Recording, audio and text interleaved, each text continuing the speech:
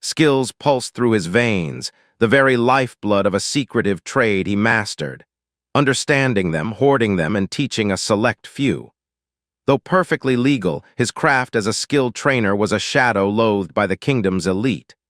Tailors scorned a non-tailor daring to teach their art, and the blacksmiths, bakers, butchers, candlestick makers, mages, all guilds with deep pockets and sharper tongues, echoed the same disdain.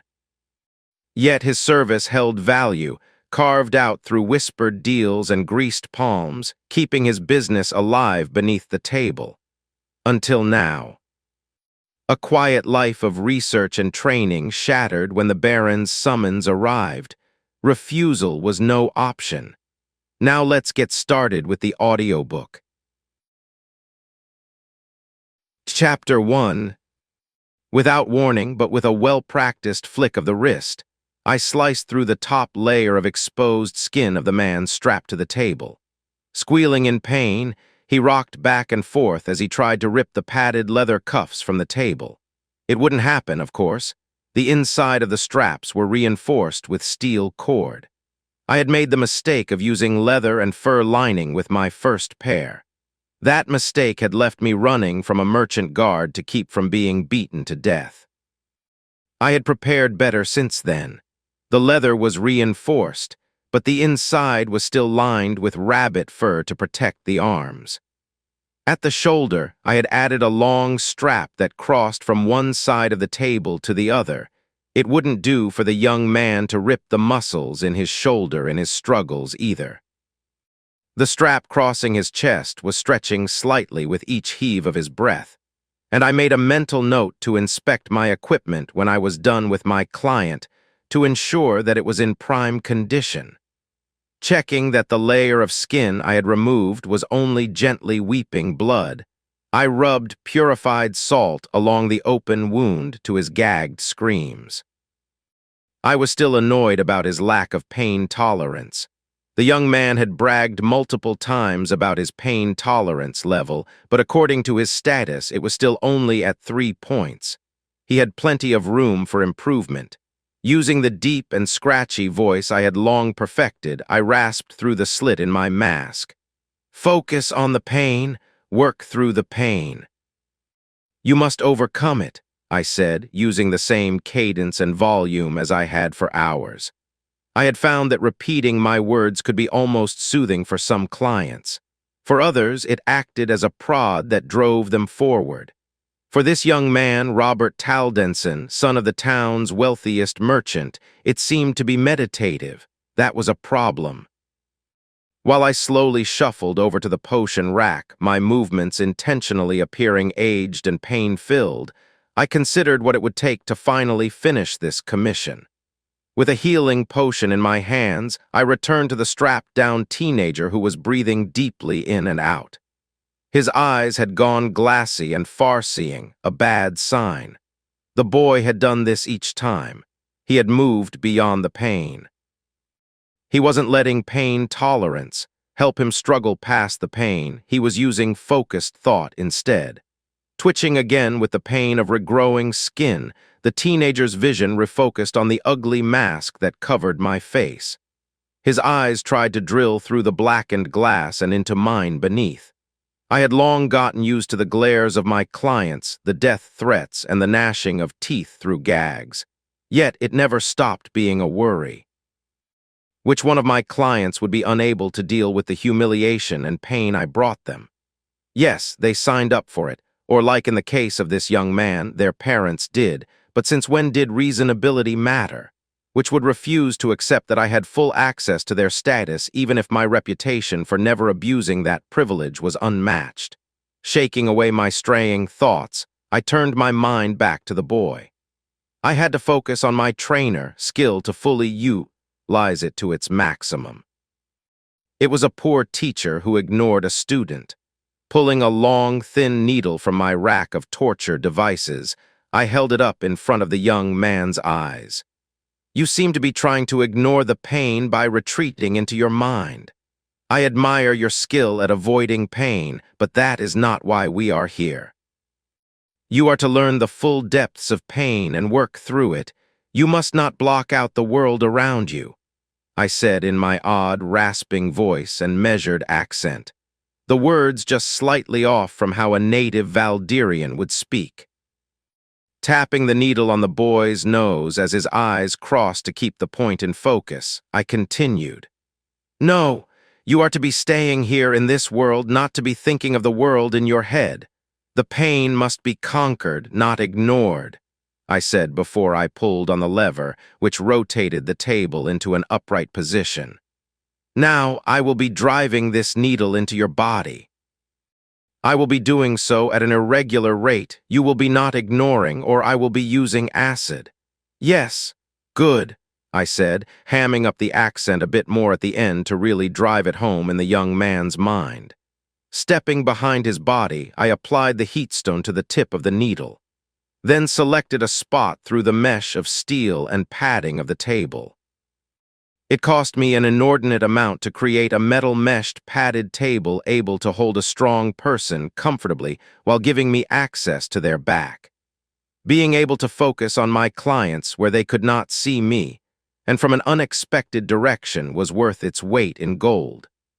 Darting forward, I drove the very tip of the red-hot needle into the flesh above the young man's buttocks to the sounds of gasped screams. Even in the most athletic of men, this region usually had a small collection of fat, which was perfect to lance and burn. Anatomy has advanced to 37. Backstab has advanced to 33. I tried to avoid smiling at my skill increases. The boy wouldn't see it given my location behind him and my costume and mask, but one thing you learn in this business was that anyone could have an odd skill and not to take things for granted. I was hoping that focusing on maintaining my calm even while getting a skill up would give me a point in acting, but I had no such luck. One of the benefits of the job was being able to work on many unique skills that others may not be able to practice. Backstab was an ordinary enough skill for a back-alley cutpurse with a taste for murder. It was almost unheard of for someone with a legal profession. By the third needle jab, I was happy to see in his status that young Taldensen's pain tolerance was rising. It was at 5 and climbing, but my joy was short-lived when I noticed his resource was growing as well. The boy had been coddled by his father and spent too many afternoons at alehouses. He had picked up brawling and fisticuffs from his penchant for drinking and fighting. They were useful enough skills, but it was this behavior that allowed him to pick up Berserker's Rage. Berserker's Rage, at the first tier, would blacklist him from any higher military post. If the kingdom went to war, his father would be unable to purchase an officer posting for him. The senior Taldensen did not believe in leaving things to chance. That was why his fortune in shipping continued to grow. It was also why his son was strapped to my table. When his rage resource filled, he began to rage. His muscles swelled from the active effect. As he began to grow, I triggered the unique device I ordered for this commission. Without warning, a magical discharge of electricity crackled through the table and briefly jolted the young man into unconsciousness. Dripping the health potion into the long, thin tubes of the needles and into my unconscious captive's body returned him to the world of the living. Not even bothering to hold in my smile this time, I watched as the rage resource drained quickly as he struggled through the groggy fog. That was the problem with the Berserker's Rage skill. The user became fixated on their target and cut a swath through everything to maim and kill their opponent. They only come out of the rage when their target was dead or the user lost consciousness. Usually killing their target was the only thing that stopped the rampage. The exception, though, was right in the description of the active effect. Berserker's Rage, Tier 1, 15. Anger can be a source of power. Common in the lands of the far north, Berserker's Rage converts health loss and negative emotions into rage. When the rage becomes overwhelming, the berserker will fixate on the target of their anger, doing anything to kill their foe. Passive effect. Unlocks the rage resource. Percent emotional stability, automatically triggered when rage resource is full. Active trigger effect. Automatically cleared when target is dead. Automatically cleared when user is in an altered mental state. Synergistic with effects of intoxication, plus 25% strength, plus 80% mental resilience, plus 80% resistance to stun, plus 10% resistance to blood loss, plus 10% resistance to broken bones, minus 35% intelligence, after effect. Mild pain and disorientation for at least 2x duration of active trigger effect. Percent strength, percent mental resilience.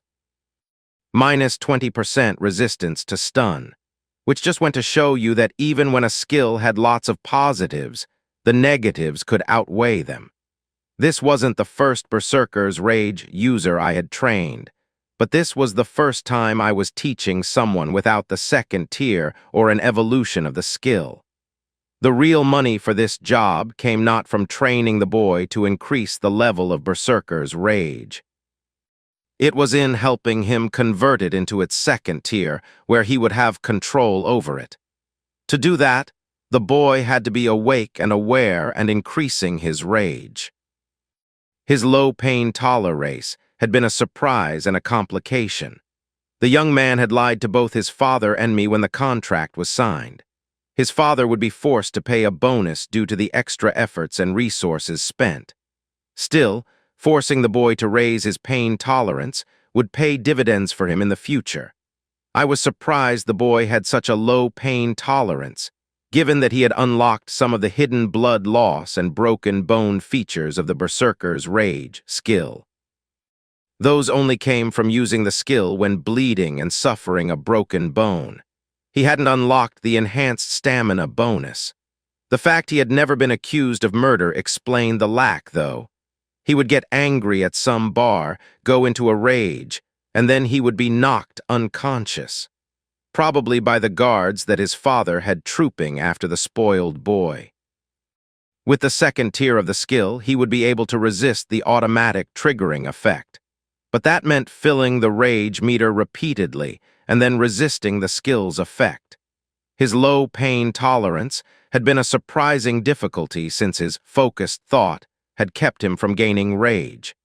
It took almost 4 hours more than originally scheduled for the job. Eventually, though, young Robert's skill was raised into the second tier. Berserker's Rage Tier 2, 15. Anger can be a source of power. Common in the lands of the far north, Berserker's Rage converts health loss and negative emotions into rage. Focus and control are the hallmark of the northern warriors. Through practice and discipline, the rage can be channeled and focused into an even greater effect. Passive effect. Unlocks the rage resource. Can be triggered when rage resource is full. Active trigger effect. Automatically cleared when target is dead. Automatically cleared when user is in an altered mental state. Synergistic with effects of intoxication. Plus 35% strength. Plus 80% mental resilience. Plus 80% resistance to stun. Plus 10% resistance to blood loss. Plus 10% resistance to broken bones, percent intelligence. After effect. Mild pain and disorientation for at least the duration of the active trigger effect.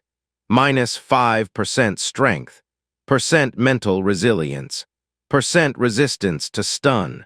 The improvements to the effect were minor overall. Still, it was so prized because of the ability to control the active trigger effect instead of being at its mercy. The third tier of the skill was even better, but the merchant hadn't paid for that training. I hoped for some kind of rare evolution of the skill instead of it merely raising in a tier, but it had been a slim hope I would gain that bonus pay. Congratulations are to be awarded to you, boy. You finally gained the tier of the second. Finally, our hard day is to be finished, and I can be going home. My apprentice will wait for me to be away, then he will be unlocking you, I said as I returned the sweat-soaked and blood-streaked young man to a supine position with a pull of the table lever. Slowly moving in an exaggerated shuffle, I stepped from my workroom and into the back of the shop. The moment the door was closed, I yanked off the mask and threw it into the open chest designed to restrict the smell of its contents. A clasp at the front of my outfit released it, and it too joined the mask. Pulling my wild and unruly hair back, I ignored the sweat that dripped from my face and reached for the enchanted drying stone. With a small touch of magic, the stone ripped the moisture from the surface of my body. The skin on my head began to itch from the dried sweat and the crystals of hardened salt left behind. That stone was generally used for expensive leatherworking to accelerate the drying process of magical leathers. It had never been intended to remove sweat, and the resultant itching was why it would never be widespread, though it did allow for the quick ruse. Pulling off the high-heeled boots and the thick padding used to expand my waistline, I dropped them into the chest to be cleaned later. I glanced into the expensive full-length mirror to be sure everything was in line with a young apprentice. I nodded before I hunched my shoulders and opened the door back to the workroom. "Young master, I'm SUSU, supposed to wait and then..." N opened the cuffs. "My master says that your father will have the bill for his work and the penalties sent around with me by the ENEN end of the day," I said with an exaggerated stutter as I kept my eyes down and fingers twiddling with the edge of my shabby shirt. Shuffling closer, I unlocked his cuffs and then stepped away from his reach. I was worried that the boy would try and release his frustrations on me. The reminder that his father would have to pay the penalty because of his lying tempered his actions. He looked around the room, and I could see the gears whirling in his mind. He was considering if he wanted to trash my workroom before he left. The reminder that he could suffer more than a financial penalty probably was the deciding factor. With full access to his status, a requirement of the job, I, or at least my supposed master, could do any number of horrible things to the boy to stunt him for life. I could magically force a name change, something that would haunt him on every magical contract until he could get it changed again. Even waste one of the few free skill points he had on some random skill he had no interest in but had gained purely by chance. Northern Freer Goblin language came to mind. That I was nearly curled up in fear and wearing ragged clothing, an obviously ignored and uncared for apprentice left behind to face his wrath, said that my master had left me just for this very reason. Venting his frustrations on me would be unsatisfying compared to seeking out and killing my master directly. Cursing me lightly, the broad-shouldered blonde youth staggered to the door and out into the well-sound-proofed outer waiting room. The boy's guards formed up around him and helped him stagger from my shop. I knew the day would be a long one when the group marched into the appointment, instead of following my explicit directions to arrive with a carriage. But then that was what happens when you work for the rich and the famous. You had to bend to their whims. Chapter 2. Every performance comes with a flaw. There is always that moment where the mask slips, the actor's own face peeks through, and the illusion is broken. For my current performance, the flaw was obvious. There was only one of me playing two parts, and my master never left the shop while also never missing an appointment. Even a casual observation would convince someone that something was fishy. My hope was that a watcher would assume that my master had some hidden escape route. Of course, I didn't trust to luck. I actually used this flaw as yet another mask in my act. After cleaning my equipment, I bundled up the paperwork, with the amended bonus stipulation for the lies from my client's son, and slipped them into my waist pouch. With my ragged clothes, few would guess the bag at my side was worth hundreds of gold. To the common man, they were known as a merchant's carry-all, but this one was not so expensive or grand. The small bag had been enchanted to protect against moisture more than for the expansion of its inside volume. Rechecking myself in the mirror, I made sure everything was as it should be. Slightly dirty and outdated clothing, hair desperately flattened and kept confined using a touch of oil but still with flyaway strands and ragged-appearing strap shoes. In actuality, the shoes were comfortable and well-heeled, only the outer surface was scuffed and worn. The oiled hair was a new touch. I had added it after I noticed that no matter how ragged the shopkeepers and apprentices appeared below the waist, their appearance above it was cared for. No master wanted their apprentice to cost them a sale when standing behind the counter due to their shoddy appearance. Nodding to myself, I hunched my shoulders and then locked the doors and then left. The blue glow of the magical locks engaging said that the shop was now protected until the next day. The magical locks were mostly an affectation to match the rest of the shops on the street. The real security came from the monthly stipend for protection that secured the shop from robbery. Shuffling my feet along the road, I kept to the sides away from the carriages and wagons. It was only a few streets before I turned and moved along the new path towards the main city road. I stopped in front of a bakery and stared through the large glass window at the young woman handling the front. The glass window, on the right-hand side, with the sun shining down, made a decent mirror to check for anyone following behind. I also took a moment to enjoy the sight of the young lady and her charms. She wasn't to my personal tastes. I liked a bit more conversation with my curves. She was still a delightful treat to go along with the smell of baked bread. Playing my self-assigned part, I ducked my head and shuffled up to the counter to get my usual small loaf of bread. This time I splurged and purchased a wedge of cheese to go along with the meal. Partly it was the smile on Sally's face, and partly it was because of the discounted cost. Most likely, it would go off if left any longer. I guessed that the baker had gotten it cheap while getting his dairy shipment. Shyly, I gave Sally a smile and then ducked my eyes down again and hurried from the bakery. The lack of acting increase annoyed me, but I would eventually get it. Seeing that no one appeared to be following me or even interested in one downtrodden apprentice, I continued on my way towards the docks. I was not a fan of this area of town. If you were going to be robbed, this was the most likely place. This was where the client's office resided, so this was where I went. To my surprise, Taldensen was overjoyed with his son's skill increase and didn't care much about the penalty payment. He promised to send the gold around to the shop the next morning via a carrier, and then he shooed me out of his office. While I bowed and backed away, I made a mental note to pass on this man's name to the rest of the Skilled Trainers Guild. He seemed like one of the few that would be a pleasure to continue working with, though maybe not his son. On the other hand, I had been stabbing needles into him for hours on end, and that could make anyone testy.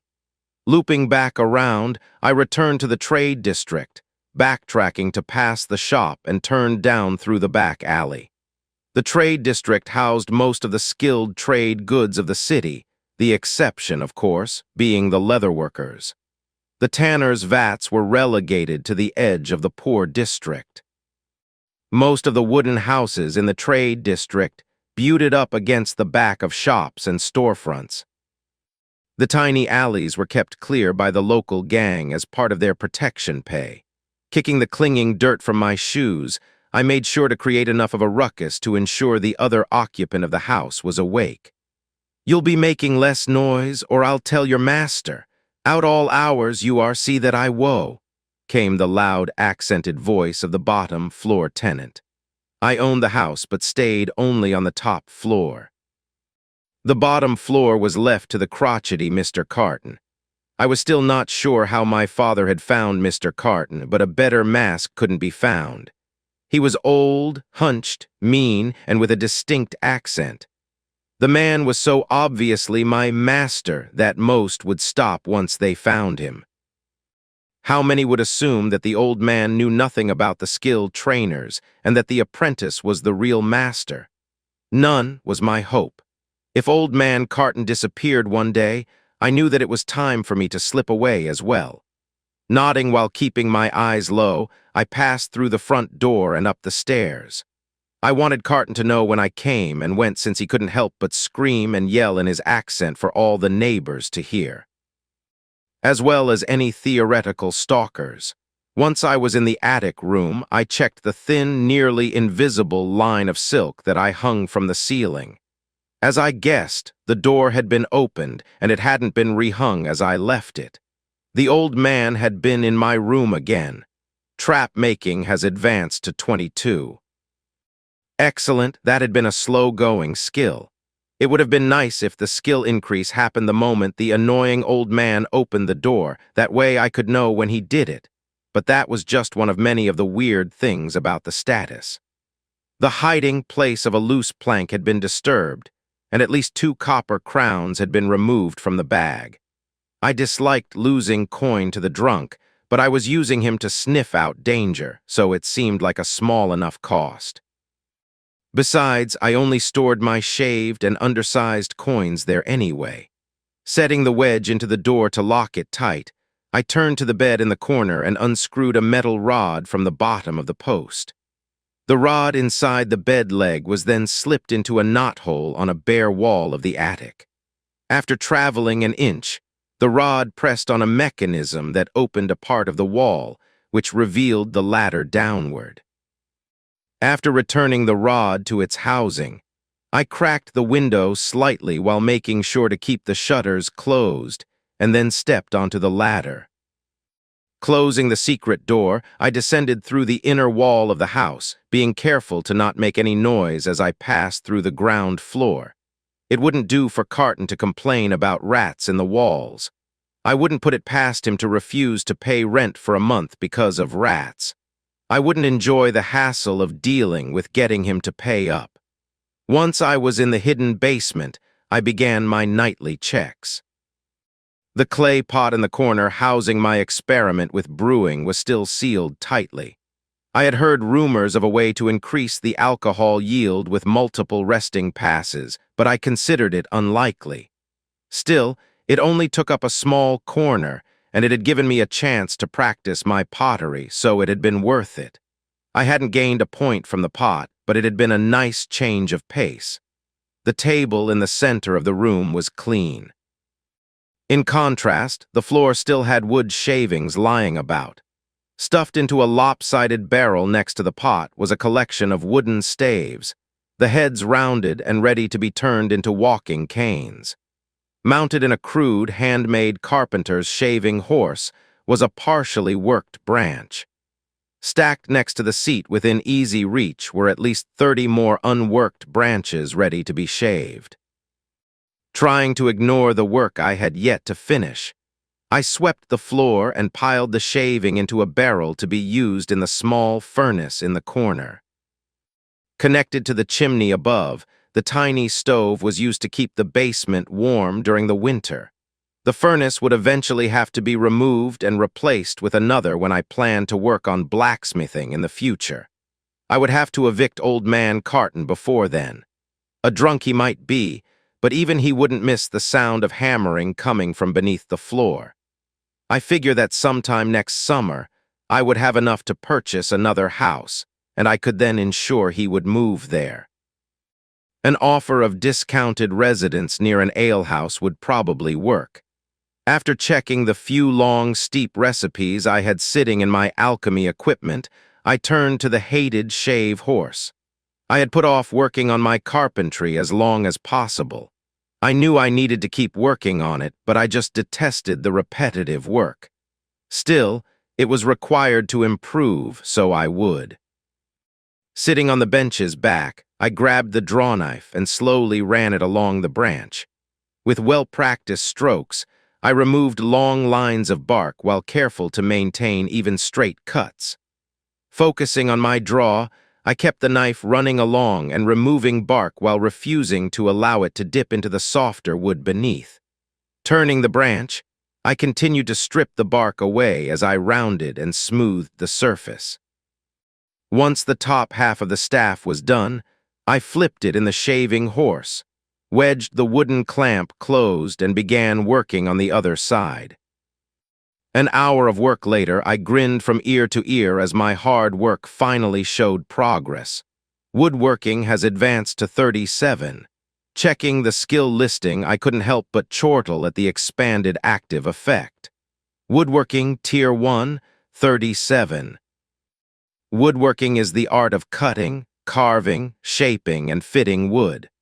From furniture to housing to tools, woodworking is a vital skill for manufacturing.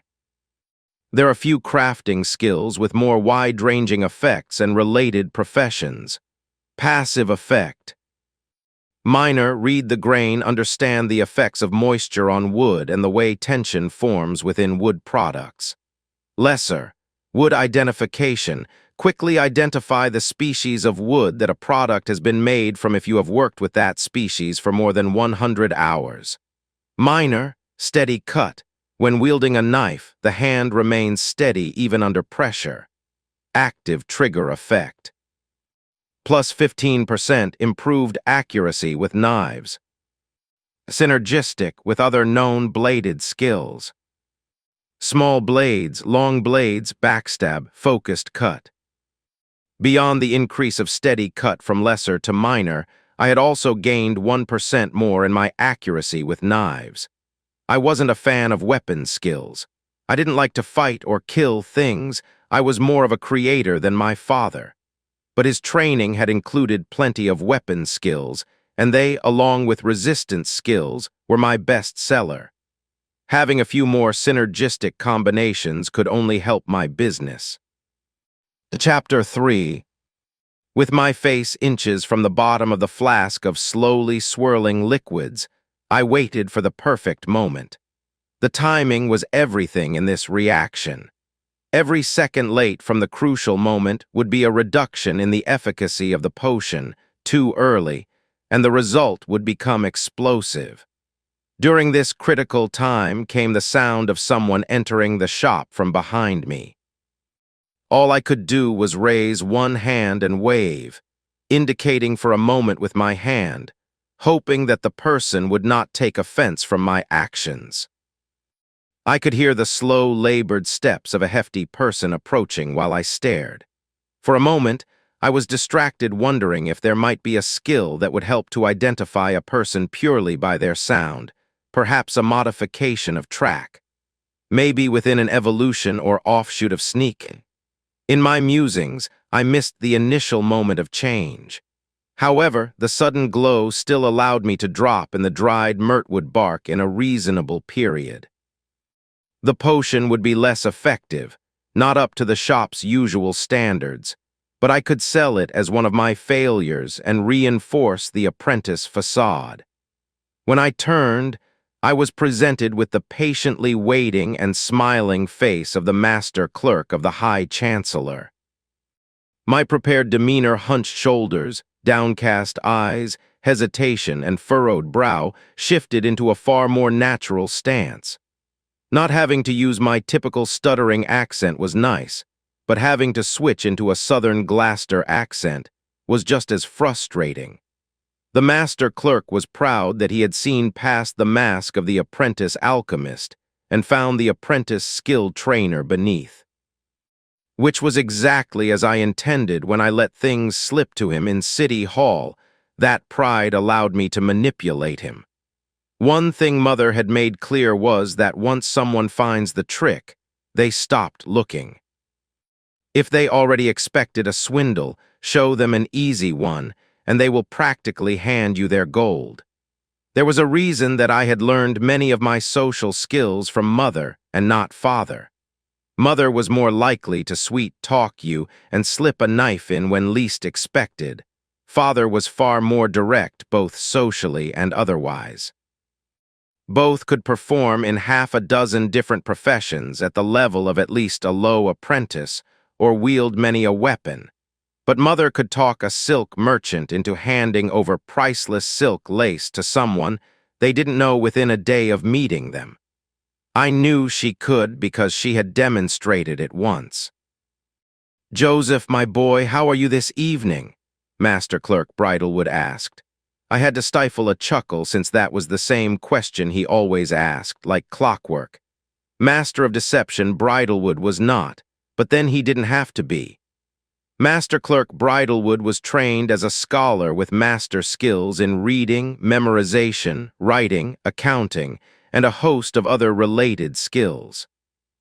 With a glance, the man could memorize documents, notice any changes of wording or modifications, and repeat them verbatim.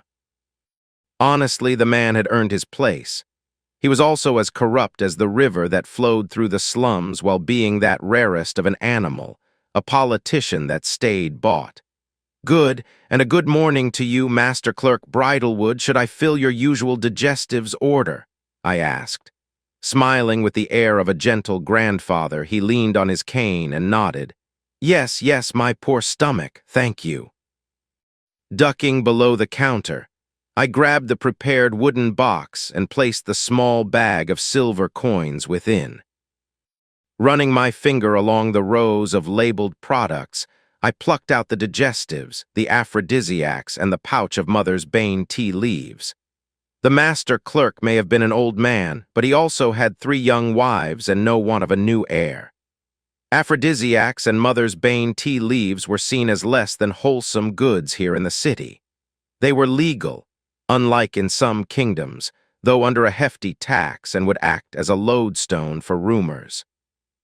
Hence why those 2 bags were unlabeled and in a plain wooden box. When I presented the rough box, Bridlewood opened it and quickly glanced within. If my mother had seen me make that kind of motion, she would have boxed my ears. Unless, of course, it was part of an act to suggest my participation in illegal activity or an intentional sign of guilt.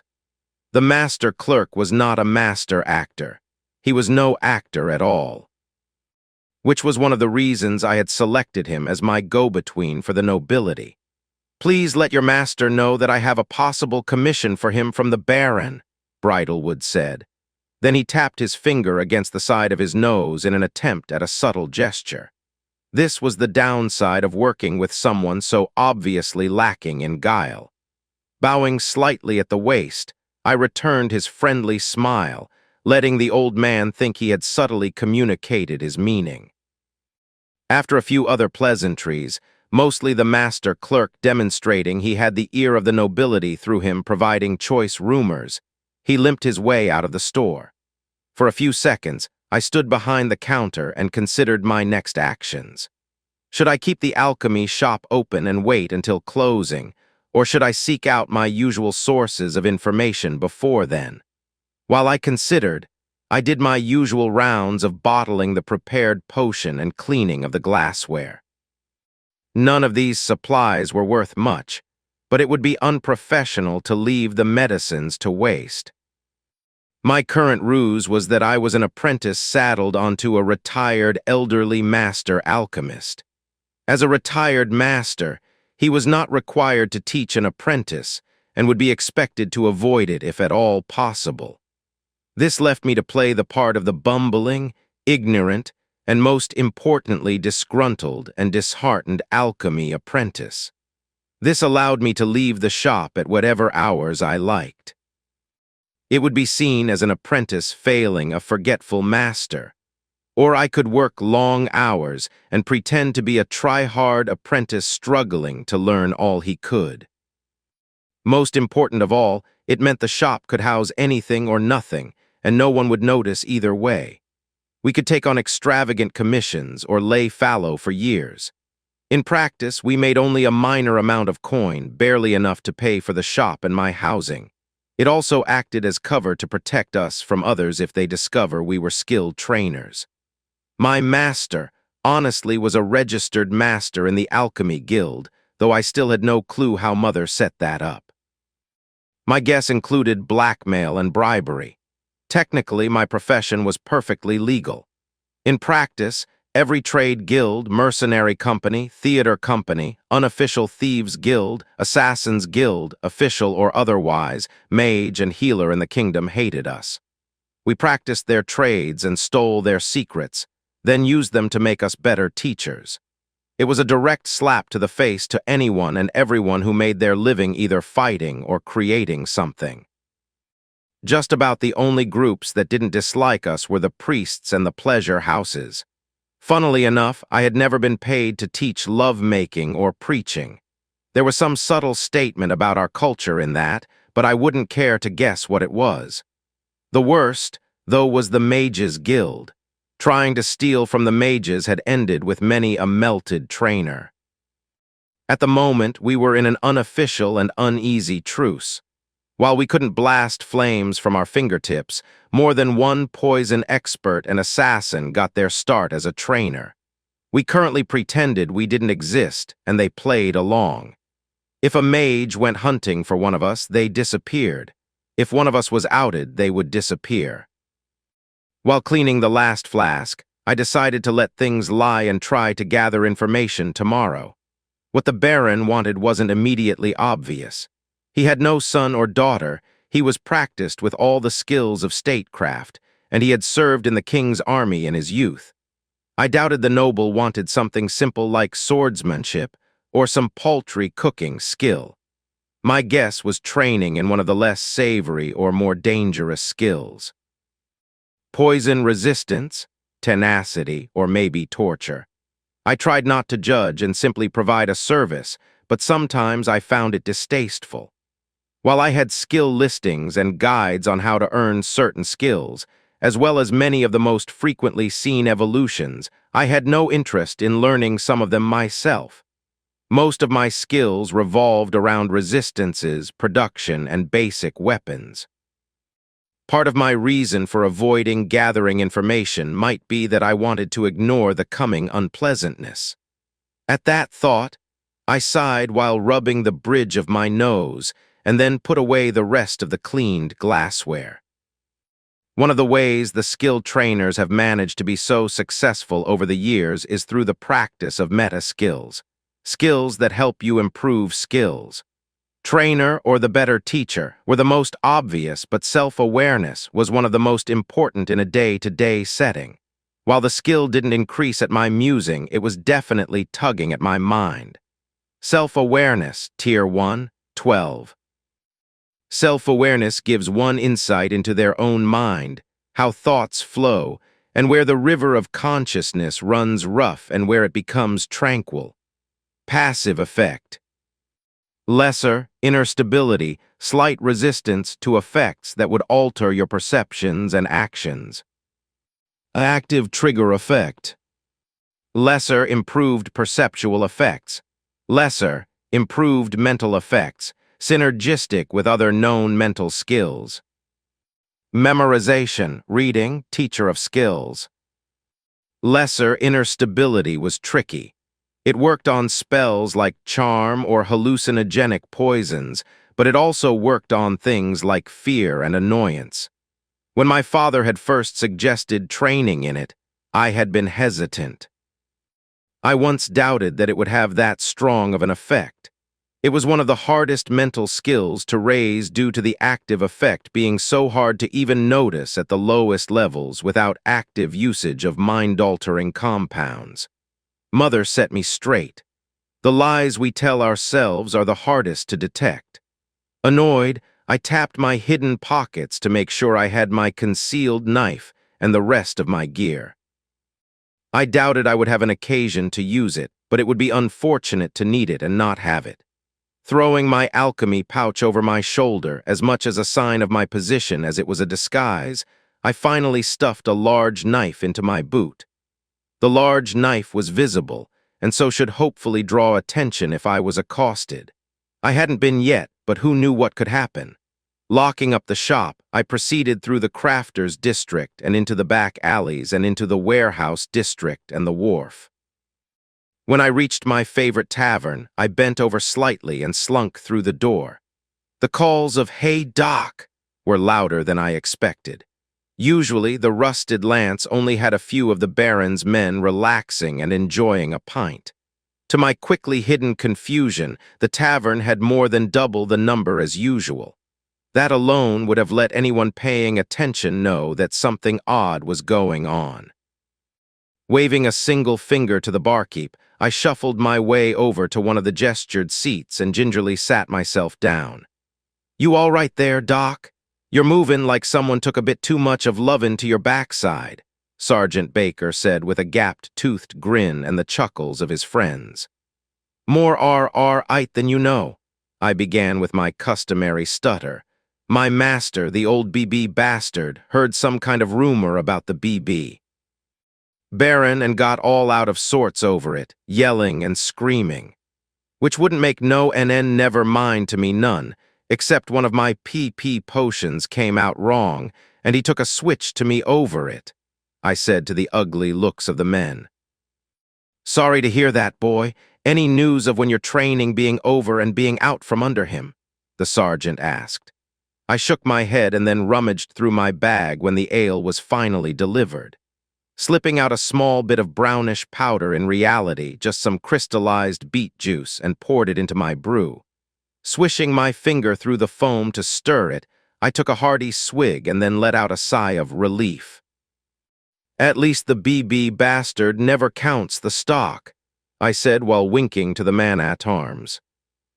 "Hey now, boy, don't be talking like that. I appreciate what you done for the boys and all, but if we hear about wrongdoing, we have to do something about it, hear?" the sergeant said in as stern a voice as he could muster, though I could tell he didn't mean it. Ducking my head, I nodded.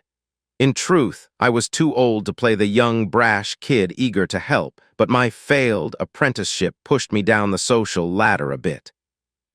Combine that with the sergeant being more than 30 years my senior, and surrounded by men still older than me, and the lines blurred a bit on where I really belonged socially. It didn't hurt that I had become a bit of an unofficial mascot after providing a dose or two to clear up a case of a few things the gentlemen had picked up from the ladies of the wharf. Chugging more of my stale ale, I leaned back with a vacant smile, letting the men think I was being affected by my medicine.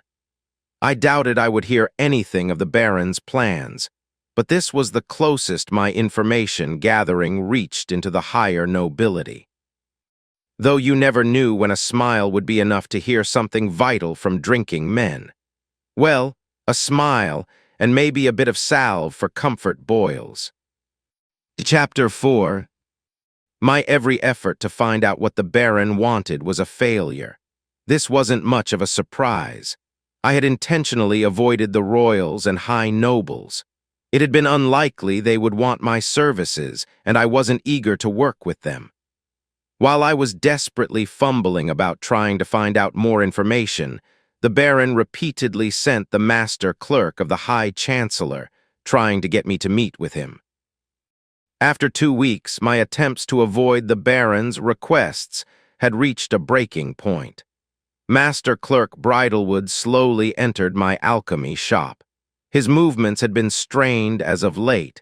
It had been upsetting to see him walking back and forth from the noble and business district.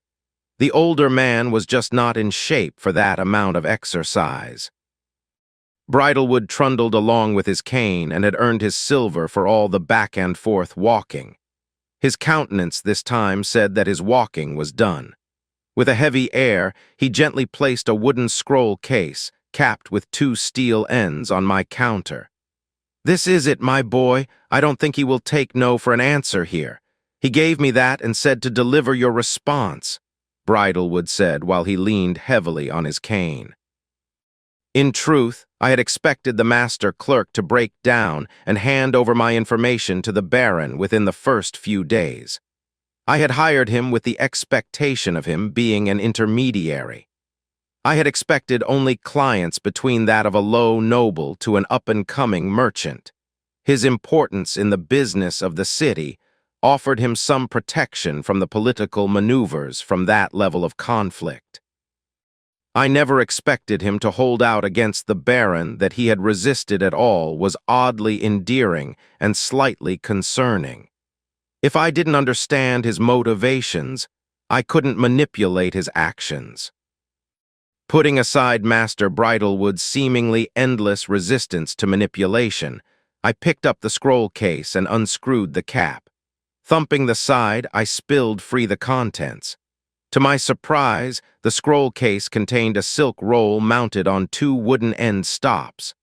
This was the kind of thing that royal decrees would be written on and then presented to the royal court.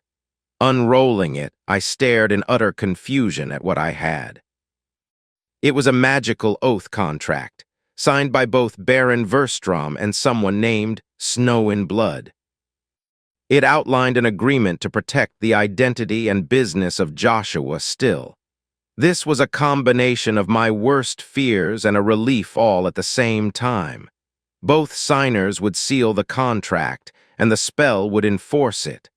This was where my relief came from. The contract was all but magically complete. It covered through a bunch of clauses, keeping my business secret, who I was secret, protecting and refusing to offer me harm, and a host of other provisions. It was a promise that I was safe to visit the Baron and hear out his job offer. On the other hand, it listed my real name, Joshua Still, which was not the name the master clerk knew, nor the name which most in town knew, and not the name of my fake master. It wasn't even the name that I had subtly passed on to the master clerk in case he dug deeper into my master. No, it was with my real, magical contract enforceable name, the one I was born with. If I signed the contract with a dab of my blood, it would protect me through the agreement.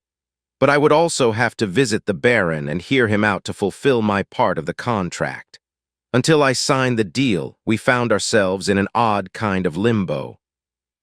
Unsigned, the Baron and Snow in Blood were unconstrained by any magic.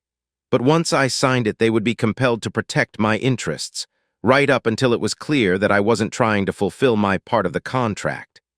No one would risk the potential backlash of violating the agreement before it was signed. The horror stories of these magical contracts and usurping them was well known. While I stood and stared fixedly at the contract, Bridlewood watched me silently. Eventually, he coughed and leaned forward onto his cane, drawing me out of my internal debate. Rubbing his hand across his face, looking older than I had seen him before, the master clerk said, "So, son, what will it be? I don't know what's in that scroll case there, but I can guess." The Baron isn't a patient man, and his last message made it clear that he wouldn't be put off any further. Biting my lip for a second, all my mannerisms and carefully hidden acting thrown away as I weighed the possibilities. I could feel the teeth of the trap locking around me. It felt like I was trapped and had to push through rather than try to avoid it. I was caught already had probably been before the clerk had sent his first message, but now I could sense it. Random flailing would not free me from its jaws. I needed to flee or accept the job. No other option made sense. One moment, Master Clerk Bridlewood, I will sign this, and then you can pass a message to the Baron. I will appear at his pleasure, I said as I sharpened my quill with a small knife. Oh, that won't be necessary. I was delivered here in the Baron's personal carriage, while under guard. I'm fairly certain that you will have an escort to the castle, the clerk said with a sick and uncomfortable smile. Yes, the trap was sprung. I didn't need to be a mind mage to know a guard would be stationed at the rear of the building. Pricking my finger with my quill knife, I dipped the tip of the writing implement into the blood and signed my name, the process taking 3 dippings. I had never considered it before, but using blood for writing is a rather annoying and challenging process. I could imagine how frustrating it must be for a royal having to do this regularly when signing a magical contract. Usually these contracts are of a more uncomplicated sort, used only to indicate a violation, but the one I held compelled its signers to action or inaction as required. The cost of this magical contract's paper and spell would cost as much as my shop and house together. While I shook the paper to dry, the blood soaking into the silk with strange ease, I slipped a few items into my sleeves. All I could grab that was close was a small vial of liquid irritant. I was always outfitted with my usual gear. A small knife, a single pick and tension wrench for locks, a couple of coins slipped into the belt loop, and a single ampule of weak regeneration. None of it would help me against the Baron if he wanted my head, but knowing I had my standard supplies on me helped to calm my nerves, as little as they might assist me. Very well then, Master Clerk Bridlewood, let's not keep our lord and master waiting then. Let us be to it then, I said as I gestured him toward the door. After locking the shop, I turned to the waiting carriage and climbed aboard as Bridlewood started his walk up the hill. I had expected him to join me in the carriage, but I hadn't expected a guard to be waiting in the carriage. The man was gigantic. Even sitting, he handily filled the other side of the transport from me. Not that they were fat, far from it, from what I could see behind the thick leather armor, half-plate cuirass, and visored helm. The outfit was deeply disturbing since that was a significant amount of armor for a guard to wear simply to deliver an alchemist apprentice. Even a known skilled trainer wouldn't deserve this kind of armed guard. This gear was more akin to what would be worn while at war. "Good evening," I said, trying to get a sense of the giant guard who sat across from me. Silent staring was the only response, the guard watching me through the closed visor with their sword laying across their lap.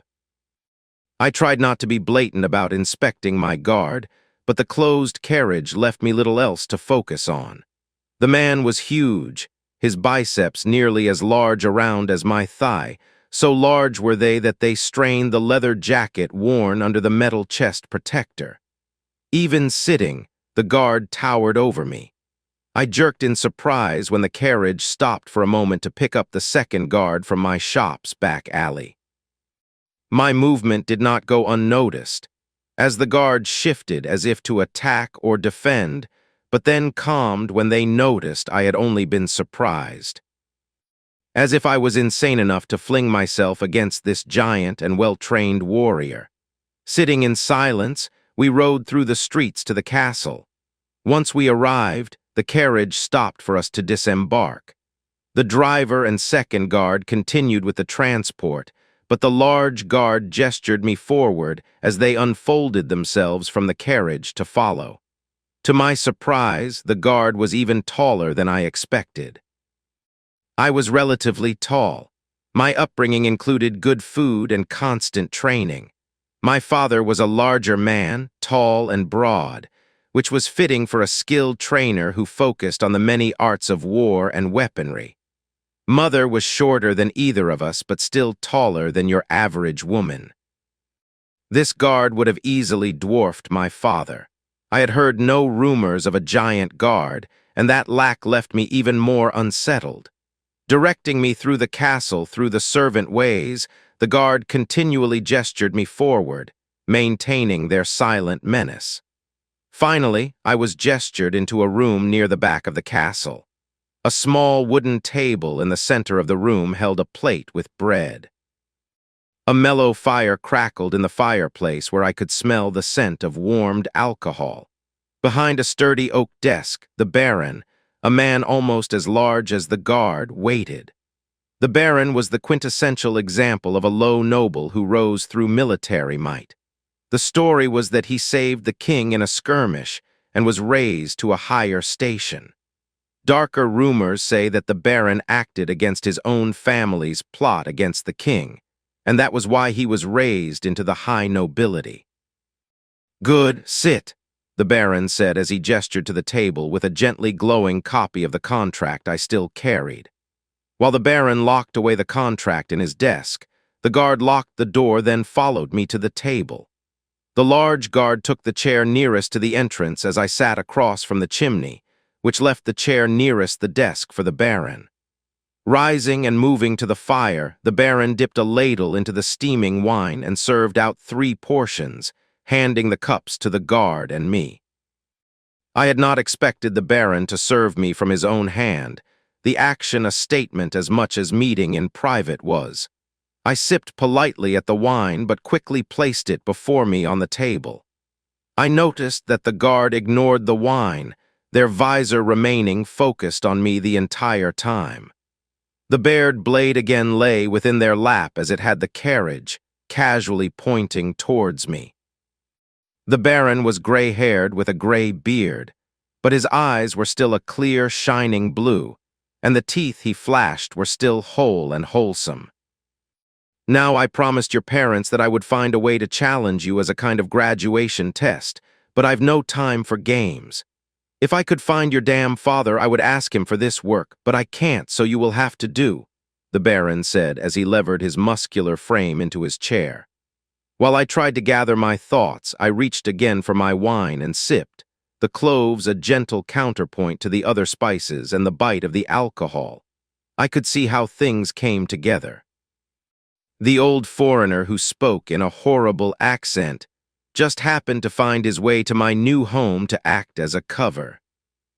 The alchemy shop just so happened to be available for my family to purchase. The master clerk just so happened to be both corruptible and unwilling to sell out the person bribing him. By the time my cup left my lips in that first sip, I was convinced this had my mother's dainty hands all over it. But I shouldn't have been surprised. They were always eager for me to test myself in the real world, but backup and a safety net was still helpful. Tipping my cup slightly on edge with one finger, I gently rocked it as I turned an eye up to the silently watching Baron. Letting the cup rock back upright, I asked the Baron, "My father wouldn't happen to have served in your army, perchance?" Bursting out into laughter, the Baron turned to the silently watching guard. "See, I told you he would figure it out quickly enough. No son of Mark still would be stupid, let alone a son of Jezzy." I couldn't contain myself at that and exclaimed, "Jezzy." Chuckling, the Baron gulped down his wine, then gave a light burp and continued, "Yeah, Jezzy. Jezebella never liked it when I called her that. Ha dumped a load of starching powder in my short clothes while I was on campaign once. Never called her that to her face again," the Baron said before he stood and refilled his cup at the fire. "No one used my mother's full name. To me, she had always been just Mother, but even the trainers she hired for me called her Bella." The chair strained under the Baron's bulk as he returned to his seat and sipped his wine while looking into the past. Smacking his lips at the flavor, he placed the cup back on the table. Seeming to bring himself back under control, the Baron's smile faded and he turned serious. "Well then, enough of that. We have business here." Nodding slightly, I remained silent and waited. Looking down for a moment, the Baron turned to the guard, then looked down again, his face moving through a mix of emotions before he raised his head. I was surprised to see sadness, anger, and embarrassment flash across his face. Before he raised his head to look me in the eye, he had shoved everything back behind a self-mocking smile. "Nearly 19 years ago now, the king went to parley with the Northmen," the Baron began as his eyes drifted into the distance for a moment. "We spent a month in that frozen hell trying to get the bastards to agree not to raid us for a few summers at least. While the moot was going on, I met a woman there. Ulnanza was the shaman to the Blood Snow tribe. She was strong and oh so beautiful, and she knocked me on my ass when I propositioned her that second night," the Baron said with a wistful smile. When the Baron began his tale, the guard shifted slightly, but they said nothing. Given the nature of the magical contract, I had to assume that this guard was Snow in Blood. There was no other way the Baron would be able to tell me his business in front of them unless they were the other signer. Given the name and the name of the shaman's tribe, I could guess where this was going. Seeing my glance at the guard, the Baron nodded. "Yes, my illegitimate child." "But the Northmen don't care about legitimacy," They care about parentage, and her mother is a shaman. It isn't like the magic we use, but it's magic all the same. They refused to teach her. They trained her with a sword, with an axe and shield, but they refused her the magic in her blood. All because she is my child. Her mother sent her to me, but the mages won't even hear of training someone with Northmen blood. She has been refused twice over. The Baron was red-faced, his anger clear, his voice only raised slightly, but I could see the violence that hid behind his control. Seeming to realize he was near yelling, the older man sipped sullenly from his wine, then stared into his cup. Facing the guard, I watched as she removed her visored helm to show a surprisingly pretty face beneath. Large though she was, her face was pleasing and smooth of skin, with bright blue eyes matching her father's. Staring me down, she seemed to dare me to comment before she ignored my look and turned back at her father. No, I won't deny her. She is mine, and if I had known of her, I would have claimed her to all.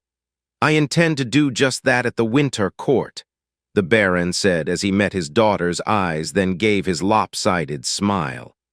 She said nothing, but for a moment there was a flicker of a smile across her lips before the Baron turned back to me. Unknown to me, she lived with her mother and trained as a warrior. When her magic rose and she channeled it into her combat, the tribe forced her out.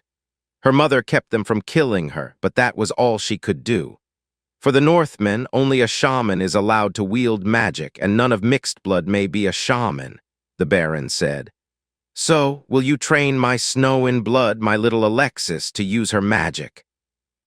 If you help me spit in the eye of the Northmen and the Mages Guild both, I'll make you rich and put you officially under my protection, the Baron said, then fell silent. Both were staring at me as I considered the pressure of their looks weighing on me. I should have said no. I should have fled the moment the master clerk had mentioned the Baron. I was teetering on the edge of making a decision that I could sense would be a tragic mistake. She had magic, and it was expressed in some kind of combat skill. This was a dream for every skilled trainer, a bridge between the skills we understood and the magic we could never seem to study. Please, it is my heritage. Her plea was soft, her voice surprisingly feminine for such a large and muscular body, her words smooth with the rolling gait of the Northmen tongue. But it was the anger in her eyes that convinced me. It was the look of someone who had been controlled by circumstances and was pleading with me to help them act as they would. I knew that look, and I couldn't turn away from it. I could feel the trap snap shut with a single glance into those blue eyes. Yes, I said before emptying my wine. Chapter 5. A-A-A-A-H. Snow and Blood screamed as she spun her body through the air, sweat flying from her head as her arms suddenly whipped out, shattering the training dummy with her sword. Good, just keep on doing that, I said to the large woman as she heaved for breath. At my bored tone, she flashed me a look of annoyance, but nodded and continued to gasp for air. After a few seconds, she straightened her slight slump and returned to destroying the straw and wood dummies. The Baron suggested the use of his hunting manner to keep the secret of my profession. I could train his daughter without outside observers, and how I did it would be hidden. If we didn't take any of the Baron's retainers, we would have the place to ourselves. My addition to the plan was to suggest that I start rumors about being hired, shanghaied, to provide resources for her advanced combat training.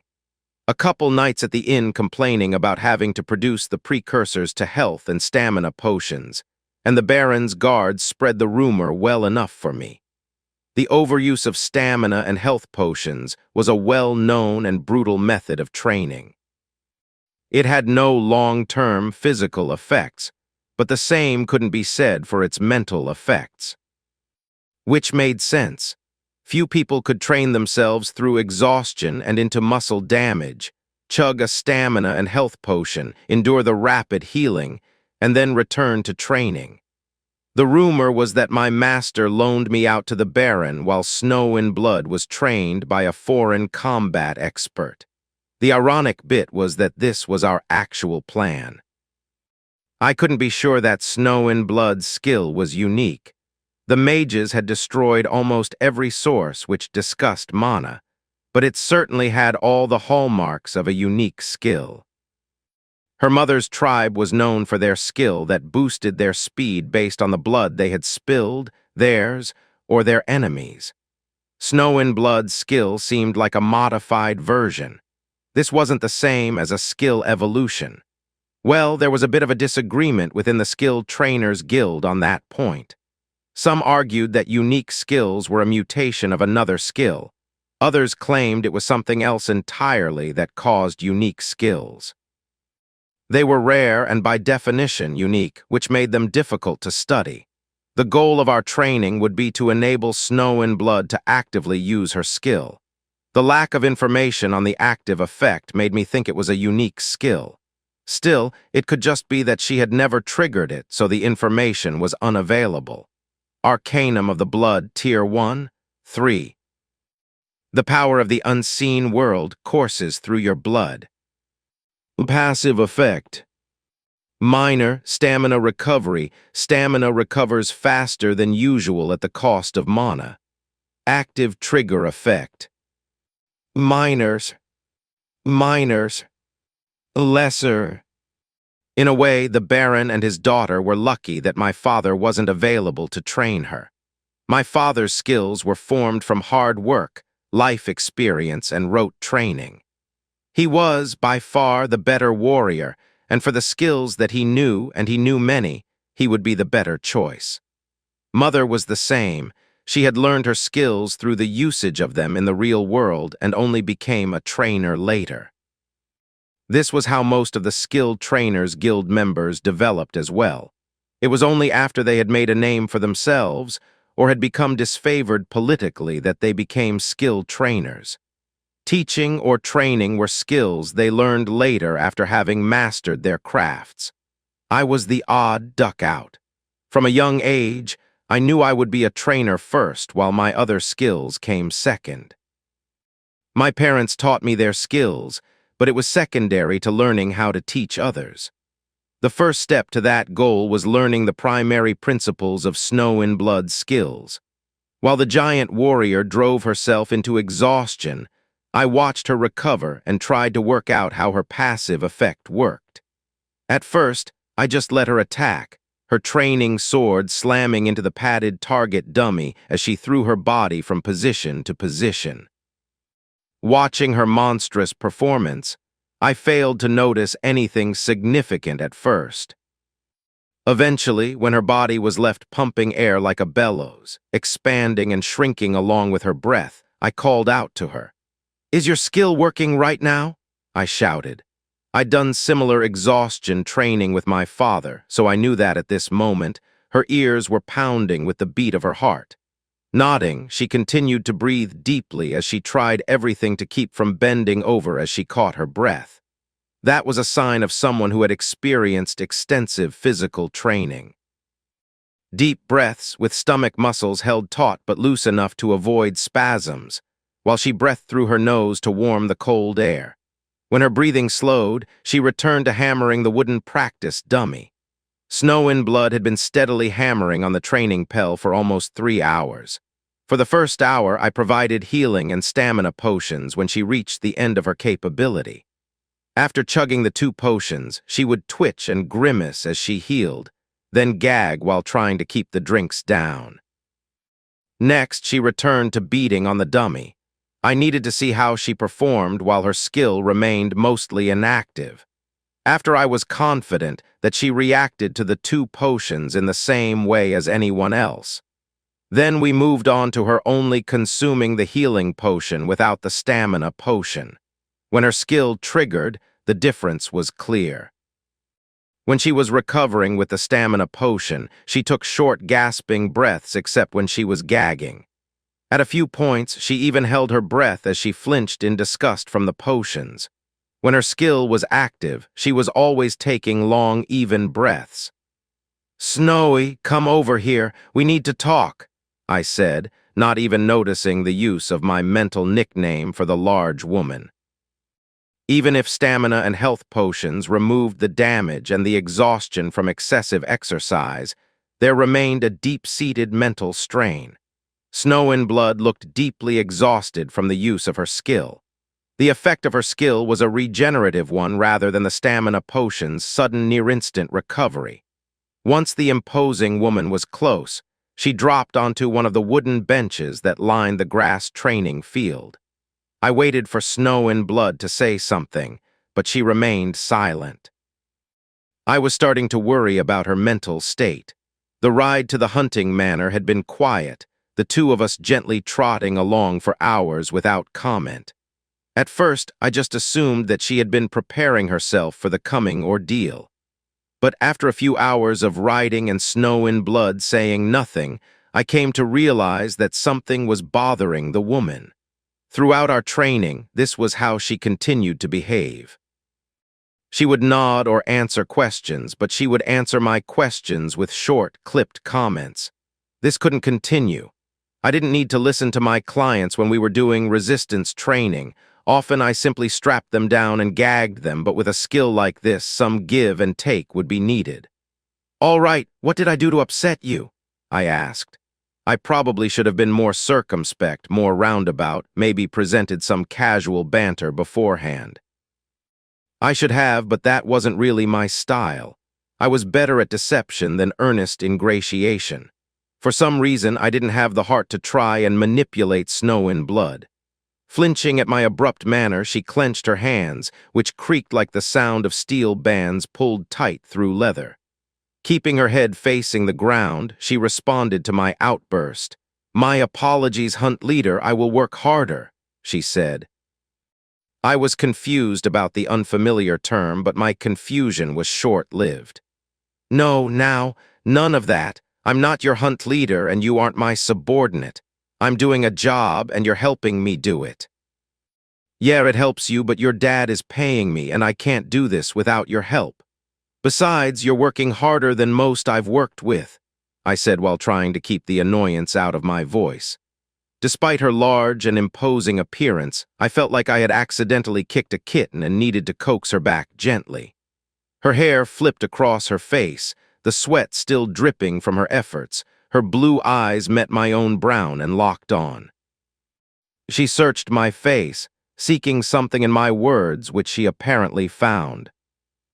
Nodding, she lowered her head again, the weariness from her efforts overtaking her again. Awkwardly, I shifted on the bench and looked out to the field, trying to let the moment pass.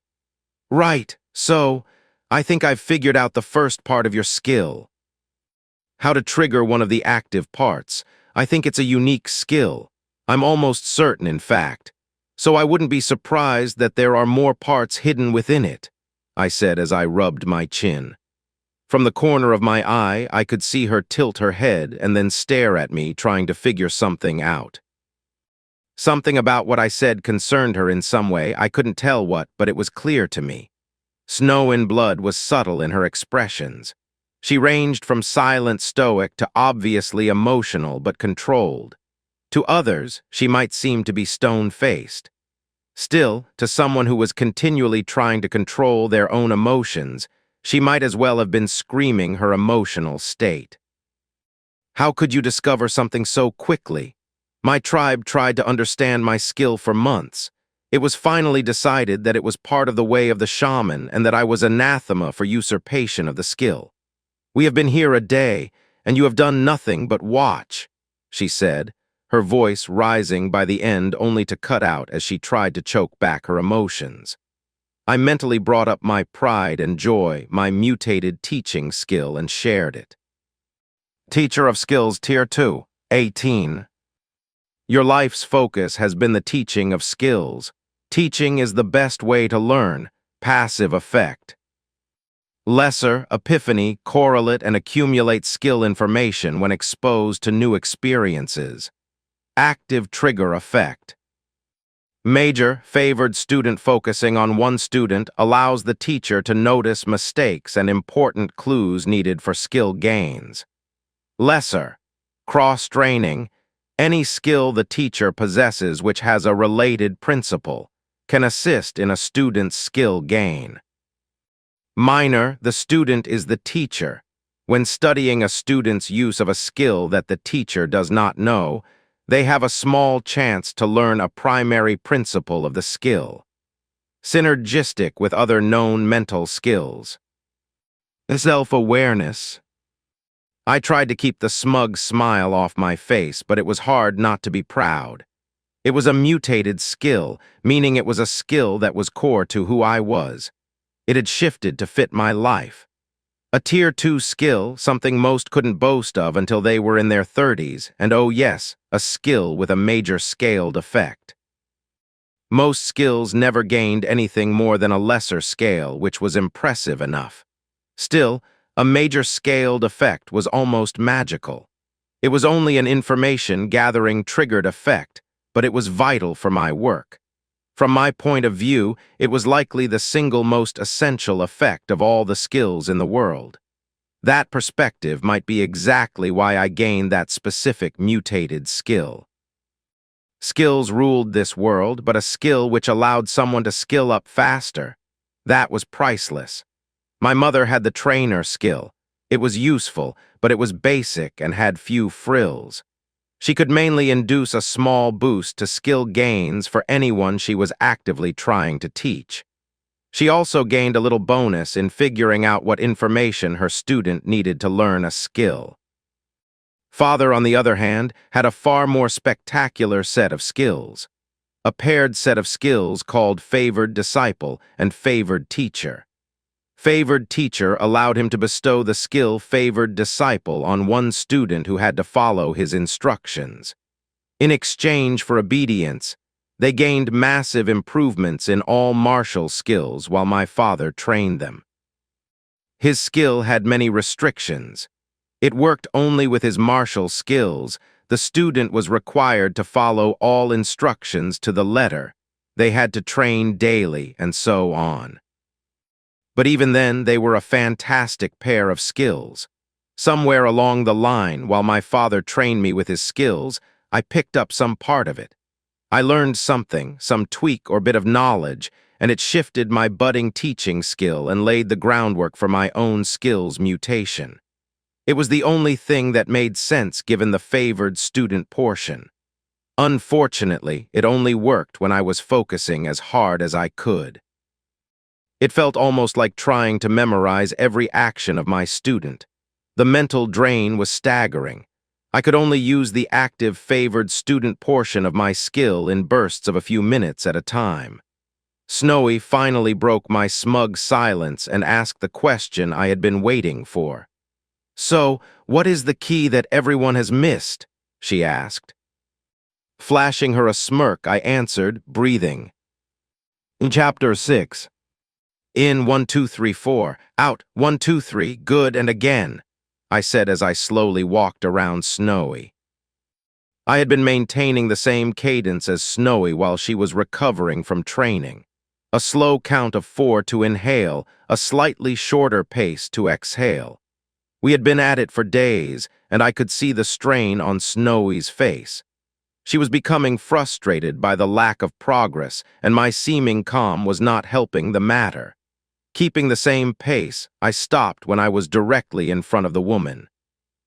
Watching the grimace on her face as she tried to maintain her breathing, I decided to remain calm and focused. The headache from trying to focus my skill on her breathing was taking a toll on me as well. Suddenly shouting to the woman, I said, "All right, take a break, walk around for a moment." Flashing me a frown, she said nothing as she began her now routine walk around the practice yard. Her giant stride ate away at the ground. Watching her move, I couldn't help but think she was trying to resist the urge to run. Something about the slow and deep breathing seemed to trigger a manic kind of energy in the woman. I had first assumed that it was a part of the skill, but her skill listing said otherwise. When I questioned her about it, she said she had always been that way since she was a child, unable to sit still and filled with energy. That explained her physical prowess. She did more training in a day while relaxing than I had when training with my father. The real question was how she was fueling her recovery. Rubbing my brow, I tried to work through what was different. Besides the exhaustion, something changed between when she was breathing then and now. That, or I was entirely on the wrong path here. But I didn't think so. Something about the odd breathing pattern stood out to me, especially so, since she maintained it even when a faster gasping pattern would have been more natural. I could have her test the link by having her intentionally break her breathing pattern while exhausted. Still, I was avoiding that plan for now. It was unlikely, but it was always possible to jinx her performance by trying to break it down. Father mentioned a training story about an army buddy who was able to fire an arrow accurately without aiming. He would feel the location. The moment that the army trainer tried to get him to break down the movements and explain what he was doing was the moment he stopped being able to fire by feel.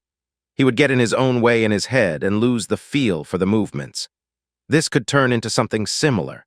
Closing my eyes, I stood straight and mentally visualized Snowy's movements as she was recovering.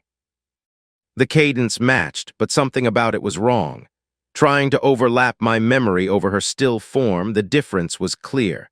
I could feel my teaching skill tugging at me in my mind, trying to point to something, but no matter how I tried, I couldn't see what else was missing. Still, there was another thing to try. "Snowy, I've got an idea," I shouted without glancing at the woman. I was still scratching my chin and thinking about the new plan as she approached.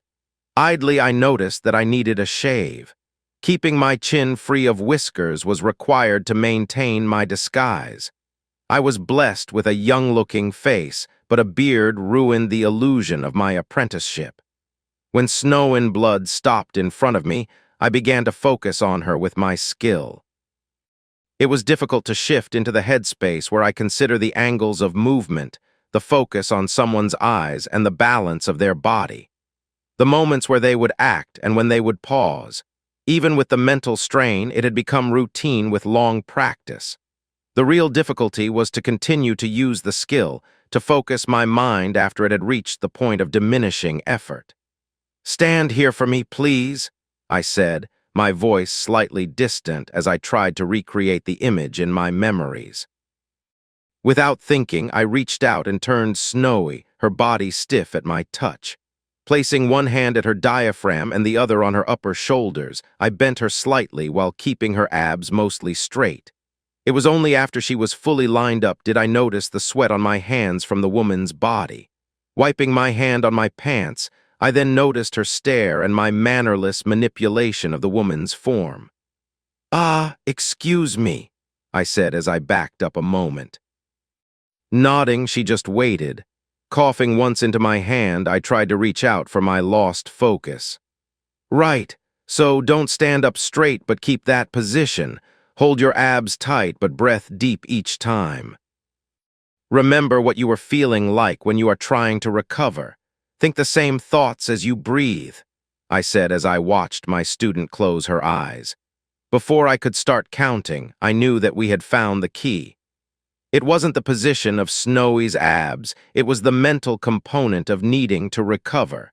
She linked the sensation of recovery in her mind to avoiding stomach cramping during exhaustion. The last connection that was required was that mental component, and it came from the sensation of physical strain. "In, 1, 2, 3, 4. Out, 1, 2, 3, I said, slowly walking around her body as something flowed through her. Even from where I stood, I could feel something ephemeral shifting within her body. Standing 10 feet from the woman, I could feel the air shift and take on the scent of a summer storm. Falling into our rhythm, I began to breathe in and out at the same rhythm. As I breathed deeply, my words drifted away from me as my focus dropped into the beat. I watched Snow in Blood's shoulders as they rocked slowly up and down, her body remaining upright though tense. Distantly, I could feel skills updating within my mind. Still, I ignored them as I tried to focus on every movement, every action, watching for the small detail which would help me understand Snowy's skill. Eventually, the focus became too great to maintain, and I stopped, my body dripping sweat like I had run a marathon. When I broke from my trance, I glanced at the waiting skill messages and froze. Self-awareness has mutated. Licking my suddenly dry lips, I called up the mutated skill. Meditation, Tier 1, 14. Meditation gives one insight into their own mind, how thoughts flow, and where the river of consciousness runs rough and where it becomes tranquil. Through a calm perception of the world, the arcane flows through your mind. Passive effect. Lesser, inner stability, slight resistance to effects that would alter your perceptions and actions. Lesser, mana flow, slight increase in mana recovery. Active trigger effect. Lesser, improved perceptual effects. Lesser, improved mental effects. Lesser, mana sense, synergistic with other known mental and physical skills. Memorization, reading, teacher of skills, focused cut. Staring at my new skill, I tried to calm my now pounding heart. The skill trainers had known for years that the mages had a skill that increased mana regeneration and allowed them to sense magic.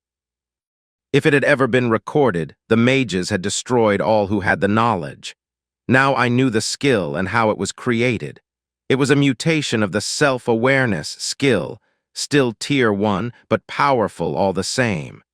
This was likely the root of the Mage Guild's animosity with the skill trainers. One of our primary skills was shared with what was likely part of their core training. My teaching skill was itching at the edge of my perception, daring me to reach out for magic. I could taste a plan forming at the razor's edge of my mind, just out of reach. Instead of jumping headfirst into this new skill, I tried to bring my thoughts back to the current focus. Later, I could decide if this was something I was willing to pursue or if it was a trap that I would leave alone. Either way, this new skill would instantly cause the Mage Guild to issue an assassination order if they ever discovered I had it. Likely for everyone around me as well. I knew that Snowy would be risking the Mage Guild's ire with her skill, but her noble lineage would protect her to some degree. Turning to my trainee's skill, I broke out into a wicked grin that Snowy shared with me. Arcanum of the Blood, Tier 1, 7. The power of the unseen world courses through your blood. Passive effect. Minor, stamina recovery. Stamina recovers faster than usual at the cost of mana. Active trigger effect.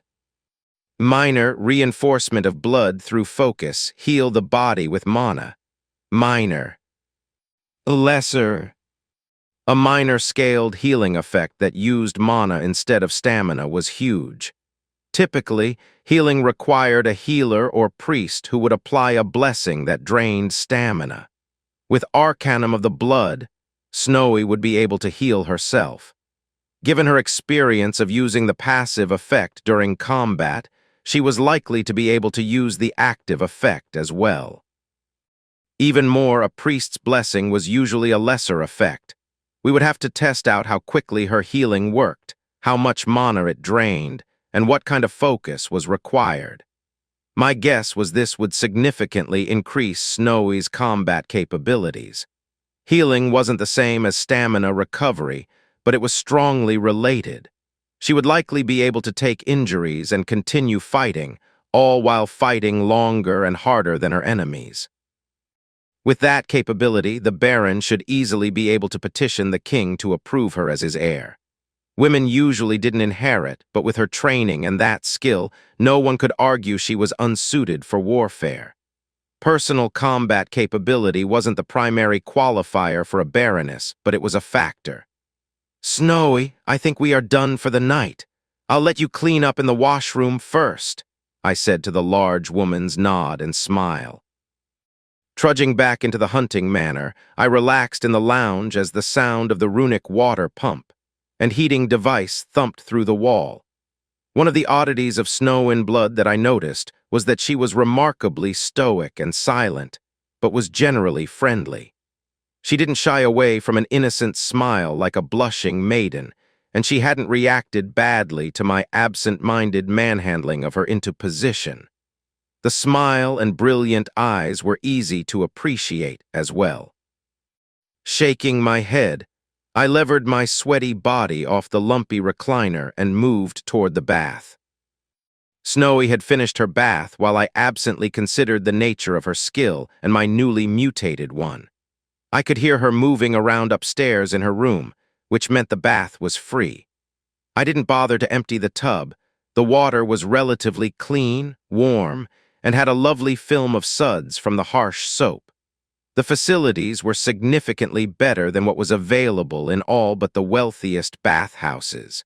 It was unlikely I would get to enjoy the Baron's hunting manor much longer.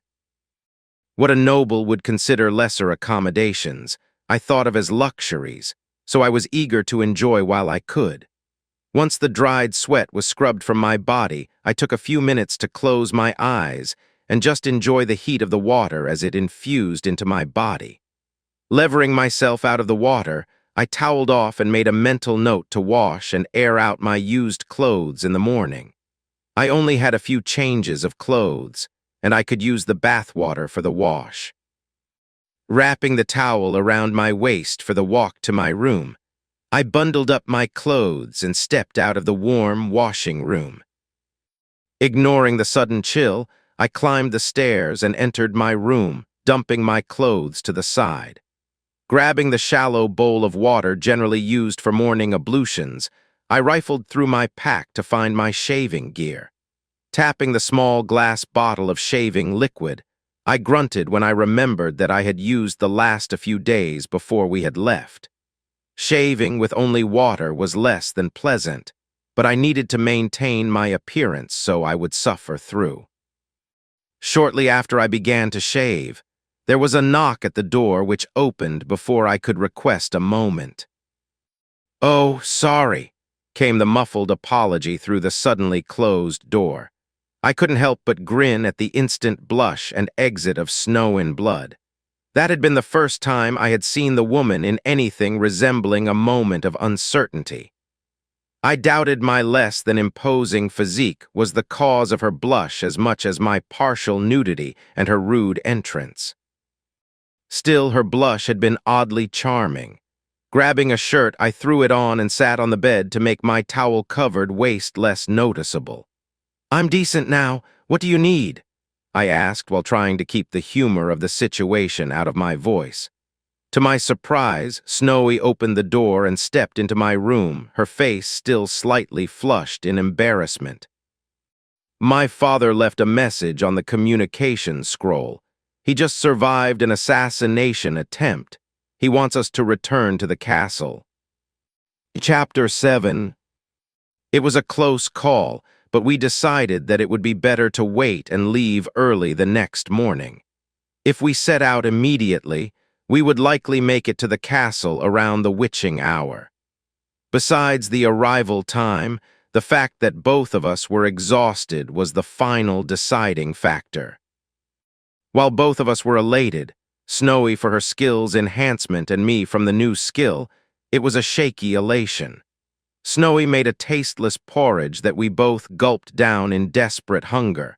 While Snow in Blood did the work to seal the hunting mansion, I cleaned the cooking equipment and packed all but our sleeping gear. The next day we broke our fast with a couple of mealy apples and then saddled up our horses. Snowy had been silent and taciturn since I met her, but this morning she was even more so. It wasn't until I had struggled to mount my horse that her frown broke, and I earned a small laugh from the woman.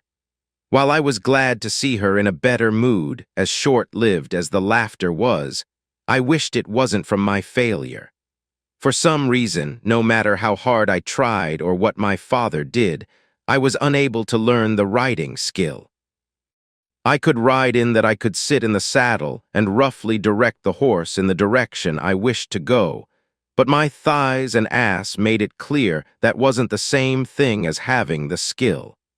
Our saddles made things more difficult. Instead of a lancer's saddle, or even a messenger's saddle, we had war saddles. The lack of stirrup would keep me from being tangled in a fall, but it made the ride far less comfortable. When I asked for a saddle with stirrups, the stable keep laughed. I guessed that this was a jest from the Baron, and I couldn't help but think that my father told him of my lacking skill. The morning ride was calm, and we planned to stop before noon at a small glade that ran near a stream. The meadow acted as a camping spot for traveling merchants, and was where the thin, muddy trail to the hunting mansion would rejoin the main road. The moment the clearing came into sight, I twisted around to try and pull my water flask from my pack. While I was twisted around looking in the bag, Snowy shouted, "Ambush!" and shoved me off my horse. Snowy's shoved threw me off my horse, and I landed awkwardly. My back screamed at me from the twisted position I was in as I fell. My landing torqued muscles in my back while my skull cracked against a rock in the ground. Gasping, I tried to scramble into the brush, the sound of horses screaming in pain, providing extra impetus to my movements. The squeals of the horse were preceded by the twang of crossbows. For a moment, I almost tucked my head and cowered to avoid the flying weapons, but my father's training screamed in my mind. On all fours, woozy, I managed to pull the dagger from the back of my belt. I rose in a crouch on the side of the trail. The brush around me would provide only minimal protection and none from crossbows. I kept moving in the same direction that Snowy's push sent me as I tried to find where the shots came from. Before I could see the ranged attackers, I stumbled into a man with a sword crashing through the brush near me. Behind him was a second man holding a short sword in one hand as he tried to keep his balance, one arm held out to his side. Neither man had armor. Their tunics and pants were stained with mud and plants from hiding on the trail, but their weapons were fine steel. The flash of keen metal said that they were not common brigands, but that was confused by the subpar clothing and lack of armor.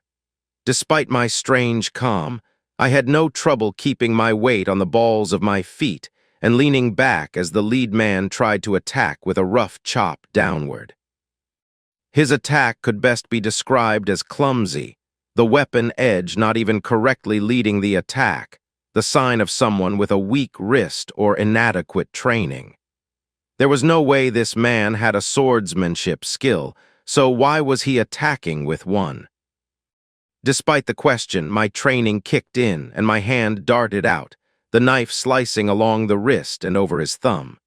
The skin peeled back from his hand. With an odd floating sensation, I had enough time to watch the tip of the man's fingernail flop over before his hand flinched back as he dropped his sword. Curling over his wounded hand, the man slowed his partner, who tried to step around him. The muddy boots both men wore stood out to me in my altered mental state. They had been crouched in the mud and brush on the side of the road for a long time. The mud had collected on their boots, and that was why they had so much difficulty moving. My boots were mostly clean from my fall from my horse into the brush. While my mind raced, pulling ideas and concepts together, stringing each detail into a tapestry, my body seemed to move through tar. Stepping to the left of the injured man, keeping him between his partner and me, I flipped my knife around in my hand so that it faced downward. Almost delicately, my dagger drove into the now screaming man's neck. His high-pitched screams suddenly became a gurgle. As I used my new handle to pull him around and behind me, I rotated my body directly next to the second man and inside his reach. I planned to remove my embedded knife, flip it around, and then jam the blade into his body. It felt like I had all the time in the world to plan my movements, but it also meant that I could feel everything in slow motion as the embedded knife caught on something and was pulled from my blood-slicked hand. While I was inside the reach of the uninjured man, I was now unarmed. I had a draw knife behind my belt buckle, and my arm was even close to being able to draw it, but I couldn't tell if I had enough time before I slammed into my attacker. With an emotionless mental shrug, I tucked my shoulder and drove it into his stomach instead. The slippery mud on his boots and his attempt to scramble around his partner left him off balance when we collided. I barely maintained my footing as I tilted my shoulder and drove upward. My right knee strained in pain as I lifted the smaller man off the ground in such an odd stance. With a twitch of the shoulder to the side at the perfect moment, the man rolled off my body. His sword was barely grasped in his hand as he tried to break his fall. I didn't bother to brace as I started to drop. I aimed my now descending knee at the man's weapon arm and hoped for the best. The sharp jolt of my knee landing was muted by the wrist that cushioned my fall. There was a crack as something broke, and I hoped that it was a wrist and not a knee. Strangely, nothing on my body hurt. I felt every impact, but it was muted. My assailant was silent as his mouth stretched wide to scream. The blow to his chest and the fall to the ground had emptied his lungs, leaving him mute. I aimed my next blow carefully, my attack seeming to take days. With a crunch, my knuckles impacted his voice box. The sound as his air pipe collapsed was disgusting, but my feelings were muted in the world of slow time I existed in. Rising from his wrist, I snagged the sword from his no longer caring hand, then drove it into his chest. Moments before the blade entered his chest, his wide eyes snapped to me and stared into my own. I could see it in his eyes. He knew he was dead. The panic, the pain, straightening slightly into a crouch, I looked around, trying to find the rest of our attackers. At first, I only noticed one of our horses at the far side of the glade, smeared red and flailing on the ground. When my eyes ran over Snowy, I felt a shot of concern break through the peaceful, frozen world that was my mind. She had blood splashed over her body, but in the odd mental state I was in, I could tell that it wasn't her own. Splatter she had caused, and so not from her own body. Despite the majority of the blood not being her own, the bolt pointing like a short flag from the meat of her arm said she was still injured. With her facing towards me, and no one between us, I knew that she had killed her attackers and was coming to help me with my own. The deduction seemed obvious, as simple as 1 and 1. Jumping from her bloody body and the scene, it flashed into my mind seemingly fully formed. She had left no attackers alive behind her, and there were none between us, which left only behind me. Ducking again as I turned, I scanned the forest and brush but couldn't find another attacker. Only 2 attacked me. Both with similar steel short swords. The initial ambush had the twang of 2 crossbows. One hit a horse and another landed in Snowy. She killed 2 assailants, the same as me. Their swords were probably also supplied for the job, 4 swords and 2 crossbows, 2 in front and 2 from behind. That was as far as I got before my mind screamed, white and pain shot out of every joint in my body. I could suddenly feel every stretched muscle, burning scratch and bruise that dotted my body. My knuckles stung where a finger had failed to tuck under when I slammed it into my attacker's neck. My knee was throbbing in pain, the joint having twisted as I drove it into the ground and further tweaked it as I landed in my fall. There was the taste of copper in my mouth from biting my lip. Then the knowledge that I had almost died, that I had killed 2 men, hit me between the eyes. I vomited, the half-digested apple from the morning dotting the ferns. Spitting the remains out of my mouth, I wiped my face with my sleeve as my ears rang from the violent expulsion. Once the blood stopped pounding in my head, I stepped away from my sick and stumbled back to the trail. Snowy was still where I had last seen her, eyes closed as she breathed deep in her practiced rhythm, the bolt no longer in her arm and the wound slowly but visibly healing. That was when I passed out, Chapter 8. Whatever I was laying on was driving into my back. With a groan, I tried to roll over, and the sudden jolt of pain turned my full body ache into an unpleasant shock of sharp pain. Falling back flat, I let out a pathetic groan. "We are safe." Rest, Snow in Blood said somewhere near my feet. I wanted to rest. In fact, every urgent pain-laced message my body was sending me screamed that I should sleep. But the sound of Snowy's voice disagreed with her words. She didn't sound like we were safe. She seemed like she was hurting as badly as I was. Grunting, I opened my eyes to the dark treetops, the trunks near me barely illuminated from a small campfire. Rolling gently to the side, ignoring the pain of sore muscles, I shuffled my body until I could see my companion. "Are we all right, Snowy?" I asked. That was something my mother taught me. If someone is upset and defensive, then ask questions that emphasize closeness and inclusiveness. I wanted to know if she was all right, but such a question would sound like an attack or a rebuff at worst. But "are we all right" tells her that I consider us a unit, a team, and that our condition will be handled together instead of apart. It was a basic manipulation of leadership. That I actually cared about how she felt didn't make the manipulation any less what it was. It just meant it came from an honest place. That was one of the difficulties of learning these kinds of social tricks. Once you learn them through a structured process instead of through the standard method of being charismatic and personable, they always felt mechanical, disingenuous, and offensive. At least, they did to me. From across the small fire, Snowy sniffled and wiped her face with her sleeve as she tried to hide her tears from me. Honestly, the sight of the large, stoic woman in tears sent a bolt of fear through me. She had been reliable and steady at all times. To see tears come from her threw me. Part of it was that I had been mentally placing her in the role of a man. Her size and strength, her general capability, and her complete difference from the females I dealt with regularly put her in a masculine place in my mind. She wasn't, though. Despite her size and strength, she was obviously feminine. Her curves, when she was out of her armor, underlined that fact. Yet, for some reason, I treated her as if she was a typical male and would hate any assumption of weakness or emotion. It was just the assumed standard for any social situation with a man you didn't know well.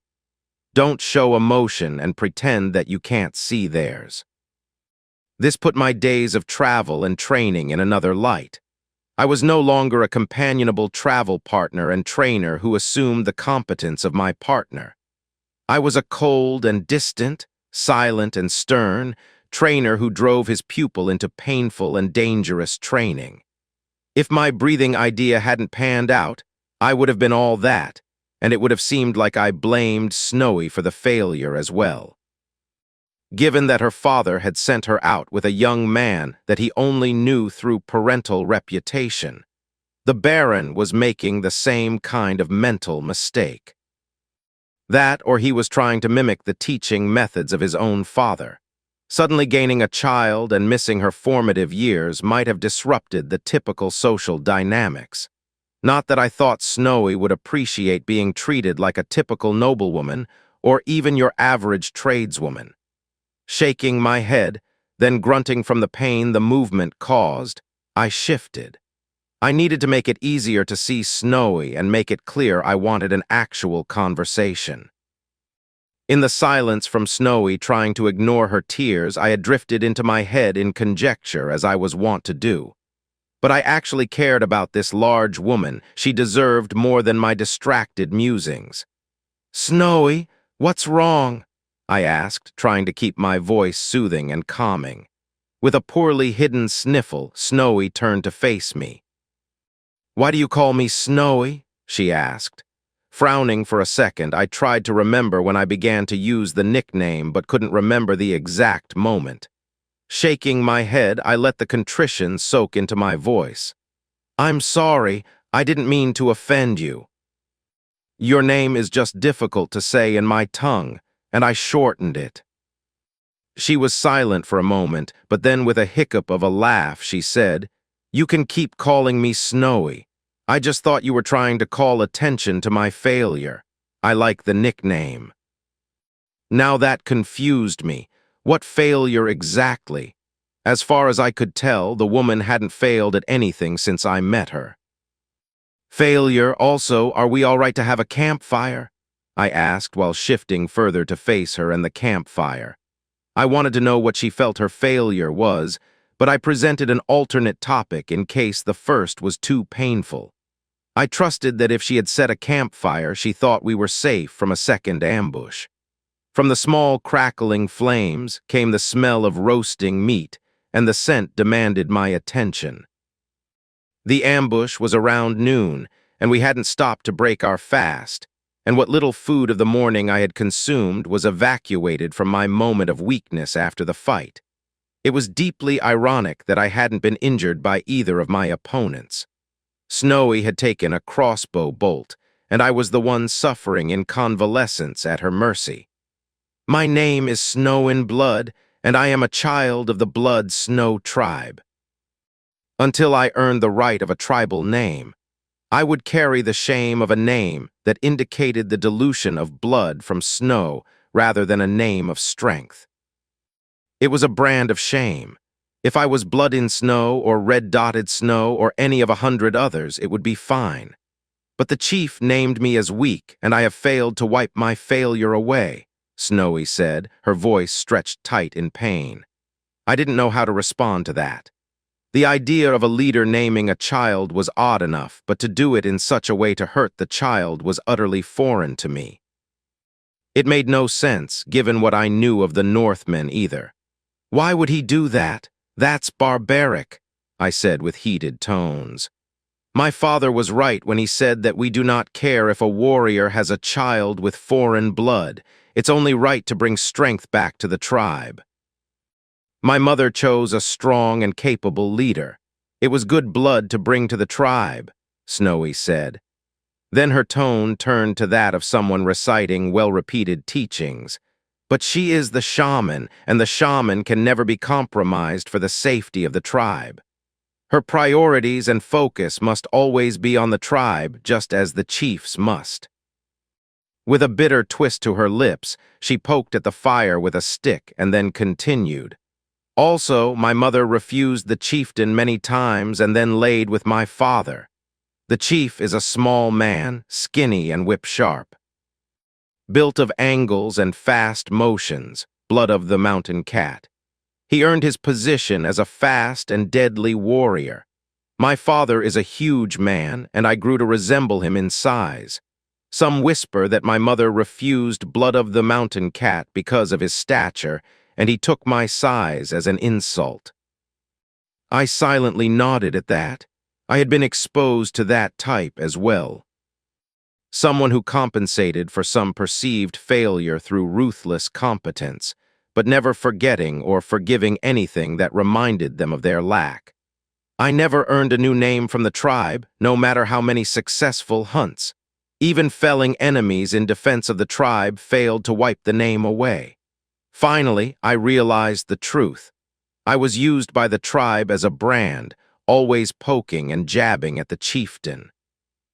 Nothing I could do would earn me a name because none of them cared for how I felt, and I was too useful to some within the tribe in their move toward leadership, she said.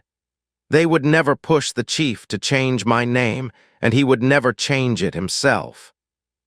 I watched the light of the fire play across Snowy's stricken face, her eyes staring intensely into the flames without seeing.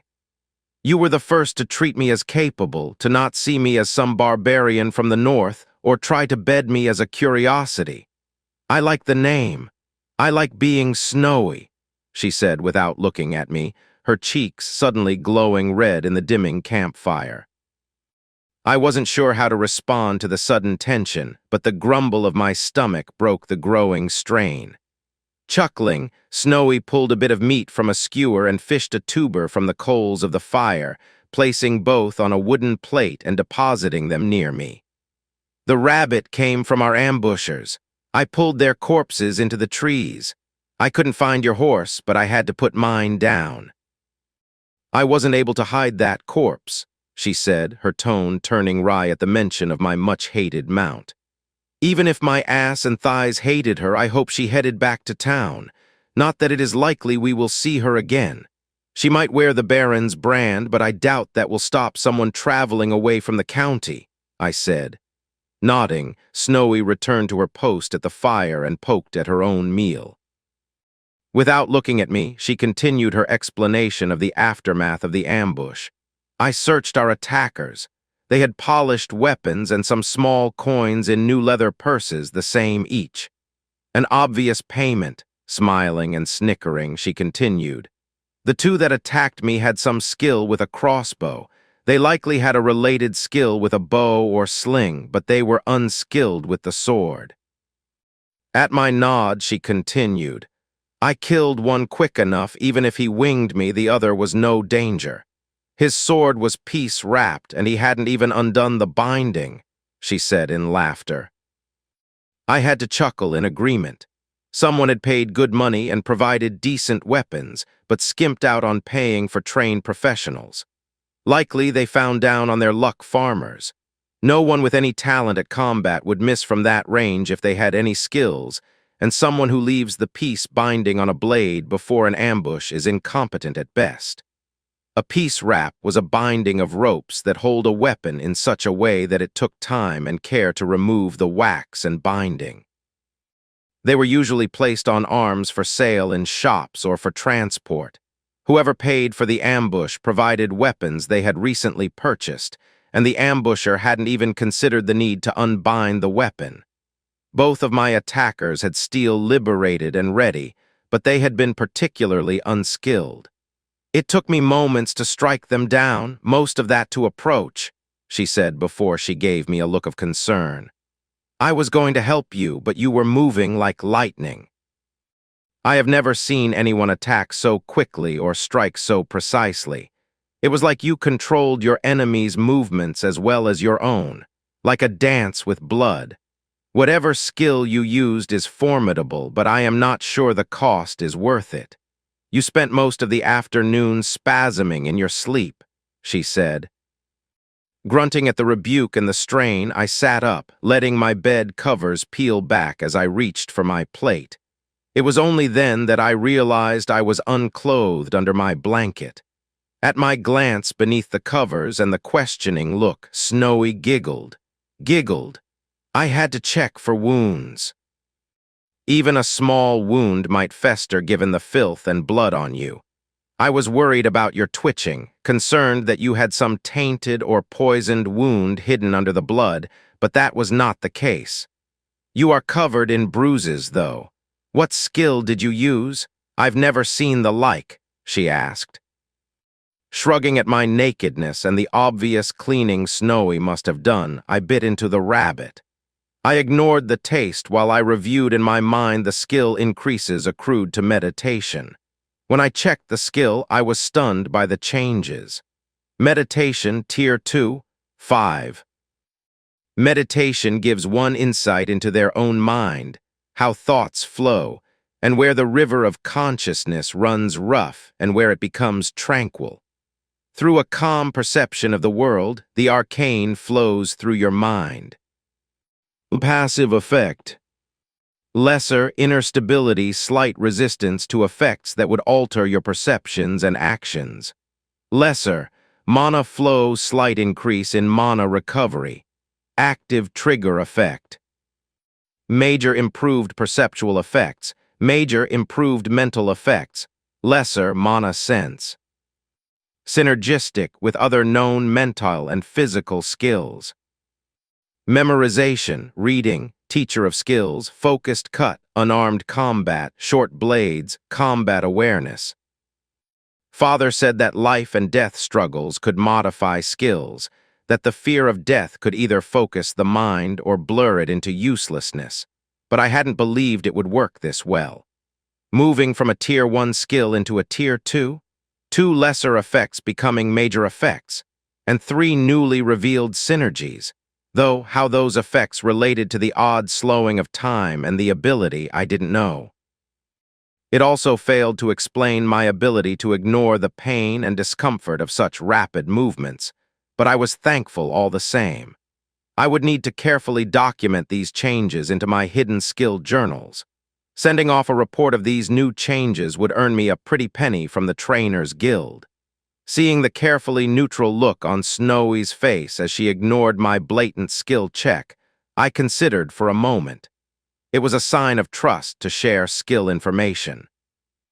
As her trainer, I had access to her entire status. I didn't regret demanding it, but it must have left her feeling vulnerable. It felt wrong not to share my skill with someone who had bled defending me. I shared my new skill with Snowy and had to hide my laugh when the sudden smile broke through Snowy's calm exterior. I doubted that I would see Snowy as the silent warrior ever again. I had seen beneath the mask, and it would be hard for her to hide behind it once again. Chapter 9. Despite my suffering, I rose to a kneeling position and started to sort through my alchemist courier bag. I couldn't remember exactly which items were in my saddlebags, now lost with my horse, and what I had carried on my person. With a grumble, I sorted through my remaining supplies. Pinching my forehead, I remembered that I had repacked my gear before we left with the awkward and bulkier equipment on the horse. No tent, no sleeping pad, no blanket, and I only had one of my large healing potions with me. With a grin, I pulled out the stylized loop of metal I had been looking for. Made of wrought iron, the black metal looped into multiple swirls of metal in a strange interlacing pattern. In the center of the overlapping loops, shaped roughly into a palm-sized coin, was a small, crudely cut quartz crystal. Snowy. "Where is my belt?" I asked while distractedly looking through my pack. Snowy handed me my belt that was lying near the fire. Close by was a couple sticks driven into the ground that my trousers, shirt, and small clothes hung from to dry. I hadn't noticed them at first with the pain distracting me. "Thanks for cleaning my clothes." "The horse has the rest of them, so that's all I've got," I said as I pulled my hidden knife from the back of my belt buckle. At the appearance of the blade, Snowy raised an eyebrow but didn't say anything and instead just watched as I flipped the loosely formed metal coin. Nicking myself on the upper arm, I dabbed a drop of blood on the coin. Flipping the blade around, I held them both out to Snowy. "It's a look-away charm. It only needs a drop of blood, then you can bury it near the campfire. It should last the night and into the morning. It will hide the camp out to about 20 feet. We both need the sleep," I said to Snowy's obvious reluctance. I pushed the knife and charm towards Snowy when she frowned, but my mention of sleep broke through her displeasure. Taking the two, she moved back towards the fire. "Very well, but I will pay you back for the charm when we reach the castle." I shrugged, not being against reimbursement, but not caring particularly either way. I had purchased a few small and relatively cheap charms for emergencies just like these. It didn't matter if it was used to protect me or the both of us together. It was a small price to pay, only a couple of gold coins, to be sure of our comfort and safety during the night. I was in no shape to fight and would have to rely on Snowy alone. It was better to just avoid any danger. The charm worked by forcing anyone that hadn't marked it with their blood to avoid the area. It would cloud their perceptions and distract them as they approached.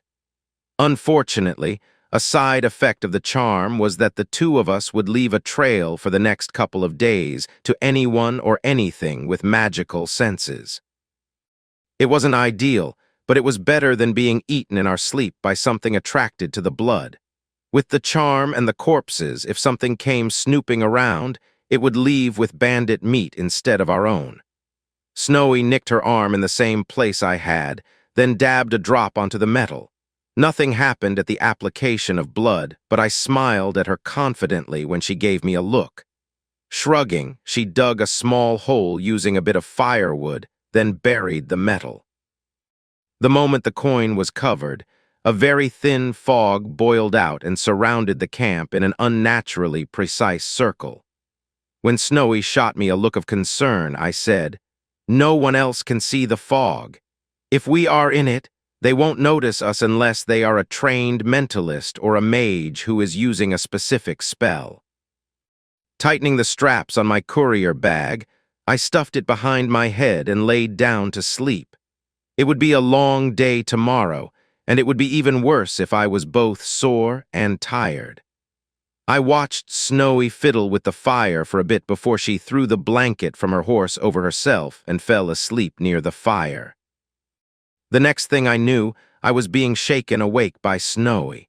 Kneeling by my side with her sword in hand, she stared into the darkness. Releasing my shoulder, she raised her finger to her lip in a sign of silence, her gaze never leaving the dark. Slowly and silently, I rolled over to follow her gaze. In the gloom, I watched an indistinct creature as it tore a leg away from the horse as quickly as I would tear a limb from a cooked fowl.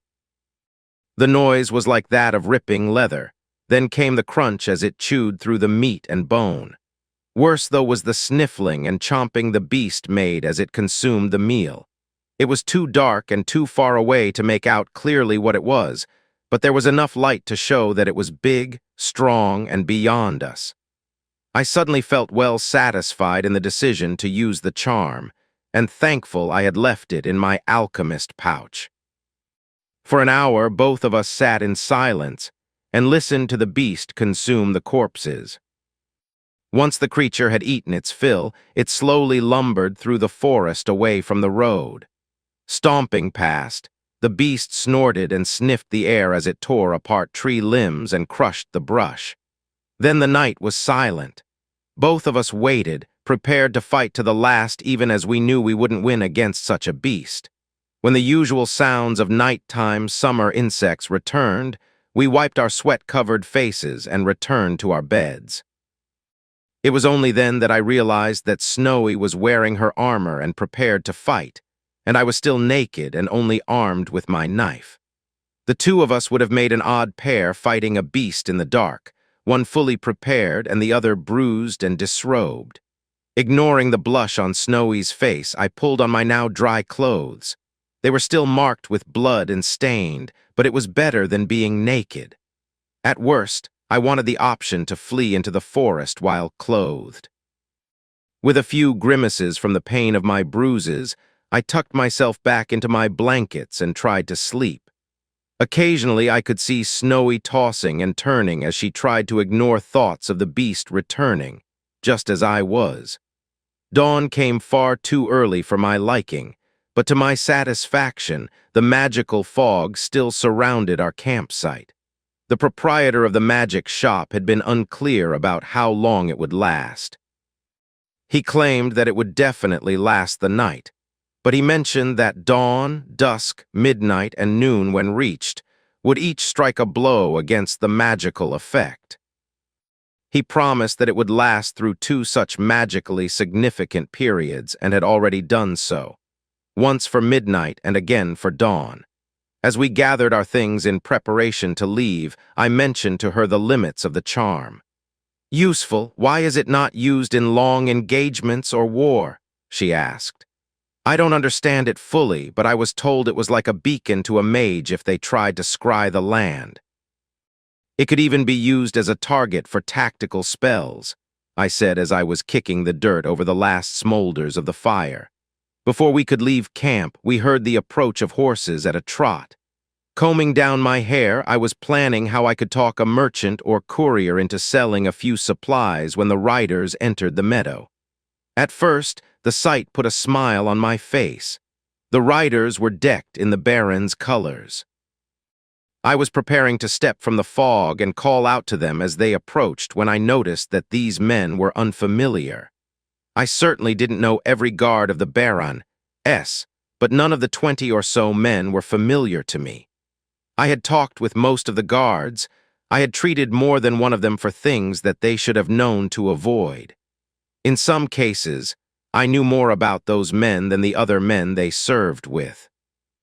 Diagnosis of comfort boils unfortunately required an examination to rule out a half a dozen other conditions that would necessitate differing compounds. These were not the Baron's men. As I watched, this became ever more clear. None of the riders spoke. The lead man signaled his troops to search the clearing using hand gestures only. When I approached Snowy, I quietly asked if she knew who these men were, and she only shook her head while watching them scour the meadow. The first thing they checked was the corpse of the horse, or at least what was left of the poor beast. The creature in the night had consumed everything of substance and left only a bloody patch of mud behind. Whatever had consumed the corpses had eaten even the bones. The leader, a large, dark-haired man with sharp features, dismounted and approached a pair which held up a hoof, the only thing left identifiable. Others moved around the campgrounds, inspecting the brush. The entrance and exit paths of our midnight intruder were quickly found. Shortly after that, the resting place of the bandits was found. The leader then signaled for the area to be searched. As the group of men began to fan out, Snowy tensed up and slowly drew her sword as to muffle the sound. Holding her arm, I could feel the woman's muscles flex and tense under my hand, but she lowered her weapon. Slowly, 3 of the men scouted around the meadow. 2 checked down the destroyed trail the beast used to enter and leave the field. The 3rd was slowly circling the meadow, searching. As he approached the fog, his path shifted, and he moved around the edge of the magical effect. It was odd to watch the man searching. His eyes would track left and right on the ground as well as into the trees, only for him to move far around our camp.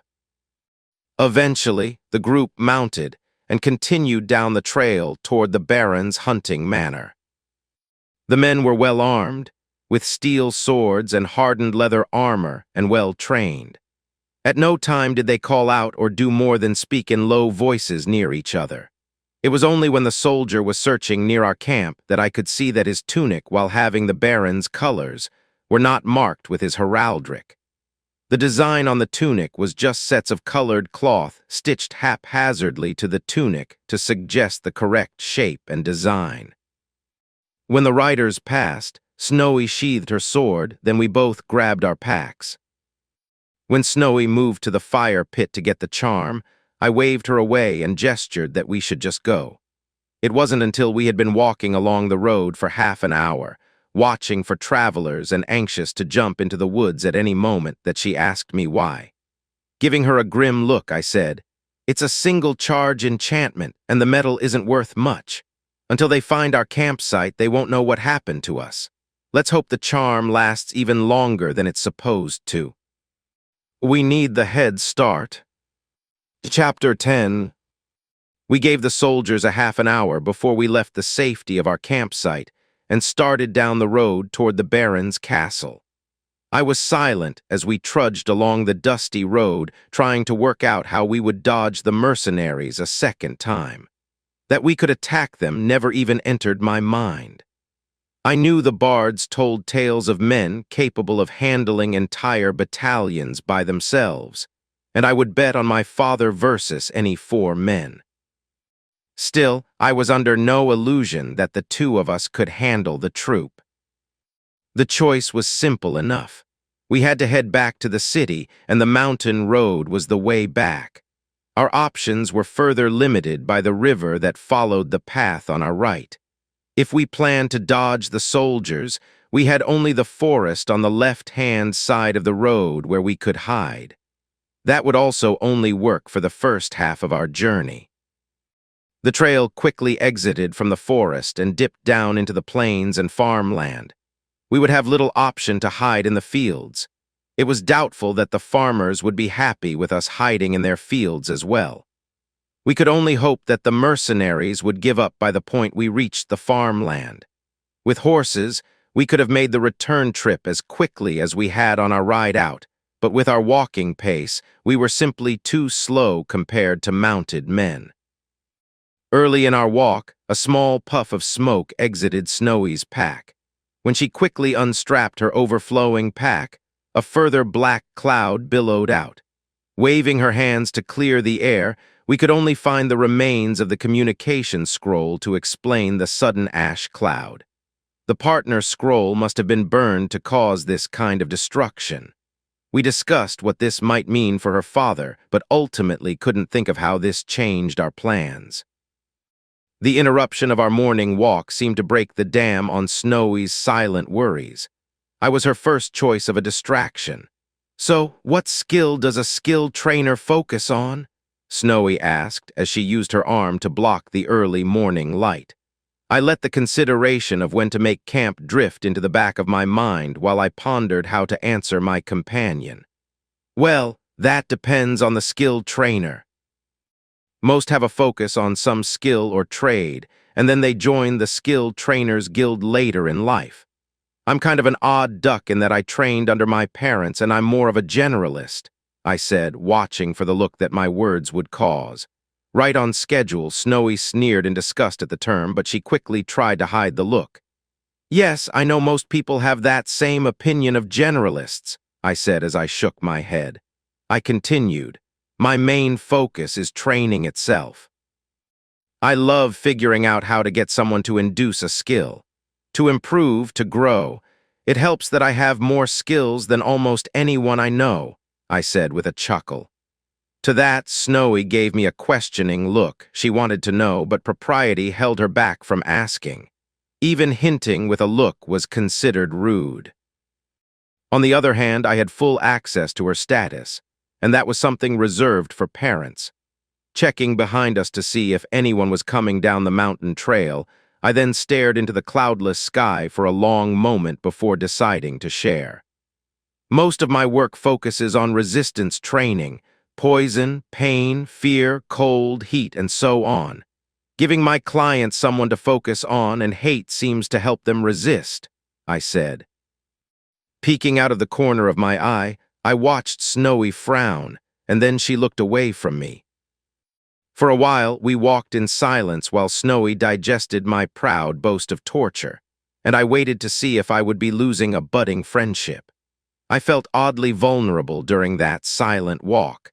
My new meditation skill poked at my mind while I tried to understand my feelings and why losing the regard of the young woman next to me would upset me. As attractive as I found the capable woman, I knew it wasn't the fear of losing the target of an infatuation. I was clear-eyed about her future station in life and how I would be non-existent at that level of nobility. No, it wasn't feelings of lust or puppy love. The tribe would often expose the young to the cold. The young hunters would be left in the snow until they drifted into sleep. Warmth, broth, and blankets would keep most from dying. "Cold resistance is a mark of courage for a young hunter," she said, then returned to silence as we trudged along, the dust of the road staining our pant legs. Seeing the anecdote as the sign of acceptance that it was, I explained my services further. Nobles usually want poison resistance. Military men usually pay for fear, cold, and heat resistance. They know how often that can lead to death while on the march. I've trained a few with weapons, but that is usually where my father shines, I said. Somewhere in the silence waiting for Snowy's response, I decided to stop hiding what my profession entailed. Good or bad, I would let her see me and have things fall where they may. Meditation has increased to 6. The skill increase surprised me, but not so much that it distracted me from my new insight. I was lonely. I was hiding who I was from everyone but my parents. In many cases, I hid behind multiple masks. I was taking a chance to be honest with someone with who I was and what I wanted from the world. More, she was someone near my age and female. Despite the knowledge that I couldn't have her and that we might not even make a good match, I still wanted her to see me in a positive light. At that, I broke the now silent walk with a chuckle. Snowy gave me another look, this time with a small smile, seemingly enjoying the reduced tension of the previous discussion. "What's that about?" she asked. I shook my head before I answered, knowing even as I said it that it was likely too much honesty. Mother told me that pretty faces made it hard to think. I never believed her, but just now I gained a point in meditation when I wondered if your beauty might be hampering my thinking. Even the world thinks my mother knew what she was talking about, I said while trying to downplay my answer with a goofy smile. Snowy blushed when I called her pretty, but when I mentioned my skill increase, she gave me a searching look. Already. To go from 5 to 6 on a new Tier 2 skill in one night isn't unheard of, but it's still quick. You seem to have a knack for meditation, Snowy said with a smile, but there was something about the smile that said she was hiding some envy. Imitating Master Clerk Bridlewood, I tapped the side of my nose and mimicked his voice as best I could to say, "Secrets of the skilled trainers, well-kept secrets." Snowy giggled at my mimicry, something I had always been good at, and that contributed to me earning my acting skill. To be fair, Master Clerk Bridlewood was a bit of a character, and so an easy target for good-natured mockery. Given the laughter, I thought it likely that Snowy was familiar with the Master Clerk. Given the angle of the sun, it was likely a couple of hours until noon. The charm we left was likely to break at that point. The merchant had promised 2 periods of magical significance, but claimed it could last for longer. I doubted the second part of his claim. It seemed likely that his charms were purchased for 2 periods, and that if it lasted further, it was a matter of luck. Luck we couldn't trust. We were almost to the top of a rise before the road continued its rolling descent to the farmland. As we reached the top of the hill, I gestured my now relaxed companion to step carefully into the brush. As she passed through the bushes, I checked to be sure she left no apparent tracks in the dust of the road. I expected that someone who grew up in the north would be skilled at tracking, even if they lacked the skill, and I was happy to see she left no clear marks. Following behind her, I turned to let the branches and leaves bend on my back and then gently returned to hide the small deer trail we took into the trees and up into the hills. "No fire tonight, she said in a rhetorical tone as she settled down against a stump to watch the road. I only nodded, still trying to sort out my thoughts. Sitting up, she leaned in and asked, "So what is the secret?" For a moment I didn't know what she was talking about, but I remembered my joking reply. Shrugging, I admitted, "It's not a secret. I'm sure the nobles know it. The more your skills overlap, the easier it is to raise them. A butcher with knife skills will have an easier time raising a skill focused on knife fighting, the same with cutting anything else. Carpentry, tailoring, even the cutting of a healer, surgery.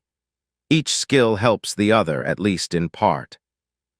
Nodding, she picked at her leather armor-covered knees she had tucked up next to her chin. "So that's it. It doesn't help much then. It takes time to learn a new skill, and it's better just to improve your work-related skills," she said with certainty. Nodding along, I waited for her to finish the common refrain before I answered with the discovery of the skilled trainers. I also noticed the barely hidden bitter tone. I imagined she was concerned about her future trying to learn all the skills of nobility, skills very unlike what she had earned in her training in the north. The more skills you have, the easier it is to increase your skills. But it's also easier to gain skills that overlap. That got Snowy's attention. Skills were rare things and hard to gain. Everyone knew of someone who had spent years working hard to learn a skill and failed, while some young kid effortlessly managed to gain a skill for which they were well suited. The prevailing theory was that everyone had inborn and unchanging traits that influenced their likeliness of obtaining any particular skill. I could only smile smugly at the look of disbelief before I returned to watching the road. It would be annoying to keep an eye out all day, and the night would be cold to go along with it, but it was better than being run down by mounted soldiers on the road. Without looking at her, I continued, "I've always thought that you only gain a skill when you show talent in that skill while thinking deeply about what you are doing." Glancing at Snowy, I noticed I had her full attention. There's long been debate about what makes a skill, how skills form, or if they have always existed. Take coopers, for example. I'm sure when the profession started, they were mostly just carpenters who had the carpentry skill. But now they are a different profession, and Cooper is a skill on its own. My guess is that how we view the world, what we think of it, all of that, goes into the skills we gain. I can't prove it, but it makes sense to me. Before I could continue pontificating on my favorite subject and personal opinion about it, I snapped my mouth closed as the sound of hooves echoed from the road. The group of soldiers rode towards town at a reasonable clip. Their horses still looked fresh, and each rider was eyeing the edge of the way and the hills as they passed. I knew to hold still. It was easier for a trained hunter to notice movement and colors than a quiet human in the brush. Even so, I was kicking myself for not hiding a part of my face behind a tree while I waited. Mother once mentioned that humans see faces in gloom better than any other part of the body. I never did ask her how she knew that, but I could guess given her storied past. Silently, I counted the men as they passed. Without looking to Snowy, I reached out and placed one hand on her to hold her still. A few minutes after the leading group passed, another rider followed. This time their horse passed without even making a whisper. The hairs on my arm stood on end to watch a trained warhorse clop along while burdened with rider and gear, yet remain as silent as a mouse. Tense, we remained still, holding our position for a few minutes more before I stopped watching the road. It was then that I noticed my hand had been resting on Snowy's knee. Jerking my hand back, I flushed. I wasn't a blushing virgin, and I was not unfamiliar with the female form. But that meant little when you discover yourself intimately grasping someone you respect without realizing it. I would have blushed the same if it had been a man I had been holding tightly for almost 20 minutes. Maybe worse, in fact. Snowy seemed to find my embarrassment funny since she just smiled at my awkwardness, which took the sting out of my red face and cleared up any tension that might have developed. Fumbling around in her overflowing pack, Snowy removed a blanket and draped it over herself, then handed me a piece of jerky. Snowy let me know she planned to nap and would take first watch tonight, to which I nodded and gnawed on the meat. I pulled my knife and began to carve on a nearby stick to the sounds of gentle snoring. My training had been ignored of late, and we needed to wait until the next day anyway. Half a day to practice my carving would be time well spent. The woods around the road had fewer monsters, but as the beast from the meadow showed, it was by no means safe. We would have a cold and uncomfortable night, but it was the next day where we had to plan for what the city had in store for us. Chapter 11. Something tapped my foot twice, and my eyes snapped open from a dead sleep. For a brief moment, I thought I was back with my father, training in the field behind our house, sleeping in the small copse of trees. Mom would try and sneak up on whoever was keeping watch, and they would try and wake the other from sleep and prepare for the ambush. Father always tapped my foot to signal that I needed to awaken. It was rare that we managed to surprise Mother, and I'm pretty sure she let us win a few of our games just to keep our spirits up. The fog cleared when a second tap came from Snowy's foot. Keeping my movements slow and controlled, I reached out for the cocked and loaded crossbow that I left resting nearby. When my hand was on the handle, I focused on trying to hear whatever had alerted Snowy. Coming from up the hill away from the road was the sound of multiple creatures moving through the brush. Whatever they were not subtle or silent in the slightest. Then the scent of goblins wafted through on the breeze, and I almost rolled my eyes in annoyance. I knew better, but it was hard to take a pack of goblins seriously. Not that they couldn't kill a lone or a pair of travelers, they could. It was just that with even a bit of training, they were easy enough to handle. Short, no taller than an average man's waist, green and scrawny, they resembled a particularly ugly child. Feral and working in packs, they attacked nearly anything they could get their hands on, beat on it until it died, and then swarmed and ate it. The strategy worked well if you let them breed and build up, but a single hunting group consisted of 3 to 5 and were easy to handle.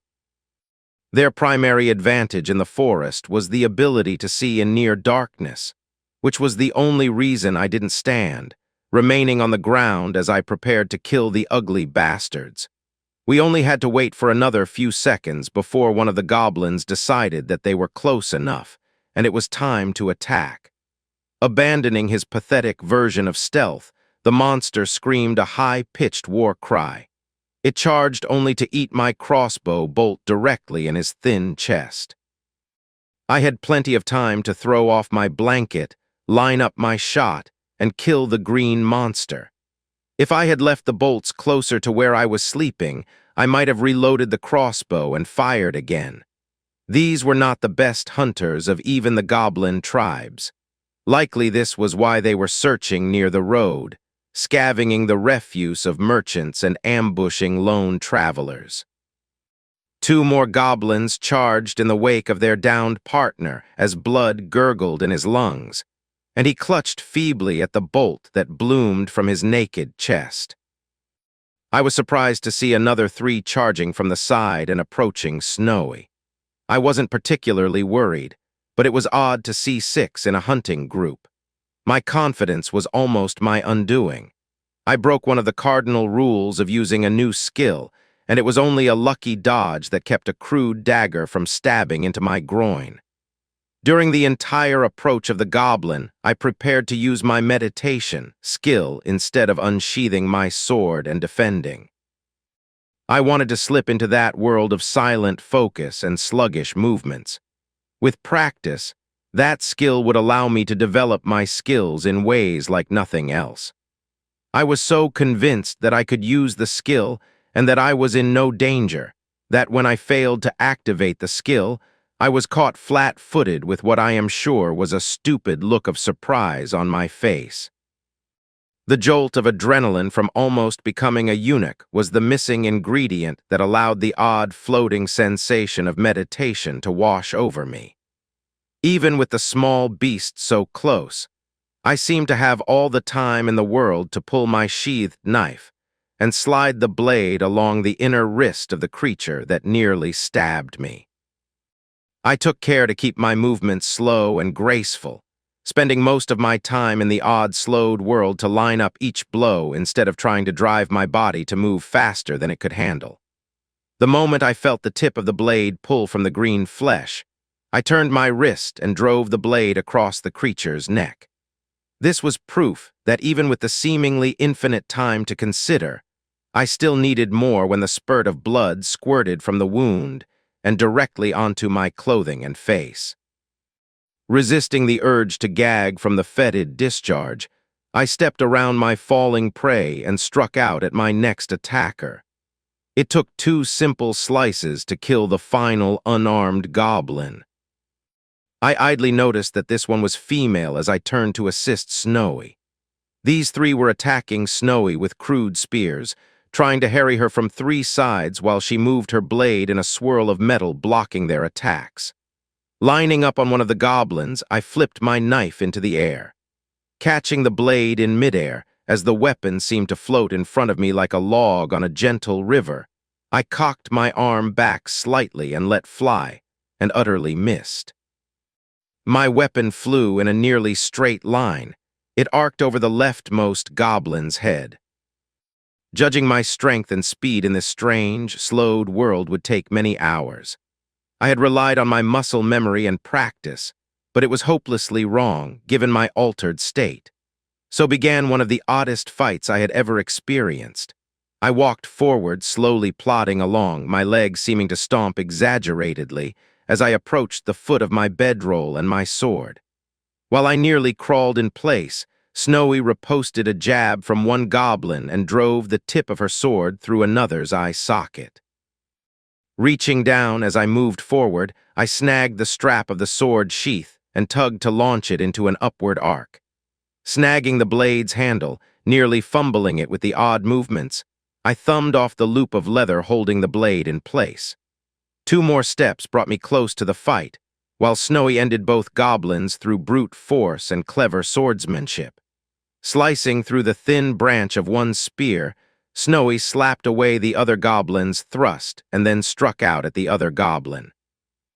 striking the short green brute across the temple with the flat of her blade. She twisted her wrist and stabbed forward into the other. The goblin she struck across the skull crumpled at her feet, and she casually stabbed through its chest while it lay unconscious. At the end of the threat, I suddenly found myself returning to the sped-up world that I was used to and cursing my idiotic attempt to use a skill I had only just gained. I knew better, but that difference between the world of meditation and the ordinary world was so stark that I had been enticed to ignore my common sense. "You missed Josh," Snowy said with a playful smile to take the sting out of it. I shrugged as I moved past her to beat the bushes and look for my knife.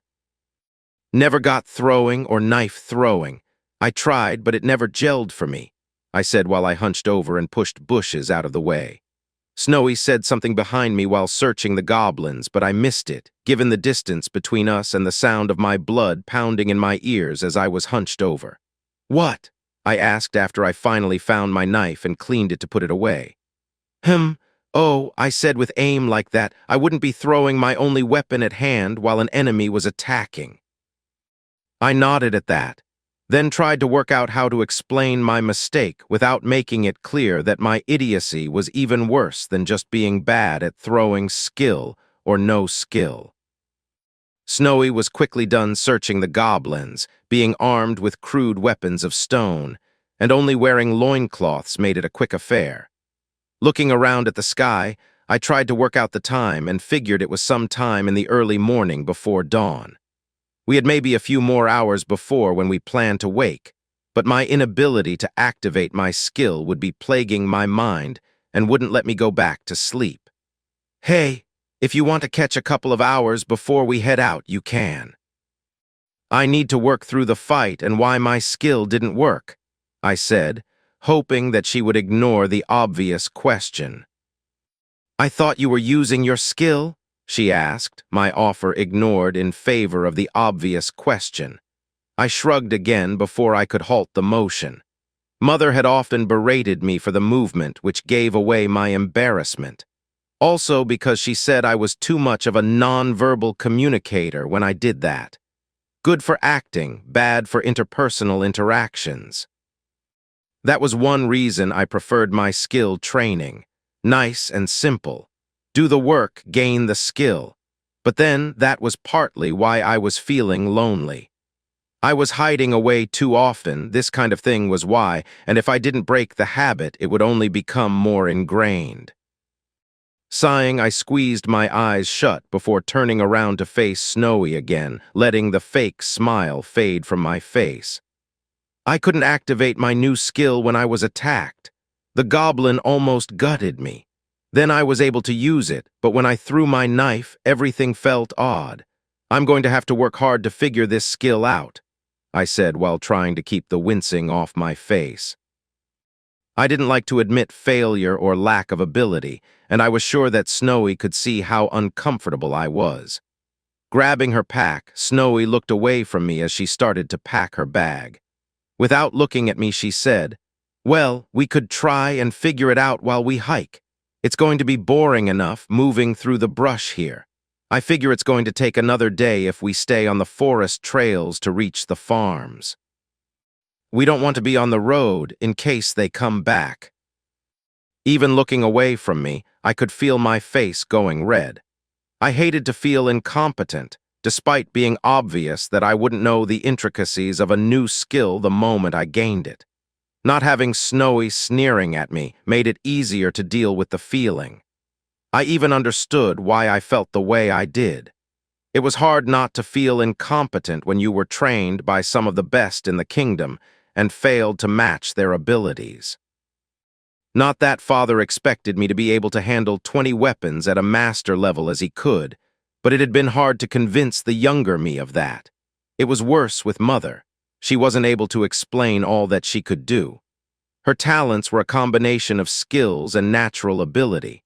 Our camp fell into silence as we packed our bags and prepared to continue the hike in the forest. This time I didn't plan to carry the crossbow cocked and ready as I had the day before. It was easy enough to keep from accidentally firing the crossbow while on the flat road. Still, with the forest's root and brush-covered paths, it was a recipe for disaster. Accidentally shooting Snowy would only cement my incompetence.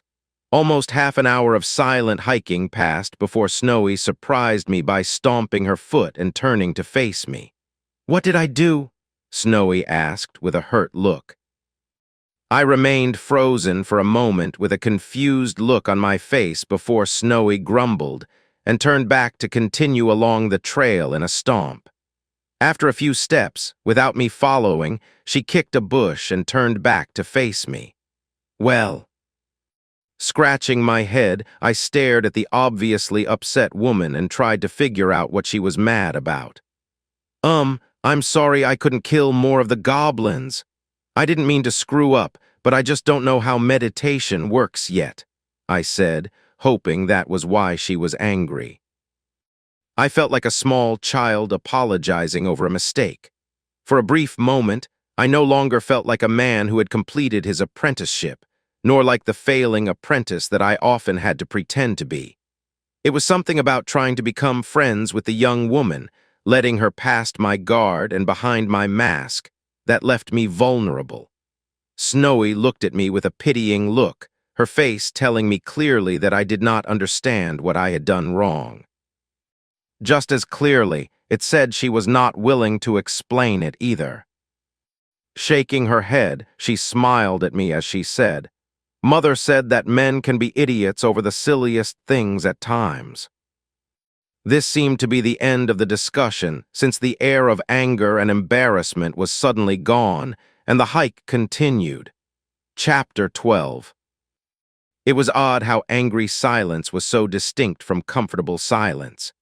Snowy wasn't skipping along the goblin trail, but she was far more energetic than she had been.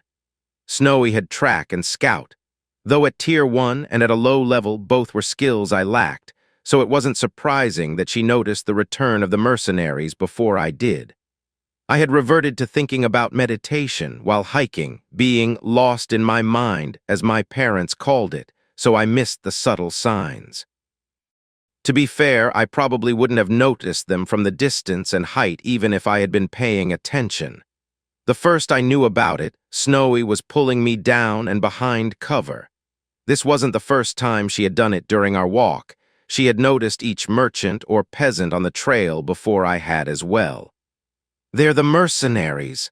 Look, the one on the wagon, the one pretending to be drunk." "That's the leader," she said. Squinting to avoid the sun that had just crested the hills, I tried to make out the face of the man in the wagon, but it was hidden by a jug he kept close. When I sent a questioning look to Snowy, she gave me an annoyed one in turn. "Look at the horses," she hissed in my ear, arm still firmly planted on my shoulder. Staring at first, I didn't know what she had seen, but I quickly spotted it as the band of merchants slowly trundled past. The horses pulling the wagon, as well as the mounts for the guards, were all well-groomed. None were the typical nag or workhorse. They didn't have a single donkey or mule, and the horses pulling the wagon lacked blinders. The merchant troop was all male and more well-formed and hardy men. Not a lame leg, bent back, crossed eye, or paunch in the group. Every last one of them was eyeing the road and the hills. This wasn't a merchant's group traveling over the mountain in trade.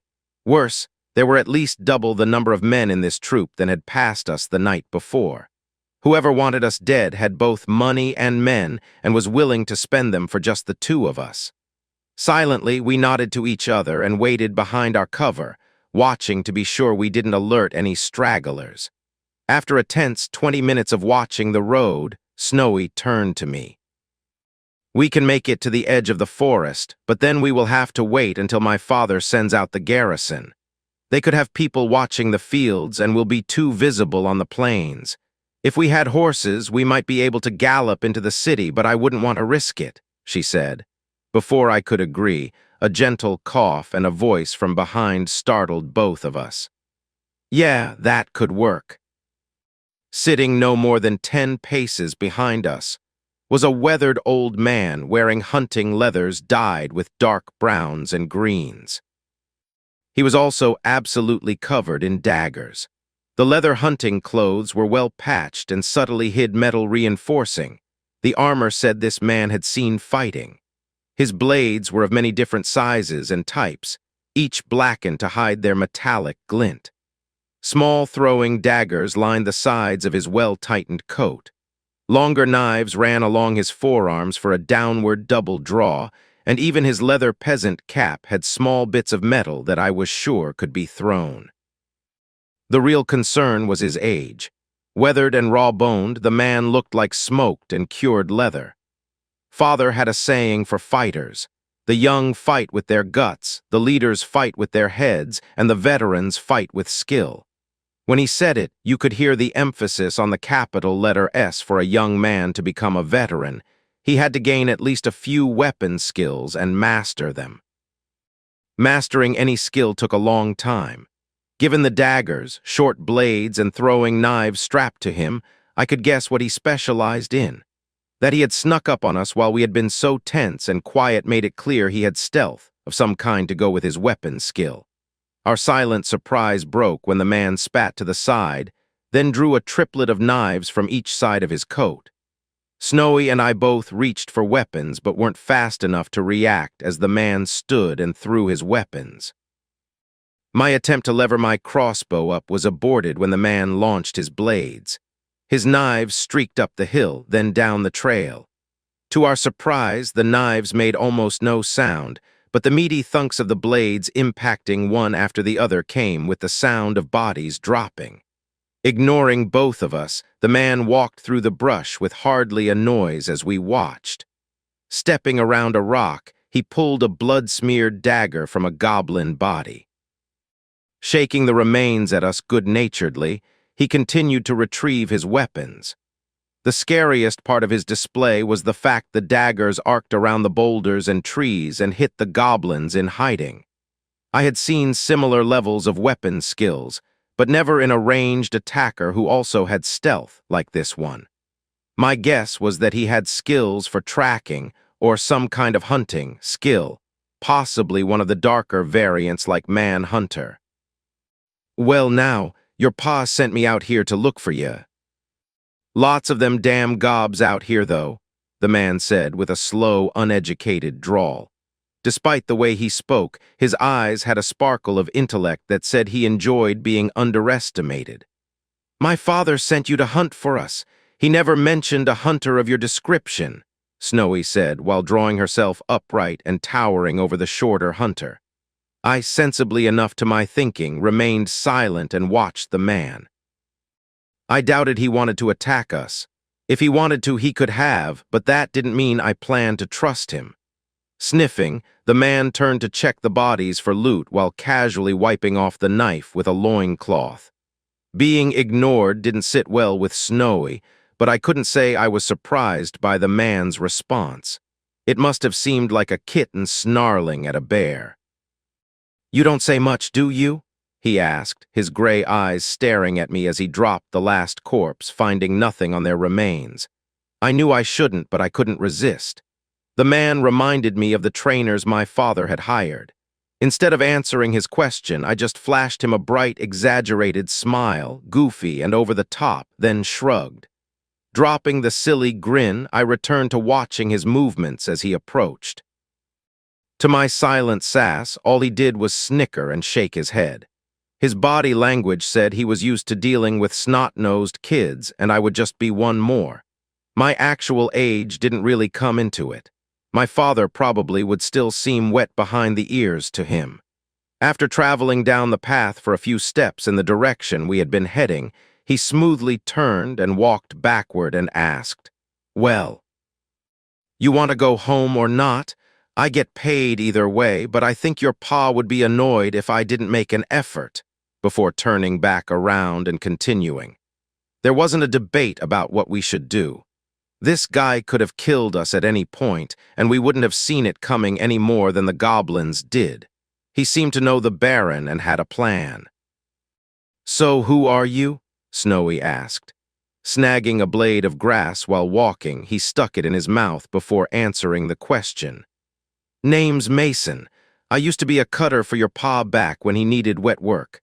Retired on about 8 years now, got me a nice bit of land at the edge of the forest, and I do odd jobs for now and again.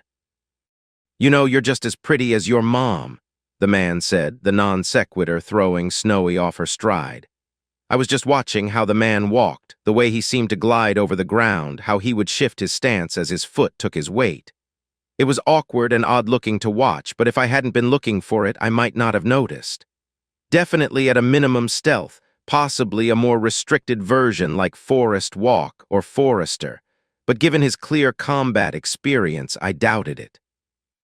I wasn't particularly interested in the conversation that meandered between war stories and his time in the North, but his movements and skills. Oh yes, that I was interested in. Not that I thought I could learn them just by watching, but it was always possible. So what combat skill do you have, boy? Mason surprised me by asking, drawing me out of my internal musings. I'm sorry, what? I asked to hide my surprise. Mason smiled at me. His mouth was full of shining white teeth, which was jarring in someone both old and a combat veteran. I watched you two pick off the other hunting party. Been thinning the herd of the green rats for days.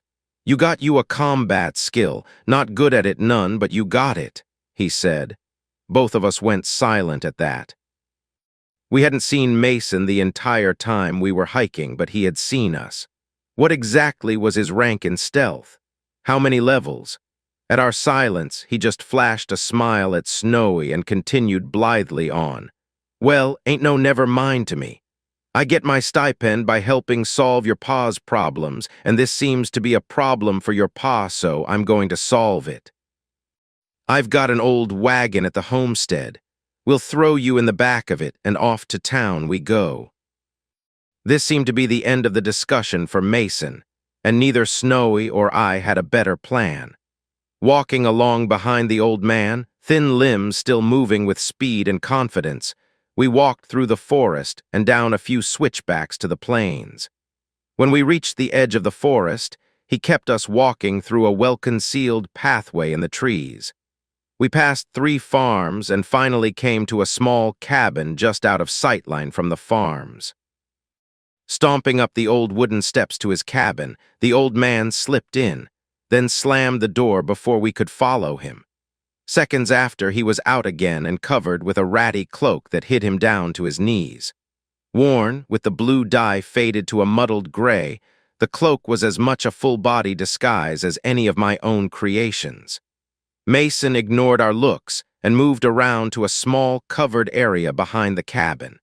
Protected by the sturdy wooden overhang was a well-built wagon. The wagon was overflowing with pelts, stacked nearly to the top of the rails. Well, come on then, snuggle in, Mason said with a smirk as we looked at the layers of skins that were only partially treated. Chapter 13. It was almost laughable how easy it was for Mason to get us back into the city.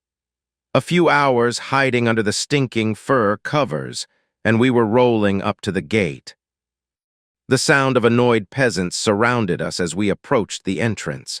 Which made no sense. The gate guards could barely be bothered to do their job when a wagon train came in, let alone individual travelers. But we spent more than 20 minutes just waiting to enter the city. When our cart reached the gateway, the guard called out for his sergeant, and then we were moving through town at a fair clip with a mounted escort. What followed was an odd sight that I would have liked to enjoy. The mounted guards surrounded the wagon and acted as an honor guard for a load of stinking furs. Although Snowy was probably safe now, neither Snowy nor I pulled ourselves out of the pelts. After having a mercenary band after us, we were taking no chances, and an arrow from a cross street was still a possibility. We had to get Snowy into the keep where the avenues of attack were better covered.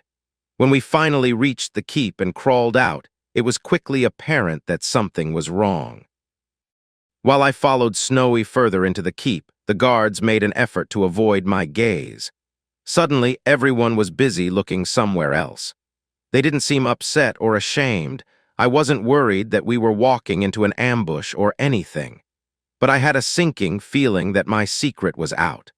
Following behind Mason, Snowy, and Sergeant Baker, I noticed the number of guards stationed within the keep. The main pathways of the keep had at least one guard. The sound of the Baron's voice was booming through the keep, and as we approached the Baron's private study, it became clear. "I don't care. Find her," shouted the Baron before Sergeant Baker opened the door. Behind his desk, the Baron slumped at the sight of Snowy and relaxed as he gestured the captain of the guard away. Before he could make his escape, the Baron told him to guard the door. Once the guards left, the Baron rose from his chair and gave his daughter a gigantic hug. Mason snickered from the sight as the two of us sat, while Snowy tried to calm the Baron. I had a feeling that the Baron would want to talk to me.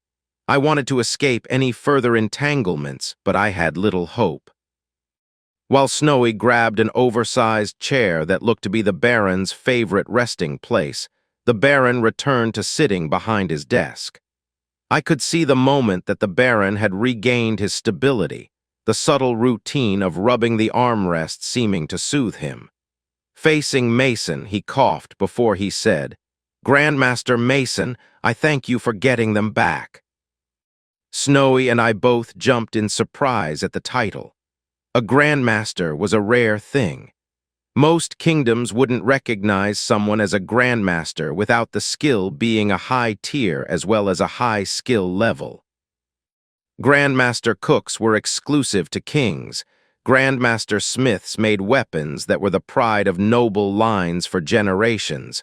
A Grandmaster combatant was a one-man army. Quickly, Mason pointed at both of us. "No one should be hearing about that, you hear me?" We nodded in agreement. I could understand Mason's want of privacy, and I would be the last to spread it around. Though I would make an effort to see if I could get some training from the man. A Grandmaster was too rare to not at least try to learn from. Rubbing his forehead, the Baron then turned to me and sighed. "Mr. Still, I am sorry to say that your secret is out." I nodded calmly. My guess about the looks was correct, though this was one time I would have been happy to be wrong. The communication scroll was stolen from my desk. One of the maids is missing, but I doubt that she had anything to do with it. "I expect poor Millie is lying in a shallow grave somewhere," said the Baron. Snowy leaned forward in her chair, catching the Baron's attention. The communication scroll said that there had been an assassination attempt. We were ambushed on the way back. We killed the ambushers and made camp to deal with our minor injuries. Joshua used a charm to protect our camp from prying eyes. A group of mercenaries passed us the next day. On the way back, they passed on the road twice. "What happened here while they were searching for us?" Snowy asked. Raising his eyebrow at this, the Baron called for the captain of the guard. While Snowy described the mercenaries, and especially their horses, the Baron was rubbing his chin in thought. Once the captain had the description, the Baron sent him off to try and capture them, though none of us had much hope. By now, it was likely they had someone watching for Snowy, and the guards weren't exactly subtle with their honor guard. The Baron frowned before he answered. "Someone poisoned my wine, so that was true enough." Though I didn't find out that the scroll was missing until I went looking for it to call you back. "Someone burned the scroll around noon yesterday. They probably thought we were near the hunting mansion and hoped that burning it would give us away," I said. While the three of us nodded in worry, Mason pulled out a dagger and started to pick his teeth with it, which couldn't have been an effective toothpick, but I'm sure he was just trying to show his lack of care for the subject. I began, "Not to be disrespectful, sir, but there is still the matter of my pay and the compensation for my secret. We both know I won't use the punishment option within the contract. Not just because I respect Snowy, I mean Snow in Blood," then stumbled for a second with my use of Snowy's nickname. To my concern, the moment I said my nickname for her, the Baron gave me a narrow-eyed look. I think this was the moment he realized that he sent his unwed daughter into the forest alone with a young man. Mason just smiled at the awkward pause, and I could see a sick enjoyment on his wrinkled face, the smile split by his dagger toothpick spreading even wider.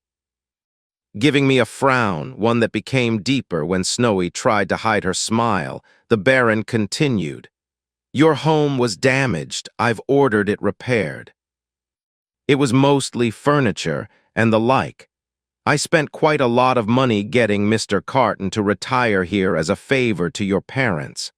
I'm sorry to say that the evil bastard served his purpose." I started to speak, but the Baron waved me back.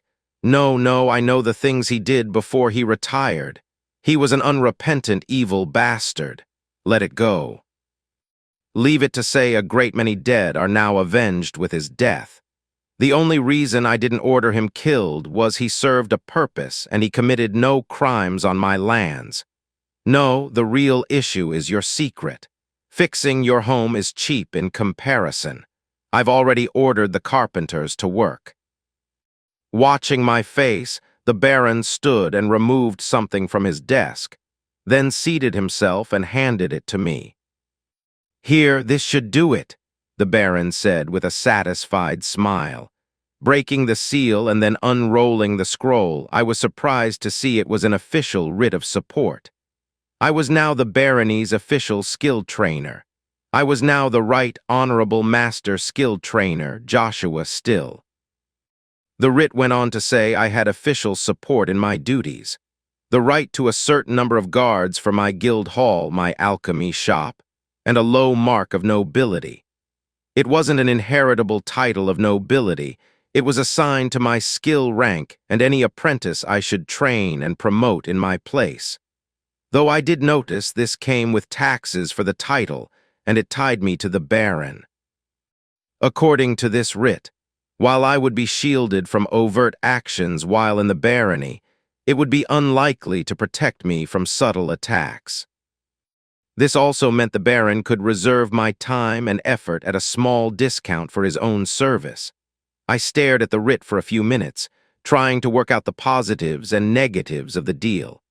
There were other minor factors, like a small tithe the Baron would owe me for upkeep and improvement to my shop.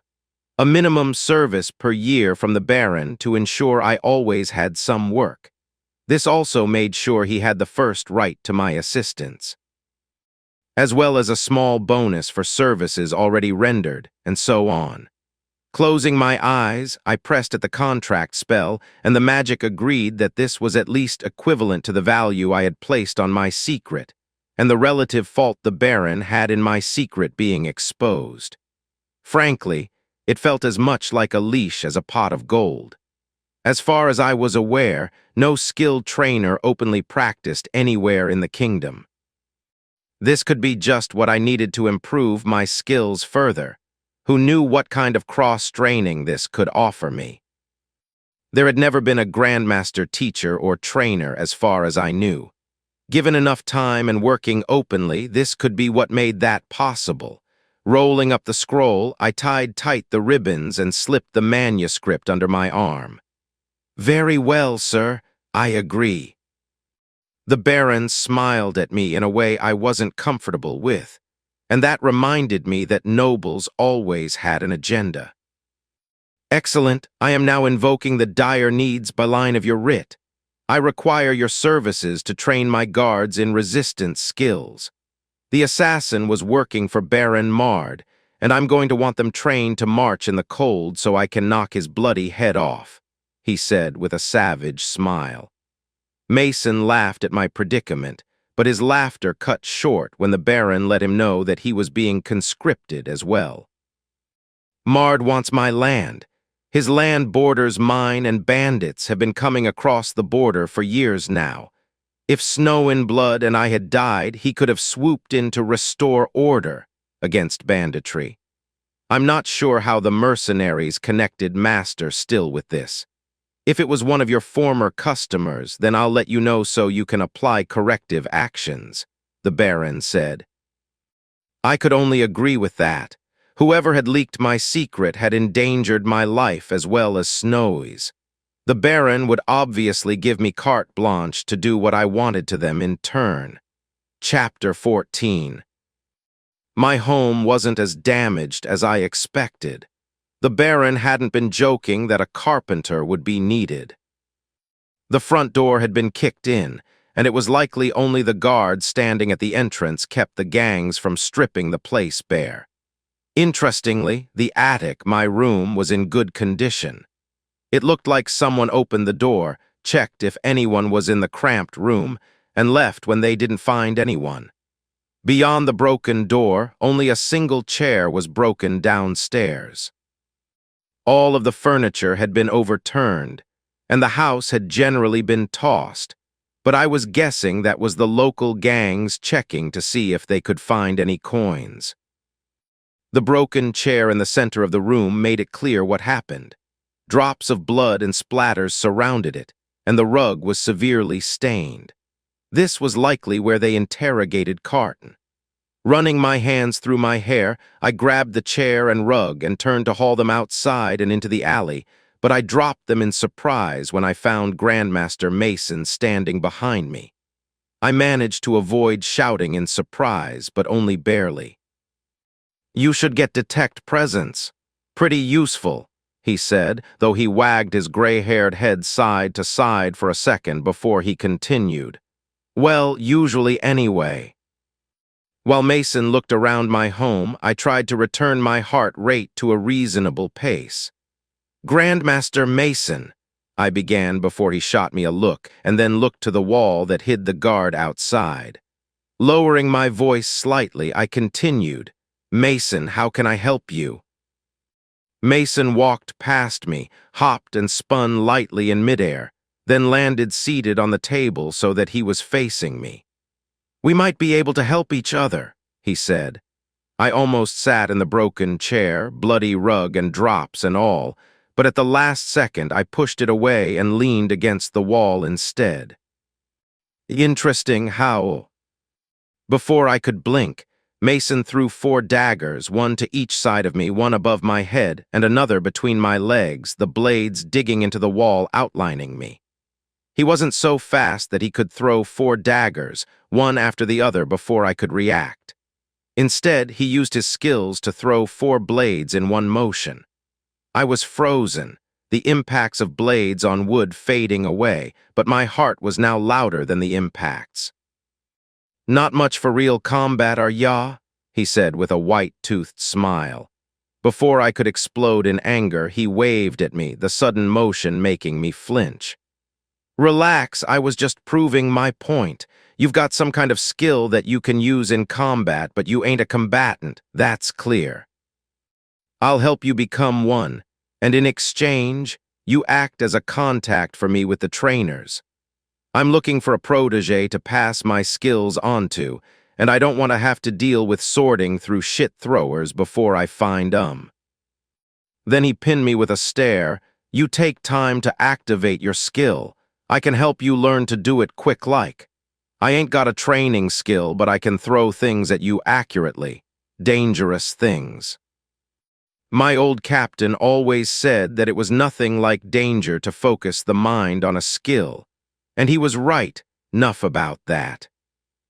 Stepping away from the wall, I bit my lip as I considered Mason's offer. A simple letter sent through a few exchanges, and I could have the guild sorting through statuses and logbooks. Someone has to have recorded a log of a person with some kind of high-level or tiered throwing skill. It wasn't a common skill, but it also wasn't rare either. Deal. "I'll meet you at my shop tomorrow afternoon. We can train after I work on a few of the Baron's soldiers," I said. Nodding, Mason rose, pulled his knives from the wall in a smooth motion as he passed me and left. The eerie silence of his passage creepy when I could see him move. He was a light and agile man, but still, no one should be able to move like a silent shadow. It took me an hour of effort to throw out the bloody furniture and return the rest to a presentable state. The most annoying was Carton's bedroom, where someone had sliced open and thrown around the remains of his goose-down mattress. I hadn't even known the old man had owned something so extravagant. It must have cost him a fortune. Now that fortune was a disheveled bag of feathers rotting in the alley. Someone would snag even that waste and use it for something. If not, I would pay a waste collector to come and haul it off in a week or two. Cleaning my bedroom upstairs was relatively simple in comparison. Things were thrown around, but I didn't own a goose-down mattress. Even my coin stash was still there. While finishing up, the sound of hammering emanated from below. Sure enough, Elijah from down the street was putting in a door. From the multiple looks cast around the now fixed-up room, he was also trying to find his next bit of gossip. Not much I could do about it, but I was not happy about it either. Once the house was locked up again, I grabbed a chair and passed it to the guard standing next to my stoop.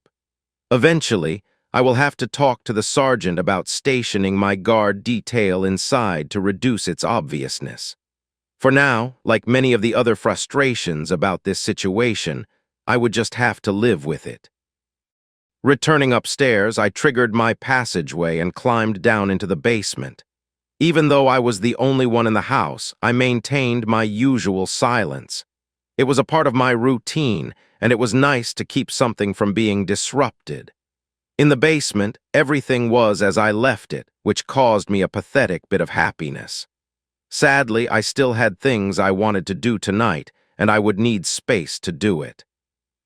Pushing the central table into a corner, I carefully lifted the light but awkward shaving horse onto the table. The rearrangement left me with an open floor space of around 15 feet by 15 feet. Still a bit cramped for tumbling or many other physical pursuits, but for my plan, it should be fine. I pulled off my shirt and placed it on my desk. Practicing with encumbered clothing as well as naked would be part of my routine. Still, for now, I was expecting to work up a sweat. Grabbing one of my shaved and polished branches, the straight wood a substitute for a practice sword, I planted myself in the middle of my new practice area. Checking my breathing, I tried to focus and recreate the sensation of my body and mind switching into meditation. It was difficult, to say the least, to find the rhythm of meditation. Relaxed and calm, while also being prepared for physical action, a smooth flow of thoughts, but also focused on the exact sensation occurring at any moment. For long minutes I stood, breathing with my eyes closed. I knew that shifting into meditation was taking a long time, but also that there was no other way for me to reach the mental state than to wait and reach for it. The final key was a stray thought of the monster in the forest that I hadn't really seen. The whiff of dread strummed through my mind at the remembered terror unseen, but heard clicked my mind over the cliff and into meditation. I held my new mental state within a loose grip in the odd, drifting yet focused way. I spent what felt like a proverbial hour in my accelerated state standing and breathing. Trying to tighten my mind's focus onto the sensation of meditation would disrupt the effect. While ignoring the flow of thoughts in my mind, would have them slowly shift into disorder and without focus. Meditation was a balancing act, where I was both the acrobat and the platform being balanced. Once my mind had reached a balanced state, I carefully brought my practice sword up into a ready stance. I was pretending this weapon was a short sword, so I precisely flowed into the movements of Ferdinand's first steps. The childishly named set of actions were designed to keep a swordsman who worked alone, limber and ready to dodge, strike, block, parry, riposte, and lunge against multiple opponents. This was both the simplest and also most often performed routine that I used to stay in practice. I had little use for the later routines, which were more commonly used. I was unlikely to work in a team or on a shield line. My blade work would likely be done in back alleys and against assassin teams once my guards' throats were slit. My body flowed around the movements, the practice weaving a small number of attacks into a large number of imaginary blocks and ripostes. Unlike most such routines, it focused more on the defensive side of swordsmanship rather than the aggressive movements. To truly practice Ferdinand's first steps, I would need other practice areas. The routine was useful on flat ground, but it shined in training on sloped terrain and in areas with obstruction. The point of the practice was to prepare yourself for unexpected attackers and less advantageous ground, something I had a keen interest in suddenly. It was hard to tell how long I practiced in the timeless feeling of meditation. I kept a keen eye out for the speed of my movements, working to make them smooth and aligned. I focused my efforts on the exact military perfect expression of body movement instead of my previous attempts to just ingraining the movements. With my drifting accelerated thought, I had all the time in the world for each step, each lunge, each strike or block, to fit into perfect alignment. When my body dripped with sweat, I brought myself out of the last movement and drew my blade up before my eyes. The sword salute being a mental trigger to pull my mind and body out of my practice. And interestingly, I found myself drifting out of meditation as well. Saluting with the sword had once felt mocking or superfluous, but I now thought of it as a key to my mind, convincing it that practice and the threats were over, and unlocking my usually easily distracted thoughts. Wiping my hand over my forehead as the sweat dripped from my body, I noticed that my breathing was strangely unlabored. I turned to the skill messages that I had ignored during my practice. Mid-motion, I froze in shock, not just because of the number of increases, something wildly beyond my expectations but not unheard of when I was close to improving. Instead, I was in shock because of the last skill increase, which made little sense. Meditation has increased to 7. Swordsmanship has increased to 15. Teacher of Skills has increased to 19. My sweat ran into my open mouth and I snapped it closed on the salty taste. I thought I knew everything there was to know about Teacher of Skills. It worked on multiple people, but it worked best if I could focus on a single student. It had never increased while I was personally practicing. As far as I was aware, it only worked when I trained someone else. Reinforcing that idea was that I would only increase my skill when teaching students. In fact, the Tier 2 increase itself came after a particularly insightful instruction to a customer. If it were possible to improve during personal training, it would have before this. But it just did. My stomach's grumble, demanding food in payment for my strenuous exercise, brought me out of my thoughts. I cleaned up as best I could, opening hidden air vents to clear out the sweaty workroom, then climbed my ladder to return to the rest of the house. I would cook myself something to eat, then think long and hard about what this skill-up meant. If I could indeed improve my Teacher of Skills skill while in meditation, the odd combination of skills allowing me to focus on my actions as both teacher and student, well, the possibilities were staggering. I loved to help others gain skills. It was likely why I had developed Teacher of Skills in the first place. But there was one thing I enjoyed almost as much, gaining and improving my skills. Chapter 15. Despite my eagerness to continue playing with my skills, I had a job to do. The next morning, I grabbed a small rind of cheese and some bread to snack on as I stepped out of my house. I waved at the lookout for the local gang. I would have to pay my protection money again soon. Giving a wave as I passed would keep them from thinking I was planning to skip out on paying.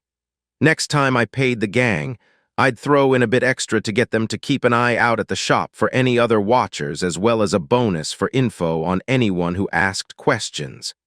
They would still sell me out. I'm not naive enough to think otherwise, but letting them know I wanted the information as well would let me know if someone got curious. Hopefully.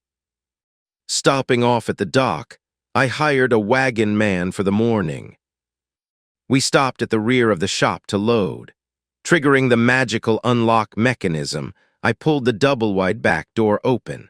I pointed out the parts of the metal contraption I wanted to be loaded, while I gnawed on my cheese rind and bread. It took almost an hour to load up the stacked pig iron construction into the back of the wagon and another 20 minutes to haul it up to the fortress. The wagon man was drawn up short at the fort when the guard waved us to a stop. "What's this now?" the guard demanded as he snagged his halberd that had been resting against the wall. "Delivering for this one, then?" said the wagoner as I hopped off the back of the cart and approached the guard. At the sight of me, the guard sneered, but he waved us through. Seemed the rumor mill had gotten around to everyone finding out how I had been lying. Fun times. I could already guess the kind of annoyance this training was going to cause. The back half of the mustering hall was paved with stone and had an inner courtyard with an overhanging inner wall. It wasn't the best place to set up my gear, even if it was charmed to resist rusting. I wasn't eager to leave it outside. But I doubted I would have much choice in the matter. Looking around, none of the guards seemed interested in my work. I would do what I wanted until the Baron said otherwise, and if they didn't like it, they could take it up with him. The wagoner was paid to load and unload, so I leaned against the palisade wall and watched him unload the heavy metal construction. While I watched, I considered how I could make this training less frustrating. This contraption was one of my most often used devices. It was custom built to make it safe and effective at what it did, but there was still a modicum of risk involved. Worse, I could just see the device being accidentally damaged one late night by a grumpy guard. It would be difficult to destroy the giant construction of metal, but it wouldn't be impossible, especially considering that a guard would be more likely to have a destructive skill than your average merchant. I rubbed my chin as I considered. Well, there was one option that always worked with guards. Once the wagoner was tapping his horse's back and trundling out of the fort, I began to assemble the device. 4 metal feet rose to a flat plate of metal that slanted forward. The platform was soon surrounded by a metal box, and a metal seat was placed inside the box on a slanted groove. The door on the front of the box opened downward, and on each inner surface was a metal plate switch that connected to a front weight that would tip the seat forward and out of the box. Anyone sitting in the box when it was folded inward could escape by merely pressing on any surface. Doing so would cause the box to open outward like a blooming flower and tip the seated person forward and away from the device. If I had been fully awake in the morning, I could have grabbed the ruined mattress of goose-down feathers for the inevitable falls. Typically, when training someone using this device, I would remove the switch panels from the inside. Then I would lock down the outer structure with metal pins so it couldn't open, and attach the manacles to the interior. It was almost always easier to force someone to develop a skill if they had no option to escape the machine. When I used it for my own training, I left it in its current condition.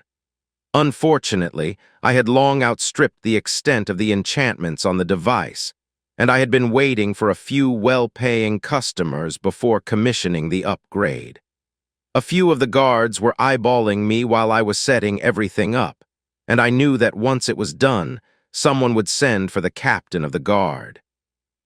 The Baron let him know as I left the day before that I was going to be training his men to be able to handle rough road conditions when he called for a campaign. Sure enough, when I leaned against the wall and started on the last of my bread, one of the guards disappeared into the inner hall. A few minutes later, the captain approached me. "Mr. Still," I cringed at the use of my actual name. "The Baron has put me in charge of training my men in," he began before I cut him off. "No, Captain, he did not," I said while pushing off of the wall at the captain's approach. My blunt refusal to accept his authority seemed to surprise the captain. I doubted that many men had ever talked that way to him. He was large, maybe 6'3" or so, and made of muscle. He reminded me of the Baron, and I would guess that height and size were something he respected. I wasn't anywhere near his size in either height or bulk. I was strong enough, but my body ran towards speed and precision over mass. Mr. Still, I am in charge of the guards, and I will decide how they are trained, the captain said as he tried to loom over me. Good. Then could you send one of your men to get a wagon man? I'll just pack up my equipment and head home. You can explain to the Baron why I'm not training his men, I said with a smile. This wasn't how the captain was expecting this to go. He was expecting me to bend to his bluster, and then he could order me around. That wasn't going to happen. I didn't plan or even want to boss the captain around, but he wasn't going to be ordering me around either. There was no need for conflict, but men like the captain didn't see things like that. The Baron has ordered you to train these men? The captain shouted as two of his men braced to attention on either side of him, their weapons so casually pointing more in my general direction. Yet you just told me that you would be deciding how to train them. Either the Baron wants me to do it, or he wants you to. If it's me, it'll be with my knowledge, skill, and tools, I said while not budging an inch. I hoped it was clear what the unsaid alternative was in my statement. Everyone knew how to develop a skill roughly enough. It came down to practice, but that skilled trainers were better at it was also well known. All kinds of skills could help someone else develop a skill. Most professions had them. For the guard, weapon trainer came to mind, but only the skilled trainers had gone so far into training the otter skills that the Baron wanted. With a snarl, the captain turned and pointed at Sergeant Baker, who was watching from the inner courtyard. At the sergeant's approach, I tried for stoic, but I wasn't sure how well I managed. As I understand it, you know Sergeant Baker. He has been put on punishment detail because of security leaks, and so he will be your liaison while you train the Baron's men. He will solve your problems and answer your questions, the captain said as he marched away, leaving me with the annoyed sergeant. Ouch. Lots of thorns in those orders. Nothing much I could to do about it, though. Good morning, Sergeant Baker. I want you to know that I did not enjoy the subterfuge that was forced onto me due to my profession. My choice was to lie to you or risk assassination from the Mage Guild. I'm sure you can understand my position, yes? I asked quickly. The older guard huffed and grumbled, his mustache moving around his face like an angry caterpillar, but eventually he nodded and seemed to let it go. I wasn't fooled into thinking that he had forgiven me, but he was at least pretending for the sake of his work.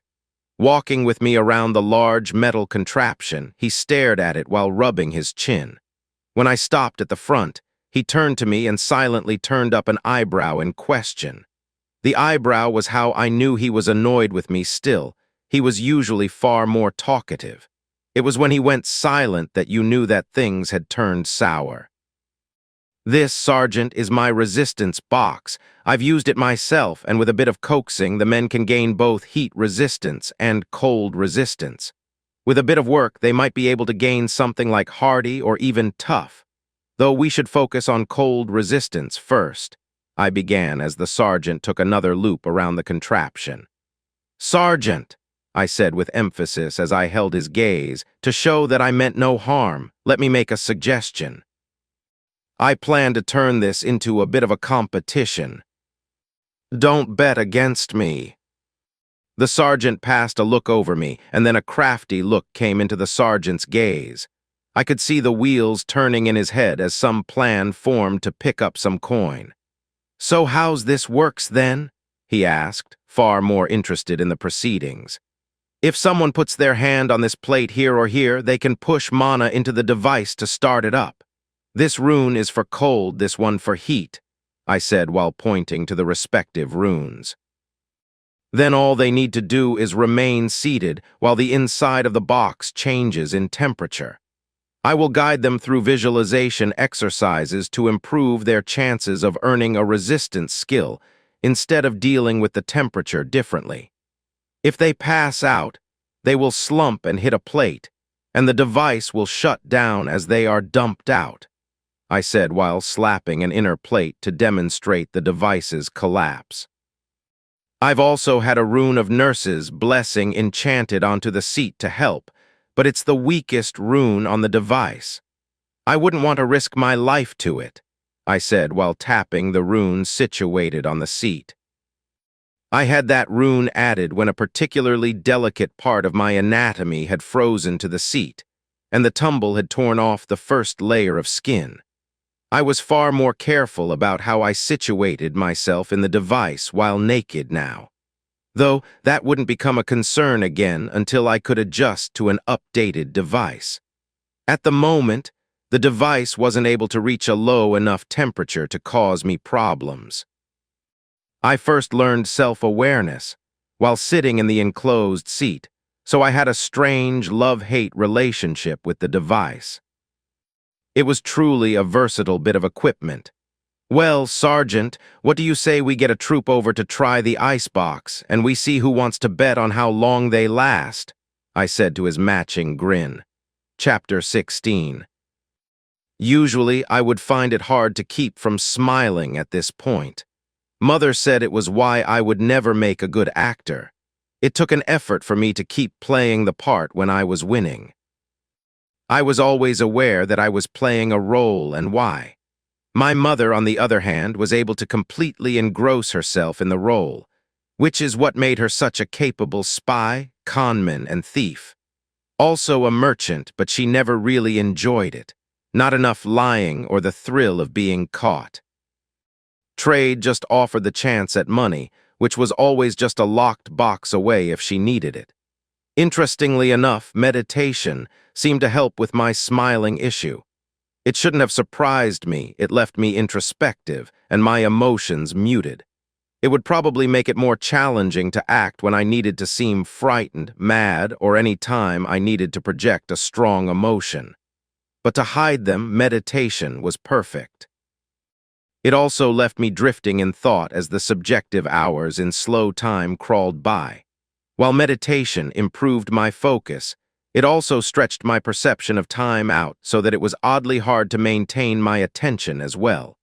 Of course, the ice forming on my mostly naked body was amazingly effective at bringing me back to the moment.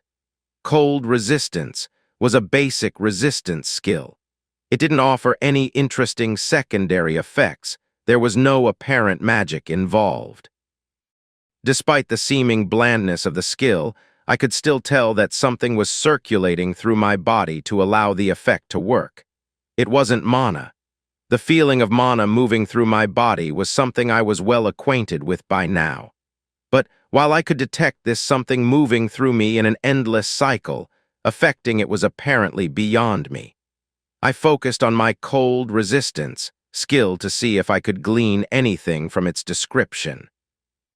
I doubted it. It hadn't changed from what I remembered, but hope springs eternal. It was also useful to distract myself from the next 10 minutes of cold I would need to endure. 10 minutes that would feel like hours in my current mental state. Cold resistance, Tier 1, 44. The cold is a relentless foe that you have learned to resist. Passive effect. Effects of the cold on the body reduced by 22%. Effects of the cold on the mind reduced by 65%. Active trigger effect. Effects of cold on the body reduced by an additional 3% for the next 5 minutes. Effects of cold on the mind reduced by an additional 2% for the next 5 minutes. After effect. Increased appetite. Cold resistance and heat resistance were my two highest level skills at 44 and 42, respectively. The why was obvious. I had a device I could use safely for training, and I could even focus on other skills while practicing. Most often, I worked on my carving, since the increased difficulty of sweaty or cold hands seemed to help me improve my skill. Practicing cold resistance and heat resistance while working on something else meant they leveled slowly.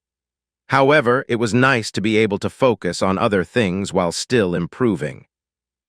They weren't the most powerful of skills, nor the most useful in my day-to-day life, but the ease of practice made them well leveled. And that practice was going to earn the sergeant a staggering 3 silvers. "Look at him. We need to pull him out. He's turning blue. He has ice growing on him," came Tarid's shout. His concern would be a bit more believable if he hadn't bet on how long I could stay in the resistance training box.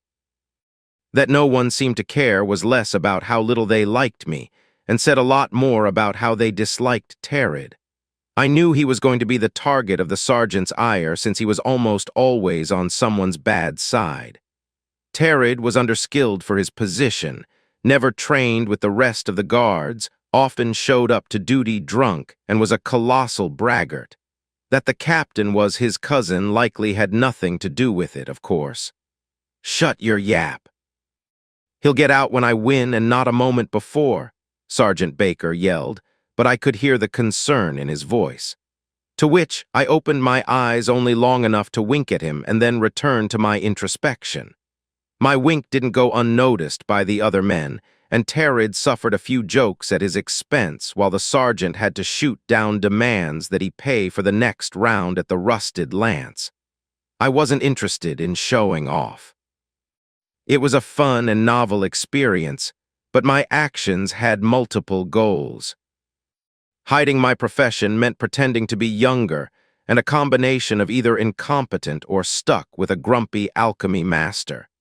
No matter that the men knew I wasn't what I had been pretending to be, they would carry that view of me around until something changed. That was my first goal.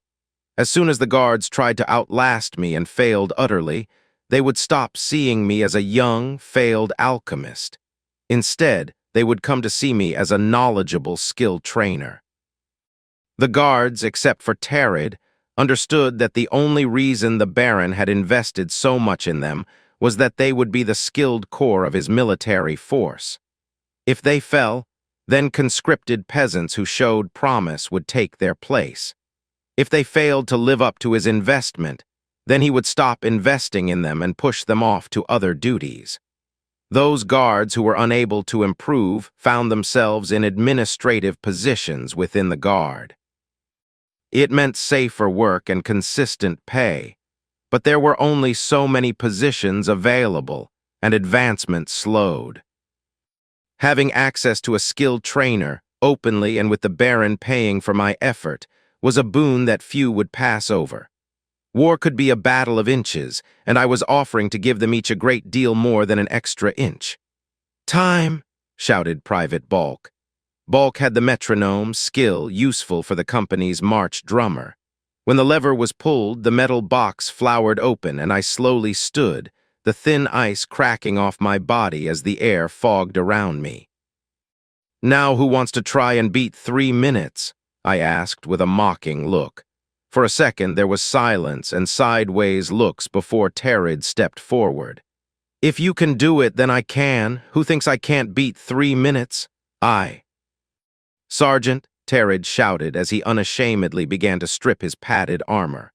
Tarid, I've got a silver saying you can't," Sergeant Baker said as I started to dry off. Luckily, in the bustle of the morning, I had remembered to bring a cloth to dry off with. I knew exactly how much moisture the device seemed to dump out of nowhere when in use. With cold resistance training, it was just water.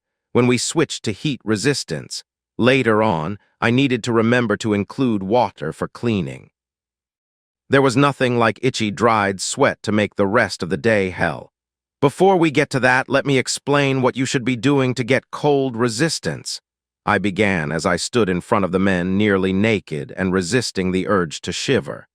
This had the men's attention. It was one thing to show off and compete, but another thing entirely to gain a new skill, especially if it would let them show off better. "There are many skills which could allow you to do what I just did, but the most important one is cold resistance," I began. "Cold resistance isn't fancy. It just does what it says. It makes it so you can resist the cold. Heat resistance is the same way. Simple, basic, and most of all, life-saving."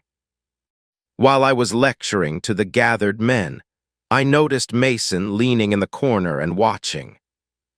What was interesting was that I knew he had been leaning there the entire time, but it wasn't until now that I consciously noticed him. I knew that this had to be something other than stealth or sneak. He dropped his skill, watched as I marked his position, and then nodded at me to acknowledge my notice. Then, he seemed to fade away in importance. He was still right where he had been the entire time. Still, I had to focus on keeping him in mind, and it was playing havoc with my ability to talk to the men, so I let him drop from my awareness. Even then, I knew that my willingness to put aside his hiding was unnatural. The active effect of meditation screamed his skill's impact on me, but I ignored it once again. Now, if you manage to gain cold resistance or heat resistance, I'll help you try for one of the other overlapping skills. Don't count on it, but the offer is there if you manage, I said, watching as the gathered men gritted their teeth or clenched their fists in eagerness. Then, with a tone of voice, as if I was providing the secrets to the universe, I dropped the secret to most resistance skills. The key to gaining cold resistance is to ignore the cold. I couldn't help but smile at the look of confusion and annoyance. I did notice a couple of men had considering looks. Holding up a finger, I expanded on my explanation.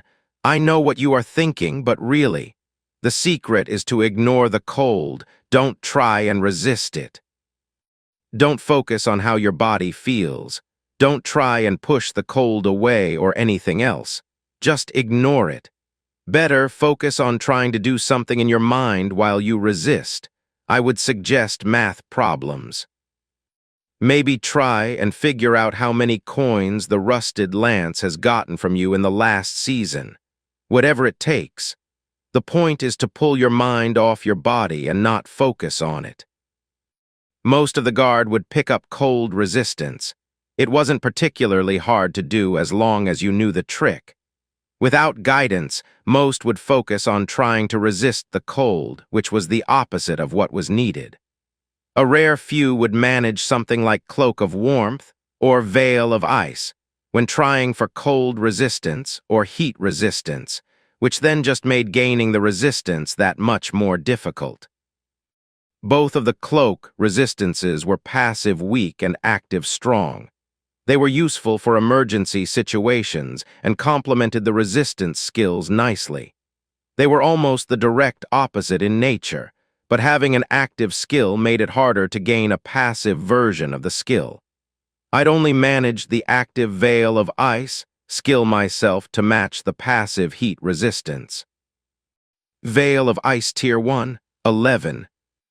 Using the power of your mind, you can repel heat from yourself. Passive effect. The effects of heat on your body reduced by 2%. The effects of heat on your mind reduced by 3%. Active trigger effect. For the next 15 minutes, heat flows around your body, leaving you untouched. After effect.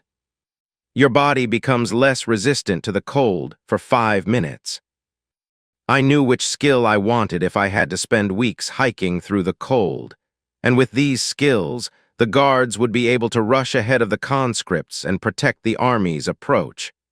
That would act as a force multiplier and might even allow the Baron to attack before the war season officially started. Heat resistance would be less useful, but I didn't know anything that could help with the mud of the wet season. I would have to search through my skill dictionary and see if I could find anything in the movement skills.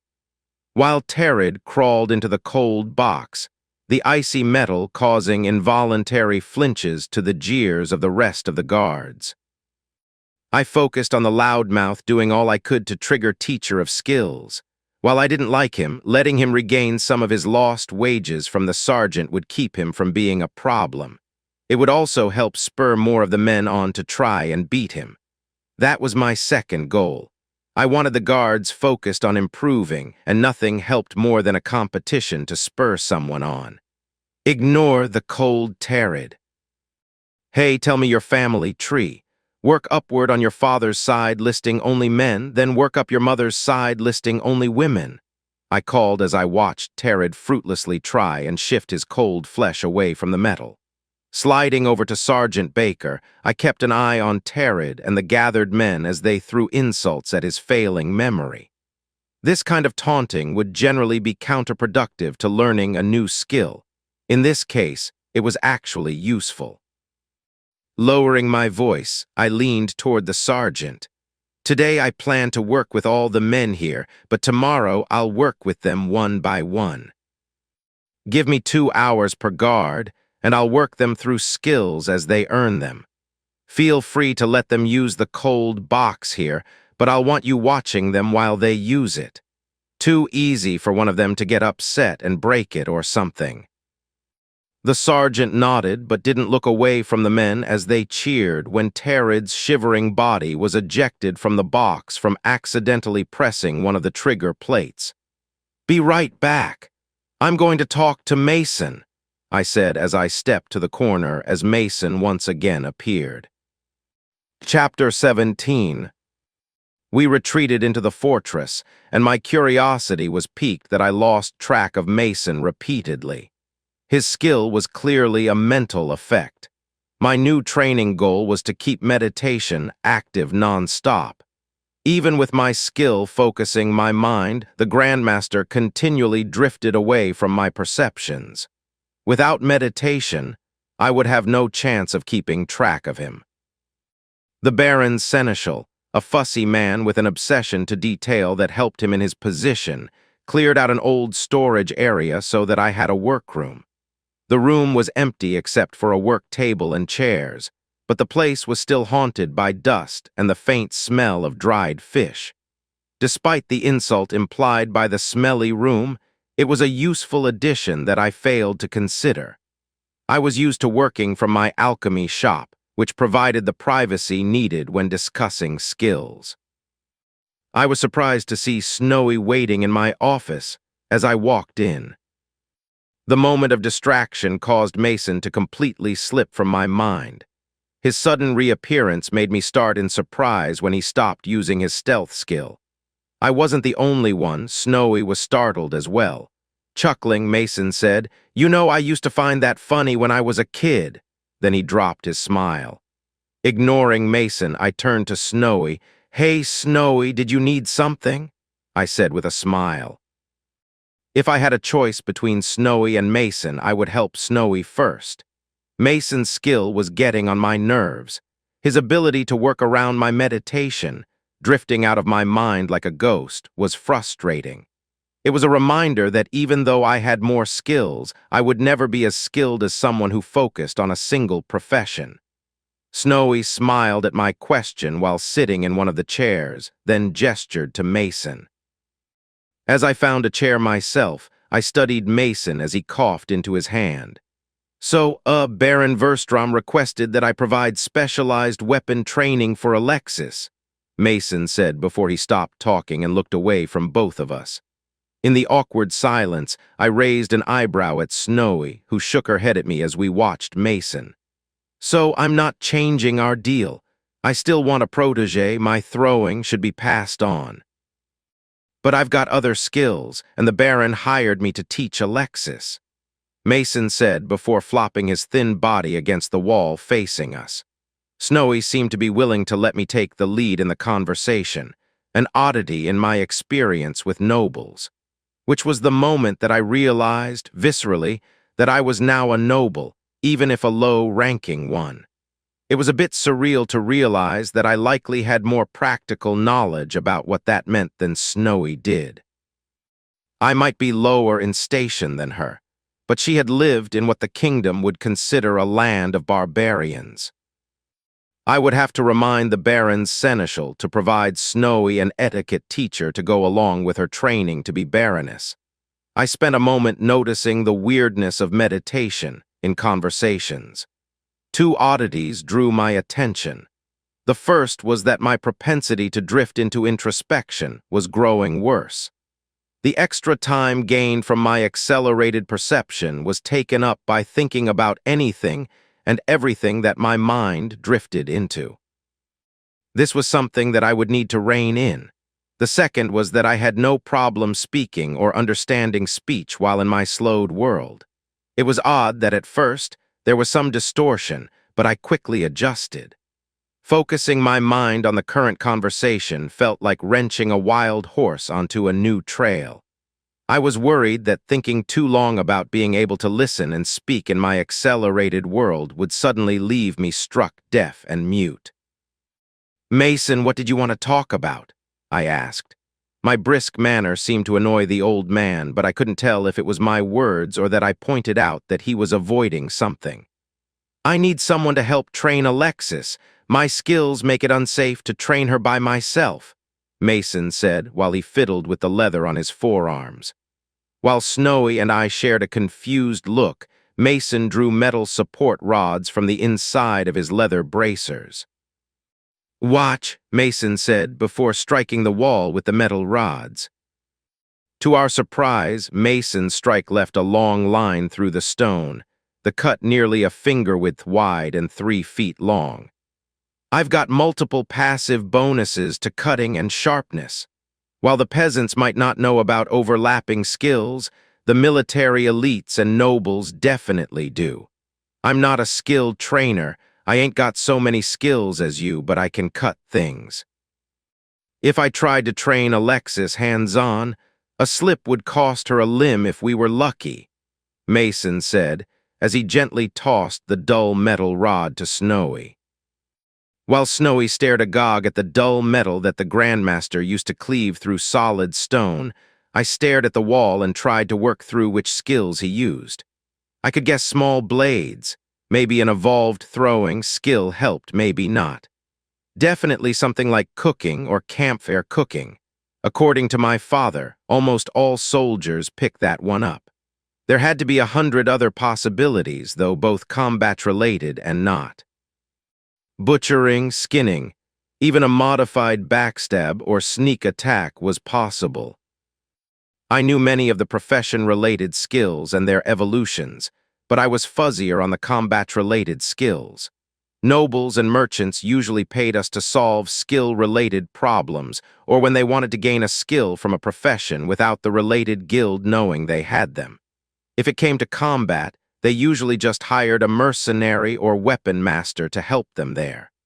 "Well," Mason said with a grumpy look, "I'm willing, but that means you're going to have to train me as well. We can call that payment for my assistance. I also need to keep up with training the guards. Just because I'm helping you with Snowy's training doesn't mean the Baron will forgive me for not doing my job." Waving away that concern, Mason caught the rod that Snowy tossed back to him, the movement as casual as grabbing a fork from a table. "How are you going to pay me then?"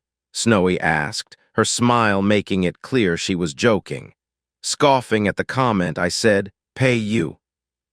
"You should pay me. There is no way I'm going to make it through combat training with you without being injured." To my confusion, Snowy's face turned a deep red at my comment.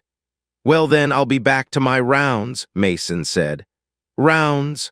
I said, ignoring whatever was causing Snowy's embarrassment. Mason frowned at my question. "I don't like spying, but I'm the best for it now."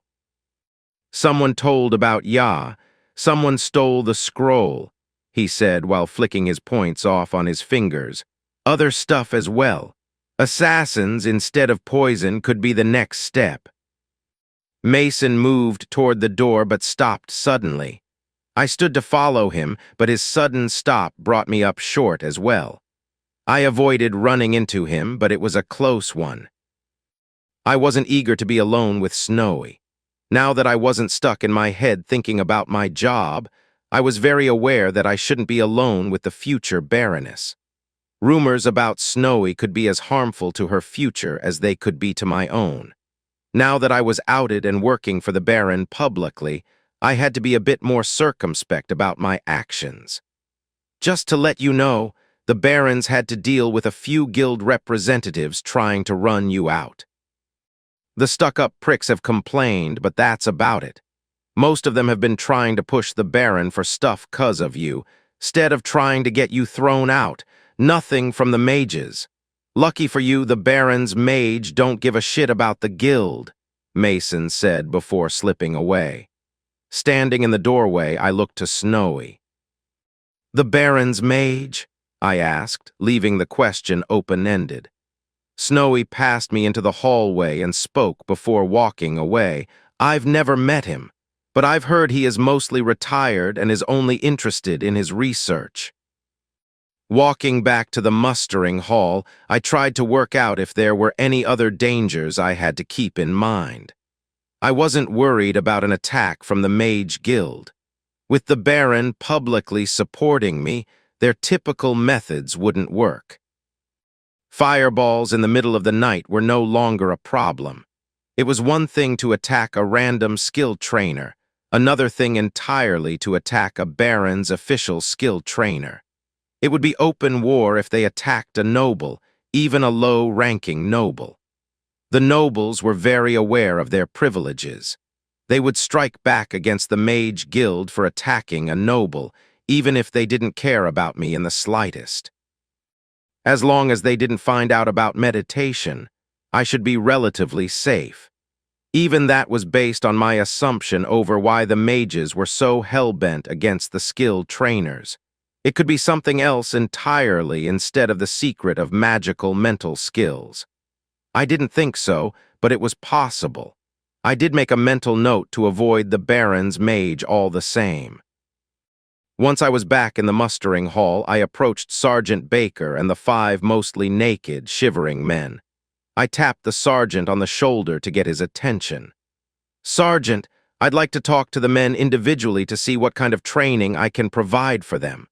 I'm fine with the men using the resistance box as they need, but I'd like to do more for them if they will be seeing combat next season. Who would you like me to work with first?" I asked while trying to remain focused.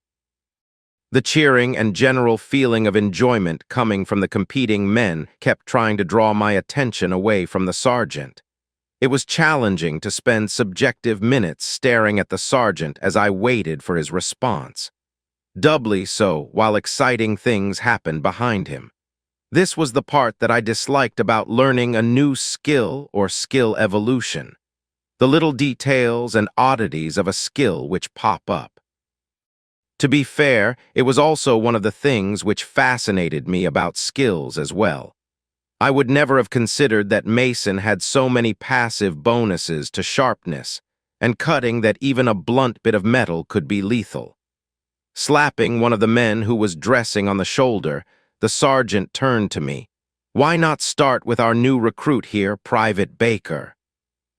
Private Baker? Interesting. It looked like the captain wasn't the only one that was getting jobs for their family members. "All right, Baker, follow me," I said as I made an about-face toward my fishy office. Chapter 18. While Private Baker followed me to my office, I tried to get into my professional character. It would be a bit more difficult without the accoutrements. No mask, no suit, no accent, and without my overblown mannerisms. I would try for pure professionalism and quiet competence. It was the brief moment where my mind drifted between acting and stepping around my desk to sit that I nearly lost a hold of meditation. I could feel my emotions roil, and the wave of anxiety, fear, and annoyance try to drown me. The idea that someone had tortured and killed Carton in my home sickened me. Fear that I could be attacked at any time by mage assassins nearly choked me. My rational mind said I was safe working for the Baron, and my noble title agreed. Still, I couldn't reject the sudden panic that an assassin would jump out at me from around a corner. Even the annoyance, relatively minor in comparison, of having my life upended became an emotional tidal wave. I could feel my fears drawing back in the tide and preparing to rise up and crush me. Strangely, it was the trigger of that fear that helped me recover my grip on meditation. The fright which helped me harness the skill while fighting goblins worked just as well when trying to master my own mind. I stumbled slightly as I stepped around my desk and planted myself in the chair. Hiding my shaking hands under the table, I leaned forward and worked to maintain eye contact with Private Baker. In my accelerated state, my fumbled movements were unnoticeable. That or the private politically chose to ignore my stumble. Now that I was looking for it, the resemblance to the sergeant was obvious. The same narrow face and eyes, but unlike the sergeant, his younger family member was clean-shaven. The private was able to maintain eye contact, but his shifting feet said he was uncomfortable with the situation. Closed door, stinky room, or meeting with a skilled trainer. I would like to pretend it was the room, but I doubted it. I want to clear up any misunderstandings about my profession and what it is that I do, I said while bringing my hands onto the table and folding them together.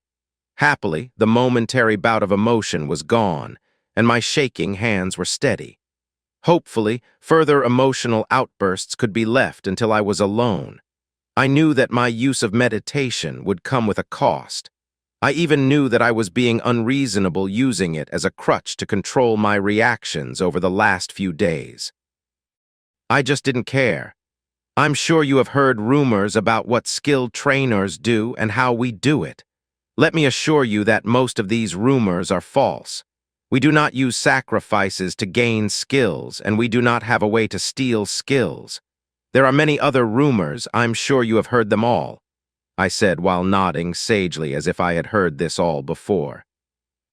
I even managed an eye roll to convey my disbelief. I was happy to see the private smiled along with my words. My blasé attitude to these rumors seemed to be calming Baker's concerns. Unfortunately, I was going to have to pull his emotions in a different direction to keep him off balance. That being said, I will need full access to your skill list, I said, then remained focused on Baker, eye contact almost painfully earnest. Baker at first nodded along with me, then froze, his face turning white with horror at the idea. I could understand his fear.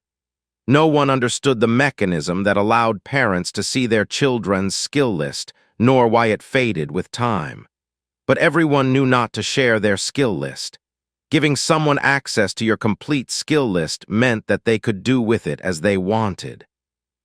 They would have a magical link to your name. They could spend any of the rare and precious free skill points that someone might have earned. They would know as you gained skills or improved at the ones you had. Once given, permission could never be revoked. It was so taboo that parents trained their children to avoid even bring up their entire skill list for themselves. It wasn't possible to accidentally share a skill's description, and it felt entirely different than sharing the full skill list, but it didn't matter. Rumors and myths still abounded of magic that could allow control of someone's skills. These rumors were even encouraged by the mages.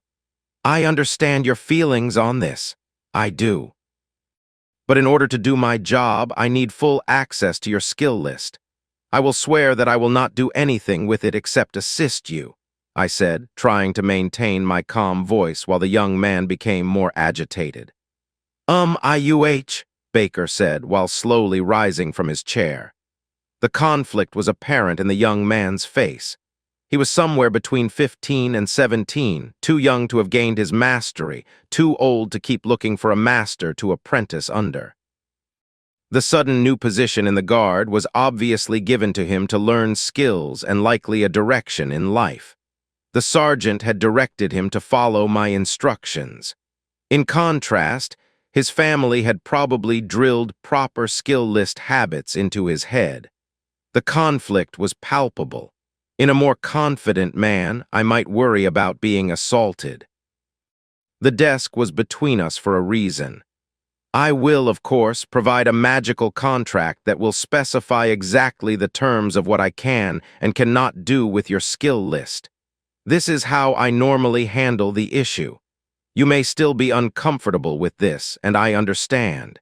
Even my younger noble customers have had issues with it at times, I said. It was challenging to try and nod wisely, but I was making an effort. My manners were as if to say I could understand Baker's upset, but that it was clearly handled through the contract. Which it was, though I doubted Private Baker would know that. The Baron would also dislike the added costs, not that I cared.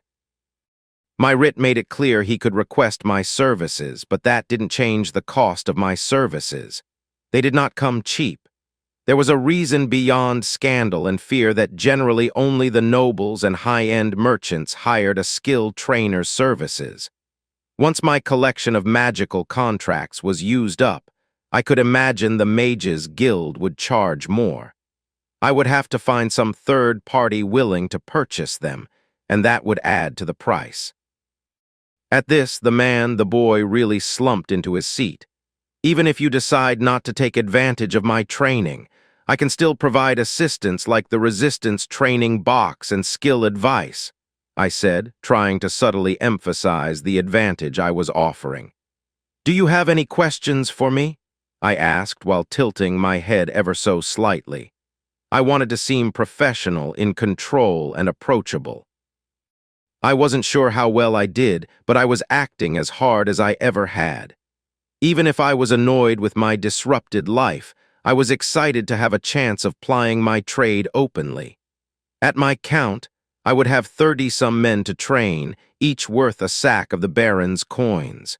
That was nearly 2 years' worth of training I could accomplish in a few short months. That would be profitable for both my skills and my finances. Baker stumbled, his teeth chewing on his lips as he tried to decide how, or even if he should ask his questions. I just remained placidly calm and smiling, maybe leaning forward slightly to indicate interest. Acting has increased to 21. I let the skill increase roll through my mind and passed, ignored while I focused on the young man before me. Private Baker suddenly leaned on the desk as he gripped it tightly, desperation breaking through his fear. I've tried everything. I can't bake. I can't cook. I'm terrible with the guests. The animals don't like me and I don't like them. None of the crafters will take me. My uncle says that as long as I follow orders I can be a guard, but what do I do when we go to fight? I've only got the one skill and it's not going to help me in war, Baker said in a rush, his voice dropping into a hush at the end. I smiled at the boy. As patronizing as it was, he was clearly a boy to my eyes no matter how close we were in age.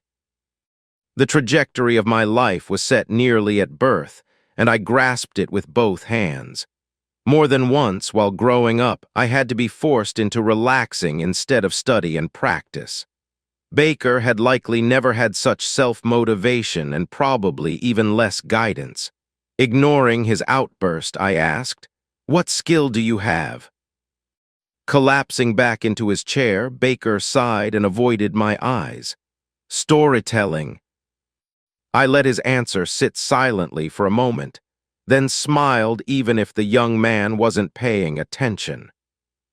Bonuses to verbal skills and especially cadence for emotional impact. Advantages when recalling details. Now that could be interesting. My response confused young Baker. I could well understand. He probably gained his skill from listening to tall tales and then repeating them for his friends. It wasn't a combat-related skill, but it could be useful for a scout or a spy. If he learned to draw or had a skill with a musical instrument, he could even manage as a minstrel or bard. If he made a name for himself with the guard, I could see the sergeant trying to slip him into the court as a crier for the Baron. That might even be what the sergeant was thinking. The Baron didn't have a crier at the moment, but Baker wouldn't be able to fill the slot for years yet. A crier was a low-ranking official of the court. There was virtually zero chance of Baker gaining the position as he was. Still, it was likely that it would be years before a noble had a spare son with a related skill that could fill the spot. The Baron was the highest noble in the area, but he was only slightly higher than a landed knight. The other nobles in the area were without lands or with reduced titles or suffered under some plight that left them below the Baron's banner. That left the Baron understaffed in many ways, though the fertile farmlands and the mountain mines kept him in coin.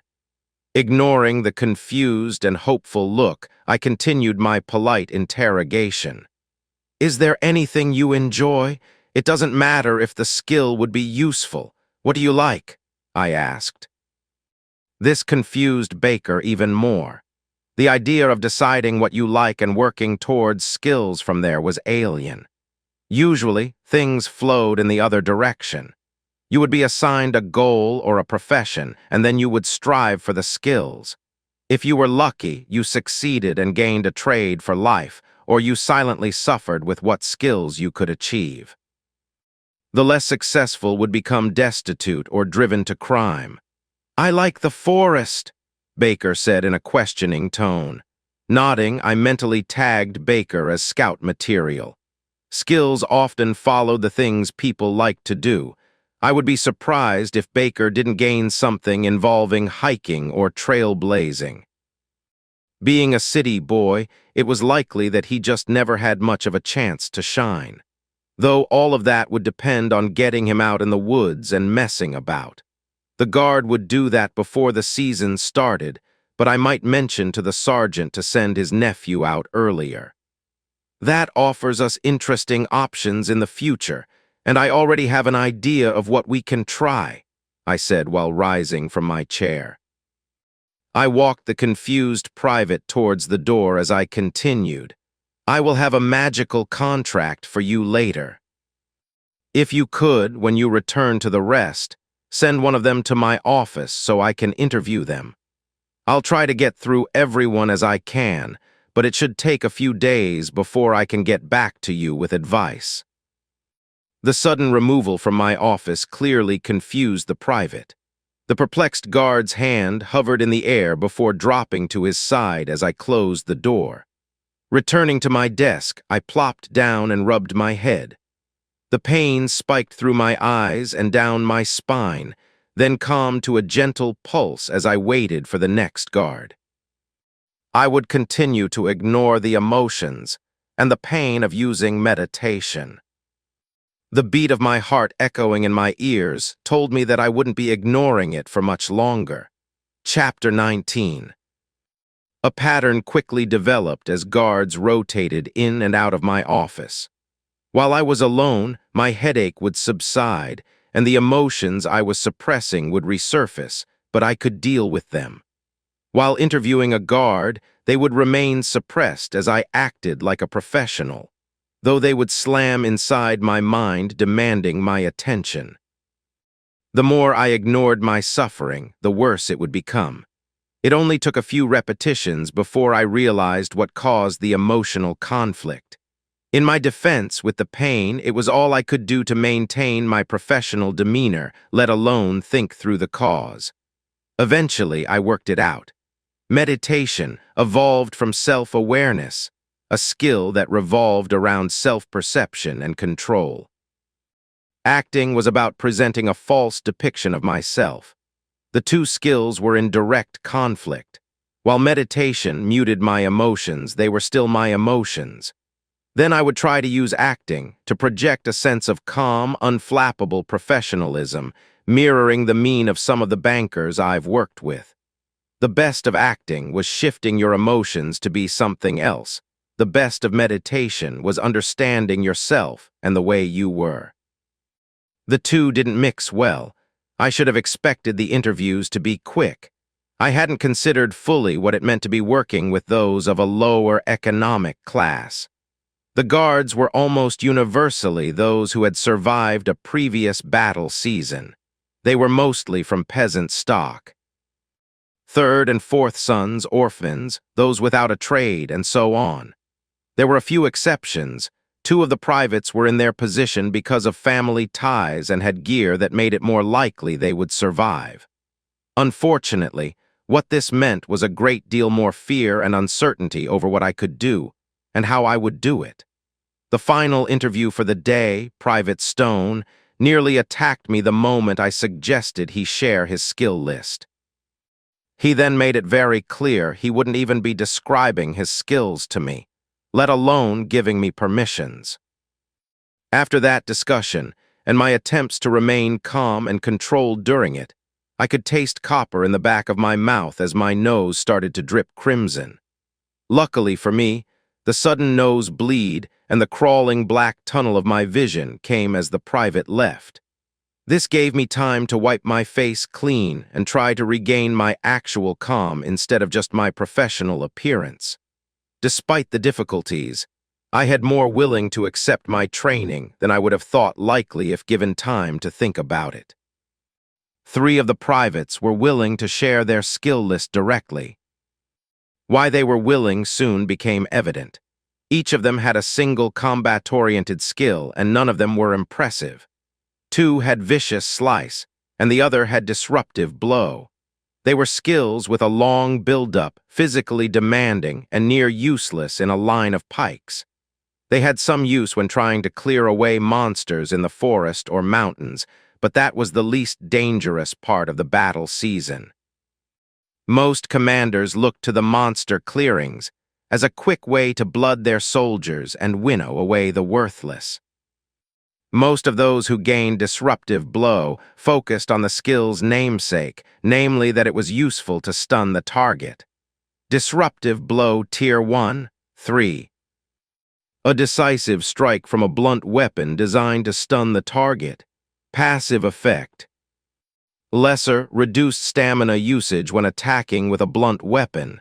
Active trigger effect. Lesser, increased chance to stun on attack. Lesser, stamina usage increases per activation. Minor, increased chance to break an opponent's stance. The real tragedy was the missed training opportunity. Each time Disruptive Blow was used within a short period, the next activation would take more stamina. This penalty was actually the best part of the skill. With only a few swings of a hammer, even a small one, Private Potter could have been reducing himself to a quivering mass of exhaustion. Safely, multiple skills focused on recovering from exhaustion quickly, skills that reduced stamina usage, and skills that allowed someone to work from sunrise to sunset and beyond. Most were difficult to get without worrying yourself to the bone through grueling training. Even fewer could be gained without some kind of injury along the way. With Disruptive Blow, Potter could do a typical day's work. Then lay out on his bunk and whack at a plate with a small hammer a few times until he thoroughly exhausted himself into sleep. It wouldn't be pleasant, rigorous training rarely was, but the skills he could gain might save his life. If I could figure out how to safely reproduce the skill, I would aim for it myself. The real difficulty was that it usually required a do-or-die moment. Most described a fight where they used a blunt weapon to stun someone to keep themselves from being killed. Rare, but it happened often enough in a melee, but not safe to try for intentionally. Vicious Slice was a similar skill, but the stamina usage remained the same on each attack. The advantage was that it could be used with a halberd, the preferred weapon of the guards. The skills were low in level across all 3 guards, which left me wondering how often the guards trained. I knew they were required to practice, but didn't they train their skills as well? That seemed short-sighted to me. Then again, skill training was often specialized and challenging. It wasn't just a matter of repeatedly using the skill over and over again. You had to learn how it worked, where the edges of the skill were, how it could fail, and tricks to use it to the fullest. That took dedication, time, and often specialized knowledge. That might interrupt time at the pub. My snark aside, I expected that once skill increases started rolling in for those I trained, other guards would join in. The first time someone gained a new skill, especially one that could save their life, I would be flooded with trainees. My musing was interrupted by a servant delivering a message that Snowy wanted to meet me in the training yard. The servant directed me through the fortress since I was unfamiliar with the building's layout. Once the servant left, I knew why I had never been here before. It was less of a training yard and more of a training room. It was without a roof, but all 4 walls had overhangs which protected the walls and the gear hanging on them from the elements. Half of the room was covered in a thick and well-maintained grass, while the other half was filled with fine sand. I couldn't imagine the cost of transporting the fine, pure white sand that filled half the room, but it could not have been cheap. I doubted that anyone but the Baron and his elites would be allowed to use this training area. Snowy was standing in the middle of the sands in a leather sparring outfit. I was impressed by the way the full leather gear showed off her figure, but I shouldn't have been. She was physically fit, so she would have a pleasing form. I just had only really seen her in thickly padded training gear, warm hiking gear, and blocky full plate. This more form-fitting and less padded training gear suited her. I tried not to stare at her figure while I moved to the wooden cabinets at the side of the room. Cabinets where I could see training gear hanging. While I approached, Snowy smiled and held her long training sword and shield out to the side, silently mocking me and demanding I take to the sands against her. Pulling free a leather skull cap, a padded jerkin, and 2 short wooden swords, I began to strap on my equipment. With Snowy's size, strength, and reach, dual short swords versus her long sword and shield would be punishing training. But I was eager to see how I could use my meditation when it wasn't stabbing into my eyes from conflicts with acting. "So how goes the training?" Snowy asked while she stretched and swung her oversized sword from side to side. I yanked a strap on the chest of the jerkin, which tightened it, though it was still at least a size too large. I would have to commission better gear for my own use, though it was yet one more thing on the list and far down it. "I've interviewed the men. I'm honestly surprised with the positive results so far," I said, then began to swing my arms back and forth, stretching out my chest, my words cut short with the large movements. Once my chest muscles were opened up, I began a light, twisting motion and continued. "Once the first of them get a resistance skill, I should get more wanting help. Though I know the moment one of them gets cold resistance, the next will get one of the active resistance skills. It will be annoying to help them get the passive version," I said with a shake of my head. Snowy paused her stretching at that. "I thought having one skill made it easier to get a related skill." I hopped into the air a couple times, trying to touch my knees to my chest, then stopped and thought about how to explain the difference. It's like when you push a wheelbarrow on the road and the wheel falls into a rut. If the rut is going the way you are, it's not a big deal, but it's slightly harder to get out and into a parallel rut, I said while gesturing with my sword, to which Snowy gave me an off-center smile, though she did nod for me to continue. "So you can get into one of these parallel ruts, and it works. But when you reach a road crossing, there might be all kinds of ruts, and some of them are going in totally different directions. Then they just sort of act like holes in the road and don't really help at all. These are like that," I said, the analogy one I had considered but never tried to articulate before. "That's a horrible explanation," Snowy said as she stood at ready in the middle of the sands. "Well, an active resistance skill means you have to try and resist. A passive skill means you need to ignore the discomfort. Once you have a way to avoid the suffering, it's hard not to use it. That's the problem," I said, then closed my eyes and tried to grab onto the state of meditation that I dropped somewhere without notice. Once I could feel my thoughts slipping into their new rhythm, I stepped onto the sands. The white grains slithered across my feet, sounding like a gentle wind. The powder was broken up with footsteps leading to Mason, who was relaxed in the corner watching. Suddenly noticing the old man in stealth, I paused, but my hesitation was only for a moment before I put him out of my mind. I needed to stay focused on Snowy if I planned to train with her. Even if she wouldn't intentionally hurt me with the disparity of size and strength, this could go very wrong very quickly if I lost focus. Holding my left sword forward and up in a leading position, and my right sword into a dropped defensive position, I stepped forward, keeping my weight balanced. A side stance was the traditional answer when dealing with a strong attack, but with dual swords and her with a shield, it would provide no advantage.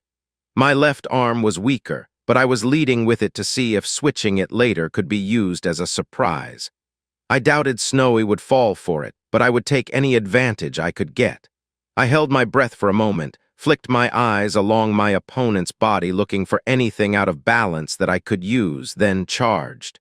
Chapter 20. I knew from our consultation that Snowy had 3 skills. All 3 were combat skills, though one was also commonly classified as a utility skill if someone wanted to be pedantic. Hunter's Sagacity, Monstrous Strength, and Arcanum of the Blood. I ignored Arcanum of the Blood. Stamina regeneration was all that was relevant to the skill. It effectively gave her infinite stamina because of her mana, making the fact it was not actually infinite moot. I wouldn't be able to test her limits by myself. Reaching Snowy's limits would take a whole lot more men than just me alone. Hunter's Sagacity Tier 1, 21. A hunter's sight is more than detail but encompasses movement, texture, and color. Passive effect. Minor, far sight-focused vision extended by 10%. Lesser, movement in your vision is sharper. Minor, vision has a broader color range, active trigger effect. Magnified distance vision for the next 10 seconds. While it was technically a utility skill, I looked it up in my skill dictionary after our consultation, and it was also a combat skill. It made rapid movements clear and sharp, which was vital for technical types of combat involving lots of parries and blocks. Most just used it for hunting, which made sense. It would enhance her vision to something like a cross between an eagle and a prey animal. I was still moving towards Snowy, the sand compressing under my feet as I studied her monstrous strength skill. This was the reason she could use a 2-handed sword as easily as I would a short sword, which, while impressive, also had downsides. Monstrous Strength Tier 2, 11. Your strength is that of monsters, your power overwhelming. Passive effect. Minor, your muscles are more potent than average for their size. Lesser, your muscles are more efficient than average for their size. Minor, your muscles recover from strain quicker. Minor, your muscles regenerate from severe damage. Minor, less effort is required to gain muscle. Active trigger effect. A surge of strength that wanes over the next minute. After effect. Your body suffers crippling exhaustion. Monstrous Strength was a Tier 2 evolution of the Tier 1 Strength skill. It gained a minor regeneration effect specific to muscles and an active trigger effect. The active effect was less useful than most would assume. Yes, it would allow Snowy to nearly double her strength, but it would almost always be the wrong choice in a fight. There were some monsters with the same skill, the Cyclops and Hill Giants, for example. The way to hunt these monsters was to annoy them until they used the skill, then run away. Once the beasts were reduced to exhausted lumps of meat, return and kill them. It would be a bit more challenging to be prepared for Snowy unless she gained a reputation for using the skill, but the principle would be the same. A minute was a long time in a fight, but battles could be massive, and one person couldn't slaughter their way across a full field of men in a minute.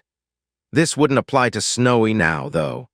If she could push through the pain of the after effects, her Arcanum of the Blood would allow her to keep fighting. The idea of what she could do on the field of battle with those 2 effects running in tandem was blood-curdling. Typically, it was the passive effects of a skill, which made them so useful in combat. The bards might crow on about an active effect which turned the tide of battle, and they could, but it was often the passive effects which really did the work. Idly, I ducked under Snowy's sideways slice as her shield followed behind to try and bash me with her defense. I had to pivot around her shield, one arm along the guard screaming at me that it was bruised as she tried to drive the metal-wrapped wood through me. I continued the movement and tried to spin behind her. My slash at the back of her neck missed as Snowy moved forward as I spun around her shield. I was forced to block her sword as she continued her movement. While I was behind her back, I switched my trailing hand blade from underhand to overhand. My passive manual dexterity bonuses were more than capable of allowing the switch while I focused on dodging. It was good that both blades were in an overhand position since I had to block using an X formation and barely managed. Stepping back out of range, I considered my next move even as my training screamed that I should move forward. It turned out to be a lucky choice since Snowy was expecting me to step in and was already chaining a third attack for close range. A move that came to a stuttering abort as she repositioned herself. Snowy would be far more deadly with swordsmanship. She had practiced with a sword, she knew patterns and how to use her blade, but she lacked the skill. With it, she would be a terror on the field. Without it, she was no better than her practice. Of course, she had more training than I did and wasn't rusty like I was either. I made a mental note to rotate weapon training back into my skill practice. There were skills and skill, and I needed to maintain both. One because it was my life's blood and purpose, and the other to keep the blood inside me in my new, more treacherous situation. I wasn't sure why Snowy was using a long sword and shield as she was. Her forms and combinations were obviously trained with a bastard sword or a short sword. They didn't transfer correctly to a two-handed weapon. If she had swordsmanship, she would develop an instinctive understanding of her weapon, and it would help her train even with the awkward combination. Without it, she was intimidating while not being nearly as deadly as she could be. My wandering mental state was interrupted as Snowy stepped into an attack. Her long sword whirling around and over her head, the wrist work perfect, even if it was an attack designed for a shorter sword. It was only with her massive strength that Snowy was able to wield the weapon as she did. I had to admit to a spurt of terror at the truly insane vision the whistling training sword made as she swung it. Snowy was using her new arcanum of the blood, skill, her slow breathing like a bellows as she whipped her weapon around with startling ease. She didn't use the active version of her monstrous strength, skill. This made sense. She likely recognized that it was useless in most circumstances and had avoided it ever since. I would have to disabuse her of that idea after this training session. For now, it was all I could do to flee from her blade's constant arcs. Snowy's movements drove me around the sands as the sweat dripped down my face. My meditation, skill allowed me to move ahead of Snowy's swings and to dart in on occasions in the few moments of hesitation or disruption where her rhythm didn't perfectly align. That being said, as soon as I was within her reach, her large arcing swings designed to control the field turned into chops and slices. Her attacks then became no more dangerous than anyone with a short sword and a shield. Less so, in fact, with a short sword, she could have stabbed as well. At range, Snowy controlled our movements and drove me across the field. Her turns toward her shield side were slightly slower and weaker than when we rotated counterclockwise. In close, Snowy would beat against my defense until I had to retreat. Her shield work was crude compared to her slashing sword, but more than capable of stopping me. After what felt like hours, I had to step out of the sands. My constant movements and the snappy attacks were exhausting. I was gasping in massive breaths trying to maintain my exertion, but my lips felt numb, and my fingers tingled from lack of breath. It was all I could do to not bend over and then pass out. Snowy was trying to keep her smug smile hidden but wasn't succeeding terribly well. I couldn't wait to explain to her where she had gone wrong and how much more dominating she should have been. Teacher of Skills has advanced to 20. Even while gasping, I was grinning wildly. 2 skill points in Teacher of Skills in roughly a week. I hadn't had that kind of increase in almost 6 months back when it had first evolved into a Tier 2 skill. My skin was sweaty and itching from the drying sweat. I had sand stuck to bits of me, and it itched horribly. My muscles twitched and spasmed with pain and exhaustion. The pain was ramped up to a truly staggering degree because of my meditation. Yet I would have doubled it in a heartbeat to gain that single skill increase. I ignored my body and the waves of pain and tiredness, and stared into the distance as I tried to figure out why I was increasing so quickly now. It couldn't be that I was training others openly. That made no sense. That I was teaching more people might be it, but I wasn't sure. The only thing I could really think of was that I spent more time training Snowy than I usually spent teaching any single person. We had been working together for a while now, and I had learned her particular way of doing things. I had spent time thinking about what exactly would help her become better at her skills. "You all right?" Snowy asked. I nodded, a grimace plastered across my face even as I was still trying to recover from my efforts. This training showed me why I had passed out from my first use of meditation when we fought the 4 bandits. Meditation focused my mind on whatever I was currently experiencing and amplified it to make it easier to understand. The world appearing to slow down seemed to be a side effect of this.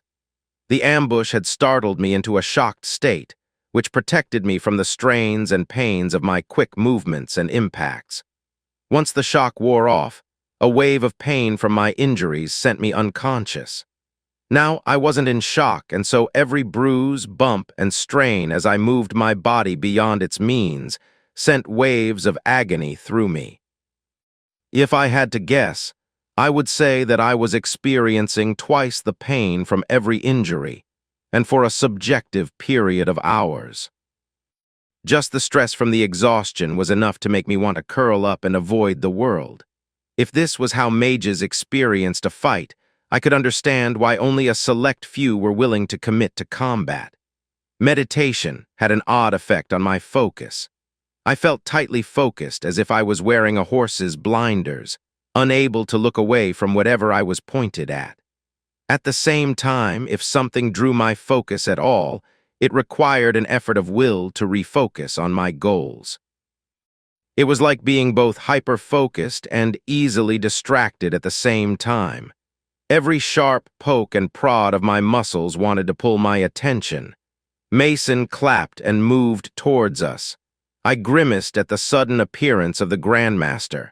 I absolutely detested his skill. Its ability to draw my attention away, and worse, cause me to find my own reasons to look away, frustrated me to no end. I remembered noticing Mason multiple times during our bout while he leaned against the wall with a casual air. Many of his victims must have had the same sudden realization of his existence right before his dagger slit their throat.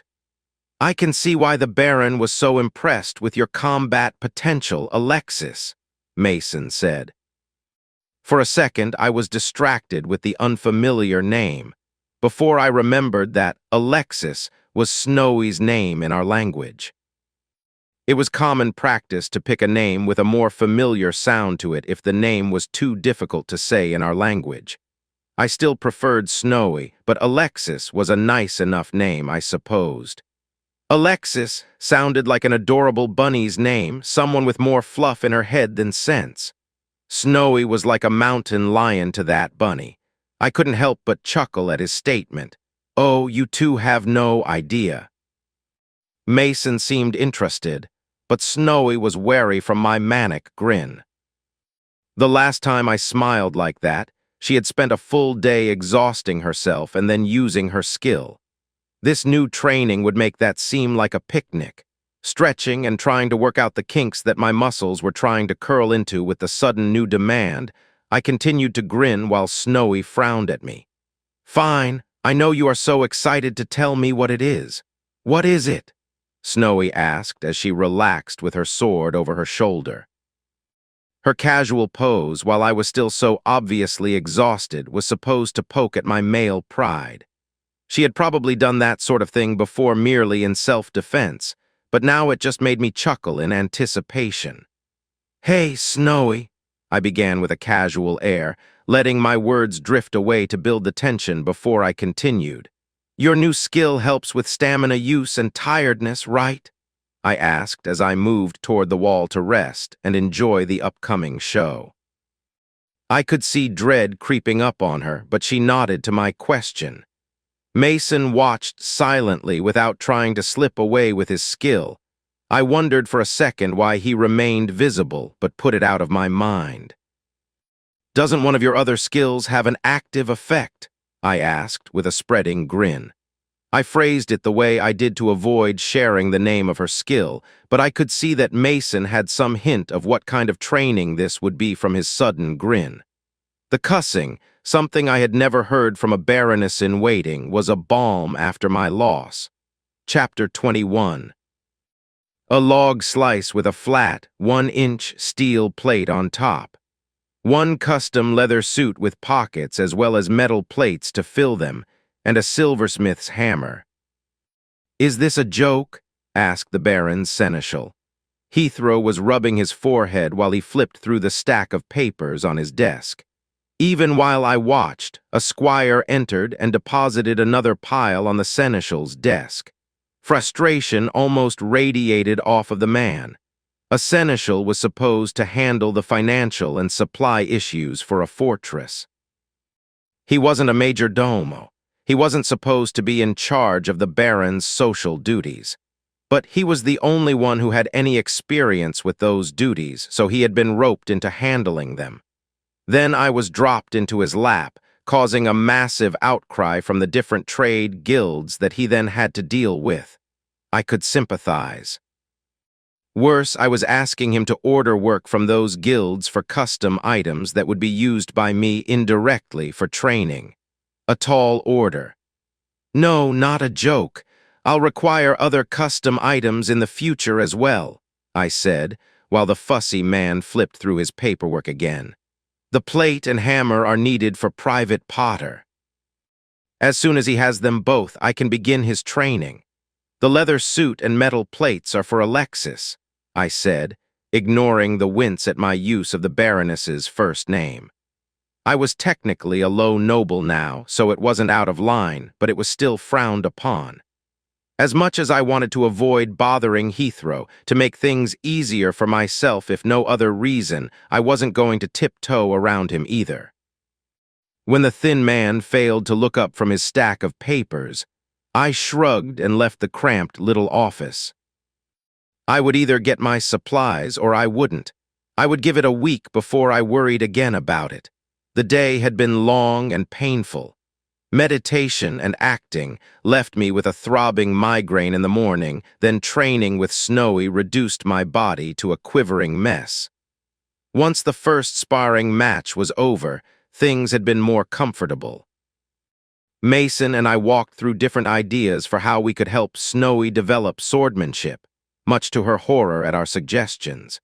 When we tried to decide the best way to help her develop a type of stamina-regenerating skill or one of the exhaustion-resistance skills, she nearly whimpered. I could understand her reticence. It wouldn't be pleasant, but it would solidly round out her combat skills. Once she started her Baroness training, she would remember our preparation fondly. Leaving the Seneschal's office, I jumped in surprise at the sudden appearance of my new shadow. I was introduced to Sir Winkham by one of the squires after training with Snowy and Mason. The boy stutteringly explained that the Baron had reassigned my guards. He was assigning his elites to protect me and my property. I wasn't sure about the change, but I was thankful for it all the same. The Baron's elites were far more skilled than the fortress guards. My guess was that the Baron was having me train his fortress guards to become Snowy's personal elites. Assigning a knight to my protection was a significant investment in my safety, and I was honestly touched. I was also thankful not to be training guards, who then would be keeping me safe while I slept. My training was low-grade, borderline torture. I wouldn't want them standing over me with weapons while I slept afterward. Unfortunately, Sir Winkham had only a thinly veiled disgust with guarding me. It wasn't blatant. He didn't spit at my feet or sneer in my face. But he subtly stood too close, loomed over me when he could, and fingered his sword while staring me down. With his black-dyed leather armor, tightly coiffed and oiled dark hair and narrow black beard, the man exuded threat. My guess was that he had some kind of threatening skill. It was the only explanation for why his very presence induced a low level of anxiety in me and everyone around him. I could imagine that was useful on the battlefield, but had to be horrible for social situations. Nodding to Sir Winkham as I passed, I returned to the training hallway only to be redirected by a squire. The boy let me know that the guards were being served in the dining hall, and I was to be included. The sound of boisterous and happy men echoed from the direction of the food, and I joined the end of the line that was slowly moving past the low table where food was being served. At the high table, Snowy and the Baron ate from food that was delivered to them from nervous-looking squires. Despite a large number of hungry men, the food was very generous. I was handed a bread bowl filled with a thick stew of meat and vegetables along with a large mug of a thin ale. Given the number of men, the volume of food, and the sheer complexity of tracking everything, I didn't envy Heathrow's job. Just tracking the freshness of the food, and the orders to replace the food consumed would be headache-inducing. Managing the different magical runes required to maintain its storage alone would be a pain. The complexities of freshness, availability, and food rotation needed to ensure the survival of the fortress before and during a siege boggled my mind. I could imagine that the complexity went more in depth than I knew. Poor Heathrow's fingers must be worked to the nub from the paperwork. The fare was rich and hearty but unseasoned. I hadn't expected salt or pepper, not for as many as were in the hall. There was a difference between treating your men well and spending freely. Despite the lack of seasoning, the food filled my empty stomach and left me warm and slightly fuzzy-headed. It would be a good idea to keep extra food on hand while training meditation, because the burgeoning pain that had been hiding behind my eyes faded with the food. The only real disruption to my enjoyment was the subtle extra space between the other men at the table and me. That and the looming Sir Winkham who watched me eat without consuming anything himself. While I sipped my ale, I watched the men and looked for anything that might help them develop a skill. Were they outgoing, boisterous, a leader?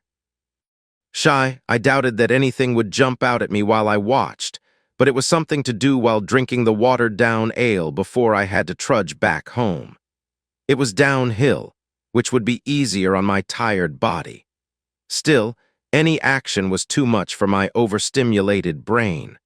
Finally, I couldn't excuse my laziness any further, and I rose to leave, my plate and cup grabbed by a waiting squire while I plodded away.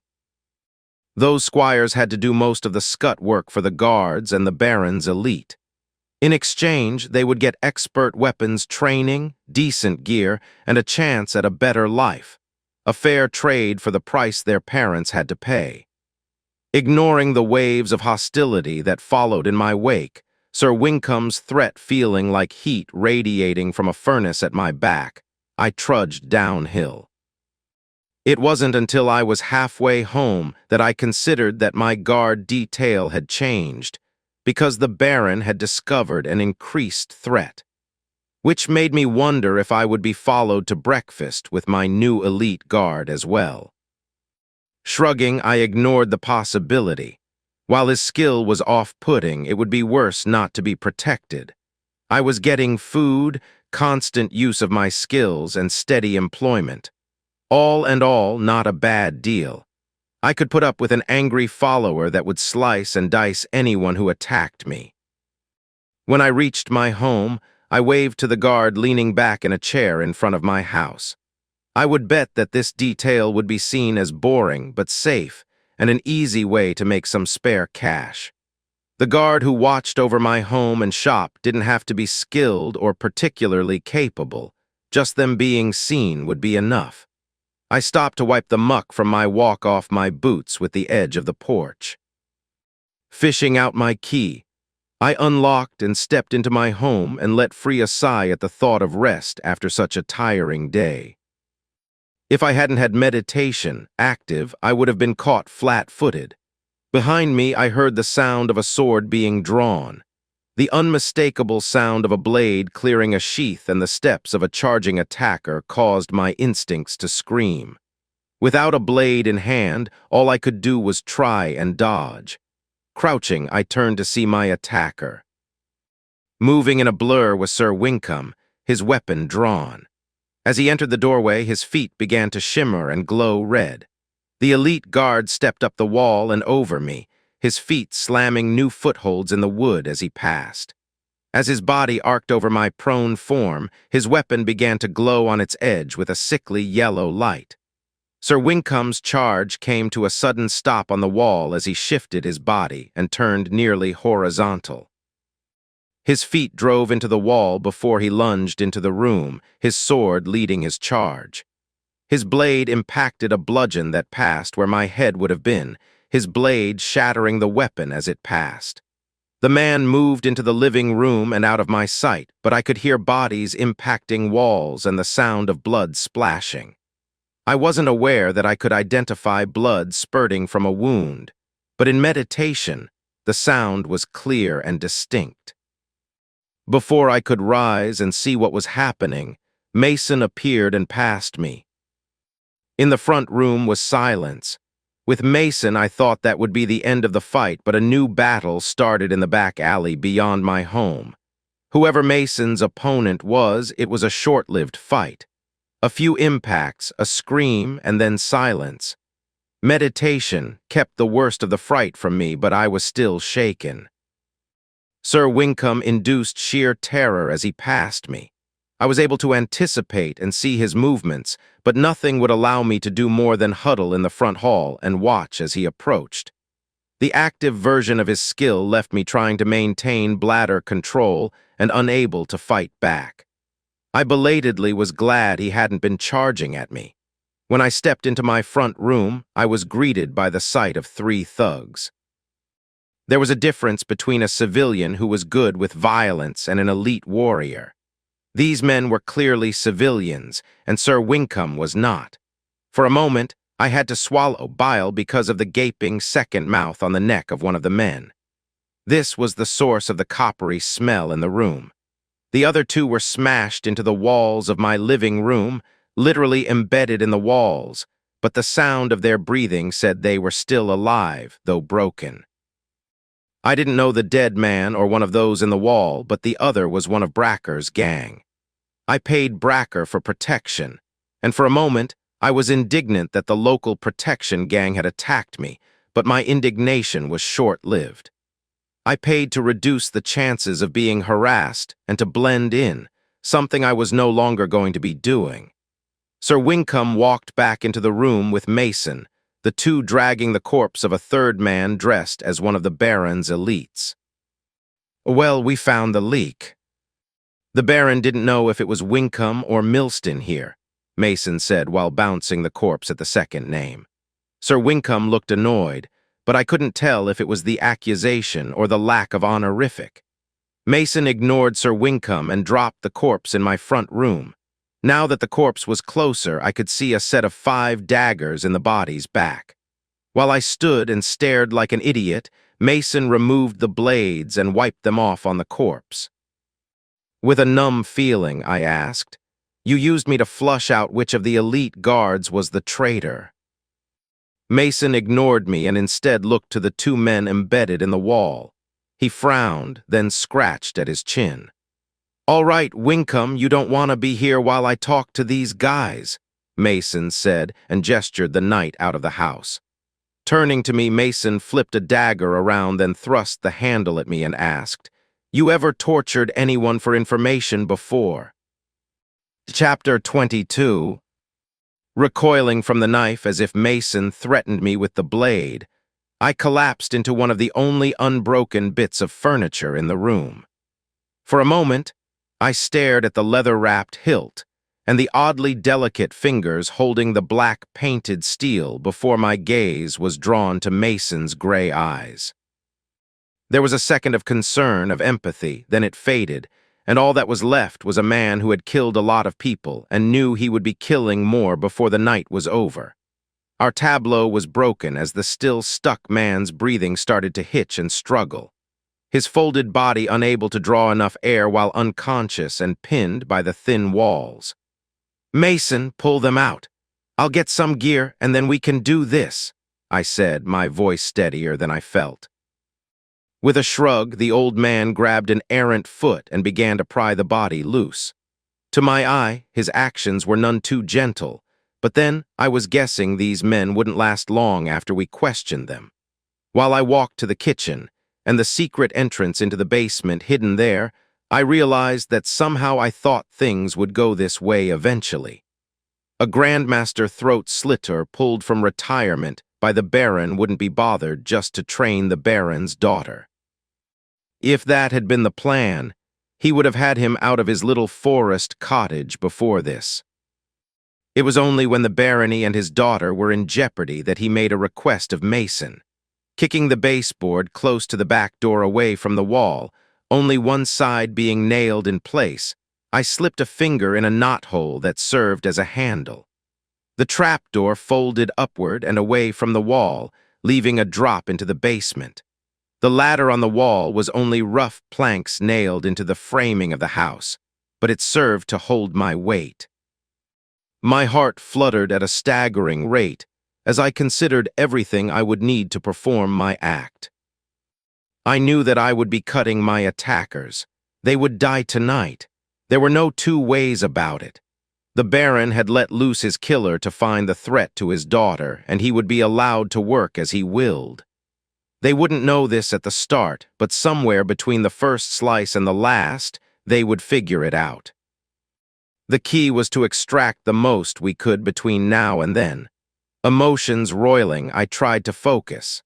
An idle part of my mind noted the side effect of meditation. Overuse was a lack of emotional control. Still, it would need to be tested to be confirmed. The last few days hadn't been typical, and I could just be losing my equilibrium from the whiplash of changes in my life. Gritting my teeth, I tried to think of only what I needed and ignore anything else. Equipment, resources, plans. From my alchemy gear, I snagged the few potions I thought could be useful. A poison that caused itching, a couple of low-grade healing potions, smelling salts, a tight focus heating device. A length of rope from when I was trying and failing to earn Cordager skills. Then I gazed around, trying and failing to find anything else that would delay my return. Upstairs, there was the sudden sound of an impact, less than that of a body hitting the floor, but more than what would come from a simple punch. Carefully, I climbed the ladder to be sure the healing potion wouldn't slip from my grasp as I clambered up.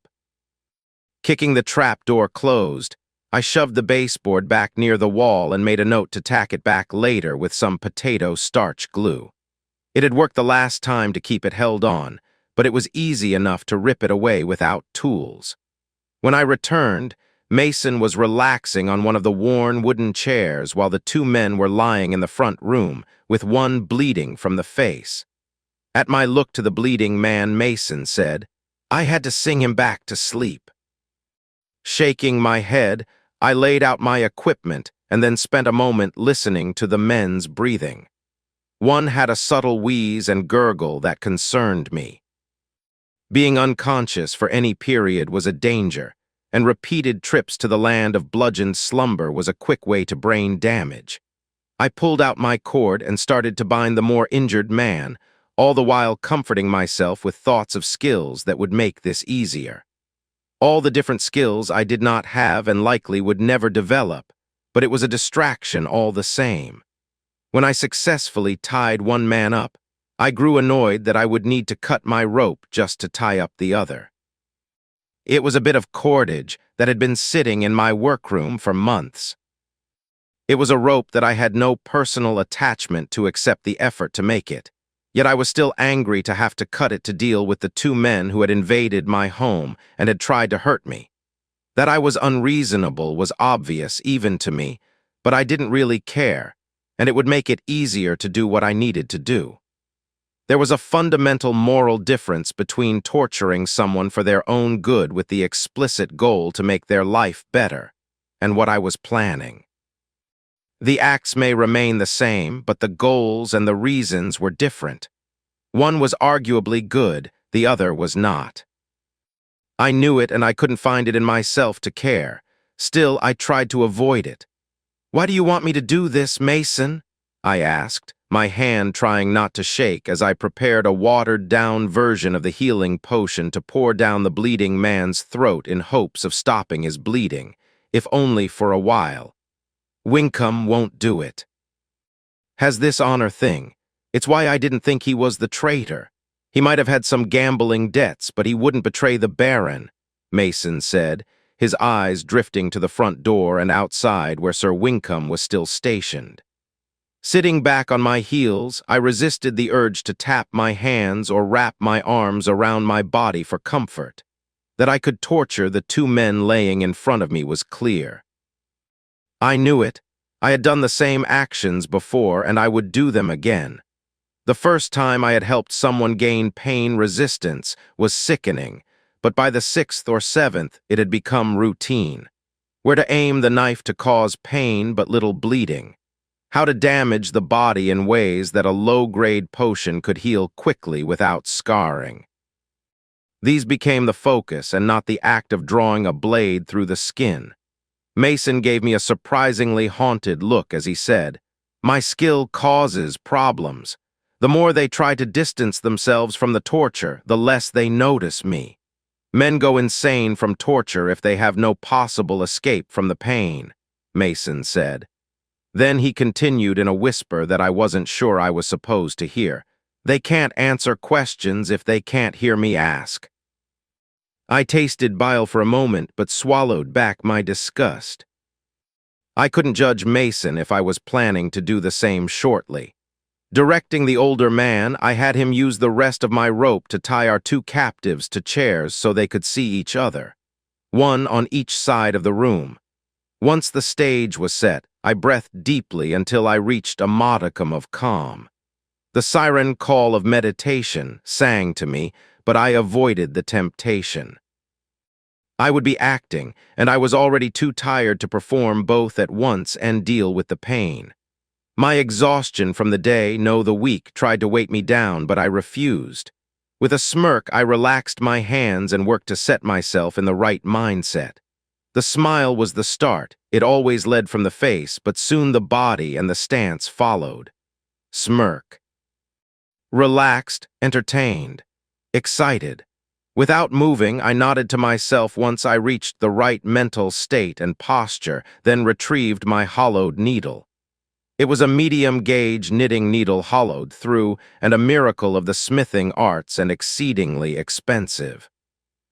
But with it and a bit of treated pig's intestine, it was possible to inject a healing potion into the body rather quickly. Ingesting the medicine worked, but a direct application to a wound or the bloodstream worked orders of magnitude better. Stabbing into the gurgling man's chest, I let some of the potion drip into his lungs. Anatomy has advanced to 38. The sudden skill increase made my grin widen, though it wasn't a happy smile. Anatomy gave me an intuitive sense of a body and its structures. This was useful when putting sharp things into tender areas without cutting into other sensitive pieces. It did not make me happy to know that to improve my skill I might need to stray into more delicate parts like the lungs or heart. The man's quick gasp, his body arching as his lungs finally filled, interrupted my thoughts. His wide, frantic eyes scrambled around as he tried to free himself from his bindings to no avail. He was surprisingly silent. I interrupted as he inhaled to scream by shoving a cotton cloth-wrapped cord that I then tied behind his head, gagging him but still letting him mostly breathe. His breaths were still labored from the broken nose and clogged blood. Clinically, I ripped away from his nose the clotted blood as he tried to throw off my hands. Then I held his head back against the wall as I washed his nose with a bit of cloth covered in the potion. It would take a few seconds. but it would stop the bloody nose and make it easier to breathe. Ignoring the man and his confused look to my kindness, I turned to the other man who had been unconscious this whole time. The one with internal bleeding was skinny with a thin face and a sizable sharp nose. His unconscious partner was large and bulky, his mass sitting solidly in his gut, but his arms said he was not unfamiliar with labor. The cuts and scratches on his knuckles laid claim to the exact type of employment he was known for. The most important alchemical component I removed from the basement was smelling salts. These were distressingly useful, unconsciousness being a recurring method of escape from training for my clients. When both men were conscious and staring, their gags in place, I took the floor between them and began my performance. Smiling wide, I casually looked back and forth between my two audience members as I spoke. "Welcome. It seems you boys took a wrong turn and ended up in my living room." Condescension, confusion, distraction. These would help me before I started with the pain. An off-balance opponent was useful no matter the realm of the battle. Economic, political, physical, mental, it didn't matter. The best way to leave them unsure and worried was for me to seem unbalanced myself. Speaking down to them as if they were naughty children was just one button I intended to push. "It seems that I need some answers, so we are going to play a little game, the three of us. Can you guess what part you two will play?" I said while holding up the knife that Mason gave me.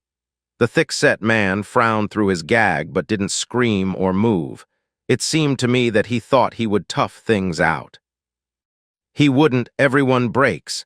It's how torture worked and why it was so often useful in developing a skill. It forced the mind beyond its limits, it broke them, shattered them, and left a different person in its wake. Skinny and bug-eyed began a high-pitched keening sound through his gag. The noise drew a derisive look from the large man, but I captured his attention again as I moved toward him with the drawn blade. Now, he's just afraid. You can't blame him, really. He obviously hasn't played this game before. The screaming comes later, the cutting comes first, and the answers are after. Then it's more cutting and screaming since they never answer the first time truthfully. Silly, really, I said while holding eye contact with the hefty man. My words obviously concerned him, the macho mask slipping as he began to sweat. Skinny went silent from my words while my position hid his view of the knife and the larger man's reaction. "Since you have obviously played this game before, let's show him how it works." "Yes, a practice round. Oh, don't worry, you can keep the gag in." "Let's just show him how it's played. Oh, this should be fun." The sweaty man shook his head, but he wasn't able to stop me from laying the blade flat against his cheek. For an extra level of discomfort, I straddled his lap while the chair groaned beneath our combined weight. There was a certain kind of man who could handle blood and pain to a limit, but another man being too close made them uncomfortable. I didn't know if either was uncomfortable in such a way. Still, blatant and almost intimate body contact would work on them both no matter what. I felt unclean from the sweat of his face pooling in my hand as I held his jaw tight and returned the blade to his face above the gag. My position forced me to lean over the man as he pulled back, trying to get as far from me as he could. "Don't worry. This is a practice round," I said, my words silencing the gagged man below me. "It's all right." "Shoosh, just a practice round. No questions, just blood this round." Then I started to cut. Chapter 23. Mason only wanted 2 questions answered. Which was good. I doubt I would have been able to get more out of them. Who did Bracker work for? Where was Bracker right now? The answer to the first one we were both confident on. Bracker didn't work for anyone. He was shooting to become the lord of a criminal empire. Basically, he was a blowhard with dreams of grandeur. A thug that demands to be called Lord Bracker could only make it out here on the edges of the kingdom. While he wasn't working for anyone, he was definitely working with someone. The second question was a bit more convoluted. The skinny man broke first, and he started spilling every possible location he could think of for where Bracker would be. A whorehouse he liked, the gang's hideout, and a little cabin that Bracker would sometimes stash people when needed. After the two of us were satisfied that we had everything we needed from the two men, they died. Skinny wailed through his broken teeth as I killed his partner, but the large man just watched the knife coming and accepted it. Skinny tried to fight, but it was no more effective than it was any of the previous times, less since he was broken and tired. When the two were finally dead, I was left with 4 corpses in my front room and a whole lot of blood. Slowly, I bent over the fat man's body and wiped my blade as clean as I could. Later, I would need to get into it with a brush and remove the stains that were caught between the metal and handle. Trying to put my knife away, I missed the leather twice before it slid home. Swaying slightly as I stretched, the long morning and even worse evening weighed on me. It took a few seconds looking around before I noticed Mason. He faded away, my mind skipping over him as he stepped closer, and despite my efforts, I couldn't force him to hold still in my mind. "Well, what's next?" I asked in a churlish tone. Mason cut the rope holding the fat man's corpse, not that I wanted the cord any longer with the mess that was caught in the fibers.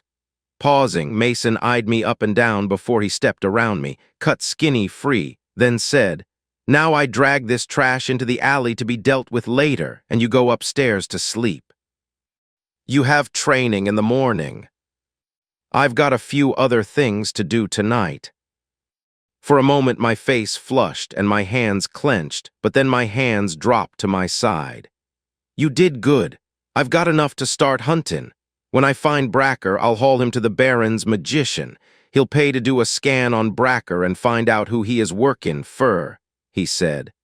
At that, I looked to the two men with a bit of anger, but Mason caught my look and shook his head. "Nah, he wouldn't have paid to have these two scanned. It knocks a mage out for hours, makes right pissed too. We needed to know where Bracker was so we can get who's involved in this. It's not all about you, kid," Mason said as he began to haul the corpse of the ex-elite out through the back door. Shaking my head in disgust, I grabbed the corpse that I had nothing to do with killing and helped Mason remove the bodies. When all 4 corpses were outside, Mason waved at me and then faded away. I had a feeling that a lot more corpses would need to be hauled away by the collectors in the morning. Trudging upstairs, I leaned against my bedroom door and stared at my bed. I could feel the blood on my skin, and there was no way I was climbing into my sheets as I was. I had a small jug of water and a wash basin on my dresser, which would work to get most of it off me. Stripping off my clothes, I was surprised to see that my pants only suffered from a few spots of blood and a mark where I wasn't fast enough to avoid some vomit. It boggled my mind to think my pants were as clean as they were despite the look of my shirt, but I was too tired to think about it further. I wiped myself down with the water leaving a growing puddle under my feet. I would need to clean it later. While splashing the basin water across my face, I smelled the watered-down scent of copper and gagged. Leaning over my dresser, the bowl of pinkish water in front of me, I watched as my hands shook, then steadied, shook, then steadied. I would look to one side, it would be rock solid, then the other would stir in my peripheral vision, each in turn. Gritting my teeth, I stood and turned to the bed. Climbing in, the softness wrapped me, and I sighed, but I couldn't help remembering the men waiting in my front room. The guard had heard nothing of the men slipping into my house to wait for me.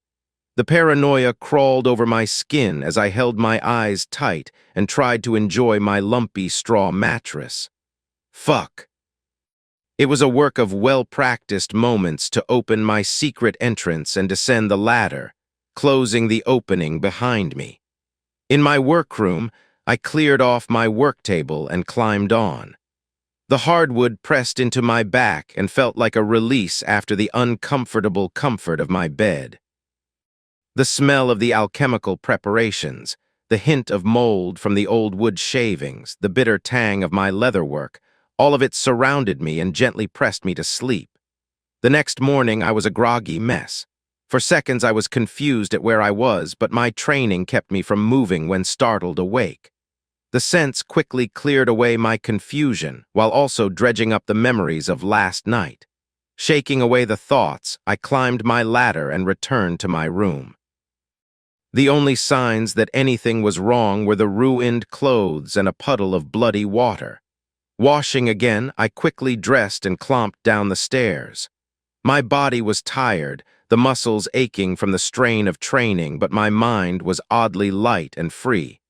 Meditation was active, but I didn't remember activating it. It simply was, and I was glad for it. It was strange that I didn't feel like I was fighting memories. I wasn't agonizing over my actions.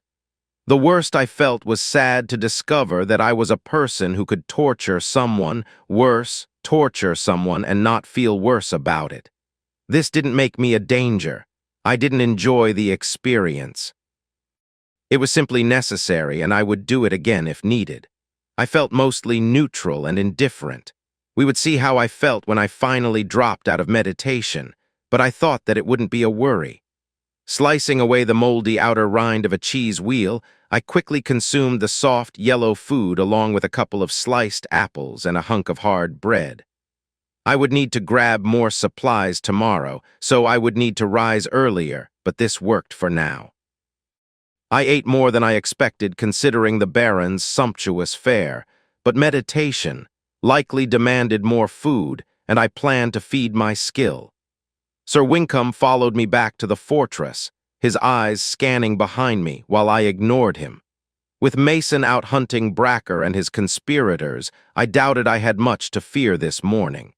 That fear would return in days as Mason finished clearing away Snowy's attackers. It took most of the day's training to discover one of the guards had developed the cold resistance, skill sometime during his practice. This was the downside of making it a competition. They wouldn't want to tell me or anyone else their new edge in the betting pool. Short-sighted, yes, but natural enough. With his body shivering from a failed round, I took delight at explaining to Private Tanner that I wouldn't help him with his skill unless I had full access to his skill list. His idea was the same as most. He would just figure it out on his own. He earned it mostly on his own, hadn't he? He did not. He just remembered sitting in the box and trying to think of anything else. He ignored the access to the cold box, the advice from me, and the knowledge I had to guide him further. Oh, he could have screwed around and earned a few more levels easy enough. Still, he wouldn't fly through the levels without inside information or a particular proclivity for the skill to go along with his practice. My guess was it would take a few more failures to progress before they would accept things and ask for assistance. That or one of the three who had already given me permission to their skill list suddenly shooting up as I assisted them. With a thought, I cycled through those three's skills list to check for any changes. I would need to remember to check a few times during the day. I was used to sessions with my clients, periods where I watched their skills like a hawk. A spread-out, longer-duration process, partially self-motivated, was a novel experience. Around noon, a crier presented a message from the Baron before he went on to the town. I say crier, but he was just a page from the fortress and lacked both skill and volume. His voice broke more than once as he tried to shout his news. In fact, I would say the sudden cracking tones as he screamed for attention was the part that drew the most looks. It definitely brought the most snickers. "Here are me now, here me now," he shouted, his second attempt more wobbly than his first. Refusing to duck his head and slink off, even if his face turned bright red, he unrolled his scroll and began. On this, the 4th day of Fen, in the year of our kingdom, 583, Lord Cafforth has been found guilty of treason against the kingdom. He is to be held until the king may decide the nature of his punishment. Under the Baron's words, the merchant house of Longton has been found guilty of treason. In recompense, their rights and duties have been passed to the merchant house of Brankt. That is all, the page said before he scampered away. Likely he had been ordered to practice here in the fortress before he performed in the town square. Well, that was a nasty change in the world in only a night. I could guess that this had something to do with our mercenary hunters, along with Mason's absence. That the merchant house and the lord both were being declared guilty of treason meant that the Baron had solid proof of their actions. That Caforth was being held until the king's command said volumes about the support the Baron was expecting in response. Lord Caforth was landless and nearly penniless. He had been disgraced multiple times before and so was huddled under the Baron's banner. The Baron wasn't directly able to order Caforth to action. My guess was that games of marriage were planned. With the nobility, this was always the first guess. Marriage and trade deals, that and armies were their first response to anything. But then, the Caforths couldn't hire mercenaries or trade without coin, so it wasn't hard to guess his plan either. That he brought his 3 daughters and 2 sons into exile with him made his intentions clear. The House of Longton was the main merchant house that traded with the Baron's mines and the rest of the kingdom. If I knew less of what was going on, I would be worried that the Baron was making some kind of move to claim independence. While the Baron technically ruled absolute under the king, that was only a technicality. In actual fact, the king was beholden to many groups, and they, in turn, made deals with others still. It was a long ride from the capital to our fair city, though a message scroll was an expensive option. A royal messenger could also deliver demands for clemency. My guess was that a messenger was writing to the king now with proof of treason, perhaps with specific support in exchange for the king's favor or at least silence. It was the only thing that made sense. The Baron cleaned up his backyard, gained support and showed support for the king, and could possibly gain Caforth's title, even if without the land to go with it. All of it made sense, but it was based on my own limited knowledge of last night's proceedings. I was guessing that Bracket led to Caforth and the House of Longton, but they were just guesses. Turning back to the training, I watched one of the guards struggle as he tried to increase his cold resistance skill. In point of fact, it was his focus on his skill that was causing the problem. Why anyone would think to focus on a skill that they earned while ignoring their condition, I couldn't imagine, but they always tried it. Chapter 24. I'd been dreading the afternoon training with Alexis. The dread had slowly crept up on me as I considered Alexis' swordmanship. At first, I ignored the incongruity. She had a second-rank hunting skill, but wasn't a hunter and lacked a combat skill like archery or spear throwing. She had her odd mana-based stamina and healing regeneration skill, but no weapon skill to match it. Despite that oddness, she had monstrous strength, a skill usually reserved for those who have struggled for years at manual labor to get the strength, skill, and then often years more to earn the upgrade. I had been so busy drooling over the possibilities of skill combinations that I failed to consider the oddity of what she already had. I could become obsessive and focused, but this had been staring me in my face. All through morning practice, the oddity of it continued to bother me. I spent less time training the men and more time just pointing out small errors and their focus issues. Ironic, considering my lack of focus.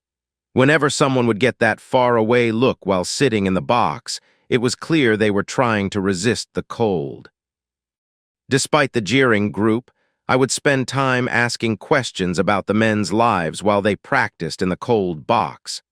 The sergeant had taken to working the men through extra sword practice, something I was in complete agreement with, while I helped whoever was in the box at the time.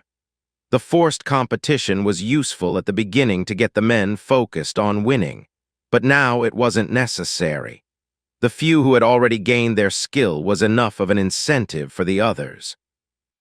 While we gathered for lunch in the main hall, without the Baron or Alexis, I noted, I was busy musing about the Baroness' skills. Most skill trainers agreed there were 3 parts to a skill: will or mindset, the equipment, and competency. To earn a blacksmithing skill, you need a hammer, an anvil, a bit of metal and flame, and the ability to bash it into the shape you wanted. Combine that with the elusive will to be a smith, to move and shape metal, the want of smithing, and you could have blacksmithing. Take away the equipment, and it was possible but unlikely that someone could develop the skill. If they developed a skill at all, it would be a rare variant skill, which were usually more potent, but came with odd restrictions or requirements, and were as rare as getting a cockatrice from a chicken's egg.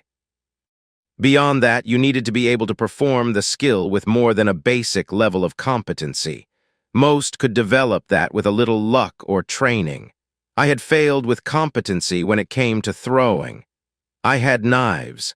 I practically grew up with them, given who my parents were. I wanted the skill and practiced for weeks trying to earn it. But it was one of the first skills I had to admit to myself that I would never obtain. No matter what I did, how often my parents worked with me, I just lacked the knack at it. The best I could hope for was to get something I threw to land in the rough area. 3 parts: equipment, will, competency. I failed at the 3rd in throwing, and until I could upgrade my equipment, it was likely I would never be able to gain white smithing, but Snowy seemed to have all 3. Her will was like iron. It was the only way she could have upgraded the tier of Arcanum of the blood. The skill was based on her pure will to shove her mana into her body as stamina and healing. Yes, she had to breathe in a specific pattern and focus in the right way, but it was still her will against her mana. If that wasn't willpower, I didn't know what was. So then was it her weapon? It couldn't be that. While it was harder to earn the skill while using training equipment, it wasn't that much harder. A training sword was still a sword. Usually, it was the difference between training and doing something for real that was the issue in that case, rather than the tool itself. Which left training, and this is why I dreaded our next session. Idly, I finished my soup and moved toward the private training yard. An elite knight in full plate armor and a giant sword joined me as I walked through the halls. The plate was a familiar-looking armor matched to a great sword that dwarfed the Baroness' training long sword. I recognized the weapon. It was the same one that Snowy had laid over her knees as we rode to the Baron on our first meeting. A sword I had noticed, and then ignored since it was ornate, gaudy, and overlarge. I took it for a ceremonial sword that was mostly there to match her armor and make the guard look dangerous, rather than as a real weapon. But now that I looked closer, I could see the lines of glyphs and runes that ran down the blade. Whoever had produced that weapon knew what they were doing. Runecrafting was not an easy profession, and they were slowly being swallowed up by the Mage Guild to protect their untrained and unskilled use of magic. It was easy to guess why it was a dying profession. Those who practiced it had to have loads of money, which meant working for the nobles, and it required a crafting skill in combination with rune crafting, for the item to be enchanted. Enchantment also required basic magical training that the Mages Guild was no longer offering within the kingdom without expensive soul-binding contracts. The king would not let this continue for much longer, but the Mages Guild has held something over the royal line for at least the last 2 generations, so we would see how things went. At least, that was the rumor. There was only so much of a stranglehold the mages could have on magic before those who needed it would rebel. Shaking away the thoughts, I drifted back and followed the elite knight, who was directing me through the halls. If Snowy, and I need to stop thinking of her with that name, Alexis was hiding as an elite knight, then the assassination attempts must be even worse than I thought and still ongoing. That or Mason was still culling the nobility and looking for traitors. When we reached the training hall, Alexis removed her helm, shaking her hair out, and then smiled at me as she began stripping off some of her protective gear. "Alexis, I need to talk to you, and I'm not sure this is going to be pleasant," I said. At this moment, I wished I was better at talking with people my age. With friends. I could pretend to be sociable, I could use acting to pretend to be comfortable, but it wouldn't be me being relaxed and friendly. It would be me pretending to be comfortable, which wasn't the same thing at all. Alexis stopped removing her plate at my words and crossed her arms, then stared at me, the movement ruined by the bulky armor covering her body. Running my hand over my head, I turned away from Alexis and started to pace, trying to sort my words in my head. It would be nice if I could figure out how to be a bit less blunt, but I doubted I would magically discover the right words in the next few minutes. "So, you should have swordsmanship. I can't imagine how you don't have it." "I've fought against you," I said, looking up to see how Alexis was taking my fumbling attempts at explaining my thinking without upsetting her. But the stone-faced look said I was not doing well. Still, I continued. Beyond it being my job, I also wanted to help Snowy, and I had a suspicion of why she hadn't gained swordsmanship. "So it might be that your trainer wasn't what he should have been," I started before Alexis dropped her pose and interrupted me. "I was trained privately by Milukunya himself," Alexis said while frowning at me. The look said she expected me to know the name, but I had never heard the name before, and my face said it. "Ashenarm of the Mountain," Snowy said as if it should say it all, which it did. Ashenarm of the Mountain was a known warrior involved in the deadliest of the conflicts with the kingdom, and was instrumental in the discussions of the last treaty. He had been known as Grey Arm before that, simply because that was the only thing anyone knew about him. He was eye-catching with his one arm painted gray and wielding an oversized sword. He stood out, even among the different gear and weapons of the Northmen. Nodding, I glanced at Snowy's sword and struggled to work through the issues with what I knew of her life versus the expensive sword and expert training. It didn't add up. "Did he give you that sword?"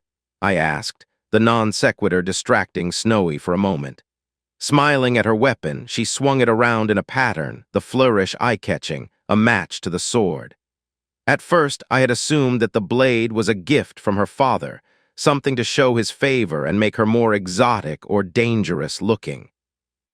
Her strength, combined with the oversized weapon, would be both dangerous and showy. That was just the kind of thing to stun the nobles and possibly help her fit within the aristocracy, or at least stand above them. But now, I worried that I was wrong about the nature of the blade. This was a gift from the tribe. I honestly think it was the last attempt by Blood of the Mountain Cat to try and woo my mother. He petitioned Ashenarm of the Mountain to train me and presented the weapon to me. My continual failure to learn swordsmanship, even with private training by an expert, was what finally turned the tribe against my mother. I could hear the pain in Snowy's voice as she stuttered for a moment. I couldn't keep harming her standing in the tribe. "She is the tribe's shaman, and she loves her work," Alexis said, then looked away as her hand casually bounced the massive blade.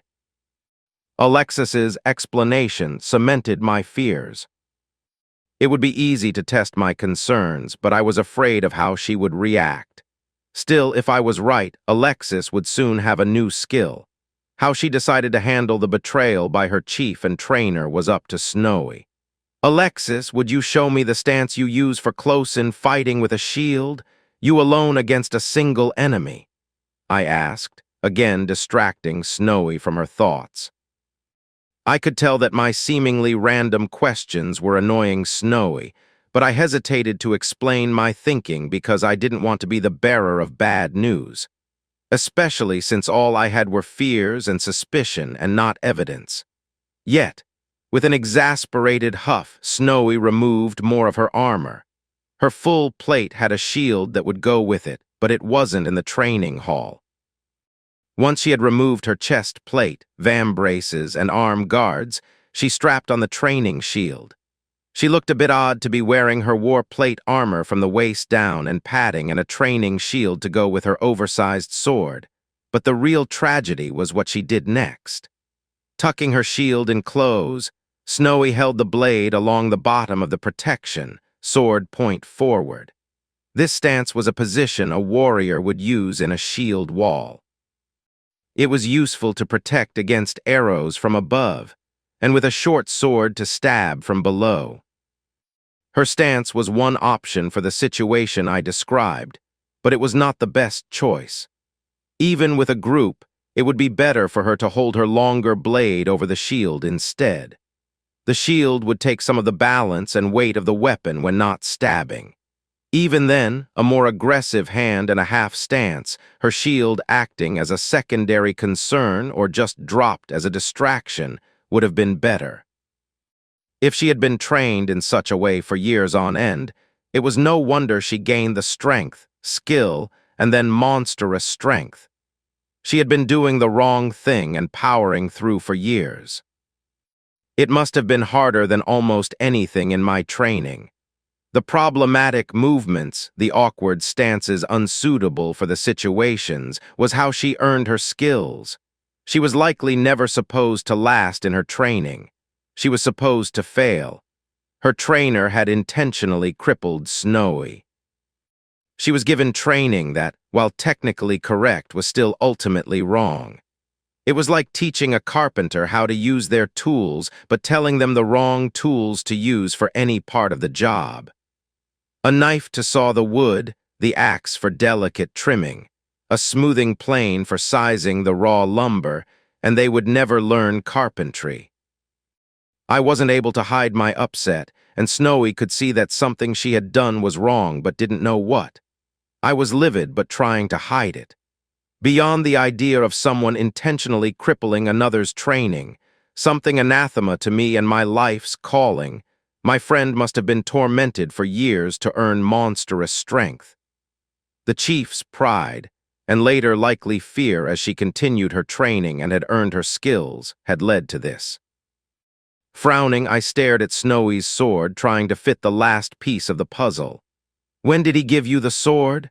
I asked, my voice rough and angry though I tried to make it neutral. Still holding her stance, Snowy watched me and tried to understand what had upset me. "Years ago. It was likely the last attempt to help me gain swordmanship. The chief was trying to stop the tribe from pushing for banishment. Blood of the Mountain Cat knew my mother would never accept him if he banished me. I failed to learn the skill. He then claimed my stamina skill was part of the shaman's path, and I was to banished for trying to steal my mother's power," Snowy said, her voice emotionless. I stared at Snowy, seeing if she honestly believed that load of shit, and it seemed she did. She tried to hide the hurt, but I could see it behind her mask of pain. Nodding to the sword still held rock solid in an awkward and challenging stance, I asked the question that would answer for me how great the betrayal was. "What does the magic in the sword do?" I asked. Snowy blinked for a moment, the new direction of my conversation pulling her from her memories and the pain. "It works for me only. When I hold the sword, it is balanced perfectly for me," Snowy said, her voice showing her pride. Slowly, I reached out and grabbed the tip of the blade and tried to move it. At first, Snowy held the weapon steady, confused as to what I was doing, but she quickly realized that I was trying to get a feel for the blade while she held it, and let it drift with my gentle pushes. The runes changed the heft and balance of the weapon. My examination over the next 5 minutes showed that while Snowy held the sword, the balance was worse than a hatchet. Most of the weight was toward the tip, but only on one side, leaving a distinct preference for its swing.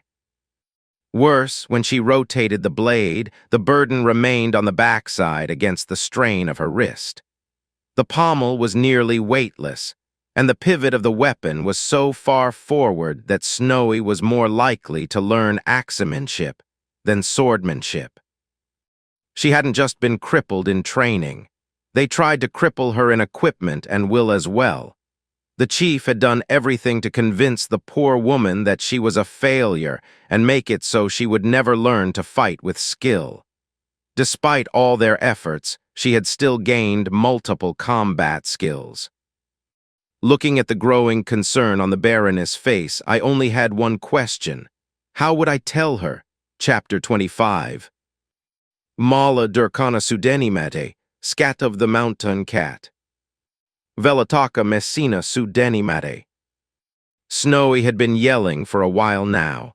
The shouting didn't bother me too much. Well, beyond the fact that my friend was upset, it was the repeated strikes of her worthless weapon against the wall that was the real annoyance. That, and the fact that this scene would definitely be rumor fodder.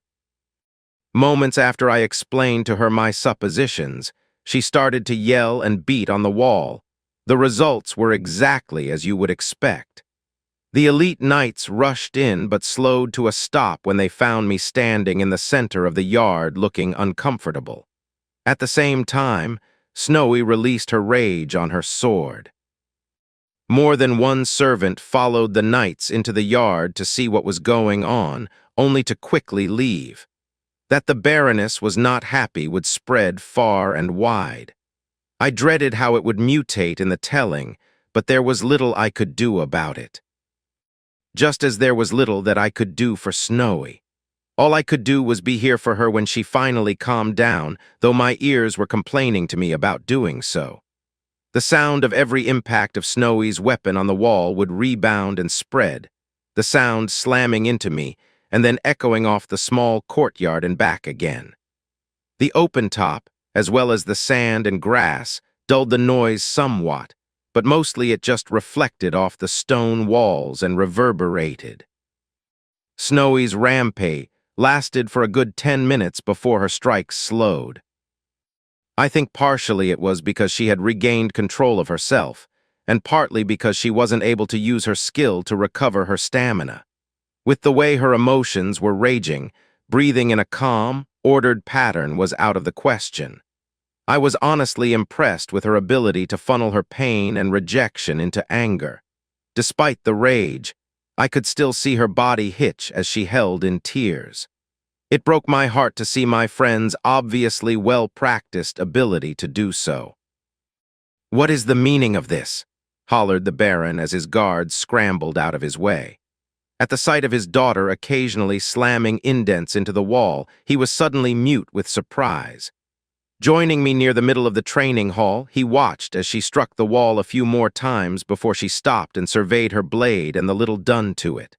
Throwing her undamaged blade, the weapon cartwheeling away due to her strength, Alexis spun and approached us. Her father was standing next to me, his anger and confusion clear. It was apparent that I hadn't harmed his daughter, and so his anger had sputtered out into a useless confusion. Before I could react, Snowy fell to her knees and wrapped her arms around my chest, her head just barely tucking under my chin as she began to sob. Her father held out his hand as if to pull his daughter away, but eventually let his hand drop. I was confused, upset, angry, sad, and not sure where to put my hands while the Baroness spread tears on my tunic and slowly explained her woes to her father. The tale was told slowly, mostly due to Alexis interrupting herself multiple times. She would explain a part and then go back to add in detail from her training that she now realized had been done to torment her or hinder her progress. How the hunters had used her as a tracker, a vaunted position, but never let her lead a hunt. Instead, she was only allowed to scout their back trail. When it became clear that she had earned a skill, she had been removed from the hunters. She was then given special training to learn swordsmanship, a phrase that had the Baron fuming. I was surprised how little I feared the Baron at the moment. I watched his nostrils flare, his skin turn red, and his teeth grind, and yet all I cared about was patting Snowy's back to try and ease her pain. Snowy did more than cry and describe her torments. She also explained how she planned to retaliate and regain her honor. Blood of the mountain cat often featured in her descriptions, as did castration, ants, and honey. I found myself oddly fine with her idea. Before today, I would have thought the idea of torture for information to be the furthest I would allow myself, but now gladly embraced the idea of torture for revenge. When Snowy was done, she stood, wiped her tears, gave me a hug, then turned to her father. "I want him dead. I want him and Grey Arm of the Mountain dead," she said to her father. To my surprise, the Baron shook his head slowly, then glanced at the open door of the training hall, his voice rising slightly. "I have sworn to hold to my king's word and to uphold the treaty of the Northmen. Blood of the Mountain Cat has insulted you, but he has not broken the treaty. I may do no more than publicly insult him," the Baron said, as his voice shifted to a more professional and oratorical air. Then he lowered his voice, faced his daughter and away from the door, and whispered, "Publicly, that is all I can do." Alexis had first flashed a look of betrayal at her father, and I could see that she would not accept her father's rebuke. Her father's then whispered words, though, quickly changed her expression. For a second, the two were part of a single conspiracy, an agreement that Snowy's tormentors would be killed before the Baron seemed to realize that I was there and listening. I nodded to the Baron and ignored that anything had been said. Still, I didn't like the look of consideration the Baron was giving me, nor the previous appraising and angry looks as Snowy hugged me. Fatherly anger I could handle, but the appraising look had been unsettling. I was further troubled when the Baron shifted and looked away for a moment, his body language screaming that he had made some decision. "The goblins have amassed at the forest line for this year's culling. I want you to go with the guard and see what training you can provide for the men. Tell the captain that they leave at first light," the Baron said. "I'm going as well," Snowy said as her father turned to leave. The Baron looked back at that, then stared at his daughter. Something passed between the two of them silently before the Baron smiled and nodded. "Too much like your old man," he chuckled, but then paused and looked at me before he continued. "Or your mother," then left me alone with Snowy in the training hall. The Baron's comment caused Snowy's face to turn red, but I noticed she didn't say anything about his words. Glancing around, I tried to find anything to avoid the embarrassing conversation, and my eyes drifted over her thrown sword, and I sought out refuge in training and skills. "Snowy, you should think about having that sword melted down and made into something else. Even if you can't get it re-enchanted, the materials would have to be top quality to hold an enchantment. It could still make a useful sword," I said before shrugging and continuing, "or two even." Seeing Snowy's unenthused look, I continued, "You will need a good sword once you get swordmanship."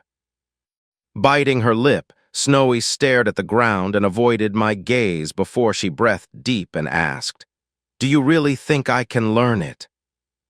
Seeing my friend so lost and defeated, I made a silent promise to myself that I would help her earn more than just swordmanship. "Oh, yes. The chief had to cheat in 2 different ways to stop you, and even then you earned multiple powerful skills. You're capable, Snowy, and eventually you will show them that." For a few seconds I was afraid that she would continue doubting herself, but instead, she breathed deep and then blew it out. Nodding, she raised her head and smiled at me, her lips set in a grim line, the look darker than I had come to expect from Snowy. This was the look I remembered from her training as she powered through a full day of swinging a sword around as she tried to master her skill. The grim and stoic look of a woman who had gained monstrous strength, wielding a weapon designed to be too heavy and unwieldy. The awkward silence stretched out for a moment before Snowy shook her head at me and moved to leave the training area. "Be sure to get a sword to use before we leave. I'll be getting some equipment ready. It should be helpful for the men and you UMTO train," I said in a questioning tone when Snowy raised an eyebrow at the end of my sentence, her eyes still bloodshot and slightly puffy from her tears. Yes, yes, I'll remember to bring a sword so you can help train the men and me, she said with a headshake before she finally left me standing alone in the training hall. Scratching my head, confused as to the reason for her tone, but knowing that something I said had bothered her. I joined my day guard, elite guard copper, who had been studiously ignoring everything from the doorway. Walking through the halls, I found the captain and informed him of the Baron's orders and that I would be joining him. Fine, I've got the supply wagons handled. We can throw some extra in for you. Anything else you need? I don't think I can find another wagon for your cold box, the captain said while trying to hide his annoyance. My guess was he disliked the change in plans. He came off as slightly stuffy and overly ordered to me, a bit like the seneschal. Still, he was trying to hide his feelings over the change in plans, which I appreciated. No, that won't be necessary. I have other equipment and skills the men can focus on. I'll pack a bag. It should take up very little room, I said. Nodding, the captain quickly dismissed me and my concerns as he returned to sorting his paperwork that I assumed were for the morning departure. Even as distracted as I had been, I had noticed the work around the fortress in preparation for the coming season. Copper suggested we stop to let Sir Winkham know that he should take up his guard at my home before we left the fortress, and I agreed. Following the man, he led me to a well-appointed part of the fort where the elite guards were housed. A short conversation through Sir Winkham's door and we were out of the fortress and moving through town. Since it was an earlier hour than my usual leaving time, I was assaulted by the sounds of the town slowly winding down from a long day of work. A few of the taverns were lighting candles or charging light runes depending on the quality and clientele. Sadly, I also noticed more looks from the townsfolk, looks of fear for the Baron's elite guard and distrust for me. My secret was officially out, and everyone knew it. By the looks of things, only a few people were actively hostile, but all it would take was a few to make things difficult. Shrugging, I walked to my shop. There was little I could do with the situation, and it would likely improve given time. It might not be a bad thing that I was going to be out of town for a while, even if I didn't like it. In truth, I was eager to try a few training ideas for groups, and this seemed like as good a time as any. Quickly opening my shop, I empowered the light runes and started to rummage through the supplies under the shelf and in a few of the locked boxes I had. Elite Guard Copper seemed oddly nonplussed about my shop, and even more so when we went into the back, and I began to sort through some of the odder items. He knew I was a skilled trainer, but he seemed to have heard more than a few of the rumors about my profession. I quickly assembled some of the equipment I knew I would need. My shock wand, some moldable wax, thick blindfolds, a few knives, my long needle with the healing potion attachment, itching powders, hallucinogens, a few poisons, a few different potions, carving tools, more than 10 vials of high-quality healing potions which were expensive but worth it, and a few other odds and ends. Copper watched me assemble my kit, and I could see the growing looks of confusion as I did so. Somehow I doubted that this little trip would convince the man of the innocence of skilled trainers from the horrors of the stories. Bundling up my equipment, I stuffed them into an oversized pack and then closed up the shop again, considering if it might be a good idea to sell the store. That, or remodel it and make it more suited for my profession instead of trying to hide behind an alchemy shop. Shaking my head, I considered things for only a moment as we walked to my house, then set it out my mind. I would have time to consider it later. I waved a greeting to the elite guard outside my home as Copper checked the inside. The regular guards were no longer guarding my house or the shop after the last one failed to detect those hiding in wait within. I doubted that I would continue to have this level of protection. Eventually, the elite guards would be returned to guarding the fortress. That, or a few would go with us on the culling to watch over Snowy. When the all-clear was called, I entered and quickly climbed the stairs to my room and prepared for sleep. I had to rise early tomorrow, Chapter 26. Halfway into my morning ablutions, I realized the perfect skill for Snowy. I was half tempted to rush into my workroom immediately, but I managed to finish shaving first. Just as I was about to open the secret door to descend into my secret laboratory, I realized this would leave me running late. Grumbling under my breath, I closed the door, stomped downstairs, and let Sir Wincombe know that I would be slightly delayed. Once that was done, I stomped back up the stairs and into my workroom. In the far corner of the room was a waist-high safe with a simple non-locking door latch. It was made of thick cast iron with refractory bricks inside and outside. The purpose wasn't to repel thieves, but instead any chance of fire. My initial thinking was that if someone made it into my basement, they would have already found my secret. Having them steal my skill dictionary was a lesser concern. Slowly swinging open the heavily weighted door, I checked the paper and books inside. The top shelf held my last 2 soul contracts, a communication scroll for emergencies so I could contact my parents, and 6 worn leather-bound books. On the bottom shelf were 2 books wrapped in new goat hide leather. One of the books on the bottom was my observations and suppositions about the skills I've seen since I've started my business. The other book was far less interesting overall, but necessary. It was a listing of my finances, my customers, income and costs, and so on. I'm sure that someone could use that for blackmail or any of the other games the nobles like to play, but I was not interested. With a sigh, I realized I was a low noble, and it was inevitable someone would want to play those games with me eventually. I was less than excited with the grim realization. Despite the dreadful thoughts, I still smiled as I reached for the 6 slim books. Carefully checking their order, I put the first 2 on the top back in the safe. Those 2 were dedicated to crafting skills. Everything from alchemy to weaving that the skilled trainers had, an overview was in those 2 books. It was possible to get full guides to any of the crafts, or at least any that we had gathered information on.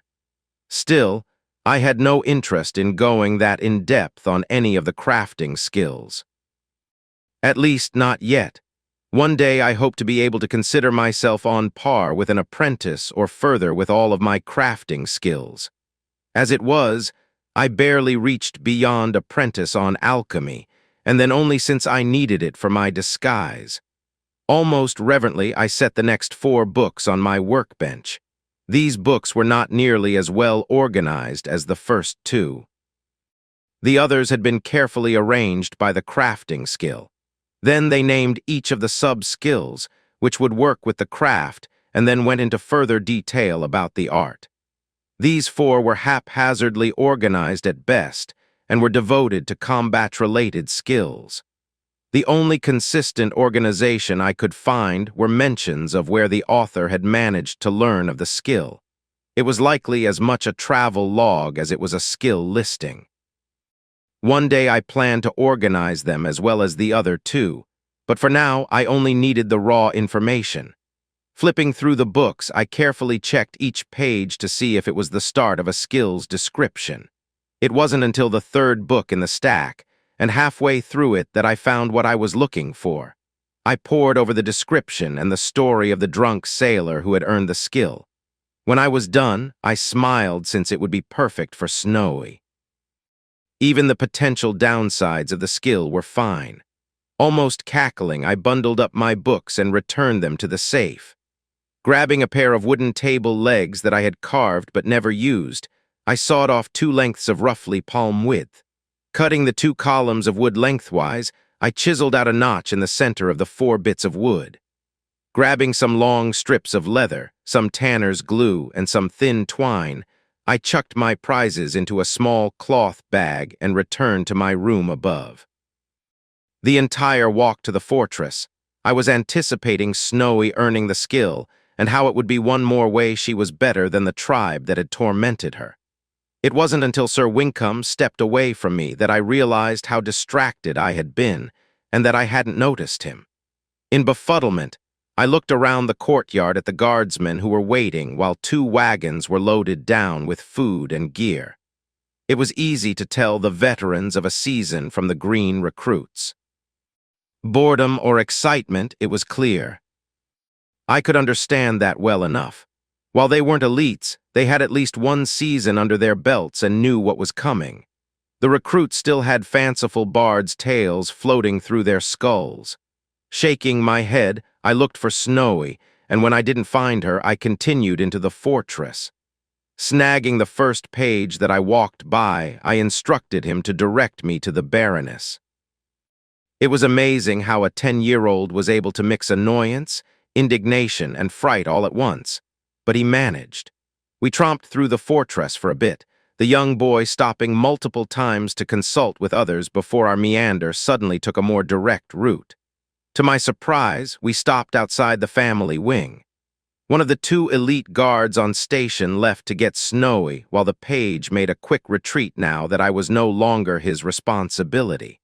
I had to wait for 10 minutes or so. Eventually, Snowy joined me, the 2 guards conspicuously standing guard where they could watch me. "Can I help you, Mr. Still?" Alexis said, her voice the very model of propriety. I was confused for a moment, but Alexis gave me an exaggerated look with her eyes towards the 2 men, and I was clued into why she was acting so stuffy. Not why she was doing it, but that she had a reason at least. "Baroness, I wanted to be sure that you brought your glyphed greatsword with you to the culling. I have found something important, and I am sure that it would be useful to you," I said, trying hard to match her speech. Snowy, a woman who spent most of her life training with the barbarous Northmen, was better at acting prim and proper than I was. Snowy smirked at my attempt, trying and failing to hold to a neutral look before she continued. "Very good. I have something I must discuss with my father before we leave, but Snowy said before her noble act faded. "I need to talk to you later," she said, dropping any attempt at using flowery language. Nodding that I understood the friendly dismissal, I stepped back and performed my best tight bow, then turned and walked away. It was only after I had left that I remembered that I was supposed to rise from the bow and wait for dismissal.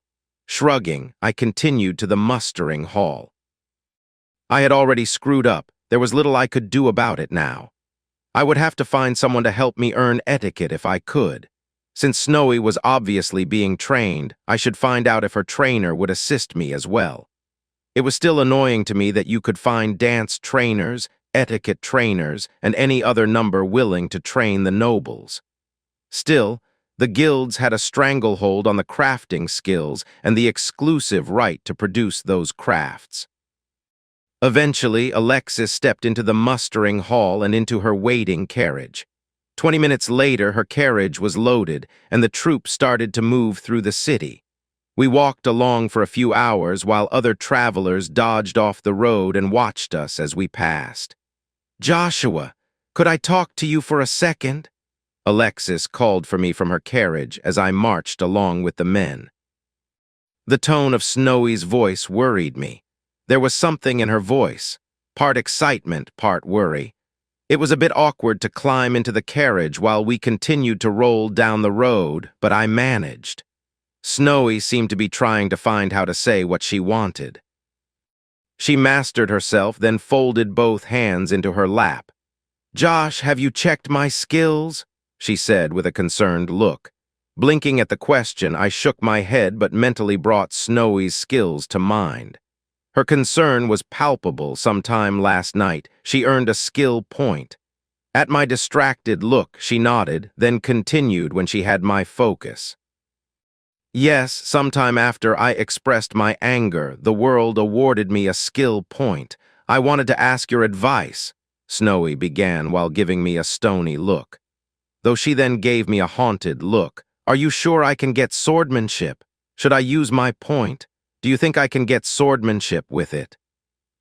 The last question was the most painful to hear her ask.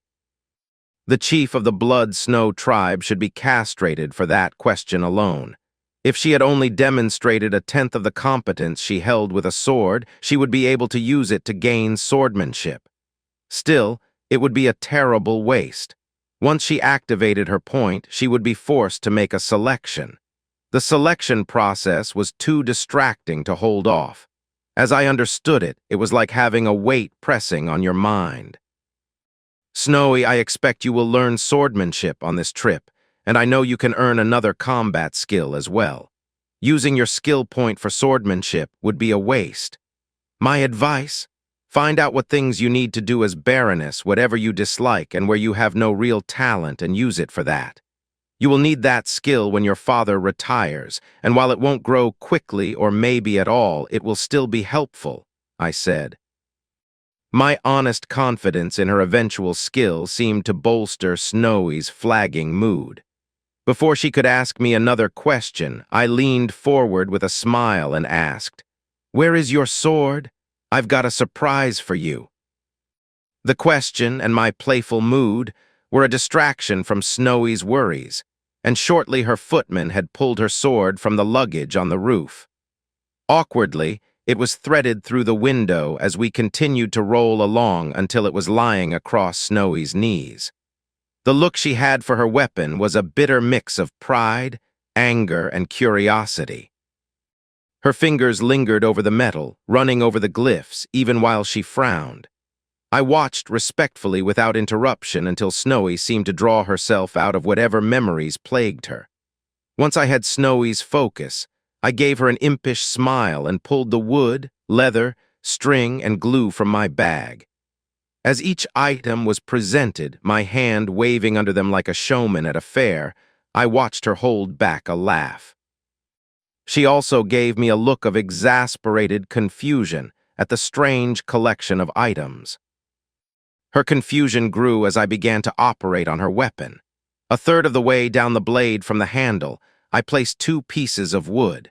Each palm-width bit of wood had their grooved inner surface fitted to the edge. Then blade and wood were smeared with the tanner's glue. Snowy kept throwing me looks as I worked, but I ignored them.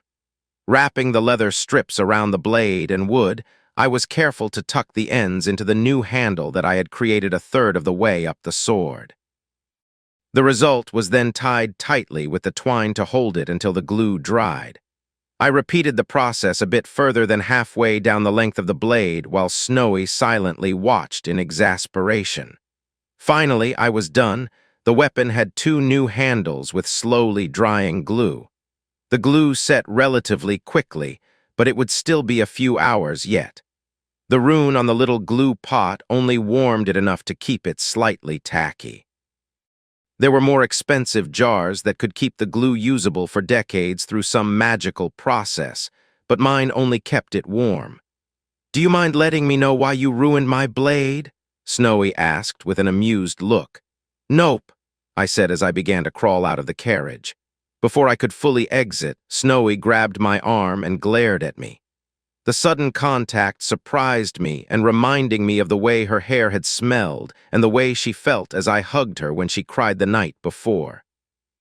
She quickly released my arm, her face reddening slightly, but she still gave me a look saying she wanted to understand my actions. "Trust me, when that's dry we will do a bit of training," I said. Snowy searched my face for something, then nodded and let me leave the carriage. The next few hours were an agonizing wait.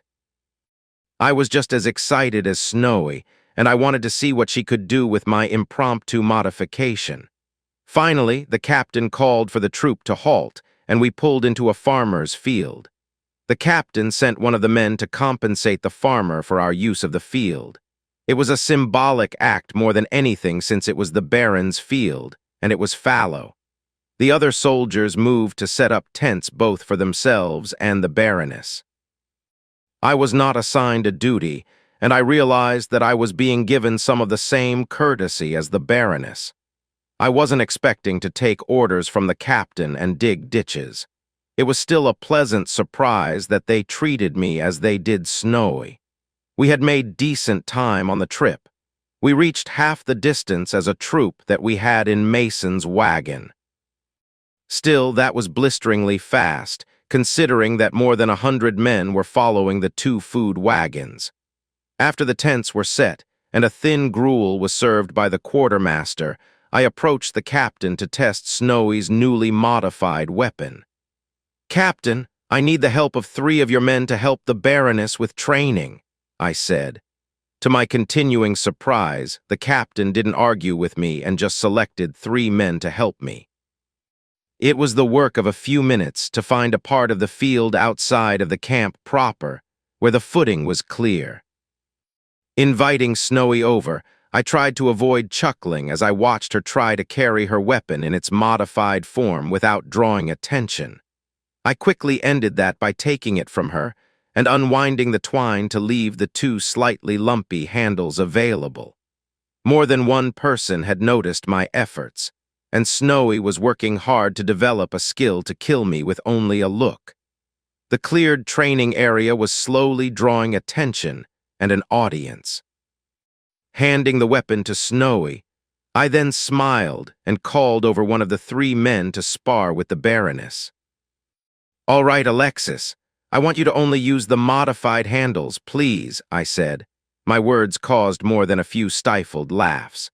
At the muffled sounds, Snowy looked around at the watching men, then leaned in close to me and said, "I will get you for this," before she moved forward to engage her first opponent. Holding her weapon in an awkward 2-handed widespread grip, Snowy tried to stab with the unwieldy creation. The fight consisted of the veteran casually blocking Snowy's few close calls, while gently tapping her with a wooden practice sword. I would typically be concerned when training with live steel. In this case, Snowy was so hampered by the odd grip that the guard was easily avoiding any danger. The saving grace was that Snowy was able to keep moving and attacking at full speed while the guard slowed down as the fight continued. After 20 minutes, the guard, whose name evaded me at the moment, tapped out. Before Private Smith stepped up, I pulled Snowy away to talk to her for a moment. Dropping my voice so that others wouldn't hear me, I tried to explain while she gave me a frustrated look. "Snowy, 1 second, I said, reaching out for her weapon. There was a moment where she resisted releasing her weapon, but she eventually did. Turning the weapon over so the handle was forward, I gave it back to her as she gave me a further look of disgust. "I'm not teasing you, Snowy, I promise you. I'm not Grey Arm." At the mention of her former mentor, she froze, but then nodded and took the weapon from me. Grabbing her shoulder for a second, I captured her gaze and explained, "That's not a sword, Snowy. It's just a lump of metal you are using as a weapon. Swordmanship won't work with that piece of junk. But you can still use it as a weapon," I said, then let her approach Private Smith for her next match. This match went better, even if it was even odder for her to be attacking with the handle. Private Smith was using a wooden sword and shield, which was serving him less well than the last guard's single sword. Snowy would try to snag the lip of the shield with the handle, would block with the blade as if the weapon was a staff, and generally try odd attacks that Smith wasn't prepared to handle. Few of them did more than press against his shield, but they were clearly not something he had trained for. At one point, Snowy was pressed in close, Smith's sword unable to reach easily around the end of her sword while the Baroness hampered his movements. Snowy had wrapped the handle over the lip of Smith's shield and pulled it downward with her greater strength.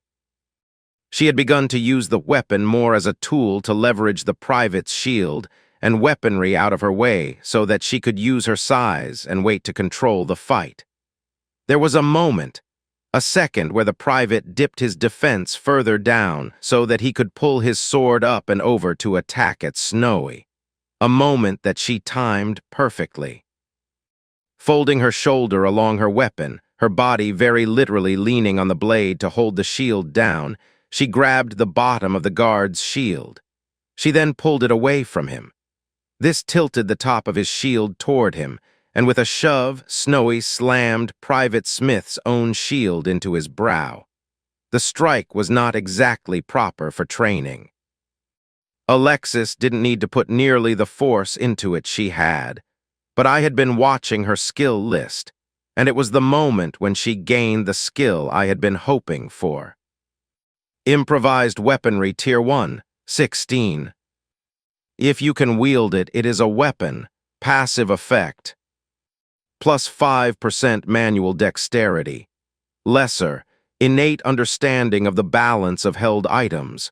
Major, innate understanding of defense with held items. Major, innate understanding of offense with held items.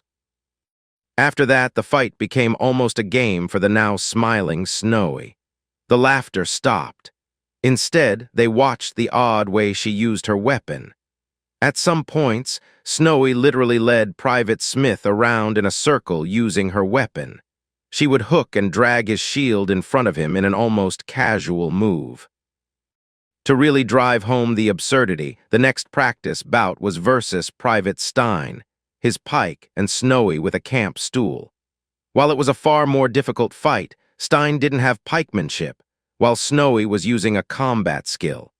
Snowy managed with a deft flourish of the legs of the stool to capture the blade of Stein's pike, and then disarm him using her monstrous strength. The combination of her strength and her new skill was something an unskilled warrior couldn't match. Even in the short fight, Snowy had managed to level the skill. Snowy's confident smile after she won was brighter than the campfire. Chapter 27. Don't touch it. No, didn't your mother teach you anything? Just sit there and think about your actions, young man, shouted Mother Tin as she slapped Private Balk's hands away from the bandages she had just finished wrapping around his side. You don't think your father isn't going to hear about this? You know better. That straw for brains might have wanted to fight, but you know better. She continued as she waved her bony arms at Snowy, who looked both contrite and proud at the same time. My snicker drew Mother Tin's ire, her head whipping around while her joints audibly popped as she levered herself off the ground. Mr. High and Mighty Skill Trainer. You knew that was foolishness. Why didn't you do something about it? She said as she sniffed and walked past me. I didn't even bother to respond. She didn't care what I had to say, and I knew her comments were all about how she felt and not because she was actually mad at anyone. That's how the mothers were. The only way to gain the healer's skill, empathetic healing, was to care for other people. There were different kinds of healing skills: first aid, emergency aid, field medicine, and a host of others. Those skills revolved around using tools, potions, and poultices. Empathetic healing required deep care for other people, and despite Mother Tin's caustic ways, she did care. She also couldn't stand idiocy, and Private Balk and Snowy's bout was precisely that. The moment Snowy demonstrated she had a new combat skill, everyone wanted to see it in action. I could understand that. It was always interesting to see a skill in use, especially the flashier combat skills. These were men who were going to fight goblins tomorrow. They had a sudden deep interest in combat skills. With Snowy, she was derided and insulted for failing to get swordsmanship, even after being privately trained by an expert. Likely that training cost the tribe a hefty price, something I'm sure they wouldn't let her forget. That it was all a sham to shame and hurt her mother didn't mean the insults didn't hurt her and leave a scar on her psyche. I should have seen it coming. Snowy fought a few rounds using her armor and a few random items from the wagons. A camp shovel, a stool, and for the last round, a spare wagon wheel. The wheel was especially impressive given its size and awkwardness. With Snowy's strength and near-limitless stamina, it was almost child's play for her to fend off the men's cloth-wrapped swords. The part I should have seen coming was the assumption that Snowy gained her skill because of the special weapon I made for her, that it was some skilled trainer trick. The grumbles about nobles getting all the best were especially annoying to me. Snowy had earned her skill through pain, frustration, and years of hard work. The modified sword just helped with the last strain to level, the final chop that felled the tree. Private Balk had praised Snowy's skill and how amazing she was. He was buttering her up so badly that even someone as oblivious as I could be could tell he was blowing smoke. but Snowy loved the praise, and I could imagine it felt nice after the years of insults. So when Private Bulk asked for a round against her with him using her modified sword, it was no surprise she was all for it. While Snowy went looking for something else in the back of a wagon, I hopped off my camp chair and joined the group egging Private Bulk on. I know you don't have any combat skills, but I promise you that sword won't give you one, I said to the looks of annoyance from the men. Private Bulk stepped away from the others, and I walked with him as we approached the impromptu arena. All I've got is metronome. The goblins and bandits won't care about me keeping time. I need something else, he said with a dark look at me as he grabbed Snowy's dropped sword and flipped it around to hold the handle forward. He took a few awkward swings while trying to get a feel for it. I gave him some room as he practiced. I had no interest in being hit with a wild swing. For him, it at least was a well-balanced but awkward weapon. Oddly, the men were right in a way. The magic in the weapon wouldn't work for anyone else and was special only for Snowy. I'll go over some stuff tonight with everyone that should help them get the most out of the goblin culling, all right, I said while stepping away as Snowy nearly skipped forward, while holding one of her greaves and an impish grin. I wasn't sure why she chose to use her leg armor as a weapon, but it meant she would be holding steel versus the oddly held sword. A few other men gathered to watch another round. The initial excitement of the fights had faded with the continuous one-sided nature of the previous matches. The captain had put his foot down when a veteran with a pikemanship combat skill asked for a bout. I agreed with the captain. Without training, weapons, and padding, it would be unacceptable to risk the Baroness in a training fight. Luckily for Snowy, he relented enough to allow for the unskilled men to get in some practice with padded weapons. Private Bulk was likely thinking that if he won the fight, maybe if he ended it quickly, that it might be enough to earn him a skill, which, to be fair, he might have gained something with that kind of effort and emotion put into the attack. I doubted it would match Snowy's skill, but something like slam or heavy blow wasn't out of the question. Unfortunately, Snowy was ready, and his charge and jab with the pommel didn't go as planned. Off balance while stabbing the weapon like a spear, it was no surprise to me when Snowy caught the end of the pommel with the curved inner surface of the greaves. The Baroness then shoved the blade back toward Private Bulk. The ad hoc grip I made slipped down the weapon, and then his fingers slipped free from the leather-wrapped wood. His sudden hiss of pain as the blade cut into his fingers was cut short when the tip of the blade caught on his side and ended his forward charge. That was when Mother Tin came running, her thin gray hair flying away from her while her head bobbed on her bony neck. She moved quickly for a woman pushing into her 70s. From a belt pouch, she pulled bandages and a thick green paste. While Snowy watched with a concerned look, Mother Tin yanked free the blade while shouting at Private Bulk to stop wailing like a child. Slapping on the bandage and paste, her hands glowing a sickly green as Mother Tin activated the skill that made the healers famous. The entire time she was healing Private Bulk, Mother Tin hollered, yelled, and berated just about everyone in sight. From Snowy down to the mule that had hauled her backside through the countryside. It wasn't the worst I had heard of a Mother of the Healers Guild doing when she was healing, but it wasn't fun either. I once knew a mother who would kiss her patient's cheek and face while cooing in baby talk. Her grumblings were worth listening to if it was the cost of having the gash on Private Bulk's side quickly close as the paste was pulled into the wound. All that was left was irritated skin and a scab. That and a grumpy healer who treated every patient like they were her own idiot grandchild. Once Private Bulk was recovered enough to stand, he joined his friend at one of the campfires and sullenly drank from a tin cup of watered-down ale. The other men made a few comments about him while he sulked. I shook my head and ignored the behavior.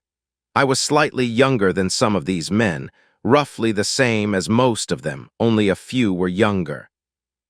Yet I felt a great deal older than most. Most of them would suddenly discover a bit more maturity after the culling. My own introduction to a similar barbaric practice came when I was 14. My father watched over me a few steps away as I fought an orc. It wasn't the same, not by any measure, but the first taste of combat with the monster races was an eye-opener. Stronger, meaner, and willing to eat your corpse, there was a marked difference between fighting them and killing a man. The two bandits who died in the forest was my first taste of killing a human. It was no different than killing a monster, except for the knowledge of what I had done. The torture had been far worse in my mind. That, and the two men were incompetent compared to the monsters. Incompetent monsters don't tend to last long. All right, listen up. I'm going to answer some questions about skills, all those things you wondered but no one would talk about. That's why I'm here, I said, the men around the fire suddenly going silent. I could tell from the side-on looks and the casual way that many glanced at their fellow man that they wanted the information but didn't want to be the first to speak. Shaking my head at the oddity of refusing to grab vital information when it was offered, I started on my basic spiel. I had worked out a few things to talk about when I wanted to get a client asking questions. I wasn't sure it would work well in a group, but it was what I had. First, the tier of a skill is just a general guide.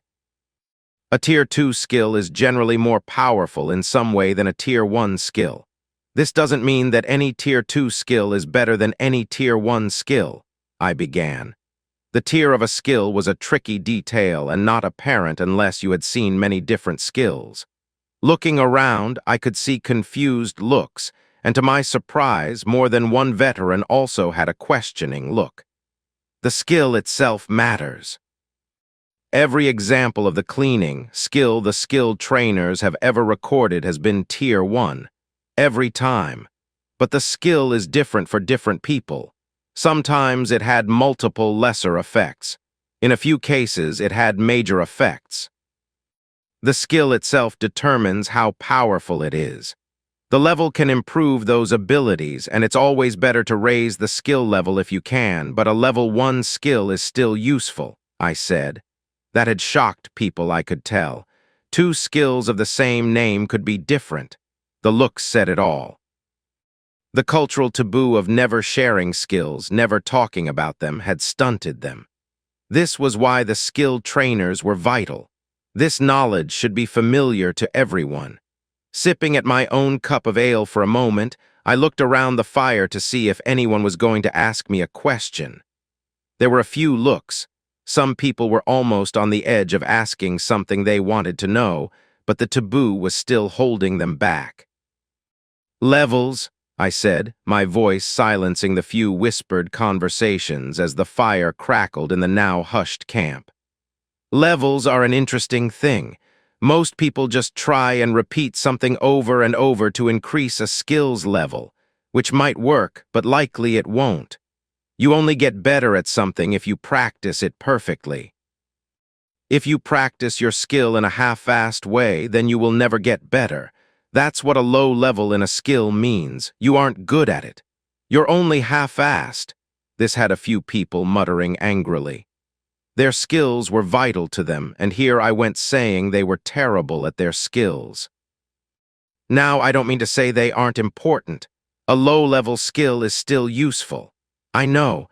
I have more than a few low-level skills, I said with a grin. Even sharing that was taboo, and I could see more than one veteran re-evaluating me with that announcement. Wiping the smile from my face, I tried to return to a more professional mien.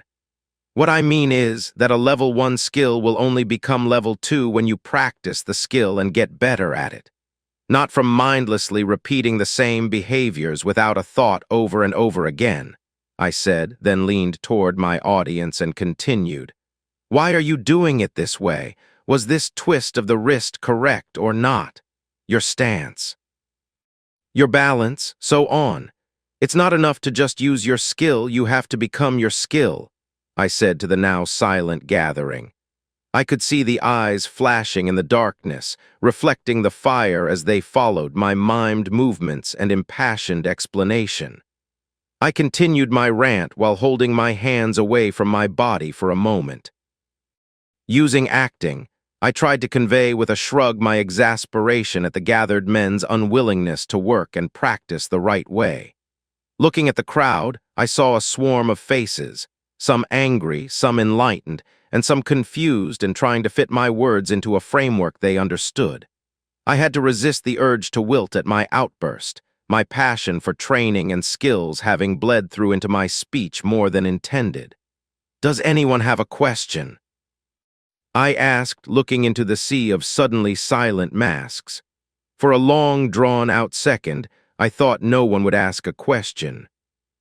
Hesitantly, Private Multar shifted before standing. "I've heard of sub-skills. What are they?" she asked before sitting again. This was why I had expected few questions. I knew that Private Multar had vicious slice. She was one of the 3 privates who had exposed her skill list to me at our first meeting. Now everyone else knew that she likely had a skill that some called a sub-skill, as despicable as I found the description. Nodding, I looked to the group before I started my explanation. "There are no such things as sub-skills," I answered, then held my hands up as some of the men and women moved in the dark edge of the camp light. "Now, hold up. Let me explain. All skills are skills. Some skills are broader than others, they cover more things. The so-called sub-skills are more narrow in a way. An example," I said, then paused, noticing that Private Multar had turned white when I mentioned an example. "Focused cut is one of these so-called narrow skills," I said, to the obvious release of tension from Private Multar. Taking a deeper breath, I continued my description. "I have focused cut. It allows me to precisely control any sharp implement and guides my movements to cut exactly how much and where I want." My words left a slight murmur in the crowd, the gathered guards nearly hanging on my words. I would have received less attention if I had decided to strip naked and dance in front of the fire. Celebratory, drunken dances weren't exactly common before or after battle, but they weren't unheard of either.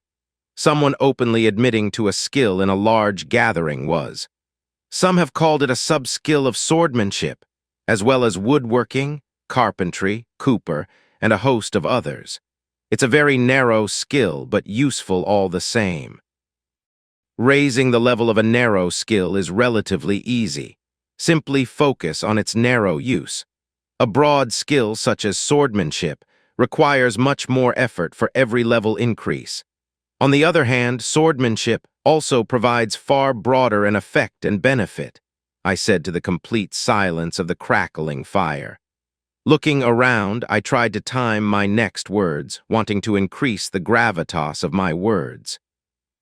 Broad skills like swordsmanship generally consist of more passive effects, have smaller active effects, and usually synergize with many other skills. Narrow skills generally have the reverse.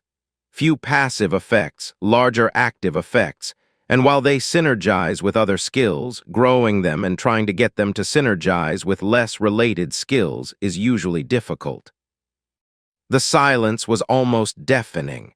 Nobles were likely given this information, maybe at the knee of some family trainer, but few peasants would be offered such information.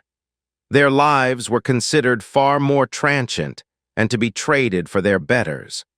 One or even a couple of skills would be more than enough for them to complete their jobs.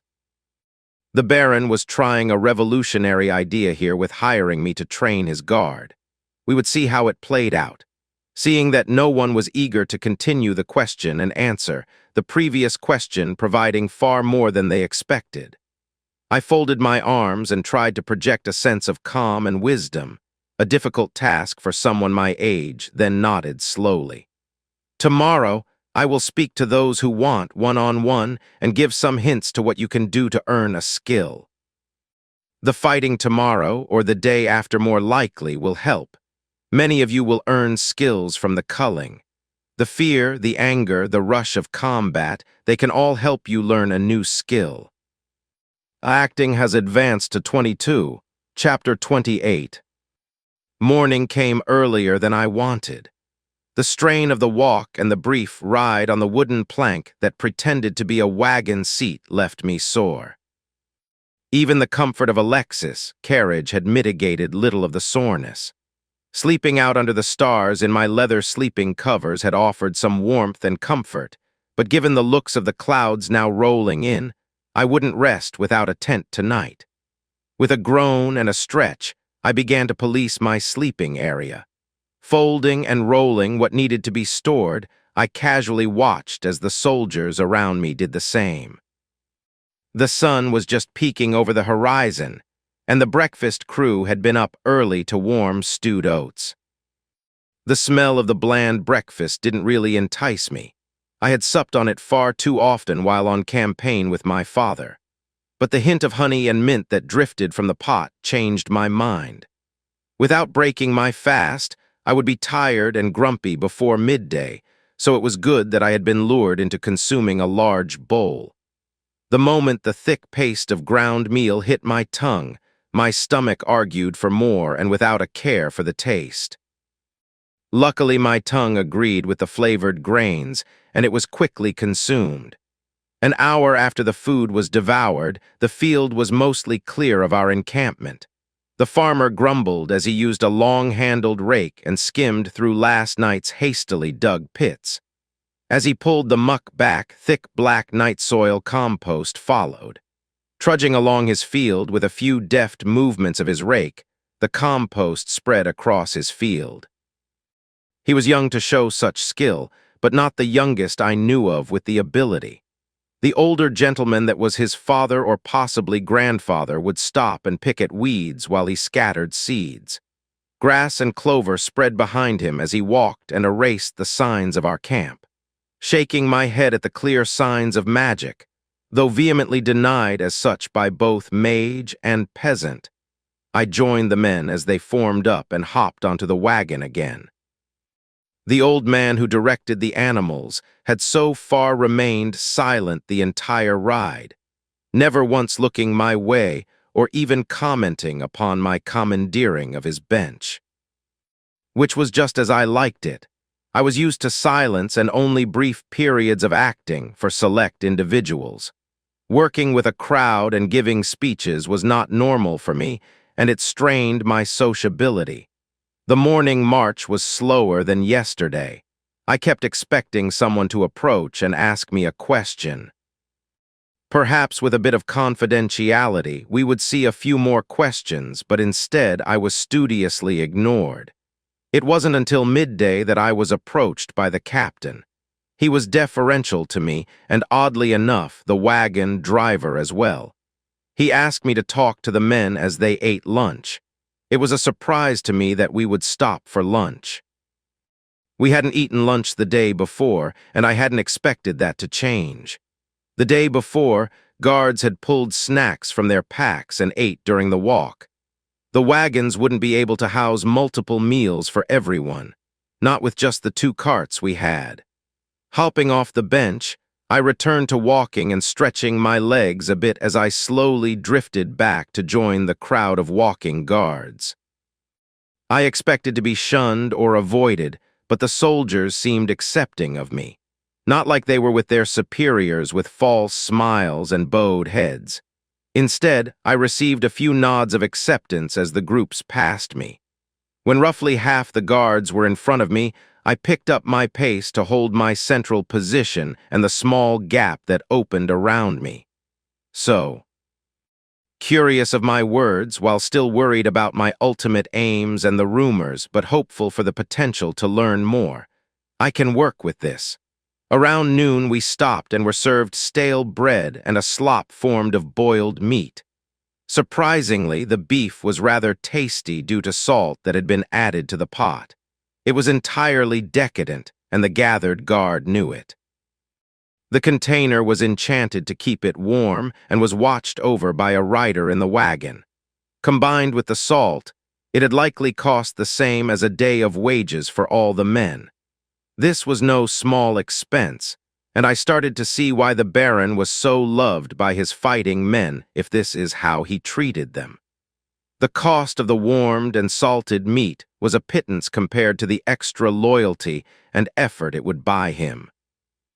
This told me a bit of how he might have earned his position as a mercenary leader before his time working for the king. "Mr. Still, if you would," the captain asked while gesturing to the gathered soldiers who were still stuffing their faces. Gently coughing to clear my throat, I took a swig from my wine pouch and then stood on the back of the wagon next to the now emptied pot. I surveyed the soldiers and the sharp-eared troop followers I was sure were now listening in. I thought for a moment on what would be the most important thing to convey to the men and women for the coming culling. Nodding slowly, I straightened and tried to expand my chest to really let my lungs breathe. I felt a bit foolish with the posturing, but acting pushed at me. My skills insisting that it was essential to convey the importance of my station and not just the emotion of my speech. "I have discussed skills with the Baroness, and this same advice will serve you," I said. "Yes, the nobles get this information, and now you. Remember that the Baron insisted you would be trained and given the same information his daughter is learning." It was a bit of a cynical thought, but it wouldn't hurt to make the Baron look good. In fact, since he was my primary employer now, providing plenty of work and money, talking him up could only help. To earn a skill requires 3 parts: equipment, competency, and will, I said while staring into the faces of the crowd. I was trying to reach each man and woman. Acting insisted I look to the group, unlike a crier who would stare into the distance and so distance themselves from the words they spoke. They distanced themselves in the hopes any rowdy crowd members who disliked their words would take it out on someone else. I needed to make a connection to convince them. Equipment seems to be the easiest. Each of you has armor and a weapon. Your pike could be the gateway to earning pikemanship, or something like penetrating thrust, or a host of other skills. But in the same way, if you mistreat your weapon, fail to maintain it, and think of it as a simple stick instead of as a weapon, its benefit will decline. It is a weapon, and you must always think of it as such. This is the difference between the blows of a smith's hammer with their skills and the blows of a war hammer and the skills that it can convey, I said to the odd look from more than one of the new recruits. The veterans, on the other hand, were well used to the idea of maintaining their weapons. More than one had survived a confrontation because of the care of their weapon. Once a blade saves your life, it stops being any old tool and takes on a different feel. More than one mercenary had named their weapons. My father called his battle axe his second wife, much to my mother's laughter. Competency is surprisingly easy to gain. It is a rare few things you cannot learn to do with some effort. Despite this, there are still some things that no matter your practice, no matter your effort, that you simply will not gain enough competency to earn a skill. It is rare to find these hidden ineptitudes, but it does happen.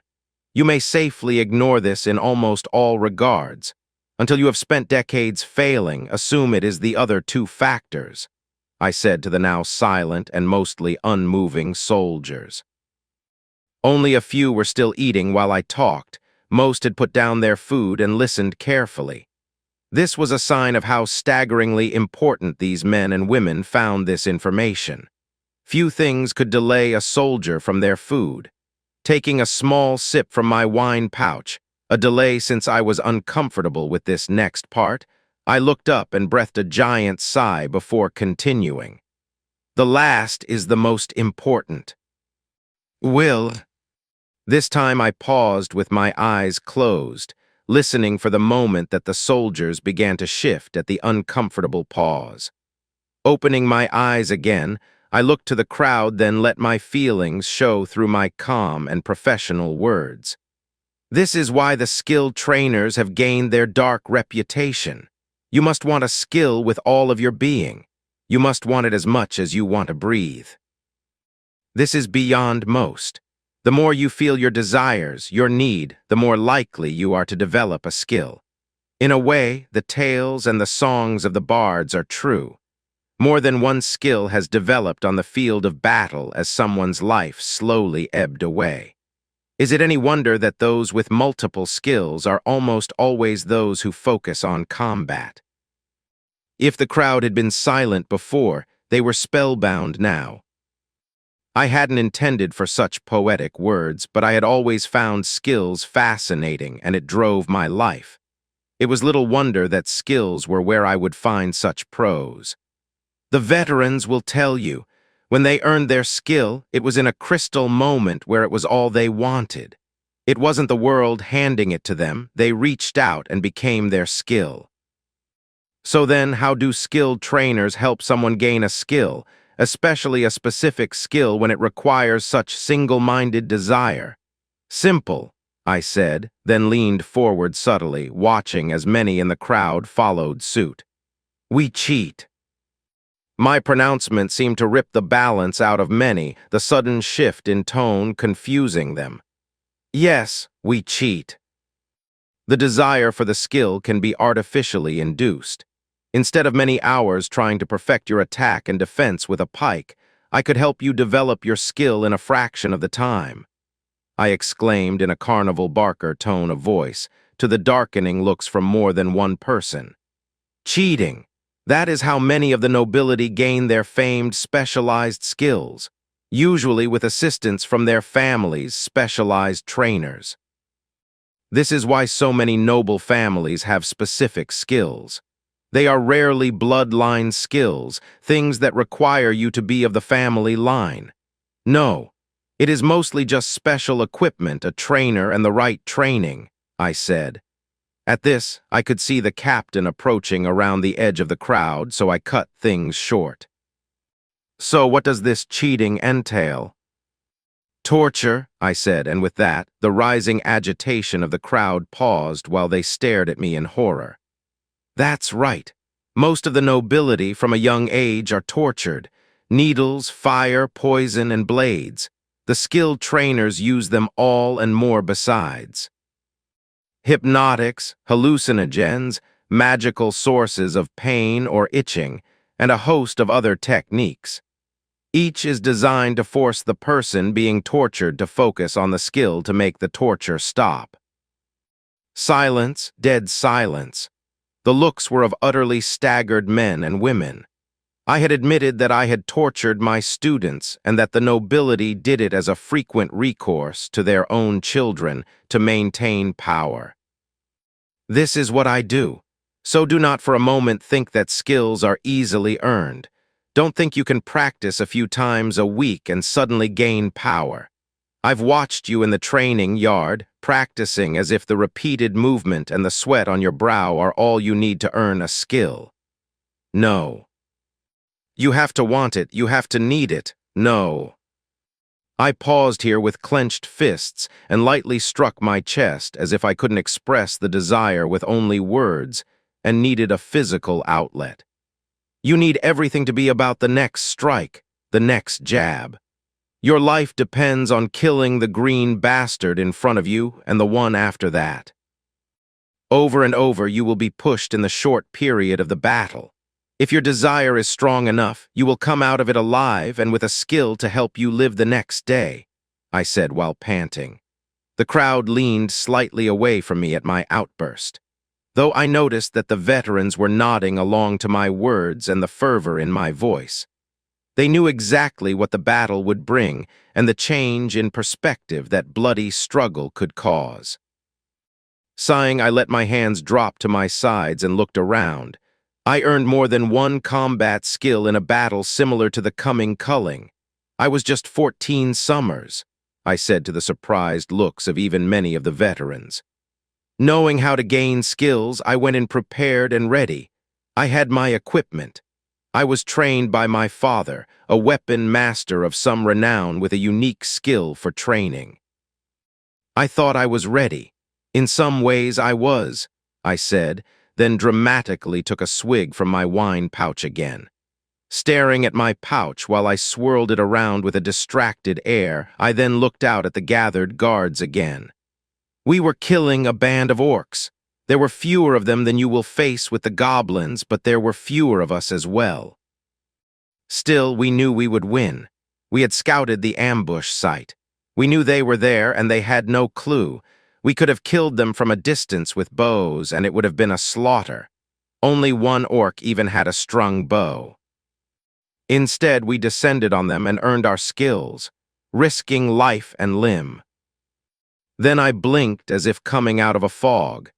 I felt like the worst cad for using acting at the moment, even if it genuinely was a harrowing experience and was just as terrifying as I portrayed it. Which is why you are here, not to kill the goblins. They don't matter. They could be slaughtered from range as well. You are here to earn your skills, to feel the terror and the thrill of combat, to risk your lives in the face of your enemies and snatch your life and a new weapon away when you overcome them, I said, then hopped down from the wagon. As I walked away, I could hear an audible exhale of the crowd and mutters of excitement. Glancing back, I could see more than a few with a focused look to go with the emotion. Some of those men and women would die in the coming battle, the same as when we fought the orcs. If I had been ignored before lunch afterward, no one wanted to disturb me. I assumed the soldiers were giving me space to deal with the painful memories my speech had brought up, which they had. Mostly, I was recovering from my public performance. Even Snowy was giving me space, only nodding to me as she left her carriage during a quick stop to visit a farmer's home for relief. As the afternoon rolled on and we approached the forest's edge, the sound of drums began. At the limits of my sight, I could see two green men running back toward the woods and over the farmer's fields. The pounding beat of the drums began before they had even reached their camp.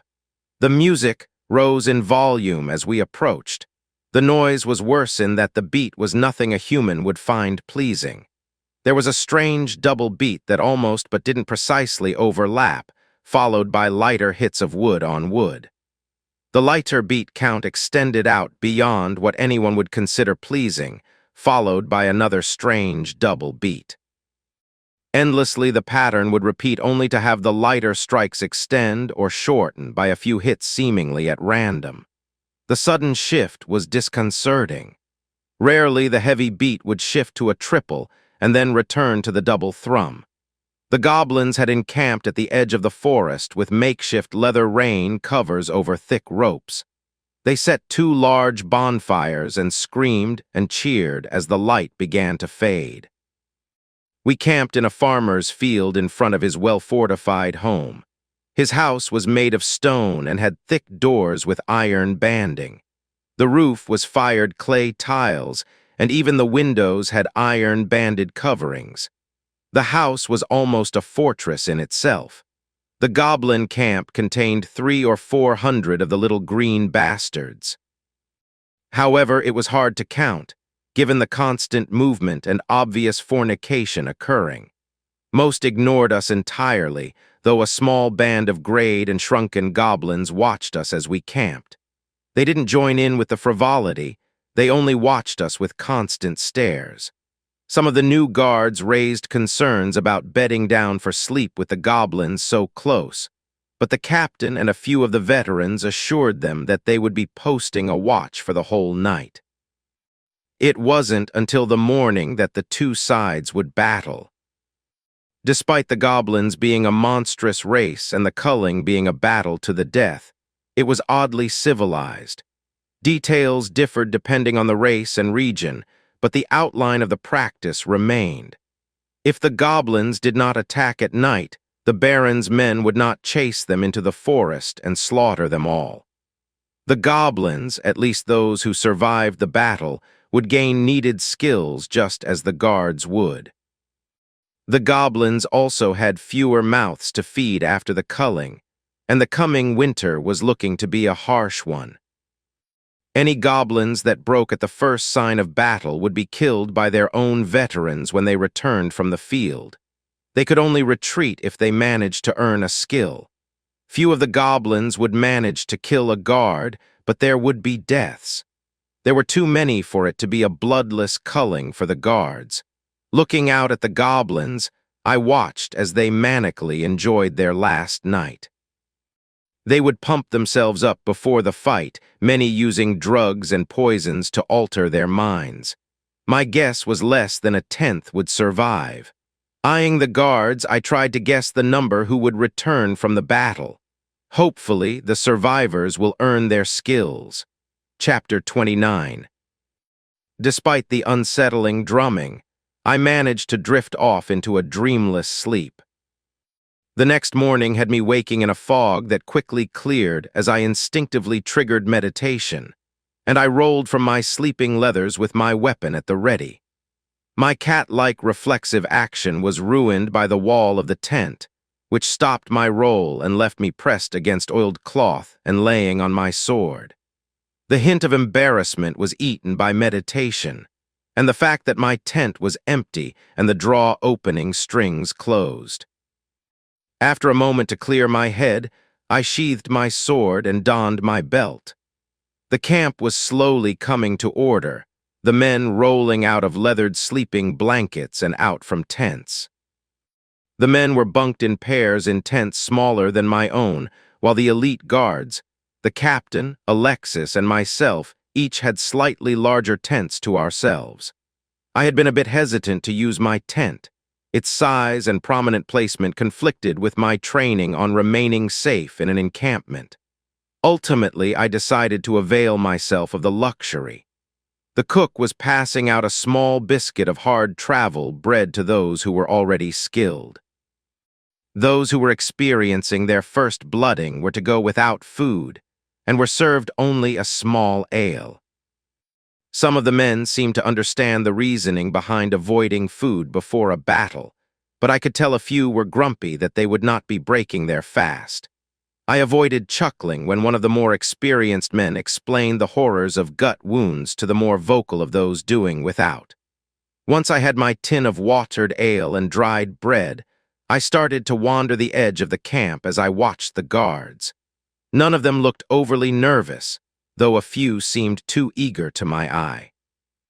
Though I had to admit, I probably looked the same at my first battle. I lacked my father's experience to pick out any more subtle signs if they were there at all, but I had learned enough from him to be sure that there were none of the symptoms of mutiny or desertion. Not that I expected either, but it was only a quick few minutes' effort during a casual camp walk to check. To my surprise, Sir Wincombe was helping Snowy equip her plate armor. I hadn't expected Snowy to participate, but with her plate armor she would be fine unless she was swarmed. The only real worry is if the goblins were to manage to bring her to the ground, and I would expect Sir Wincombe to be watching for just that occasion. Wandering closer, I blatantly eavesdropped on their conversation. "This is not a hunt, so don't become focused on one combatant," Wincombe said while pulling tight the straps on Snowy's side. Stoically, Snowy responded, "All right. And be sure to pace yourself and let the guards earn their skills. This is for them," Wincombe continued while checking the other side. "Understood. We are not here to exterminate the goblins." "If they run, let them," said the knight as he ducked down to check Snowy's greaves. "Very well." Wincombe turned to check the bindings on the other leg, seeming to ignore Alexis' response. "Let the men start the battle. Stay to the rear so that the first charge will be theirs." To that, Snowy simply grunted with an annoyed tone that Sir Wincombe wholly ignored. Rescuing the noble, which one I ultimately couldn't determine, I interrupted the second round of checks and advice from Sir Wincombe. "Alexis, I will be watching from camp. I am certain you will handle yourself well. If you have a moment, I would like to discuss a skill to focus on before the charge." "In private, please," I said with a polite bow to Sir Wincombe. Not that the knight acknowledged my attempt at a respectful exchange. He simply frowned, then stepped away when Snowy gestured that I was to follow her. When we had moved away from camp and stopped to watch the goblins who were now scrambling to form up, she turned to me and asked, "What skill is this?" Shrugging, I continued to watch the goblins before finally answering, "None." "I just thought Sir Winkham was getting on your nerves and figured you would like some silence before the battle," I said with a grin before gazing out at the mob of green monsters. There was a second of silence before a giggle came from the large warrior woman beside me. I gently hushed her outburst. "Not so loud. Sir Winkham will hear you, and then you will have to go talk to him again." Which was a mistake since it left Snowy laughing louder than before. It hadn't been that funny, it was just a release of tension. She would have to be close, watching her men fight, and trying to save those who were in trouble without stepping in and harming their chance at a combat skill. It would be a delicate balance, and one she would need to make while, to my knowledge, never having participated in a battle. A hunt was an entirely different fight from a battle, though I might be wrong. The Northmen were known to fight other tribes as well as many of the monstrous races. I had no interest in joining the battle. I had my 2 short swords and light armor, but I wasn't equipped with the guards, hard leather armor and shields. I would only be a disruption in the pike wall. With her heavy armor and skills, Snowy would be able to support the guards from behind their wall. My focus had been on combat skills that would help me against a few opponents. Even my trade skills provided manual dexterity bonuses that enhanced the effectiveness of my 2-bladed fighting style. My plans hadn't been to follow in my father's footsteps into battle. The worst I had trained for was to fight some thug in a back alley or a disgruntled customer. My training and equipment would more than meet those needs. I was not trained or geared for a massed battle. I was pulled from my distraction when 2 of the gray goblins stepped from the forming group. With their staffs held high, they began to chant. At the sound of the chanting, both of us returned to the camp where the guards were forming up. The veterans stood side by side with the unblooded and did last-minute checks on their weapons. The 2 goblins stood in front of the mob, shouting in their guttural language in a call and return fashion. Their words were echoed by the wall of green men. My neck hair began to stand up when a cage with a large rat-like creature was pulled from the crowd. At a particularly loud scream, the crowd surged forward, and I lost sight of the gray goblins and the cage. Guess that's my cue. I was lost in the goblins' violent screaming, so I missed the old wagon driver's approach. When I caught sight of the old man, I was stunned by his appearance. During the ride, I hadn't paid attention to him. Mostly, I ignored him during our journey. Most of the trip I had spent sitting next to him, idly dozing and staring off into space, thinking about what training I could provide for the men while on the march. If I had looked closer, I would have noticed the oddity that hid behind the thin veneer. While he was mostly bald and sported a thick gray beard, his face was clear and unlined with bright blue eyes. As he passed Snowy and me, he smiled with a full set of white teeth and winked at me. Opening a pouch that rested on his hip, he pulled free a long wooden staff topped by a sizable glowing quartz crystal, the tool much longer than what seemed possible to fit in the pouch. His confident and youthful stride didn't miss a step as he stopped and turned to face the gathered guardsmen. Pausing for a moment, he held his staff high and then closed his eyes. He mumbled while he held his staff forward, the crystal glowing brighter until a thin wave of light pulsed from his staff and out into the soldiers. When the circle of light struck Snowy and me, I could feel a sense of calm and purpose flow through me. I felt strong, capable, and the gathered horde of goblins seemed a little less impressive. The young yet still old man lowered his staff, the glow fading. He walked past us and back to the wagon, though his pace was a little slower than before.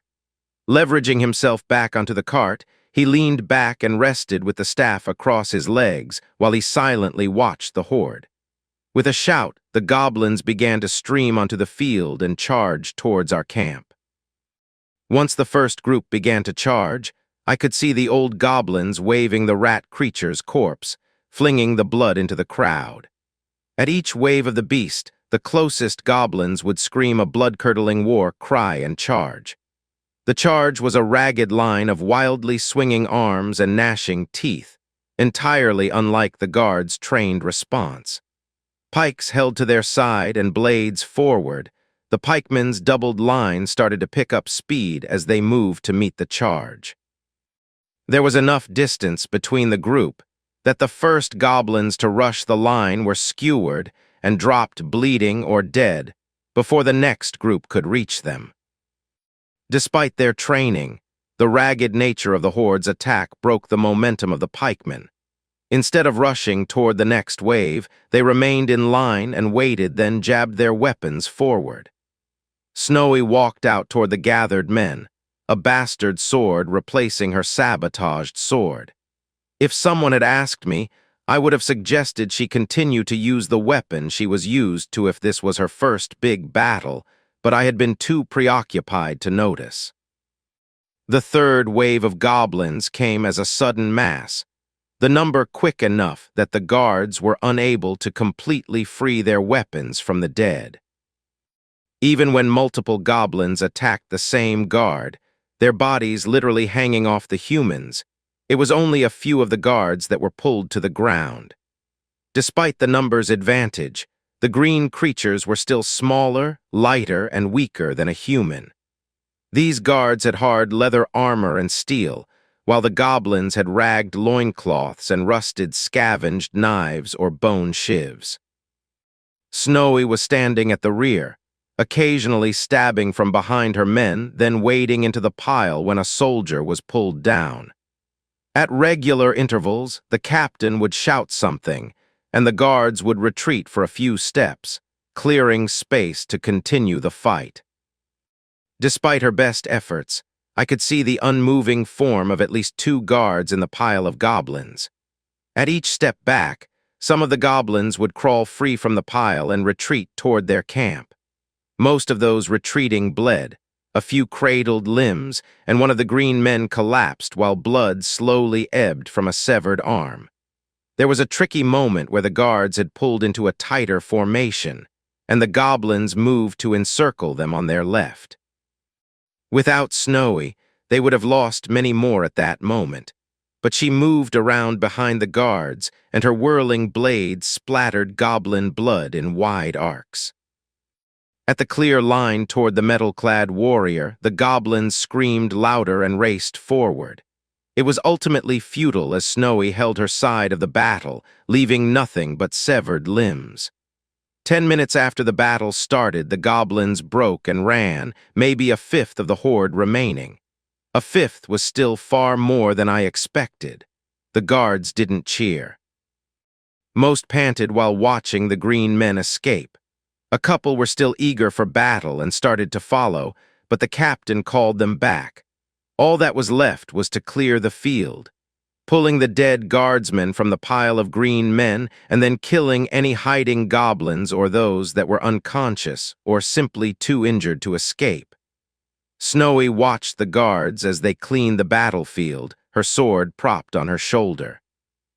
From where I stood, I could barely see her body moving up and down, as she breathed in the now familiar rhythm of arcanum of blood. Chapter 30. For such a quick engagement, there was a surprising amount of cleanup. That was always the case with battlefields, though. Anywhere that a large number of people die was a place where the undead could rise. According to my father, leaving a horde of potential undead on the backline of a war or a need to divert resources for cleanup was a viable strategy in war. It was a bit distasteful, but cremation was needed to cleanse the dead. This was also likely why the local farmer had enough money to barricade his house. Cleansing the dead regularly would imbue the fields with an extra helping of life every few growing seasons. For now, it left the sickly sweet smell of roasting meat and burned hair in the air.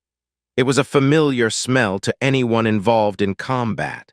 There was the added disgusting smell from the burning of whatever grime and foulness goblins coated themselves with. While it was interesting, I had seen cleanup like that before. What was genuinely drawing my eye was the mage who was masquerading as a wagoneer. Something about his appearance was clamoring in my ear, but I couldn't pin down what it was. He was undoubtedly distinctive.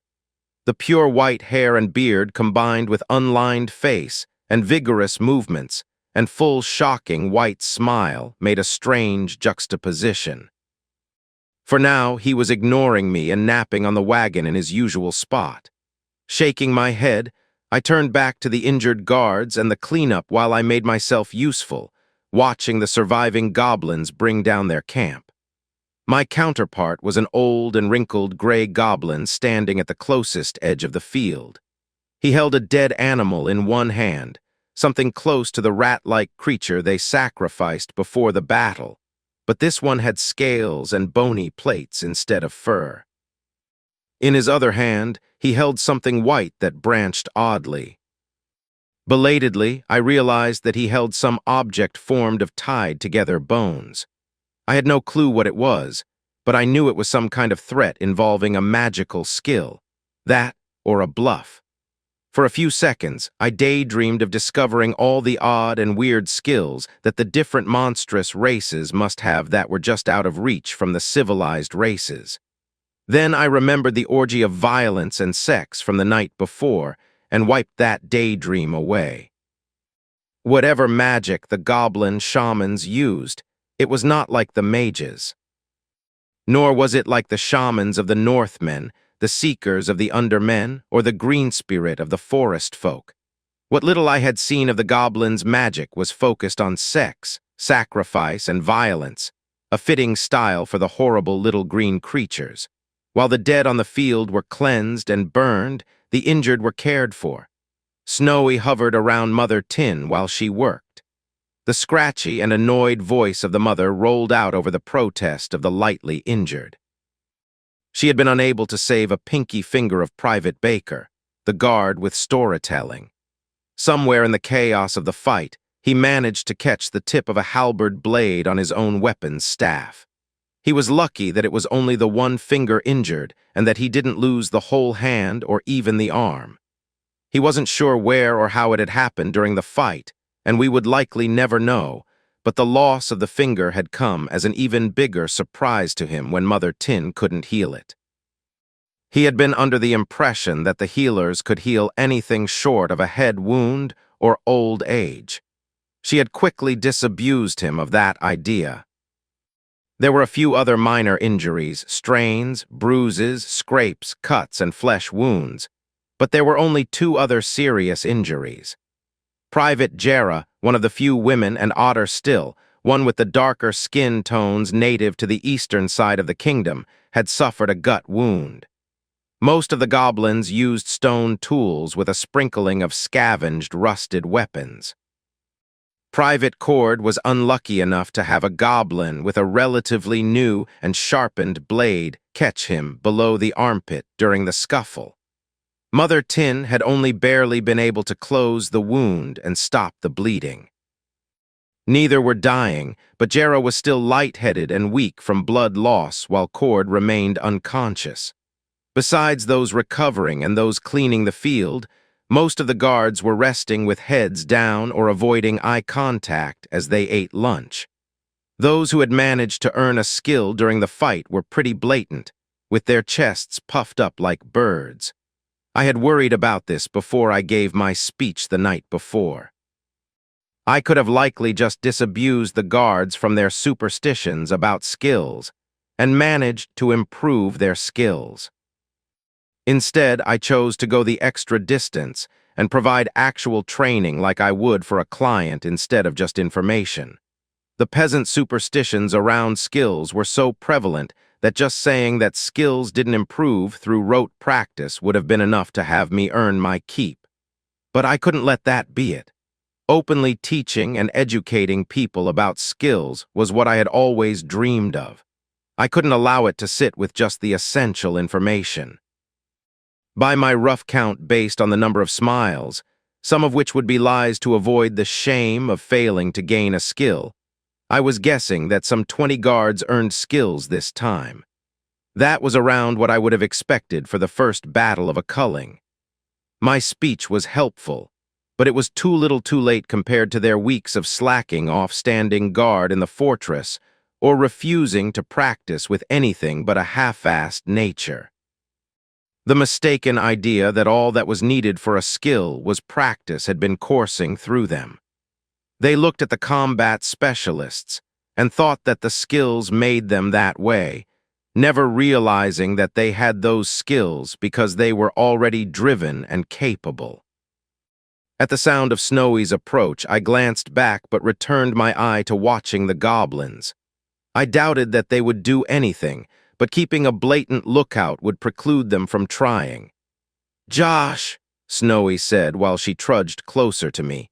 I thought she was going to lean on me for a moment, but the armored woman straightened and put her hands behind her back in a rest position.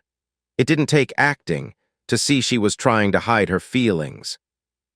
Snowy probably expected my usual silence, but this was something I was familiar with. My father used to drink on the nights that the dreams came for him. He said that it helped with the faces of those he couldn't save, but made it worse when it came to the ones he had to let die for the mission, I said while not turning away from the goblin across the field. From the exhale, it almost seemed like I had sucker-punched Snowy. No, it was worse. I doubted that I could have winded Snowy with a punch. Father wanted me to follow in his footsteps, become a mercenary, lead a troop, and gain fame as a combat specialist. I've got more combat skills than most. I can't do it, though. 2 years ago, I led a troop on a mission as the last part of my training and lost 3 men. One of them was an old friend of my dad's. He should never have died in that fight. He should have been able to handle it himself, but he was ended from one moment of inattention and an orc's lucky arrow. I once thought I would create the best mercenary troop in the kingdom. I would use my skills in training to give them the best skills. We would become unstoppable, I said as I clenched my eyes closed, gently leaning until my shoulder bumped into Snowy's metal-clad arms. I'm not a leader of men. It's not what I want or something I'm good at. I like teaching. I like learning skills and I like teaching them to others. But I'm not a leader, I said, then turned to face Snowy and ignored the moisture in her eyes. You can lead. Everyone out on that field knew that you were there and would do what you could to keep them alive. That it wasn't possible to keep everyone alive is beside the point. You'll see, they'll follow you into the next battle as well, I said. There was silence between us, Snowy leaning on me for a minute before she stood straight again. Patting my shoulder, she gave me a half-smile and walked back to her men. I turned to watch her as she moved toward the captain, patting a shoulder here, nodding to another, pausing to hold a word with Mother Tin as she hovered over someone. Snowy might have had problems with certain social situations. Still, when it came to combat and everything around it, she far outstripped me. Half an hour of watching later and the goblins finally bundled up their tents and moved back into the forest. The stench of their fires and the waste they left on the outskirts of their camp remained. The farmer would have his hands full cleaning the disgusting field, but that wasn't our concern. No, the captain made it clear that we would spend the night resting and recovering, and then we would move on to the east. There was an outpost in the forest a few days' ride, meaning a week at our speed, where we would stop to resupply. A few raids into the woods for bandits, and to clear away some monsters and any other goblins, and we would finally return to the city. I was already eager to escape the travel and return to my little home and my disrupted routines. I planned to give nightly discussions on skills and training.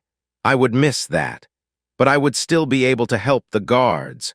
Hopefully, once I had their training smoothed out, I could return to taking commissions. Eyeing the resting mage, I approached the wagon and the bench seat I had been unwittingly using next to my guild's sworn enemy. He had more than one chance to cause problems for me, but he hadn't. There was no reason to assume he would act now. Even if the logic was sound, I couldn't avoid feeling a slight tension in my guts as I levered myself up and tried to flop down on the hard wooden seat casually. Opening one bright eye, the mage gave me a raised eyebrow look, then closed his eye again. Scratching at his beard for a moment, he reached over to his belt pouch and drew out a sealed letter. At his sudden movement, I tensed, remembering the staff he pulled from that bag, but my tension left when he drew out the letter and held it out to me. "Here you go. Just to save you some time, the mages were told to jump off a cliff by the Baron." Politely. "The Alchemist Guild as well. Then they both tried to get the king to intercede. I'm not sure what happened there. I don't care about the court, so I don't have any ears there. I do know that the king told them to piss up a rope." Again, politely. Somehow the two jackasses in charge got together, and I've been ordered to deliver a letter of rebuke from the Alchemists Guild. "So consider yourself rebuked," the mage said while twirling one finger around in a casual air, never opening his eyes to look at me. While the movements were relaxed and he seemed unconcerned, I had meditation active and could see little wisps of what I assumed were mana hovering around the mage. It looked like a swarm of semi-transparent bees, and it felt like those bees were watching my every movement. Ripping open the letter, I scanned through the flowery language, ignoring the precisely and subtly described insults, until I reached the meat of the issue. "They're throwing my master out of the Alchemy Guild and blacklisting me from most of their herbal suppliers," I growled out as I read the pertinent bit. The fake relaxing mage nodded and said, "Yeah, like I said, jackasses." Chapter 31. Eventually, the troop turned around, hooked up the wagons, and we began to march. The plan was to move only a few miles up the road before camping. We wouldn't be able to hike a full day after the fight, but likewise, we had no plans to sleep in the same field as the site of a battle. Cleansing the bodies should solve any problems, but there were still horror stories about what battlefields could become over time. Stories we planned to avoid. Besides the risk of the undead, there was also the possibilities of creatures attracted to the smell of death. They could come from the forest, the sky, and even under the earth. The farmers' defenses would see some use tonight.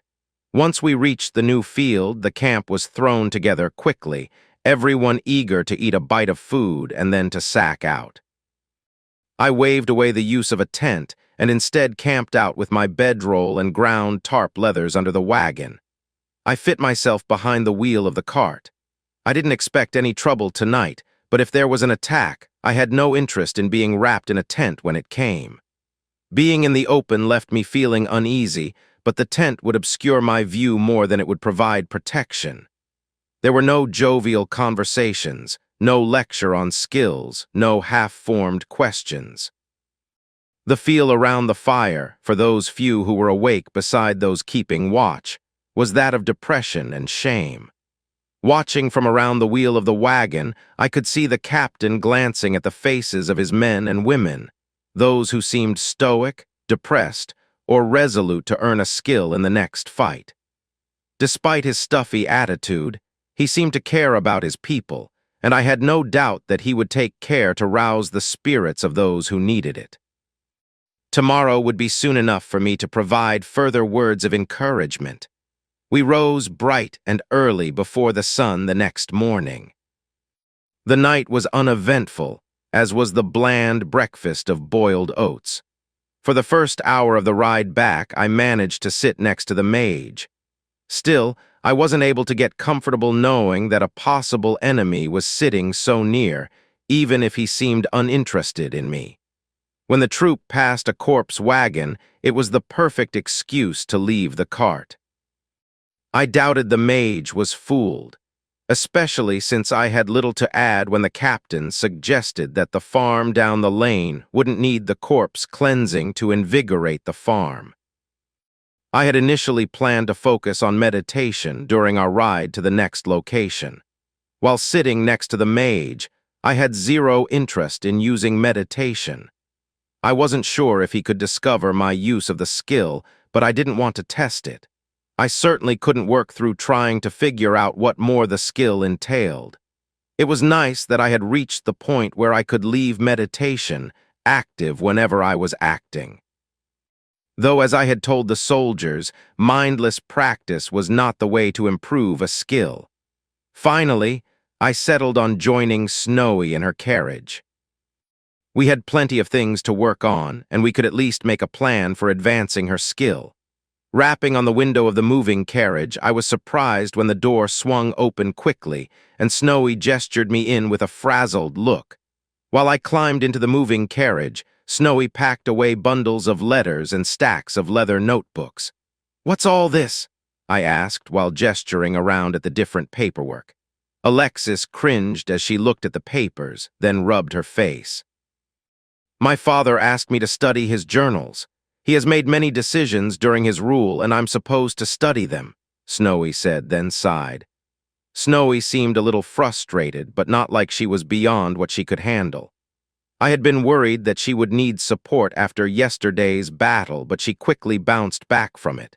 I should have known, if there was one thing that I was certain Snowy could handle, it was combat and its aftermath. Snowy pushed the rest of the journals and books into a pile on the seat next to her, then gave me a smile. "So, what brings you to my carriage?" Snowy said while still flashing her grin.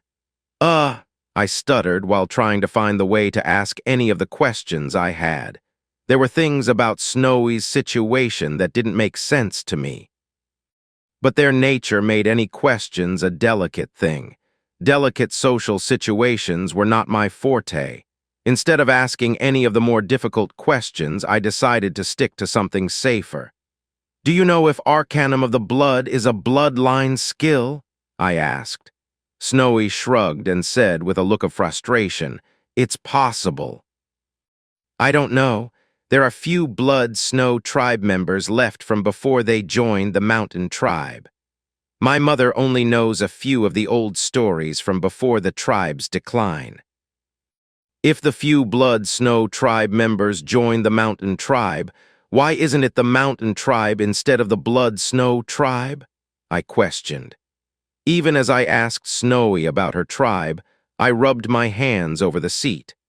I kept glancing out the window at the passing countryside, trying to fit the pieces together. Something about the situation sounded wrong, but I couldn't put my finger on what exactly. No, it seemed fishy all the way around, but I was too removed in space, time, and culture to be specific. Shaking my head, I tried to remind myself that Snowy was my employer's daughter. Despite our budding friendship, I shouldn't stick my nose into her past unless she wanted my help with it. There was enough trouble in my own life that I didn't need to go looking for it. Answering my question, Snowy said, "The shaman's auguries warned that if the two tribes wanted to survive, they must join as the Blood Snow tribe. This gave the mountain tribe a larger hunting range, so it was good for all." I tried to constrain my skeptical response at the mention of divination, but Snowy caught it. "Yes, I know your people do not believe in visions, but they still predicted what was needed for the Northmen to reach an accord with Valdyria, as well as when to join forces to attack," Snowy said with a hint of superiority, which was something I couldn't really deny. The Northmen's attack had been perfectly timed to coincide with the death of the southern kingdom of Glaster's firstborn son. The second Dinline's son was one of 5 other children, and they each had experienced sudden accidents. To appease the merchants and keep his army busy, he sent them north to conquer the kingdom of Valdyria. Then the Northmen had banded together and attacked the moment Fen had been too busy to deal with them, needing our army in the south to beat back Glaster. After a few skirmishes in the north with limited resources, mostly that of mercenaries, the king entered into a treaty with the Northmen, which was precisely what set the stage with Snowy, her father the Baron, and everything else. Shaking my head, I tried to think of how to phrase my question, but there was no way to ask it without being rude or implying that her mother was a part of Snowy's harassment. Finally, I just asked the question. Snowy, why didn't your mother know that the blade was unbalanced? It should have been obvious by the way you were being stressed during the training that something was wrong. Snowy gave me an ugly look that I would never have associated with the young woman I had grown friendly with. Still, she exhaled in a puff of annoyance before giving me a strained smile. The look said that the answer was obvious, and only an idiot wouldn't understand. My mother is a shaman. At my continued look of confusion, Snowy answered my unasked question. Shamans are not allowed to take up weapons. They are forbidden to train in combat, hunting, or war. The only training they are allowed is that of fists. The shamans are excluded from all tribal conflicts, Snowy said. Her accent grew thicker, and her voice fell into a pattern that I recognized as typical of the Northmen tongue. This was the second time I had heard her slip toward her native language when angry. It was a sign that I had likely insulted her a great deal more than I thought the question actually deserved. This was a cultural difference, I was sure. My mother's advice in cases of cultural conflicts was to abort the mission and research the issue. Otherwise, I might end up tied to a pole and set aflame. In truth, I think that was more likely a worry for Mother than myself, but I might be wrong considering the red flush to Snowy's face. Deciding that retreat was the better side of valor, I tried to bow as best I could while in the carriage. I deeply apologize, Lady Alexis, please forgive me. My suddenly formal tones and recalcitrant look gave Snowy pause. Then she waved away my apology. Awkwardly, despite her waving away my apology, I wasn't sure what to say, having essentially just accused her mother of being in league with her harassers. Scratching the back of my head, I scrambled for a different subject. Well, even if it's not a bloodline skill, we still need to figure out the hidden effects. Is there anything else you feel when you use your skill? Staring into the distance, Snowy's eyes lost contact with my own as she made a slight humming sound in the back of her throat. Idly stretching her arms behind her head, the young lady in front of me tilted her head from side to side as she thought about all she had experienced while using her skill. I couldn't help notice as she stretched that her training leathers had grown thin in places from rubbing inside her armor, the material stretching across her chest. Despite her noble title, she was no more able to bathe than the rest of us, so the days on the road and combat had left the smell of sweat on her skin. Contrary to my expectation, it wasn't an entirely unpleasant smell. When Snowy shifted in her stretch again, I snapped my eyes away from their wandering and met Snowy's smirking, but still red-faced gaze.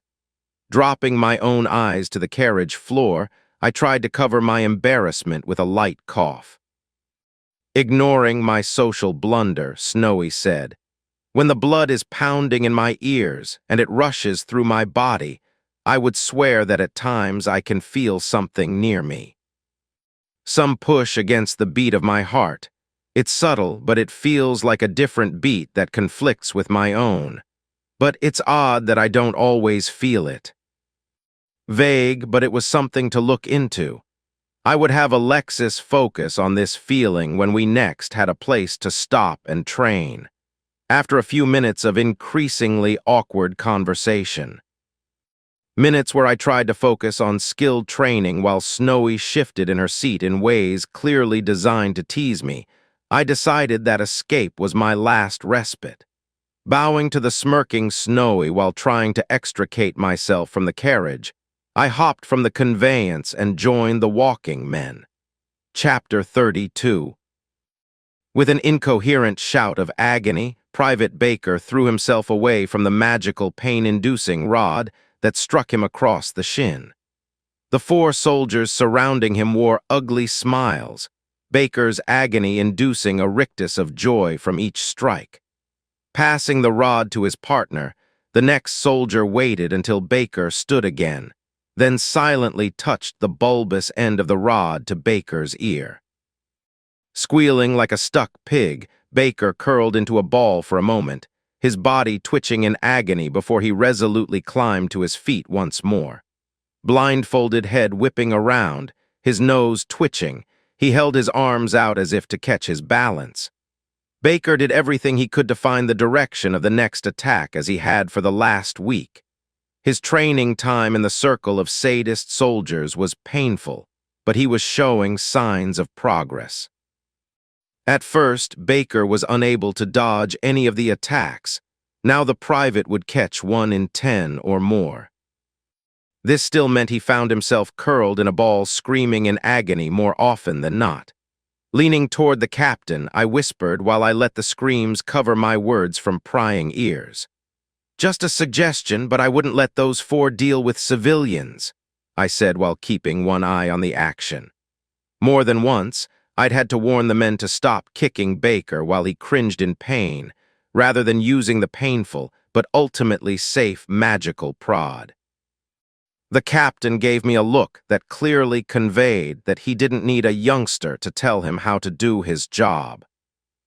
To which I could only shrug sheepishly. I had somehow gotten on the captain's bad side somewhere during the last week of travel. He wasn't expressive with his displeasure, but I seemed to be rubbing him raw. Private Baker was probably one of the main reasons. Shortly after we began traveling back on the roads toward the city, Private Baker pulled me aside and asked for specialized training to earn combat skills different from the norm. Interestingly enough, he wanted me to pick what I thought would be useful rather than trying for whatever he had heard of from stories. Given his storytelling skill, I would have guessed he would want something out of legend. Never mind that most of those skills were likely as mythical as the stories themselves. My guess was that he was trying to avoid being part of the pikemen. If he could gain a few specialist combat skills, he would be the core of a team that I was sure the Baron or the captain would build. There was no sense in putting someone with enhanced senses on the pike line for the army. Maybe as a scout, but definitely not on the front line. But Private Baker wanted a combat-specific skill, so just something like enhanced hearing was vetoed quickly. Finally, we settled on combat awareness. Combat awareness was a niche skill. It only worked when the user felt like they were in danger, meaning it wouldn't be useful for something like guard duty, but it was excellent once they knew they were in a fight. The specific way it manifested depended on the person. It was one of the few skills with wildly varying manifestations, even if the effects were pretty similar. Some had enhanced hearing, which made every movement sound like a clarion call. Others could simply feel the air around them and knew every action from that. One listing even mentioned a rare variant involving an enhanced sense of smell that worked better than sight. Each version of the skill had a trade-off, but the end result was always the same: the ability to know who and what was moving around you during combat. Training for it was difficult and painful, so I hadn't expected Private Baker to last long, especially when the captain picked these 4 guards. These 4 were obviously going to be stationed where their particular enthusiasm would be helpful, possibly as prison guards. Still, I had been wrong about Private Baker's passion for training. He seemed to have intuited the concept of pain as a temporary and unimportant factor when it didn't include an injury. Many skilled trainers had developed the same sense after experiencing multiple rounds of training firsthand. The real limit was the body's weakness to stress and the mind's threshold of agony and the psychological damage. Oddly, if you are in charge of the pain, if you can choose to quit but don't, the cost to the mind was less. Though Private Baker was starting to push it with a session every evening.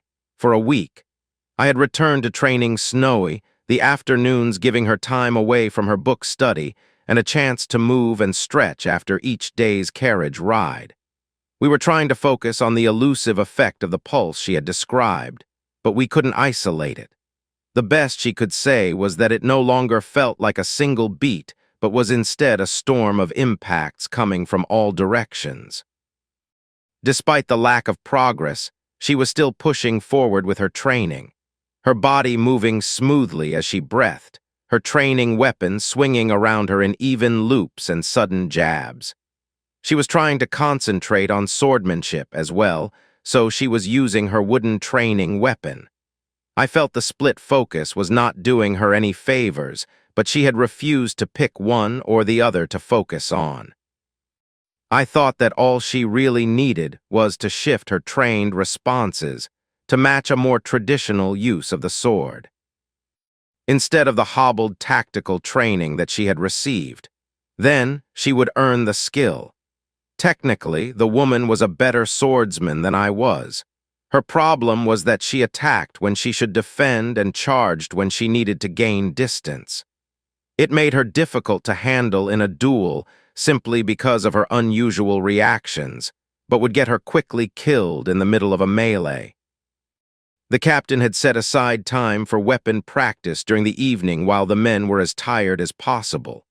A further 10 men and 1 woman had learned the pikemanship, or some other related skill during that time.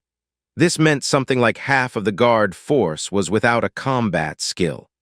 I was unimpressed with the numbers who had learned skills after the fight with the goblins. Some had taken the lack of gaining a skill from the culling poorly. They had curled inward and refused to train more than the minimum needed to keep the captain from assigning them the worst duties. A few of the others took their lack as a personal failing and attacked their training with a passion.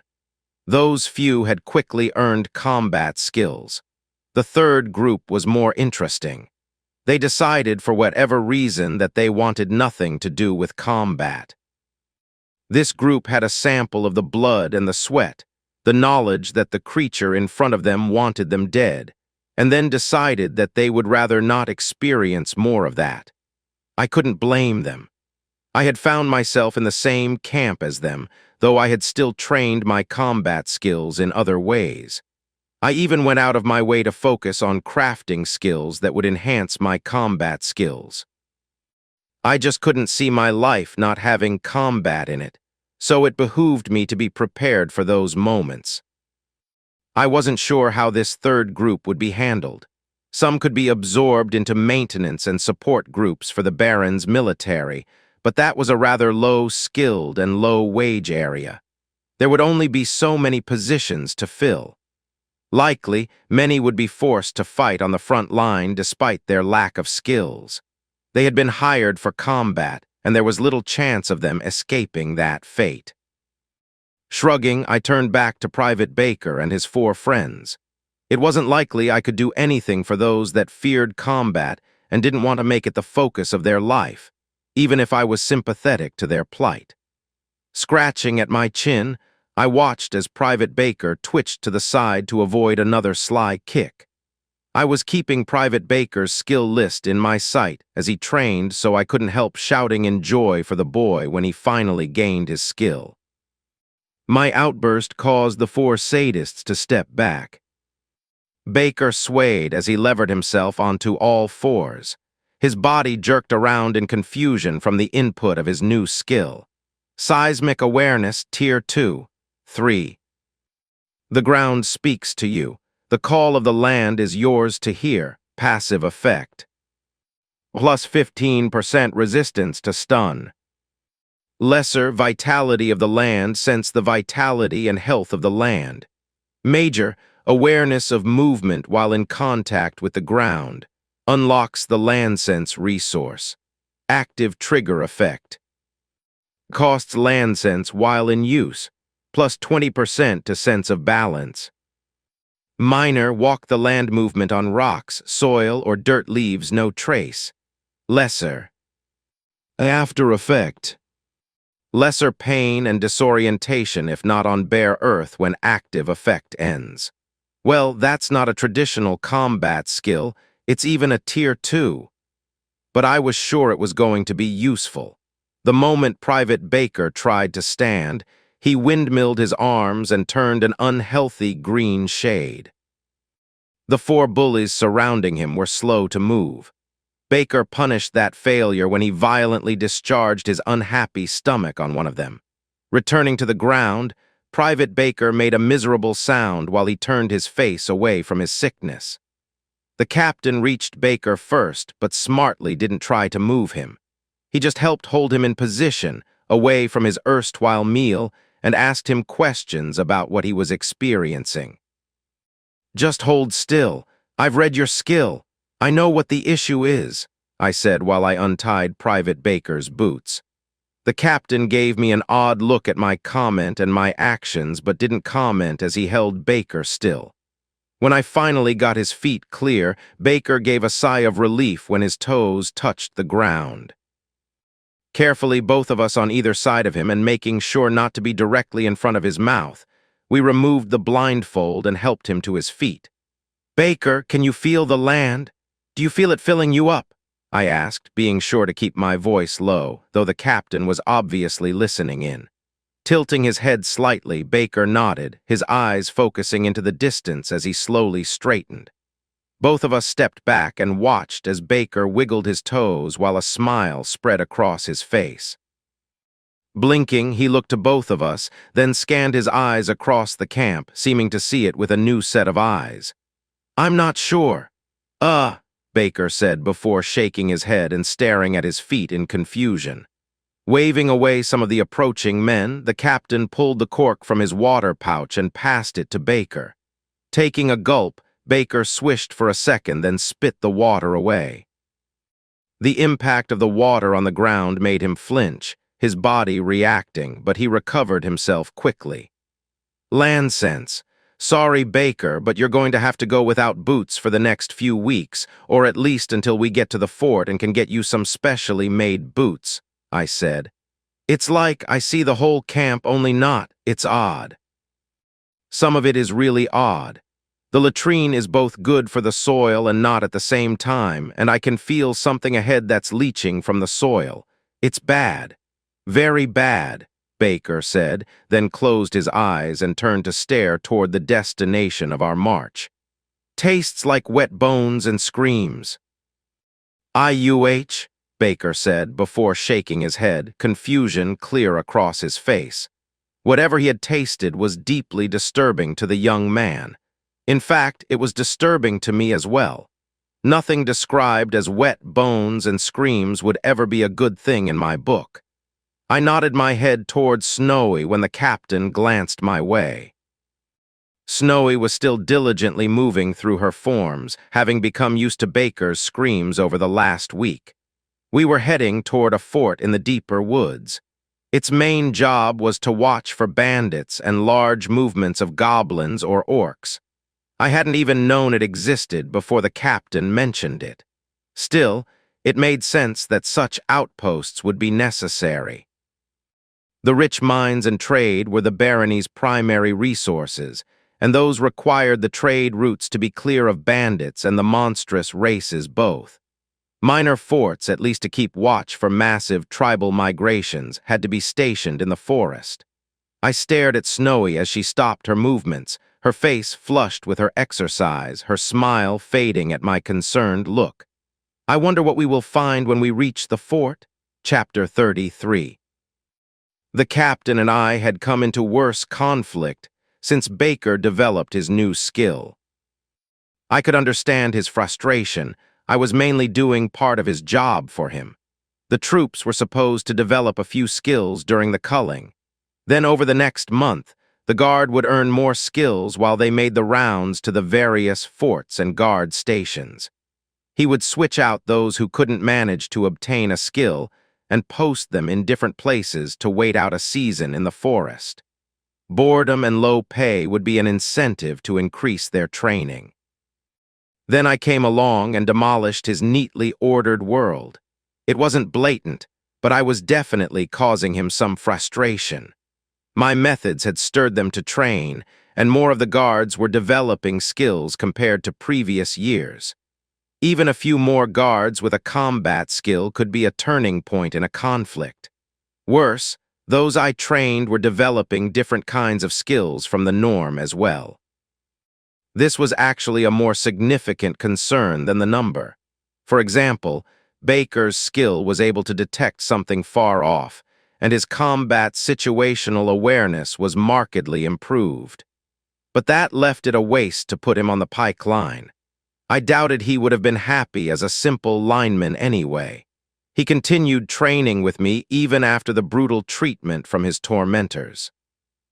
We had only had 2 more training sessions, but he was already showing signs of developing yet another new skill. Given the penalty of not being able to use shoes without becoming violently ill when his land sense resource emptied, I figured that a useful skill for him would be centered around movement. Specifically, we settled on trying for sure-footed. Other skills might have been a better choice, but I didn't have my skill dictionary to reference different options. While his skills increase to balance was helpful, it had a hidden downside. It quickly became apparent that, like the rest of the skill, it only really worked on natural ground. Sure-footed would help with his balance issue even if he stepped on a man-made surface. Watching Private Baker stumble over an impromptu obstacle course of mud, rocks, twigs, and even brambles and moss was fascinating, especially when I asked him to trigger the active effect of seismic awareness. We quickly determined the unknown effect of his skill was focused on stamina recovery and worked as long as he stood on rocks, soil, or dirt. His skill updated itself when we figured it out, confirming the new information. This was a massive advantage for the young man, and the captain tried to hide his happy grin when he was given the news. I was reasonably sure the captain had decided that Baker was going to become his chief scout. As long as Baker was on natural ground, his land sense recovered almost as quickly as it drained through the active effect. Combine that with the stamina regeneration, and Baker could march for miles without becoming tired. This didn't save him from the soreness from marching or the scrapes and pains from his tender feet. Mother Tin was called in for that. Baker would be forced to suffer her ministrations until his feet fully hardened to his new constant barefoot condition. The camp had settled down for the night. Most of the guards had fallen into their bedrolls after training. Baker had spent the last half an hour training with me, with only another hour left before he would have to settle in to get some sleep when he turned green and began retching as he stared into the forest. Stumbling away from the obstacle course, he grabbed my arm. He gestured to the captain, using me as support as he stumbled toward the officer. When we reached him, Baker swayed for a moment before righting himself.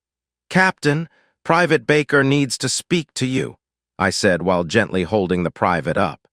Baker sloppily saluted, his face slightly green as he wiggled his naked toes and swayed like he had drunk a gallon of mead.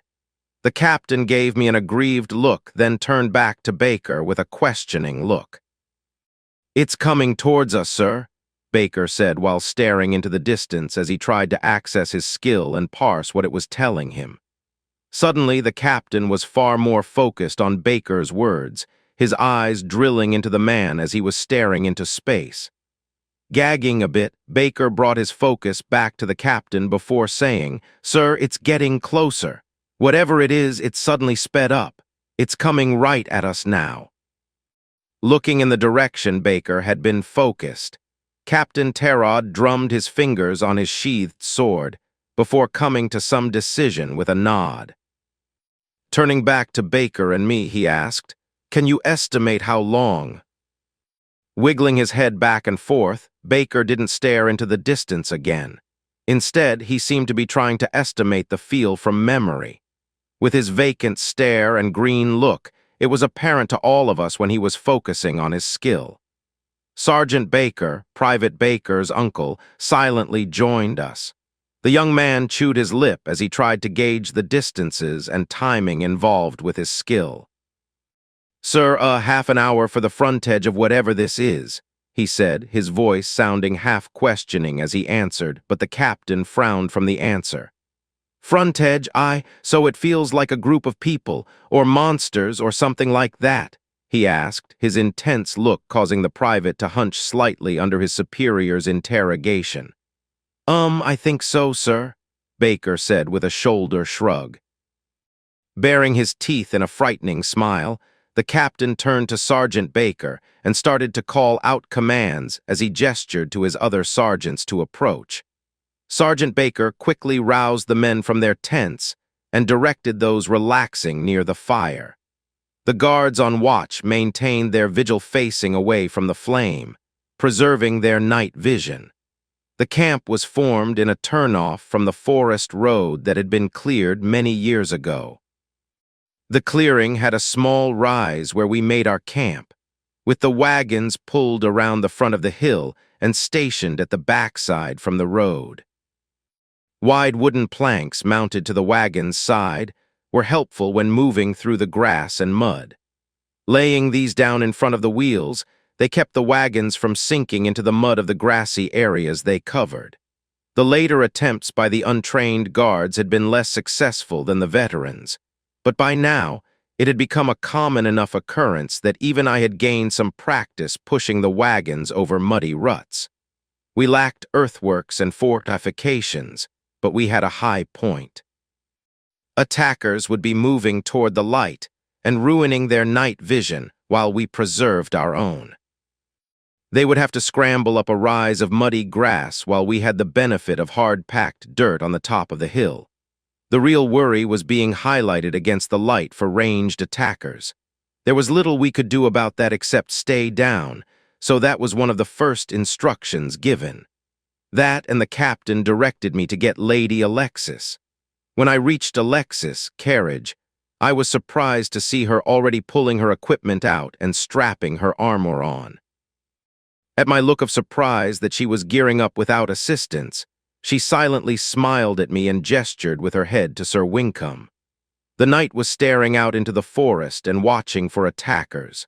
Dropping to one knee, I helped Alexis strap on her greaves, tightening her bindings in an even pattern as I went. When I was finished, I realized I was running my hands along the inside of her leg where the straps tied. My body was leaning into her leg, bracing her as I tucked her thigh next to my cheek. Her arms rested on my shoulder as she pressed against me for balance.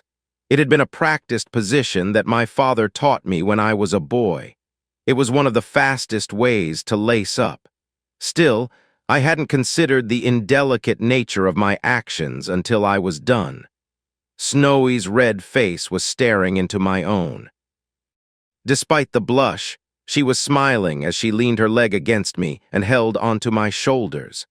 Her dirty blonde hair seemed to shine from the firelight.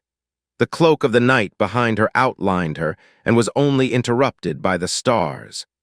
The sound of coughing from Sir Winkham, along with his pointed frown, made me duck my head, then switch to the other side to continue lacing on her gear.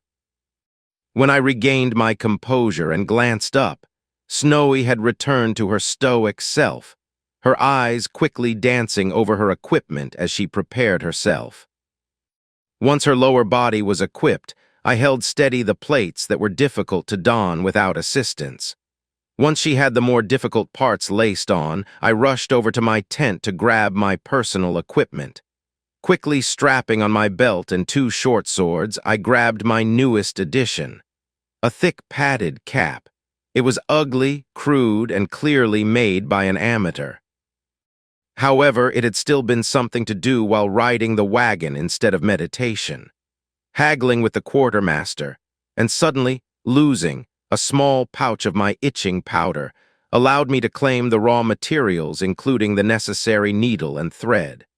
Plopping the lumpy and lopsided accoutrement on my head, I tied the 2 long side strips under my chin. The hanging straps made me look like I suddenly gained cloth sideburns. Stylish I was not, but I had a bit more protection to my skull, which was all I could ask of something so half-badly constructed. There was a tense wait as we watched the perimeter. There had been a few times where guards had begun to grumble in annoyance, but the sergeants had quickly silenced the men. More than 45 minutes passed before the gentle sounds of a forest at night cut out, and all that could be heard was the snaps of the low burning fire. The sudden silence of the night creatures brought a hush to even the minor whispering. Snowy and Sir Winkham stood to each side of her carriage, only letting their heads duck around the corner to check the surrounding. The captain was standing mostly in the open, a large shield on one arm and a sword in the other. Everyone was equipped and watching, but it was the mage who first called out the sign of approach. "There," the old man said. His staff was suddenly again in his hands and pointing to the slow movements of the brush at the edge of the clearing. Blundering through the plants, a man without a shirt and splashed with blood and mud fell to his hands and knees, then crawled forward for a pace until he could climb back to his feet. A horrible grunt of effort escaped the man as he levered himself back up. Standing tall in the low light that reached him from the fire, between the shadows cast by the standing guards, was what was clearly no longer a man. The left side of the creature's body was stained by mud, but it was the massive line of black congealed blood across the gaping throat wound that said that this thing was no longer living. A wheezing gasp was pulled from the creature's throat as it brought one hand to its mouth and tried to stuff the remains of an animal that it clutched in its grip. The hand wouldn't open as the mindless thing repeatedly attempted to stuff the mangled fur into its mouth, the teeth gnashing as much on its own knuckles as the fur. One of the guards vomited, and the sound drew the creature's attention. Without dropping its hand, it began to climb the hill as more of the things in a similar condition fumbled their way free of the forest. With a loud grunt of effort, the mage shoved his staff upward and repeated the spell he used before the culling. This sudden release of magic seemed to rouse the slow-moving creatures who then began to climb the hill with vigor. The captain slammed the flat side of his sword against his shield, the noise loudly ringing out before he shouted his command. "Hold the line." Chapter 34. Without a warning, we would have been in trouble. Knowing that something was coming likely saved many lives. While the forewarning was useful, the more critical advantage we had was the wet grass and the hill we camped upon. When forming our camp, it took an excessive effort to move the wagons up the winding path of mud to the peak. Now, the creatures climbing the hill were hindered by their straightforward nature. They knew life was on top of the hill, and they were coming straight for it. If they had turned to follow the muddy pathway, they would have reached us in short order, but they slowly scrambled up the hill directly, and this made things more manageable. Unfortunately, this didn't make it easy. A few creatures made it to the top of the hill and approached the bristle of pikes. The weapons jabbed into their bodies, knocking them off their feet and down the hill. The initial success was short-lived as the creature clambered back upright and returned to climbing, now with more holes that leaked black blood. Shouting from his position behind the line, Captain Terod directed the guards, "Aim for the legs. Knock them down." From my position behind the line of pikemen, I watched and waited. I held my two swords in a solid grip, being careful to not tighten my hands so much from the stress that they would cramp and leave them tired when the actual fight came. Snowy and Sir Winkham were beside me, waiting for the line to tire, or for an opening where an extra blade could make a difference. Fights like these were the reason the guards carried halberds or pikes. Either the undead, where the creature would grasp and hold, tearing whatever it grabbed, or giant monsters that needed many men and a reasonable distance to kill. Wading in with a sword in the mob of creatures would just be asking to be pulled down and torn limb from limb. The creatures slowly climbed, more joining every second from the forest. Infrequently, I turned to survey behind us to be sure that nothing else was approaching us from behind while we were busy. Luckily, it seemed that we would only be fighting one group of horrors tonight. The scent of wet grass and mud was soon joined by the putrid, sweet smell of decay as the vile things mimicking life approached. Breathing out in a similar rhythm as Snowy's, I tried to focus on the mana that I had mostly ignored while using meditation.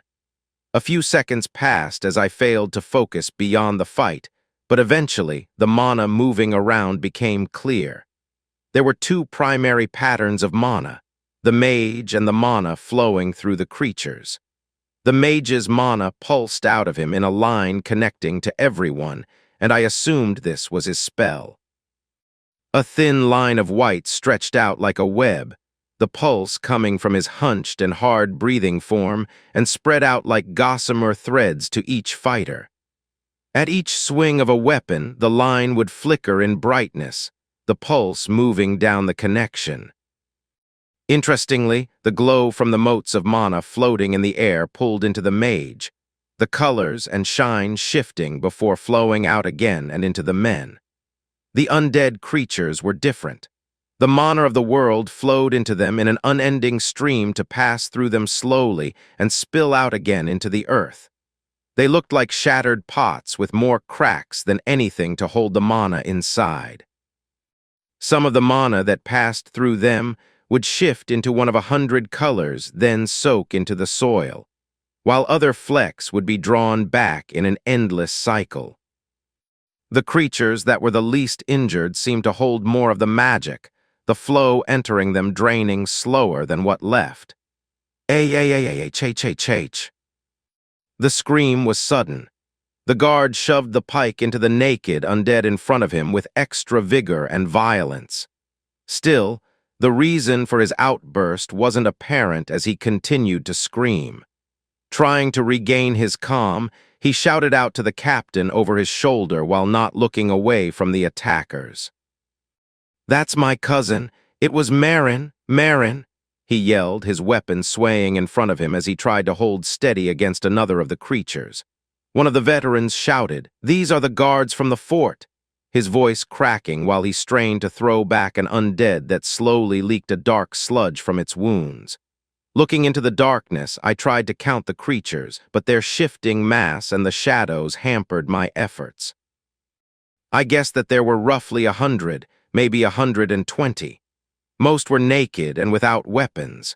A few had managed to snag sticks that they brandished in awkward grips as they stumbled up the slope.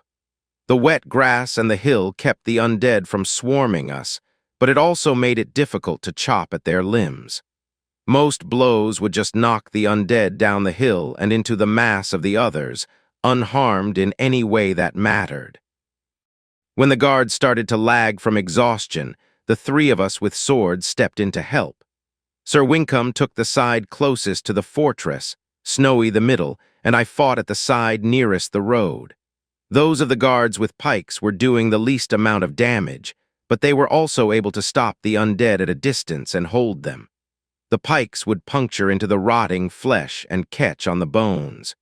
The halberds were better at slicing off limbs, but often failed to keep the creatures far enough away.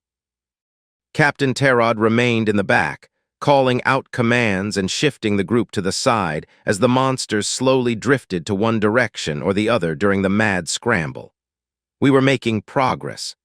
The creatures were slowly being reduced to biting stumps, until one of the creatures suddenly charged and burst through the line of guards to rush Captain Terod. With a roar, the beast hunched forward and ran on all fours, its back bending in a way a man's couldn't.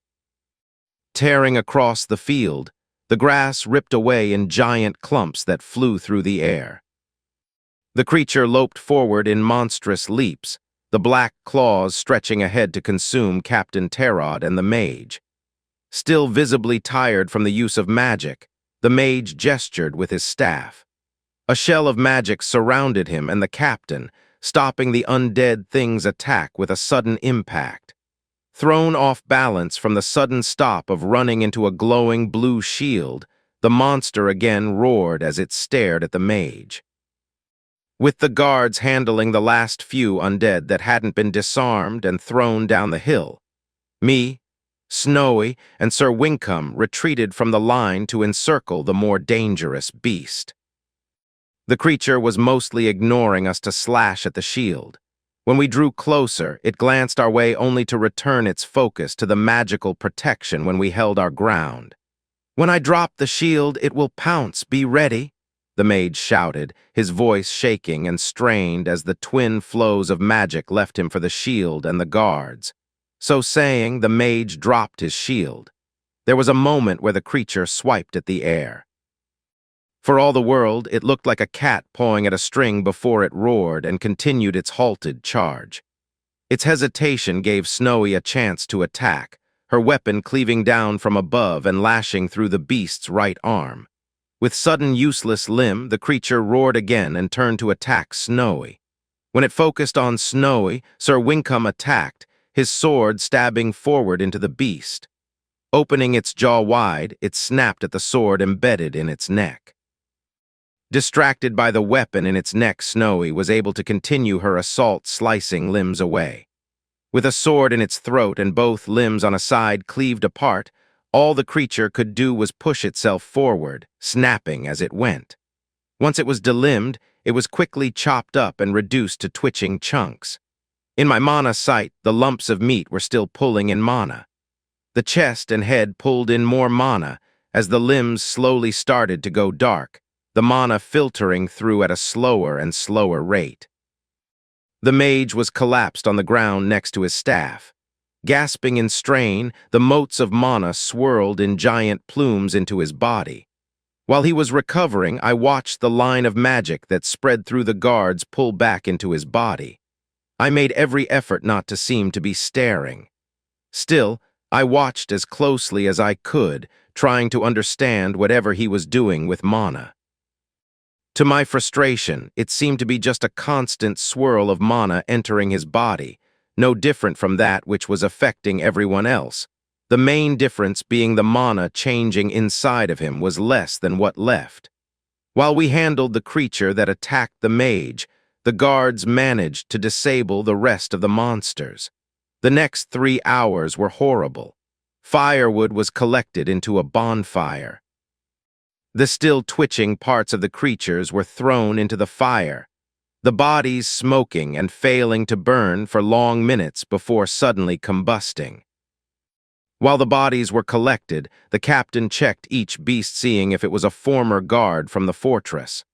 There were only a few unaccounted for corpses. Bending over one of the unknown snapping heads, Snowy waved to me.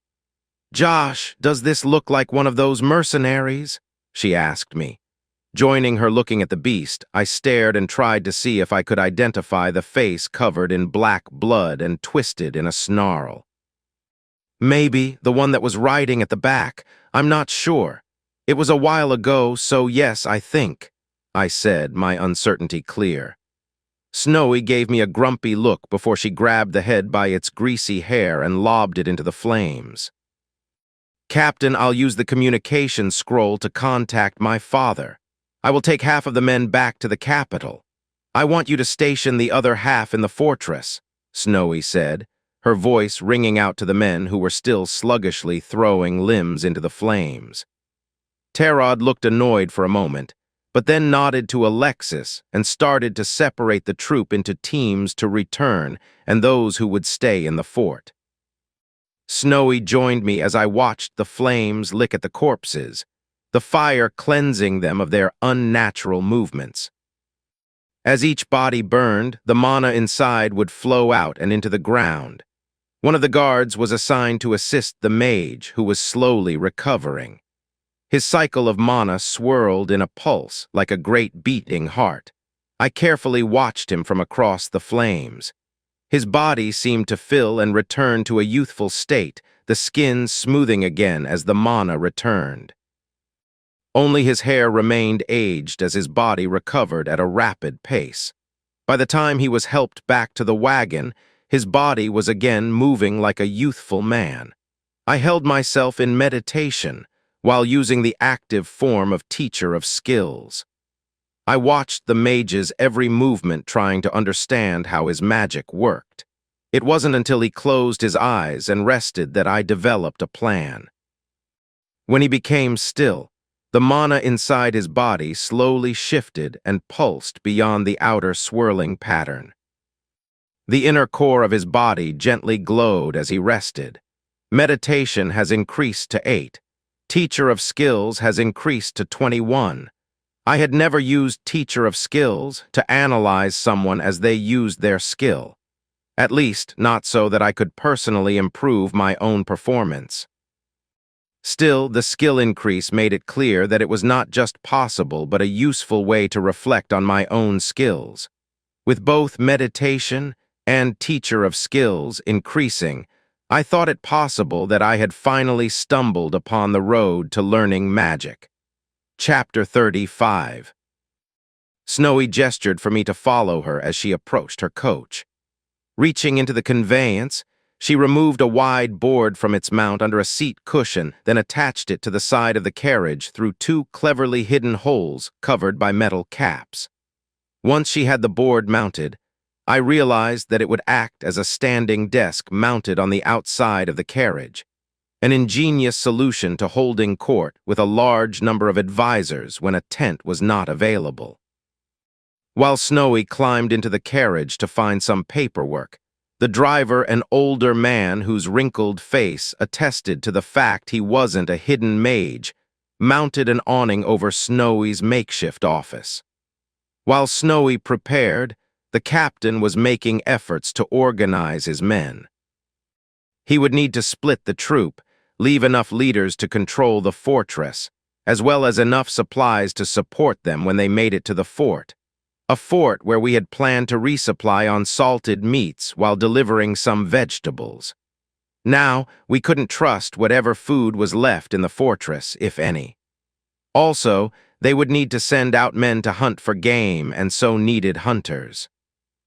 None of which had been a part of our preparations. The men had a strange sort of disquiet. Fighting the undead was always a horror. Worse, these had been their fellow guards. Some of the men knew or were related to the reanimated guards. On the other hand, this kind of horde would ravage the countryside, razing farms and leaving destruction and desolation.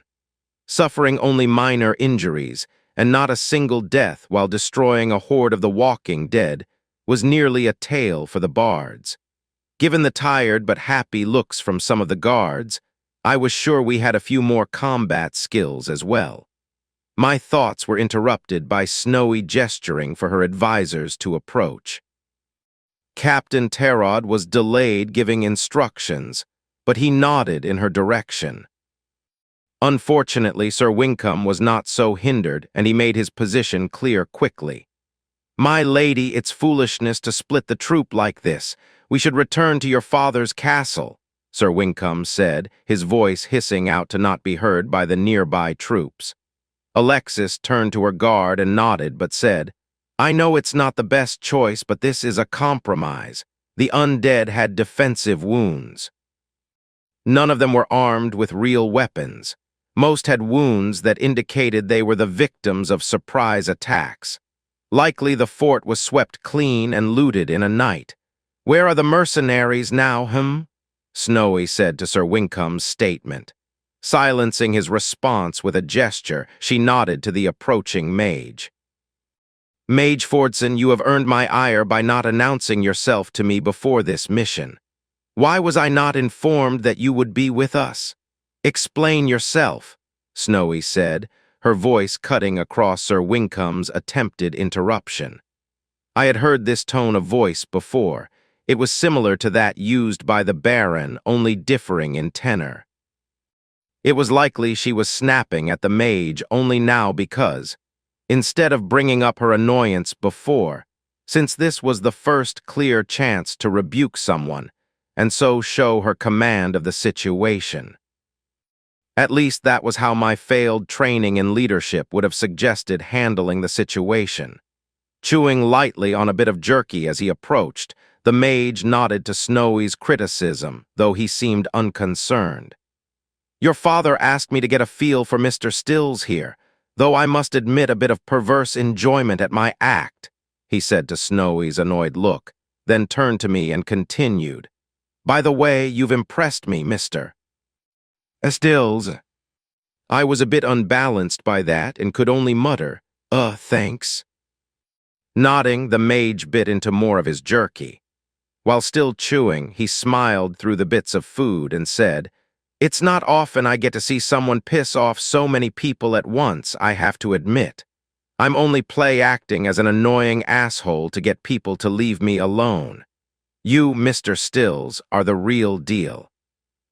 My frown didn't faze the mage in the slightest. In fact, he seemed to take joy from it. At Captain Terod's approach, Snowy began the meeting. She quickly jotted down a message on her communications scroll to the Baron.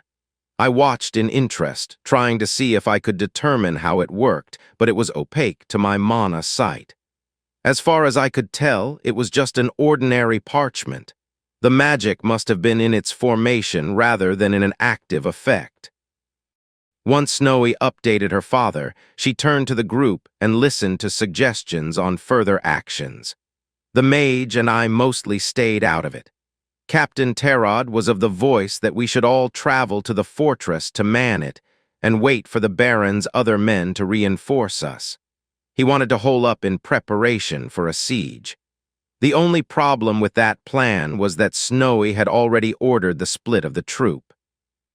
So he thought they should continue along those lines. He was of the mind that an order once given should be followed in order to maintain discipline and trust in a commander. Which, I could understand that view, but only to a limited extent.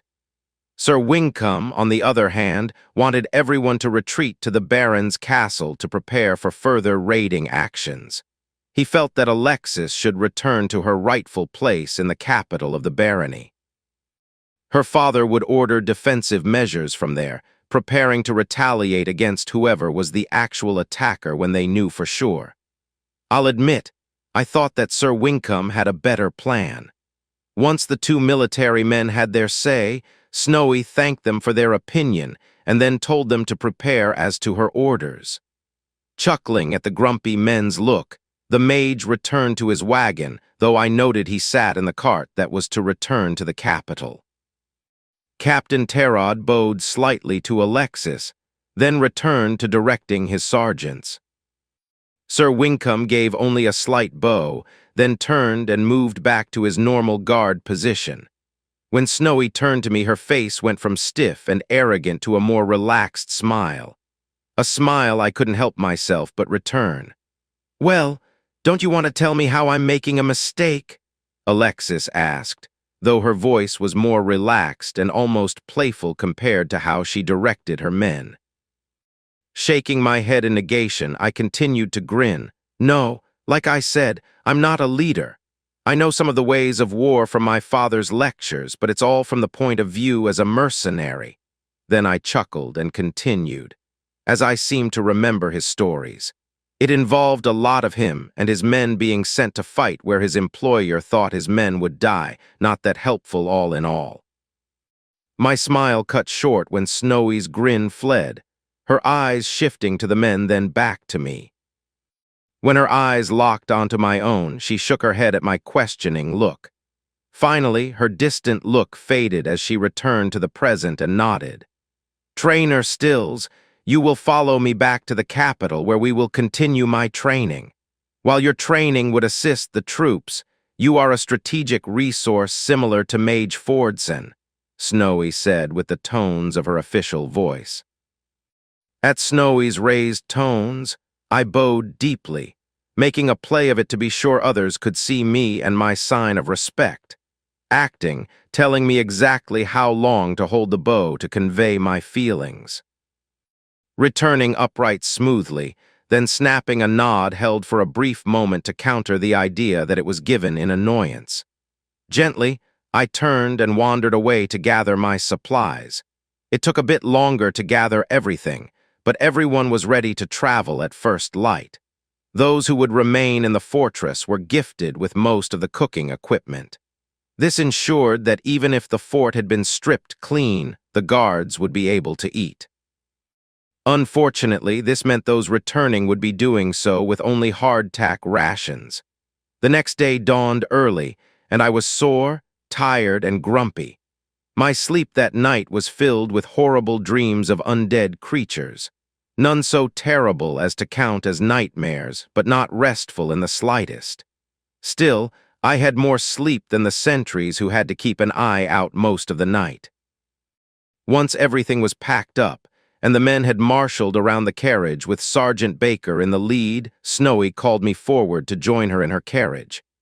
"I thought you might like to ride with me. Get away from Mage Fordson," Alexis said with a smile before returning her focus to the papers she was shuffling around. Nodding to Alexis, I leaned back and relaxed, letting my mind drift and calm before starting my experimentation with meditation. With my eyes closed, I focused inward, feeling along my mind to see if I could feel any change when my skill activated. There was a slight shift. It wasn't obvious, but it existed. It was there. With meditation active, I could feel my focus pulled toward myself inward. The urge was to ignore my senses and the world around me. It wasn't like a rope pulling me inward. Instead, it was like a gentle nudge to keep my perception of self in mind. For a time, I focused on the change when meditation was activated, trying to feel how things shifted as I used it. Eventually, I stopped focusing on the switch. I decided to let the change pass without paying attention, leaving the skill active, and allow whatever would drift through my mind to flow without care. While I remained passive and calm, a pulse of mana drifted through my body and latched onto my mind. In my disconnected state, I watched as this tiny burst of mana fastened onto something inside myself. It grew like a branching tree, the mana crystallizing, following thin tracers through my mind. These traces, the connections, existed before the mana formed. It was pulled from somewhere else, connecting to something else, the hints of growth there before the mana solidified. Eventually, the growth spread too quickly, the mana held within a bubble surrounding me drained away, and the branches stuttered, then stopped. The crystals of mana faded away from my view as the changes slowed, then stopped. Gasping, I pulled out of my mind. Soul, meditation pulsed in my mind like a sore limb, the skill feeling overused and strained, a new sensation beyond anything that I had ever experienced. Dripping sweat, I turned to Snowy, who was staring at me with a concerned look. "Are you all right?" "You were breathing deeply and slowly, but your pulse was pounding. You were burning up and sweating. You seemed asleep, but nothing I did would wake you," Snowy said with concern. At this, I realized I was no longer sitting up, but instead lying on the far side of the carriage, my shirt open to the air and my forehead covered by a wet rag. My cheeks lightly ached, and I worried that I would have bruises. There was even a patch of skin on my arm where my sleeve was rolled up that was bandaged, more evidence of the attempt to rouse me. I opened my mouth to speak, but croaked instead, my voice scratching against my dry throat. Alexis passed me her water flask. Quickly I sipped, then gulped the water as I discovered my thirst. The position awkward to drink, but I was still too dizzy to rise before consuming the water. Eventually, I slowly levered myself up. Looking out the carriage window, I realized that hours had passed, and it was quickly approaching the time to camp, my entire day passing in meditation, unaware. "I'm fine, I think." "I was just testing something. I said, my voice fading away when I realized the improvements to my skill. Meditation has increased to 9. Meditation has increased to 10. Meditation has increased to 15. At that, I focused inward, trying to determine what exactly had just happened and how I could reproduce it. Chapter 36. Thumping my head backward on the wall of the carriage, I rubbed my eyes, trying to clear the grit away. "Still nothing, Snowy asked, her tone sharper than I expected.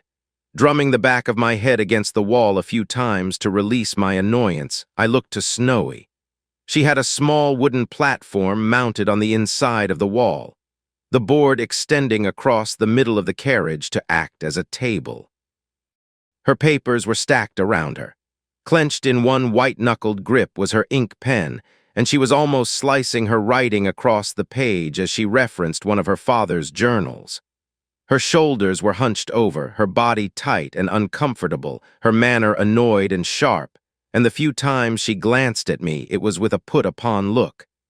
I'd spent the last week and a half focusing on my meditation, or at least trying to.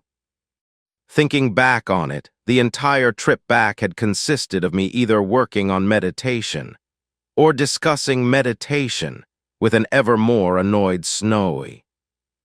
I hadn't even considered how rude it was to commandeer her carriage so I could practice. The thought never entered my mind. I could be a bit obsessive, my mother often said excessively so, when it came to my interests, but this was worse than usual. Sighing, I ran my hands through my hair, the sudden scent from my unwashed clothes quickly making me drop my arms. We had stopped to clean as we passed nearby streams or wells, but it had been a rare thing.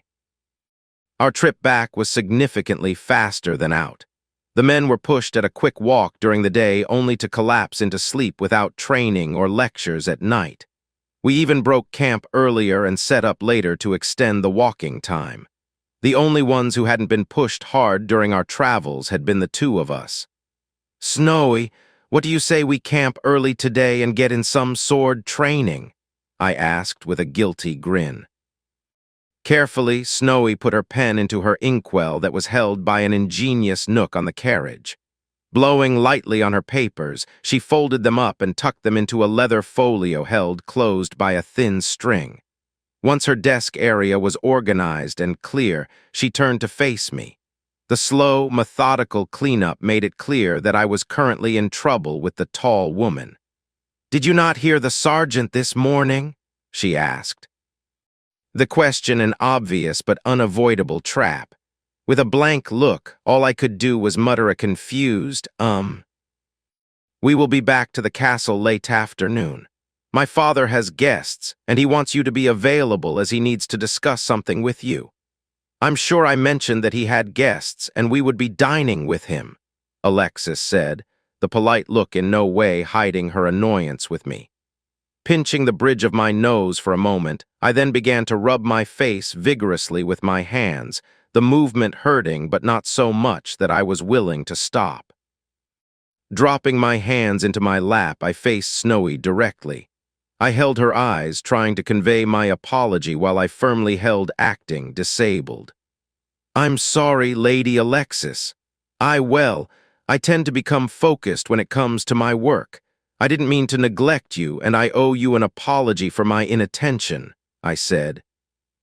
I was trying to will the honest emotion into my voice so that Alexis could hear it.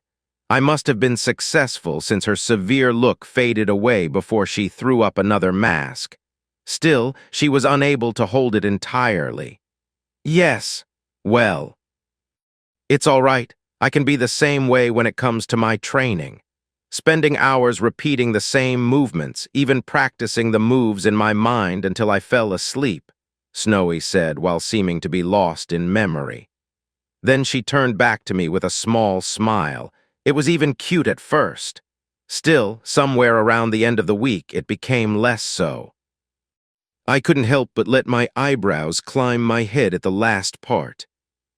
She thought my obsessive, focused behavior was cute. That was a new one, especially so, the time frame. Finding it cute for that long meant that she was likely far less annoyed with me than she was putting on. That didn't mean I would continue to abuse her goodwill by returning to my boorish behavior. Even if I was still annoyed by my inability to increase my meditation skill again. I had managed to reach that odd internal space where I could see the crystallized structures and the bubble of mana that somehow fit inside my mind. But the massive growth that I had experienced was beyond me. Worse, I felt like there was little chance of any of my skills improving either. Some new inner sense told me that I was drained, and growth would be almost impossible. Shaking my head, I returned to the gentle conversation with Snowy. As we continued to move along the country road, my momentary inattention was noticed, but excused if the upturned corner of her mouth was any indication. The rest of the day was oddly pleasant. We discussed our interests, while tacitly avoiding a discussion of skills. The closest we came to discussing skills was when Snowy told me of her enjoyment of sewing and cooking. Those were two things I had, unfortunately, avoided learning as a child since they were women's work. Now that I was older and knew better, it was one more thing I had to add to my training list. Snowy was fun and easy to talk with, our conversations roaming over my training as a kid, her practice, and the general way we grew up. Snowy smiled as she recalled the many days she would spend in the forest, far from the rest of her tribe. At the same time, she gathered plants for her mother, camped while patrolling, and she even described the fun she managed while training for days on end with her sword. There was some bitterness at times hiding in her voice, but mostly she remembered it fondly. She hadn't been abused or harassed as I assumed.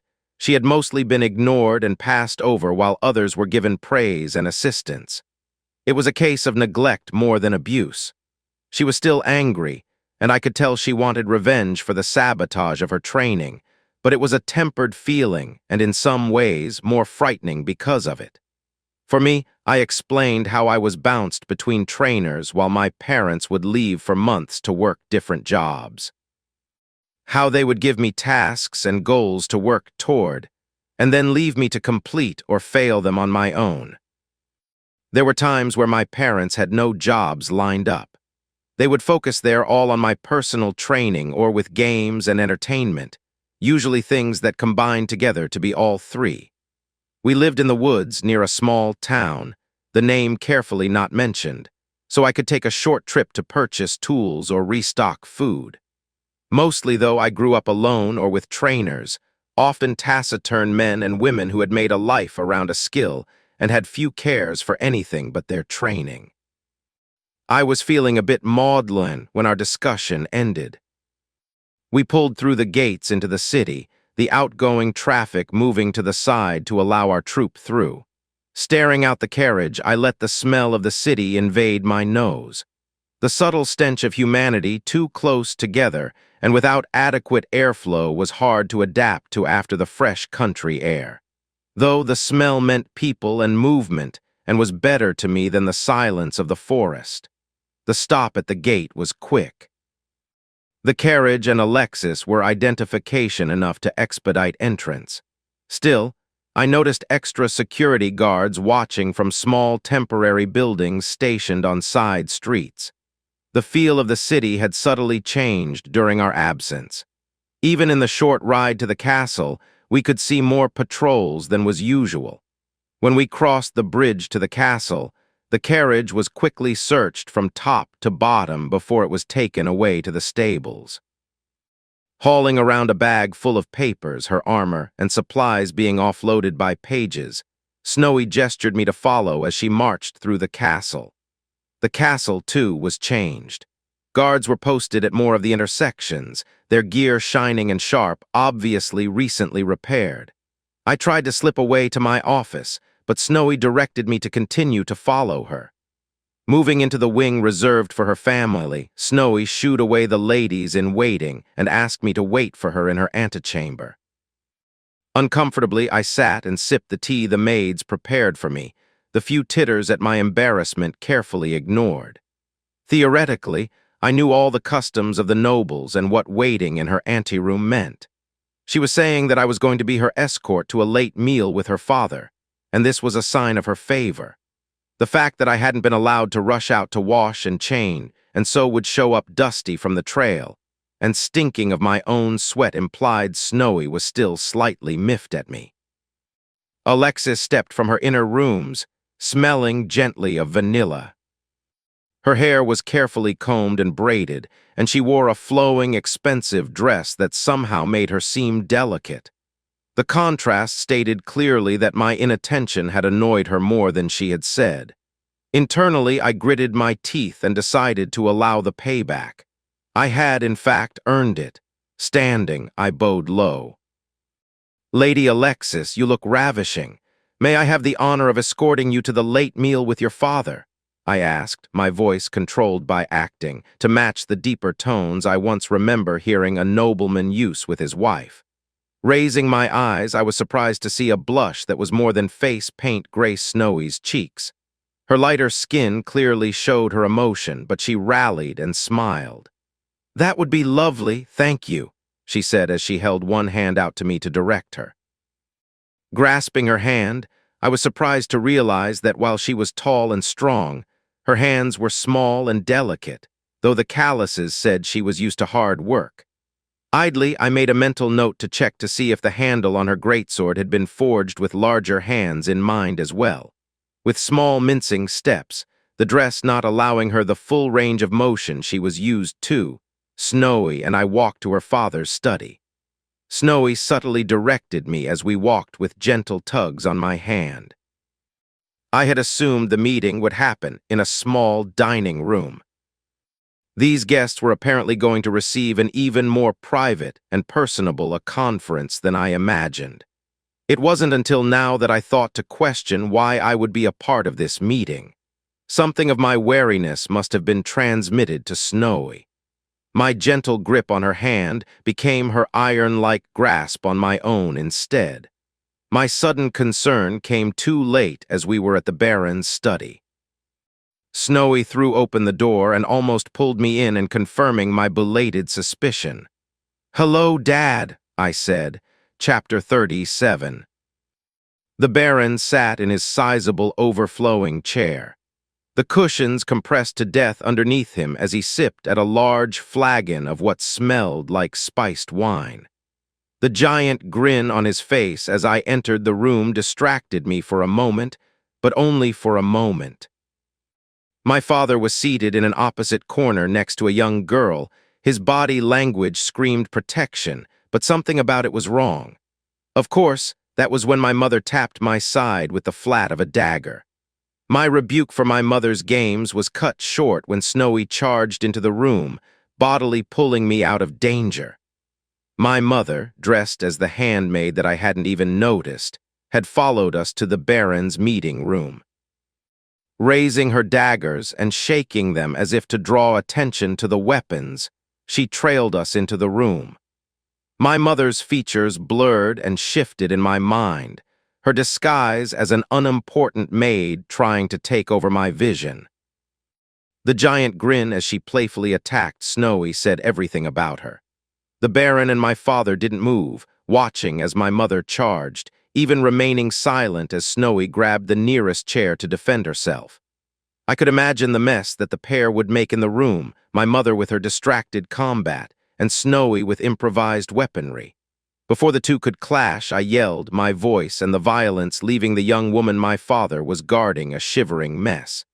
"Damn it, Mom! Stop attacking Snowy!" It wasn't until after the room grew silent that I realized my mistake. "Snowy?" my mom asked, her face still obscured but the smile slipping out all the same. "Snowy?" the Baron repeated, his face like a granite cliffside.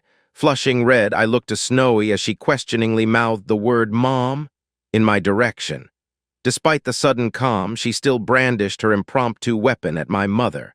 My father simply grinned, his smile unchanging, but I swore that his eyes twinkled slightly at my predicament. "Damn it, Mom, do you always have to pull this crap?" I asked, while my emotions roiled. Slipping her knives away, my mother casually walked over to me while ignoring the large woman with the chair she had been threatening moments before. "You know I do it for your own good," she said as she kissed me on the cheek, then nearly bounced in childlike glee to her husband. To my surprise, Mom didn't flounce into my father's lap as I expected. Instead, she circled around the young woman's chair and took up a position behind her. This was so out of character that I stared in confusion. My mother couldn't care less for propriety when she wasn't acting a role. She behaved like she existed beyond or outside the rules of any society, dipping into them to act out a part, and then abandoning it when she no longer needed them. If she continued to act the role of a maid, she would have sat demurely to the side, never flinching from the perfect handmaiden. Since she abandoned her act, I was expecting her to throw herself at my father and snuggle into his arms. I was glad to be spared from their usual amorous behavior, but there were only two reasons she would skip that kind of thing. She felt there was danger, or she was still working a job. With that hint, I knew to look twice at the young girl, which might have been the point of my mother's actions, hinting at what I should notice. At first glance, she appeared to be a young girl, but I was wrong. She wasn't of noble birth, but she showed some of the signs of constant skills on her heritage. Her hair was thick and long, her fingernails trimmed and well cared for, skin smooth and blemish-free, but it was the eyes that gave it away. The other signs could have been from simple care and comfort, unlikely in someone so obviously thin from lack of food as to almost be emaciated. Still, the eyes showed clear signs of a bloodline skill. I wasn't familiar with her markings. For some, it was an obvious adaptation like a slit pupil or a bright color, but it could also be subtler. The visibility of an adaptation said nothing to the skill's power. The king's family bloodline marking was to simply have larger than average eyes. The woman's eyes, and she was a woman no matter how the smaller frame and oversized clothing hinted otherwise, were marked by 4 rings of color. Subtly, the shifting colors moved from an odd, sickly yellow to deep, vibrant green in 4 sharp circles. Beyond the colors, I could see something in those eyes, huddling in the near shaking form. Anger. She was furious. Her rage was barely constrained by an iron band of control. Snowy grumbled as she turned her chair around and collapsed into it. Her movements drew me out of my introspection and the realization that I had been silently eyeballing the young woman while everyone else watched. My mother gave me an exasperated grin in response to my look. Father continued the silent vigil, while the Baron's growing smile said it had been more than long enough for everyone to notice, and that it was beyond inappropriate. Snowy suddenly shifted her chair slightly further from where I hovered awkwardly in the center of the room. Glancing around, I grabbed the nearest chair and then placed it on Snowy's side of the room, trying to signal where my support lay. My mother let free a small, tinkling laugh at my expense, which made Snowy grin for some reason. In the space of the few seconds of moving a chair, my mother, who had pulled a knife on her, was now suddenly Snowy's friend, or at least they would be working together. I never claimed to understand women, and I was convinced I never would. Sharing a look between us, my father subtly rolled his eyes to show he understood how I felt, though I noticed he did it out of his wife's line of sight. "Good. If you are done playing games with my daughter, Jezebella?" the Baron asked, his voice proclaiming that it wasn't a question. For a moment, my mother shifted into her act again, her body language screaming subservience. She tightened her hands where they rested on her peasant dress, shoulders hunching slightly as they drew in and head dipped.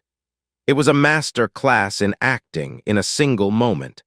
Then the moment was gone, and the smile was back, and her carefree movements laughed at us silently. Still, I was having trouble separating the outfit from my mother, the disguise and her skill leading me to forget they were the same woman. It had been long enough that I was starting to lose the knack for ignoring the outfit and seeing the person underneath. There was something deeply wrong about not being able to recognize the features of your own mother. With a flash of meditation's passive insight, I realized that was one of the reasons I disliked Mason's disappearing act. It reminded me of my mother's skill, how it messed with my head, and that his was the only skill I'd seen that outclassed my mother's for hiding. My mother might be able to fit into any crowd, but Mason could disappear in an empty hall. I took pride and comfort in the thought that no one could hide like my mother, and knowing someone who could best her did not sit well with me. Grumbling, the Baron took a larger swig of his spiced drink, forcing everyone to wait before he continued speaking. Mason returned from his little trip, dropping off Abigail here. He'll be back soon, but he is off on another mission for me, the Baron began before he snorted for a moment and continued. Yet again, so much for retirement. I swear the man almost whistled when I sent him off, he said with a headshake. Turning to his daughter, he said, "The men reached the fortress, and as you thought, it was abandoned and all the men were killed. They even left slaughtered animals in the keep to add to the undead's growth. Bastards. Smart bastards. They also left everything of note there, so I couldn't use magical tracking to find them. Somewhere on my lands, I've got a small mercenary troop ready to rip into me the moment I move to shove a dirk in Mard." Interrupting him, Snowy leaned forward, her hands gripping on the table. "So it was Mard? Are you sure?" she asked while she smiled a vicious grin. Nodding, the Baron tilted his head toward Abigail. "This one is proof enough of it. Mard is playing some deadly games, and this one was part of it. As long as she is alive, I've got enough of an excuse to put him down," he said, then looked to his daughter. "I might be able to grab Mard's lands." At this, the young woman hunched her shoulders. She was not happy being the center of attention for the room. "So, who is she?" I asked into the silence. I was not happy with the Baron's eager smile. "This is Abigail. I want you to take her hand to start your noble house," the Baron said, his voice rising into a happy exclamation at the end. The room was a study in contrasts at that moment. My father frowned. I could tell he disliked the high-handed behavior of the Baron. Whatever was going on, he was against it, but he was making it clear he refused to act directly. It was likely he just disliked my being forced into marriage. He viewed marriage as sacred. He would be on my side in this conflict. That being said, something was keeping him from speaking. That something was likely in part my mother. She had an almost manic look of glee on her face. I knew what she wanted. She wanted grandchildren and didn't care how she got them. She was convinced that I should be searching for a woman and that it was long past time that I settled down. I was nearly 20 and far too old to be without a wife or two. The Baron looked like he had found a solution to a long, vexing problem and was glad to be done with it. Glancing from the corner of my eye, I noticed Snowy's knuckles whitening as they gripped the table. Rising from my chair, I shouted, "Absolutely not!" I didn't even require acting to express my annoyance and anger. I knew these kinds of marriage negotiations were common, but this was still unacceptable. Technically, since his noble title was higher than mine, and I resided in his domain, he could present women for my consideration. It was even considered polite to ask him for assistance in finding a wife, or when seeking the introduction of a daughter. Still, this was a bit cold. Even if I will pay her dowry, how about 1,000 gold, a knighthood, and a small plot of land around one of my mines? The Baron asked, the sum leaving me speechless. 1,000 gold was a staggering sum, likely a good chunk of the barony's operating expense for a year or more. Adding a knighthood and land with rights to a mine, even something like a tin mine or coal mine, was so overwhelming that it left me open-mouthed in surprise. "What is she, the king's bastard?" I couldn't help but exclaim in the rudest way possible. Flashing me a look of disgust, Abigail remained silent while her thin, crossed arms clutched tighter to her sides. The shift in body language made her look like she was afraid, but I had looked into her eyes. It was anger she was hiding. Oh no. This one was a prisoner of the Assassin's Guild, or at least what was calling themselves an Assassin's Guild. But it's not who she is that is interesting. It's her skill, the Baron said. I'll admit that piqued my interest. The skills that assassins had were always exciting in a morbid kind of way. So what skill could be so valuable that the Baron would offer me such a bribe to take her? Not that her being a part of an assassin's guild made me more likely to marry her, just the opposite.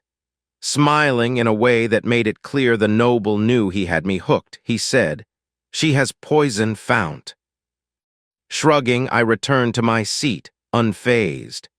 The ability to produce a poison on demand from your body was a useful skill, but hardly unheard of for a professional assassin. It was rather typical, in fact, right up there with poison resistance. At my disregard, the Baron's smile widened, and Abigail's teeth clenched. "Noble's bane," the Baron said as if he had delivered the final nail to his argument. In one sense, he had. Noble's bane was a poison that would eat away at those with a large number of skills and was where it gained its name.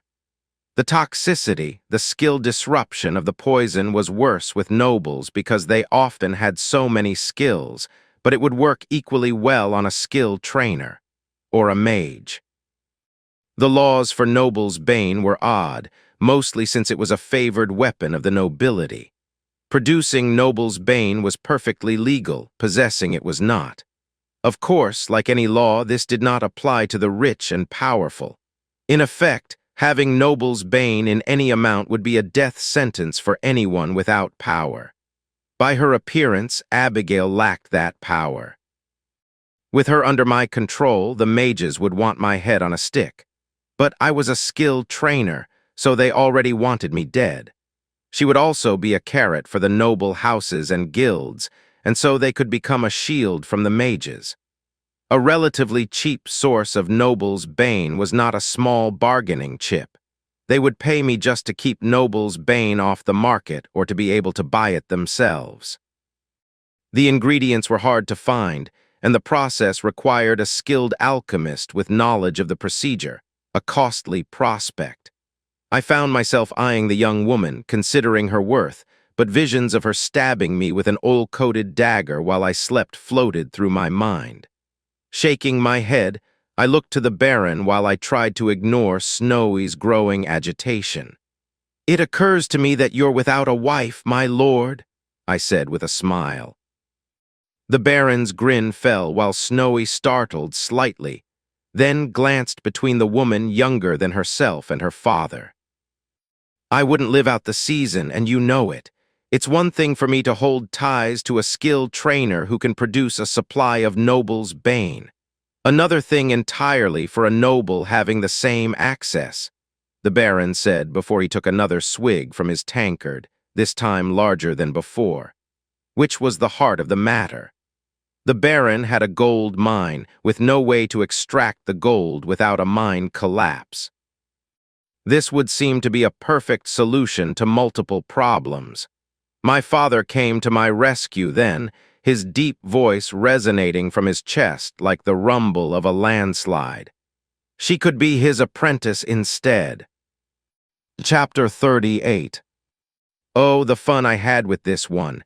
Mystery, emotional fulfillment, the secrets we find out as we go. Oh, it's fun. Absolutely not.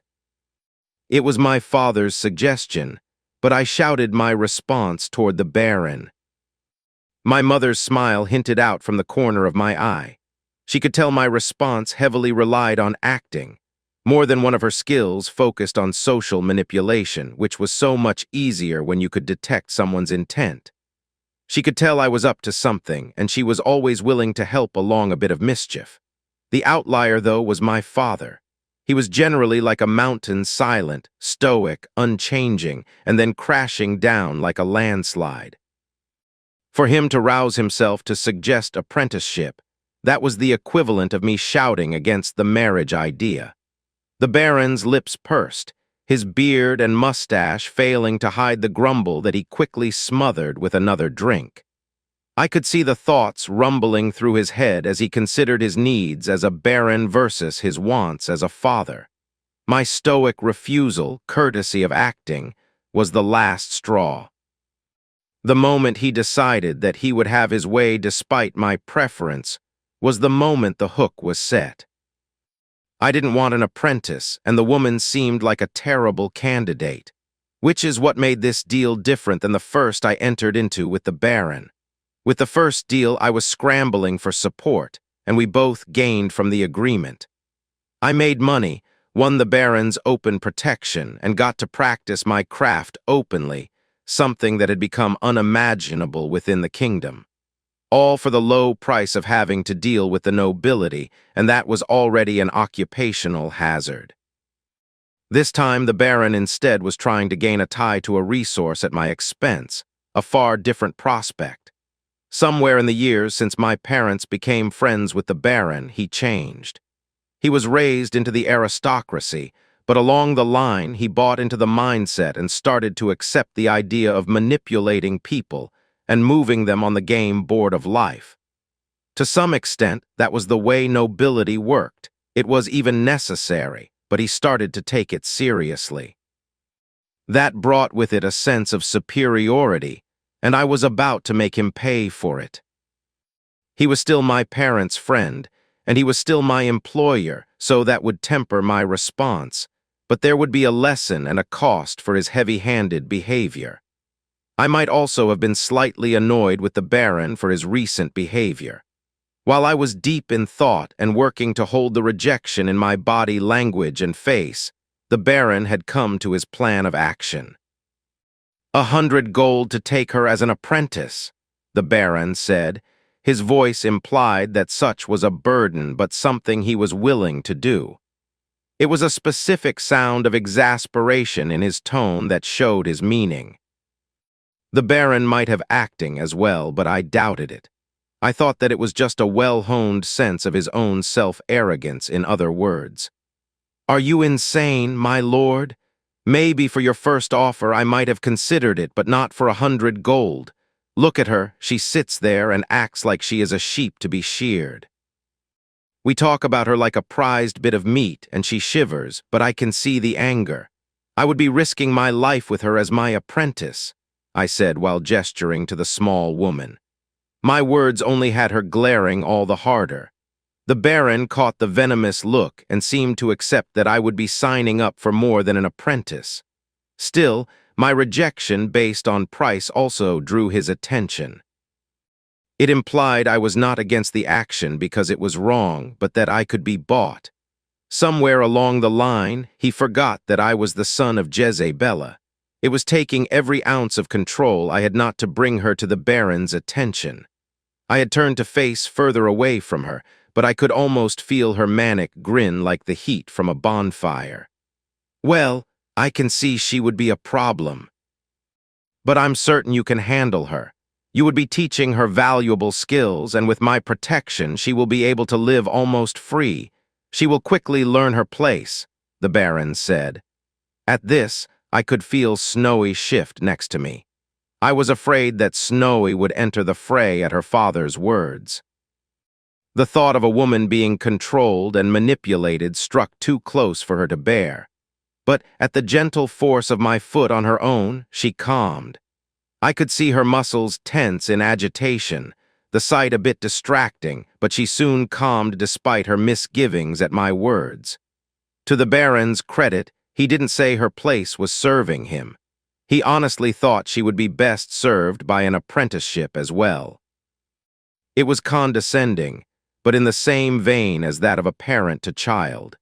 Even so, I would make sure that it would cost him.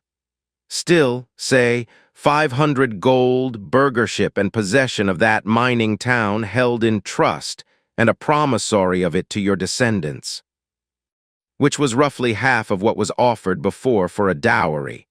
Money, yet another connection between him and me, and a place to set down roots. No offer of knighthood, which made sense. He only had so many offers he could provide as a baron.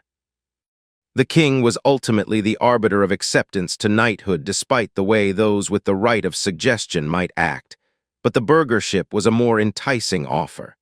I owned my shop and the house in town, but I did not own the land they sat upon.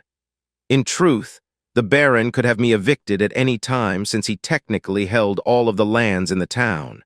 With burgership, I would not just be in charge of the town, I would own it outright, compared to holding just the mine from his previous offer. Far less upfront value, but far more monetary value over time. One could almost look at it as a dowry of a different kind. The Baron was likely hoping that proximity would breed feelings. That, or he was trusting in the woman's greed. Given the disgusted look on her face, I thought he was counting far too much on something developing. Staring at the Baron, never letting my eyes drift away, I gently pressed down again on Snowy's foot before responding. You will provide your protection, and I would provide her an apprenticeship, yes. Standard skill trainer apprenticeship rules and training. I won't have you interfering with my business or agreements. I will train her as I wish. Agreed, I asked while frowning at the Baron. Agreed, the Baron said while smiling widely at his conquest, and then he swigged the rest of his tankard in celebration. Turning to my new apprentice, I smiled, the look failing to convince her of anything. Now, apprentice, allow me to provide the first lesson that every skilled trainer must learn. Why we handle deals as we do and why it is important, I said, my grin widening and now matching my mother's manic grin. Even my father's stone face cracked, the teeth showing between his normally closed lips. Standard skill trainer apprenticeship, I said while emphasizing the words as hard as I could, my gaze shifting to meet the Baroness, is 6 years long. Turning back to Abigail, I continued. During the first year, you may leave my apprenticeship with no penalties and with no hard feelings. Simply tell me you are done and leave at any time. After the first year, you will be taught some basic secrets to contact the guild and how to retrieve and deposit resources and information with them. As long as you keep those secrets, you may leave in those 5 years without penalty. Leaning forward, I tapped the table at each point, trying to drive home the Baron's mistake. At no time will you sign a magical contract with the guild. At no time will your master require you to sign a magical contract. With our apprentices and fellow skilled trainers, we work on a system of honor. You either want to be a skilled trainer or you don't. We won't force you. For the same reason, if I think you are failing to learn or not taking the training seriously, or if I think you can't be trusted, I will excuse you. Be careful here. The skilled trainers are disgusted with the guild system, and we built our guild in opposition to it. We do not accept the claim that you fulfilled the letter but not the spirit of the rules. Cross us and you will die. Honor your agreements. Despite the threat being directed at Abigail in the end, the Baron heard the subtext. I had essentially told him that she could quit at any time, and that he had no real hold on her except through me and his protection. Also that he would be held accountable if he failed in his agreements. Given the number of assassins who came to become skilled trainers later in life, the guild could handle any dispute in a final form if necessary. By the nasty smile on Abigail's face, I think she found this news delicious. She had not been amused by the Baron's presumption of knowing her place, and she enjoyed the sweet taste of his mistake. When we work with others, we require proof of their trustworthiness since we have been burned so often before. With skilled trainers, you will find an open and honest discussion of skills, with others, secrecy and lies. So we require proof and often contracts. There are other technical reasons which reinforce this, but that is the basis of our behavior, and I expect you to respect it. That line did not go over as well with the young woman. Being her master would likely involve proving myself to her before she would accept my direction, but that would be fine. As long as she didn't act against me, things would work. Next, apprentices have a long history of coming from another master. Rejecting the guild system and joining the skilled trainers has a long tradition. Students often wish to become skilled trainers and refuse to be beholden to some other guild, despite whatever rigged contract or agreement that might have come before. What few apprentices we take are protected. As such, the standard skilled trainer apprenticeship. Again, the emphasis on how this was the standard while I stared at the Baron, is that you can refuse any client. No client can demand your assistance. I cannot require you to work with any specific client. I will require you to learn a teaching skill of some kind as well as certain techniques, but I can't require you to practice with a specific client. If it comes to it, I may even be required to offer an exchange with a different master to ensure your education. Oh, the look on the Baron's face. With that, I just confirmed that the carefully constructed deal where he gained control of and access to Abigail and her poison was now virtually void. He would be required to provide her protection, but the tacit control and access were gone. She only had to tell me that she would refuse the Baron, and I would be required to hold to this. Now Abigail was it. Abby, she correct, her voice coming out with more steel than I expected. Second lesson, I said, then stood and leaned over to grab her chair leg. At first, she startled at my sudden closeness and reach, showing that she was expecting violence. Though she quickly calmed when it was clear that I was just moving her. Though she did give both Snowy and me a look of confusion when I turned her chair toward the Baron, the three of us sitting across from his sour face. Second lesson, I repeated before turning to face the Baron again, is negotiation. The Baron here wants access to one of your rare skills. It's valuable and you are likely the only one who has it. In this situation, you hold the cards. For friends, you might help for a song, but for a client who wants a deal, you gouge hard, I said to the laughter of my mother and the deep, rumbling chuckle of my father. From the considering look Snowy gave me, I thought that she was rethinking some of the lessons her father wanted her to learn. Chapter 39. Journey Through the Underdark is now up on Amazon for pre-order. It will be on Kindle Unlimited as well, so if you can't afford to purchase the book, and don't I know how that goes, then never fret.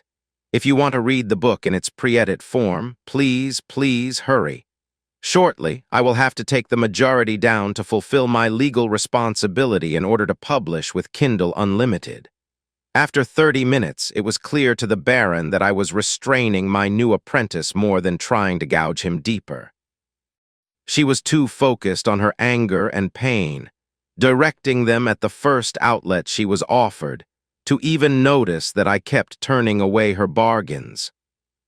I had sent my message, ruffled the Baron's feathers, and gained a sizable bit of wealth. I had no need to enrage the man who could at any time openly have me ordered killed. Life was cheap, and the Baron still held the command of life and death in his lands. Sure, the king would recall him if he slaughtered his peasants en masse, but putting a city to the sword wasn't unheard of, let alone ending one annoying skilled trainer. Given the current climate of the kingdom, he might even gain from the deal. Life was cheap, and that had been the deciding factor with accepting Abigail as my new apprentice. I would see how well she handled her new role, responsibilities, and difficulties. If she became too much of a problem, then I knew a corpse wagoner who would be fine with an extra body to haul away to the farms. I would even do the difficult work of dismantling it for him. She might think that Noble's Bane was an effective weapon, but it only disrupted skills. It wasn't lethal in itself.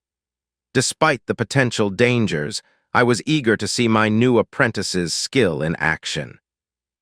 Founts were rare since they required careful exposure to poison to produce a resistance, and then after many generations, their line had the potential to develop the skill. This was rumored to be a common enough change within the high noble lines, poison resistance being worth the cost to develop a specialized trainer. The Baron slammed his fist on the table at the latest request and exclaimed, "No, damn your eyes, woman! I will have the first rights to purchase, or I will not protect you. I can't have you selling your bloody poison to my rivals. No." Reaching out, I calmly tapped one finger on the table. I turned to face Abigail while the Baron calmed himself with another cup of his wine. The man's size was helping him deal with the volume of alcohol. His expanding waistline said that he spent years of rest in his palace instead of sitting a saddle on campaign, and that practice was helping him deal with multiple cups. Still, his temper was growing shorter and his face was slowly becoming flushed in both anger and drink, a dangerous combination for Abigail. The Baron is a decent sort, friend to my family, but he is still a high noble raised by the king's hand himself. He will not allow you to sell to others. Your particular poison has reached a near-mythical status, beyond its actual danger, so will fetch both a high price and danger. Letting the Baron purchase and sell it will provide protection from multiple directions, ease shipping, and raise the price. This is as much a service to you as him trying to control you, I said while the Baron grumbled under his breath. The older man was a bit of a sore loser. Hiding behind her long hair, my apprentice grit her teeth before she spoke. Fine. So we are agreed then? No more than 5 standard ampoules per year may be required, though more may be requested. Price negotiable with multiple offers, but not to be less than 40 gold. And you have first right of refusal, but must purchase upon refusal to others. The Baron looked to be literally chewing on the deal, his gray beard with more streaks of white than I remembered from my first visit, the mass of hair moving as he stared at his now-filled cup. Agreed. I'll have a contract written up and delivered within a day or so. It might be longer. It's suddenly harder to purchase mage-imbued equipment in my territory, the Baron said while giving me a dirty look. I shrugged off the rebuke without a flinch. I had my own problems and couldn't care less about the Baron's difficulties. He knew such pressure would be brought to bear when he decided to support me openly more. He knew the problems he would have when naming me a low noble, since he was the 4th son of low nobility raised to the head of his own house. He was a risen high noble in a house with only one other member, raised to the position by a king not in favor with the nobility, suddenly with an heir, and with rich lands. Somehow I thought he had worse things to deal with than the price of magical parchment. While Abigail returned to sulking behind her long hair, her eyes barely peeking through the strands, I turned to my parents. Below the table, I let my hand gently grasp Snowy's. The return grip was surprisingly gentle for such a powerful woman, her thumb running over the back of my hand while I tried to seem unfazed. By the look in my mother's eyes, I doubt she had missed my movement, though my father was staring stoically at my apprentice. I knew that look. He was sizing her up for her potential as a trainer, as a recruit, but the look was intense and unwavering and so unsettling to the young woman, her eyes quickly shifting away. Laughably, she ignored my mother even after the obvious evidence that she was as much a threat. Snowy squeezed my hand, then released, the message that we should talk later coming across clear even while I kept my attention on my mother. So, father, what brings you to the barony? I asked sardonically. My mother smiled her usual grin, sarcasm being her favorite flavor of conversation, a preference I shared with her. Oh, you know, someone wanted to hire a weapons trainer. They had a daughter they wanted to train with a magical weapon skill. Their usual skilled trainer was off on some mission that the idiot sent them on, no less. So we got the message and decided to see what was going on. The usual yourself, she asked, her voice cheerful with a biting undertone. Yet another person deciding to cut into the Baron. Luckily for him, she was only using words. Ah, so you are planning to steal my work, are you? I asked, the question not serious in the slightest, though Snowy shifted beside me at my words. I would prefer to continue my training with Joshua, Snowy said, her rolling Northman accent suddenly thicker than I had heard from her before. I tried not to flinch as everyone in the room seemed to smile at the obvious interest in Snowy's voice. Even Abigail and my father seemed to catch it. I had assumed Abigail was too lost to anger at the world, but the smile said otherwise. It was the first positive sign I had seen from the woman. "Well, on that note, I would beg your leave, my lord. I have a new apprentice I must clothe and outfit before the end of the day," I said while rising, then bowing at his grumpy, half-sloshed hand wave. Turning to Snowy, I bowed again and let acting that I had been holding tight free, the sudden smile blooming on my face. "I'll see you tomorrow if you are free at our usual training hour." "Alexis," I said, her name sounding odd to my ears. I was never sure which side of the woman I would see whenever we talked. Would it be the shy, almost maiden-like blushing girl or the strong and fearless warrior, capable and commanding? This time it was the maiden, her cheeks shifting to a reddish tint before she simply nodded to me before turning back to her still-drinking father. I would wager that words would be had between the two once the rest of us were gone. Gesturing Abigail to follow, I started through the halls. My usual guard detail of Sir Wincombe joined me as we walked, the sudden appearance of the frightening knight unnerving my new apprentice, though she tried to hide it with clenched fists. It was a short walk from the Baron's study to the footbridge of the fortress, but Abigail didn't speak through our entire walk. Given my recent wagon rides of late, I wanted a bit of exercise, so we skipped the carriages and began to walk down the hill through the richer noble district. We stuck to the main way, avoiding the manors and rich homes, and instead eyed the expensive shops. I almost passed the tailor's shop, but adjusted my direction and stepped across the street when it cleared to slip into the well-lit store. My two shadows followed on my heels. "Welcome, be with you in just a moment," the man said from the back wall of his working area. This shop was built in the style of a showroom, a waist-high table splitting the room in two and the back area partitioned off for private fittings. The walls had only a few samples of equipment, most in a woman's style, though a few bits of men's clothing adorned the room as well. "Now, what can I?" the man said, then drifted off at the sight of us. I was not well appointed, obviously just recently from the road. This could be excused, as he had likely seen plenty of people who arrive and then purchase rich clothing before their final destination in the city. A first impression was important, and selling it was his profession after all.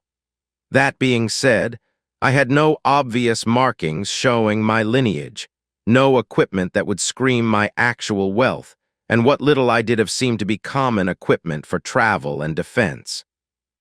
Abigail was likely worse. She showed clear signs of a skilled lineage which would seem to suggest nobility and wealth, but her clothing was plain, even more so than myself, and oversized. She also stood one step behind me while I took the lead. Then there was the obvious elite guard, one of the Baron's men, standing at our back and somehow conveying both threat and indifference. "Good day, sir." "Ma'am," he said before nodding low without speaking to Sir Wincombe. It took a moment with eyes snapping between us, but I could see when he realized who I was. Then an odd look came across his face, his teeth baring in a feral grin. "You wouldn't happen to be the skilled trainer the guilds are annoyed over, would you?" the man said, his voice shifting from his smooth merchant voice and into a snappier accent. I knew this style of speech. It was a low-born form. The words left me tilting my head at the incongruous source.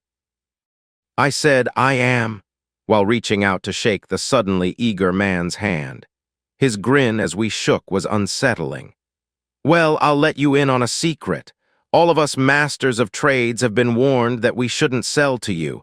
You have been blacklisted, and we should report your movements," he said with an impish grin as his thumbs tucked into the belt that held back his generous gut.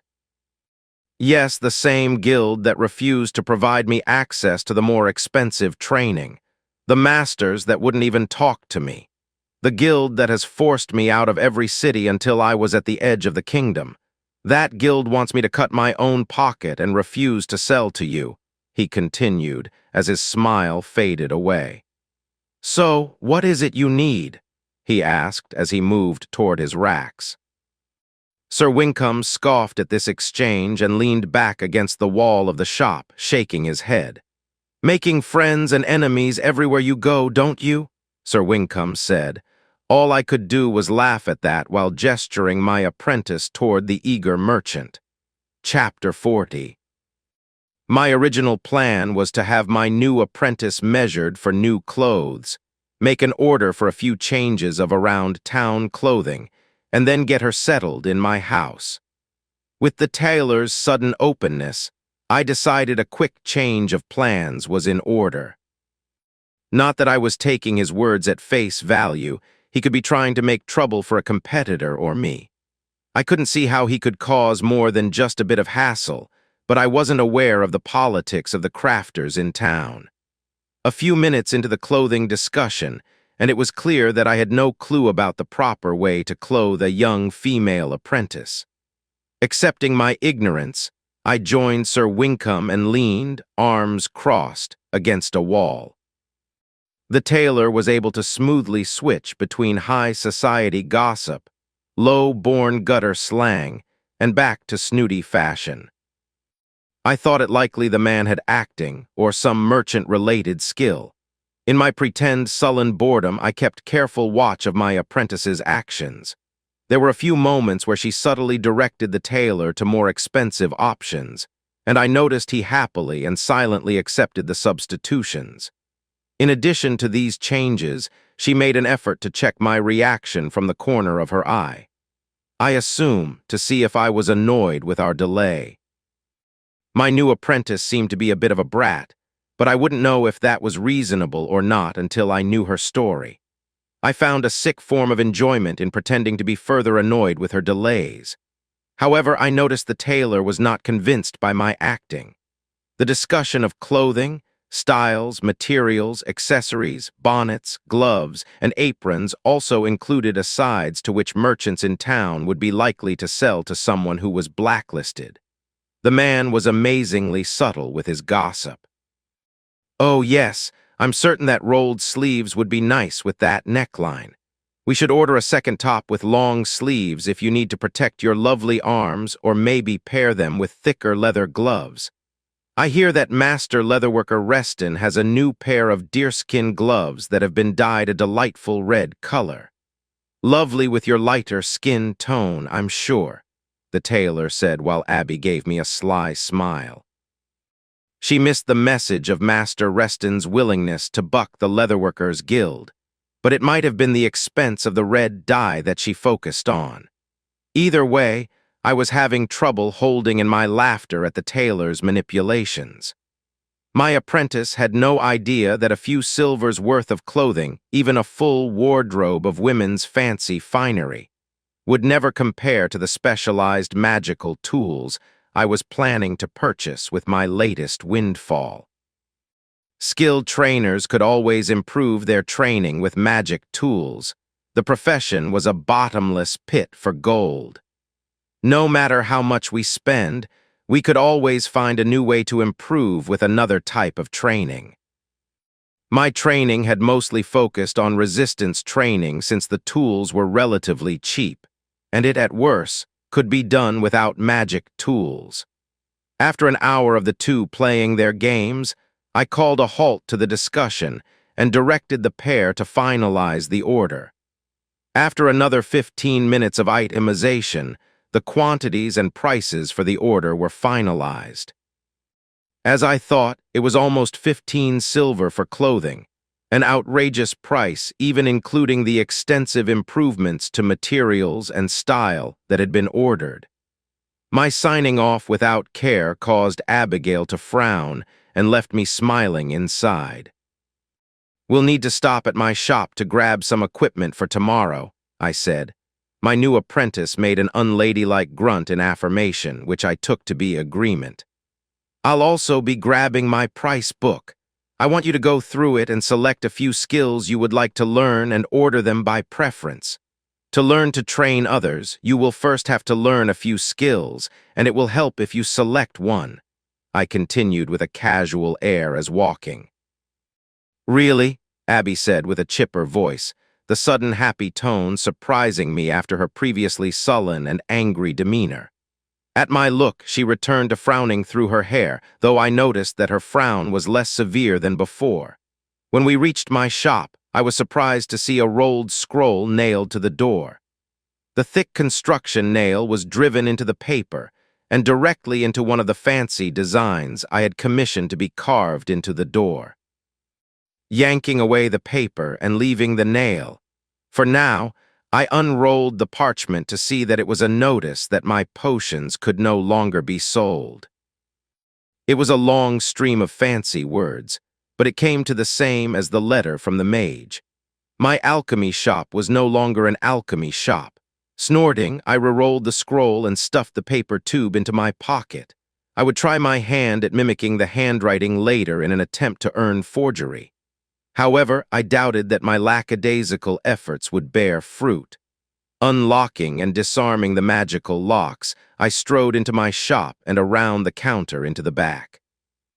Sir Winkham made himself comfortable on the side of the room in his usual manner. Abigail wandered through the waiting room and checked each of the displays. The compounds in the waiting room were cheap, and mostly things I would be willing to have pilfered by someone waiting. They were more ruse than supplies. Below the counter, behind sliding locked doors, was where I stored the more expensive supplies. Throwing wide the door to the back that offered an eye line with the entrance, I entered the shop's real heart.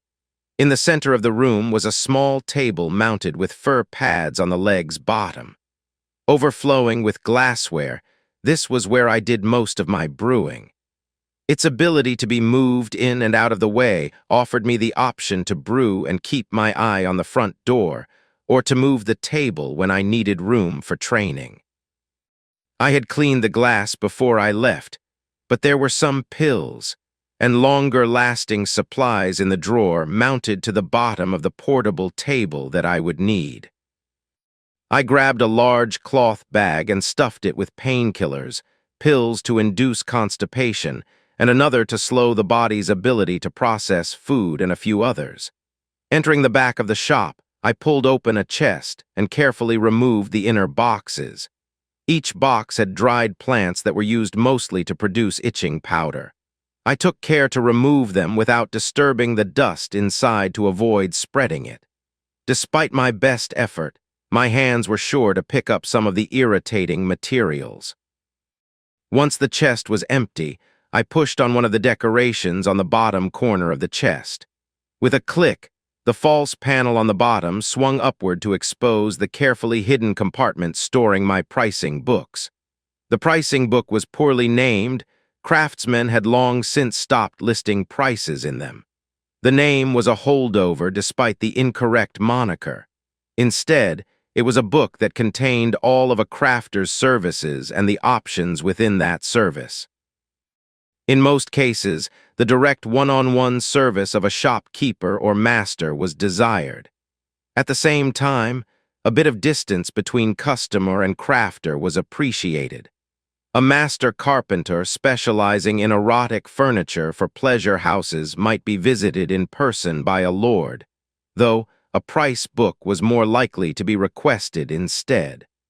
The polite fiction was useful even if everyone involved understood the facts of the matter. For a skilled trainer, it was also an option to allow word of mouth to spread. A merchant or low noble with an eye for a new skill could quickly check if I offered the service. If not, it might be worth their while to seek me out for a special commission. The hunt, the need to seek me out, and the extra cost of a special commission were often what kept a customer moving forward to complete their training. The more straightforward skills could often be earned in a few final hours of my effort. I would oversee their training with practice sessions and simple, practical steps. Yet my insistence that they train at home in addition to my services would often fall on deaf ears. There was nothing more frustrating than trying to get a customer to come back for another torture session when their final push failed.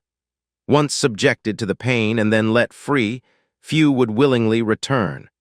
I did not offer refunds. Snagging my books, I returned the boxes of dried herbs to the chest and noticed that the back of my left hand was already starting to itch. When I returned, I handed Abby the pricing book and then directed the two to leave the store. Once the shop was closed, we made the quick journey to the house. By the time we made it in, the light was fading. Sir Wincombe made his customary home on my front porch, the chair not having disappeared during my nearly 2 months of travel. In fact, the entire house was oddly undisturbed. With masons spree through the city's underbelly, I expected the neighborhood to suffer from a crime wave without our criminal protectors. Finding my house intact, I directed Abby to the front room while I gathered spare bedding. Dumping my travel pack in my room, I returned with a blanket and pillow. "No bed?" she asked when she glanced into the downstairs master bedroom. I was still annoyed by her earlier antics, even if I had mostly ignored them. I couldn't resist responding to her sullen and unthankful tone when she learned she had the master bedroom. The last owner was murdered in it, so I had to throw it out. I'll have a new one ordered soon. "Good night," I said to her surprised face and turned to dash up to my room. As I expected, my mother was sitting on my bed when I returned, window locked tight and traps seemingly undisturbed. "Oh, my baby boy, you are growing up so fast. Now I know why you ignored all those women I kept throwing at you while growing up. You like the big, strong women," she said while grinning, her hushed voice almost dipping into sugary, sweet baby talk at times. "I ignored them because they were trying to train me at the time. Some were double or even triple my age," I said with a sour look before folding myself into a chair. I unstoppered a jar of water that I kept in the corner of my room and splashed away the feel of days of grime from my face. I would stop at the city baths tomorrow before my session with Snowy. I would need to get clean again after our practice, but it would be nice to show up without smelling like the road. My mother gave me a knowing look at my response, but happily she left the topic. Nodding, she turned to a different subject. "You know, that was clumsily done. I approve of pulling the Baron's tail. I've done it more times myself than I can count, but it was poorly done." At my silence, she continued, "What did you notice that was out of the ordinary for the man?" "How would I know? I've only met him once before," I said, then dropped my voice when my mother gave me a dirty look. "And you haven't listened to rumors. We both know I trained you better than that. You saw an opportunity to tweak his nose and went for it, ignoring the warning signs. Now, what did you miss?" I closed my eyes and reviewed what I knew of the man's actions, what he was known for, and the impression I had of him from our first talk, then played through the latest meeting. Only one thing stood out, and when it was clear to me, I felt a bit of dread. Locking eyes with my mother's ever-shifting appearance, I answered, "He was drinking more than I would expect. Rumor says he enjoys his drink, but he is not known to be a drunkard. He seemed stable when we joined you, but I would bet he had more drinks even before that."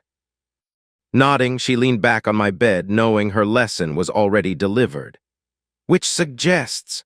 she asked while fiddling with a dagger that I hadn't seen her draw. "Strong emotion, a sudden change in stress from an unusual cause, mind control, doppelganger infestation, a sudden flare of chronic disease, pain from a wound, badly trained body double," I said, trying to scrounge up as many options beyond the first that I could. My mother just gave me a sardonic look, knowing that I was just trying to annoy her instead of answer the question with my most likely guess.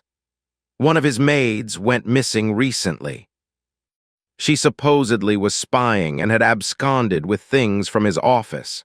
They found her head," Mother said, her voice calm despite the details. "Apparently he was close to this maid." I rubbed my face and tried to clear the haze that the long day and even longer days of travel had caused. Given that new bit of information, I was frankly surprised the Baron hadn't decided to take out his anger and frustration on the first available target. Me. To his credit, the Baron acted better than many a grieving high noble would have when suffering my prodding. Blowing air from my lips, the silly flapping noise conveying my annoyance and frustration as clearly as possible. I continued to rub my face before finally slapping my hands down in my lap. All right, I'll think about that later. I need information on the Baron's Mage. He seems far too weak. Something is going on there. Any word about the Baron's throat cutter, Mason, and his current mission. Also, what you have heard about my new apprentice. Finally, I'm sure you noticed in my list that my meditation skill soared a few days ago. I have news for the guild on that. There is so much here, I don't know where to start. This was how talks with my mother would usually go. It was less a caring mother directing her son and more of a knife fight between partners. Sharp jabs and suddenly shifting focus, the conversation would jump from one subject to the next. Rarely could we spend an hour silently together. Instead, we would talk about whatever was bothering us at the time. Like a knife fight, it would be short, sharp, and often painfully touching on things better left alone. This verbal jousting was contrasted with my father. Conversations might only lightly touch on essential subjects and rested on long, silent periods of work or training. Both approaches worked, but my father's quiet support usually left me feeling better. However, I would admit my mother's method often induced action. As I listened to what my mother knew about the Baron's Mage, I tried to decide how to handle tomorrow's training with Snowy and the warmth I could still feel from where we had joined hands. Chapter 41. With a holler to wake, I kicked my new apprentice's door. The grumble behind the wooden doorway let me know my apprentice was awake, if not prepared for the world. I had woken early and visited the local baker. I snagged 2 loaves of bread, still warm and steaming, along with a pair of morning dishes of a sweet breakfast porridge in a bread trencher from a street vendor. I wasn't usually a fan of sweet porridge, and I didn't have an animal to dispose of the trencher. Still, the treat would likely help alleviate my apprentice's future anger. If not, then that would be informative as well. When my apprentice joined me in my front room, wiping the morning from her eyes, I simply gestured to the bread bowl and the contained sweet concoction. Still looking half asleep, she sat and pulled the food close, the sudden sweetness bringing a rare smile to her face as she quickly began to eat. I hummed a tune to myself as I ate. My preparations for the morning were already handled while my apprentice slept. I had to silently sneak into my basement workroom to remove the magical device needed for today's training, so I was oddly happy with Abby's late morning. In truth, I was still smarting from the discussion with my mother. There was a reason that the two of them exclusively focused on work with high nobles and the politically capable of the kingdom, and I avoided such deep political waters. Where I had been annoyed with the Baron buying Abby's apprenticeship and his attempted manipulations, my mother had been happy. It took a bit of explanation, an explanation which was still fuzzy to me. Still, the long and the short of it was that if the other nobles thought he wasn't willing to invest in Abby and me, he wasn't serious about his protection. It was more in-depth than that. There were subtle ways to imply his investment in me, but overall, that was the simplification my mother gave me. The Baron wasn't just paying me a hefty sum for my services or in taking Abby as an apprentice. He was also forcing gossip about how much he was spending, intentionally letting the details of the deal leak so that other nobles would know what it cost him to make the deal. This would protect me from those who didn't want to bother the Baron. This meant he was painting a larger target on my back when it came to those who planned harm for the Baron, but my mother argued that this was always the case and was a worry but not something they could change. This explanation did not make me happy. In fact, it might have made me understand the Baron's actions, but not excuse them. Even if I had gotten some small amount of revenge in our negotiation, This new news increased my worries. No longer was I able to see the Baron as overbearing. Now I had to include the entire upper nobility as a danger to go along with the Baron's overbearing attitude. As my mother finally left through my window, she promised to look into my questions when Mason returned. Until then, she would remain as the Baron's spy and my father as his newest protector. That the Baron would resort to my parents for spying and guard duty told me a lot about the recent assassination attempts. Worse, my mother informed me there had been more attempts than had been reported. When my apprentice lowered her trencher and let free a sound of happiness, I couldn't resist a snicker. It might be petty, but I was looking forward to the coming training.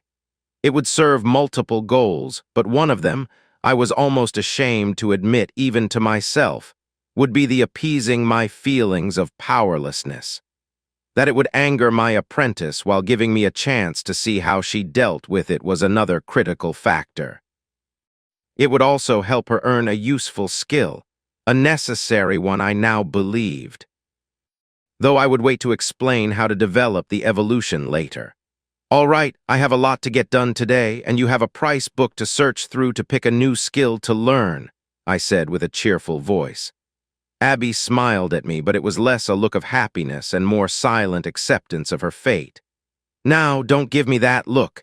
If you don't want to be my apprentice, you can leave, I said while scraping the last of my sweet porridge from the hard bread bowl.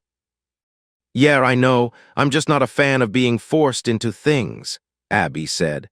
I nodded at that as I reached across the table and stacked my trencher on hers. I had nothing further to say on that point, my agreement being apparent, so I continued with my original conversation. I also have a training session with the Baron's daughter, Alexis, in the afternoon. This will leave most of the day for you to practice my training without me, I said. When she gave me an annoyed look and was about to talk, I cut her off. This training is better done without me. I'm not putting you off. I had expected an angry rebuke and had planned for it, but she seemed to swallow her annoyance at my interruption.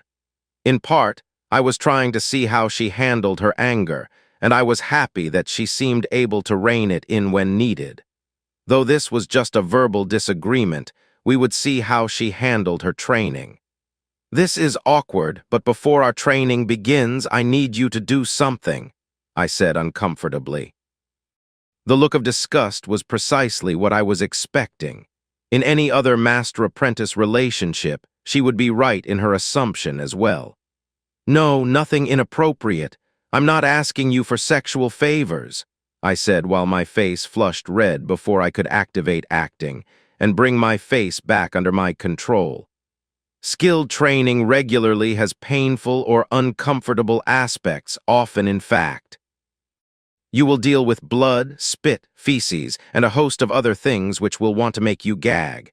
Your training today will likely be mild, but it will go better if you go to the bathroom first. That was all I was going to ask you to do, I said. I was glad that acting allowed me to control my face and body so that I could continue with a professional demeanor. Abby stared at me for a moment before she frowned and left the room.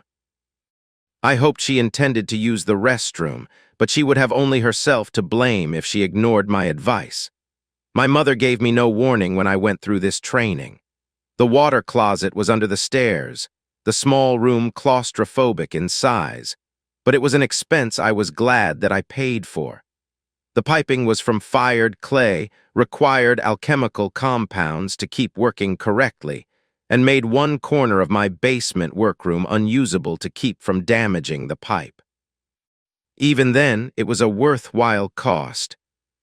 Not dealing with Neitzel collectors or outhouses made it well worth it. The reduced smell alone was enough of a benefit to outweigh the expense. When Abby returned, her body language spoke clearly even to myself how uncomfortable she was.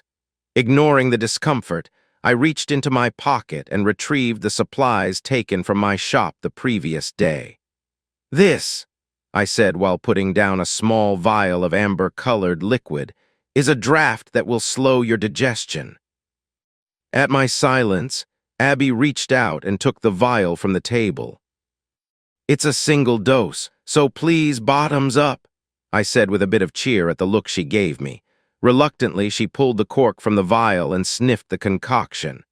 At the lack of scent, she cautiously sipped at the liquid, then her face puckered at the sour taste before chugging it down. "Next," I said while reaching for yet another medicine, a long, flat bar of what appeared to be hardtack. "Is a bit of hardtack laced with a compound to induce constipation." "Excuse me," she asked. Shrugging, I put the hardtack on the table, and joining it was a handful of small white pills. "These are pain pills, no more than once every 2 hours. Too many and you are liable to thin your blood and bleed. They should help with the mild discomfort from constipation, but depending on how your training goes, you may need more." I finished before I walked to the kitchen. Turning in her chair to follow me, she watched as I pulled my water jar from the corner. Shaking the jug to check its contents, I made a mental note to visit the neighborhood well to refill it. That, or pay a local boy to refill it. "White or red?" I asked while holding up the 2 bottles and tapping the water jar with my foot to cause it to slosh. "Red," she said, her confusion evident. Preparing a wine flask with dilute red wine and water, I sat again across from Abby. Setting each down on the table in front of her, the watered wine, the price book, the hardtack, the pills, I withdrew a small red bauble made of polished glass. Holding it up, I let the light from the kitchen window shimmer through the glass, the table crawling with intricate runes as the light passed through it. "Do you know what this is?" I asked while handing the device to my apprentice. Slowly, she rolled it around, the light flickering and shimmering as she turned it. Suddenly, I clapped my hands, the loud noise drawing my apprentice out of her investigation. "Do you know what that is?" I began, before waving my hand to draw her attention as she tried to look back at the glass bauble in her hand. "Don't look at it," I said, trying to put some command into my voice with acting. "No, what is it?" she said with a sudden tension, her hand carefully held out of her line of sight. "It's a mage trap called a fascination orb. Mages and merchants with the clout and coin use them to catch thieves." I began before smacking my hand on the table when her eyes roamed to the orb again. "Don't look at it." The fascination orb is too hard to look away from if you look right at it. That's how most thieves are caught. Nodding, the young woman carefully put the orb under the table and out of her eyesight. I was silently praising her for that, though she obviously hadn't noticed the second part of the trap, which was unfair. I hadn't either. The second part of the trap is subtle and tricky. "Notice that you haven't put the orb down," I asked to her confused look. "You don't want to put it down, do you?" I asked with a smile. Abby's look of confusion lasted for only a moment before she frowned and said, "I didn't want to damage it." "So why not put it down now?" There was a pregnant pause, my apprentice trying to find a reason not to put down the bauble she held with a tight fist, even as she knew it was messing with her mind. "What about getting up? Maybe walk around the room?" I asked. Her mouth opened, jaw moving as if to utter an excuse, but none followed. "So, you need to release that orb. That's your training today. All you have to do is put the orb down and walk away. When you get frustrated with that, and, oh, how I remember how bored I got, you can study the pricing guide." "I'll be back in the late afternoon," I said as I walked out of the house. "Wait!" Abby shouted, but I continued to my next bit of business for the day, pretending that I hadn't heard her. Chapter 42. With a grunt, I continued the roll, the momentum enough to bring me back to my feet. The sand stuck to the sweat on my face, and while I had the chance, I tried to wipe the grains cemented to my face. In the same motion, I spit the sand that had entered my mouth during my fall. "You've been slacking, Joshua," my father said, his face showing only the slightest sheen from the sun. Despite the weather moving into the later part of fall, the sun beat down on us as we practiced, the exercise more than making up for the cold. While I was still using my favorite dual short sword combination for practice, my father used a stick with a weighted and padded end, a training mace. The suggested combination was mace and shield, but my father was making a joke beating me with only the mace. I was enjoying the fact that I forced him to move more than once during our bout. There had been a time in my life where combat practice with my father would mean an hour of useless flailing as he barely stirred. While I prepared for another rush, I noticed Snowy entering the training field from the corner of my eye. Hoping to take advantage of the distraction, I charged forward, activating meditation when I was in range. The rush of the blood in my ears faded away, the world coming into sharp focus, each breath feeling like the pumping of slow-moving bellows. I felt like I had all the time in the world to attack. Instead of using one of my well-worn combinations, the movements locked into muscle memory, I tried something different, being sure to keep my actions to no more than what I had before, wanting to avoid the enhancement to pain that meditation seemed to cause. I jabbed forward with my left sword. There was a combination attack that I thought of as a driving attack, used to push back my opponent or leave them off balance. It was a combination of thrusts followed by cuts of the opposite hand. The movements were a weaving pattern, designed to throw weight against the balancing leg on each cut. My attacks started the same as they did before: left stab, right cut, right reverse slash, left thrust. I was as practiced at these movements as I was at walking. The pattern was ingrained and partially supported by my many combinations of skills that enhanced hand-eye coordination. With deft flicks of the wrist, my father was able to redirect my blade, each time twisting his arm so that the flat of the blade rode along the wooden haft of his pseudo-mace. A less skilled fighter would have been pleased with simply neutralizing the attack. My father worked to save his weapon from the imaginary nicks my blades would cause if they were steel. During the right-hand reverse slash, I shifted, my left rising into a cut aimed for his face. The sudden change in my pattern forced him to retreat where he had been holding his ground. Jabbing forward with my right, I reversed the pattern, with a left cut, left reverse slash, and back to right-hand stab. The sudden reversal drawing a joyful laugh from my father as he twirled his mace so that my right-hand thrust was outside the line of his body, and my left was out of line to cut. His sudden forward movement where I had expected a retreat caused a repeat to my previous sand-eating trip through the air. This time courtesy of a hip toss as he disarmed me of my left-hand sword. All right, I guess not slacking that much. A new combination. How long have you been practicing that? He asked as he flipped my sword from blade to pommel, as dexterous with his offhand as he was with his right. Wheezing, I signaled for a moment while Snowy approached. Reaching an armor-clad arm down, Snowy pulled me to my feet in a smooth and almost elegant movement. Once again, I was reminded of how physically capable Snowy was. Her body moved like a lithe jungle cat as she shifted her practice equipment from its rest over her shoulder. Do you want some time to continue with your father, or do you want to focus on something else today? Snowy asked the polite question, reminding me that this was her training yard, and I was here at her father's request. I smiled at Snowy, somehow knowing that the question had been honest and that she was not implying something with her words. Before I could respond, my father chuckled, then wandered over, holding my erstwhile sword out to me, handle first. Once I took my blade, my father patted me on the back as he passed, stopping only to put away his practice mace. "Later, Dad," I shouted, my words coming out more childish than I had intended, but I was still happy to see his backward wave as he continued from the training field. Turning back to Snowy, I gulped when I realized that she was standing closer than I remembered as she looked down into my eyes.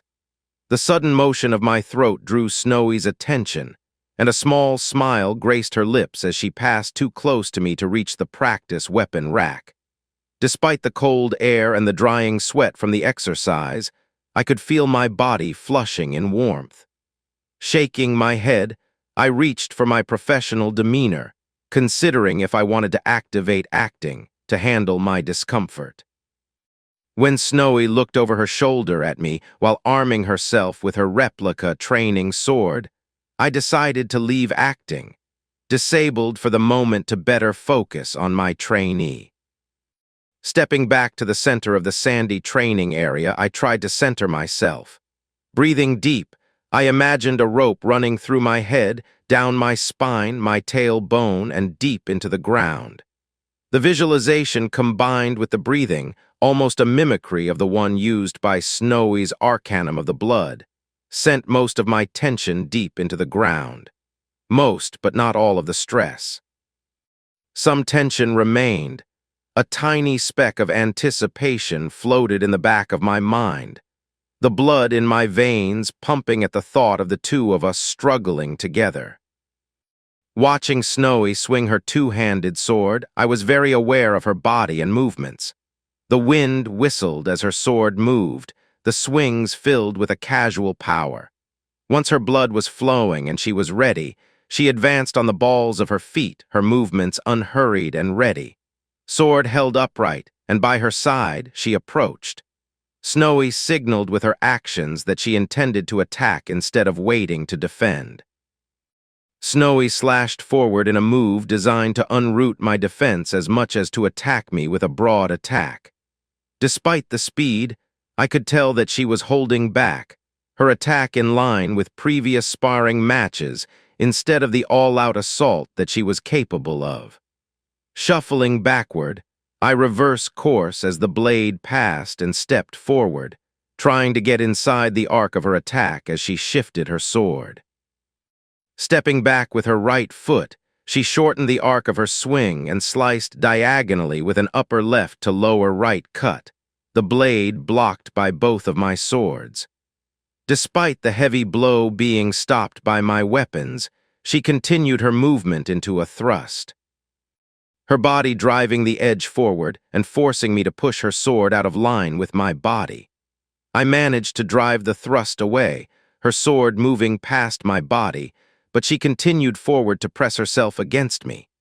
Both of my blades were driving against hers as she pushed me backward. One of her hands held the hilt of her sword while her other rested on the flat of the blade. She had the advantage of both height and leverage, her arms pressing down directly on my swords. In contrast, I had to resist using only the strength of my wrists. Abandoning the clinch, I shoved backward using her own force to gain distance. While my weapons benefited by a close melee, Snowy's strength and size were a benefit even using the longer weapon. The traditional approach to this move was to gain distance, reset, and return to close combat. Her weapon was simply too great of an advantage with an open arena and her strength and reach. Despite knowing the standard doctrine, something compelled me to return to the attack, my body barely escaping the press before I was moving forward again. My sudden change of direction surprised Snowy. She was charging after shoving me away instead of regaining her distance advantage. With Snowy being slightly off balance and with her sword out of line, I ruthlessly took advantage, my swords flying through a combination of attacks without my attention. Her blade whistled in sudden fury as she deflected my blows. At the same time, she stepped back, desperately trying to gain the distance she suddenly needed. I pressed my advantage, sensing that if I didn't let her rest, I might overcome her strength and speed. Blade upright, catching my swords in deft blocks inches above the crossguard, Snowy suddenly halted her retreat. White teeth flashed below her shining eyes as her blade cut downward while twisting away from a stab. Awkwardly, I used a cross-body block, my right hand edge barely able to redirect the cut, but leaving me out of line to use my left-hand blade in a follow-up stab. Still, I counted myself lucky that I had used my right hand in a cross-body block instead of a left standard block. I was convinced that my left hand would have been too weak to stop the blow, even as it would have been caught close to give her little leverage. Again, the flow of combat left us both pressed forward, clinched over our blades as we tried to force the other away. Yet again, I retreated, refusing to meet Snowy's greater strength and leverage head-on. Sweating, my body heaving for air, I watched as Snowy lightly moved her wooden practice blade. The tip of the weapon dipped and rose, the blade shifting in a gentle figure-8 pattern as she gently taunted me for my escapes. Even as she let her blade dance in front of me, allowing the movement of her blade to claim her victory, I could see her breaths were shorter than at the start. Her skin glowed with a light sheen of sweat. My skin tingled with the cold air, the sweat dripping from my face, but I felt a rush in my blood as I charged. A brief instant passed where the blade point was past my shoulder and moving away, the flat of my blade slapping the point of her blade further off-center. Bouncing off the wood, my sword continued into a well-practiced pattern, the blade sliding along her sword as I lunged with my dominant hand. Demonstrating how much her strength outclassed me, she turned my redirection aside with only the power from her torso. Her body torqued from right to left and moved my whole body along with her blade. Her sudden movement, something that should have been impossible even with her size and strength if skills were ignored, broke my stance and left me off balance. Charging forward, I found myself for the third time pressed against Snowy. My weapons were out of line to attack her, and hers was too close to attack, but her leverage and strength would again see the advantage. While I was pressed close, Snowy looked down into my eyes, my breath mingling with her own, and I was suddenly unable to continue fighting. My weapons fell from my hands, and my defense collapsed. Somehow, my hands were around her body as her hands ran down my back. We pressed together, and I lost myself in the touch and taste of her lips. Chapter 43. Our kiss stretched into an endless moment, everything focused on her lips and the feel of her body pressed to mine. I gasped as Snowy pulled back from me, and then I followed her gaze over my shoulder. It was frightening how befuddled I was, our sudden kiss having come right after our bout. My breath was still coming in gasps, and it left me a little light-headed.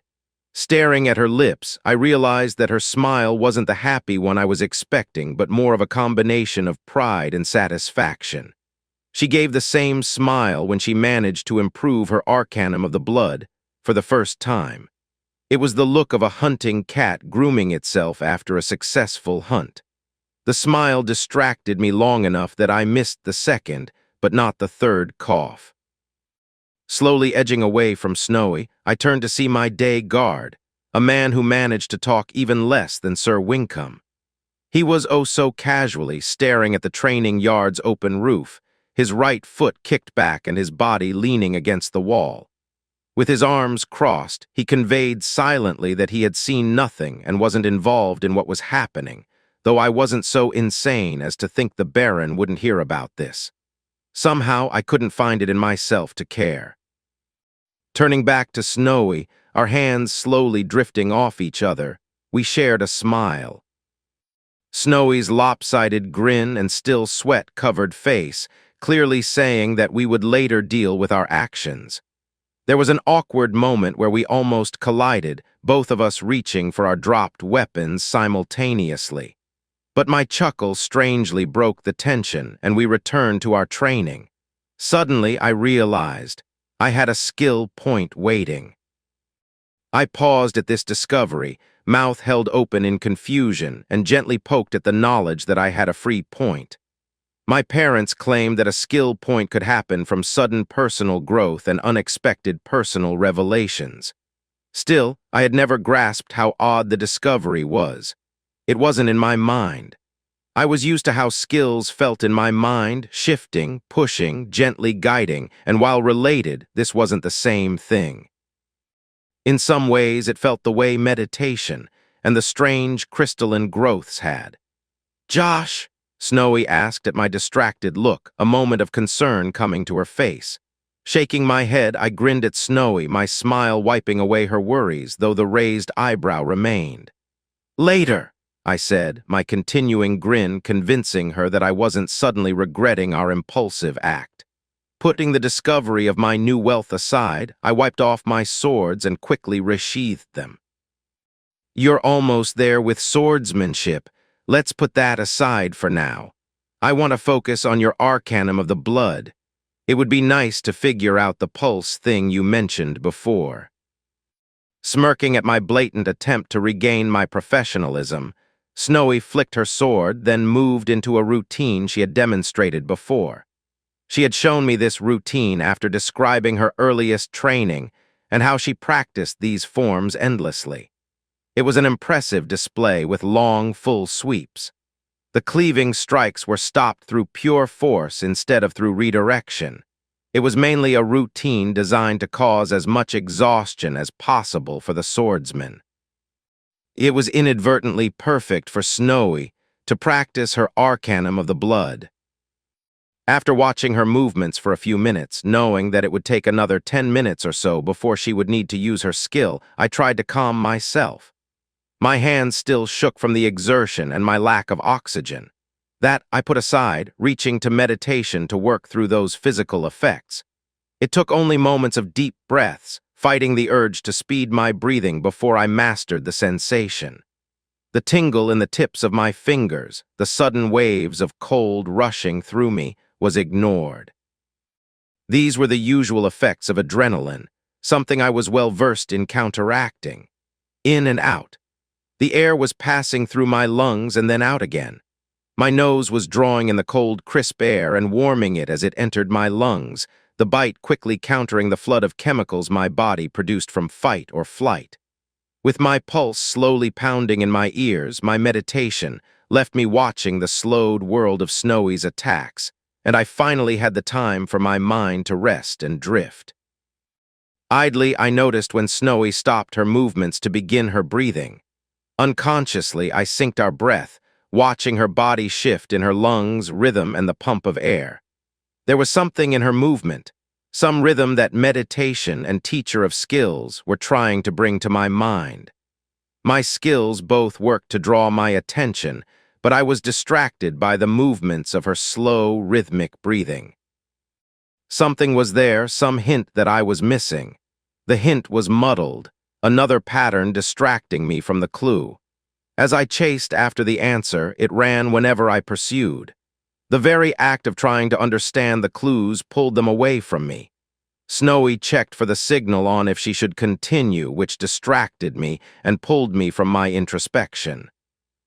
Circling my finger to suggest she repeat the cycle, I tried to focus on her movements and ignore the hints my skills were trying to provide. There was a temptation to dive inward in meditation to see if something had changed with the sudden acquisition of my skill point.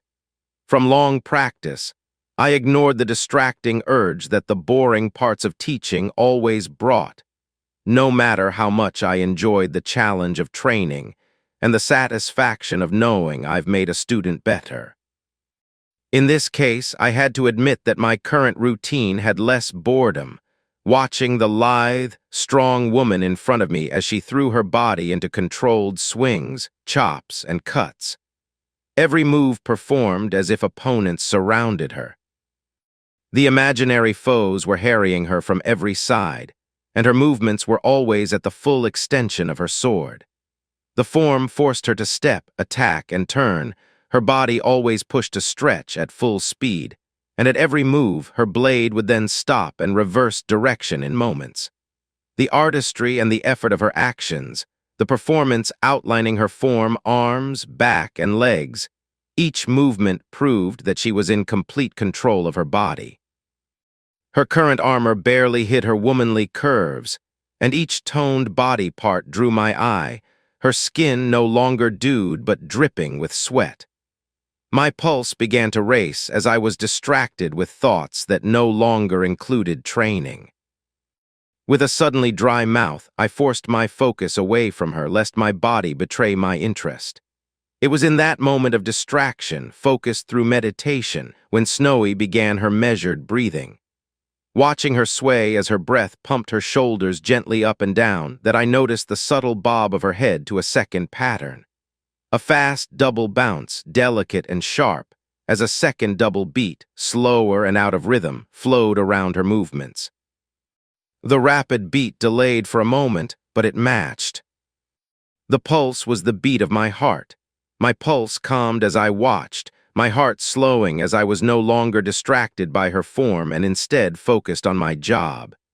Snapping my attention to the waiting guard, I watched his sudden look of interest at my movements. Turning back to Snowy, I could barely see it. Still, the second pulse began to race, her head bobbing along, her unconscious effort to understand moving her with the beat. Checking her skill, I confirmed the change that came with my new knowledge. Arcanum of the Blood, Tier 1, 7. The power of the unseen world courses through your blood. Passive effect. Minor, stamina recovery. Stamina recovers faster than usual at the cost of mana. Active trigger effect. Minor, reinforcement of blood through focus. Heal the body with mana. Minor, pulse of blood through focus. Detect the pulse of those around you. Lesser. Snowy stared at me at my sudden tense approach, her one eyebrow rising in her usual silent method of demanded inquiry. The proud and confident look somewhat ruined by her continued deep breathing and sweat. Reaching her, I gently pulled her close, the movement looking like I was reaching for a kiss, which caused my guard to suddenly rediscover his cough.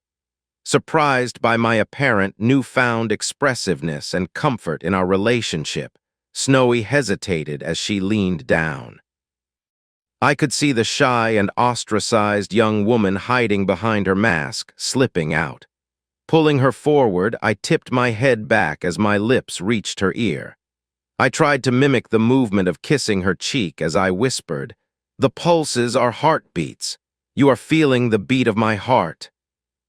My guard must have assumed I gave her a peck on the cheek, given the strangled chuckle I could hear behind me. Snowy was surprised by my actions or my words, likely both. In part, I told her in a way to hide it from others. I didn't have a reason to do it. I felt no pressing need for the subterfuge. It was doubtful that the guard was a traitor or untrustworthy. It was likely that this aspect of the skill would be quickly shared as gossip, at least with the trusted guards. But still, I couldn't resist sharing my discovery while pressed close and teasing her. Impishly, I decided to go further and gently nipped her ear with my teeth and withdrew at her sudden jump. Smiling, I watched Snowy's repeated wide-eyed blink, then her lips curved up, and she burst into laughter.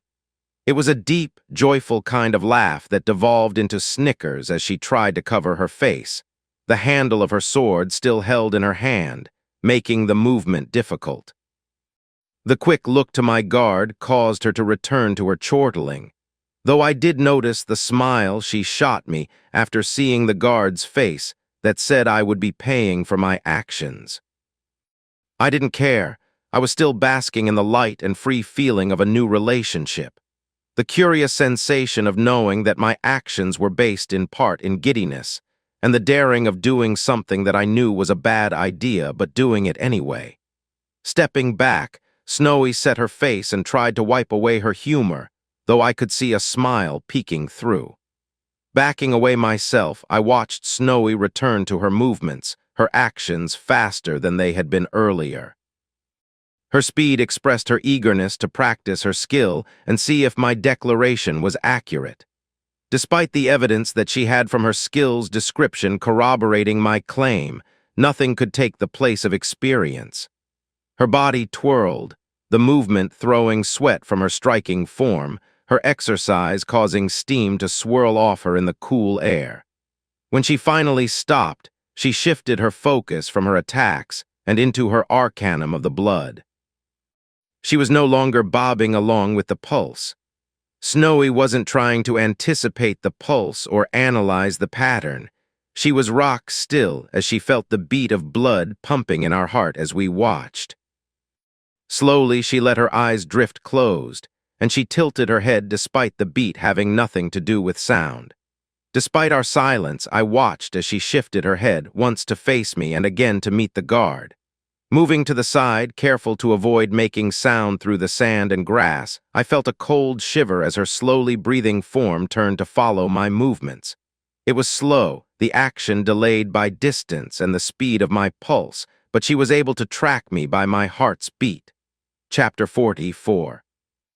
Once Snowy's training was over, I left the fortress and started down the hill into town. I would usually remain until the afternoon, eating lunch at the Baron's expense and checking those residing in the fort who were learning a skill. But I was planning to enjoy the bathhouse today. Meditation also nudged my mind, suggesting that I was trying to avoid a confrontation with the Baron, but I ignored the hint. Following me like a particularly grumpy ghost was the elite guard that still hadn't deigned to name himself. The city itself was active. The farmers working hard to bring in the last of the fourth harvest before winter made the ground too hard, even with support from the corpse wagons. The few farmers who could farm during even the coldest part of the season would switch to growing specialty crops for the nobles. Tobacco and other vices always made a seasonal return during the coldest part of winter, the expense a statement in itself. Despite the activity, I had little need to dodge traffic. Many of the people walking on the side of the road gave me a wide berth.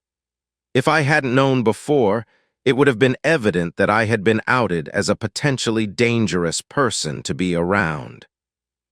It was honestly a toss-up as to what precisely was off-putting. It could have been the guilds making it clear I was unwanted, the known feud between the mages and skilled trainers, or just the rumors around my profession itself. When I reached the bathhouse, I couldn't help but smile. The morning had gotten away from me, and so I decided to use the public baths after working with Snowy. I was moving beyond sweaty and into the realm of odorous. My plans included some scented oils for the water, and I was looking forward to a long soak in a private room. While I idly considered between the different oils that I could soon be enjoying, I climbed the wooden stairs. The thick oaken stairs led to the bathhouse's top floor, the bland stone edifice only adorned with a wooden plank proclaiming the business.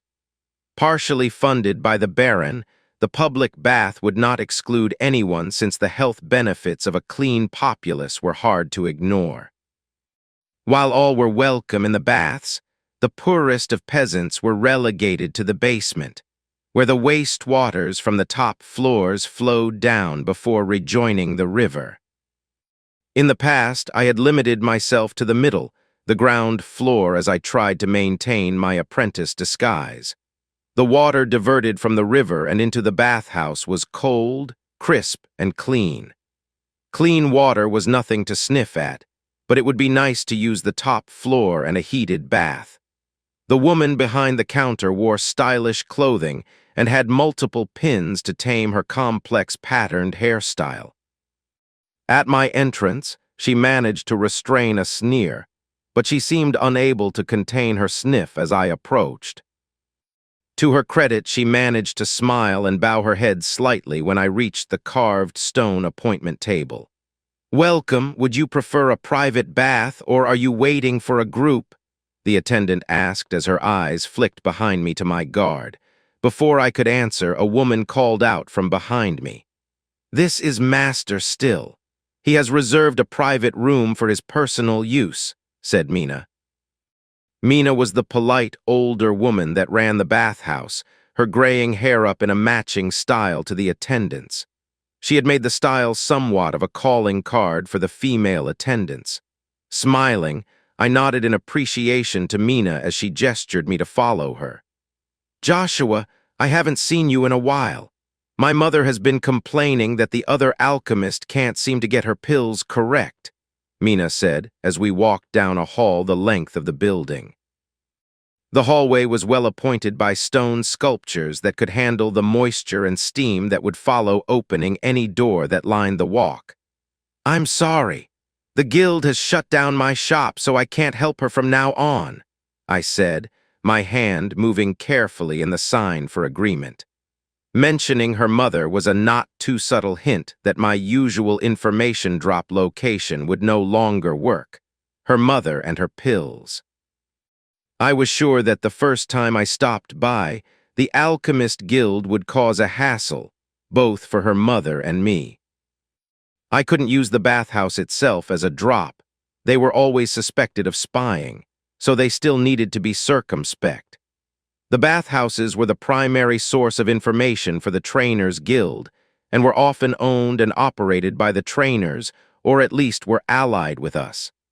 The bathhouse was the last refuge for those who couldn't find training, due to lack of funds or lack of talent, giving the trainers their pick of young men and women who could be molded as assistants or spies. Plenty of talented crafters had come from rejected bath attendants. They were then inserted into crafting guilds, where secrets leaked shortly after. I thank you for holding a reservation for me. I will have funds sent around for next month and today, of course. I have also recently taken an apprentice. I will need a room chit so she may use it as well, I said, my left hand resting in front of my right, indicating that my apprentice was untested and untrusted. Of course, she said. I was impressed with her quick thinking to claim I had requested a reservation. It gave me a plausible reason to return, a way for her to pass on my new drop location, and of course, it sold a reservation. We stopped at the second to last room, the last room being traditionally reserved for the highest-ranked person in town. I smiled and silently nodded at the suggested honor by her selection. I doubt that I would always have the same room when I entered the baths. Still, it was a friendly compliment nonetheless. A reservation meant only that my name was on the list in a set order rather than that the room would always be available for me personally. It was likely a slow period, and Mina was looking to butter me up. I wasn't high in the Trainers Guild, but she knew I was connected to those with some clout. My guard checked the room, waiting until the steam had cleared enough to check the water before he exited to stand next to the wall. I was beginning to detest the constant guarding. Still, I admitted that it was part of the exchange I accepted when I took the Baron's deal. The bare stone walls curved gently as the floor dipped into the center where the steaming water waited. On the wall was a copper pipe where heated water would flow to refill the pool between uses. A rack with scrubs, towels, combs, and other supplies rested against the wall. Would you like anything special today? Oils, tea, shave, or a cut? I can send for an attendant from the pleasure house if you wish. It is early in the season for tobacco, but I could send a runner to a merchant house if you like, Mina said as she stood in the room and watched me as I stripped. I began unlacing my boots on the wooden bench next to the wall as I considered but rejected the food or personal grooming. Oil, please. If you could suggest a scent, I would appreciate it. Now that I think about it, some tea would be nice. Thank you, I said as Mina quickly grabbed my clothes and folded them up to be cleaned while I bathed. I was slightly annoyed by her mentioning the pleasure house. It was considered taboo to imply someone enjoyed sexual favors in the bathhouse, though that was for the open pools on the two lower levels that were divided by gender. I doubt such niceties were followed in the private rooms, nobles not being known for controlling their urges. Meditation once again poked at me. It reminded me that my view of nobles came from a narrow and often biased situation, namely, when they failed to follow my training regimens. Mentally shrugging, I again ignored the skill's suggestion. At the same time, I slowly drifted into the water and rested on the submerged bench. My eyes cracked open as the attendant entered. After she added scented oil to the water and left a cup and pot of tea next to the pool, I let them slowly drift closed. The water's scent wafting up my nose was thick and herbal and heavy with pine. I guessed that it was a cheaper option procured from the soap makers. I knew that pine needles had some small part to play in soap making, but I couldn't remember exactly. On the far side of the pool from the door was a stone block jutting from the floor, a harsh lye soap ring circling it. Rubbing the towel around the ring, I worked up a lather and started to wash. Cleaning myself quickly, I dropped the wet towel on the pool's side while I sipped my tea and relaxed, letting the water soothe my muscles. Without considering the action, I drifted into meditation, checking my internal state. I was curious if my skill point would make a change in the inner world of mana. My question was instantly answered by the bundle of mana that somehow loomed over the crystals and the vague field of mana surrounding me.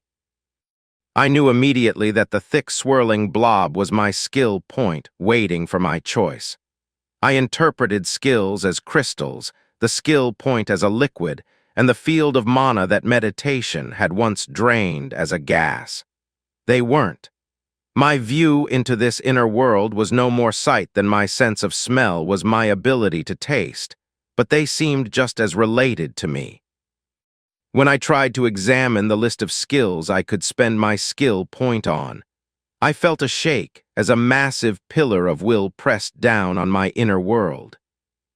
The pressure forced into my inner world but only gently touched the liquid waiting to become a skill. It was me pressing down and touching this inner world. How did I know? I had no clue. It was as evident as the nose on my face and just as challenging to examine. Every time I tried to focus on what was touching the blob of mana, it would drift away. "Sir," I gasped as I rolled out of meditation, the gentle question of the attendant feeling like a shout. The water had noticeably cooled during my meditation, and I had to resist shivering. The water hadn't cooled so much as to be cold, but I had mentally been expecting warmth, and the tepid water was a surprise in comparison. "What is the hour?" I asked as I blinked, the attendant recovering from her surprise at my sudden gasp and floundering. "It was just the 6th bell, sir," she said, her face carefully neutral. Again, I had to blink, realizing that I had spent most of the day in the bath and not the few short hours I had planned. Shaking my head again, I smiled in rueful self-recrimination before turning to the attendant. "Please excuse me. I found the bath so relaxing that it seems I fell asleep. Please be sure to assign a large tip to my monthly bill to show my appreciation for the accommodations," I said while exiting the bath. Nodding while appropriately looking away, the woman bowed and backed toward the door. Once I had unwrapped my clothing from the protective leathers and pulled on my pants, she straightened and exited. It wasn't until she had left that I realized that my guard had let the attendant enter without considering that she could be an assailant in disguise. While it was unlikely that someone could disguise themselves, assassinate me, and then escape, if my mother could perform the deed, so could a professional assassin. I would have to remember that the Baron's guards were trained to guard his keep, and may not always make the best decisions for my own safety. I would mention this failure to Sir Winkham as well. The lack of politeness from the other guard was the deciding factor there. Petty, but still there it was. As I finished dressing, I kept mentally poking at my skill point and considering how it felt while meditating. It wore at my mind like a sore tooth. It wasn't like meditation. It wasn't affecting my mind. The entire experience had been disconcerting. The feel of my mana, the time loss, and the feeling of an unselected skill was odd in a way I couldn't describe. Despite the oddity, I couldn't help believing I had touched on something important, the core of why meditation was so important. I couldn't see how this would lead to spells and magic, but my trainer of skills and meditation were pressing at my mind, saying this was the right path. Chapter 45. I didn't know if it was the bath's heat and the soothing of my muscles or the time in meditation, but I was calm and relaxed on my walk home. That is until I reached it and thought about what might reside inside. I was only mildly in worry for my life. I considered myself to have enough martial acumen to handle one slip of a girl as long as I had some notion that she was coming for me. A knife in the throat at night being a danger to anyone. No, I was concerned about the level of annoyance and disruption this would bring to my life. Still, I noticed that Sir Winkham was relaxing on the front porch. He was early for his shift, replacing Private Filt, who had been left to guard my apprentice. I was glad to see the stoic knight instead. Private Filt was one of the guards who had cursed me roundly when we met to discuss his training. We had not spoken to each other since then. Still, at the edge of my hearing, I had heard more than one disparaging comment and been the recipient of several dirty looks. This hadn't improved as the Baron raised me through the nobility. Luckily, there was no further the Baron could raise me without the king being involved, and there was little risk of that. Tromping through the front door, I kicked free the mud from my boots and set down the few supplies I had snagged from my shop on the way home. Interestingly, Abby was focused on my price guide. The fingers of her right hand slipped between the sheets to bookmark her selections. I wasn't surprised by her continued perusal. Instead, I was encouraged by it. Selecting a skill to work towards was a significant commitment of time and effort, and gaining the right skill could expand her future options. While she was held fast by the Baron because of her poison fount, who knew what the future offered? No, what drew my eye and held my attention was her idle right hand. The gem was gently held by 2 fingers as she rolled it back and forth, her touch never leaving the gem. It was a unique attempt at freedom. As she became more involved with her reading, there was a small but real chance the gem would slip from her unfocused fiddling. Her escape wouldn't offer her a skill, but it would mean she was free from the gem for a session. "Good evening, my apprentice," I said. Glancing at me from the corner of her eye, Abby returned to her reading. Her attempted snub was ruined when she grasped the gem and held it still. The fascination enchantment forcing her to hold it tight, lest I take the treasure from her. Ignoring her game, I chose my own seat and relaxed, crossing one leg over the other as I leaned back and rested. I was loose and comfortable from the heated bath, the long soak leaving a gentle scent on my skin and my lungs clear from the road dust. Combined with the positive aspects of the day, the potential negatives resolutely ignored, I found myself in an oddly peaceful place. "Evening," Abby said after deciding that her gambit to annoy me had failed. Slowly blinking my eyes, I turned to look at the gem she held tight. Bending forward, I tapped the fingers she had wrapped around the gemstone. Glancing at the orb for a moment, her gaze starting to defocus before she looked away, she held the gem out and waited. Gently, I pulled her fingers free. When the jewel was safely out of her possession, I slipped it into a pocket. I tried to avoid chuckling when Abby rushed to use the water closet. Half of the hardtack had been eaten, and I noticed the wineskin was still mostly full. She had thought ahead and avoided drinking when she wasn't thirsty. Forethought was a good sign. Clasping my hands together, I leaned back further in my chair, legs still crossed, and tapped my fingers against my lips in thought. There were many ways this could go, many options for this conversation. I felt I knew enough from my apprentice's reactions that I had a rough picture of her. Now I needed to understand why she was reacting as she was. Why was she so angry? What were her goals? She was able to chain her anger and direct it, and her spirit remained unbroken. She had laughed more than once, laughter containing more joy than I expected, instead of a broken woman's laugh. I had heard the other kind from more than one female trainer growing up. The difference was stark. I had reached the limits of what I could discover from prodding her. I would have to simply ask her for her story and hope she would share it. I did not like these kinds of discussions. Socially, I was adroit enough within a framework of professionalism or during manipulation. An honest conversation was far more difficult for me. When the door to the water closet opened, I unfolded from my hunched posture of thought. My sudden movement, feet to the floor, hands unclasping, made Abigail pause for a moment. My apprentice returned to her chair, once again studying the price guide. Before she could start her questioning, I cleared my throat.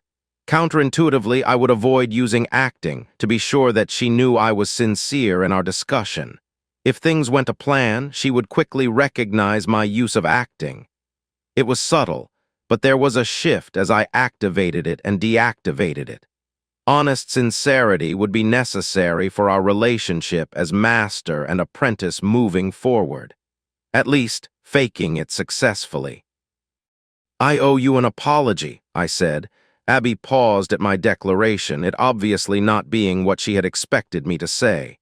The confusion quickly faded, and a look of righteous indignation came over her face during my pause. It took an effort not to activate acting, but I managed. "Yes," I said while nodding. "I shouldn't have given you the fascination gem as I did. I was angry at the Baron, and I took it out on you," I said while earnestly holding my hands together resting in my lap. Before Abby could respond, I continued. "There was almost no chance of you earning a skill from this training. With you having so little experience, it was far too difficult. Worse, I hobbled your training by giving you water and medicine to dull the strain. There was no chance you could work through both difficulties and earn a skill for yourself." The confused look was back. Abby had clearly thought I was apologizing for the harsh training. The idea that I purposely created a situation too easy, and so it was useless, realigned her perception of the day. Before Abby could recover from my manipulation, and it was a manipulation just as the initial training was, I dropped my hands and locked gazes with her. "My only excuse is that I am new to being a master, and I am at odds with the Baron just as you are. In the future, I will not allow my feelings to hinder the small chance you have to succeed," I said, simultaneously implying our togetherness against the Baron and my low estimation of her potential. A double blow of support and insult. That was the last of the manipulation I had planned for the evening. From here, I would only be able to move with the flow of the conversation. I hope to continue to align my apprentice's emotions toward focus and effort and away from rebelling against my management.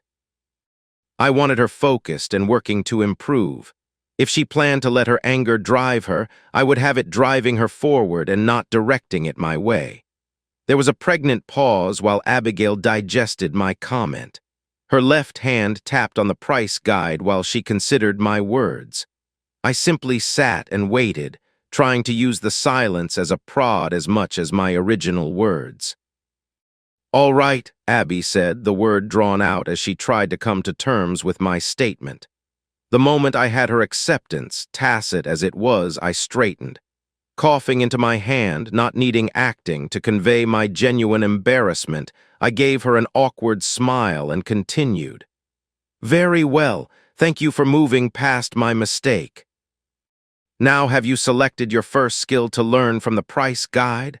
I asked while blatantly attempting to move forward past the apology. My mother had used this ploy on my younger self more than once, guilting me into taking an action that I had been initially opposed to. It was a classic manipulation known to all mothers. Still, it worked with anyone in a position of authority if they played the gambit correctly. My redirection was apparent but fruitful. At my question, Abby smiled wildly and began to flip through the guide, stopping on the back half where the weapon skills resided. "Here," she said as she flattened the folio and pointed to swordsmanship. Nodding, I activated acting to keep from sighing in annoyance. I had hoped that she wouldn't select swordsmanship, but it had been a fleeting hope. "Why do you want swordsmanship?" I asked, trying to keep the annoyance out of my voice. "Well, Abby said, the answer's seeming obviousness making it hard for her to convey her thoughts. "Imagining yourself as the daring dame, sword slashing and fighting, A heroine from a bard's tale, killing bands of goblins while riding a white steed? I asked, trying to keep my smile friendly instead of condescending. I had once shared similar childhood dreams. Looking down at the price guide, she failed to hide her blush. "Yeah, me too," I said, meeting her look with a smile, though I turned it into a frown. "Sadly, that is for the stories," and at her own frown, one that clearly said she would become obstinate, I continued, "Oh no, you can learn swordsmanship if you want. Eventually. It's just it would be an abysmal first choice." Before she could respond, I held up a finger for a second, then let it drop when she closed her mouth and waited for my comment. "Swordsmanship is a much-in-demand skill from the nobility, which is good. But unfortunately, there is also an excess supply of trainers. Swordsmen, house guards, retired officers, mercenaries, and each house likely has their own martial trainer specifically for the sword. No, a skilled trainer cannot make a living as a swordsman alone, not unless they already have a name that they can use to barter for better terms or are known for their mastery of multiple weapons like my father. Worse, you do not own a sword, so it would be a waste for your defense," I said to Abby's growing frustration. "A combat-related skill is vital for a skilled trainer, I would argue for anyone, but it is rarely the bread and butter of a trainer's daily work." It was apparent that Abby had forgotten somewhere during the day that this wasn't just a chance to learn a skill. Instead, this was a chance to learn a skill so she could be a skilled trainer. "Anything else that has caught your eye?" I asked.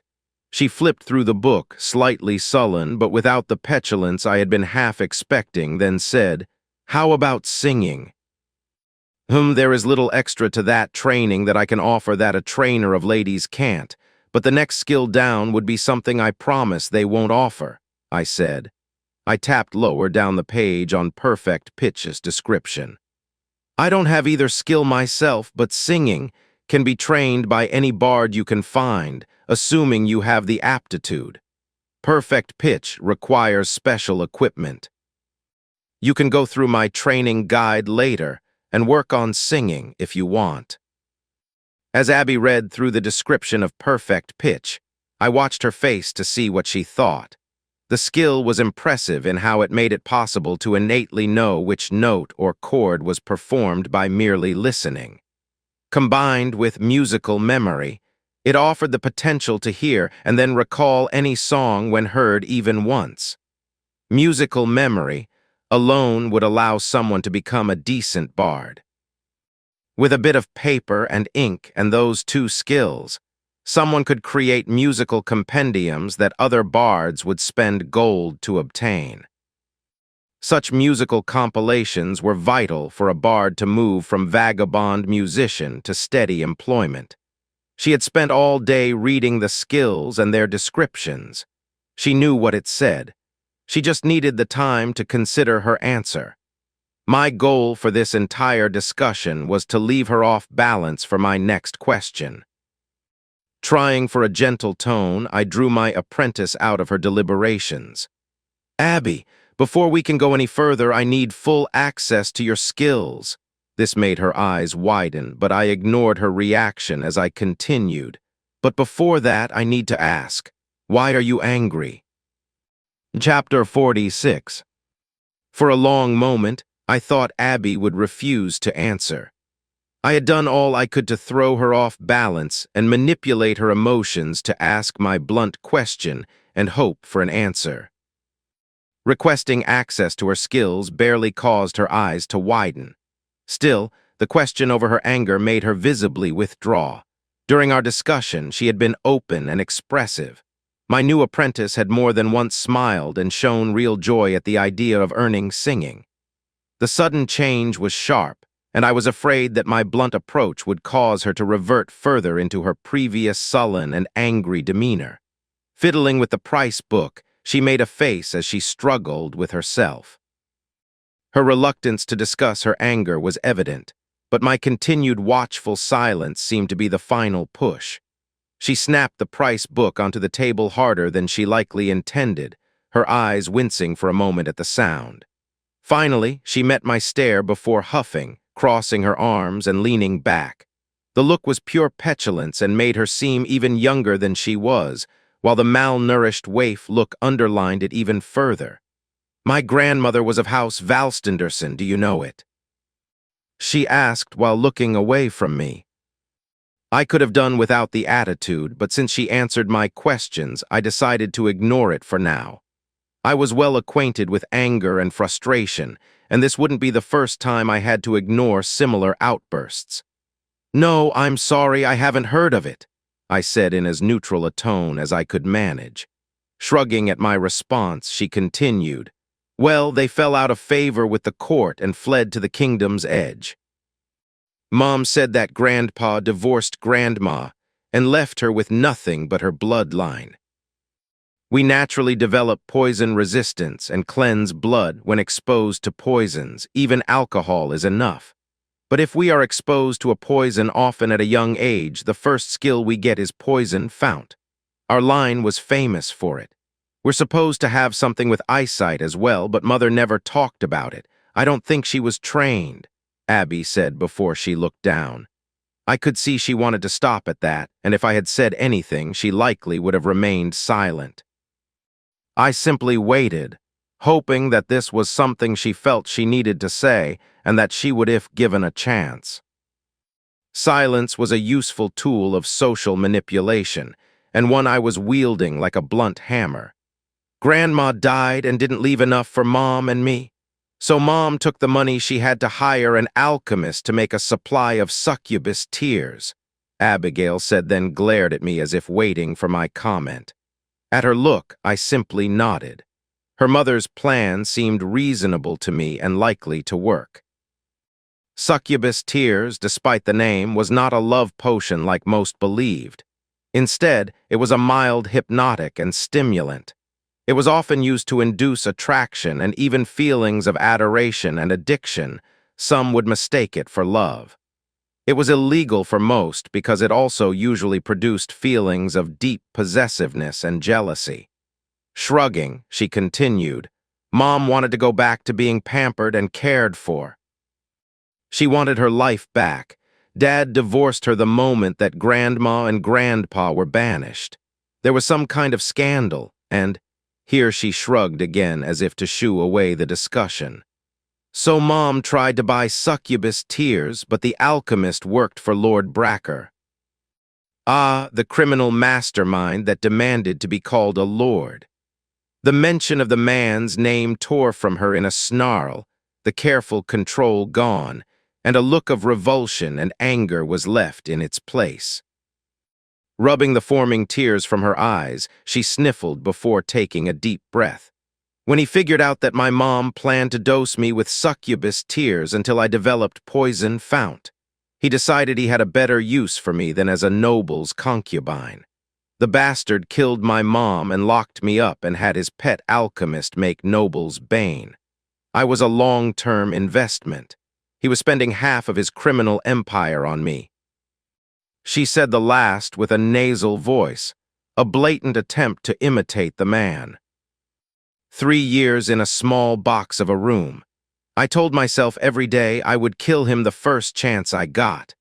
Then that ghost just walked through and killed everyone. He slaughtered them like they were children. He took all the papers in the mansion, asked me why I was locked in my prison of a room, and then told me to get in his little wagon. I just did it. I just sat down and let him take me. For a week, I sat silently in that wagon as he talked to me, and not once did I try and run. I just let him deliver me to his baron like a load of turnips. Abby was crying, the tears running down her face as I sat and watched awkwardly, unsure how to help or even if I should. Eventually, her tears slowed. She wiped her eyes, the anger trying to return but failing to hide the shame and sadness she was feeling. I was at a loss, really. I had expected a tale of violence and pain, which it was, but I also expected a vow of vengeance or a target for her anger. Instead, she was left with no one to rage at but herself. Her tormentors were dead. Her rescuer had no interest in her as anything but as a bauble to deliver to his baron, leaving her feeling hurt and alone. Her anger was as much about hiding her pain as it was a way to keep herself moving forward. I waited until Abby had regained her control before I said anything. I doubted that there was anything I could say that could help. "I'm sorry that happened to you," I said, the words sounding as hollow in my ears as I'm sure they did to her own. I'm not good at comforting people. I'm certain I will say something eventually to upset you further," I said. Her expression told me that she had gathered as much already. Shrugging at her look, I turned away, glancing around the room before facing her again directly. "Anyway," I said while scratching at my chin and trying and obviously failing to project confidence, "despite the similarities, this situation is different. The Baron wants to control your skill, but he isn't a criminal, and he has a lighter touch with his manipulation than Bracker. So because he is appointed by the king and isn't as much of an asshole, I should be happy about him deciding my life for me." Her anger blazing to life once again with the Baron and me as a target for her ire. My derisive snort had her gaping at me in surprise. Standing, I reached over to grab the price guide and flipped through it. Before she could recover from my lack of sympathy and begin berating me, I answered her. "The Baron has offered you a chance at power and control here. Yes, under his thumb, but if you can't manage a way to get out from under him, I'll be disappointed." Climbing from her seat, she began to pace. My continued flippant browsing of the price book while ignoring her reignited her anger. "So it's all right then? Huh, it's all right what he's doing," she yelled, but when Sir Wincombe glanced in at her, she sullenly returned to her seat. "No, it's not right, but if the Baron didn't control you, someone else would," I said as I threw the book down again between us. "He could just leave you powerless. He could lock you in a small room and simply milk you for Noble's bane. But instead, he has offered you a chance at power and control. He is hoping that if you gain power, then you will continue to cooperate with him. I'm doing the same." I locked eyes with her and held them, trying to get her to see past her anger and pain. A rage that had nowhere to go and, in my opinion, was misdirected at the Baron. "The brutal truth is that if you were entirely powerless, no one would care to control you." Nodding my head at the door, I continued. "There are plenty of people out there that no one cares if they die. Instead, we can train you and teach you skills to escape if you are kidnapped. Skills to defend yourself, skills to kill kidnappers." She honestly looked confused at that.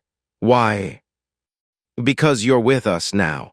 Hurting you hurts the Baron. You're my apprentice, and it would look bad if someone took you." Her confusion made me realize that my apprentice acted far younger than even the way she looked. I had to keep in mind that she had spent 3 years locked in a small room with no one to interact with but criminals. Her view of the world was narrow and simplified. She was seeing things through the lens of me or them, and couldn't see the nuances and details involved. I might not be skilled at handling nobles and their games, but I could at least see the plots with some effort and time to review. I wasn't sure my apprentice was able to do even that. This gave me yet another concern to deal with. Initially, my worry was that she would act violent or aggressively because of her anger, lashing out at me and those around her mindlessly. Now I had the added concern that she would do so through ignorance. It might be a good idea to hand her training over to my mother to polish her political acumen. Rising from my chair, I gestured the silently fretting girl to follow. Ignoring her curious look, I made my way into the kitchen and opened the trap door into the basement. Climbing down, I moved over to my brewing set and checked the seals while she finished her slow climb down.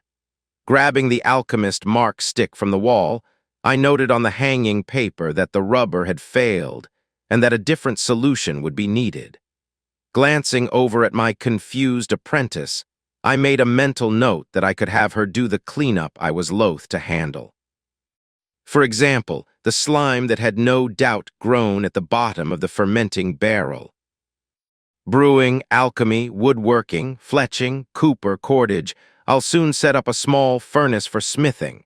I might try my hand at baking, painting, and so on, I said as I pointed at each of the different areas, watching her face scrunch in disgust at the smells and the few marks of interest as they formed. And, I said with a smile and a drawn-out sound to build suspense as I gestured around the room, these are just the things I've been interested in recently. Traps, stealth, bows, daggers, poisons of all kinds, and on and on. I enjoyed the look of wonder that she was obviously trying to hide. She seemed afraid that these new toys would be taken from her. Watching her as she gripped the edges of her dress hard, it was clear that the potential on offer only now seemed to really occur to her. Even if you fail to earn a skill, that doesn't mean you can't learn a trade. It wouldn't be the same as an apprenticeship with one of the guilds, but we can certainly train you to manage almost anywhere. It wasn't the wonder I had as a child, but I could see that my point was made. Now you should head to bed. In the morning you can try your hand at being a skilled trainer. Chapter 47. The next few weeks were surprisingly calm. My new apprentice continued her personal training with the fascination gem while I spent my time working with the guards. Her favorite part of the day was when we trained with Snowy. She took particular joy in watching me get my ass handed to me by the larger woman. She didn't see me as the cause of her problems, but I was definitely adjacent to the cause of her difficulties in her mind. That lasted right up until I volunteered her for Snowy's training. Bent over with sweat pouring from her body, Abby gasped as Snowy casually swished her sword around while waiting for her to recover. Abby was practicing with a dagger and was mostly toyed with as Snowy warmed up. Sitting against the wall, I tried to work out what to do to help Snowy. We had reached a bit of an impasse for her earning swordsmanship. She had been practicing consistently. She was now easily beating me and even holding her own against my father. Her growth had slowed, and it seemed that she had reached a stable level of skill. I had spent hours pondering what her problem could be. My current idea was that she was simply too strong. Typically, when someone learned a weapon, they would be put through their paces with a specific routine, a weapon form. The idea was to ingrain a particular pattern of movements and attacks that would later be modified during bouts and fighting, so the attacks and defense would meet their need during a fight. My worry now was that Snowy was so strong that she hadn't ingrained those movements, and was simply moving the weapon in attack and defense. It was like the difference between walking across a stage so delicately that it seemed like dancing versus actually dancing. A subtle distinction, but possibly an important one where skills were concerned. There had been a few moments while she fought Abby, where she had been slower than I expected. Her strength allowed her to overcome the delay and still bring her weapon to bear. Even slowing at the end of her strike to keep from harming the other woman hadn't noticeably hindered her ability to fight. When we had dueled, I had been too involved to notice. But watching from the outside as Abby flailed away in her crude and disjointed attacks had suggested this was Snowy's problem. She was so powerful and fast that she was essentially attacking with incorrect form and using her strength to counter her lack of accuracy and style. Snowy was brute-forcing swordsmanship and was still performing to a level that it was hard to notice. "All right, I think I've figured out the problem." "I'm not certain, but I think I've got it," I said as Abby finally moved to continue her fight. At my words, the younger woman collapsed to the sands. Chuckling at Abby, I gestured her up as Snowy casually strode toward me. "So, what am I doing wrong?" Snowy asked with a controlled tone. I could understand her frustration. She had been working harder lately than anyone I had recently been training, Abby included. Nothing. You're arguably doing it right. That's the problem, I said to Snowy's confused and frustrated look. I couldn't resist chuckling at her expression. She knew that I took a curiously sick enjoyment in being cryptic during training. Moving over to the weapon rack, I grabbed a pair of round shields and passed one to Abby while Snowy silently watched while we approached. "Abby, I want you to stand on Snowy's other side," I said, pointing her to the spot where I wanted her. "All right, I'll be on this side.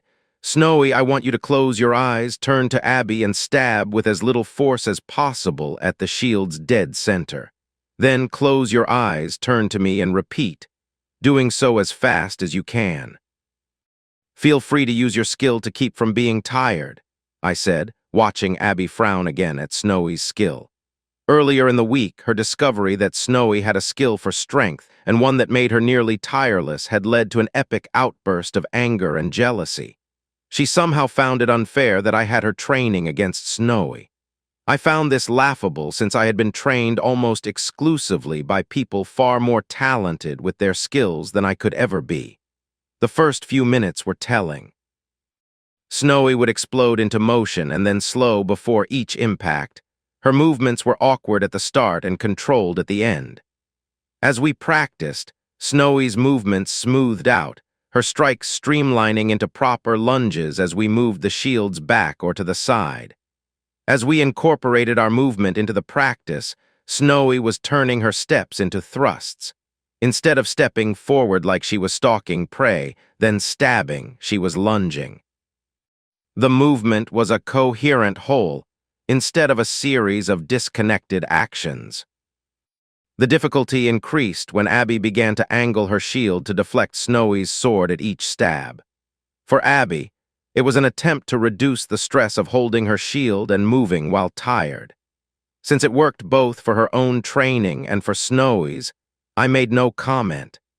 Given her reliable performance with the shield, I was honestly considering if we should switch Abby's practice to using a shield since she was showing actual talent with it.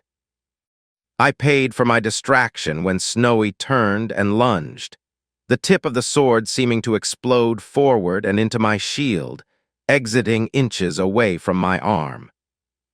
The sudden destruction of the shield caused a pause in our practice.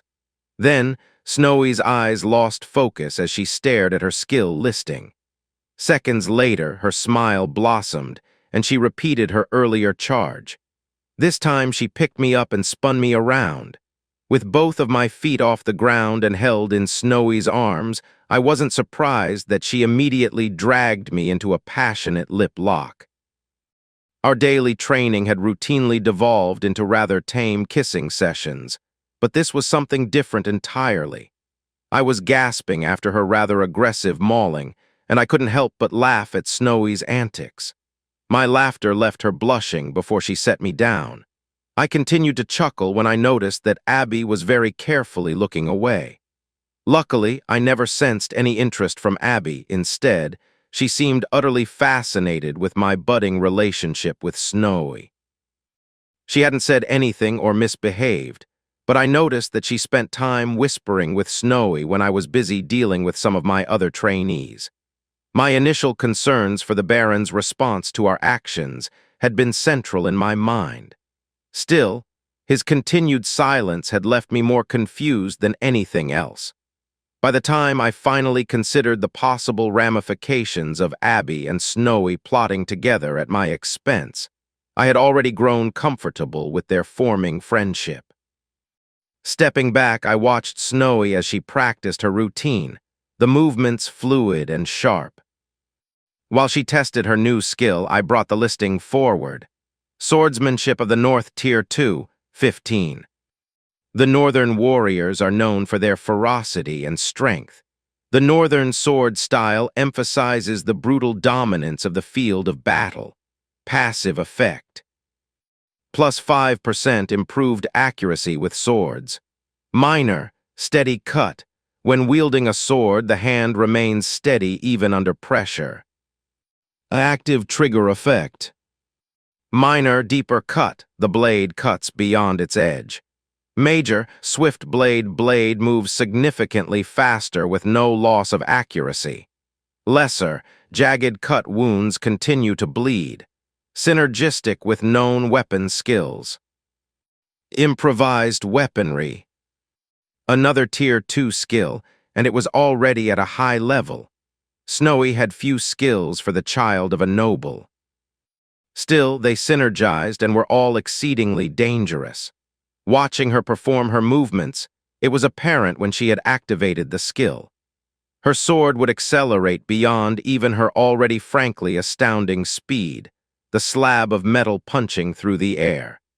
I was left flabbergasted, but my slack jaw slowly drew up into a massive grin as Snowy continuously activated her skill. Her attacks fell into a rhythm, something we would have to work to correct, of blistering speed where it would whistle as she sliced and stabbed. 5, 10, and then 15 minutes of continuous attack passed as she would activate her skill at a regular pace. She was clearly using her breathing pattern to keep the exhaustion from the skill's active use at bay.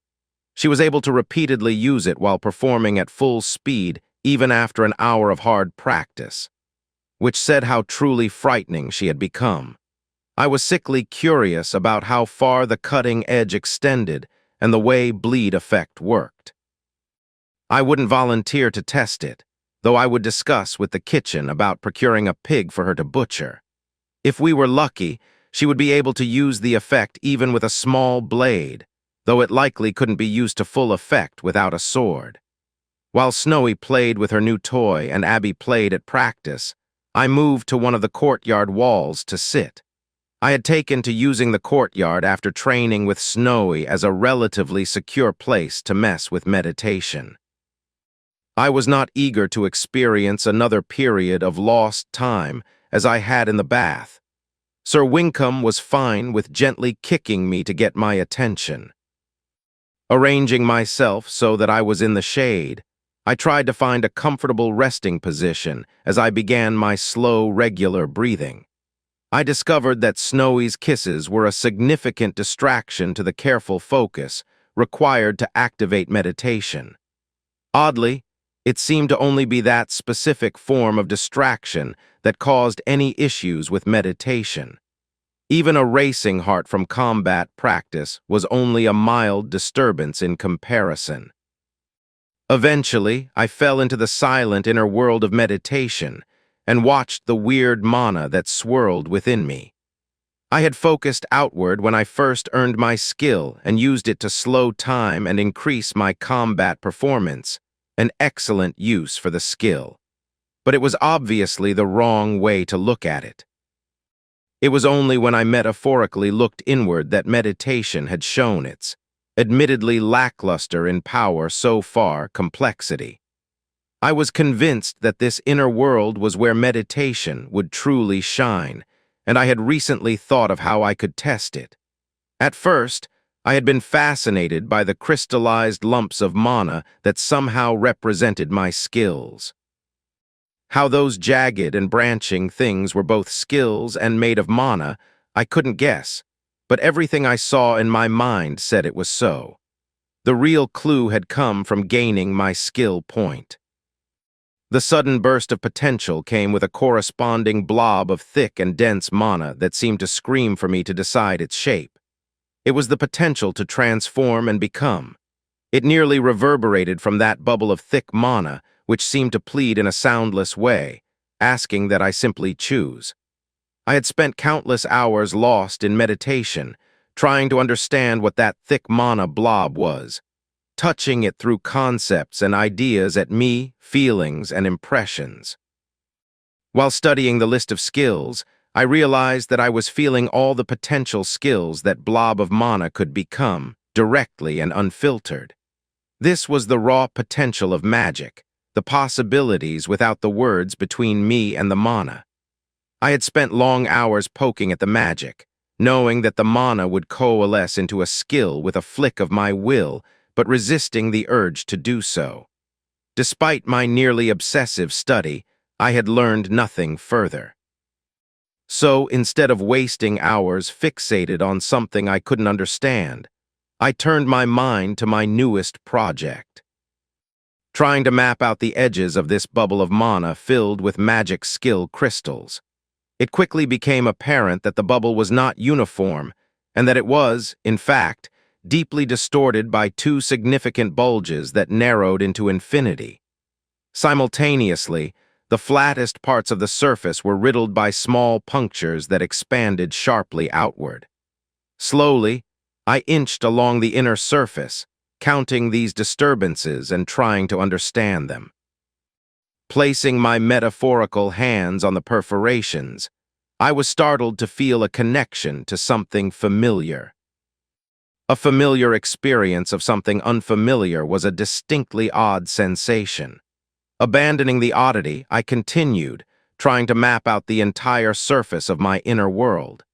Eventually, I concluded 2 large bulges sloped off into nowhere, and 33 tiny punctures invaded into my skill space.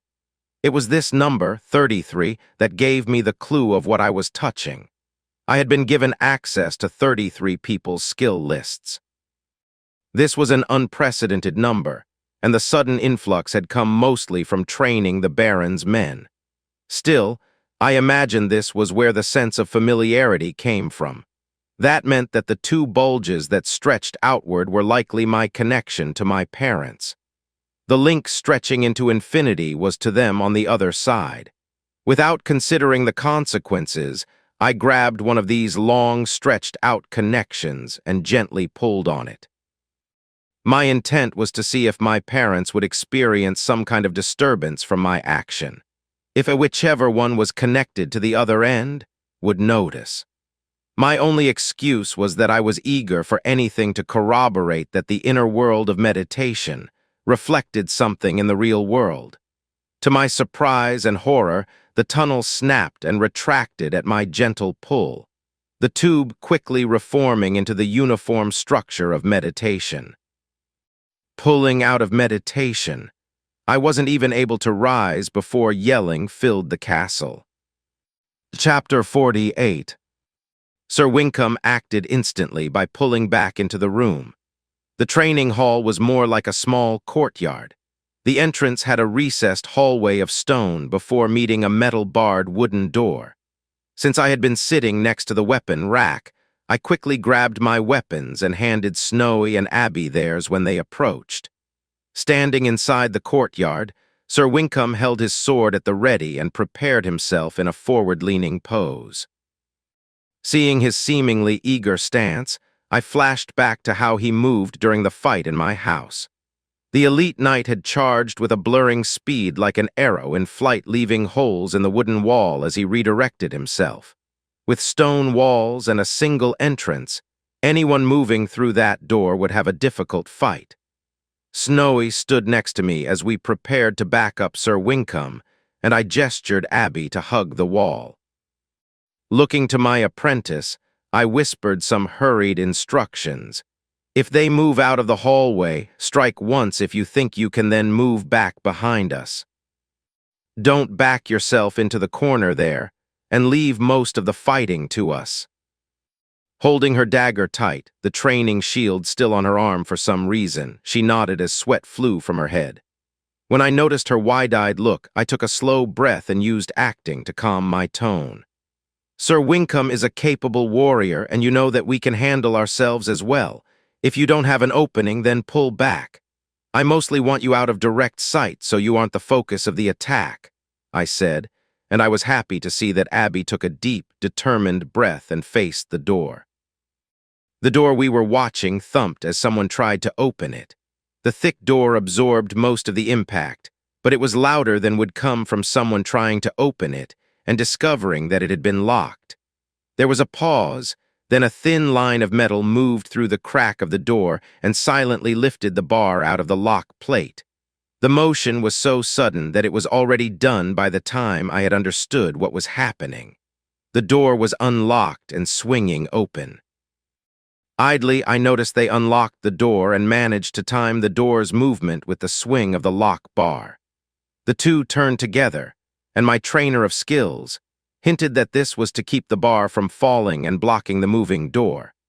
I ignored my suddenly overactive skill and hunched slightly in preparation. Stepping through the door was a maid holding an oddly shaped hooked piece of metal that wasn't a blade, but given the solid handle and the jagged shape, would serve just the same. The long, plain dress distracted me for a moment. I was expecting warriors charging through. Still, the fact I was focused on her dress instead of her face helped me refocus and realize that it was my mother and not an attacker. Rising from my hunched posture, I tried to focus on her face. My growing smile shifted into confusion. All I found were angry eyes and a snarl to replace the usual smile and confusing blur of eyes that was familiar from my mother's skill. "I don't know who you are." "But you picked the wrong person to replace," she said before she started forward. I was confused, but Sir Wincombe was suffering from no such uncertainty. Blaring forward, he stepped slightly further to the left so he had more room to swing his blade within the hallway's tight confines. My mother met his charge with one of her own. She moved far slower than Sir Wincombe, but her movements were smooth, acrobatic, and importantly took her over his attack. Instead of meeting his charge directly, her body shifted to Sir Wincombe's right. Before his blade could bisect her waist, she hopped, her body seeming to float over his sword. At the apex of her jump with her shoes barely sliding over the blade, she snapped her right leg out in a kick to the back of the knight's shoulder. Not taking her seriously had caused Sir Wincombe to overplay his hand. Given that my mother liked to play her games, I would bet she had been messing with the guards for weeks, convincing them her reputation was overblown. The kick left both of them moving in an odd direction. Sir Wincombe was falling down and forward in a line from his charge. My mother was spinning toward the upper corner of the stone hallway. My combat style was more in line with my mother's. She specialized in single targets, sudden hit and run, and ambush tactics. She quickly demonstrated this as she whipped out her arm during her spin and slipped the hooked blade tool into a crack in the stone. Despite spinning while flying through the air and her target not being visible from her position, she was still unerringly able to hook the stone. With a grunt of effort, her arc shifted directions along the line of her new support.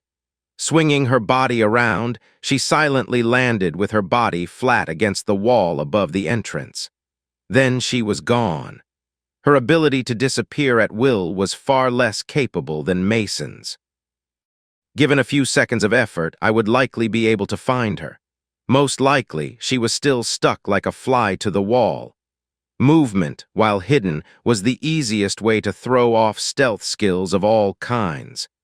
Given the way Abby was jerking around in a frantic attempt to find her, I didn't know if the others knew that fact. Sir Wincombe was only incapacitated for a brief moment from the charge. He managed to recover from being tripped by scrambling forward wildly and pressing off of the door frame, but he was up and moving to defend us. I was surprised by the attack, but now that I realized what happened, I could do something about it. Before this comedy could turn into a tragedy, I sent my skill list to my mother. Joshua Still's skills. Cold resistance, 44. Heat resistance, 42. Trap making, 22. Anatomy, 38. Woodworking, 37. Backstab, 33. Acting, 22. Teacher of skills, 21. Swordsmanship, 15. Small blades, 8. Long blades, 11. Focused cut, 2. Memorization, 19. Reading, 4. Unarmed combat, 14. Combat awareness, 4.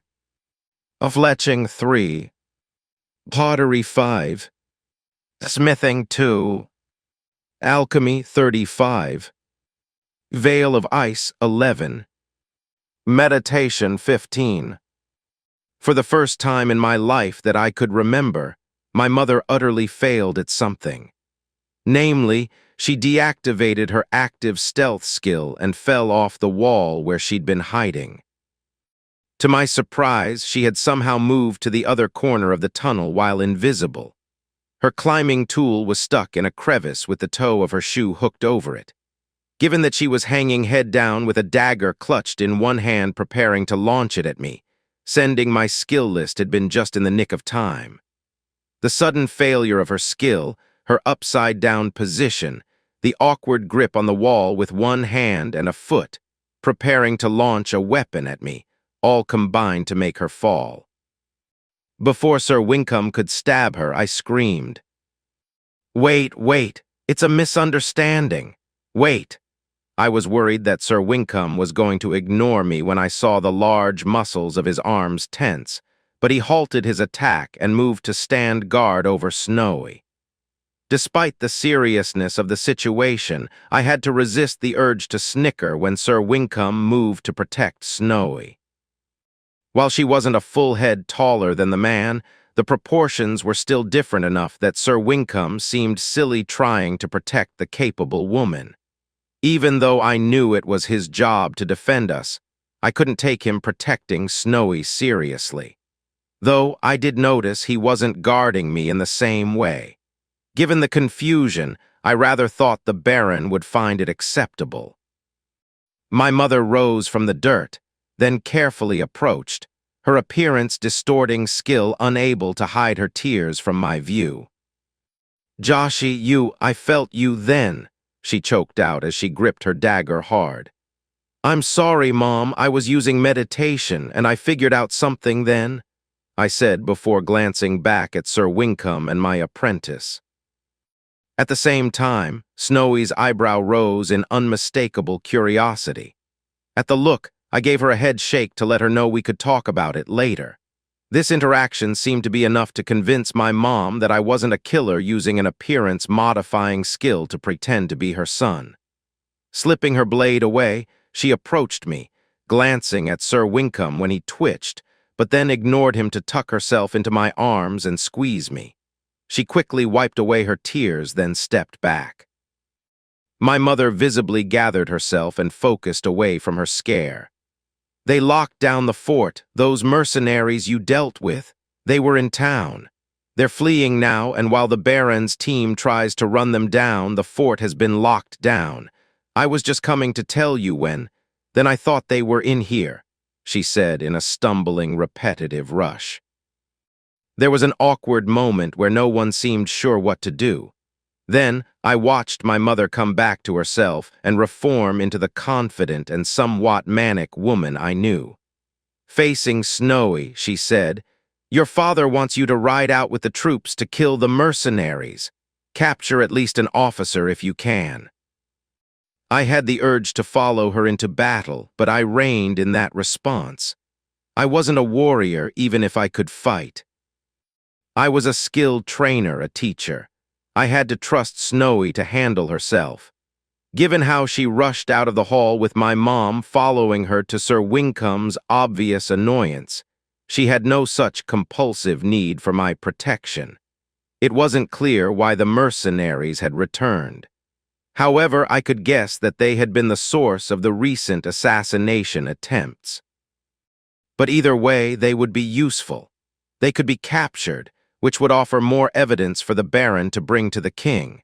Or they could be killed in battle against Snowy, boosting her claim to the barony through her combat talents. The other barons and high nobles had been rabble-rousing against her since she was from the north.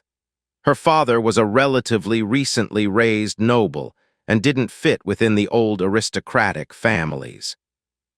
Her claim to competency was combat. If she had been killed in the first mercenary attack, they could have used that against her father, maybe even have him removed because of his grief. But with Snowy surviving and heading to battle now, their efforts could turn this around to bolster her claim. Assuming she survived, of course. While I stared after Snowy like a lovesick teen as the two hurried off to deal with the latest problem, I missed the entrance of the Baron's mage. But he made his presence clear when he stepped around Sir Winkham. "You're going to get yourself killed playing with shit you don't understand, boy," the mage said as he approached. His oddly young face flushed red as his long gray and white hair framed it like a mane. Blinking in confusion, I gripped my short blades tighter, unconsciously raising them to defend myself. Seeing that the mage was unconcerned by my actions and wasn't armed with his staff, I resheathed my weapons. Crossing my arms, I tried to convey my disregard for the man, but I was still off balance from the radical shifts the day had taken. "You're as loud as a damn town crier. Anything with a connection to the Akashic just heard that fuck-up of yours," he shouted, his arms flailing and spit nearly flying from his face. Despite the seemingly palpable anger, he hadn't touched me or cast a spell. The trickle of mana that was regularly swirling into people seemed to instead be held still by the man. He wasn't going to cast a spell, and he wanted me to know it. There was something fake about his anger and outrage, something my acting skill was hinting was off about his performance. He was upset, but he wasn't angry, or he was, but not at me. I could see it, but I couldn't tell why. I didn't need to understand why he was lying about his anger, only know that he was. But why was he trying to fake his upset? "You can tell the Mages Guild that I'll explore any damn skill I want, and that they can shove it up their ass if they don't like it," I said with a snarl. I was finally done with the Mage Guild's attitude and their slowly expanding stranglehold on the kingdom's economy. For a brief moment, one so short I almost thought I missed it, there was a smile of smug satisfaction. I couldn't keep my sudden understanding to myself. It leaked out before I could muzzle myself. "You want me at odds with the Mages Guild. You want me learning magic," I said, my eyes flicking between his as he flinched. My statement and his failure to refute it was not missed by either Abby or Sir Wincombe. Sir Wincombe's silent stance of pretend boredom suddenly snapped into tension. He regarded both of us silently to see how things played out. I'd always known that Sir Wincombe was spying on me and reporting to the Baron, but now he wasn't even bothering to hide it. Abby had a similar, if less extreme, reaction, though she was instead gawking at me. "You're learning magic?" she asked, with a clear yearning on her face. "No, oh, damn it," the mage said, his flushed cheeks returning to their normal tone as his pupils shrunk back to their standard size. The clue that acting kept throwing at me was the disconnect with his controlled breathing and lack of a skin-jittering pulse that should have been visible while he was so close. The pupils and flush should have screamed that he was ready for battle.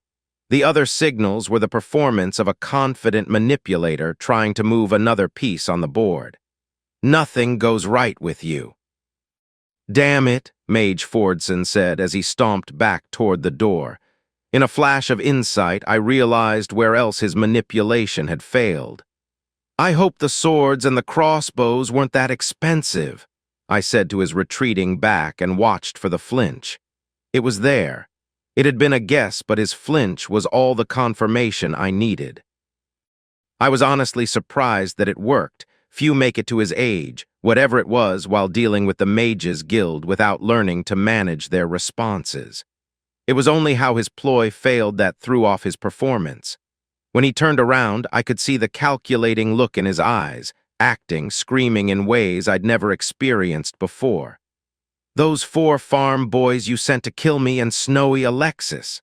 The swords and crossbows," I said, putting all the confidence I could into my statement. However, I tripped over Snowy's name, the nickname having become second nature by now. We had Sir Wincombe's evident attention.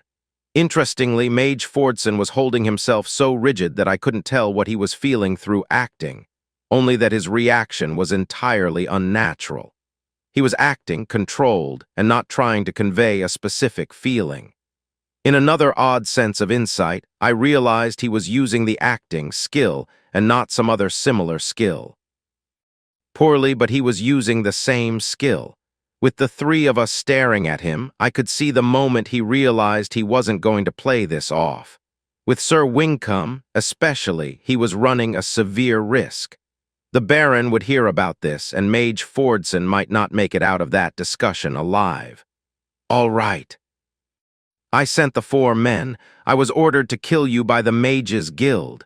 They weren't supposed to hurt the Baron's daughter, the white-haired man said as his shoulders slumped. His hold on acting faded away at his admission, though it was a subtle thing.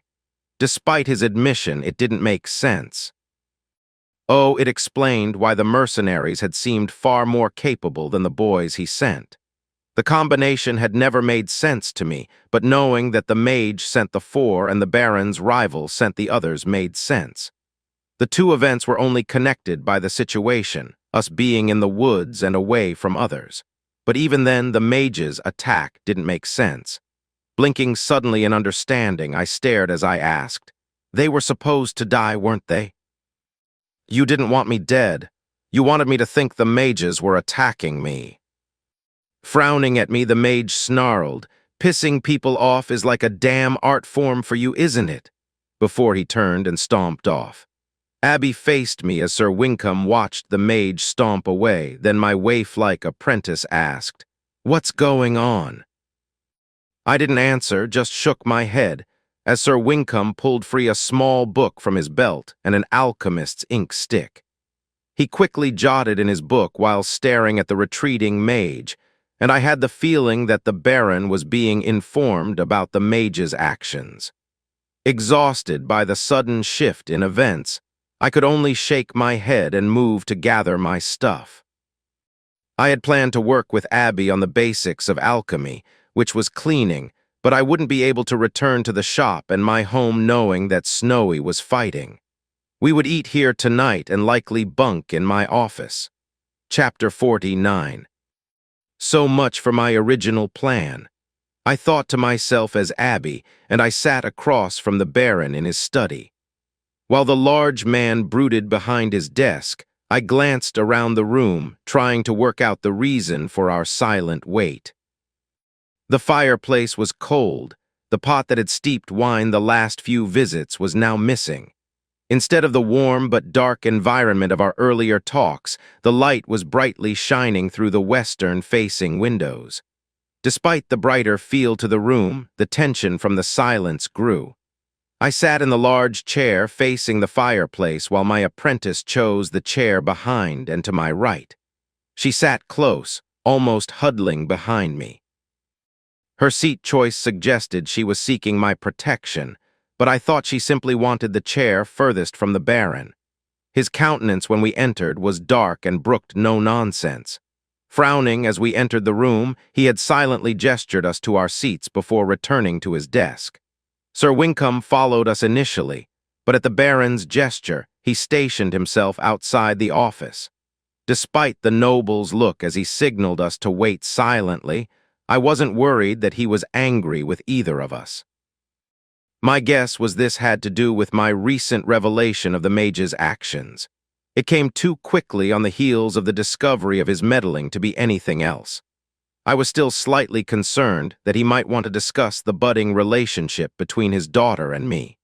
While Abby and I sat silently, the Baron sat behind his desk and read from a stack of papers. It was an awkward and uncomfortable wait of 10 long minutes before a knock came at the door. "Enter," the Baron said without looking up from his paperwork. At the entrance of the mage, the tension mostly drained out of me. I wasn't sure about why we were a part of this meeting, but I knew that we weren't the ones who had stepped in it either. By the quick sideways look of Mage Fordson, he knew that he was in store for an unpleasant time. I was expecting Fordson to activate acting to put on a stoic look, but oddly he didn't.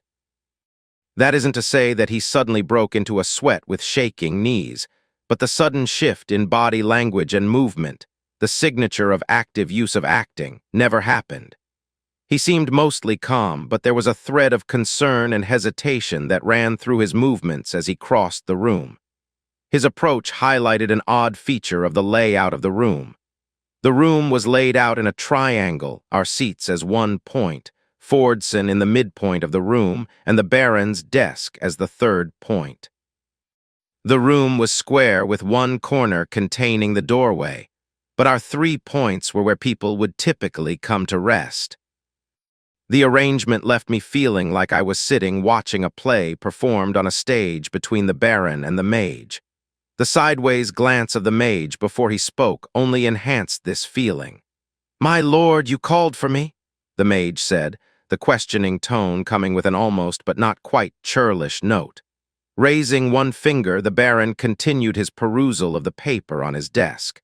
Seeming to come to the end of the rolled vellum writing, the Baron looked up at the Mage before he spoke. "No, I've read it twice. I don't see it in any clause here," the Baron said. Mage Fordson was silent but flinched when the Baron lobbed the rolled sheepskin which bounced off his chest.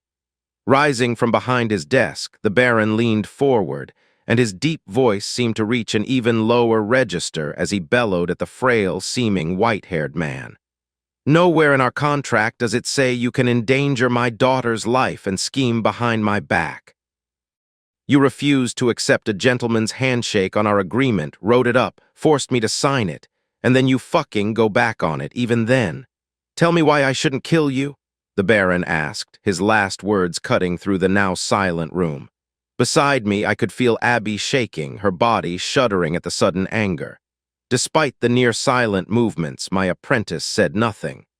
Almost against my will, my hand reached backward and was grasped in her own. Giving her a silent squeeze, I continued to watch the drama unfolding in front of me. "My lord," the Mage began with a slightly bowed head, "I was commanded by the Mage Guild's triumvirate to kill him.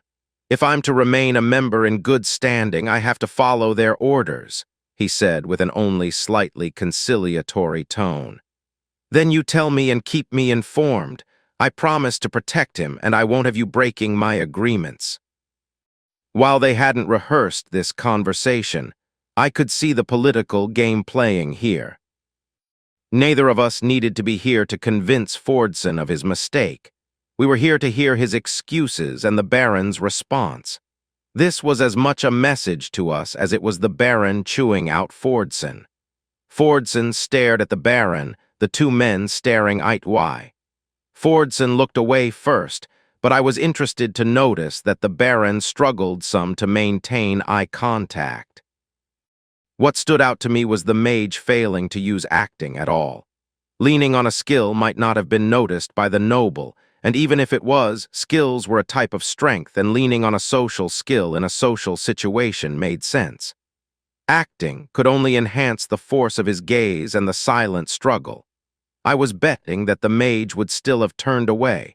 The Baron had the advantage here, and no amount of staring would change that. Yet he simply suffered under the Baron's gaze. I would think he would throw off the Baron's yoke and refuse his demands. The Baron was a high noble, but the Mage still had magic and could flee his domain quickly enough. The Baron's next words illuminated the situation for me. I thought they were as much for me as they were a reminder to the Mage. "The king asked me to take you as my mage. The king promised me that because of your anger with the guild, you would be true. The king promised that you would serve me faithfully for the time you had left. For the love you had for the boy he swore that you would be an ally in our cause. Was he wrong?" Each statement seemed to strike like a blow to Mage Fordson, the words cutting through his forced stoic look. At his questions, Fordson's facade crumbled, and his eyes locked onto the ground, his lips dropping into a deep frown. "Well, anything else to say for yourself?" the Baron asked. "No, my lord." The Baron clenched a fist, his knuckles crackling at the action as he leaned forward over his desk. "Then are you ready to receive your punishment?" The Mage simply nodded, but I noticed that he didn't seem worried about his punishment, only upset at his failure. That subtle detail oddly stood out to me, but I couldn't imagine why he was so confident that the Baron would be merciful or that he could bear the punishment. It was the Baron's daughter he put in danger. The man was willing to upend his own rule for his daughter. I wouldn't have been as confident as the mage if I had been in his place. Perhaps my thoughts on him using magic to flee weren't too far off. Turning to the pair of us, I watched the Baron's eyes soften for a moment at Abby's shaking, but his stern look quickly returned. Opening his desk, he searched for something, then lightly grunted when he found his prize. Rounding his desk, the noble approached his mage with an alchemist's ampule flask. We stood as the Baron approached. A single squeeze from my hand seemed to bring enough comfort to help my apprentice calm herself. When I relaxed my grip, there was a brief moment where she tried to keep prisoner my hand, but reluctantly she released it. Handing me the flask, the Baron stepped back a pace and kept his eyes on me. The lack of eye contact and the distance between them calmed Abby further. Her extreme reaction to the Baron's tone and body language said ugly things about her time of imprisonment, and we would need to address it in future training. But for now, I was fine with standing between her and the Baron. We were not the target of his ire at present. "I'm claiming one of my dosages now. I'll have my seneschal provide payment later," he said gently. Turning to Abby, I handed her the flask, then studied her eagerly. We hadn't discussed how her poison fount skill manifested, and I was eager to see how she produced her poison. Despite the tense atmosphere, I was still curious about her skill and how it worked. Was it mixed in her spit, tears, blood? Would she need to visit an alcove to fill it privately? There were many ways discussed, but I had never seen it firsthand.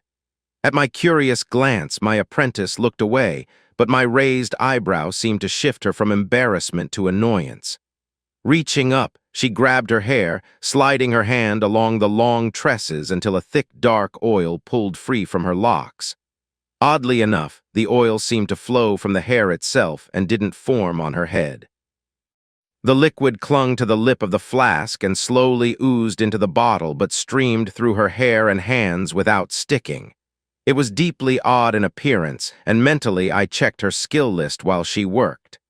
Poison Fount Tier 2, 7. Poison founts are often the source of unique compounds. Passive effect. Lesser poison resistance, some resistance to the effects of poison compounds. Lesser, personal poison detection, detect your poison from a distance. Greater personal poison resistance, significant resistance to your poison. Active trigger effect. Produces personal poison, noble's bane. The lack of description of where the poison would be produced had left me wondering for a while now. I hadn't pressed my apprentice about how it worked, considering her embarrassment. I was surprised it was so innocuous. I had been worried that it would come from a more challenging location, and she would need specialty clothing created just to ease access, modified maternity or pleasure house clothes, perhaps. With it being produced simply from her hair, and with the ease at which she could control the poison as it left her hair, it was a lot less of a concern.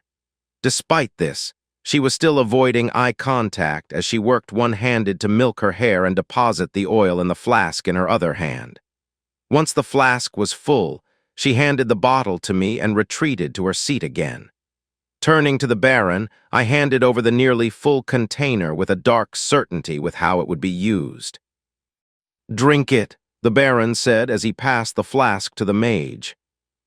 "My lord, this would block me for a week," Mage Fordson said while visibly sweating as he stared at the flask like it was a viper. "Drink it." Audibly gulping, Fordson tipped the flask back and swallowed the oily liquid.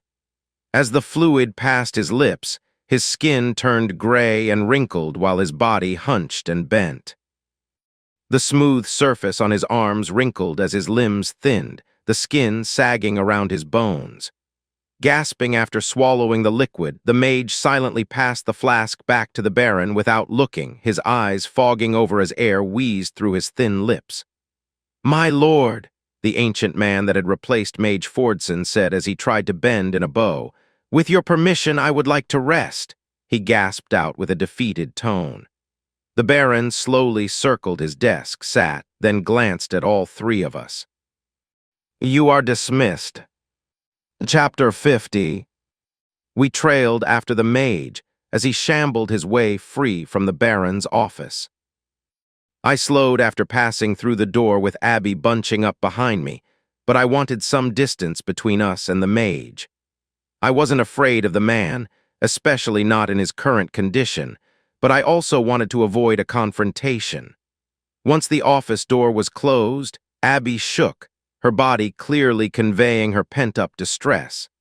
This display of upset was what decided for me that we should focus on combat skills rather than putting them off as I had initially planned. While the punishment had been disturbing, it had been no worse than one of my training sessions. I thought that it was likely the strain and the intense emotion of the conflict, which had been the deciding factor. With no one directly threatening her, she couldn't cloak herself in anger. I was thinking of combat skills and training for my apprentice when meditation nudged me to Mason's presence in the hallway. The Baron's combat specialist was relaxing against the wall as if waiting for a carriage. My thoughts slipped over to his training offer and his apprentice request. "Mason, hey, I still haven't gotten word from the guild. Still, we should test my apprentice as a potential for throwing," I said before shaking my head and realizing my comments utter inanity. It was then that the oddity of the Grandmaster waiting in the hall instead of going into battle with Snowy struck me. Mason tilted his head up, as if trying to read the answer on the stone ceiling, but before he could respond, I continued my thought. "Snowy is off to capture those mercenaries. Why aren't you with her?" I asked with a bit more heat than I had intended, almost accusingly so. I didn't realize how my approach would seem until Mason shifted away from the wall and dropped his hands ominously close to the daggers strapped to his vest. To be fair, anywhere near his torso would be within reach of a knife. He carried a lot of them. I could hear Abby give out a cut-short squeak behind me, but I was too focused on the deadly man in front of me to turn and deal with my apprentice.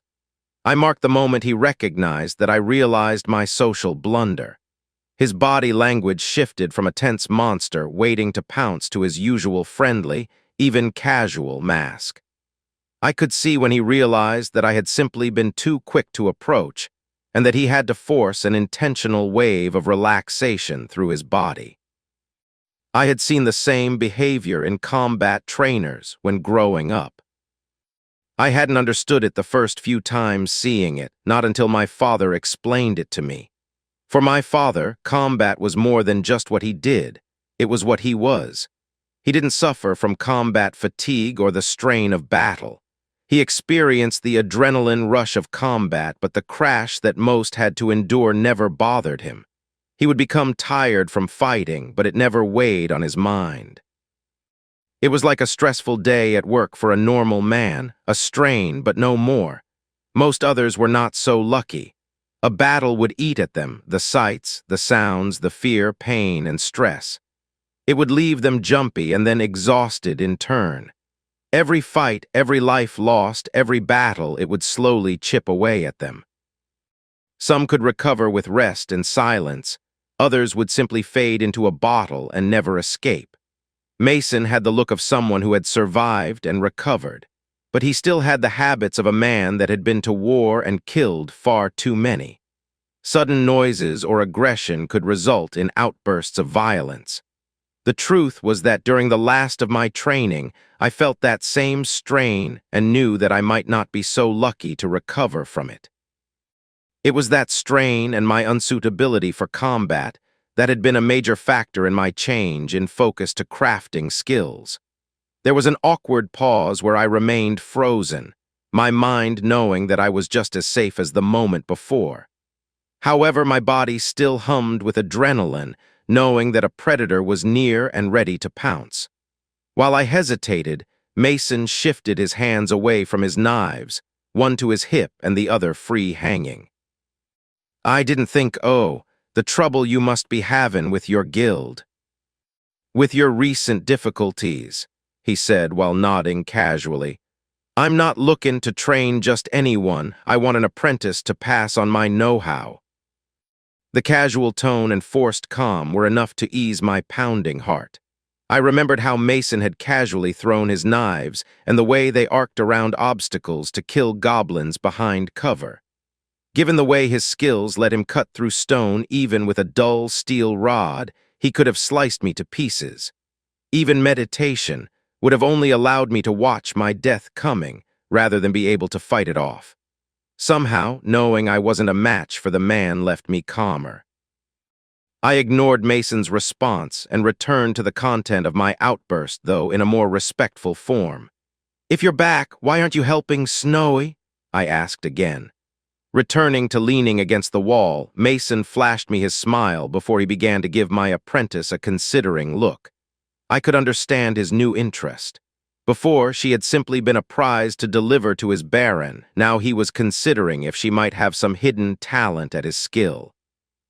Still eyeing my apprentice with a cold, calculating look, he answered, "I don't do so good in a battle. My throwing is all about obstacles. I've seen others that can throw so fast that it'd put a Garvin crossbow to shame. I infiltrate and assassinate. I don't do stand-in and fight-in." I could only nod at that. It made perfect sense given the man's talents. The Baron had even called him his throat slitter, not a title you would use for someone on the front lines. No, that was more my father's area of expertise. Seeing my acceptance of his position, he stood again, his odd skill making his movements stand out against the empty hallway. When he halted in front of my apprentice to consider her, he seemed to fade in importance again. This fading left me thinking about why meditation was such an odd skill.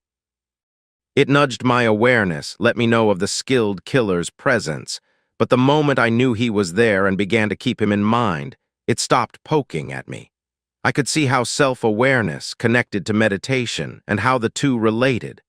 Self-awareness seemed to hide within the other skill. However, I still had no real clue why meditation did all of its seemingly disconnected effects. It seemed too broad to all-encompassing a skill. Slowing my perception of time, seeing my skills inside the weird inner world, seeing mana, detecting alterations to my awareness, and so on. Whenever I thought I had a handle on the skill, some new feature seemed to present itself. While I was wool-gathering, my mind drifting away on considering skills, Mason made an effort to creep out my apprentice. It wasn't until I turned to keep him in my view that I realized that Mason was drifting in and out of Abby's perception. She had been unsettled with the performance in the Baron's office. Having the gray-eyed killer who rescued her seemingly stalker left her practically hanging off my arm in fright. "Cut that out, Mason. Instead of frightening her for no reason, why don't we just test how well she can throw?" I said, my annoyance obviously bleeding into my words. Strangely enough, from my point of view, Mason flinched slightly at my words. It wasn't fear, he seemed nearly fearless, but I noticed he actively tried to fade from my perception after my rebuke. That subtle use of skill was quickly contained, which led me to question how the man developed his stealth skill in the first place. My mother developed her skill because she always tried to be overlooked while she was spying or stealing. She wanted to fade into any role needed. What first drove Mason to disappear entirely? The extent of the two skills, and likely the drive behind them, were vastly different. If my mother needed to be a performer, she would sing and dance, but her skill would leave her in everyone's mind as that minstrel. She would exist but fade into the background. I thought that was part of her reason for acting out so energetically when not on a job. She could actually be without worrying about fading away. Was Mason trying to slip from everyone's attention at all times? The only time he hadn't faded away entirely was in the forest. Even when he was entering the city, he had been leaning on his skill to fade in importance, using it similar to how my mother's skill worked. I hadn't noticed it then, but looking back on it, it seemed obvious. "Right you are, let's see," Mason said, his smile back, even his gray eyes twinkling. Marching along, Mason led us to the Baron's private training hall. However, I noticed my shadow, Sir Winkham, rolled his eyes before following us. The stick that had been shoved so far up his ass at our first meeting seemed to have become dislodged somewhat, but he was still performing his silent and observant act as he guarded us. Given my own asocial tendencies, I was fine with his stoic annoyance. Trailing into the hall behind Mason, we watched as he rummaged through the weapon racks and wooden cabinets bolted to the wall until he found a straw and cloth dummy mounted on a stick. Shoving the dummy upright into the sands, Mason marched back to us. While he was setting up his firing range, I was lost in the fascination of trying to discern why I could easily watch the sands shift in his footprints.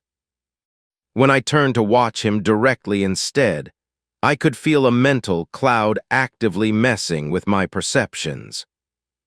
Someone without my practice could detect his movements by footsteps and the disturbance of air or smoke. Though given his expertise, I couldn't imagine he wasn't aware of this weakness. Still, yet another thing for me to note down in my skill dictionary. "There, now throw this," Mason said while holding a stack of slim daggers out to my apprentice. Sometime during my distracted thoughts, something which had become worse since meditation had grown in power. Abby had stopped shaking. She was no longer hanging off my arm and hiding behind me like a chick under her mother's wing. During the walk back from the Baron's study, she found her nerve and was standing straight, watching Mason's movements closely. I wasn't sure that she was catching his actions as well as I was or hadn't just been watching me, but at some point she figured out how to see him. Confidently, she reached out and grabbed Mason's daggers, the thin metal blades clicking together in her hand as she pulled them close. In Mason's large hands, the blades had seemed dainty, but in Abby's hands, they looked far larger. Bundling the collection into one tightly held fist, Abby pulled one from the group and held it in her left hand and reared back. Idly, I noticed that Abby seemed to be left-handed, something I hadn't realized about my apprentice. I made a mental note to put my combat awareness skill back into my training routine. I shouldn't have missed that vital bit of info. If I had been working on combat awareness and slowly improving it, I would have noticed. With a ladylike grunt, Abby lobbed the blade. The weapon sailed past the dummy and bounced with a metallic clang off the far wall. Her efforts sent the knife flying past the mannequin, but I was sad to say she was far more proficient than my own efforts would have been. Seeing the blush on her face, I didn't say anything, just watched as she grabbed the next knife and repeated her performance. Again, far from the target, but with a noticeable improvement over the last. Most of her effort went into throwing the knives with as much energy as she could, the blades on occasion whistling through the air as they flew beyond her target.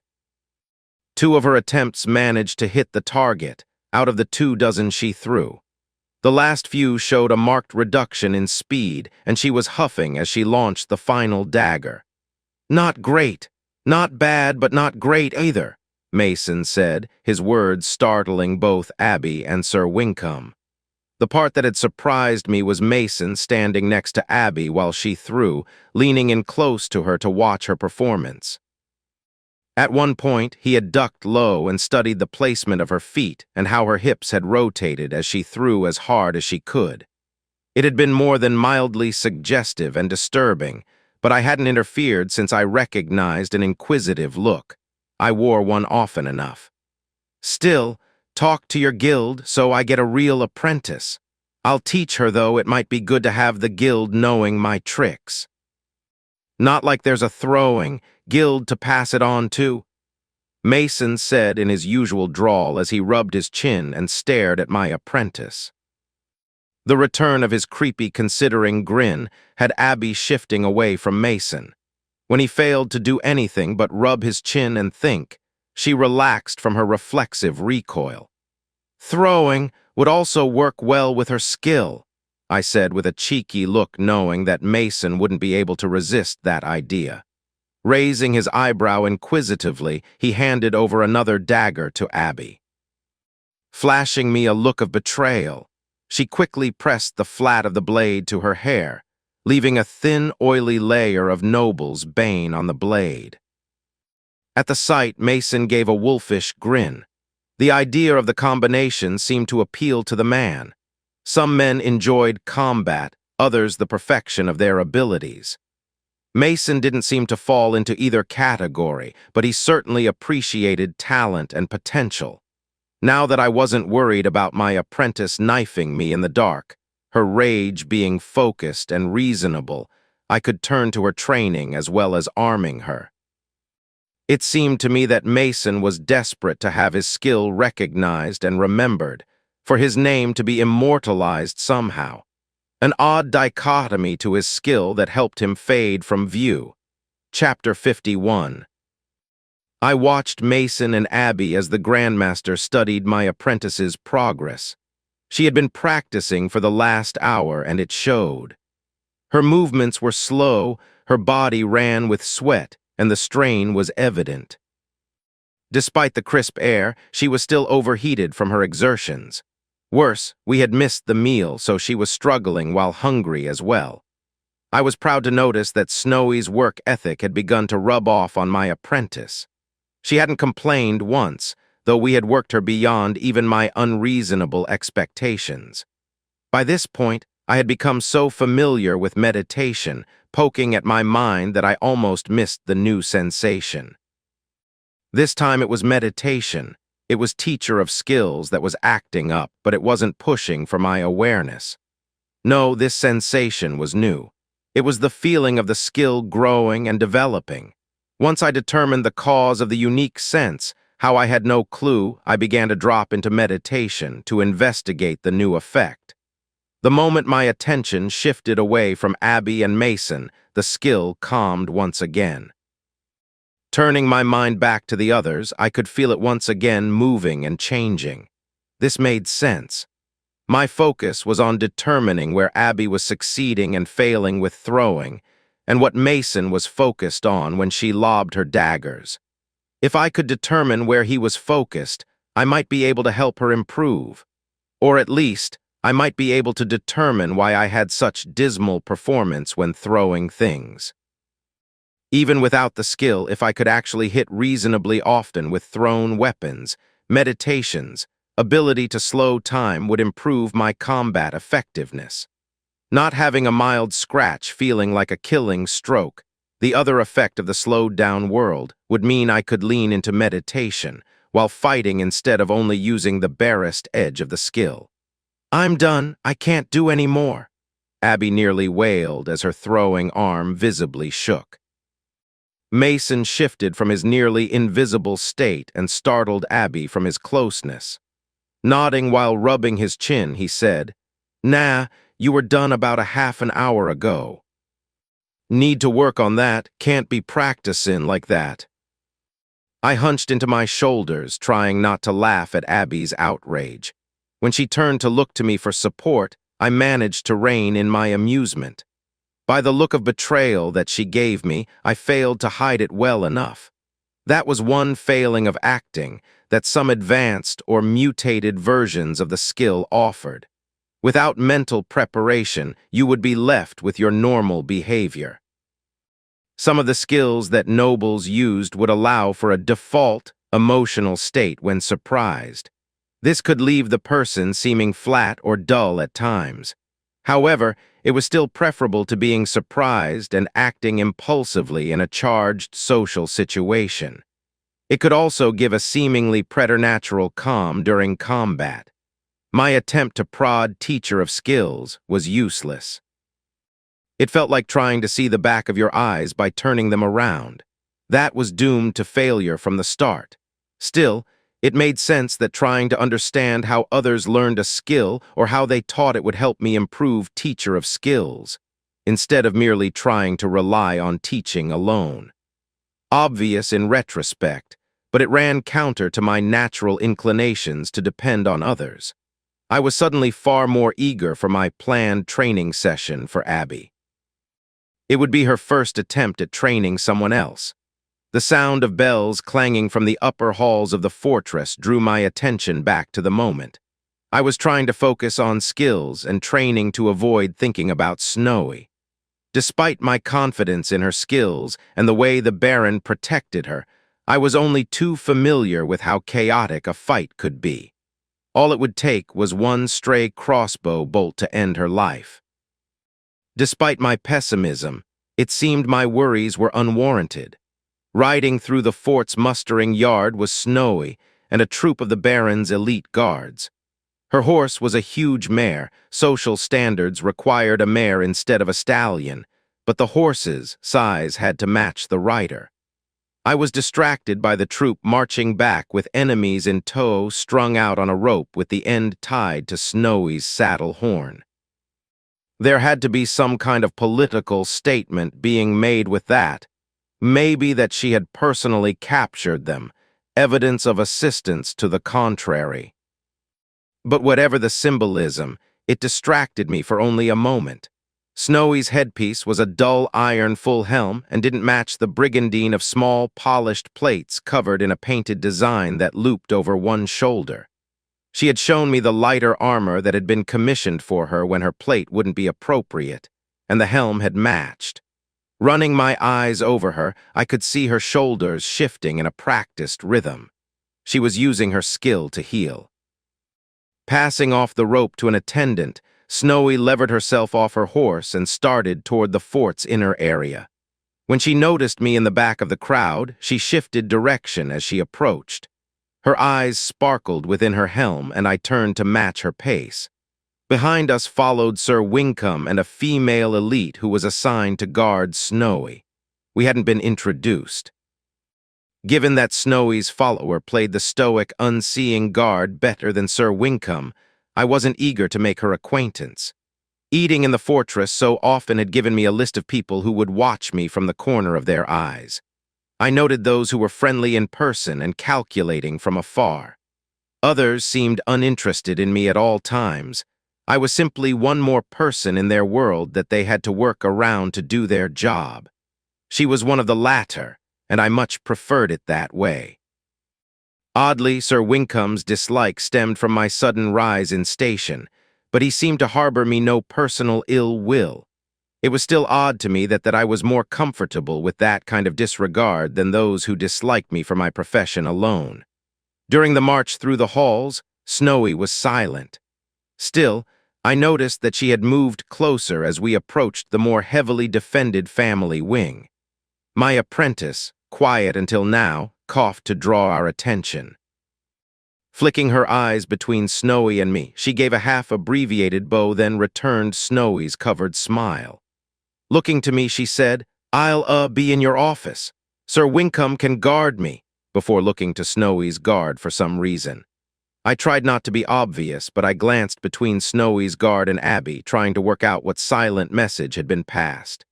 Nothing came to mind, but when I saw Sir Wincombe's smirk, quickly hidden, I realized that it was at my expense.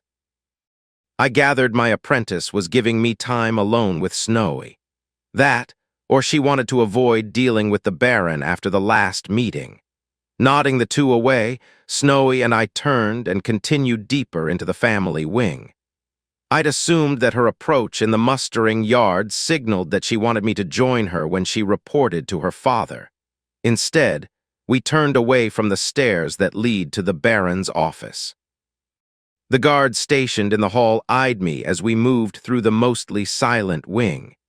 Given the blatant hints, I was prepared for Snowy's sudden lunge when we entered her private quarters. Yanking the mismatched helm off, Snowy drove her lips into my own. For a time, I lost myself in her lips, only drawing back for air when Snowy's guard coughed behind us as she stared at the far wall. With a giggle, Snowy turned to her guard and gently made a shooing motion. "Sorry, Melanie, I won't need you for the rest of the day." "Thanks." The kiss distracted me for a moment, but I quickly gathered my wits when I looked at Snowy's now uncovered face. Running along one side of her face was a puckered line, scabbed over and healing. "Snowy," I said in surprise, grabbing her chin in one hand as I turned her face. Lifting her jaw, I could see that the blade had struck frighteningly close. The wound clipped through her jawbone and slid along the ridge of her cheekbone in a rising curve. I wasn't worried about the scar.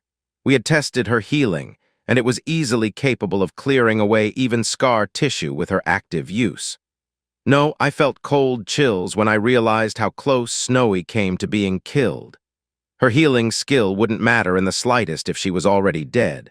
When I realized that this was how the wound looked after having passed through her missing helm and her actively healing it during her return, I felt sick to my stomach. In an oddly floating state of mind, I realized that I cared for Snowy a great deal more than I thought. Seeing the proof of her near death, I was forced to contemplate a world without my Snowy, and it was a far darker place. I barely noticed Snowy's guard leaving while I hovered over the noble, gently poking and prodding her wound to see its extent. I found myself staring at the wound as the puckered scar turned to irritated skin while the scabbed over wound smoothed into scar tissue. When most of the wound was gone, I realized that I had been holding Snowy close and staring at her injury as she carefully used her skill's active effect. When I noticed my preoccupation and the odd stance I held her in, she smiled and took a deep breath as if to clear the meditative breath from her lungs. Straightening up, she stretched and then dropped the tip of her chin on the top of my head and held me close. The position was just as awkward as before, but for me this time instead of her. She gave a gentle sniff while she rested her head on my own. She wasn't crying, the sound was too dry for that, but I could tell that she was holding back her tears.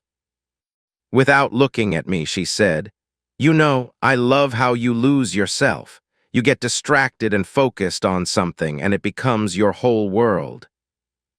I was at a loss for how to respond. The few relationships that I had quickly ended because of the very reason Snowy just gave.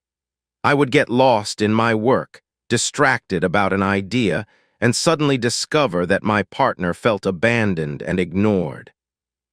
Instead of speaking and upsetting her, I decided to hug her a bit tighter. It was only then that I noticed that my arms were holding around her. Typically, she preferred to be on the outside of any hug, holding me to her. I was comfortable with both positions, so I hadn't given it much thought, but it seemed to loom large in my mind now. Stroking her chin gently across my head, the motion uncomfortable but oddly endearing, she continued. I was annoyed at first. "You would ignore me." She shook the idea away with a tilt of her head, the motion hindered by our embrace. "I would say something, and you wouldn't even hear me. We walked through that forest for 10 minutes before I realized you hadn't heard a thing I said. You were so distracted. Later, I realized that it was just the way you were. You weren't trying to be mean like the tribe. It's just you." Snickering again, she continued, "Though once I've got your attention." "I've got it." Again, all I had was silent confusion. I didn't disagree with anything Snowy said. She was right. It was the way my mind worked. I would like to pretend it was because of my upbringing and the disconnect I had with my often absent family, or flatter myself with claims of brilliance and lofty thoughts. I even had some evidence that my meditation skill made it worse and that it wasn't entirely my fault. But in truth, I was easily distracted by new ideas while also obsessively focused when trying to solve a problem. Neither excused my behavior. Pulling back, Snowy kissed me passionately, the world falling away in the feel of her lips and the taste of her tongue. Even the slight smell of sweat on her skin was like ambrosia in my aroused but confused state. When we drew apart, Snowy smirked at me, the upturn of her lips saying she had won an argument that I hadn't even known about. "Then we talked. When I told you about my childhood, you didn't just listen, you thought about how I must have felt and tried to understand what it was like. You were trying to work out how to train me, but it wasn't just about the skill." Though here she snorted as she gave me a look. "Even if we both know how fascinated you are by your work." I frowned for a moment, wanting to deny it, but couldn't help but give a rueful smile in agreement. Snowy, I said, confused as to where this conversation was going. My emotions were rumbling around as I tried to convince myself that I wasn't already far too attached. I had been deluding myself into thinking that we were not going to get further involved. I was lying to myself, thinking that we could kiss and enjoy each other's company but then pull away in time. What had first started with spontaneous passion was now built on a tumbled knot of emotions. We were both captured in a trap and unable, no, the truth was unwilling to escape. Despite my new nobility, I didn't match her tenuous position in society. I would only drag Snowy down in the coming confrontations. I was more burden than support. Worse, tying myself to Snowy was a horrible idea for my own well-being. Staring into Snowy's eyes, I could see she knew it as well.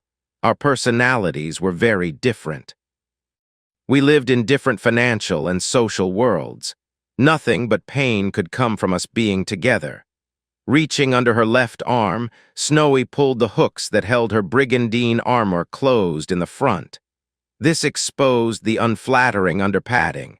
Shrugging her shoulders, the metal sections slid free and clanked into a messy clump behind her. She reached for the tunic, but before she began the cumbersome process of freeing herself from the thick cotton, I scrambled to help her free. In a blur of kisses, I tore off her padding as she tried to work free my own shirt. Shoving through the outer waiting room, we nearly tumbled into Snowy's private room, where we lost ourselves in each other. Chapter 52.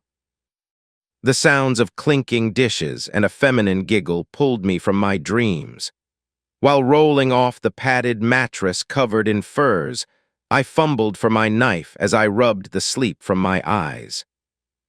Blinking for a moment, I looked around the empty room. Bare stone walls surrounded the room and were clear of the popular draperies and paintings. The floor was covered in furs instead of dainty carpets, and the thick, hairy brown masses stretched across the floor from edge to edge. I had noticed the bed last night. Its oddness stood out since it was integral to our activities. Instead of a large wooden bed with draw curtains to hold in the warmth, it was a low pad covered in furs draped with even more furs to act as covers. The only standard bit of decor was the fireplace, which was left at a low burn, the coals still glowing. Snowy's sleeping room was a stark contrast from the outer rooms with their rich cloth-appointed furniture, thin rugs, tapestries, and ornate wood-framed paintings. When I heard another giggle from the waiting room, I started flipping over furs to find my discarded clothes. We had thrown caution to the wind and spent the night together, but it would be best if I wasn't caught naked in her room. There was ignoring propriety, and then there was flaunting it. I didn't need to give the Baron an excuse, or worse, provide the Baron's political enemies another bolt in their quiver. Once I had straightened my clothing, there was little choice but to face the music. There was little chance Snowy had left me to sleep late unintentionally. It was also unlikely that she would have guests unless she was planning to tease me with them. Given the voices, I knew exactly the kind of teasing I needed to prepare for. Soon I will be a grandma. Oh, it will be so wonderful, little ones running around being trained. I want 5, no 7. Oh, you can have more if you want, dear, my mother said as I opened the door. Bright red, though she was trying to hide the embarrassment, Snowy sat across from my mother while pretending that I hadn't entered the room. Hello, Mom, I said while I awkwardly tugged my shirt straight, never mind that it was already aligned. My apprentice giggled, her face even redder than Snowy's. However, I noticed hers seemed to come from trying to hold in her laughter rather than embarrassment. Oh, Joshie, dear, I was just discussing something with your lovely lady here. How are you this morning? You look more relaxed. I noticed you were tense of late, she said with a grin as she poured tea to go with the sandwich sitting on an empty plate next to Snowy. Ignoring her comment, I bit into the sandwich. "Fine, be that way," she said with a pout. "We do need to talk about something important," my mother said before setting up her own small breakfast from a tray next to the table. I recognized the start of one of my mother's lectures, so I continued to eat my sandwich, though I did raise an eyebrow in question. "The skilled trainers have decided to no longer communicate with you until things calm down. I'm sorry, hun. But they haven't completely kicked you out into the cold. We can act as go-betweens for you if you need to get supplies or new skill dictionaries," she said. I frowned around my food but nodded since I'd been expecting it, given the silence from the guild. "They also did a background check on Abby here and she seems legitimate." "But we both know that doesn't mean anything," she said to the sound of Abigail's indignant anger. Snowy gently touched Abby's shoulder, which silenced her, but she was still angry. I was worried to note the flash of annoyance from Snowy at my mother. I hadn't realized that Snowy had grown so close to my apprentice. Swallowing my bite, I said, "If someone came to you tomorrow and told you they had your mother, proved it to you, and said you had to spy on us to free her." I let my sentence trail off since I could see the brief moment of hope, quickly dashed since she knew that her mother was gone. "I would hope you would tell me since it's almost certainly a lie, but we have the tools to find out for sure and the ability to get her free if she was actually alive. The same if you need a loan for equipment, training, or anything else someone might try and bribe you with." Then, while that rolled over her, I continued, "Or what if you discover that we had been lying to you for years? I wouldn't expect you to continue trusting us then either. Trust is earned, and if you can cheaply verify that trust, you should." I then continued to nibble on my sandwich, though I avoided the tea since I hadn't had a chance to use the restroom yet. "While my son is blunt, he's not wrong." "Don't worry, dear, we knew you weren't a spy," she said with a gentle smile. Mentally, I shrugged. I wasn't sure she was telling the truth about what she believed, but it wouldn't be wise to say it either way. Abby was learning, practicing, and was useful as an apprentice. It was nice to have further confirmation that she wasn't spying, but it wasn't a revelation. "On another note, that Mage is up to something," she said while looking between Snowy and me. I nodded at that as I swallowed the last bite of my sandwich. "Yeah, I'm not sure if the Baron is involved or not. His little punishment performance was a ploy to manipulate us.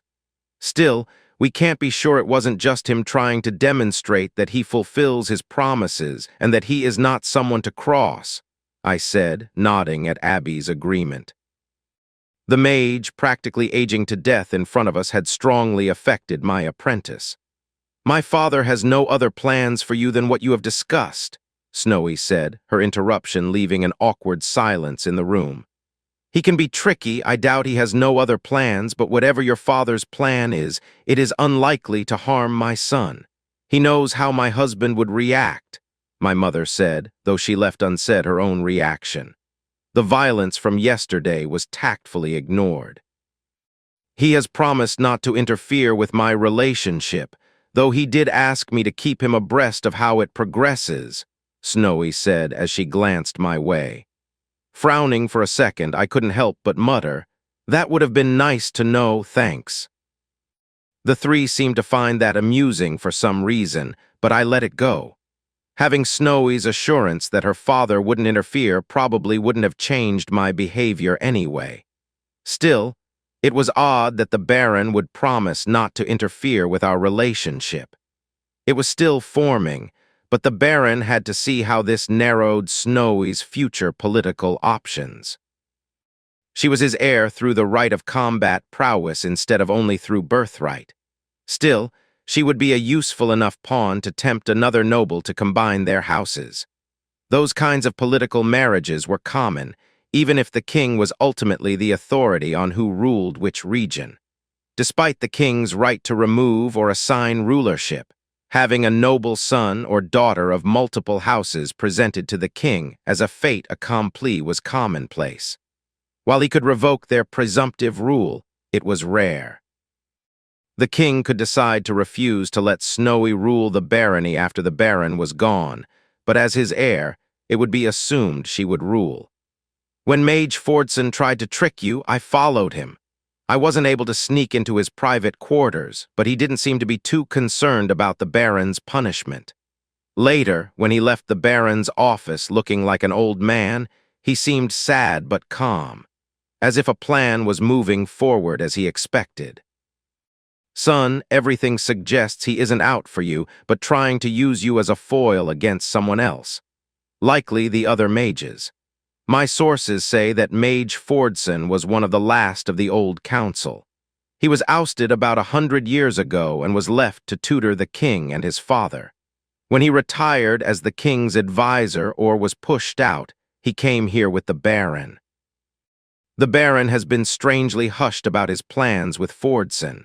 The skilled trainers don't have any inside information from the Mage Guild's triumvirate. Still, the rumor is that Fordson is unliked, she said, then leaned back in her chair with a smug look.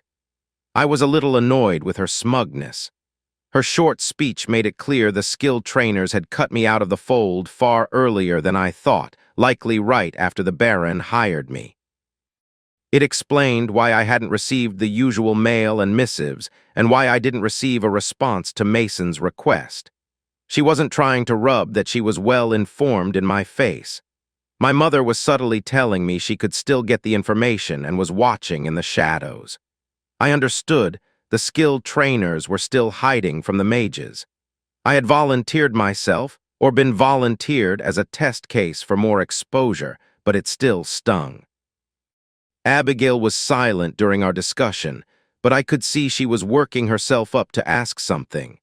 She had a bad habit of chewing on her lip as she held her arms stiffly to her side when she had a question. She did it often enough in training, though I was still trying to work her around to merely asking. As soon as my mother wasn't busy guarding the baron, I would have to farm out her training for acting. If she showed talent, maybe some of the other social skills my mother was known for and had troubled me. She might be able to help her with her confidence as well. She still suffered from occasional bouts of silence and anger. My guess was this was a side effect of spending so long imprisoned. Despite the growing pressure, I sipped my tea, letting the warmth slide down my throat. It was rare that I would get to enjoy good tea. The darker blends were expensive, the sugar or honey wasn't cheap either, but the rich taste was delightful. It was far more agreeable than the kind served at the bathhouse. With my eyes closed and my face relaxed as I communed with my drink, I was hoping Abigail would find the gumption to ask the question she had bottled up. I was right. "Are you really learning magic?" Abby asked, her eyes nearly sparkling with excitement. Letting the piece of the tea fade, I made eye contact with the other two women before I turned to answer my apprentice. "I've been experimenting with one of my skills. I think it has to do with magic, or it's a secret involving skills. I can't be sure. I think it's one of the secrets the Mage Guild is hiding," I said to the near squeal of Abby's excitement. Snowy smiled at the younger girl. I was paying attention to her, so I noticed when my mother leaned on her skill to slip into the background as she watched Abby. It wasn't so blatant as to make us forget she was there, but it was enough to leave her out of the conversation. She was trying to understand the girl, but not making a production of it. I knew that both my parents supported me. Still, I preferred the silence of my father rather than the diligent efforts of my mother. The single grunted good from sparring with my father after training Snowy was a rousing endorsement. I pulled my mind back to the conversation when Abby leaned forward with wide eyes. Could I learn that skill?" she asked while trying to gain her way with a noticeable pout. I could almost hear my mother's reprimand for failing to teach my apprentice the correct way to manipulate people. Luckily, it was only in my mind. I gave a broad smile and couldn't deny that I enjoyed her apprehensive look. Extra hours with the fascination orb it is then. The look of horrified dismay was perfect. Chapter 53. I thought that Abby would complain about the extra effort with the fascination orb. Instead, she threw herself into her practice. She was torn between practicing with the gem or working with me in the fort. She was eager to weasel out of me what little I'd learned about magic, and our time in the fort was her favorite time to bug me. It only took her 2 days to work through the orb's effect that made her stay in place. Unfortunately, she continued to clutch the orb. Worse, the fascination effect seemed to worsen when she tried to move around, leaving her eyes glued to the gem as she stumbled through my front room like a reanimated corpse. "This isn't working," she said as she stumbled forward, her gaze only lifting from the gem when she stopped. "Honestly, I'm impressed." Usually, the fascination effect is conquered first, and the urge to stay is next. "I'm not sure why you seem to be going about it the other way around, but it's working for you." Abby snarled while looking at the gem, her expression saying clearly how she felt. "Abby, you are doing well. If you beat that orb, then you will have to step up to a more powerful version. That you haven't lets you keep struggling against that one." Looking away from the gem, she stared at me for a moment and said, "I need to keep practicing. I need more skills. I can't keep sitting here." It sounded to me like the lack of control, not the skills, was the real issue for Abby. I wasn't so dense as to mention the idea, though. She was likely also feeling claustrophobic being cooped up in the house with a guard outside the door. It had to be bringing up bad memories. "All right, I've got a way for you to come with me to the fort while still letting you practice. It might be helpful as well, I'm not sure," I said. When she seemed ready to question me, I simply held up a finger before I went upstairs to the secret door and then descend into my training room.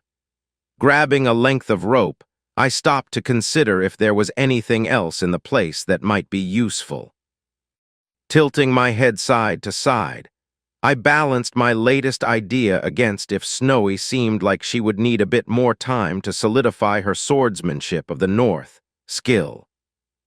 Considering how well she was blending it with her other skills, I realized that I was coddling Snowy instead of helping her grow. At that realization, I cringed, knowing exactly which skill would be best for Snowy. I wasn't looking forward to what would be needed. With Mason's help, I could combine it with Abby's training. Grabbing the padded gear and fist-sized lead weights, I stuffed them in a bag with the rope and climbed back into my room. Joining Abby in the front room, I was proud to see she had returned to struggling against the gem while I was gathering supplies. She wasn't letting even the training time from my few minutes of absence go to waste. I grinned as I pulled the rope from my bag. At her questioning look, I looped it over her right hand. She squeaked in surprise, but then turned her gaze back to the gem in her left hand. "Now keep that gem tight in your fist. Maybe hold it up to your eye. We don't want to give any idiots an idea. I don't want to come home to some moron bleeding out in my front room. Once was enough," I said to Abby's concerned look. Walking through town, we made a bit of a scene, with me in front, Abby, on a leash following behind me as she held her clenched fist to her face, and following behind was an even more grumpy than usual Sir Wincombe.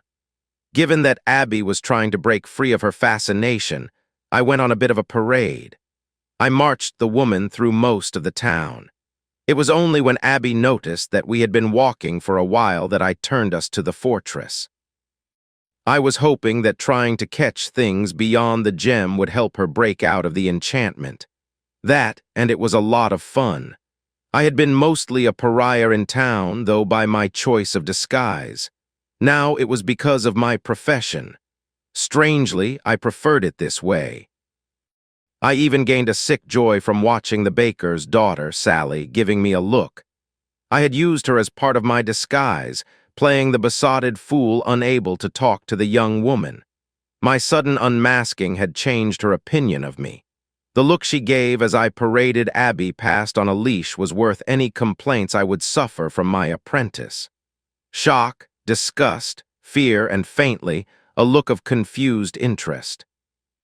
Hiding who I was from everyone around me had been taking a worse toll on me than I thought. I should not be enjoying the teasing of some peasant girl I had no interest in. Privately, I admitted that Snowy's lack of preconceptions around my profession had drawn me to her first. Her attempts to fit in, while subtly failing, was like a dark mirror for my own actions. Outwardly, I looked like I wasn't fitting in, which helped my deception fit with the other villagers. Shaking away my stray thoughts, I led my 2 followers through the fortress and into my office. Dropping the leash, I left Abby standing in the center of the room grumbling as I sorted through the papers on my desk. I signed a few documents to confirm the cost of equipment the Baron's seneschal found. Flipping through until I reached the stack's bottom, I found a sealed letter with my name in a flowing script. The envelope had a light cream coloring and was made from thick card stock, embossed with gold leaf in the lines. The stiff outer paper had a light floral perfume that I could smell even without lifting it to my nose. Sneering, I resisted the urge to curse at the nobles. This envelope would cost more than an apprenticeship in almost any trade save gem cutter or goldsmith. Slicing open the offending container, I pulled free the thin sheet with hair-thin gold lines running through the cream-white paper. Leaning on reading, I absorbed the contents, then flinched and reread it from the start. Shaking my head in confusion, I realized that the letter was from a significant noble family inviting Alexis and me to the spring dance in the capital coinciding with some astronomical event. With the cost of transport, not to mention keeping the letter looking and smelling as it was, the expense would have soared to outmatch even my store's annual rental cost. This was the work of a personal messenger, likely with skills to preserve packages and increase speeds. Those kinds of skills didn't come cheap. Flipping to the end of the letter, I tried to remember what I could of Duke Fenstall. I knew he was in charge of an essential product in the capital, but what precisely was beyond me. Either way, I had no intention of accepting the invitation. "Everything all right?" Abby asked while she casually eyed the envelope in my hand. I said to Abby's question. My response was indistinct, with my distraction trying to work out the chain of events. They had a spy in the castle, and they reported my relationship with Snowy. Their spy must have used a wizard's message book to inform the capital. Then a letter is sent immediately after, which took at least a day to arrive. This was a message about power, money, and information. But why? More games of the nobles. This was probably aimed more at the Baron than at me. Nodding, I turned back to Abby. "Back to work, you," I said while folding away my letter. My apprentice gave me a pout as she turned to the gem. Before I could gather my supplies and head to training the newest recruits, Sir Winkham knocked and entered. "Baron wants you both," he said, and stepped back out of my office. Abby and I glanced at each other, and I could only shrug at her unasked question. Grabbing the end of her leash, we followed Sir Winkham to the Baron's office. There was a moment of trouble as Abby nearly tripped on the stairs, but we managed. My apprentice and I sat in what was becoming our seats. My mother was hovering around the back of the room in her usual maid outfit.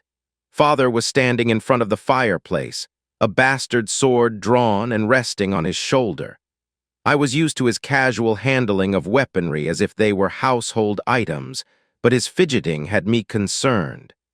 Father was gently bouncing the blades flat on his shoulder, which for him was a clear sign of anxiety. Despite his fidgeting, his face was still calm. Mason was relaxing near the door in his usual pose. I did notice that he was continually eyeing my mother as she pretended to clean the Baron's bookshelf. For her part, she was ignoring the Baron's assassin. The 5 of us were waiting silently while the Baron worked at his desk, his ink quill slipping along the page with a scratching noise in the silence. When we entered, the Baron let us know we would wait for his daughter and that he needed to finish up some paperwork while the servant ran to find her. I was concerned that our wait would bring up bad memories for Abby, but she seemed fine focusing on her gem. After a few minutes, Snowy knocked and entered. She gave me a flash of a smile as she crossed the room to lean on my chair, one hand resting on my shoulder. Her father quirked an eye at the act of familiarity. Still, he said nothing, quickly scribbling something across his page, then promptly putting his quill, ink, and sand away. "Sorry about that many details to clear up," the Baron said as he stepped around his desk and then perched on the table's edge in a casual pose.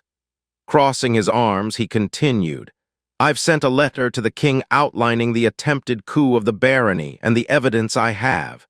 His Majesty has commanded my attendance." Giving each of us a glance, he continued. Included in this command was Alexis, Joshua, and Abigail. Raising his hand to forestall our words, the Baron turned to my father. "Trap, you think?" the Baron asked. My father slowly nodded, still gently bouncing his sword before he spoke in his deep voice.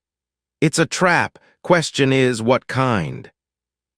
Pursing his lips for a second, he eyed each of us trying to work things out.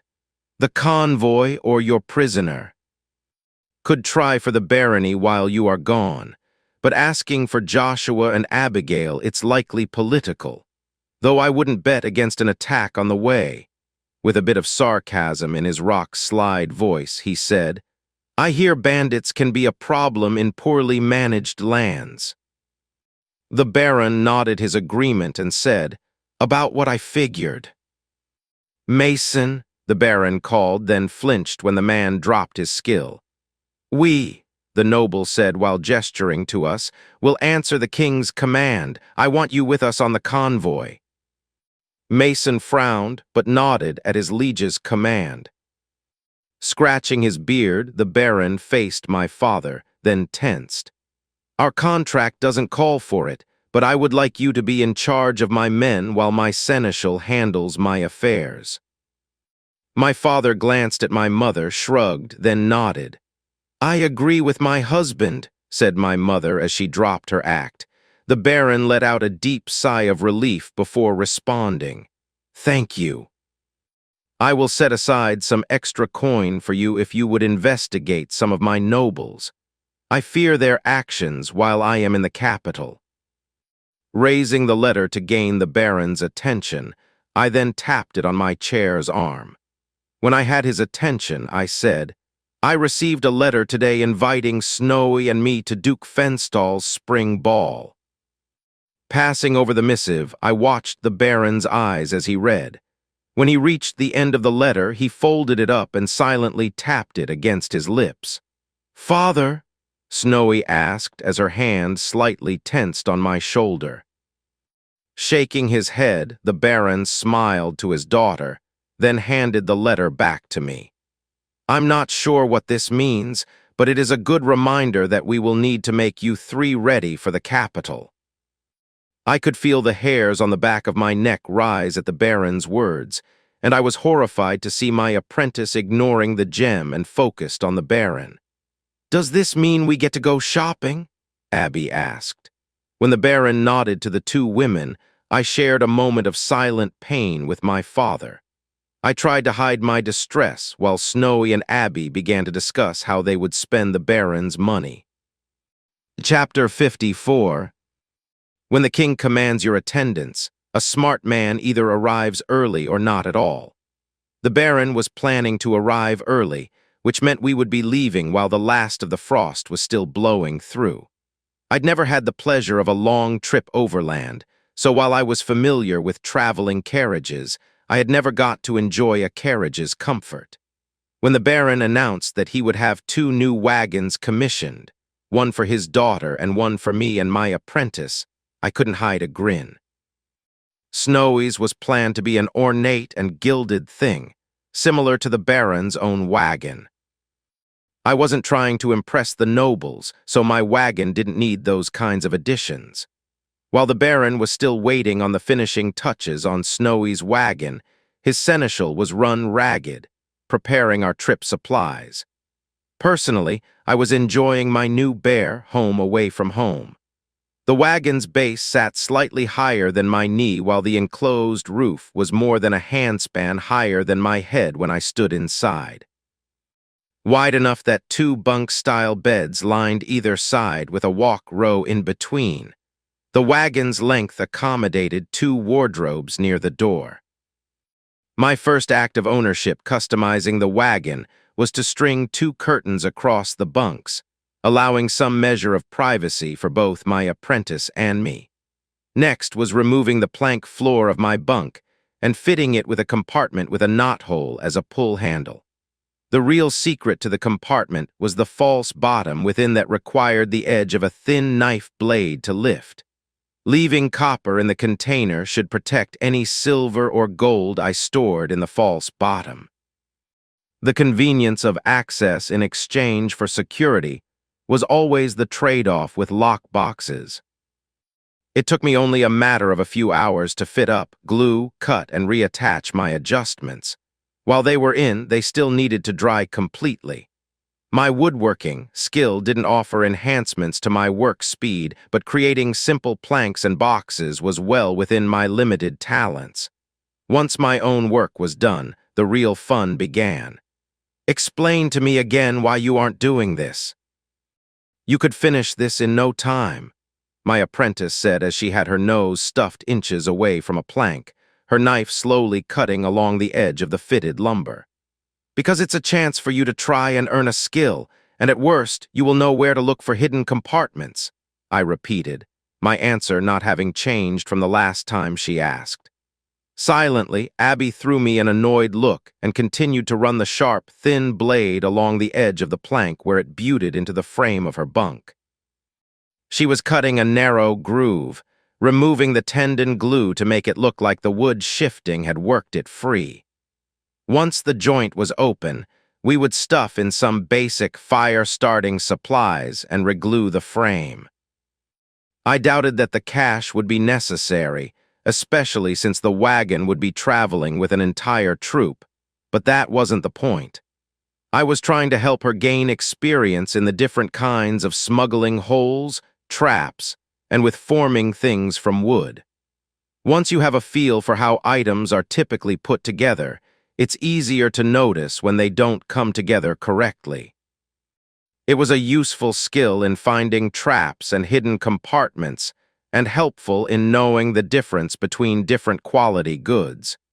It was easy to gild something and claim it was expensive, another thing entirely to build with quality in mind. Many a middling noble had been silently bilked through such shady practices. "All right, the glue is out. Now what?" Abby asked as she leaned back and wiped the sweat from her head. Reaching back into our supplies, liberated from my basement shop, I handed over a small leather pouch. Made of unlined leather and small enough that it wouldn't house more than a couple of coppers, it was tied with a worked tendon string. It was a crude pouch with little worth. "Grab all the glue and dust you cut out and stick it in here," I said, smiling at her look of confusion. I couldn't help a chuckle at the look, so like my own when I did this the first time. "Once we get everything back together, we will use the wood dust and the spent glue to make the surface look undisturbed. Remember, when you hide something, you want it to look like it was beforehand if you can," I said, and I was happy to see that she gave my words some consideration. I'd noticed more of those looks of introspection lately, and I attributed it to the skill she earned from conquering the fascination orb. Self-control, Tier 1, 3. Control over self and the mind, passive effect. Lesser improved perceptual effects. Lesser improved mental effects, active trigger effect. Lesser, inner stability, slight resistance to effects that would alter your perceptions and actions. It appeared to be a mirror to my self-awareness skill. Abby had at first been overjoyed with her new skill, and then angry when she found out it was different from my own. Magic was a dream for my apprentice, and I was unhappy with cutting short her enthusiasm. Despite the initial anger, she weighed the idea that it could be merely a different path to the same destination with mature consideration. Where I reached for meditation to enhance my introspection, she went for self-control, whenever she was angry or disappointed. This muted her initial reactions but wouldn't stop her from acting on them when needed. The other difference came from how we handled the fascination orb. Where I had needed to take a moment to negate the effect, however brief, my apprentice could practically juggle the gem without effort. Though only for a time, I could continually resist the impact of the gem, handing it back and forth to her. While she would quickly develop a screaming headache as the effort of using the active effect overwhelmed her, I was having trouble pinning down the passive effect of her skill. Abby said she felt more focused and capable of ignoring distractions. She described it as being fully awake instead of just on the edge of falling asleep. I like to keep pouches like these for little odd jobs. Being so ratty and small, no one is likely to pilfer them, I said as she dropped pinches of wood dust and dried glue into the leather interior. Nodding, she pulled the end of the tenon from the frame's mortise. Stationing the little bag under the tenon, she cut off slivers of wood while keeping the sweat from dripping into the bag. Once the tenon was half the original's length, she worked to deepen the mortise using a square scrapping tool. Using my teaching voice, I watched her work and said, "Be sure not to cut through to the other side. If you break through, you will have to replace that leg of the frame. That would be a lot of work for you." My apprentice simply sniffed, her annoyance clear even if she didn't say a word as she whittled away at the inner surface. Leaning back against my bunk, I relaxed and considered all the different supplies I would need to bring along. I would still have to train Snowy, my apprentice, and anyone else the Baron asked of me. I couldn't trust that I could get my specialty supplies in the capital, let alone on the way. Making these little hidey holes is easier if you build with these things in mind first. Still, this is good practice, and you are doing very well, I said to the sound of another grunt from Abby. When Abby was done whittling, I leaned in to watch her glue in a bit of leather to the front of the tenon and another to the mortise's inner surface. It wasn't necessary, but it would protect the flintan steel stored in the small cavity. I didn't need to mention to Abby that it would also work well to keep a single gold coin or a signet ring. We had talked about the different trade-offs of long-term storage versus convenience, that this hole would be glued closed and would require her to dismantle the bunk likely with force meant she wouldn't be getting to it quickly. This was actually a common practice for skilled trainer homes.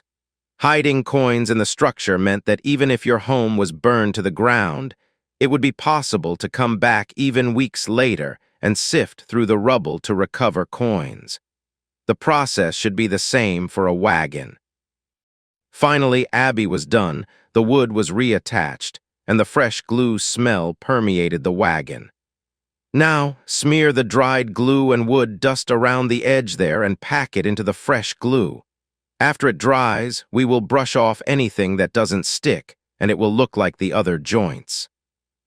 Tilting her head, Abby looked to her freshly processed joint and the one made by the master woodwright on the other side. Comparing the two, it was clear one was different.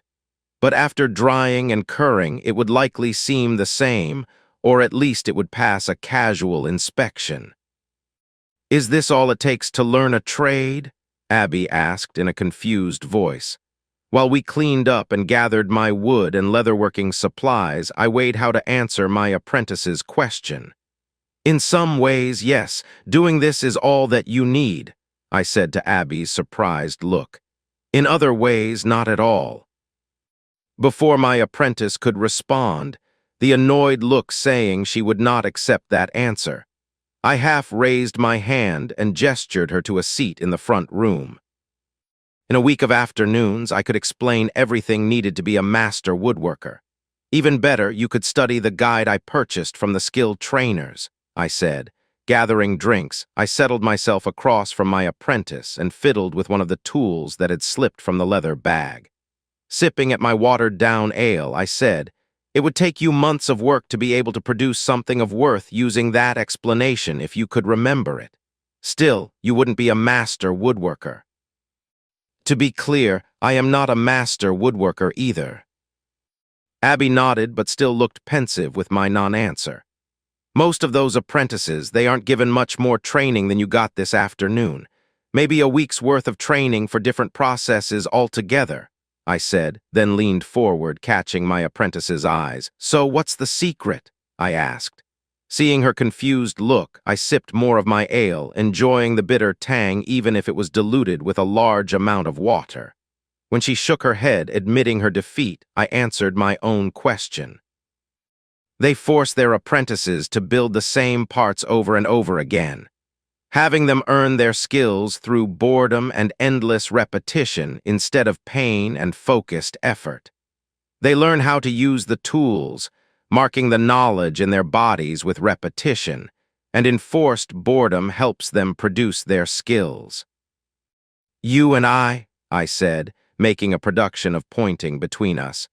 "We aren't going to earn skills for quickly chopping wood, or for cutting straight lines, or skills for speeding the drying of glue, or any of the other hundreds of skills that an apprentice might learn from their near slavery to their master."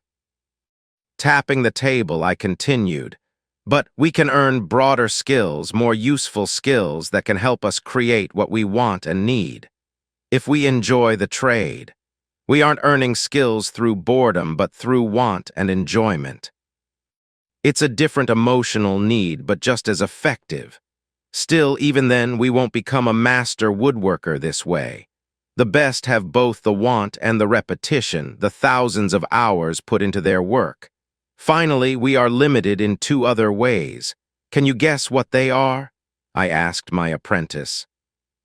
Rising from my chair, I returned to the kitchen and washed out my tankard, making a note to get my apprentice to flag down a street boy to fill the water barrel again. Once my tankard was back on the shelf, I returned and sat in my chair. I was simply enjoying the moment, watching my student work through her thoughts and consider the question. I could see the moment that she had part of the answer, or at least what she thought the answer was, and I smiled at her moment of excitement. "Knowledge," Abby said. I nodded to her response. The classic example is alchemy, where recipes are the lifeblood of the profession and, in some cases, worth more than the glasswork. Seeing that I had her attention, I continued. "The guilds won't let someone else sell their products.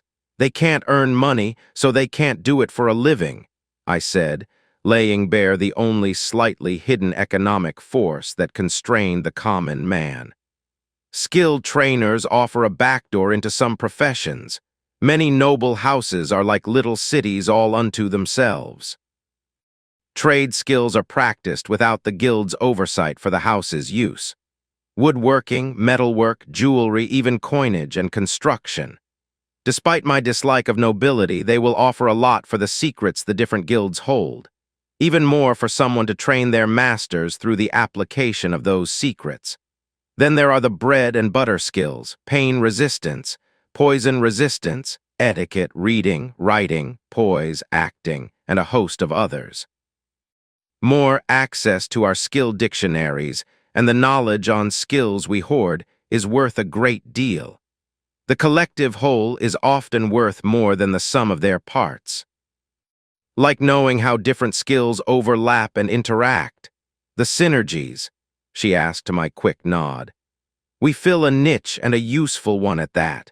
Rich merchants often pay for sons and daughters to earn skills that make them enticing to the nobility as wives and husbands. A husband with accounting is a useful addition to the household. A wife with bargaining is a boon. So much the better if they come with a rich family as well. I hadn't considered my words before I spoke, and I could see Abby thinking of her own mother and how her actions had led to Abby's imprisonment. Coughing into my hand, I rose and grabbed the 2 bags, stuffing the scrapping tool back into the woodworking bag. Trying to interrupt the cloud forming over Abby, I said, "Why don't we get our clothing into the wagon and see what else we need to bundle up for future training? It's going to be a long trail." The Baron announced we would be on the road at the end of the week, and Abby was looking forward to seeing the capital. Chapter 55. There are many ways to force someone to develop a skill. Discomfort, boredom, annoyance, itching, even psychological tricks and sensory deprivation, they all worked. Depending on the skill, they could be better or worse, but one tool performed better than any other. Pain. I was not a fan of pain. I disliked it just as much as anyone else, but if it was necessary, then I wouldn't hesitate to use it. I'd been avoiding training Snowy for skills that would require using pain, and I was starting to feel like I was failing her. Before now, her skills could be trained with other means. Not that swinging a sword for hours on end wasn't painful, but it was far less so than someone stabbing your body with a potion-filled needle. The ability to control the pain makes one training method far less traumatic than the other. Unfortunately, I only had a few ways to train the next skill, and pain was the only option while we spent the day riding around in a wagon. Grunting, I clenched my teeth and tried to ignore the pain shooting through my back as Snowy swung at my head with her oversized wooden training sword. We were practicing dual forms. Snowy would perform 3 left to right forward driving swings, a stab, followed by a rising block. For my part, I matched her attacks with 3 deflecting parries and a riposte off of her stab that she would then block with her rising defense. Then we would switch, and I would drive her back. We pushed each other back and forth, only slowing as I began to huff in exhaustion. When I reached my limits, we would substitute in Private Baker. As always, Snowy's skill allowed her to outlast us both and heal what little damage we caused when we fumbled in our exhaustion. Sadly, Baker and I couldn't heal ourselves. We were suffering through with my high-quality healing potions, though we waited until the end of our practice to use them. Mother Tin was with the caravan, but she made it clear that she didn't want to heal us for our own stupid behavior. Despite her horrible habit of playing with cheeks to heal, I would have preferred her treatment. I had spent the entire night before we left frantically brewing potion after potion, trying to use up the last of my supplies that would go bad while I was gone. Abby had gotten a crash course in alchemy, but I doubted much of it would stick. I mostly rambled while brewing like a madman and occasionally poked my apprentice to keep her cleaning the glassware that I would need for later brews. Abby and I quickly loaded the potions into sawdust-packed crates, crawled into the wagon, and drifted to sleep to its rocking motion. Flinching, I barely dodged the lead ball that Abigail launched while suppressing her ladylike grunt of effort. The worst part about meditation was not the tendency to leave me drifting in thoughts but magnifying sensation, which came with the time perception shift. There was little benefit to thinking faster in a fight if I wasted that advantage in navel-gazing. Combat awareness had helped me avoid the projectile. Still, its low level and my general lack of practice with the skill had kept me from avoiding the last 3 rounds. The tips of your fingers can spin it. That'll turn the throw. Keep aiming for your master's chest. If you are a bit off, you can hit his head or groin. That'll work, trust me, Mason said as he lobbed his own lead weight at Snowy's back, his voice not changing as he threw the ball. Abigail was sweating from her continuous efforts to tag me with her ammo. Still, I couldn't say that I was sorry for her suffering, given that I was going to be bruised and sore until I drank a potion. Mason, on the other hand, was as fresh as a daisy. He somehow managed to lob the weights with even more force than Abigail was capable of. Worse, his throws would come in from multiple directions and angles. Once, he knocked my sword out of alignment and hit Snowy in the face with the bounce. I couldn't tell if it had been intentional, but with his smug look before he tried to fade from my view, I wouldn't put it past him. It was a marathon of practice for Snowy, constantly regulating her breathing as she suffered through her forms non-stop as she healed. Watching her force her way through our training, I couldn't bring myself to complain about my relatively minor injuries. Once Mason knew that Snowy was capable of healing and continuing, he never hesitated to throw with the intent to damage her. Bruises were the least of the damage Snowy suffered. Private Baker seemed to agree with me about refusing to complain.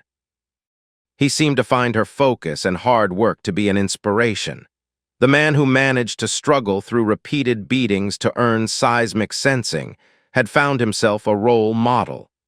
Baker was forcing himself to train with us each night. After the third night, I assumed that he would take a break.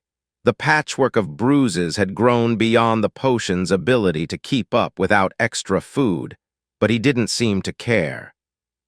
When I told him about the potion's limitations, he requested extra food to continue his training. That Baker was one of the few to take to my training and continue made him someone the Baron was willing to push even further. Baker spent the morning working as a scout, rode in a wagon until we halted, and then trained with us for hours before nightfall. I was glad to see the young man taking his life into his own hands and pushing forward, but I did feel a little guilty each time the potions healed away part of the calluses on his feet. He confided in me that scouting each morning on newly healed feet was almost as painful as the nightly training. Given his inability to stand on man-made materials, a horse was even more out of the question for him. Watching him throw himself into scouting at the break of day, I could only imagine that eventually his perseverance there would shine through as well. I knew of many different movement skills, some for distance, some for speed, and others for sure-footedness. While I rode on the wagon and he walked, we had discussed his options. He was leaning towards speed and sure-footedness for now, so he started every day at a sprint. The other men simply shook their heads at his efforts. Baker and I had the same reaction to their behavior. I yelped when I failed to dodge. This time Mason managed to drive it in my foot while arcing it through Snowy's moving legs. I waved my swords to get Snowy's attention and then sat down. I was pushing myself to develop, to grow, to improve, and it was punishing. But I had a sneaking suspicion that I wouldn't be increasing my combat awareness. I hadn't thought about it at the time, but when meditation had pressed at my mind indicating that I couldn't improve, it was a worrisome sign. I thought that it meant that I couldn't improve meditation. The lack of skill increase, some of which I had definitely been trying to stretch and enhance, suggested something deeper. Looking into my soul, what I had finally decided that the strange space of meditation represented, I could see the potential of the mana my soul contained. I had the big blob of a skill point, the condensed thing only waiting for a push to form, which seemed like a liquid to me. The crystallized magic, which was my skills made manifest, and lastly, the thin wisps of magic floating free in my soul. At least, what had been floating free until I blasted through multiple levels of meditation at once, forming the crystallized skill while draining the magical gas in my soul. Which left me looking to my other skills. Some were almost a waste, and I worried what it meant if everyone only had so much potential. What if I had consumed mine? I expected to recover and keep growing. I could see the magical gas slowly seeping back into my soul, but the rate seemed entirely unbalanced and odd. Some days nothing would change, and then on other days magic would suddenly rush in. There didn't seem to be a pattern that I could find. Staggering to my feet, I dropped my worries and waved the others to stop. Shambling over to Snowy, I gave her a gentle peck on the cheek, then stared as she practically strutted back to her ornate carriage. While her skill allowed her to heal and recover to peak performance, using it was still a severe strain on her mind and will. After our long bouts, she would crash out and sleep until the morning, where she would break her fast and then suffer through an entire day of social grace training. The old biddy who was in charge of her practice was cutting with her words and demanded perfection. The second night, Snowy confided to me she preferred our training. I could understand. She was quoting Noble's family lines, how to politely smile, and all the other minutiae she was being forced to remember. I did not envy her. After eating dinner, I glanced around to be sure the night watch was standing guard and pulled out my wood carving supplies. One of my modifications to the wagon was strapping on a large woodworking leg clamped to the outside. The awkward construction had earned me a couple glances, but I couldn't bring myself to care. I packed a few simple wood tools, a plane, a saw, a hammer, a couple chisels, and a carving knife, and each night I would start carving away. I had considered if I should bring my draw knife, but had decided not to. I was regretting the lack. Even without the seated shaving horse, which would have been too bulky, I could still hold a branch in the clamp and use it to make spokes. "Why do you do that every night?" Abby asked as she poked at her stew. Shrugging, I continued to use my carving knife and whittle away at the green branch I'd pulled from the forest near our campsite. Looking at my apprentice, I considered that she honestly seemed curious. I could imagine what it looked like when I kept making spokes, cutting and polishing them, then abandoning the finished work each morning. Standing from my hunched-over stance, I flicked away the last shaving and then thought about not answering. When Abby put down her spoon but kept focused on me, I started to speak. Of anyone she might understand.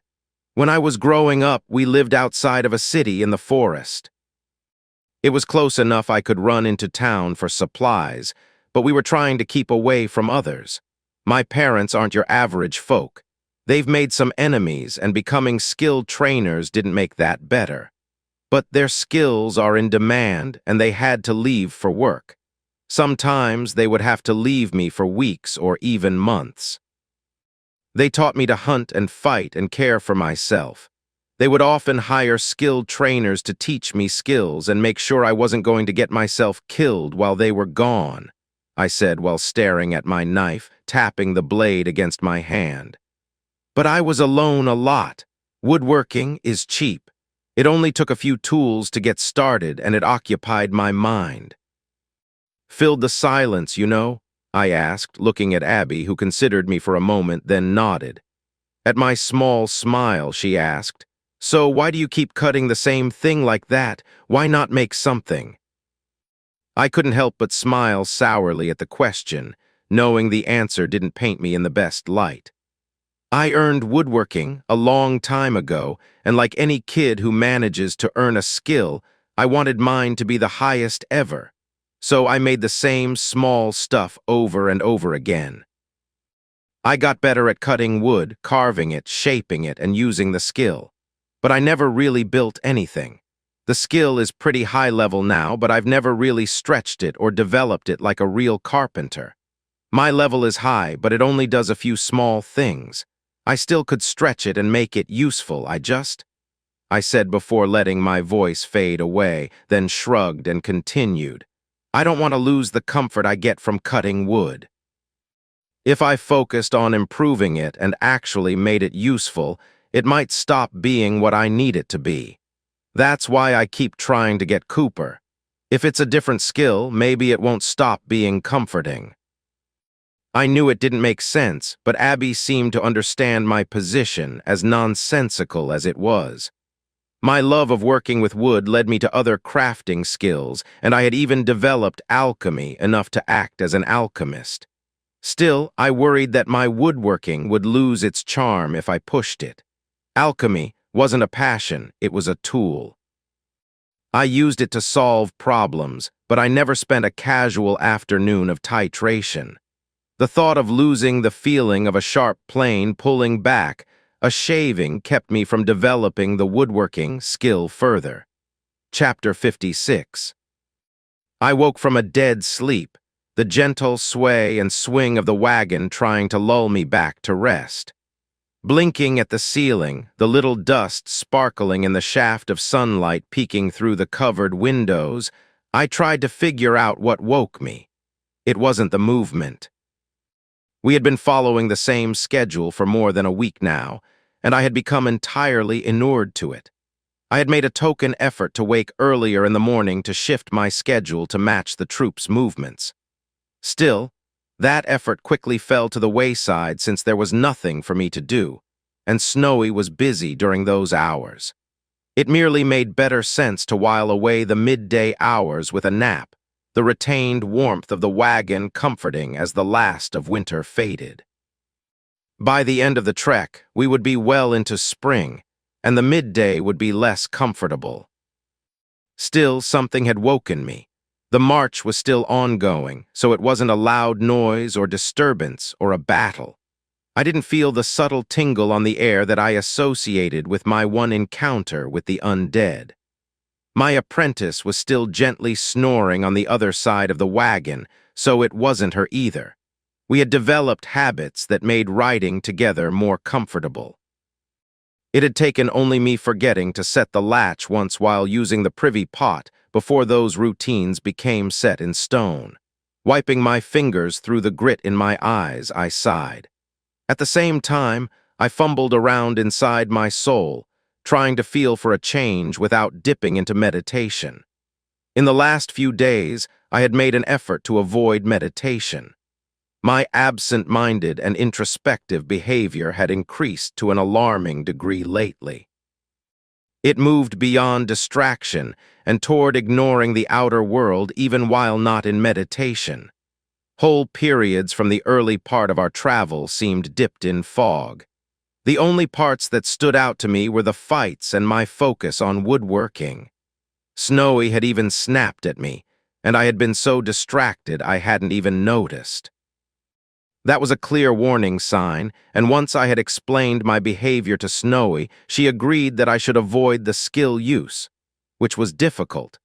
I didn't crave the silence and introspection of meditation how some men dreamed of ale, but it wasn't that far off either. Worse, I found myself slipping into meditation briefly during combat training with Snowy. These brief dips didn't seem to be as harmful to my attention to the world, but I knew too little about this danger to consider it safe from only this little exposure. Skills could have hidden risks. Skills changed a person as much as they changed the skill. Powerful skills, even more so. Silencing a sigh, I sat up and then poked at the feeling of my soul, then nodded when I could still feel the gentle ripples bouncing through it. Shuffling through my soul links as I thought of the connection between my soul and my students, I checked all the skill lists I had access to. Flicking through them was a much faster process now that I understood it. When I reached Snowy's skills, I stopped, then smiled. She had used her skill point and she chose a socially aligned skill, likely at the urging of her etiquette teacher. Socially adroit Tier 1, 2. Society is based on the give and take of individuals. Passive effect. Lesser, improved ability to express your emotions and mind. Lesser, improved ability to understand another's emotion and mind. Seeing the limited listing and the lack of active effect, I had to cringe. The skill only had the lesser components of the passive effect. That was going to be difficult for her to improve. Still, it was one of the broadest social skills, and at least she had the passive effects working for her. She might even see some use out of it during combat, both offensively and defensively. Altogether, it was probably the best choice she could have made. I knew that it was also well regarded among the nobles. With basic acting lessons, she could even use it similar to the way I used acting. However, it would take practice to maintain the correct mental state. Acting helped someone present specific emotions and body language. It was lying with feeling and the body instead of with words. Socially adroit made it easier to express emotions or intent, even if the other person wasn't proficient at reading them. Adding the additional step of pretending a feeling, it could replicate acting. Gently, I brushed against the blob of liquid mana in my soul and thought about why I had been putting off my own selection. I knew one of the reasons. I didn't want to waste my skill point, and I knew that I would regret not selecting something else, whatever I chose. I didn't regret the sudden gain in meditation, even if it was hampering my further growth. I made a choice to work on meditation, and I earned it. The skill point didn't feel like my own work. It felt like a sudden prize, a windfall that came from no effort of my own, so I was far more hesitant. It also didn't help that I had a smattering of training from nearly every skilled trainer that I had access to while growing up. Even when I didn't earn a skill, and in the earliest days of childhood, it wasn't possible to acquire skills, I still learned something from the training. Apparently, that training left an impression somehow, since my skill point was almost eager to let me grow in the direction of those long-ago lessons.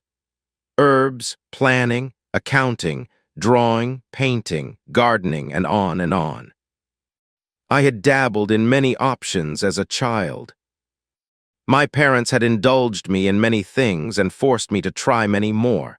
In some cases, they had simply exchanged training with other skilled trainers.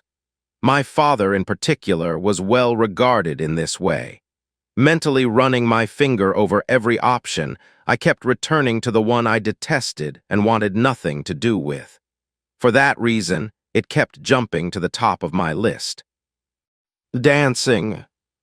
My mother spent months working with me as a child, trying to teach me to dance. I was not a fan. It felt like a frivolous and worthless skill. Even being able to dance without the skill seemed silly. The only reason I had spent any time on it at all was my father insisting that it was useful training for a warrior.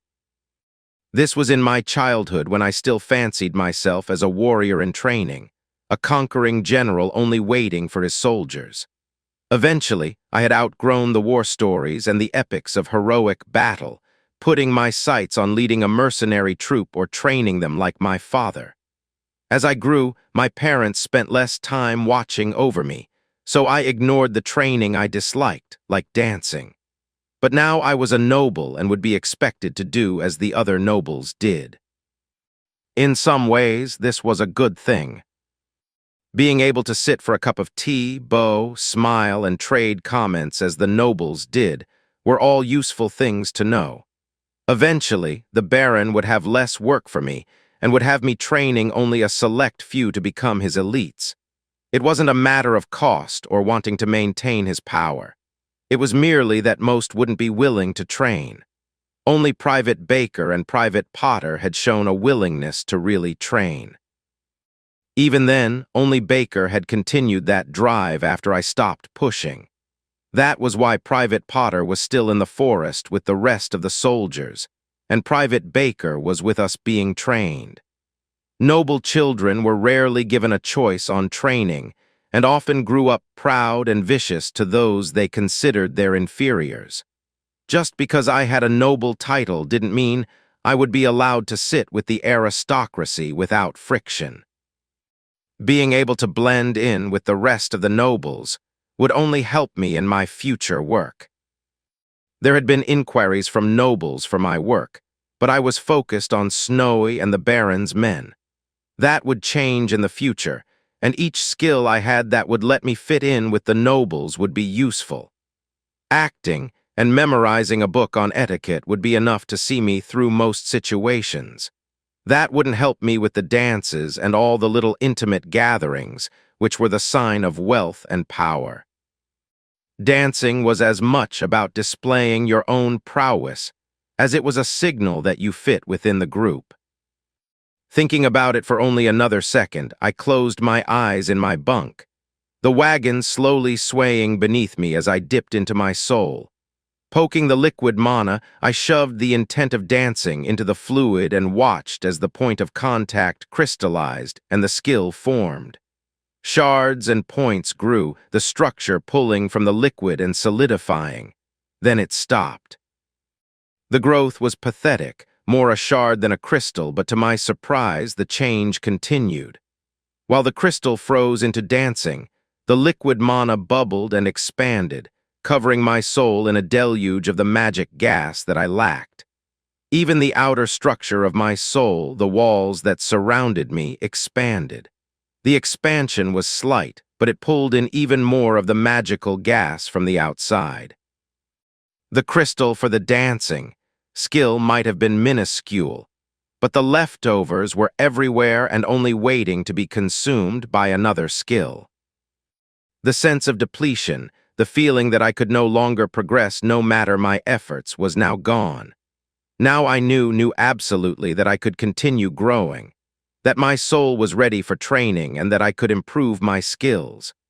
Looking back and forth within my soul, I could see my skills, some small, some large, and a fog of magic swirling throughout. Each of the crystals seemed to yearn and strain for change. They were beyond ready to increase. It felt like even the slightest change or improvement would spark another shift and growth. Tentatively, I reached out and brushed against one of my most potent crystals, alchemy. Sensations of smells and movement, timing and heat, cold and filtering, flashed through me. I was ignoring my pledge to avoid meditation and reveling in discovering my inner world and its potential. Somewhere in here was a way to use the magic of my soul. It was everywhere and I could almost taste it. Brushing against alchemy, again I tried to direct the growth, change the skill, and push the gas that swirled around it into the crystal protrusions. I fumbled my grip, slipping my mental fingers along the jagged shape in an oddly smooth and painless sensation. Despite my efforts, the gas continued to swirl and the crystal remained the same. Reaching out around the crystal, encompassing it in my mind, I held the crystal and the gas together in a bubble of will. The non-physical movement felt like grabbing a jagged shard of metal with my mind, swirling with smoke and biting cold. The mana resisted being shoved into the chips of solid mana. I hoped that pressing in this way would let me force the magic into the skill's crystal, but I had no luck. There had been a momentary slip, a feeling of the magic shifting, but the movement quickly halted. Opening my eyes, I looked around, disoriented. The wagon was still moving, the sway unchanged.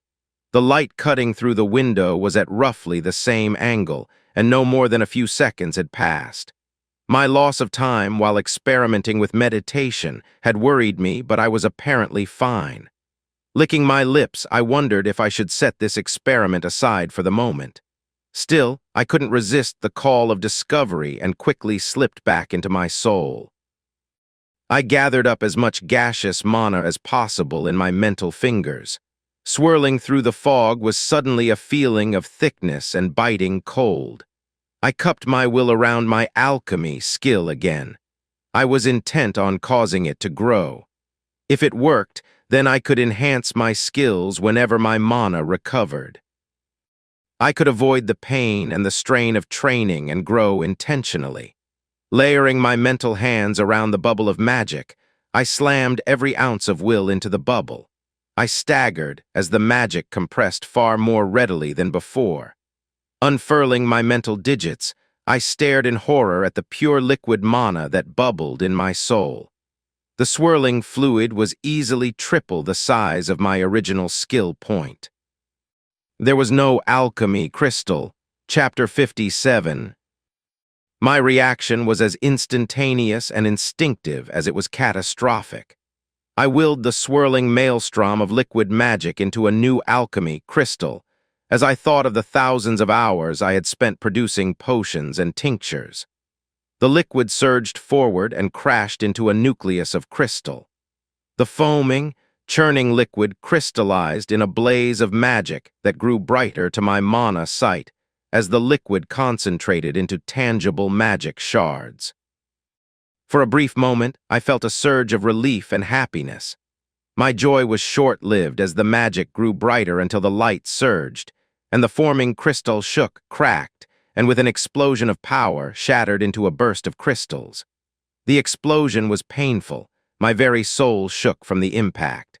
The liquid and crystals raged within my soul, but oddly never touched the other skill crystals.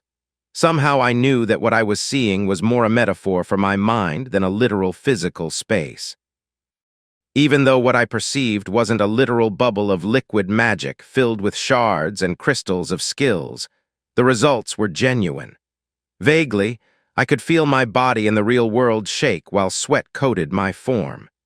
Each impact inside my soul caused my body to spew what little food still remained inside me. Worse, before the aftermath of the explosion had fully calmed, I could taste blood and feel it dribbling from my nose. My connection to my body slowly faded, but not before I could hear a female voice screaming. Voices screamed for me, and the whisper of liquid coated my body. I drifted inside my soul, slowly surveying the damage from the crystalline explosion. My mind felt adrift and disconnected, the effects of meditation even more pronounced than before. Still, I couldn't bring myself to care.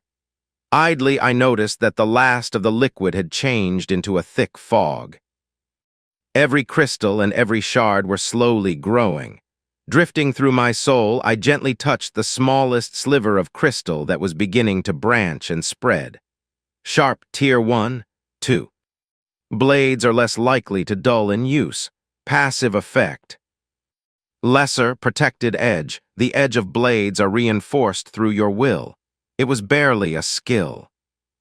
It was narrow, and somehow I knew that it would only work on small blades, nothing longer than a handspan. Odder still, I could feel how the skill was the smallest part of alchemy and could protect a knife while preparing ingredients. Yet it wasn't only for alchemy. The tiny sliver could fit and combine with woodworking, small blades, or even backstab. The fragment of crystal mirrored bits and pieces from other skills that floated nearby, the more significant skills drawn closer to the sliver from my attention. I knew things about my soul and the mana floating within it. I could see it, feel it, understand it, even if I couldn't put words to this knowledge. Before the thickened fog could thin, draining themselves into the crystals demanding growth, I reached out and held tight to the mana. Stretching my mind further, I froze the magical gas within me and locked it in position, the change halting at my command. Flexing my will, I directed the magic into the shard and forced it to grow and expand along a single axis. When the growth halted, the fog draining away to the same dribble that suffused from outside, I touched on the crystal's new outgrowth. Sharp Tier 1, 23. Blades remain sharp despite repeated use. Passive effect. Minor protected edge. The edge of blades are reinforced through your will. I could feel the difference even if the change was only lesser to minor. The passive effect had nearly become an active one with far more power. I could sense the difference, like a smell that somehow wafted across the nose and tongue, both flavor and taste, but neither at the same time. The new skill's scope was nearly double the protection of the original. It was still focused in one direction, just as the crystal had only grown along one axis. With a flex of will, the crystal shattered and returned to liquid.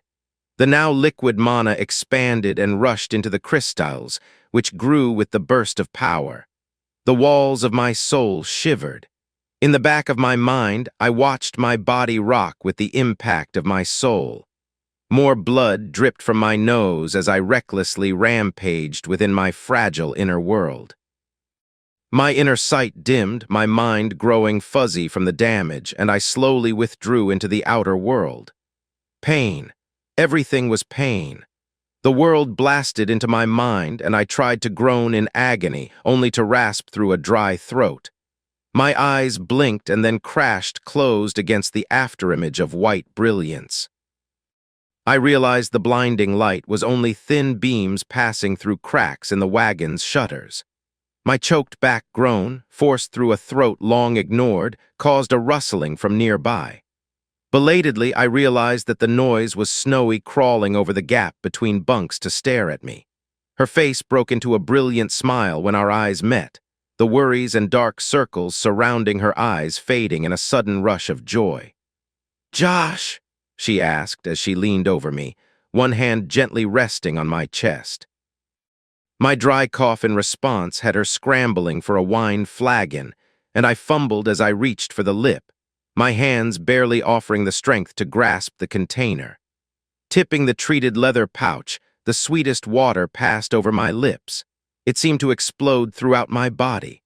My body absorbed the liquid like a dry soil after a summer rain, the feeling passing over me in a near-orgasmic wave.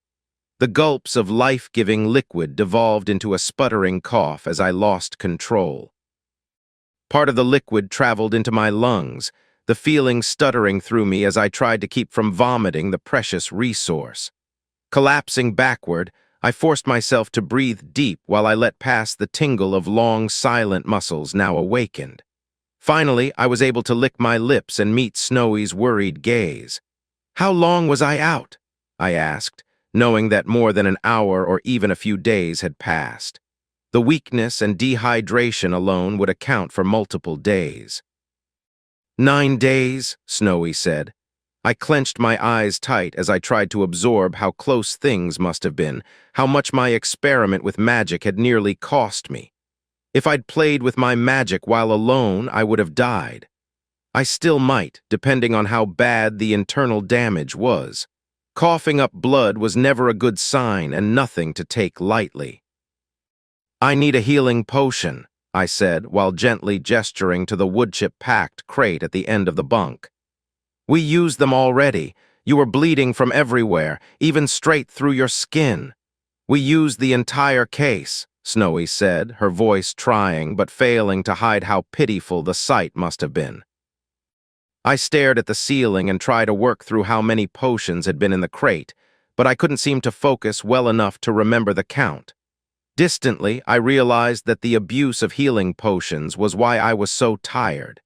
The healing came at the expense of my own body's resources, leaving nothing for my own use.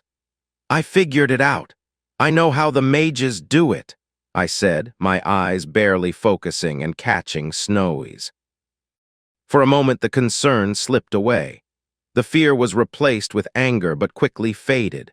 Reaching out, Snowy grasped my hand and gently stroked her rough fingers, hardened with hours of sword practice, across my hand. Raising my hand, she kissed the palm, then leaned in to kiss my brow, a sad smile replacing the fear. "This is what you felt when I had to ride out to battle, isn't it?" she asked, the question leaving me confused for a moment in my exhausted state. I could feel sleep calling me, but I managed to bring my mind back to focus on Snowy. I knew that something she just said mattered, that it was vital, but I couldn't force my mind to understand. Little clouds of thought floated through my mind as I drifted in and out of focus as black waves of exhaustion rolled over me. For a moment, I blinked, and Snowy was gone. Another blink, and the wagon was stopped. The world was dark and silent while gentle kitten-like snores sounded out from Abby's bunk. Part of my body screamed for food, but I couldn't bring myself to answer the call. When I next blinked, the wagon was well lit and rocking, the movement a comforting pattern that I had grown used to. For a second, I felt a distant question about what woke me, but the answer came from my stomach loudly grumbling for attention. The noise woke Snowy from her rest. When she noticed that I was awake, she rolled over and grabbed a bowl filled with a cold porridge. I tried to sit up to eat, but it was a failed attempt before my arms even moved. With a single gentle press of her hand, Snowy held me down and turned her focus to the spoon to scoop out the congealed food. I was barely able to thank her before she was shoving the wooden spoon past my lips. While I slowly chewed the gummy and tasteless mess, trying to avoid her gaze, she stared at me with a carefully neutral look. "You need to experiment with skills and train. I get it. I need to do my own training and fighting," Snowy said after shoving another spoonful into my mouth, the timing conveniently leaving me unable to respond. "I'm not going to ask you to stop, but could you wait until you recover? Maybe let us know before you experiment so the caravan isn't woken by the sounds of your apprentice screaming," Snowy asked, her voice going hard at the end. I wanted to sullenly respond, but the wooden spoon covered by gluey porridge halted my childish response, and it was childish. Once I had worked past my initial reaction to the rebuke, I could only nod. When I thought of Abby discovering my body sweating blood and shivering in pain, I could only shudder. If I had found someone like that, I would have been horrified. Waking to that nightmare would have been worse. I owed both of them an apology, and I needed to change my behavior. Seeing the regret in my eyes, Snowy simply nodded and continued to feed me. Chapter 58. What's this, not publishing this late at night? Yea, now that I wasn't in my soul repeatedly inducing damage, Mother Tin was able to help me heal the last of my injuries. I ignored her healing methods in dignity and even managed to thank the caring woman when she was done, but the damage was still severe. The direct physical injuries were mostly healed already. The high-end healing potions were able to heal the damage I experienced from my reckless behavior. Combined with Mother Tin's earlier efforts, they saved my life. Despite the healing, my body had used vast amounts of resources. It had even begun to cannibalize itself in its efforts to heal me. When I realized how many ribs were showing and how my muscles had worn away, how close I came struck me. If we had been home, I might have survived with multiple mothers healing me. Being on the road, I only had the excessive numbers of healing potions because I was unwilling to waste my supplies. If I had been just a bit lazier or had a few less expensive stores, I wouldn't have made it. Mother Tin hadn't said it directly, but she made it clear she wouldn't have been able to keep up with the continuous damage. I was now healed, but that didn't negate the severe malnourishment I was now suffering under. Snowy had taken to stuffing me with food after her practice, while Abby took on the duty during breakfast and lunch. For the first few days, I was either asleep, eating, or red-faced as I passed waste into a chamber pot that Abby would empty. My apprentice took pains to embarrass me over having to clean my chamber pot, which quickly cleared me of that emotion. I was the master, she was the apprentice. Part of an apprentice's duty is to be embarrassed by their master, not to embarrass them. The first week passed in a blur of sleep and recovery, but then my need for sleep waned, and I began to take small steps in recovering my physical condition. I was bouncing back relatively fast. Healing potion abuse is the generic term for someone who used healing potions to excess. It was a well-known condition, usually suffered by nobles and young masters of merchant houses, and considered a viable training method by some trainers. It caused a marked reduction in the body's ability to heal itself and a tendency to revert back to the pre-abused state. The idea was to force-feed them high-nutrient food, healing potions, and drive them through harsh training. When their body rebels against the healing potion, slow the activity and maintain it at the lower level until the body recovers. If the exercise load is reduced too far, the body will quickly revert the growth. I was on the flip side of the equation. My body wanted to be stronger, faster, and generally healthier. The healing potion abuse was keeping my body from recovering. As the buildup of magical components drained out of my body, and my foul waste said I was rapidly reverting to my pre-injury state. It was a rarely experienced effect, but one I was desperately glad to have. While my first week was a stretch of unconsciousness with marked wakefulness, my second week was the reverse. I was awake and wanting to move but mostly unable and reduced to short periods of sudden sleepiness. That second week was hell. I wanted nothing more than to dip into meditation and investigate the many shards of skills floating inside my soul. I could feel the thick magical gas wafting through my inner space, calling for me to dedicate it to one of my skills. Worse, I could sense what felt like the barest glimmer of new skills revolving around recovery, poking at my mind. Everything I was and all my training nearly screamed at me to practice my new skills, but I managed to resist. While my body had recovered, my soul felt bruised and sore. As much as an incorporeal semi-hallucination could feel sore anyway. This didn't mean I stayed out of my soul or free from meditation entirely. I performed careful excursions into my soul while under Abby's nervous gaze. My intent was to examine the damage and not touch or play with any of the many fragments. What was interesting to me was the discovery of soreness when viewing my skill list. I could feel the same sensation of running my tongue over a cavity that I felt when gently touching the crystals inside my soul. Another exciting discovery was that some shards didn't show themselves as skills within my skill list. Instead, they felt like a small aspect of a skill waiting to fit like a missing piece in a crystal. These little adventures into my inner world were short-lived, mostly hands-off, and I limited them to no more than once a day. The oddest part for me was having Abby watch over me. I wasn't used to having someone I could trust regularly protecting me like that. I would dip into the deeper parts of meditation and spend the time looking around my inner world and come out to find that only seconds had passed or hours. There didn't seem to be any kind of correlation for how much time passed. But no matter what, Abby was there waiting for me when my eyes opened.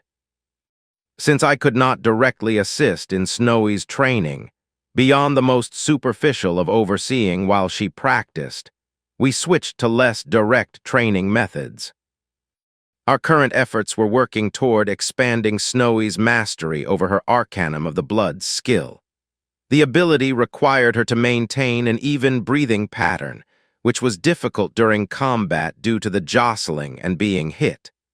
Snowy found it oddly difficult to maintain her skill when she wasn't using her native tongue, or when trying to follow all the polite social rules. It was charming to me that trying to remember the right way to bow was more difficult for Snowy than the stress of having someone try and cleave her head from her shoulder.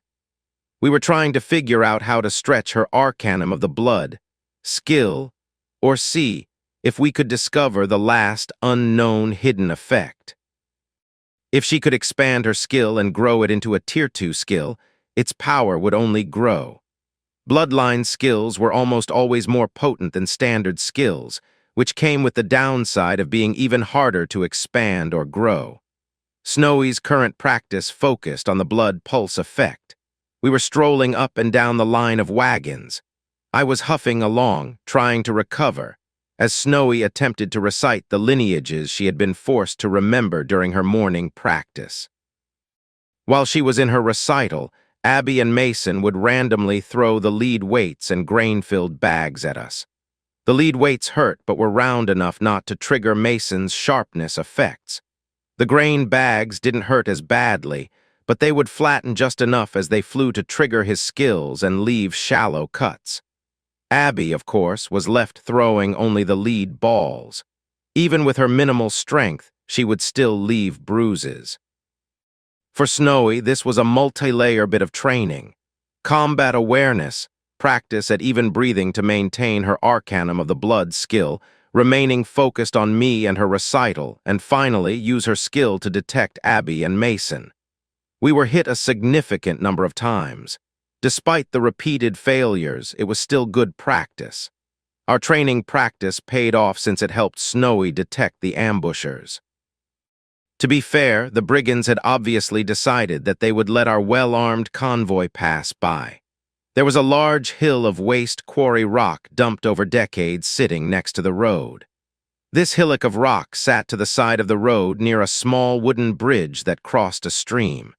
When the creek flooded, the rock waste could be used to recover the bank if the bridge was washed away. Using this rock waste, the bridge could be quickly rebuilt, and the road reopened. It was a quick and easy cost-saving measure, only requiring the use of prisoners to move the rock. It was likely a labor-saving effort for the quarry owner as well. Unfortunately for our would-be thieves, The rock hill didn't stop whatever allowed Snowy to detect heartbeats. We were hiking beside the wagons as they slowly rolled forward. My exercise goal was to reach the head of the line and then return, and so far I was managing to reach the front faster each day. When we began to pass the rock piles, Snowy snapped her head up and around, the gesture I had become used to when her skill surprised her. She had described it as someone jamming a sharp stick into her mental eye, and so I had some sympathy for her, but it was still a response we would need to reduce. After her movement, she rushed toward the wagon's front, gesturing to each of the soldiers as she passed. When she had enough of them ready, she ordered them around the hill.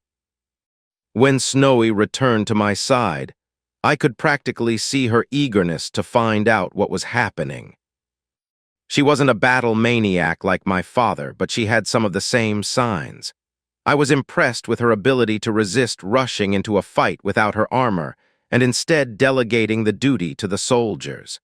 When the soldiers returned with 4 young men and a young woman, each outfitted with crossbows, the wagons halted.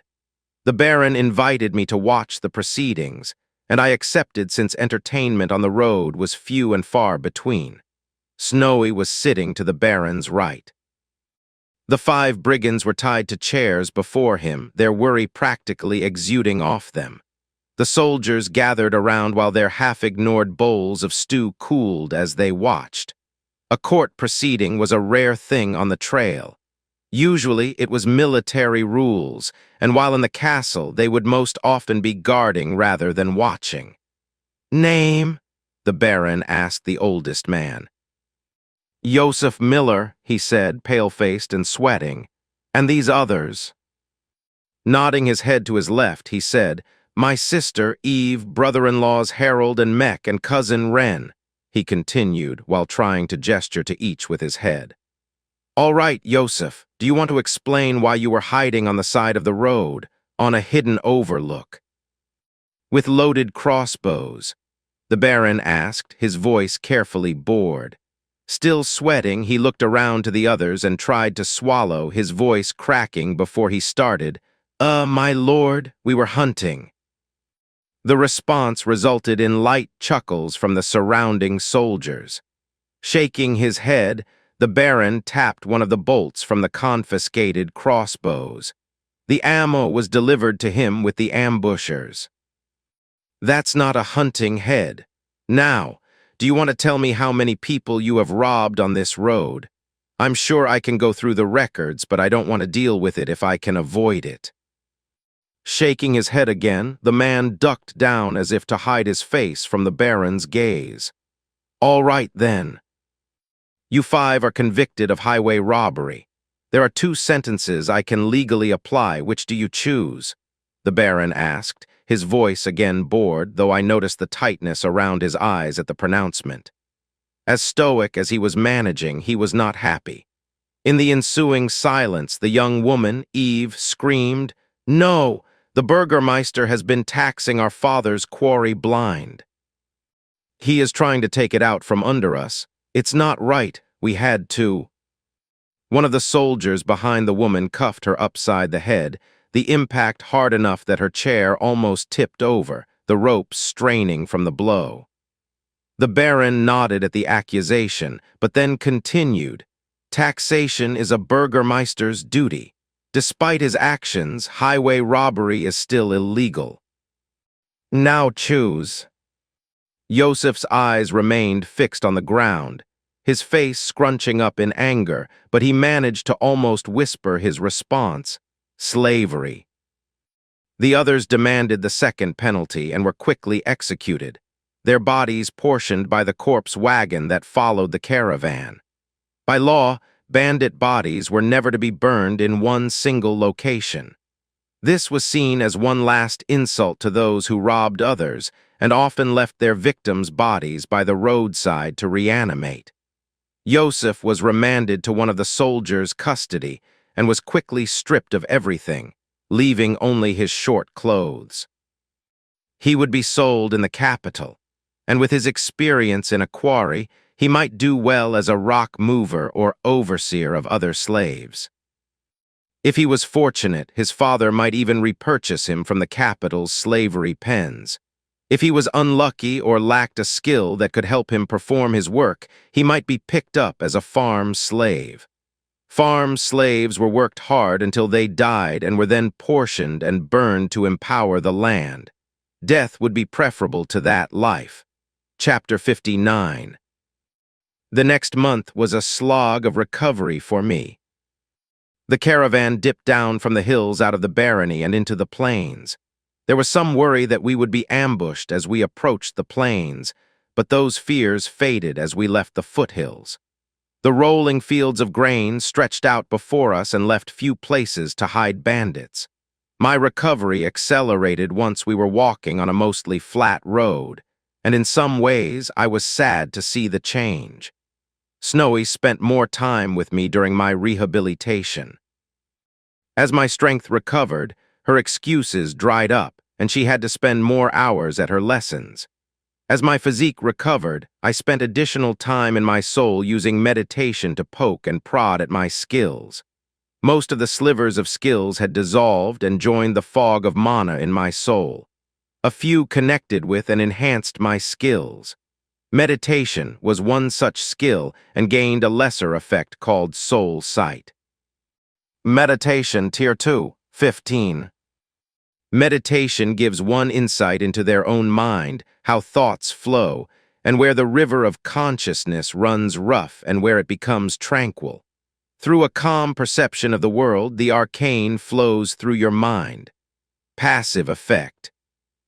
Lesser inner stability, slight resistance to effects that would alter your perceptions and actions. Lesser, mana flow, slight increase in mana recovery. Active trigger effect. Major, improved perceptual effects.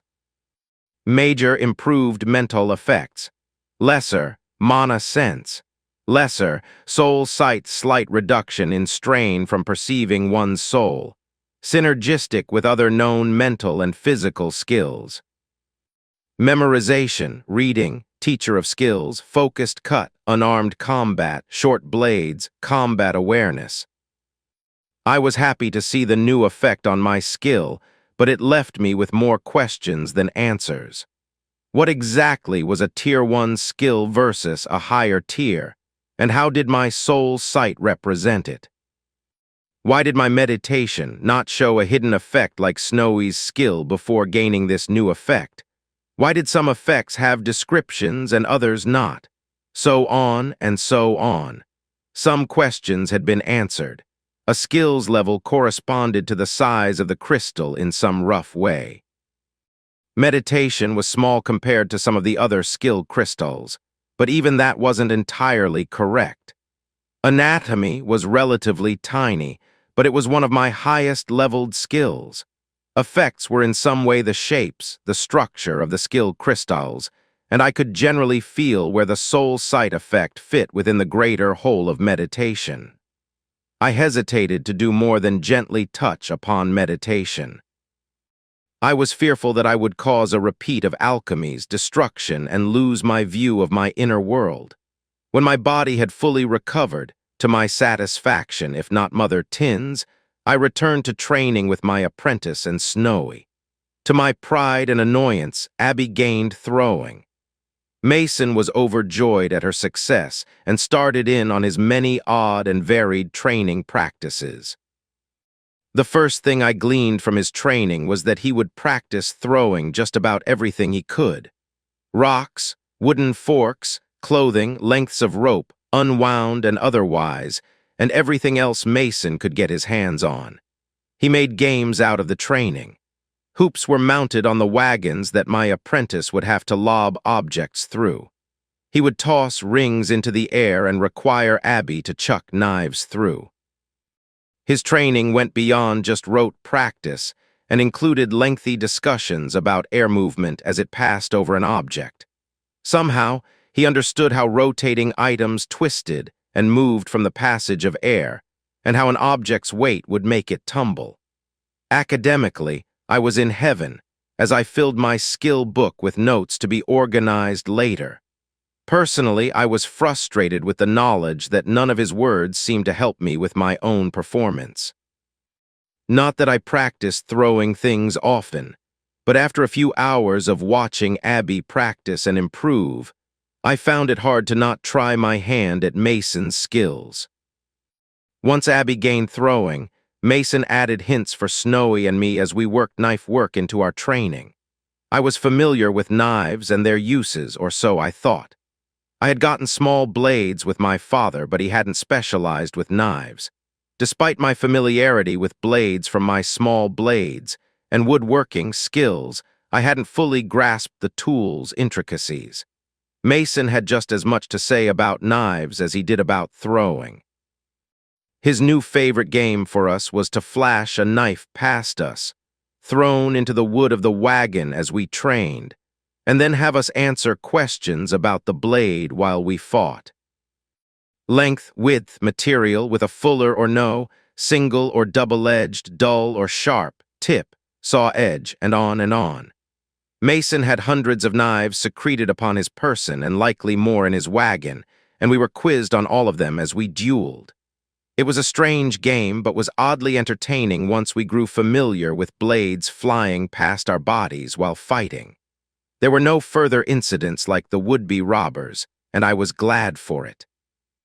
Snowy had been uncomfortable with the entire affair. Not, as I had first thought, with the sentencing of the robbers.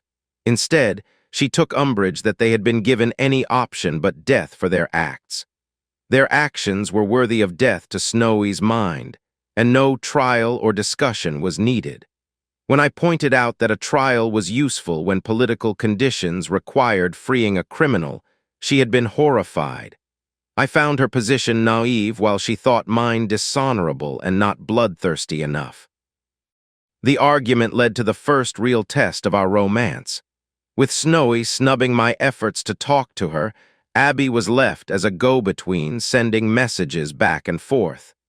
Still, the uncomfortable chill only lasted a couple of days before Snowy returned to combat training, and our disagreement was quickly dropped. Neither of us changed our stances, but we didn't argue with each other over it either. I had an uncomfortable feeling that this would be something that could come back to bite Snowy once she replaced her father. Still, it wasn't something for me to deal with. Having Snowy known as a bloodthirsty but honorable ruler could only help when Snowy's word was my protection instead of her father's. When the capital came into view over the rolling fields, it was breathtaking. Large, thick white walls surrounded the city, overlooked by a gigantic castle of dark gray stone. The castle was built on one of the few hills on the plains, and it loomed over the city. Basking in the shade of the castle were the mansions of merchant houses, nobles, estates, and the soaring edifice of the Mage Guild Tower. Below the sprawling estates were the guild halls. Advertising their economic power, the guild halls were decked with glass, stone mosaics, and slate roofs. Spreading out beyond the guild halls were the homes of the actual guild members, the trade houses, and the craft buildings formed the Crafters' Way, the most outstanding collection of crafters on one street in the kingdom. Sprawling even further out were the houses, rental homes, apartments, inns, and lastly, the slums, the edge of which was only barely visible beyond the walls. The sprawling cone shape of the capital made the walls nearly useless defending against siege weapons, but they were more than capable of stopping the occasional horde of goblins, orcs, centaurs, or other monsters. The tiered structure, each surrounded by an outer wall, also stopped those of the previous layer from encroaching further up the hill. Running through the city were inner walls that could further subdivide the city. The gates of the inner wall would only close during a reanimation outbreak, or if the outer wall was penetrated when the sections had to be isolated from each other. We pulled through the city's gate, continued down the main street, and slowly edged up the hill towards the highest mansions. We eventually turned through the wrought iron gates of an estate smaller than many of those surrounding it. Even with it being smaller, The wealth on display was overwhelming. Beyond the gate was a paving stone pathway that meandered through the grounds, through gardens with high hedges and a glass greenhouse stuffed with alchemy herbs. Once we were on the estate grounds, the wagon train slowed while the attendants organized and unhooked each animal. Snowy gestured Abby and me forward from her spot near the front of the caravan. As we approached, she turned and walked to the open doors of the grand entrance hall. Inside the greeting hall, the Baron spoke to a collection of servants standing at attention. "Ah, here they are," the Baron said while gesturing to the three of us to approach. "This is," the Baron said, then glanced to the maid who answered, "Mila, my lord." "Right, Mila. She's the head maid in charge of the family hall. She will be in charge of your attendants, Alexis, Abigail," the Baron said, then turned to me and draped one of his massive arms over my shoulder. Gesturing the two ladies away, he directed me to a dour-looking man in a butler uniform. "This is Marcus. He is my personal butler, but I've put him in charge of your suite while we are here." "Your suite is straight across from my daughter's," the Baron said. Almost gently, he pulled me along in his wake, away from the servants and into another room. After we entered, he released me and opened a cabinet and pulled free a large, corked glass bottle. Lifting the glass for a second, he raised an eyebrow at me, but at my head shake, he shrugged and grabbed a single wine glass for himself. Pouring himself some of the wine, he relaxed into one of the chairs and gestured me to the other chair before sipping his wine. Flopping down in the chair, I stared at the Baron while he sipped his wine and scrutinized me. The silence dragged out as the Baron swigged his wine and then sneered at the glass. "I hate wine, terrible stuff, but if you want to deal with the other nobles, you have to do as they do. Wine, dances, parties, buying idiotic trinkets, and cavorting about like morons," the Baron said with a frown. Glaring at his empty wine glass, the Baron dropped into silence. The Baron was oddly distant during our trip, and we hadn't said more than a handful of words to each other the entire trip. I spent most of my time training Snowy and some of the soldiers, but it was still odd to have said more words with the caravan's cooks than the Baron during that time. He had obviously been avoiding me. Eventually, the Baron glanced up at me and put his glass down. It was strange to see the Baron gathering himself to speak. It was the first time I had really seen him hesitant. "My girl loves you. I don't know if she's said it to you yet, but I can see it," the Baron began in a subdued tone. "I missed my little girl's childhood. When she was banished, I wanted to kill them all, every last one of them." I waited, watching as the Baron's large hands flexed for a moment, his eyes drifting away before his knuckles popped and his hands opened wide. "But politics says otherwise, and it would hurt my little girl. That's the last thing I want. I can't kill those assholes, I can't even punish them," he said before raising his eyes to my own. "She wants you, so I'm going to throw my support behind you. I have a duty to my king, and you've blundered into that, but it's fine," he said, then grabbed his glass and stood to pour himself a refill.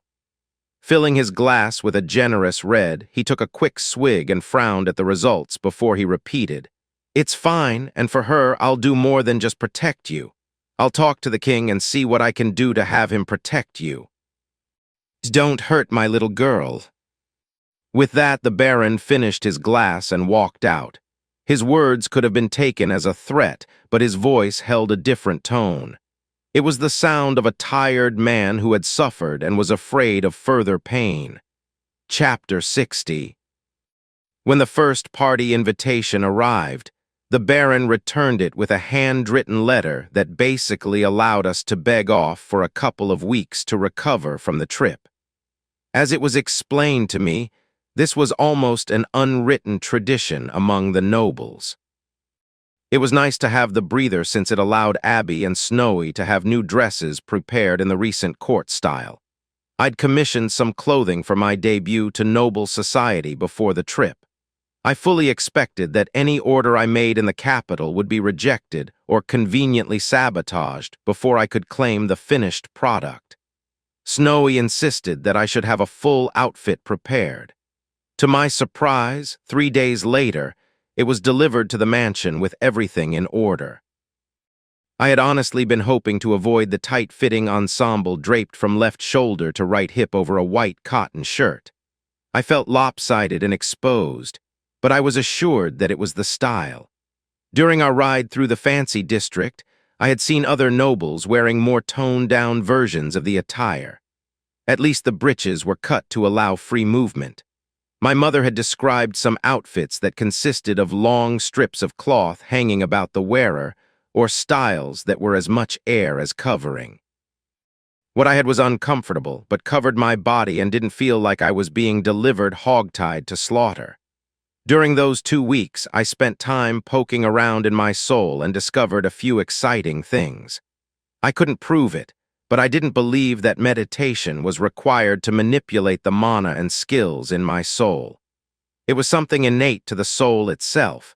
Likely it could even be duplicated without soul sight, but I couldn't imagine the difficulty.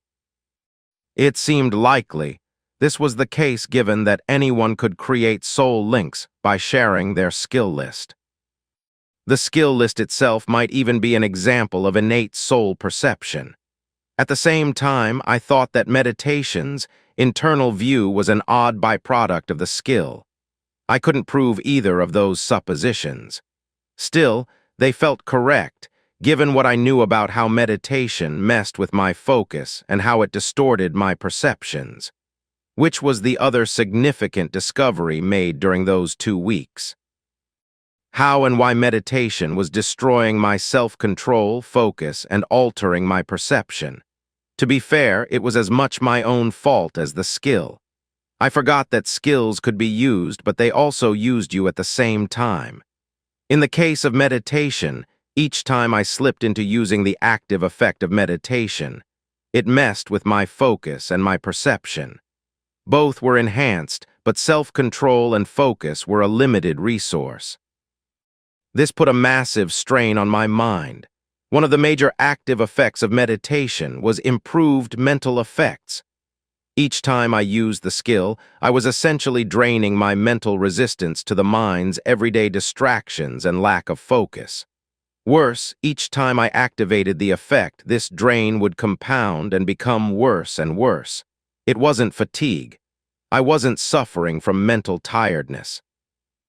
It was more like it drained my ability to pay attention and stay focused, and to resist the ordinary mental temptations that I would typically casually shrug off.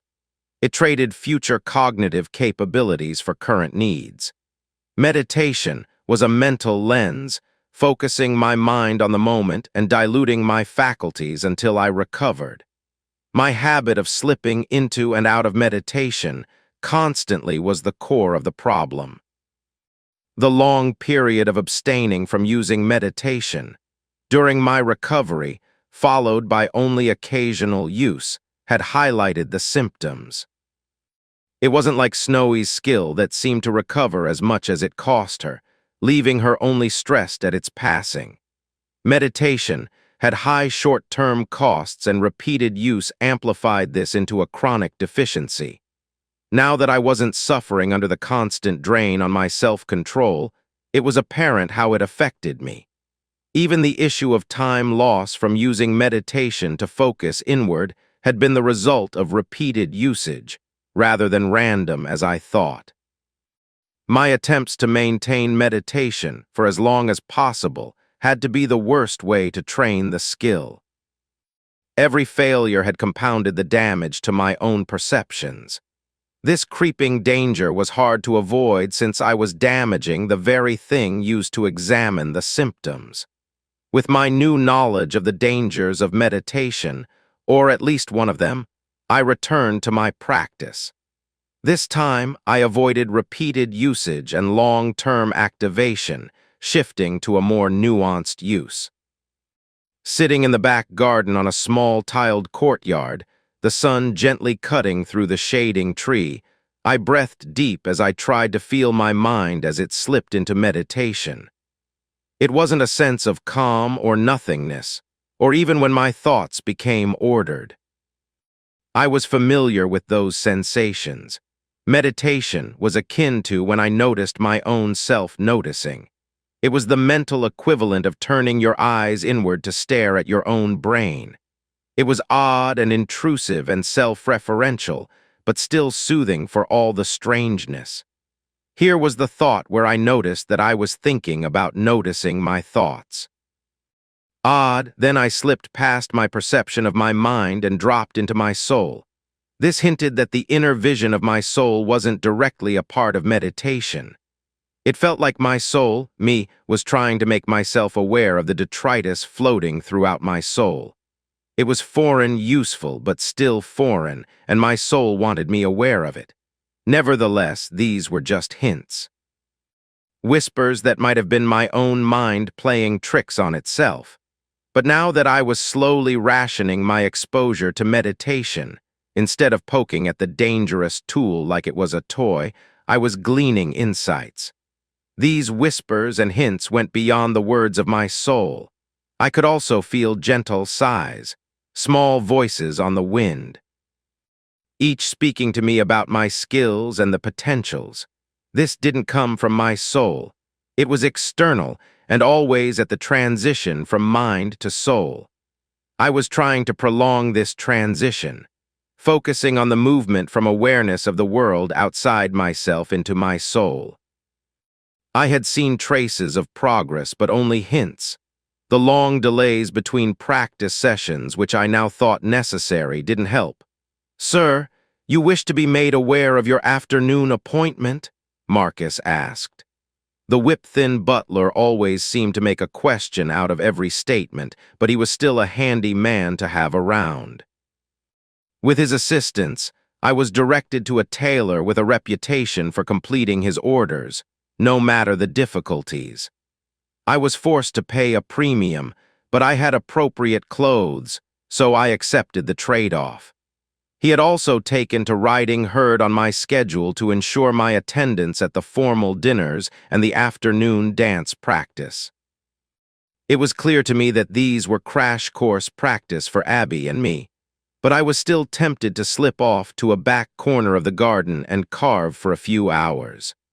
Breathing deep the fresh garden air, I followed Marcus around the winding stone steps to the mansion.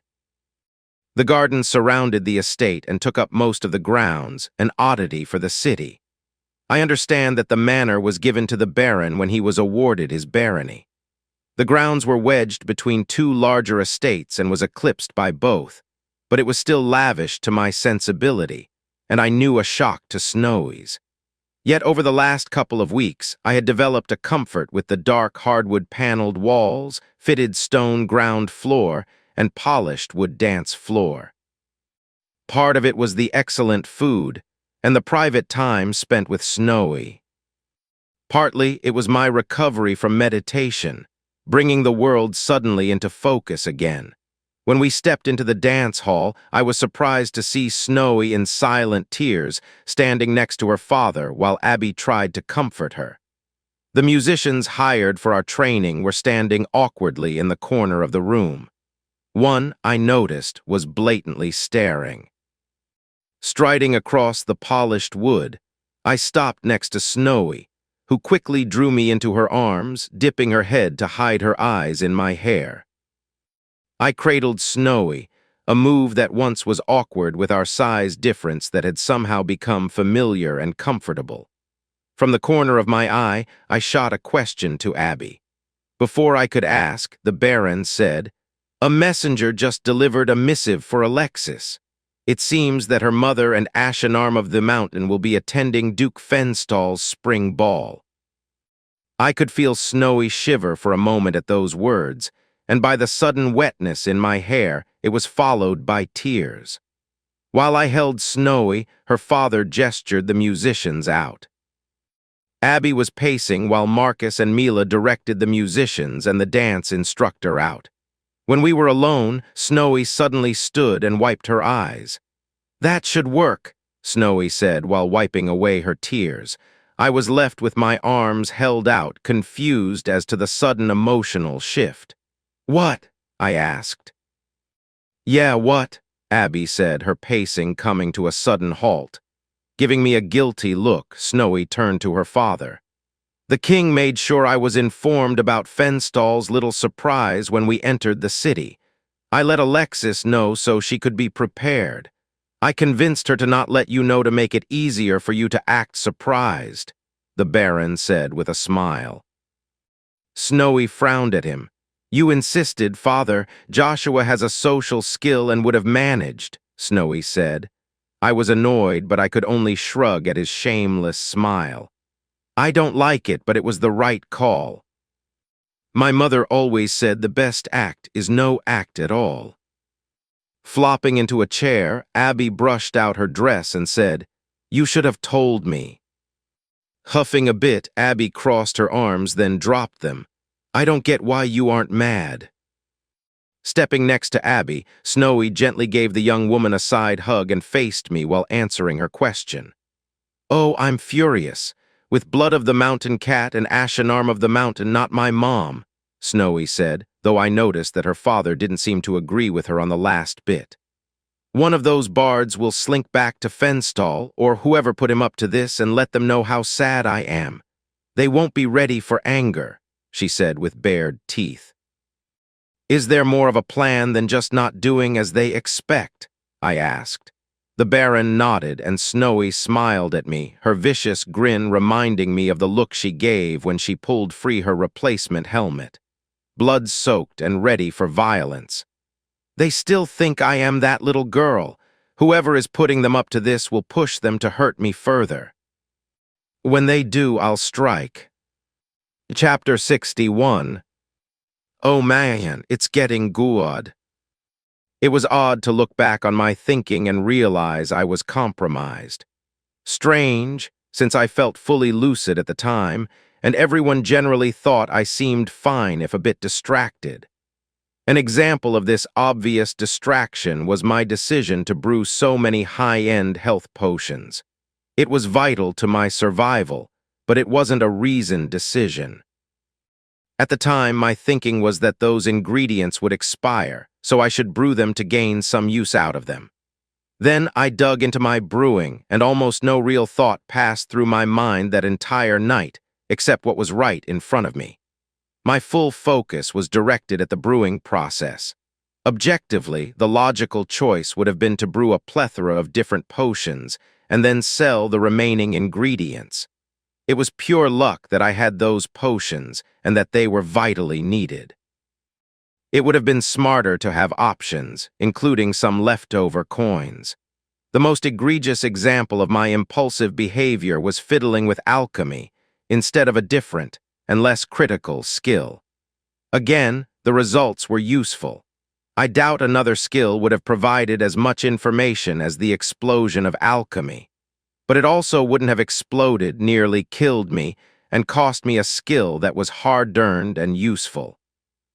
I was still profoundly annoyed by the loss of alchemy, even if I doubted I would ever be able to slip back into the role of an apprentice. No, I had thoroughly hitched my wagon to Snowy and her father. If they succeeded, I would be one of the only openly practicing skilled trainers in the kingdom. If they failed, I doubted I would live much longer than they would. Everything else stemmed from that one, nearly impulsive decision to work with the Baron instead of using my well-prepared escape plan, which was why I was moving through the slums near the outer wall. Snowy, Abby, and I left together for the trade district, but I quickly slipped away from the girls and our watchers so that I could meet a contact of the skilled trainers. As proof of how badly my thinking had been compromised, it wasn't until the skilled trainers delivered a letter that I even thought of an escape route. Planning to survive failure was basic spycraft. Always have an extraction method. Now that my brains weren't acting like a puddle of mud, I could prepare for the long term, and an escape route was first on the list.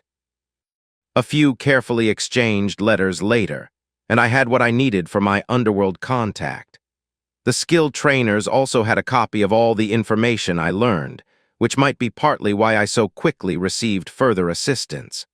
Slipping down the dark alley, I checked to be sure the curb brick that named the streets had the words Ivy/Steel etched clearly. The kingdom had given up using signs at the slum's crossroads. They were quickly stolen and burned for warmth. Engraved bricks might not be as easy to see from a wagon, but they had the benefit of not disappearing. It was a tad cliché to use a location that references such dark tones. Still, it did make it easy to remember the area.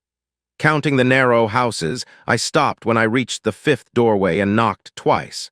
Stepping to the side opposite the hinge, I waited. A gentle thump and whisper of movement passed through the door from inside, quickly silenced. Then came the sound of wood sliding on wood. I didn't see a peek hole on the door, but it was dark enough that I might have missed it. Tapping my side, I signaled that I was offering a transaction in hand can't. This time the thump was louder and was followed by the squeal of unlocking metal. The brute handling the door when it swung open was huge, gigantic in fact. The man might even be part giant for all I could tell given his size, slanting forehead, and mismatched teeth that showed as he grinned and gestured me through the door. I refused to pause, knowing that any trouble I had would result in retaliation by the skilled trainers. Reticence would likely cost me with higher prices or worse service. I didn't look the part of a hard-bitten thug, but I could at least act as if I dealt with them regularly. It wasn't much, but it might help. The inside was surprisingly clean, unexpectedly so for the slums.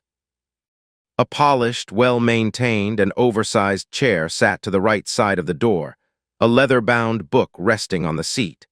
Seeing the direction of my eyes, the giant man's smile grew, and he gave me a wink, then let his face slip slack-jawed as if he was simple-minded, then his smile returned. The action was so sudden and odd for the situation that I almost giggled. This giant of a man had completely unbalanced me with just a knowing look and a silly grin. For a second I relaxed, then tensed as my acting and meditation both poked me, informing me that something was messing with my mind and ruining my performance. The giant palmed his book and straightened his tunic with a gentle tug. Then the large man gestured me down the hall ahead of him with another friendly smile, when I returned with acting, blazing away at full tilt. This man was dangerous, and not just due to his size. He knew that I had caught that he wasn't just a large, stupid man, so he then tried to mess with my head using a skill while pretending to be a goofy, friendly giant. A trope that was well known in the bardic tales, but one I had no interest in believing. I didn't know if this was an effort just for me or his usual way of handling things. Either way, I could feel an itch between my shoulder blades as I walked down the dimly lit hallway. "Here," the man said when we reached an open door. Stepping in, I smiled at the decent light entering through a glass skylight, the sight making it clear that someone with money lived here despite the neighborhood. The room was a study, remarkably similar in style to the Baron's, though smaller. Closely packed with an unlit fireplace, 2 comfortable chairs, and a thick wooden desk housed in the corner. Besides the size, the room was also far less geared to comfort than the nobles. It was a room for business and work, not warmed with mead and rugs, tapestries, and sconces. The large man passed me silently despite his bulk, then gently lowered himself into one of the chairs, his body straining the expanse of the large seat. Even relaxed, his large frame seemed to fill the room. Again, my meditation skill hinted at some kind of mental manipulation being applied, and acting poked at me for losing the thread of the persona I was portraying. This was no mere thug, no door watcher. This man was fundamentally dangerous in both body and skill. "You didn't fall for my dumb brute act, good for you. I like you better already. I'm Jorge," he began with a giant friendly smile, one that triggered my skills yet again. I had the sudden urge to let him know exactly how far I had seen through his act. Wiping the smile from his face would have been deeply satisfying. I wanted to prove to this black market trader that he wasn't the smartest man in the room. Giving the large man a friendly smile, I sat across from him next to the fireplace, letting my body clearly show how happy I was to see a friendly face. "Thank you. The skilled trainers recommended you for my needs. We only work with experts, so I'm glad to have access to your services," I said, worrying that I had put on my friendly and impressed act a tad thick, but he seemed to accept my words at face value. Or, at least to my eye, he appeared to fall for it. "So, what do you need?" My contact wasn't clear about your specific needs, only that they would be unique. That was still more information than I wanted this man to have. I had hoped to keep the smuggler in the dark, but a bare amount of information was probably required to earn this man's services. New customers would be the easiest way to infiltrate his network, so each would be a risk. Leaning forward, I passed Jorge my folded list of glassware and a few alchemy supplies. I selected cheap components, but these were required for more complex potions. I was hoping to test if I could re-earn my alchemy skill. If that worked, I would sacrifice it again and attempt to reform it while trying to modify the skill as it grew. This seemed like a slow but safe way to test this new technique. My hope was that I could shift parts of my developing skill and focus on powerful active effects spells by any other name. Leaning back, the man scanned over my list, then tapped the arm of his chair as he stared at me. "It looks like you are training someone in alchemy," Jorge said, his smiling mask slipping a bit as the keen mind showed through.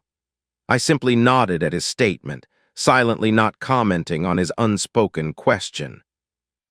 Obviously, he was fishing for more information. If he had any sources at all, he had to assume I was training someone else. After all, it was well known that I had alchemy. It would be worrying if he knew that I was trying to recover my skill, which only a few people should know. I shifted, letting my discomfort with this man shine through, hopefully helping him come to the wrong conclusion. "Very well, I can get these ingredients.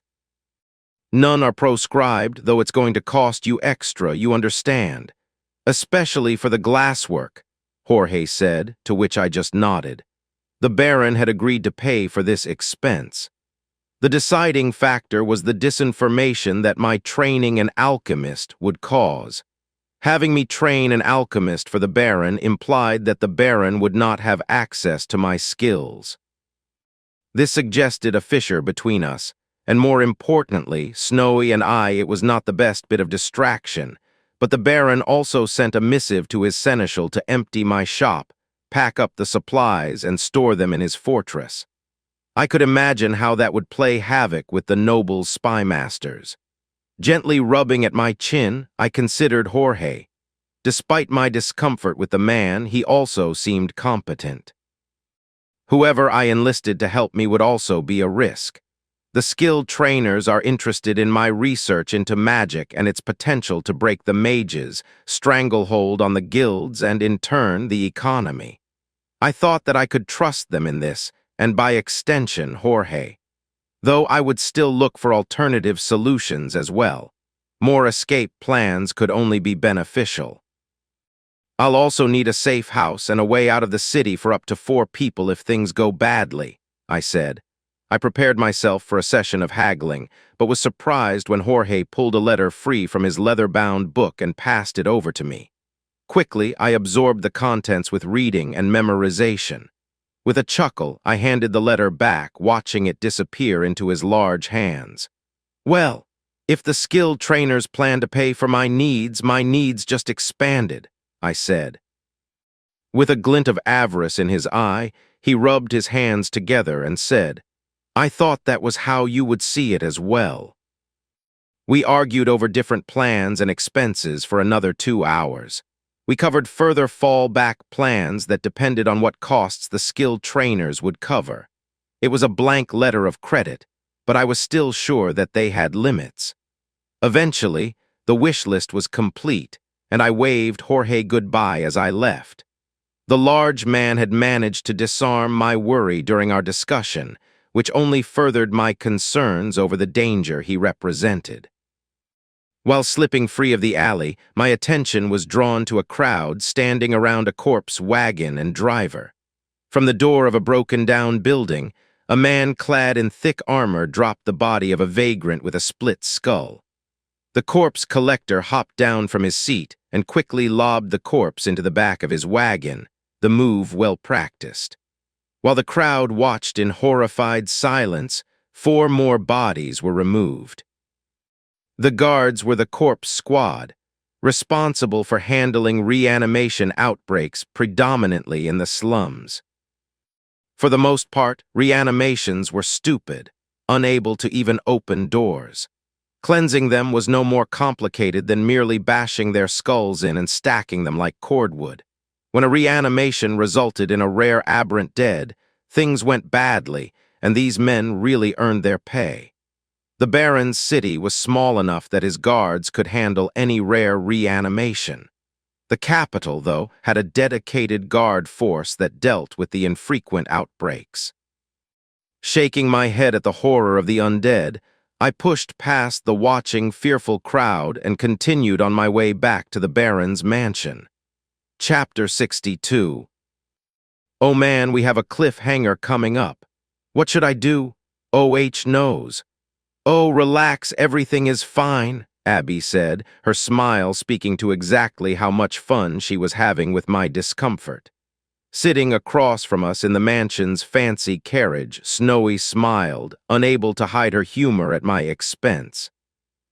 Tugging again at the single long sleeve and its attached glove, I tried to find a comfortable way to sit with Abby hanging off my bare arm. That Abby was wearing a dress with far more cleavage showing, and that she kept pressing herself against my arm made it all the more uncomfortable. The tunic was a deep black overcoat, the right full-length sleeve the same rich darkness as the tunic with an attached, dyed leather glove. The tunic cut down to my left side from the right shoulder and clearly showed the white, short-sleeved silk undershirt. I had been comfortable with the plain white undershirt, but Abby had insisted on the silk alternative, and Snowy agreed. My apprentice was draped in a white dress that accentuated her short stature and slight figure. Her dress's small accents were light lines of yellow thread at the plunging neckline.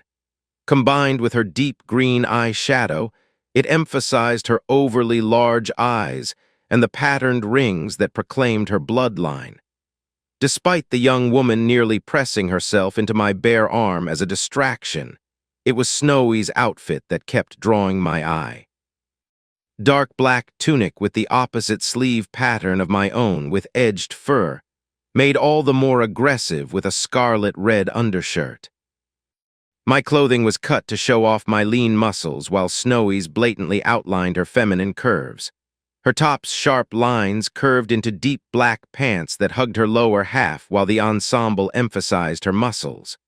Without color or ink, her pale face was deeply contrasted with the darker coloring of her outfit. The only other spots of color she wore was the steel sword mounted on her side. It wasn't her favorite weapon, but it was still a sword larger than was acceptable for a ball. I was still uncomfortable with my outfit, but it was nothing compared to Snowy and her father's plan. Their thinking was relatively straightforward. If the opposition wanted Snowy sad and off balance, she would remain poised and controlled. It wasn't so much a plan as a basic strategy, a baseline defense until the Baron was able to determine who was pulling strings behind the scene. This was one of the first gatherings of the season, reserved for the young nobles of the kingdom, so it was the perfect time to cause a problem without the Baron to defuse the situation. It was also the ideal time for their plan to start. That's why when Snowy exited the wagon, she waited for me to follow, and then both women bracketed me and walked through the hall, one on each arm. Abby played her part, looking around at everything with wide, blinking eyes, her mouth slightly opening in well-feigned awe. I managed to keep from snickering at her act, but only barely. On my other side, Snowy glanced around as we entered the ballroom, and we waited to be announced. Gently, she placed her other hand on my arm possessively. Notably, she turned to glare at Abby as she did it. To really sell the act, I gently pulled my arm from Abby's. I patted Alexis's hand as it rested on my arm, though I continued to distractedly look to the room as I did so. It took every bit of acting to ignore Snowy and turn back to my apprentice. While our act would fool some, we were in a room full of nobles, and I was sure some would have their social skills focused on our interaction. Still, it cost little to perform our little play. Stepping to the landing when the party in front of us moved down, we waited for the announcer. Alexis Verstrom, heir apparent by right of martial skill to Baron Verstrom, said the servant in the classically styled uniform, his voice coming out deep and with careful enunciation. Alexis looked to the room, then stepped forward and away from us slightly. This was a signal from the announcer that we were a party, but that Alexis was due special honors for herself as a noble and heir apparent. Joshua Still, noble of honor, master skill trainer, and his apprentice, Abigail of the late house, Valstenderson, the announcer said to slight tittering, then questioning looks. I had expected the humor at my expense. Noble of honor was a euphemism that said everything that it was. It was someone with either money or a skill, raised into the low nobility by the decree of a higher noble. This was often done to ensure a high noble's flunky wouldn't be accosted by guards for minor criminal acts. What made it all the more insulting to the nobles was that I was raised by a baron disfavored by the established nobility. Worse, the baron was only raised due to his martial skill and the whim of a disfavored king. At least, insulting to those of noble lines which extended for hundreds of generations. The real question to those plotting against us had to be my apprentice. That she belonged to a fallen house was an exciting twist and would make them desperate to find out more. I was sure that her lineage had not been included when describing her worth. Her description had likely started with her appearance and ended with her unique fount skill, reduced to her looks and her financial value, and no more. She might be useful to lure out conspirators with her playing the part of overwhelmed airhead and bed warmer. Stepping down the stairs, we rejoined Alexis and descended into the crowd of young men and women. The men were wearing more daring versions of the single-sleeve outfit, some going so far as to go without undershirts or adding long tassels to the long sleeve. One bold young man was trimmed in gold and had silvery nails attached to the long-sleeved glove. The women were dressed in more modest dresses of lighter colors, causing Alexis to stand out more than her height and muscles would alone. She was like a stalking tigress in a field of peacocks and pigeons. I played my part, staring at the bodices on display, all while ignoring my two companions. Stopping at the side of the room, we retrieved wine flutes from one of the well-appointed servants stationed to serve the delicacies on display. Abby gave me a quick hug, her performance as a besotted apprentice flawless. Then she quickly strode away to approach a group of noblemen who had been eyeing her as we passed through the crowd. If I didn't know my apprentice, I would have been worried about her. As it was, I worried more about the men. Her mother had been training her to control and manipulate men from a young age, and while she hadn't been able to earn those skills while young, she hadn't ignored her lessons either. Abby had shown herself to be capable and willing to push through her training in a way that had deeply impressed me. I had initially agreed to be her master simply to spite the Baron, but she turned out to be a capable young woman. Seeing Abby perform her social butterfly act, Alexis sniffed, then grabbed my arm tighter. She wasn't a natural actress, but given a few prompts, she was a fair bit better than I expected. None of this was likely to fool the nobles for long, and the strategy was weak at best. It would likely fall through within the first few get-togethers. But it should throw off our enemies enough that we can at least find out who exactly our enemies were. There were far too many possibilities. They could be working together or on their own or even at cross purposes.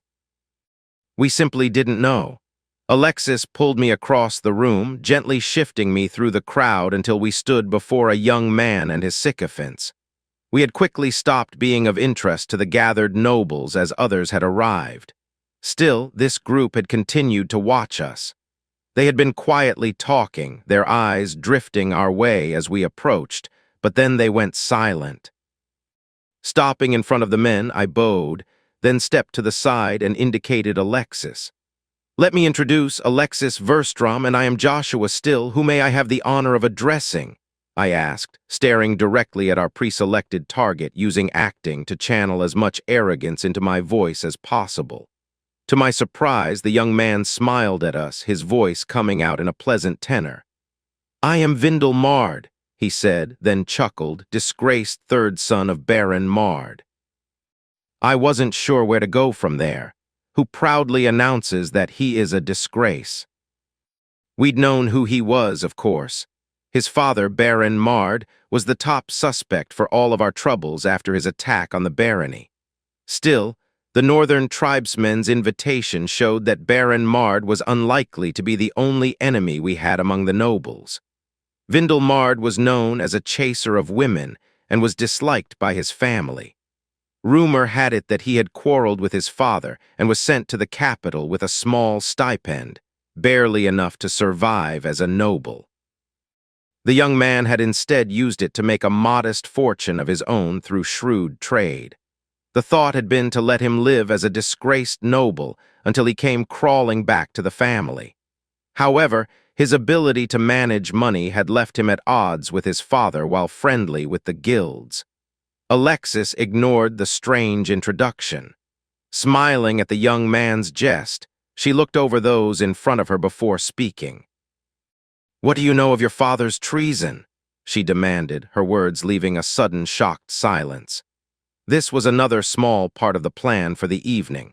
Alexis would pass through like a war hammer, driving through the gathered young nobles, cultural armor, and we would see how they reacted. She had the reputation of being an ignorant barbarian brute, and she was playing it up, using that reputation like a weapon. That she could likely take any of the gathered men in a duel also helped play to this act.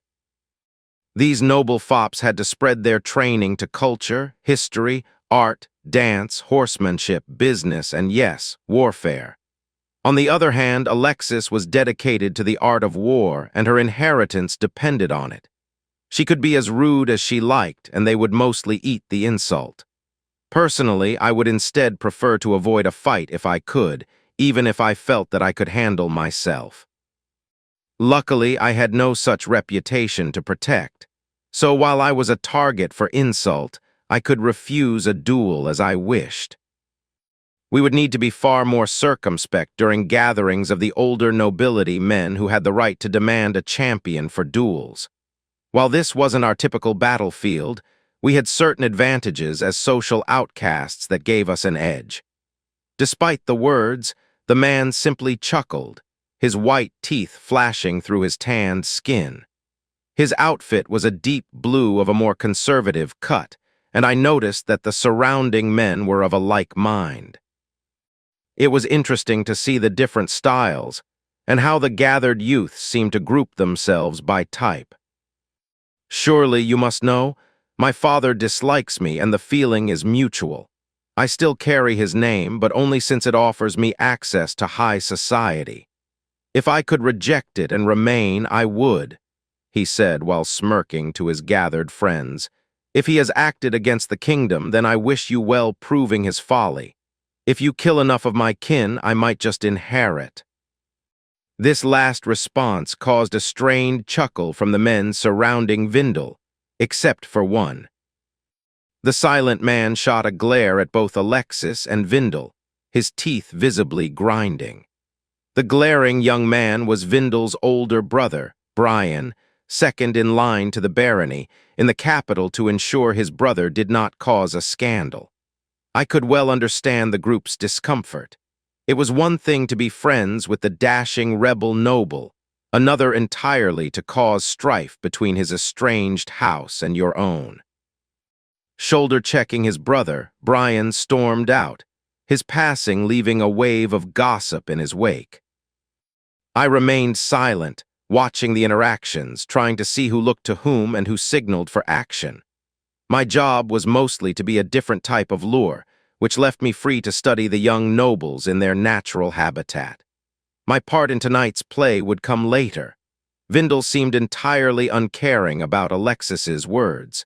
Still, the look he gave his brother, a look of contempt and anger, made it clear how he was enjoying his father's name being dragged through the mud. There were a few more exchanges, but now that his brother was gone, Vindel seemed less interested in the conversation. Before we could further make a bother of ourselves, one of the servants at the front of the room struck a bell. Stepping to the top of the landing was a man in an older-style dinner jacket, the only elder noble here. Though, given that he looked to be roughly the same age as those around him, you could be forgiven thinking otherwise. I present to you, your host for the evening, Earl of Mersteget and Master Magician. Chapter 63. This had been the part of the evening I was dreading. Everything else was low risk, and the worst that could happen was a duel or physical confrontation. I was confident enough in my, let alone Alexis' ability to handle any but the most capable of these noble brats. The same couldn't be said for the Master Mage that even now was approaching us through the crowd. We selected Earl Mersteget's ball to be our first to test the waters with how the Mage Guild would handle my appearance in society. Earl Mersteget had been an up-and-coming young man in the Mages Guild, known for his meteoric rise in the guild, helped, of course, by his family's wealth. Then, years before, he suffered some kind of magical accident and was left crippled, magically speaking. Unfortunately, he was also still known to throw fire and control flames, which left him dangerous enough that I was hesitant to meet him. Earl Mersteget was whip-thin, his face angular and sharp, but smooth of skin and balanced. He lacked the sharp nose that marked his family line. Still, he had inherited the arching eyebrows that animatedly danced as he talked while drifting through the room. Behind me, Alexis's regular breathing, the pattern that I had become so in tune with hitched. I experienced a brief spark of worry, but trusted that Alexis would be there to support me. Everything we knew said that the Earl was a careful man. He shed the reputation of his rambunctious and wild antics of 30 years ago, and changing with his accident to become a more cautious and calculating man. I knew logically that the Earl would suffer severe political repercussions for incinerating me. Falling as I did under the Baron's protection and likely secretly the King's as well, but that would be a poor balm for my charred corpse. Alexis and I chatted with the gathered young nobles. The conversation was banal and shallow, ranging mostly over the latest fad of small yellow flowers. I tried to hide my contempt for the gathered idiots, but I doubt that I hid it well enough, given the annoyed look from Alexis. My near-silent ignoring of the conversation gave me time to watch the shifts of the crowd as Earl Mersteget wandered through. His movements reminded me of how a flight of birds would dance and shift around a bird of prey. Alexis was regaling the noblemen that hovered around her. Their antics said clearly that her beauty enamored them despite her unfashionable height and physique. I doubt they thought of her as more than a simple diversion, a pretty woman who could fight, but that didn't mean their appreciation for her form was any less real. While watching the Earl from the corner of my eye, I noticed that Alexis was easily deflecting their subtle, and not so subtle overtures. As much as she appeared to appreciate the flattery and attention, she was still maintaining the same measured breathing of her skill. At the same time, one hand rested on her sword. The sight sent a flush of warmth through me. It was nice knowing that she had my back as much as I had hers no matter what happened. In the split moment where I was distracted by thoughts of Alexis, the Earl approached. My first awareness of the man was when both meditation and acting started screaming at me. Turning to face Mersteget, I found a smile plastered across my face. A genuine smile. It felt perfectly natural to shake the Earl's hand and accept his friendly smile in turn. In the background of my mind, meditation was still screaming, but acting fell silent once I was no longer acting. I was happy about being near the man. Deep in my mind, I was scrambling, my mental fingers sliding upon the glass walls of my mind. All my efforts to grasp the Earl's manipulation failing because I was already caught within his trap. The Earl's skill wasn't even a direct form of mind control. It was some type of affable diplomacy skill that left me well disposed to the man. Before I could do more than smile while greeting the man, Abigail was next to me and drawing the man's attention. The wall around my mind slipped for a second, the mental clarion of meditation, rising and acting, providing a bare glimmer of a squeak before the personable force in front of me returned. The Earl's attention swung to Abigail, and his skill bore down on my apprentice, and bounced away. The man slowly blinked in surprise at Abigail's airheaded smile. Putting on a sultry smile, my apprentice fluttered her eyelashes at the Earl, her large eyes emphasizing the movements. Cocking her hip to the side slightly while she leaned on me, Abigail said, "Well, hello there. I've so enjoyed your ball." If I hadn't been so enamored with the man's damn blink, I would have turned to her in surprise. As it was, I found it difficult to look anywhere but at the man.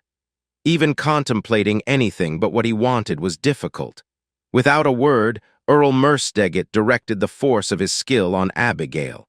Again, with a blink and flutter of her eyelashes, she seemed to shrug off the Earl's skill without effort. For myself, I was free for only a moment, but once I was clear of his skill, I clenched my teeth and shoved my mind through his skill. When his skill returned to recapture my mind, I batted it away. My defense was practiced, feeling like forcing away a more powerful version of the fascination orb. When both of us swayed on our feet at the mental barrage, Alexis realized we were doing more than banter. Under the effect of meditation, held tight but free of the time distortion, I noticed the disturbing way mana passed through the Earl. The man had a stream of mana passing through his body, the magic swirling lightly through the physical shade of his form, then continuing out of his body. The mana that drained from his body was changed somehow and distorted, not broken or wrong, but used or tainted to a specific purpose. If it had been undirected pure mana pouring through him in that way, he would resemble a mass cremation and would leave plants blooming behind him.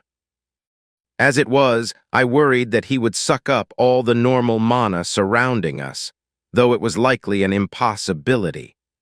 Even now, I could see the mana swirling away from him, shifting to be the same as the wisps of ambient mana. "Well, this has been an interesting evening. Alexis Verstrom," he said, his head bowing respectfully to Alexis before turning to face me.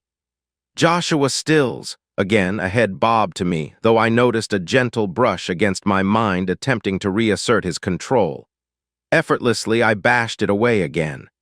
Then, to my surprise, his face turned to Abigail and sneered, the look one of pure revulsion. Straightening his old-fashioned dinner jacket, the mage stepped around us and was swallowed into the crowd that brightened as he passed. Silently, both Alexis and Abigail bracketed me, and we turned to the exit. Our haste was unbecoming, but none of us cared. Our only goal was to flee the party and plan how to handle the near tragedy that had occurred. Snowy didn't know what had happened, but by her concerned glances, she knew that we had barely dodged some hidden attack. We remained silent while the valet signaled for our carriage to approach. the coachman breaking free of his relaxed repose. When the valet opened the carriage, we tumbled in. Quickly, we grabbed a seat, Abigail suddenly shivering in the corner when the door snapped closed. "Wah!" Alexis began before I held a hand up and then thumped the roof of the carriage. We remained silent while the carriage rolled through the gates of the estate, my hand gripping Abigail's own, both our knuckles white. When we had spent 5 minutes in silence on the road to her father's estate, Alexis couldn't contain herself further. "What happened? You suddenly froze up, then Abby began to flirt with him, and I don't know what," Alexis said. Her words shifted into the odd inflection of her native tongue, seeming to bunch together in an irregular rhythm. "No one told us he could mess with minds. He rolled me over like a gold coin at the pleasure houses, and I would have done anything he wanted. If Abby hadn't saved me, I'd be his happy little lapdog still," I said, my voice almost rising to a shout at the end. "He almost got me too. Another couple blows, and I would have just smiled and done anything he wanted." "Oh, God," Abby said, her body shaking as tears ran down her face, the makeup emphasizing her eyes smeared from her tears. Seeing Abby so shaken had me joining her in shivering, the adrenaline pumping through my body in a cold river as my stomach rolled. From now on, I would hold a grip on meditation whenever I thought it likely we would meet a mage. With it, I was able to bat away his skill without effort, but once my mind was lost, I was truly lost. Abby had weathered the mage's skill the way I would weather a hailstorm. Still, eventually, the Earl would have made it through her defense and overwhelmed her. Likely the skill required his close attention lingering, and long-range skills were rare but not unheard of otherwise. The mages would have conquered the kingdom centuries before. Seeing our shaken state, Snowy bit her lip, her eyes drifting between us until Abby crossed the carriage and hugged the larger woman. Her face was buried in the red shirt, Abby's makeup quickly staining the cloth as she closed her eyes and cried. Patting the woman gently, Snowy glanced out of the carriage as we turned through the gates of her father's estate. Her eyes drifting to my own before she looked down at Abigail, silently passing me a message. When the carriage stopped in front of the doors, Snowy helped Abigail out as I followed behind. The maid's whispers followed our passage through the halls. The Baron was out of the mansion until later. He had his own meeting with those friendly enough to let him know the lay of the political landscape. My apprentice and Snowy disappeared into the shorter woman's room. Abby asked for help to remove her dress, but I thought it more likely she needed comfort to sleep, something I did not begrudge her. I would have a difficult time falling to sleep tonight as well. Leaning against the wall, waiting for Snowy, I tried to work through the terror from nearly losing control of my mind. The thought of someone else controlling me left me shivering in a cold sweat, even with so oblique a method as a skill that induced extreme friendliness and happiness. Plans to avoid the future fate of being a friendly idiot, controlled by another, rambled disjointed through my mind, each less reason than the last. Eventually, I managed to grab hold of my terror and wrestle it under control. Breathing deep, my hands shaking as I held them to my side, I tried to let the emotion drain from my body. The calming exercise, often used before making a problematic potion, kept me in good stead. Snowy gently closed the door as she slipped out. Holding her finger to her lips, Snowy gestured me to follow her. Striding into her suite, Snowy began to pace in her outer meeting room. Until this moment, I hadn't thought that Snowy had been as upset as my apprentice and me. Stepping in Snowy's way, I gently enfolded her in a hug, her body shaking for a second before she returned to marching back and forth. "It'll be all right, Snowy," I said, but went silent as she shook her head. "You don't understand. I was ready for the Earl to attack, to do anything. I didn't know he would try to control your mind, but that doesn't matter." Shaking her head again, she stopped and stared at me. "I was using my skill. The Earl didn't have a heartbeat." Chapter 64. The evening was a disaster. The near enslavement of both Abby and I was horrible enough. With the Earl blocking his heartbeat, it meant the mages somehow had information about Snowy's skill. We had been cautious not to discuss how her skill worked in detail. Snowy had even followed my advice to not share it even with her father. I certainly had never discussed it with anyone. Doing so would have been unprofessional and dangerous for Snowy. Yet somehow Earl Mersteget was prepared and had a method of blocking her skill. Though that begged the question, why stop that part of the skill? Blocking a part of her combat skill could be seen as an assault. Did he decide to abort his attack because he failed to stop the rest of her skill? The questions were endless, and we couldn't decide on an answer. When we talked with the Baron later, being vague about what part of Snowy's skill was blocked and how we knew, he had even less to say. He was deeply concerned with the example of foresight. Still, he had garnered even less information in his efforts than we had. His contacts insisted that the mages were upset with his support of me, but not violently so, taking a more wait-and-see attitude. The only noble that was directly against the Baron was Baron Mard. With the mercenary delivered to the king's jail and the documents on his person, that was an issue that would soon be solved. At least, as far as any of us could see. Beyond Baron Mard, the nobility was against the Baron because of his upstart nature and Snowy specifically because she was barbarous and foreign. The three of us had stayed up late discussing the problem but had made no real progress. Breathing deeply, I closed my eyes and let the sound of the garden surround me, allowing the stray thoughts from the night before to fly away. I was tempted to dip into meditation to calm my mind but resisted the urge. Jorge had slipped a note into the mail saying he would be delivering supplies today, and I was eager to get to work. I would need my meditation once my materials were here. "Sir," Marcus said, his face held in a neutral mask. "Yes, Marcus." "Your guest has arrived.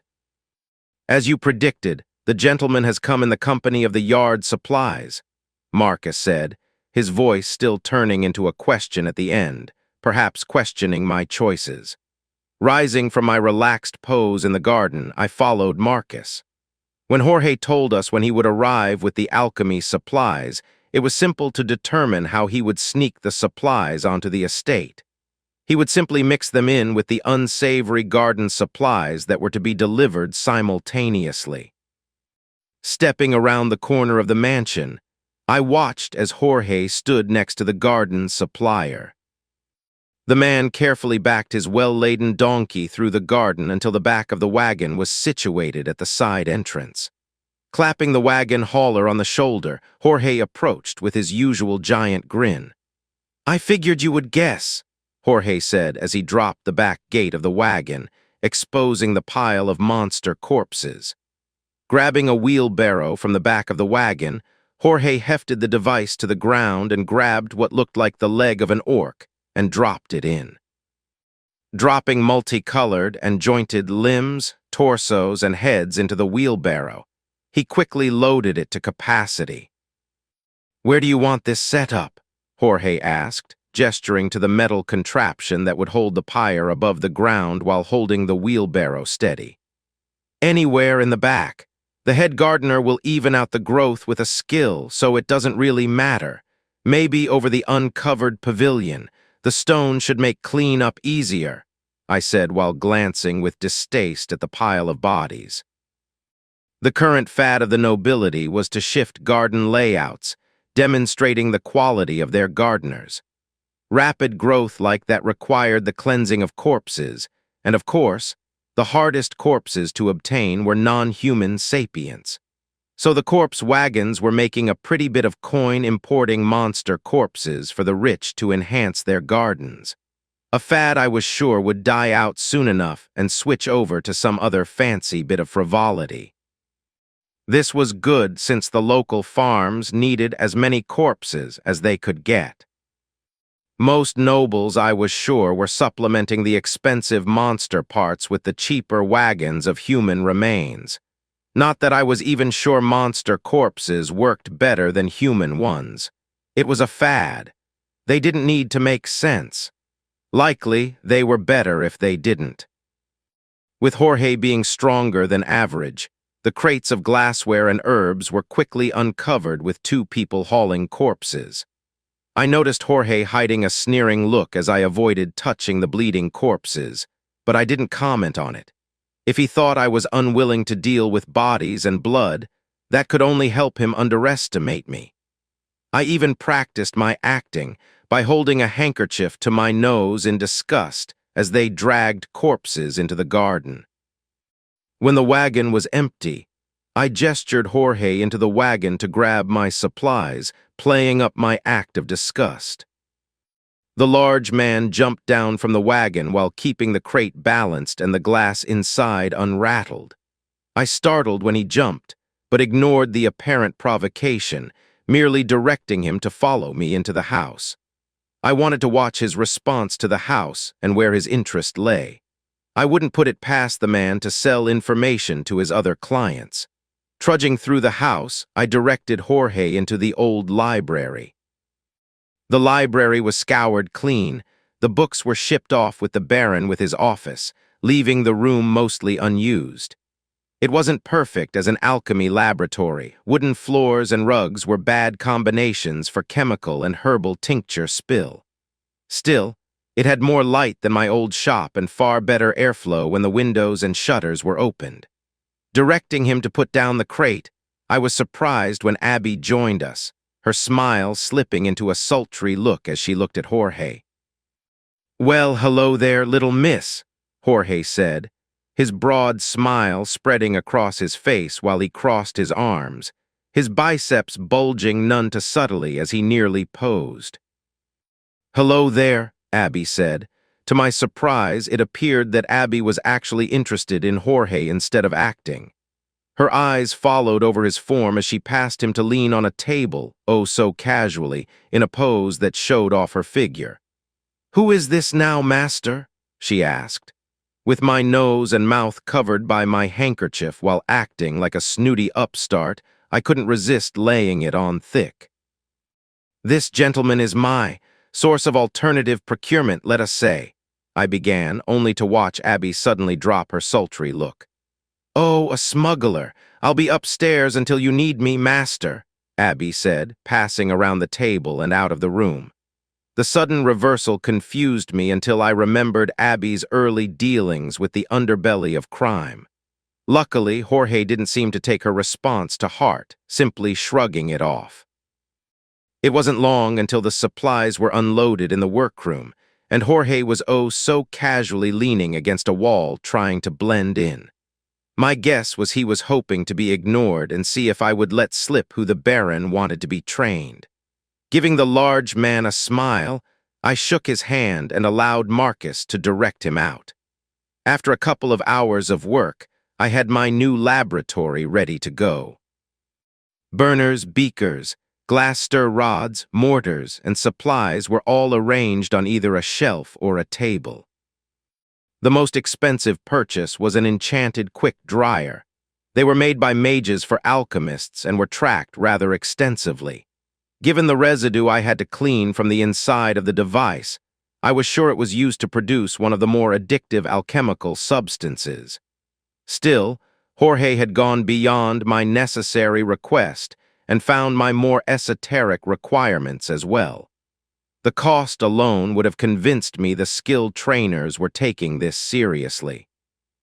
Before I could start my experiments, Abby wandered in with a look of contrition. Standing in the doorway, my apprentice grabbed a strand of her hair and fiddled with it before dropping it and taking a deep breath. Before she could start, I cut her off. "Don't worry too much about it," I said, then flashed Abby a smile before turning back to my bottles and pouring an even level of boiled water into each. Seeing a bit of dust floating in the glass bottles, I swirled the water, then walked over to the window and poured the liquid into the garden. When I looked back again, Abby gave me a grumpy look. one I couldn't help but smile at.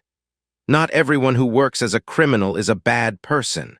Obviously, you had to deal with some of them, but you shouldn't just assume. After all, some of the skills you are learning from Mason could have the Baron declaring you unfit for his barony. That would make you an outlaw as well, I said, though I tried to temper my response with a smile. Huffing at me, Abby retreated, though she didn't seem as upset as she was pretending.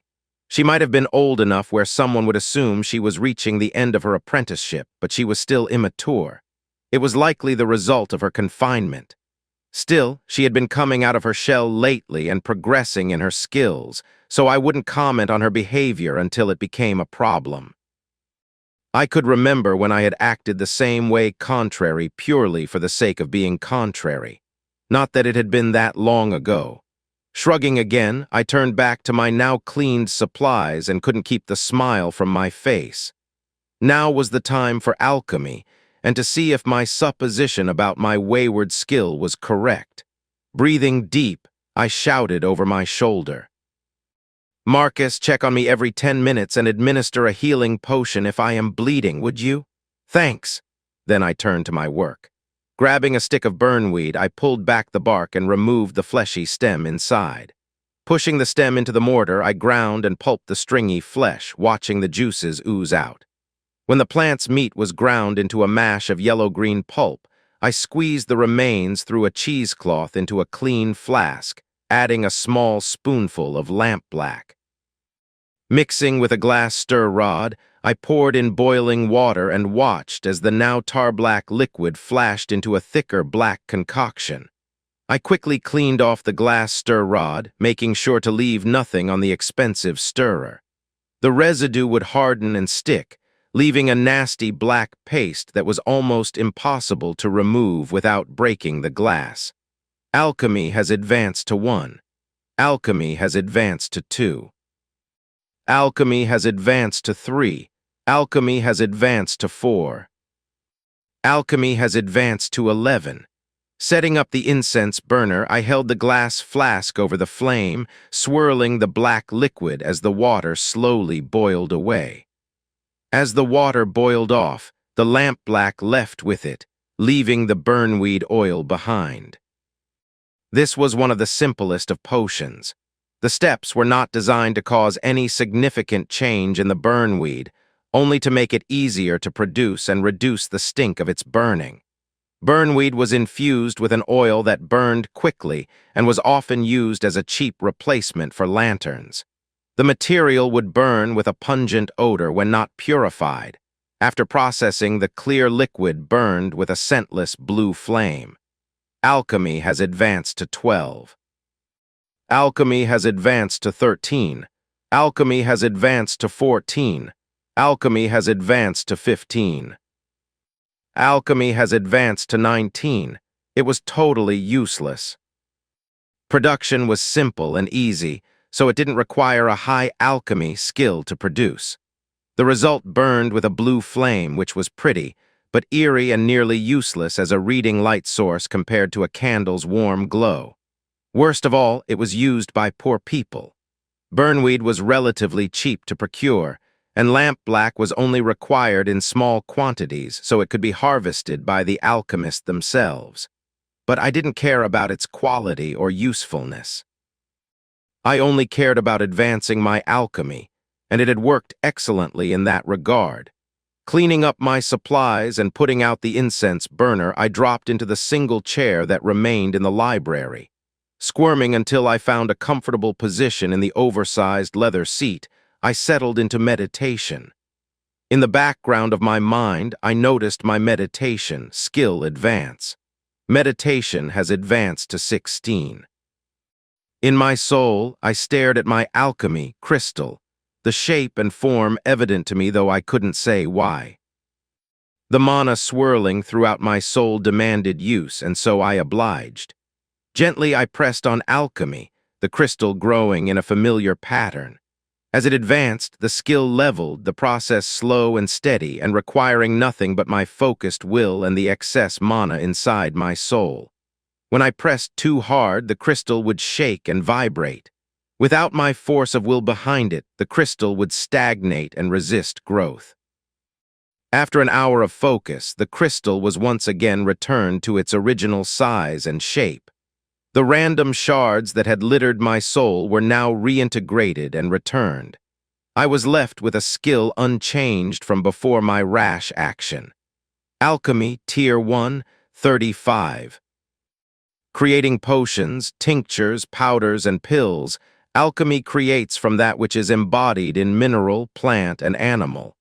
Passive effect. Minor, quick process, cutting, grinding, concentrating, filtering, and purifying ingredients is quicker. Lesser, eye for detail, high chance of noticing details that might harm an alchemical production. Active trigger effect.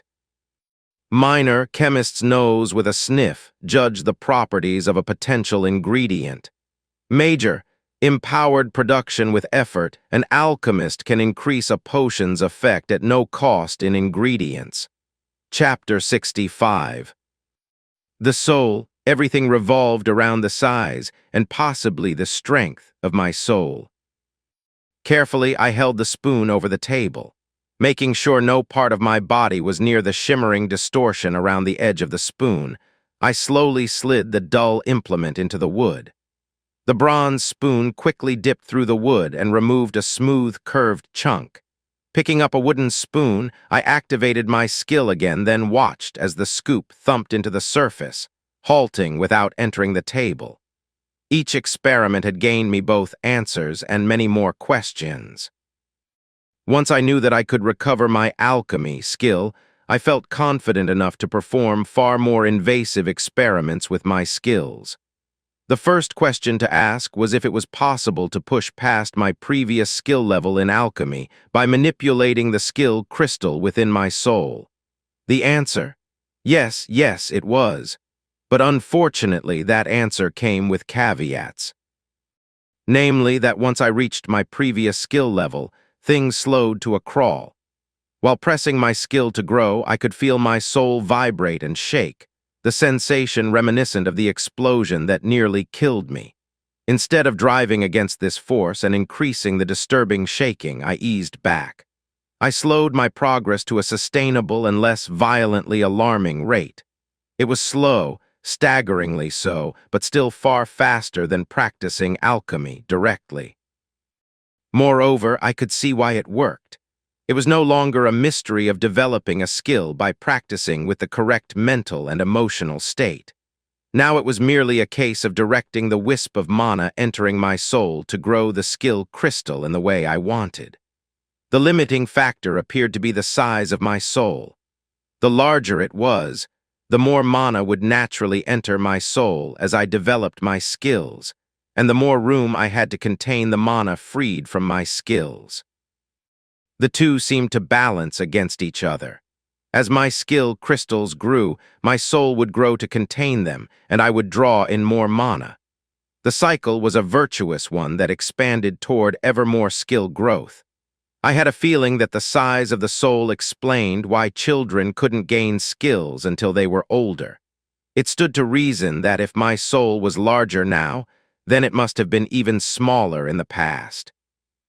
At some point, some fundamental limits would mean that crystals couldn't grow. It was also possible that the metaphor that my mind had settled on for the skill list, that of a connective tunnel between souls, was more than just metaphorical. The tunnels could be acting in some way on the mana entering the soul. Yet more questions that I couldn't answer without extensive testing, some of which would be relegated to the skilled trainers to test. I was sure that multiple trainers were currently attempting to learn meditation. Given widespread mental resistance and manipulation skills that were so popular in the profession. No, all I could do was focus on the experiments that were likely pertinent to my own interests and well-being. I had to leave further research for the other skilled trainers. Somehow, I didn't think the mages would leave me alone long enough to squirrel out all the details I wanted. Looking back to the wooden spoon, I considered what the modification meant for me. The first modification I made revolved around the precision and speed effect of alchemy. Changing it from a passive effect to an active effect took a great deal of effort. It felt like trying to drag the crystal through itself. It worked, but I spent nearly 8 hours focused on making that one change. Given past experiments, I could recover the entire skill in that same period. But once it was done, the difference was staggering. Before, I could trim, cut, smash, clean, peel, and strain with half my attention. The effect was enough to maintain a reliable quality and speed, even with most of my attention resting on the next steps. Sometimes that was vitally important. Some potions could be complicated and require absolutely precise timing to work. Without such an effect, it might take 2 or even 3 alchemists to produce the brew. With it, I could do the work alone, although with a chance of failure and far more stress than needed. Alchemy Tier 1, 35. Creating potions, tinctures, powders, and pills, alchemy creates from that which is embodied in mineral, plant, and animal. Passive effect. Lesser, eye for detail, high chance of noticing details that might harm an alchemical production. Active trigger effect. Minor, rapid preparation, cutting, grinding, concentrating, filtering, and purifying ingredients is quicker. Minor, chemists knows with a sniff, judge the properties of a potential ingredient. Major, empowered production with effort, an alchemist can increase a potion's effect at no cost in ingredients. With the skill changed to have an active effect, my hands moved like magic. The herbs and minerals seemed to fall apart, nearly filtering and grinding themselves. My hands would virtually blur as I worked. Then the effect was over, and I was left with sweat on my head and a single potion. Active effects crammed all the power into a single burst, while passive effects were always happening. I could see ways to manipulate my skills, ways to modify them to give the most significant impact. Veil of Ice was a useful enough skill, but with an active effect-focused skill, and a mostly useless one at that. It paled in comparison to the passive version. Could I shift the active effect to a passive one and gain essentially 2 forms of cold resistance? Could I remove the extra effects that I simply didn't care about and grow the passive effects alone? My test with the spoon suggested it would be slow but possible. The second experiment with the spoon was far easier to prepare. The metal spoon was non-reactive. It was an alchemic spoon and useful for any compound that would leave residue on a wooden spoon to contaminate further preparations. There were multiple types of alchemic spoons, but the cheapest was brass. But importantly, no alchemic spoon was made of wood. A wooden spoon was just a spoon. And my alchemy skill didn't affect non-alchemy tools. Focused cut was a broad skill that improved my precision with any cutting tool. On the other hand, my alchemy, active effect only increased my accuracy and speed with alchemy equipment and procedures. Shifting the effect to focus solely on cutting instead of precision and speed resulted in the ability to reproduce Mason's stone cutting trick, albeit only with alchemy equipment. Alchemy Tier 1, 35. Creating potions, tinctures, powders, and pills, alchemy creates from that which is embodied in mineral, plant, and animal. Passive effect. Lesser, eye for detail, high chance of noticing details that might harm an alchemical production. Active trigger effect. Minor, with my alembic, I stab at thee force and penetration with alchemic equipment increased. Minor, chemists knows with a sniff, judge the properties of a potential ingredient. Major, empowered production with effort, an alchemist can increase a potion's effect at no cost in ingredients. Again, I only shifted the mana locked up in the crystal around. I didn't add or remove any mana. I wanted to isolate the effects of modifying my skill, not introduce new complexity. Altering the skill a third time, I pulled on the concept of alchemy, stripping the professional idea from the cutting effect. The skill's name fuzzed and shifted, the whispers beyond my soul turning into a clamoring, discordant mess, but eventually the noise calmed. The skill crystal remained, but the name and description were no longer a part of my skill list. The blank entry felt like an oddly discordant note in my understanding of the way the world worked. Tier 1, 35. Passive effect. Lesser, eye for detail, high chance of noticing details that might harm an alchemical production. Active trigger effect. Minor, savage cut force and penetration increased with all tools. Minor, chemist's nose with a sniff judge the properties of a potential ingredient. Major, empowered production with effort. An alchemist can increase a potion's effect at no cost in ingredients. Grabbing the metal spoon, I again triggered my skill's active effect and sliced a gouge out of the abused table. Before the skill's activation could fade, I grabbed the wooden spoon and repeated the bronze spoon's feat. Glancing around the table, I snagged the mortar, but the skill's activation effect faded before I could test its applicability. Swaying, I tried to remain standing while my pulse pounded in my ears. The active effect was an order of magnitude more draining than it had been. Leaning on the table, I tried to guess if it was the shift to the unnamed form or the generality of the effect. From alchemy to any tool, that was the cause. My guess was the first, but I couldn't rule out the second without further tests. Tests I wouldn't undertake until I rested. Already I could feel my mind tending to drift given the need to dip in and out of meditation, to test individual changes. If it was just a case of feeling physically and mentally drained, I would push through. Still, the siren call of meditation's effect was already leaving me questioning if I needed to worry about the impact of meditation, and that was a dangerous sign. Shaking my head at the fading of the blood rush, I set down my equipment and idly cleaned the refuse of my experiments while I considered what I had learned and what I guessed. Likely, the mages were doing the same thing I was. They were creating spells, which were custom active effect skills. Presumably, they were very narrowly defined skills which offered incredible power in a time of need. On the other hand, given the staggering age that all mages seem to reach, they were probably creating passive skills for health and recovery. I vaguely remembered skills with improved recovery from illness mentioned about tribes that continually were exposed to some ailments and infections.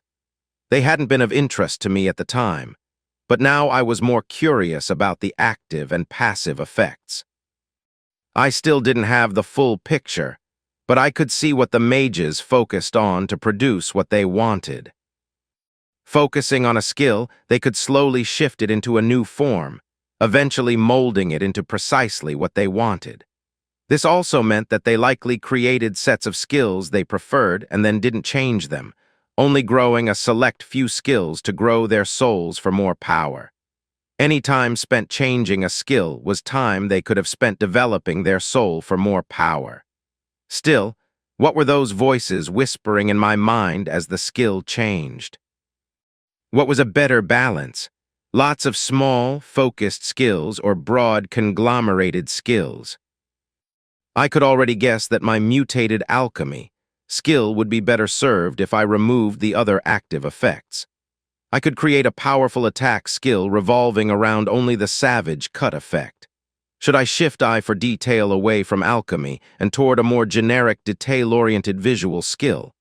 Could I break the two effects apart and be left with two skill crystals? If I could, I would have both a powerful active attack effect and a useful passive skill that enhanced my vision. Somehow I thought I might be able to. Given my combat talents, I might have a unique edge over a mage, if I could shore up my resistances to mind control. Mages seem to focus on spells with longer range active effects, often fire, because it kept themselves away from danger. Could I combine close-range active effects with my combat skills along with passive resistance and avoidance skills?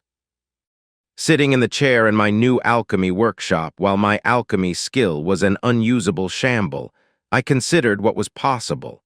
If I was willing to sacrifice all but meditation and teacher of skills, I could build a set of skills designed to resist and fight mages. Long minutes passed in planning before I noticed the wide smile that was plastered across my face. Chapter 66. "This isn't working," Abby growled while staring at Snowy. For Snowy's part, she only frowned for a moment, but her attention remained on the fascination orb in her hand. Biting into the bit of toast left on my plate, I continued to watch, only my eyebrows rising when Abby growled inarticulately and approached me. "This isn't working," Abby said again, this time more to me than to Snowy. Swallowing my bite, I put the rest down, then brushed off my hands. "Nope, it's not working," I agreed. That hadn't been the response Abby was hoping for given the way she looked at me in outrage before slumping defeatedly in the chair near the hearth, the cushions seeming to swallow the young woman. At my continued silence to her displeasure, Abby finally spoke up. I noticed that she tended to shut down in silence or turn grumpy when she was upset. While dealing with her outbursts, I could deeply understand the urge, but it wasn't professional. Given that Snowy had talked to her about the childish behavior, I decided to ignore the outbursts for now. They had reduced in frequency lately anyway. Today was a unique circumstance. "Why aren't you training her? You're the skilled trainer," she said. Setting aside my plate, I leaned forward, though I made sure my voice carried to Snowy, who sat in the corner staring at the orb. "I have a few reasons. The first is that this kind of training can foster resentment, and I would rather Snowy resent you than me," I said. For a moment, Abby stared at me with her mouth hanging partially open. In the corner, Snowy smirked and snorted, seeming to find humor in my mercenary attitude toward emotional manipulation, though I noticed a slight frown starting between her eyebrows. That's not right," Abby said, unable to articulate the seeming betrayal. "And now Snowy won't let that happen since I've mentioned it. You're welcome," I said while watching the confused and outraged look flash across my apprentice's face. The frown that had begun to form between Snowy's eyebrows faded. Now she was fighting the smile at my antics. I wasn't sure why Snowy gained so much enjoyment out of my emotional manipulations of people. Still, she seemed to think it was funny. I didn't understand it, but I was glad she enjoyed my antics. "Still, you're right. You aren't doing well teaching Snowy how to fight off the fascination orb, and we can't go to another gathering until she is protected," I said. Again with the exasperated look, this time mirrored by Snowy. Standing, I walked around my apprentice's chair and plucked the orb from Snowy's hand. At its removal, Snowy's distant and distracted look snapped into focus. Smiling at me, she stood and gave me a peck on the lips, the sudden sign of affection befuddling me, though not so much that I would let Snowy snag the orb out of my hand and continue her practice. "None of that now," I said with a smile, then pulled her over to join our talk. "Abby, when I was training you to defeat the fascination orb, what did I do?" I asked as I returned to my seat.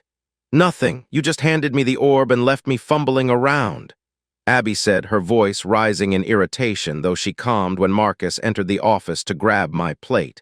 When the man left, she continued, "Nothing, you just left me with it," she said as if laying down a complaint before a night watchman. "Exactly," I said, then leaned back and smiled. Again with the pair of incredulous looks. Seeing that my stroke of brilliance hadn't been enough of an explanation, I couldn't resist leaning forward and extolling the virtues of my favorite subject, teaching. "With a student, you should learn what you can about how they learn, what they understand, what they know, how you can best get them to progress. I didn't have time for that with you, but you needed to start learning. The first step to learning is to try. Just try. Who knows, you might have had a natural knack and picked it up without effort. All I could do was prejudice you from trying things your own way. So I let you fiddle with it and fail, I said, then looked around at the office. Did you decide to train Snowy here, or did she? I asked, the sudden change in conversation throwing Abby. She chose my father's office. If she'd asked, I would have chosen here as well. Why? Snowy asked. I could tell by Snowy's focused gaze that it wasn't an idle question. She could tell I was either distracting them from my previous answer or preparing to unbalance them again. It might have been the giant grin on my face. Abby, if you had to describe Snowy, would you say she is studious? I asked. Yes. She works through her studies every day. She works hard. She wants to step into her father's shoes, Abby said, sensing an attack on her friend in my words. Shaking my head, I said, Snowy is smart and dutiful, but she doesn't enjoy study and learning for its own sake. She is more likely to create a unique riposte to an attack than a trick in accounting. I started before noticing the look I was now receiving from both women. The point I'm trying to make is that this study isn't a place of comfort and relaxation for her. It's a place of irritation, I said. I noticed the rolled eyes the two women gave me, as well as the smirks at my sudden backtracking, but I diplomatically decided to ignore them. For Snowy, the training grounds are her place of learning. When presented with a challenge, she can see it as a battle and win. Here, she is just slogging through the effort because of duty.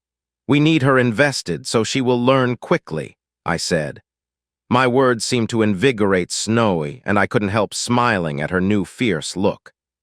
The wide grin, the eager twitch of her hands that she seemed unable to hold back, everything about her look said she was ready to conquer the challenge, and I couldn't resist grinning with her. Well, let's go, Snowy said while rising, her hand pulling me with her as she dragged me through the mansion and unto the walled training grounds.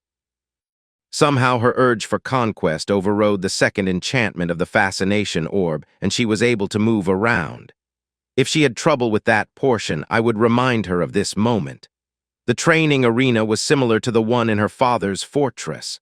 Grass for most of the yard, sand in a central circle, but the walls only came up to waist high, leaving the view to the garden clear. We passed through the preparation area, and this was the first time she left her sparring equipment in the cabinet. It seemed to me that the subtle difference of a dress versus leathers slowed her, but only for a moment. Stepping into the arena sands, Snowy turned to me and with a peck on the lips again, snagged the orb from my hand, then returned to staring. Behind me, Abby coughed, dragging my attention away from the noblewoman and back to her. You said you had a few reasons. You only told us one reason. What were the others? Abby asked. Shrugging, I looked to Snowy, though I returned my gaze to Abby before I spoke. You're my apprentice, and learning how to train someone is part of the deal. I'm not just milking you for Noble's bane, I said. Nodding my head back at Snowy, I continued.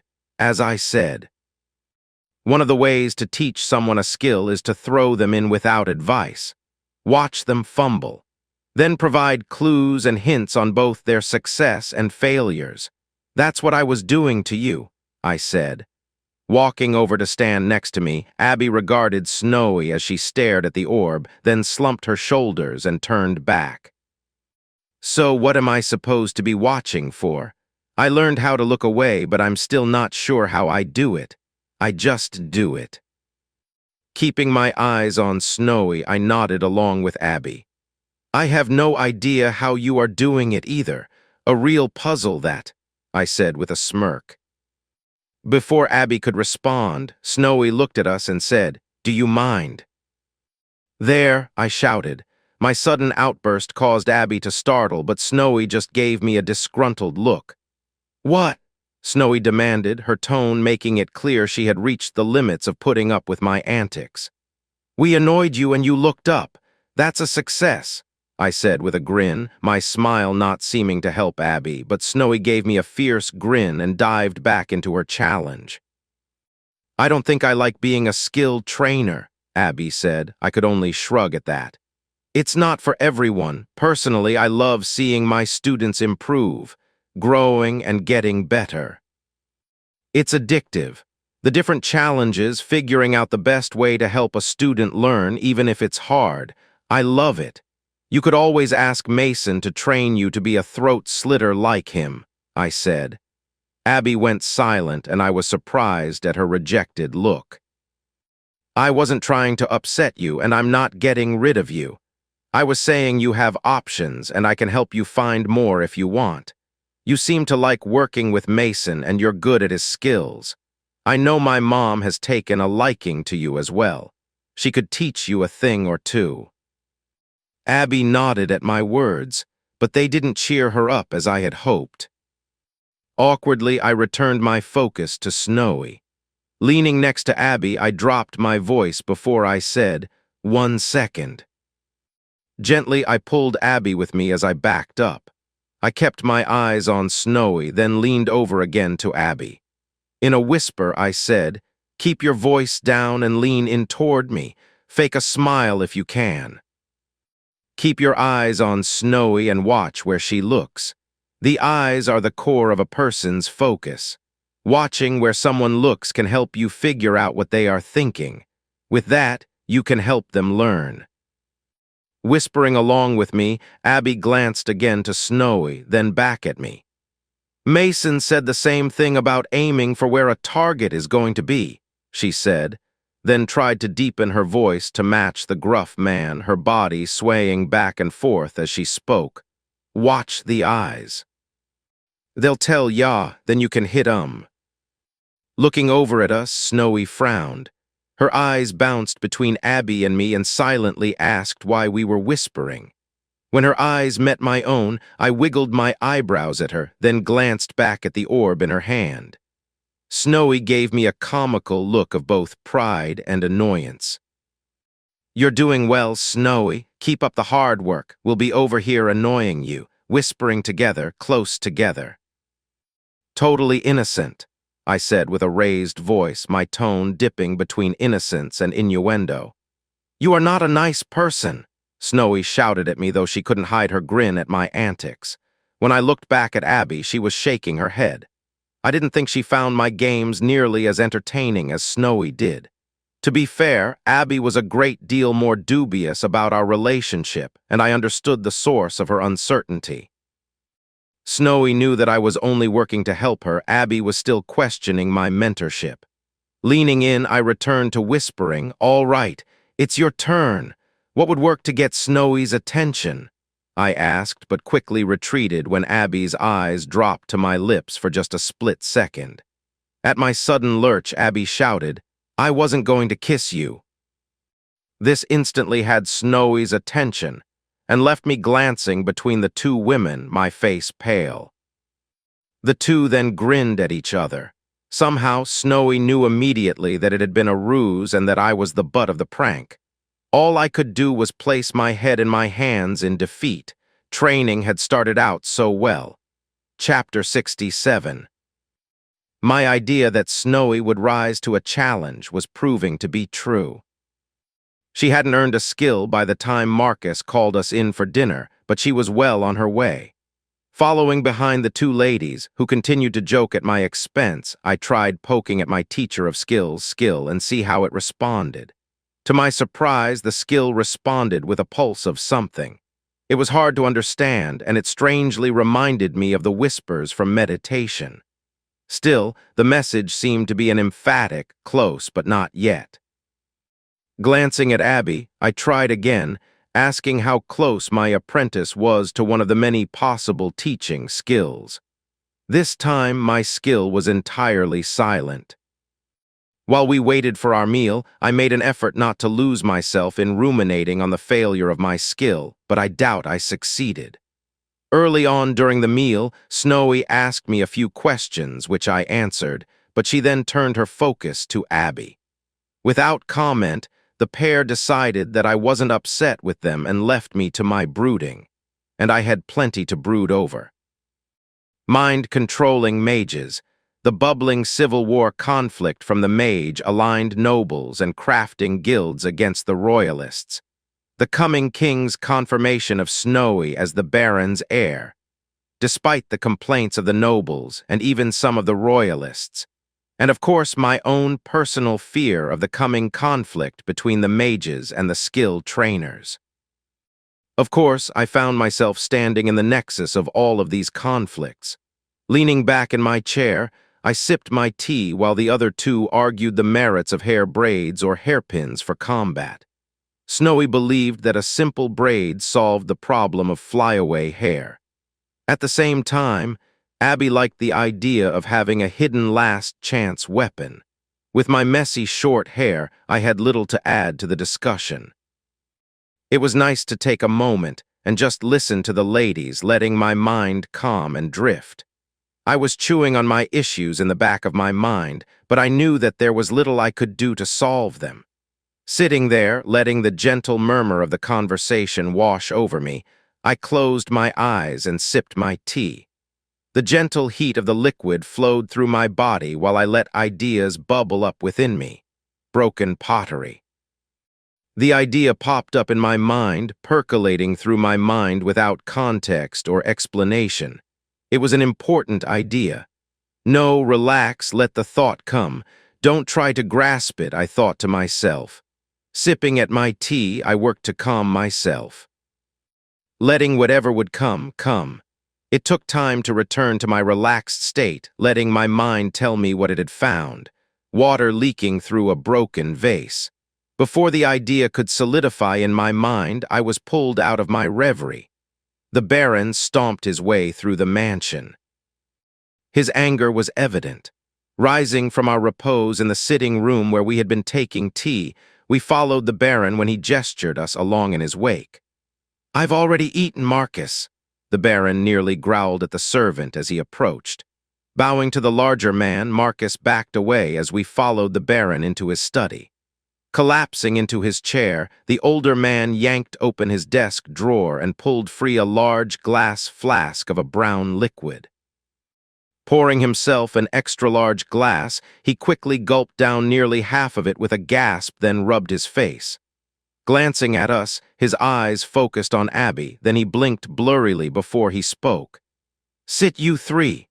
I've got news, and it's not great," the Baron said before he finished the rest of his drink. Quickly glancing at each other, we grabbed our chairs and settled in while the Baron eyed his glass before he nudged the empty container away. Straightening up behind his desk, the Baron gathered himself, then stared at me, then Abby. "The King's spies just saved your life, Abigail," the Baron said, his words visibly shaking my apprentice. Before I could say anything, the Baron raised his hand and gestured for us to wait. "The nobles under the sway of the mages prepared a petition declaring you a danger to the kingdom. They had enough clout that the king wouldn't have been able to stop their petition. He was tempted to let the petition through and extract concessions from the non-royalist faction," he said while staring Abby in the eyes. Here he paused and let Abby's near-death sentence sink in. "Saving your life has cost him, a cost that I'm not sure he can afford," my employer said while staring intently. "You gave your word to protect them," Snowy said with a growl of anger, interrupting her father. Looking away from his daughter, the Baron stared at his desk before meeting her eyes. "It gets worse. To defang this petition, the king will declare in court tomorrow that Abigail is donating a dosage of Noble's Bane per month to the king's armory in defense of the kingdom," he said. Quickly rising from her seat, Snowy leaned over the Baron's desk and nearly shouted in her father's face, "You swore that she would be fairly paid for her efforts." Shooting to his feet, the Baron shouted over Snowy, his face turning red with both anger and drink. "Her life or coin, it's all I could do."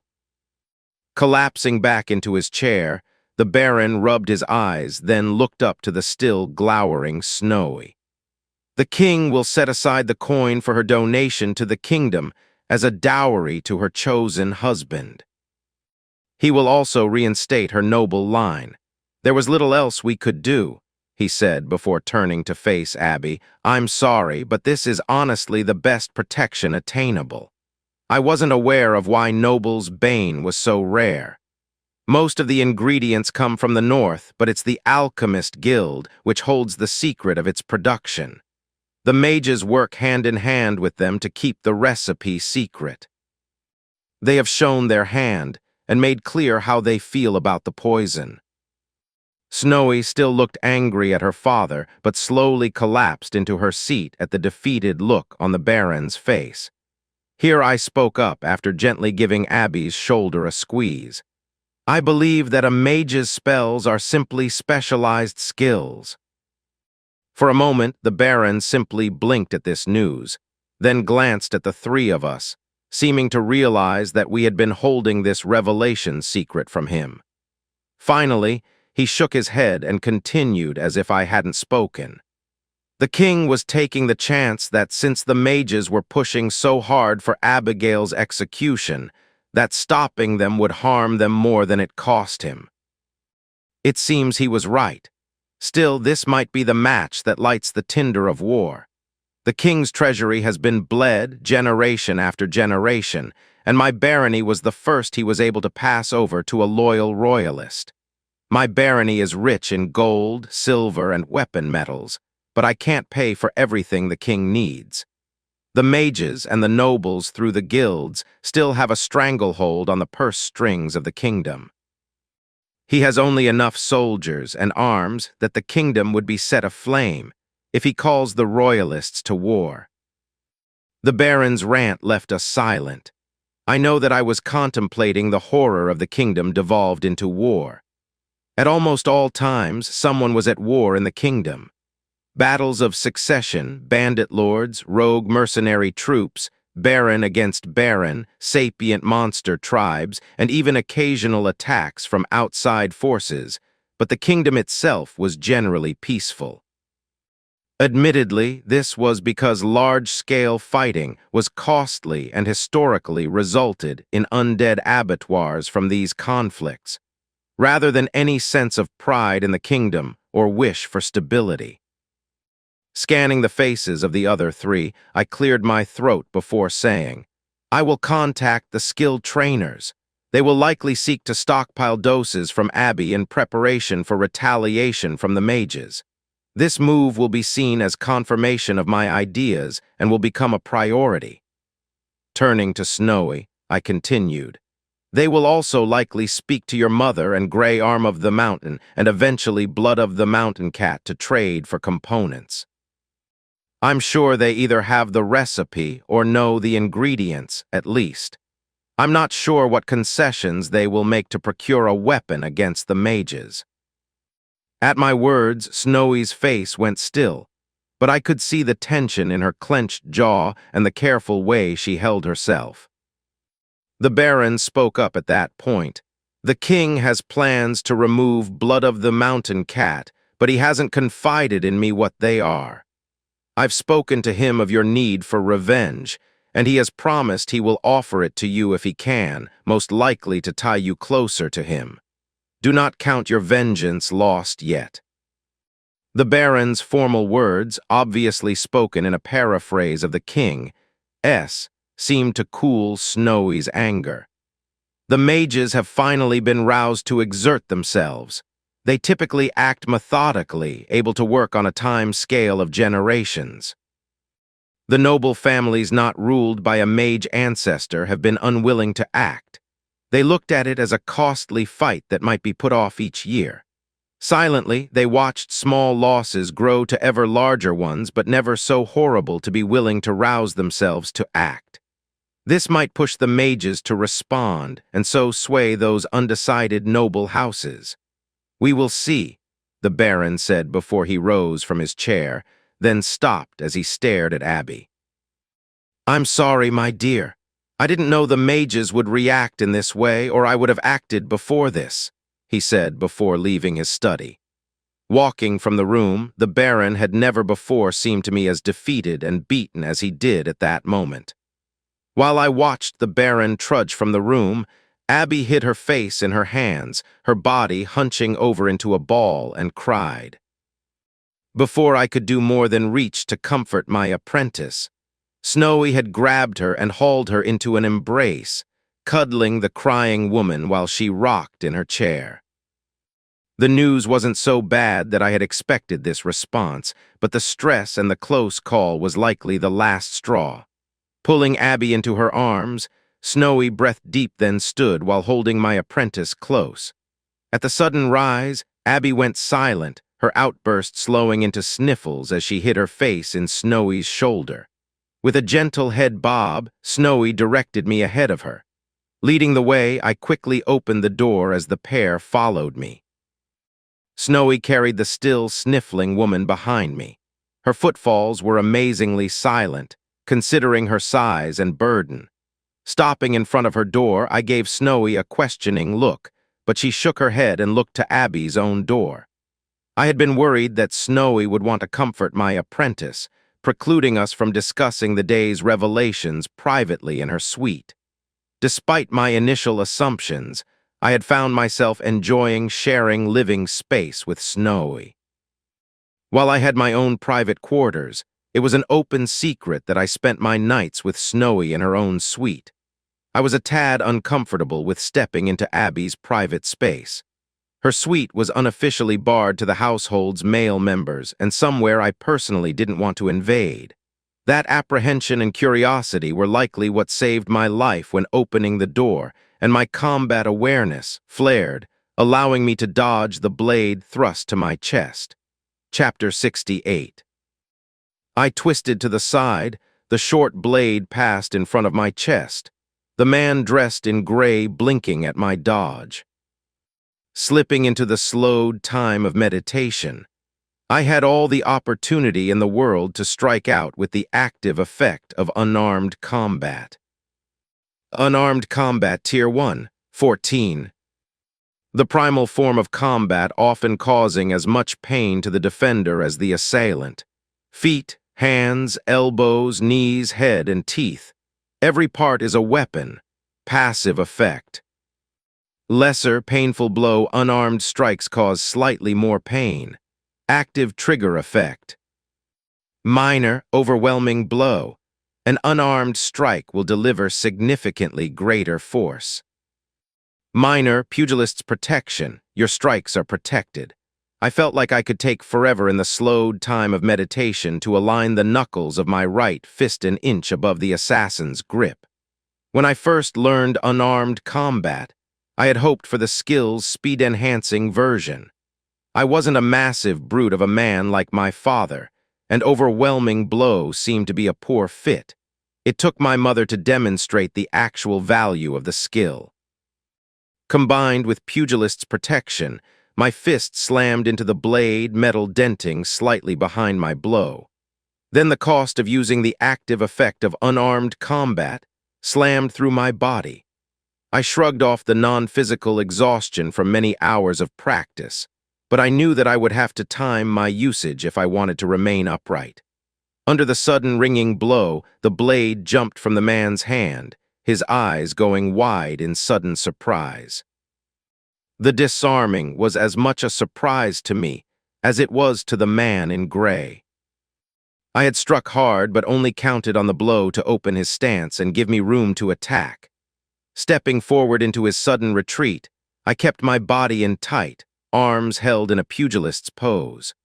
Behind me, I could hear a sudden shout of surprise, the sound seeming to come at a typical speed, but the slowed world told me that was simply a trick of my own mind. Before I could strike again, a brief flash of magic curled over the man's arm. A lash of magic whipped out and grabbed the lost blade. The weapon scraped across the ground, then jumped, handle first, toward the assassin. There was no way I would be able to disarm him a second time, and an unarmed fight against a sword-wielding opponent was a quick way to leave my intestines on the floor. Dropping my protective bare-knuckle stance, I charged and tackled the young man. Slamming into his body, I let out a burst of air from my lungs, the man far more substantial than his slim body suggested. In fact, my tackle almost became a toss as he tried to twist and throw me away from his body. If the man had been trained at any point, his strength would have been enough to overcome my attack. As it was, he was distracted, trying to use his newly claimed sword while attempting to peel me from his waist. In my twisted half-wrestling position, I could see where the man was distractedly looking as he scrambled to bring his sword down on my body. My direct assault had been enough to allow Snowy to enter combat while Abby looked on in surprise at her feet where she had been dropped. Snowy was unarmed, but with her improvised weaponry skill, she was never without a weapon. Grabbing the decorative table beside the door, the vase of flowers falling without notice, Snowy never slowed as her weapon rose and slammed leg first into the man in gray. The impact clearly stunned him, his weapon falling from limp fingers as I scrambled away, scooping the blade from the carpet for myself. Snowy continued to rain down blows on the man, his body cracking with each impact, blood flying, but reforming as he tried to back away. Snowy's table snapped, leaving her a broken piece of wood that she used without compunction as a splintered shiv. The wood entered through his stomach with a sickening sound of ripping meat. In my magical sight, I watched the magic flowing into the man. Each impact pulled a burst of magic from the world to condense into his body. His skill stopped the bleeding and healed his broken bones. Stepping away from the man, Snowy tried to grab a fallen piece of broken furniture to replace the weapon encased in the man's flesh, which was the pause the assassin needed. Ripping the broken wood from his stomach, the man pumped air and magic into his body like a bellows, then roared a sound of pain and anger.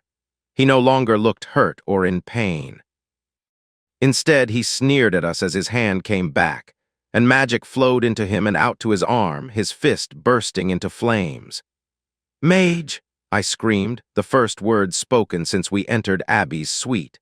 Flicking my new weapon up in a crosscut, I watched the flames burst forth from the man's stump, his severed hand spinning through the air in a spiral.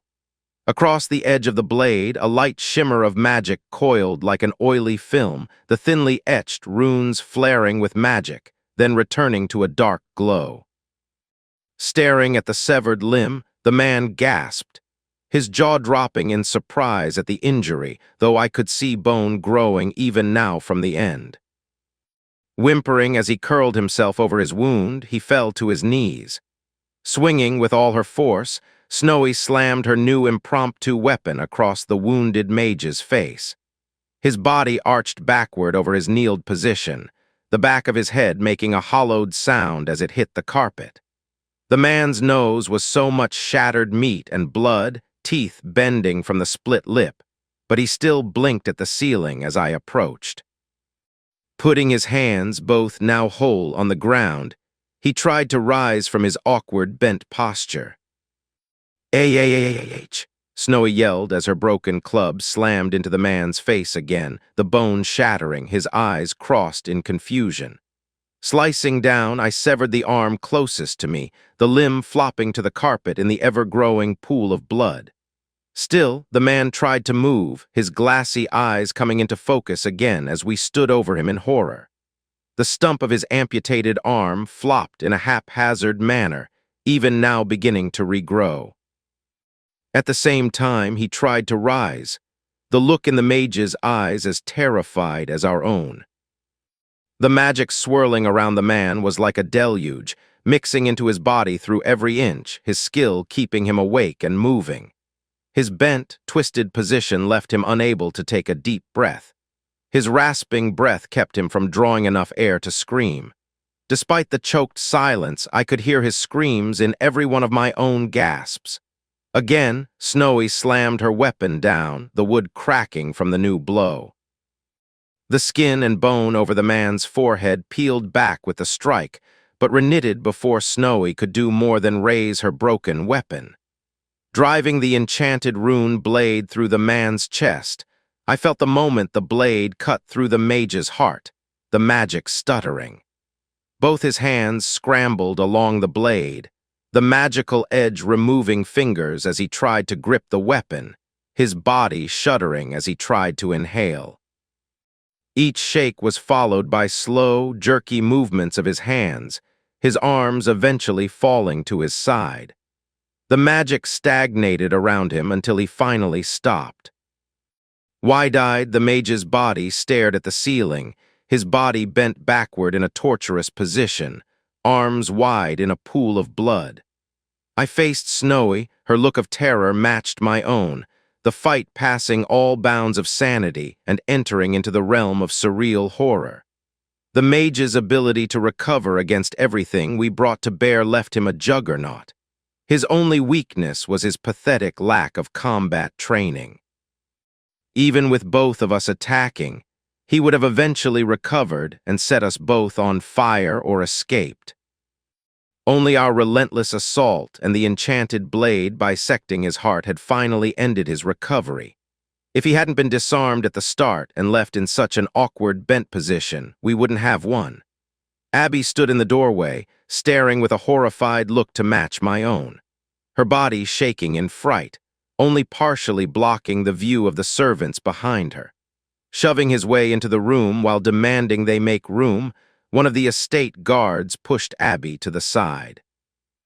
At the sight of the pair of us and the mutilated corpse between us, he choked, then retched. His face went green at the view of the body skewered with a sword surrounded by blood and body parts.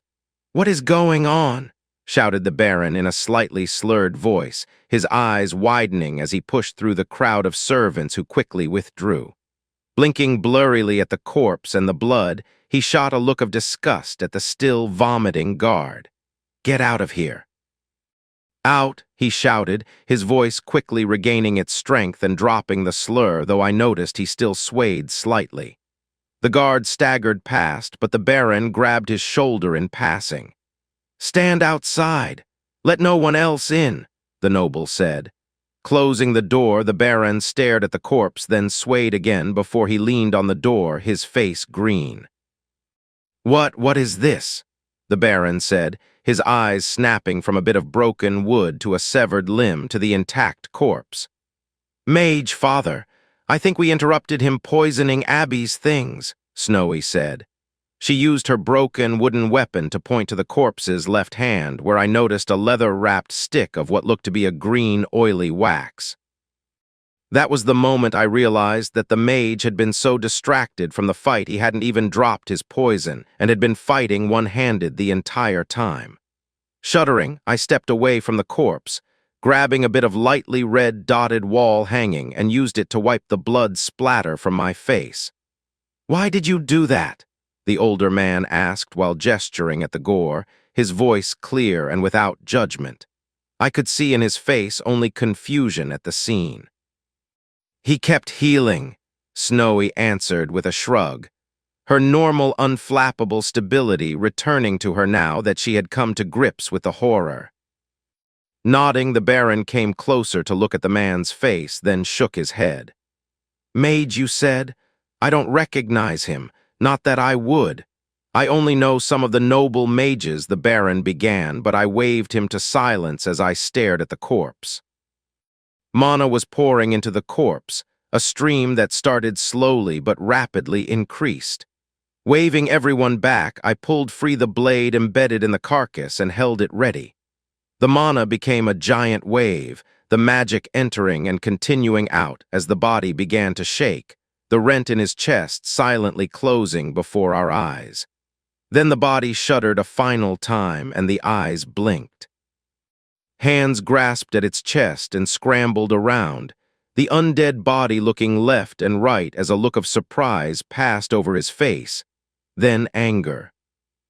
Bending forward, the undead took a deep breath as mana continued to gush in through its body and into the world. Pulling one knee out from under itself, it rose only to blink in surprise when a thrown blade sprouted from its chest like a street performer's trick. Standing there, weapon held out, ready to defend us from the undead creature, I could only stare in shock as the corpse spoke. "What?" it said, one hand touching the handle of the blade in its chest. A finger gently touched the handle, then flopped back to rest lifeless at its side. The body slowly gave a final twitch before collapsing. In my magical vision, the mana rushing through the corpse twisted and bent, a disturbance flashing around the blade in its chest. Then the magic gushed free like a bung removed from a wine cask. Instead of rushing into the corpse and out again in a wave, the mana curled, twisted, and knotted, breaking apart as it tried to enter the still form. Then it slowed and stopped. Staring past the Baron at my apprentice, I found her with a vicious look of pride. Abby's hair was no longer bound but freed. The black strands flowed over her shoulder in a wet, oily cascade, her other blade still in hand and dripping with Noble's bane. Chapter 69. Moments after the mage's death, Abby began to cry. She wasn't racked with guilt or anger at killing the man. I think mostly it was the sense of violation from having her bedroom invaded by an assassin. While Snowy took Abby into her suite to calm her, I began to examine the candle-like wax the corpse had finally dropped. The stick was an oily light green, and when rubbed onto a stray bit of parchment, quickly dried to a transparent, thin film. Without careful checking, we couldn't be sure the assassin hadn't contaminated her clothing. It was a relatively common technique of delayed poisoning. The wax and oil would rest inside clothing and would require sweat to activate. Hours, days, or even weeks later, the victim would simply collapse and die with none the wiser. My mother preferred theft to assassinations, but she had done plenty of the latter as well and made me aware of the technique. Alcohol was a neutralizing agent for the wax, so it was a relatively safe and useful tool. We would have to soak her clothing and douse her things with clear spirits before she could wear them again. The Baron quickly took charge of the situation, demanding some of his men to stand guard outside of Snowy's suite while he sent Marcus for parchment, quill, and an ink set. While the older man was making a ruckus, I remained stationary over the corpse, watching to see if it would react further. I knew that it would deanimate if the body was dismembered or suffered severe wounds, but I would take no chances with this corpse. Thinking, speaking, undead were the stuff of legends. They were horror stories designed to convince children to do their duty and report any intact corpse they found. Yet this one spoke. It was surprised and upset by the blade in its chest and the noble's bane that disrupted the magic animating it. Watching the corpse, I tried to see below the surface to where the mana slowed and pooled. I couldn't be sure, but it looked like there was still mana trickling in, gently entering the form in a thin stream. Most of the mana simply sat unresponsive and knotted, but some always flowed inside the body, entering and exiting. A thin sigh of escaping air passed through the corpse's lips, either the natural settling of a corpse or air being expelled from a weakened undead. "Baron!"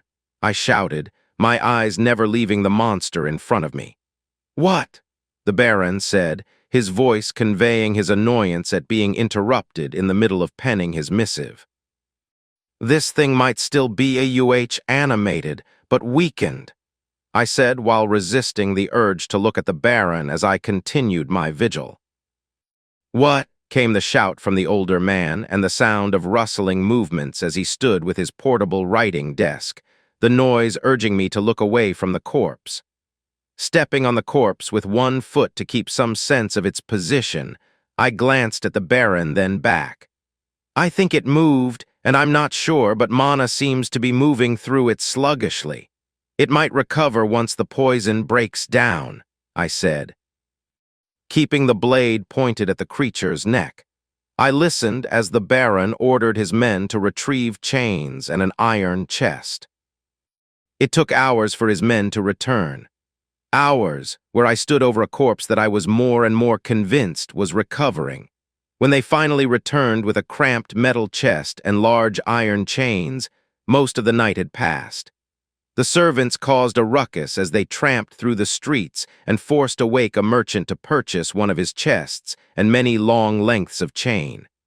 There was some awkwardness when the men tried to gingerly wrap the corpse in the bindings. Still, once they started, it was soon wrapped tightly with loops passing around and layering over the corpse, leaving it a tightly wrapped bundle of iron. The last of the chain was set with a lock, and the entire bundle was forced into the chest. Some slack was left in the chains from the protruding blade left in the corpse. The loops of iron passed above, below, left, and right of the embedded weapon, but we were taking no chance on removing it. Even if the creature had strength and speed, it couldn't bring it to bear without leverage. Only when the corpse was encased in the locked box was I able to relax, eyes red and tired, muscles shaking from standing ready to attack for hours on end. "Why did we capture that thing?" I asked the Baron, only now bothering to ask what the plan was for the creature. I had questioned his choice before during my long watch, but I wasn't willing to focus on anything but the creature. It had easily been the deadliest thing I had ever fought, and I had no wish to fight it on an equal basis. It was a mage. But more, it's undead and sentient. The king will have questions, and it'll be leverage against the mages' guild. If they are creating assassins with undead suicide spells, that is a horror they will want to hide, the Baron said with a vicious grin. I could almost see the older noble imagining the political maneuvers he could make with this lever. I was not looking forward to burning his plans to the ground, but they had to happen. "I don't think it was a suicide spell," I said while rubbing my tired eyes. Grunting, the Baron dropped into a chair, his grunt somehow conveying the need for more information. For a few minutes, I imagined the possible life I could have had if I had rejected the Baron's request. It would have taken most of my savings, but I might have been able to set myself up again in another place. But I wouldn't be with Snowy. I wouldn't understand magic, and I wouldn't have a friend in my mercurial little apprentice either. With a sigh, I banished the what-ifs and turned my mind back to what was. I think that mages have custom skills for regeneration to fight aging. That's why it healed through our fight. Combine that with a mental skill, and any time a mage dies, it turns into a thinking undead, I said, then continued. That would mean the undead keep their skills as well. That's where aberrants come from. All it would take is someone with a skill that makes them stronger, or faster, or some other passive skill. I'm guessing, but it's likely that it's only when they have a passive mental skill that they become a thinking undead, and can use the active effects of their skills. I said more than I had planned, my musings running away with me, the idea unfolding like the blooming of a sick flower as I worked through how the magic would work. None of that had been vital or a secret that he wouldn't be able to work out, given time to consider. I noticed, though, that the Baron was now eyeing both me and the metal chest with a concerned look, considering how this changed things. "Are you telling me that most of the mages' guild, many of them high nobles and leaders of their houses, are undying, unaging, abominations, with magical spells the equivalent of siege weaponry?" the Baron asked, then paused as he stared at me blankly before continuing. "The mages, working over generations to consolidate financial and political power in the kingdom, are also undead monsters?" the Baron asked. His voice dropped into an uncomprehending horror at the picture unfolding in front of him. I nodded, my focus still on the chest, trying not to picture myself as a similar abomination. Viscerally, I recoiled at the thought of undeath, even if it didn't come with mindlessness and flesh-eating. The dead were to be burned, the souls freed to be reborn or discorporate, their bodies nourishing the earth. Still, I had no interest in dying, and I was already working on how I could modify my skills to be as resilient and long-lived as a mage. A regeneration skill was needed, but so was a skill for strength, speed, and something like social adroitness. The last would likely see more value than any of the others, but was less attractive to my mind. Still, that was a weakness of mine, and my mother always insisted on strengthening those first if possible. Shaking my head, I ran my mind over a thought I had been considering for most of the night. Why the mages had a vendetta against the skilled trainers. I thought that there might be other reasons for their actions other than just removing the competition.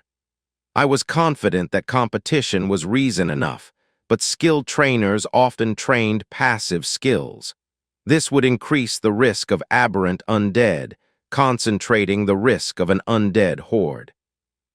It was common knowledge that the more intact corpses you had in one location, the quicker they would reanimate. A single aberrant could kill multiple people before it could be taken down, creating a wave of reanimations and starting a cascade of death. Whole villages had been turned into undead at the untimely death of a single young blacksmith or other stout and strong body. How much worse if the person had multiple hidden passive skills? What if those passives were combat-related? Even trade skills could lend themselves to horrific problems if those skills had unique passives. My father would be innately strong, fast, and dangerous. But Mason, with his passive hiding skills, would become an unending terror. The idea of an undead that went unnoticed to kill randomly left me near shivering in fright. I couldn't condone the mages, but I could see why they would want to remove any chance the skilled trainers would spread skills or risk exposing their acts. Shaking my head again to bring my mind back from wandering, I locked gazes with the Baron and said, "Not all of them, but most, probably." My deadpan, casual answer seemed to horrify the Baron as much as my response. I wasn't as calm or as cavalier as I appeared. I was simply exhausted mentally, physically, and emotionally exhausted. Before the Baron could respond, a thump came from the chest. Tightening my hand on my liberated blade, we both waited with bated breath, then calmed when no other noise came from the trunk. Dropping the enchanted blade beside the chest, I turned to the Baron and said, "When you deliver that to the king, let him know that the skilled trainers will have this information as well. We may be a resource for him in the future, but he should consider the skilled trainers in his plotting. They will presumably be willing to work with the king, but I'm not involved at that level." The Baron nodded at my words, seemingly as disturbed and exhausted as I was. Leaving Abby's sitting room, I slipped into Snowy's suite and kicked off my shoes in the visiting room.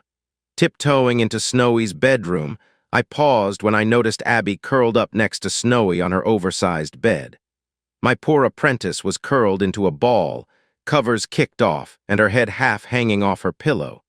Seeing that my place had been usurped, I sighed and backed out of the room. Snagging my shoes, I passed into my own room and stripped to fall into my bed. Before I drifted off to sleep, I could hear the sounds of early morning birds chirping. I couldn't help scrunching my eyes up at the growing light and grumbling in frustration at the long night, but my exhaustion pulled me into sleep. Chapter 70. Things are starting to heat up. The action is accelerating. The end is within sight. The end is nigh? If someone had told me about the revelations from a few nights ago, my guess as to the result would not have been so minor. When I woke late the next day, I expected an honor guard to deliver us to the king. Maybe a riot or two, possibly a mage attack or 6, but instead the day was mostly quiet and calm. I wrote a few letters to the skilled trainers and used 3 of my drop-off locations, but in total, the day was uneventful. That night, 2 of the major noble house estates in the neighborhood burned to the ground. We spent a restless night in the mansion waiting for an attack, but none came. The next morning, the Baron ventured out with some of his guards to discover that 2 major noble estates had accidentally caught fire. Surprisingly, everyone inside died somehow. The oddity was that these 2 noble houses were staunchly in the Mage faction. What few contacts I had in the capital were as eager for news as I was. The Baron had a shifty look about him when asked, but he insisted that the king had things well in hand.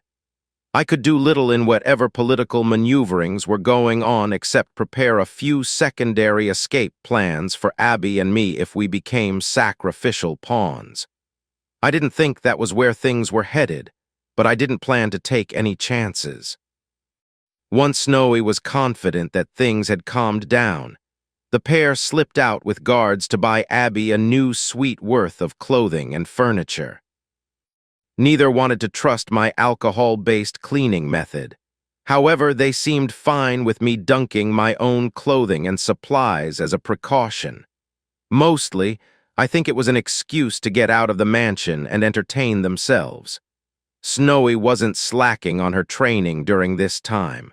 Mornings were reserved for shopping trips with Abby. Still, the afternoons she spent hunched over the fascination orb until she managed to earn her self-awareness skill. Self-awareness, Tier 1, 2.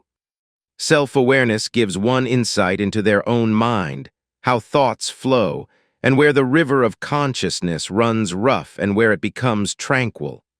Passive effect. Lesser inner stability, slight resistance to effects that would alter your perceptions and actions. Active trigger effect. Minor improved perceptual effects, synergistic with other known mental skills. Hunter's sagacity. When Snowy earned self-awareness, it was blatantly apparent since she simply stood and handed the orb over to Abby, as casually as she would pass a cup of tea. Snowy had taken the late-night assault as a personal affront and had dived back into her training. While the pair spent time shopping in the morning and returned to the estate smiling and joking, they would train with an intense focus after lunch. Once she had her new skill, I had delegated the pair to practice their combat skills together. Abby would throw hammers and other blunt and weighted weapons at Snowy. Simultaneously, Snowy would try to trigger the active effect of self-awareness and Hunter's sagacity together. Doubling up the activated skill's perceptual effects caused an even more extreme drain and was useful training. This provided decent practice to help Abby be willing to hurt others, along with improving her aim. With blunt weapons and Snowy's healing, it was much safer than it appeared, though emotionally stressful for my apprentice, which left me alone to use meditation and modify my skills. At some point, Marcus decided that it was his duty to watch over me. In my focused state, I needed someone to be near and on hand to have food and beverages ready when I came back to myself. At first, I took it in stride and thought nothing of it, but after the first few days, I came to appreciate the thought and care the man put into his work. Having a helping hand to lean on when making my way quickly to the restroom after nearly 9 hours of silent focus may have had something to do with it as well. Initially, I wanted to rearrange my skills to make myself a mage killer, a weapon against those that would attack me. But once I calmed down, I realized that was a reaction to the attack and the re-emergence of a childhood dream of combat prowess that I had no actual interest in. So the real question became, what did I want and what did I need?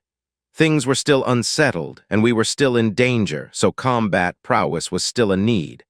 But I didn't need to turn myself into a focused bringer of death either. My first goal was to create a passive healing skill. With it, the mage assassin had been a dangerous opponent. Without it, he would have been killed within moments. Though without it, he might have used something like a giant burst of flame and damned the need to keep our deaths from looking like a mage kill, which was a good lesson in itself. Don't lean on the healing skill alone to stay alive. A hurdle I had to deal with was how to create my own passive healing skill. I could have selected one of my skills and tried to drive it to what I wanted, but I had the feeling that it would be a long and challenging road. Shifting my alchemy skill to have an attack method left it nameless. Each change had felt like pushing a stone uphill. Worse, my soul rocked and shook at each change, so I wanted to avoid that kind of brute force manipulation if possible. My second idea seemed more reasonable. Sacrifice a skill to produce a pool of liquid mana, a skill point, then select a skill that was related to healing in some way. From there, I could shift it as needed.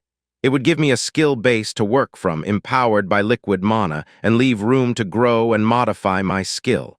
Which then begged the question, which skill should I sacrifice? Staring at my skill list, I finally decided on a skill that had sentimental value but little practical value: fletching.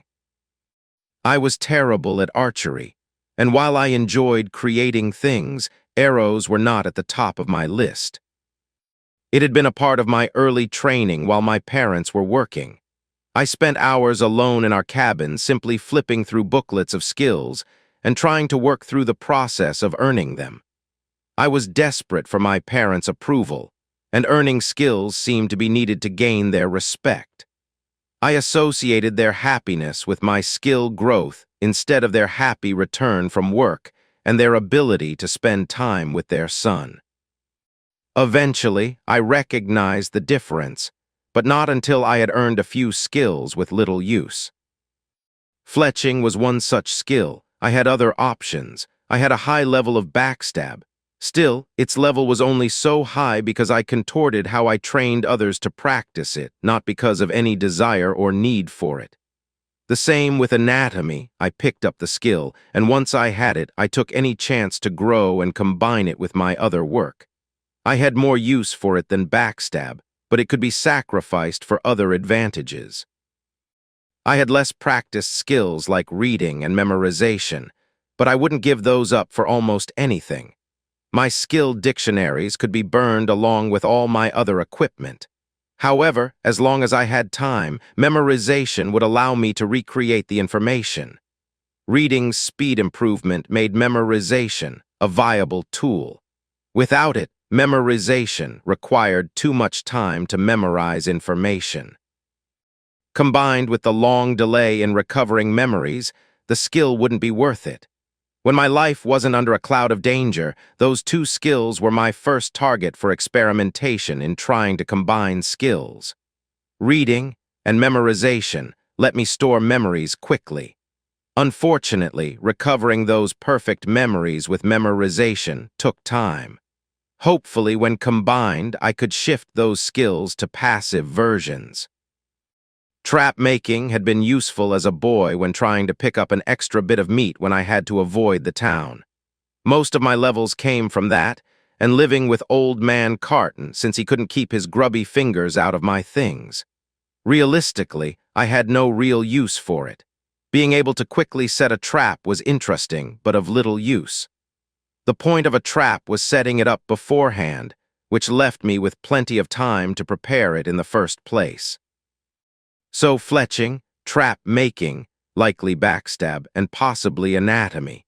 4 skills I could abandon for other options. Slipping into meditation, and then my soul, I was startled to feel a sense of discomfort resonate through the connection between mind and soul. It felt like the mental equivalent of trying to swallow a jagged shard of glass. Inside my soul, the unnamed skill that was once my alchemy, crystal vibrated, jarring my soul, then calmed. Despite the sudden stillness after the waves of pain, I could sense a tenderness and sense of disquiet from the unnamed crystal, a feeling of danger. Leaving it as it was no longer an option. The crystal didn't seem to be the danger itself, but something outside my soul and mind from the odd tunnel of whispers. Some outside force was unhappy with my blank skill and wanted it gone. I had little recourse but to shift the crystal back to what it was and hope that would appease whatever had attacked me on my entrance to my soul. Willing the skill back to alchemy was a quick process, the crystal almost seeming to want to flow toward the known state. It was a far different process when growing a skill or shifting the nature of a crystal.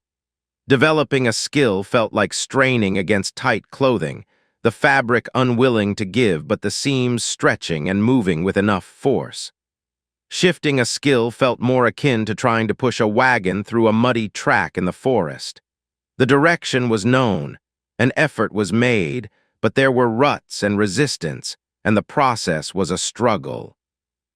Once my alchemy skill was restored, I stared at fletching, and considered for only a second what this change meant for me personally. Gathering the thin mist of mana around my soul, I surrounded the fletching skill crystal.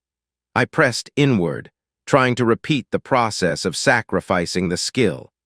After minutes of inward pressure, I could feel the crystal grinding away into sand, the structure slowly failing until a small puddle of liquid mana floated free into my soul. It was far harder to break down a crystal with the gaseous mana that my body naturally collected. The liquid mana of a skill point was able to tear skills apart with far less work. It required only minor focus instead of the marathon of effort from gaseous mana. This then was another trade-off to consider. Liquid mana was far more potent and offered the ability to convert skills faster. Unfortunately, this would reserve some of my potential power in unused liquid mana instead of a crystallized skill. Idly, I wondered if it was possible to condense the gaseous mana into liquid mana without mediating it through a skill first. My intuition said yes, but it seemed less important than merely growing my skills. It was yet another thing to put into my list of future experiments. Touching my mind to my liquid mana, I wandered through the health and healing options that my skill point offered. There were few choices for healing, but helpfully, most focused on passive recovery for myself. I wasn't given a list of skill names like when outside my soul. Instead, it was a collection of whispers of possibilities, hints, and ideas, the same as what I heard when passing through the connection from my mind. This was both better and worse than a list of skill names. Better in that I could generally feel my way toward the option I wanted. Worse in that a precise name felt definitive instead of the fuzzy grasping of the whispers. Still, I finally settled on a skill which felt like my goal and latched on, letting the tiny pool of liquid mana drain into the growing crystal. Recovery Tier 1. 1.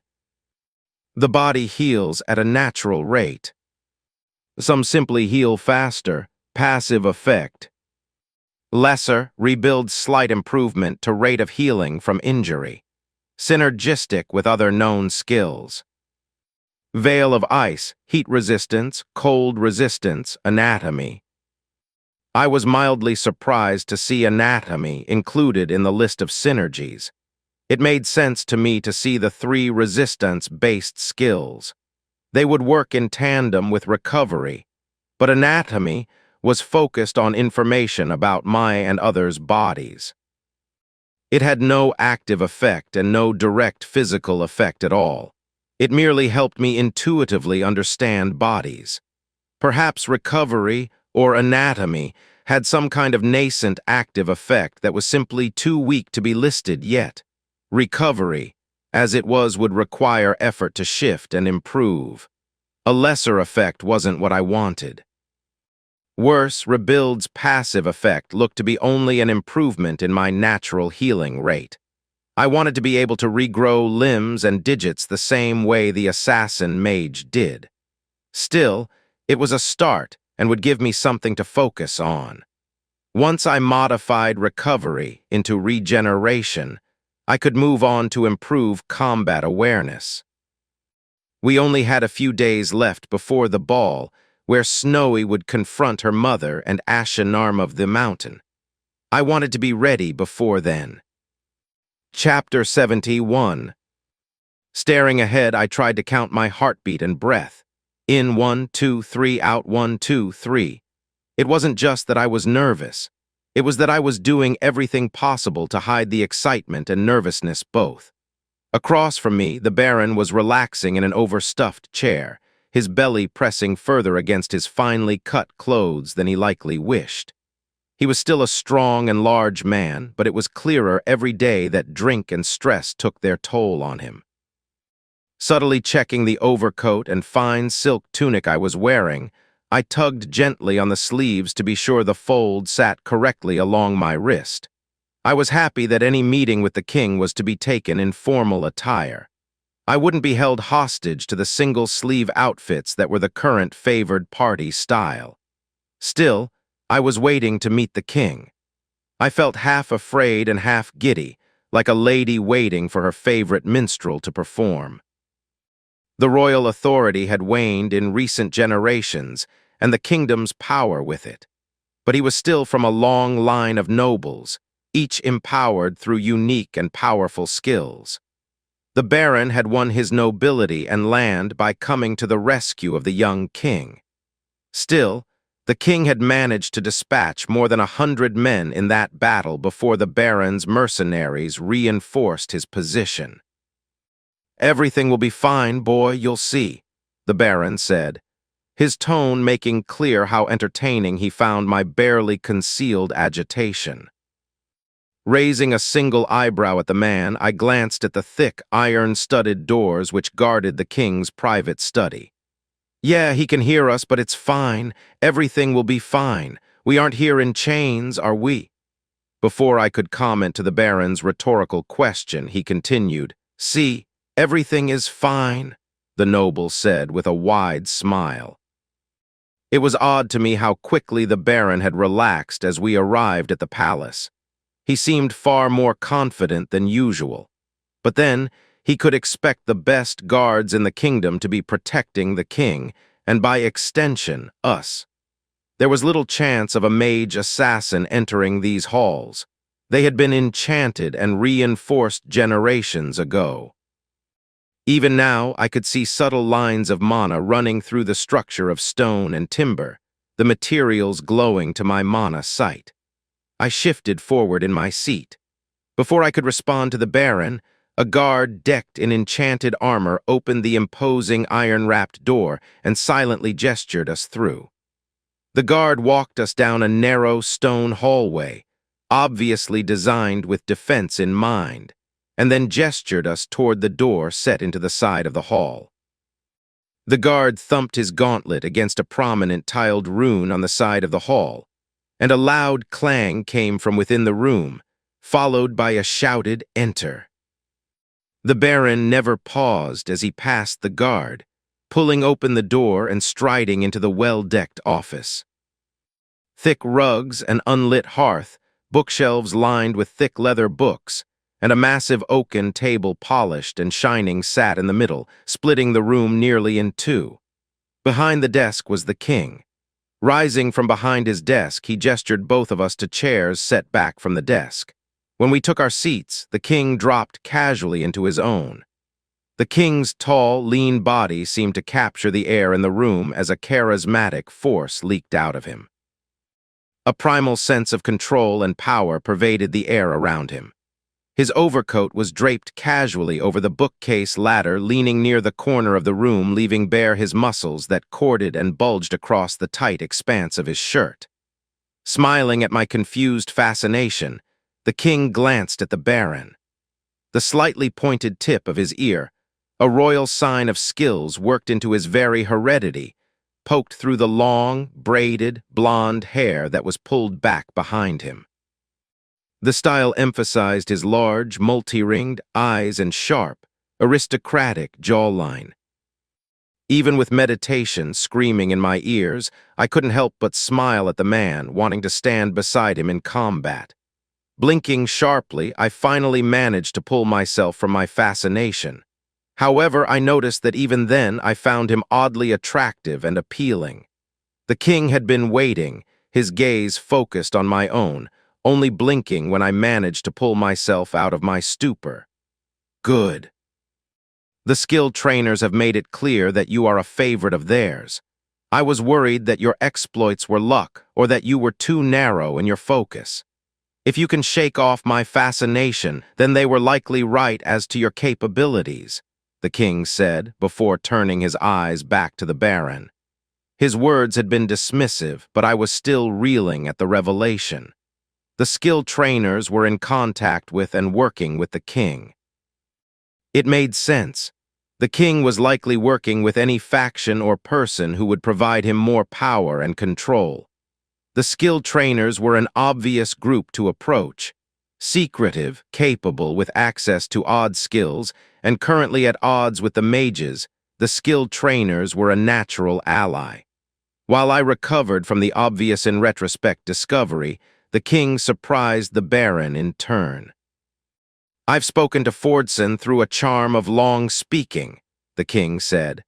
For a moment, I was confused as to the name Fordson until I remembered that was the name of the Baron's personal mage. In my mind, he was still the Baron's mage, or that asshole who tried to have me killed. I've long known that he had been under a soul binding to keep the Mage Guild's secrets. We have had no success with the newer binding. The Apprentice binding and soul oaths result in death when broken. Even under torture, they have died before they could do more than decide to break their oaths, the king said. The king leaned forward slightly as he spoke, his charming smile still somehow seeming dark at that moment. But Fordson's binding is of the older sort, and his refusal to take the newer binding is what cost him his place on the council. His oath only precludes him from taking an apprentice without approval and sharing the guild's greatest secret. If we already know the secret, he can speak on it. Which is why they wish to rebind him, the king said. Nodding, the Baron spoke into the silence, neither man looking at me. There were moments where he made it clear he was unable to provide information. I knew that it was a risk that his oath would silence him or force him to act against me, the Baron said, though he then snarled as he nodded toward me. Though it wasn't only an oath that forced him to try and kill this one. He admitted that he was trying to keep his communication lines open with his friends in the guild. I had words with him over that, which left me annoyed again at the mage. Butting into the conversation high above my social rank, I asked, "So, what did he finally tell us that he couldn't before?" Frowning for a moment at my interruption, the king raised an eyebrow at the Baron, then turned to address me directly. Once a mage dies, their soul fractures and solidifies. They can no longer grow their skills or their soul, nor change their skills. They are frozen in the moment of their death and rebirth, the king said. Biting my lip, I considered what that would mean for a mage's skill selection. They would never remove their mental skill nor their healing passive. To do so would be to trap themselves in a rotting body or to become an aberrant undead without a mind. A fate that was worse than undeath, unlike any other. Better to be consumed by the flame than to be reduced to that. As well, active effects are even more of a drain once they die, the king said, drawing me back to the conversation.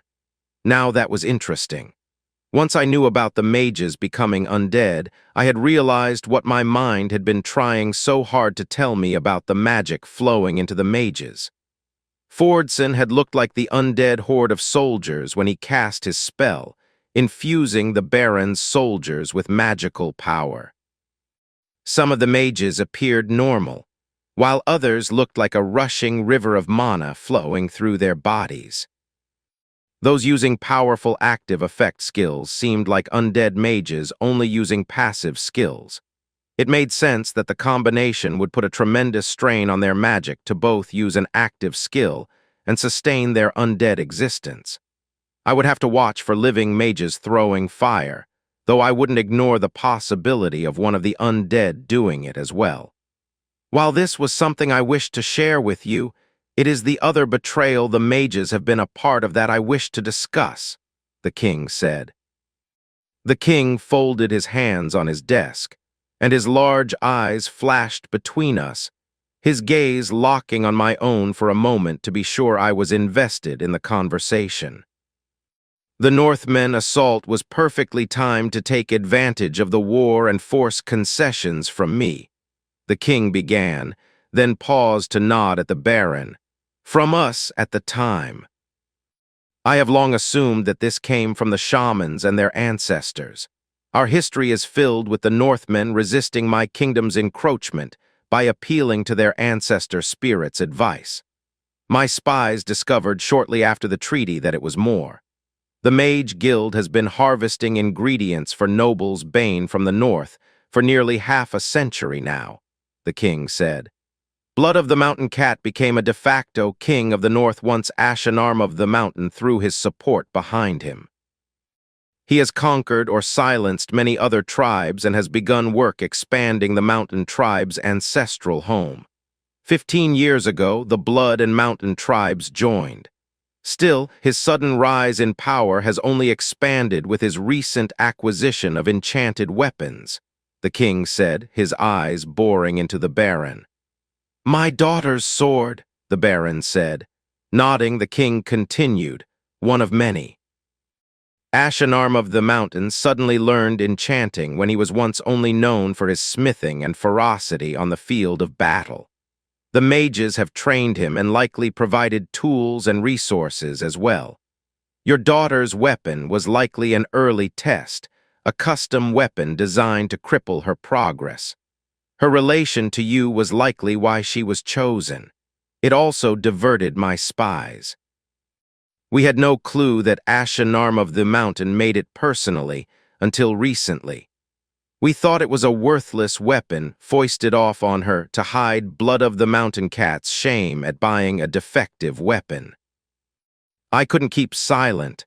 The Baron seemed willing to simply accept whatever the king was willing to share. I was not. Do you know why Alexis was targeted or why her mother failed to intervene? I asked. The Baron was forced to hide his grin at my audacity in interrupting the king yet again. My spies have failed to discover why Alexis was targeted. We have only rumors of jealousy and unrequited love, which does not explain the extent of the efforts or why the ancestors were willing to allow it. As for her mother, shamans always act with the will of their ancestors. I could tell the king was leaving things unsaid, conclusions and information he wouldn't share with me, someone so untried and untrusted.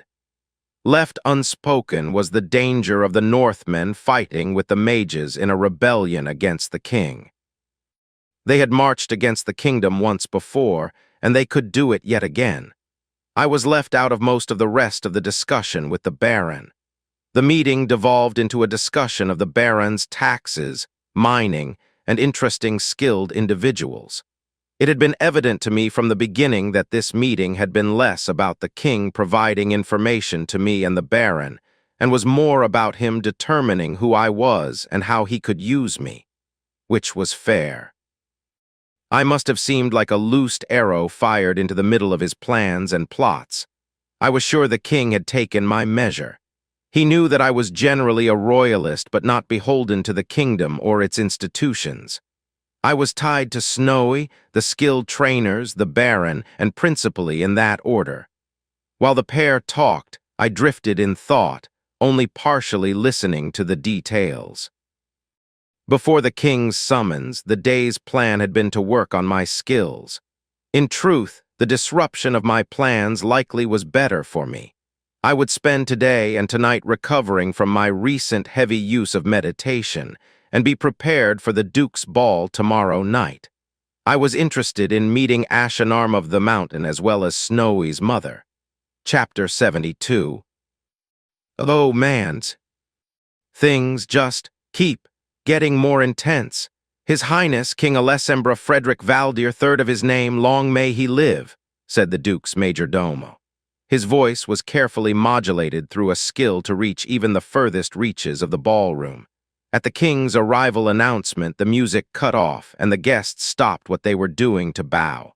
Pausing at the head of the stairs, the king looked around the room. His large eyes slowly panned around the room as my group waited in the hallway behind the man. The pose of casual but interested disregard was well practiced, and I could tell even with only a small sliver of him being visible from my vantage point.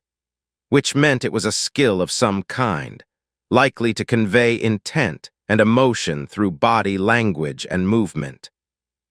The king had casually demonstrated more than a handful of social skills in the short period between meeting us at the Baron's mansion and entering the Duke's estate. It was as much a show of power as a demonstration of his right to rule. The monarch was dressed in the single-sleeved style, the bare arms showing off his dashing figure and corded muscles. He was dressed in his royal colors of dark blue with gold trim. Looking into the crowd, he gestured for the collected guests to rise, then stepped down the stairs while bracketed by two of his guards. We had joined the king as a part of his entourage, our carriage following closely behind his own. When we stepped from the carriages, the king loudly welcomed us, shaking the baron's hand, patting me on a shoulder, and casually throwing a warrior's salute Alexis' way. We marched together into the duke's home, then had to wait as the king was announced. "Baron Anthony Morick Verstrom," said the announcer, his face carefully neutral. Standing at the top of the stairs, the baron bowed, then quickly marched himself over to the banquet table to grab himself a wine glass.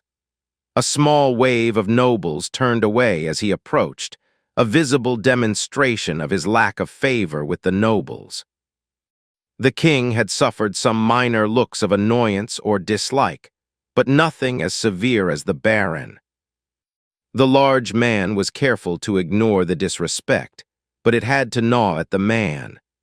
Alexis Verstrom, heir apparent by right of martial skill to Baron Verstrom. There was a sound of interest when Alexis stepped to the stand to present herself. Her attire was carefully coordinated by her father and the king to match the monarch's own clothes. Instead of a deep blue with gold trim, Alexis was clothed in a light blue tunic and silver trim pants.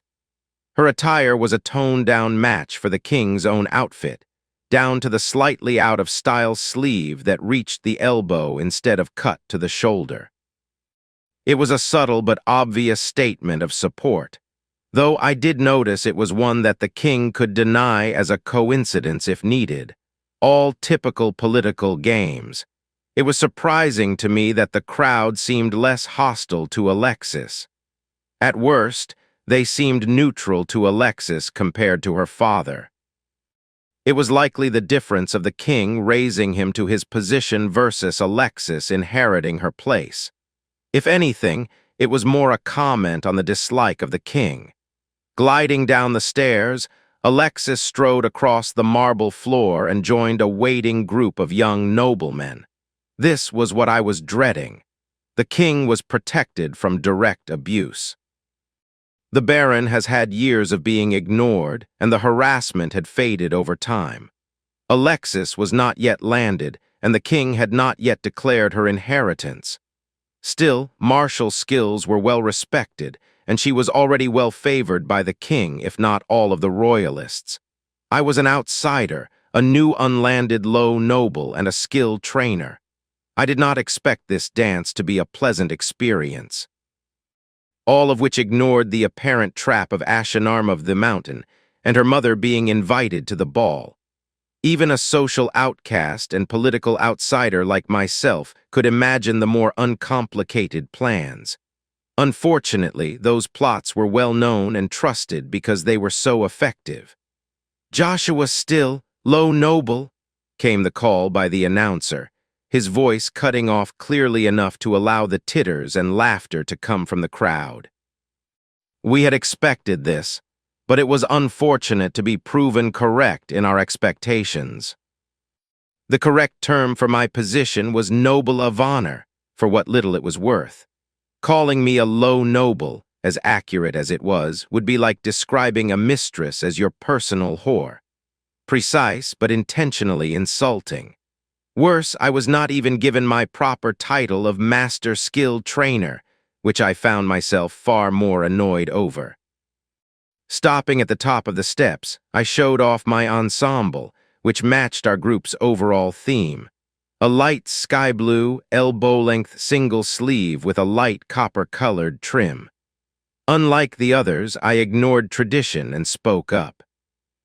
I looked into the crowd with a sniff as if I was commenting casually upon the weather and ignoring the insult. It seems that even a duke may have difficulties finding a capable servant.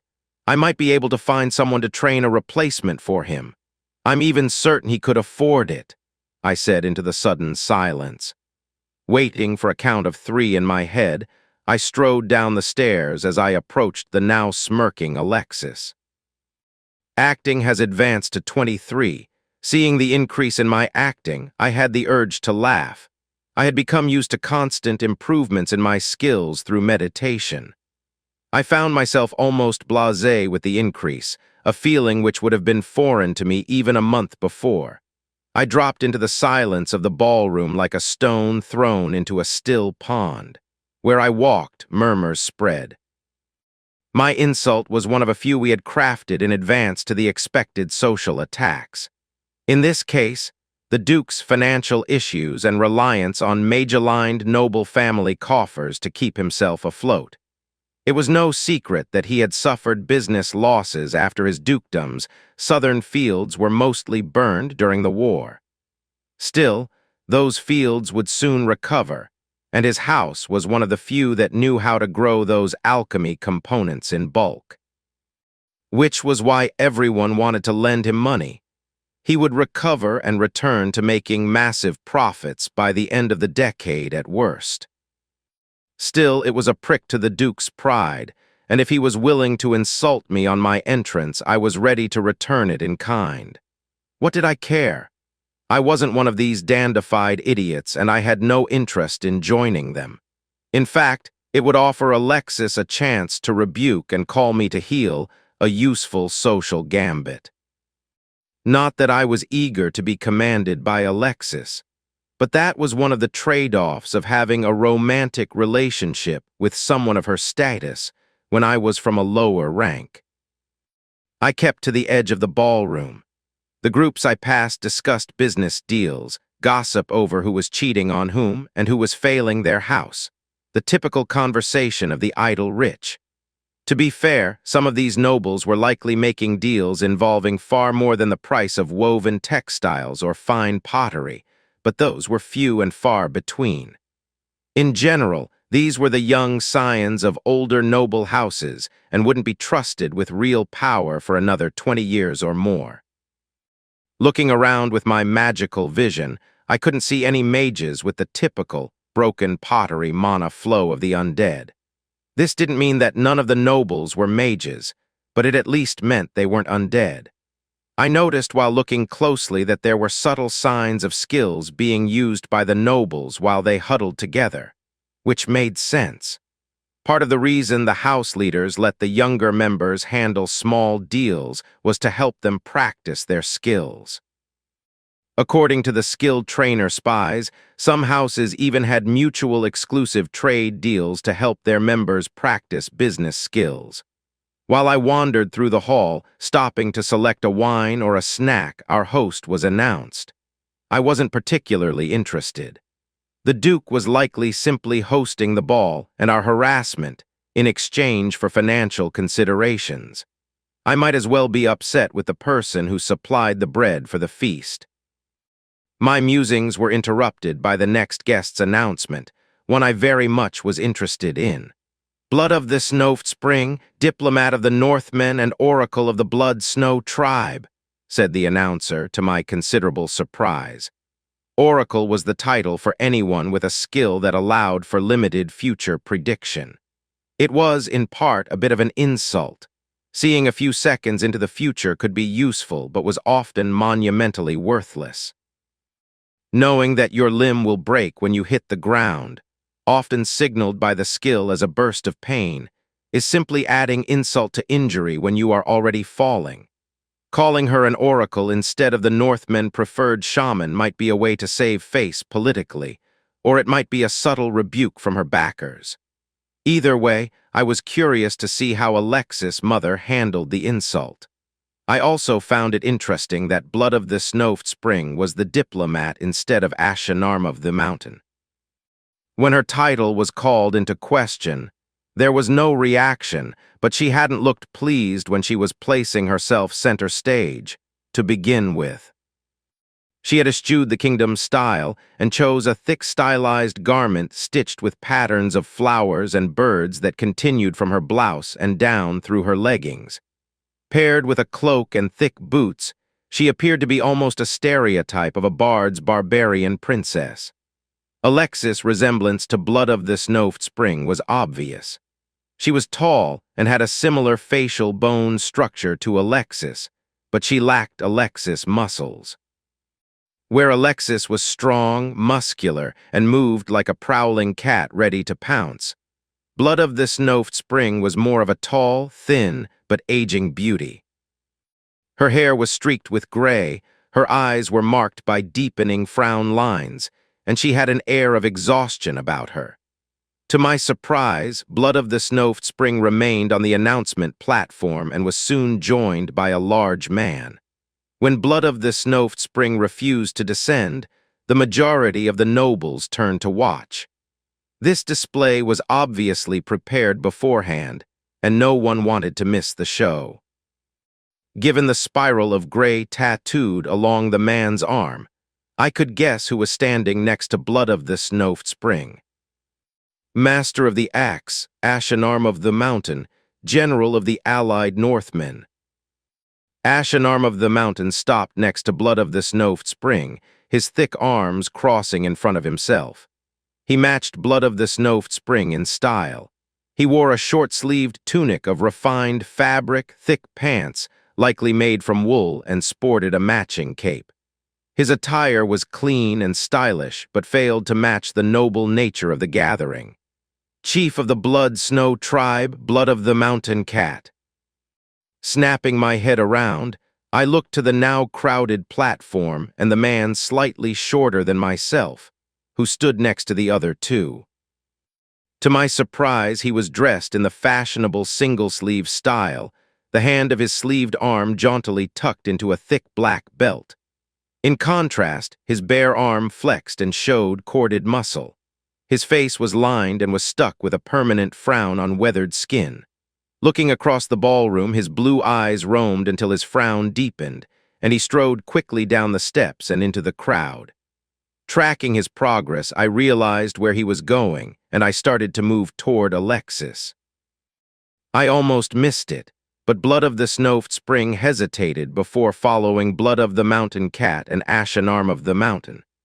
This pause drew my eye, and I watched the angry look she shot at the chief's back before she followed the other two through the center of the ballroom. Their passage left silence as they strode through the center of the dance floor, their rude behavior leaving a few scandalized looks as they passed. I was too slow coming from the other side of the room, moving around the outer edges of the dance floor, but I was on the same side of the room when Blood of the Mountain Cat stopped in front of Alexis. "So, this is where your Skiritich daughter has gotten to," Blood of the Mountain Cat said. What Skiritich was, I didn't know. Given that Ashen Arm of the Mountain, Blood of the Snoft Spring, and Alexis all stilled when he said it, I could imagine how insulting the word must have been. Seeing that no one responded to his words, I used the pause in the conversation to slip past a large group of nobles as I tried to reach Alexis. Ignoring her former chief, the man who barely came up to her chest, Alexis looked to her mother. Bowing slightly, Alexis said, "Respect to the shaman, Blood of the Snoft Spring." Then she smiled and continued in a less formal tone. "I am glad to see you, mother. It has been far too long." While Alexis spoke, Blood of the Mountain Cat slowly flushed red. Nodding her head slightly again, Alexis turned to the larger man. "Respect to the general of the allied Northmen," Snowy said in a still respectful but cooler tone. I was watching closely while I approached. Any mistake of the three could help us prepare for whatever plan they might have. Ashen Arm of the Mountain's face was stony, unshifting at her greeting, but his head did dip minutely. Just as I reached Alexis' side, Blood of the Mountain Cat moved. His arm struck out like a snake, his fist hammering across Alexis' face, her jaw breaking with a sound like shattering stone. "Skiritich!" shouted Blood of the Mountain Cat, his face contorting in anger as spit flew from his mouth. Chapter 73. Musicians were paid to perform, no matter the gossip or comments of the nobles that surrounded them. Famed musicians have continued performances even during a duel to the death. The Duke's musicians were not nearly so professional.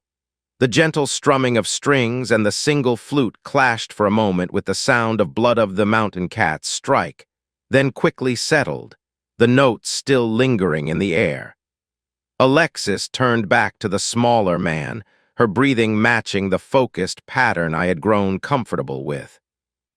Her lips spread in a grin, white teeth, showing clear through the blood before her jawbone clicked as it realigned itself. The bone crunched loudly as the joint slipped back into the socket. Her regenerative skill wasn't nearly as effective as the Mage assassin's. Hers was an active skill, but she could continue to trigger it at the cost of growing exhaustion. I could still see her jaws indent where the bone was broken, but Alexis ignored the damage even as it continued to heal.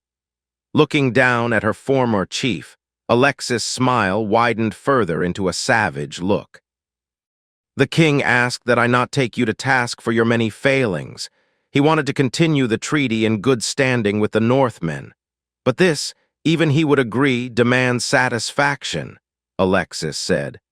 Her voice came out slightly distorted through the broken jaw and swollen lip that even now was fading. The Baron had offered up many different responses to the expected plots. The most likely was Ashenarm of the Mountain forcing one of us into a duel. I was the primary target. My martial skills were less well known. I had conflicts with the mages by the nature of my profession and being Abby's master. My death or loss would still cause problems for the king, the Baron, and Alexis. However, some words had been spared for if Alexis was challenged, and the responses she should give if a duel was unavoidable. None of us were expecting Blood of the Mountain Cat, but this was an insult that could not be forgotten or forgiven.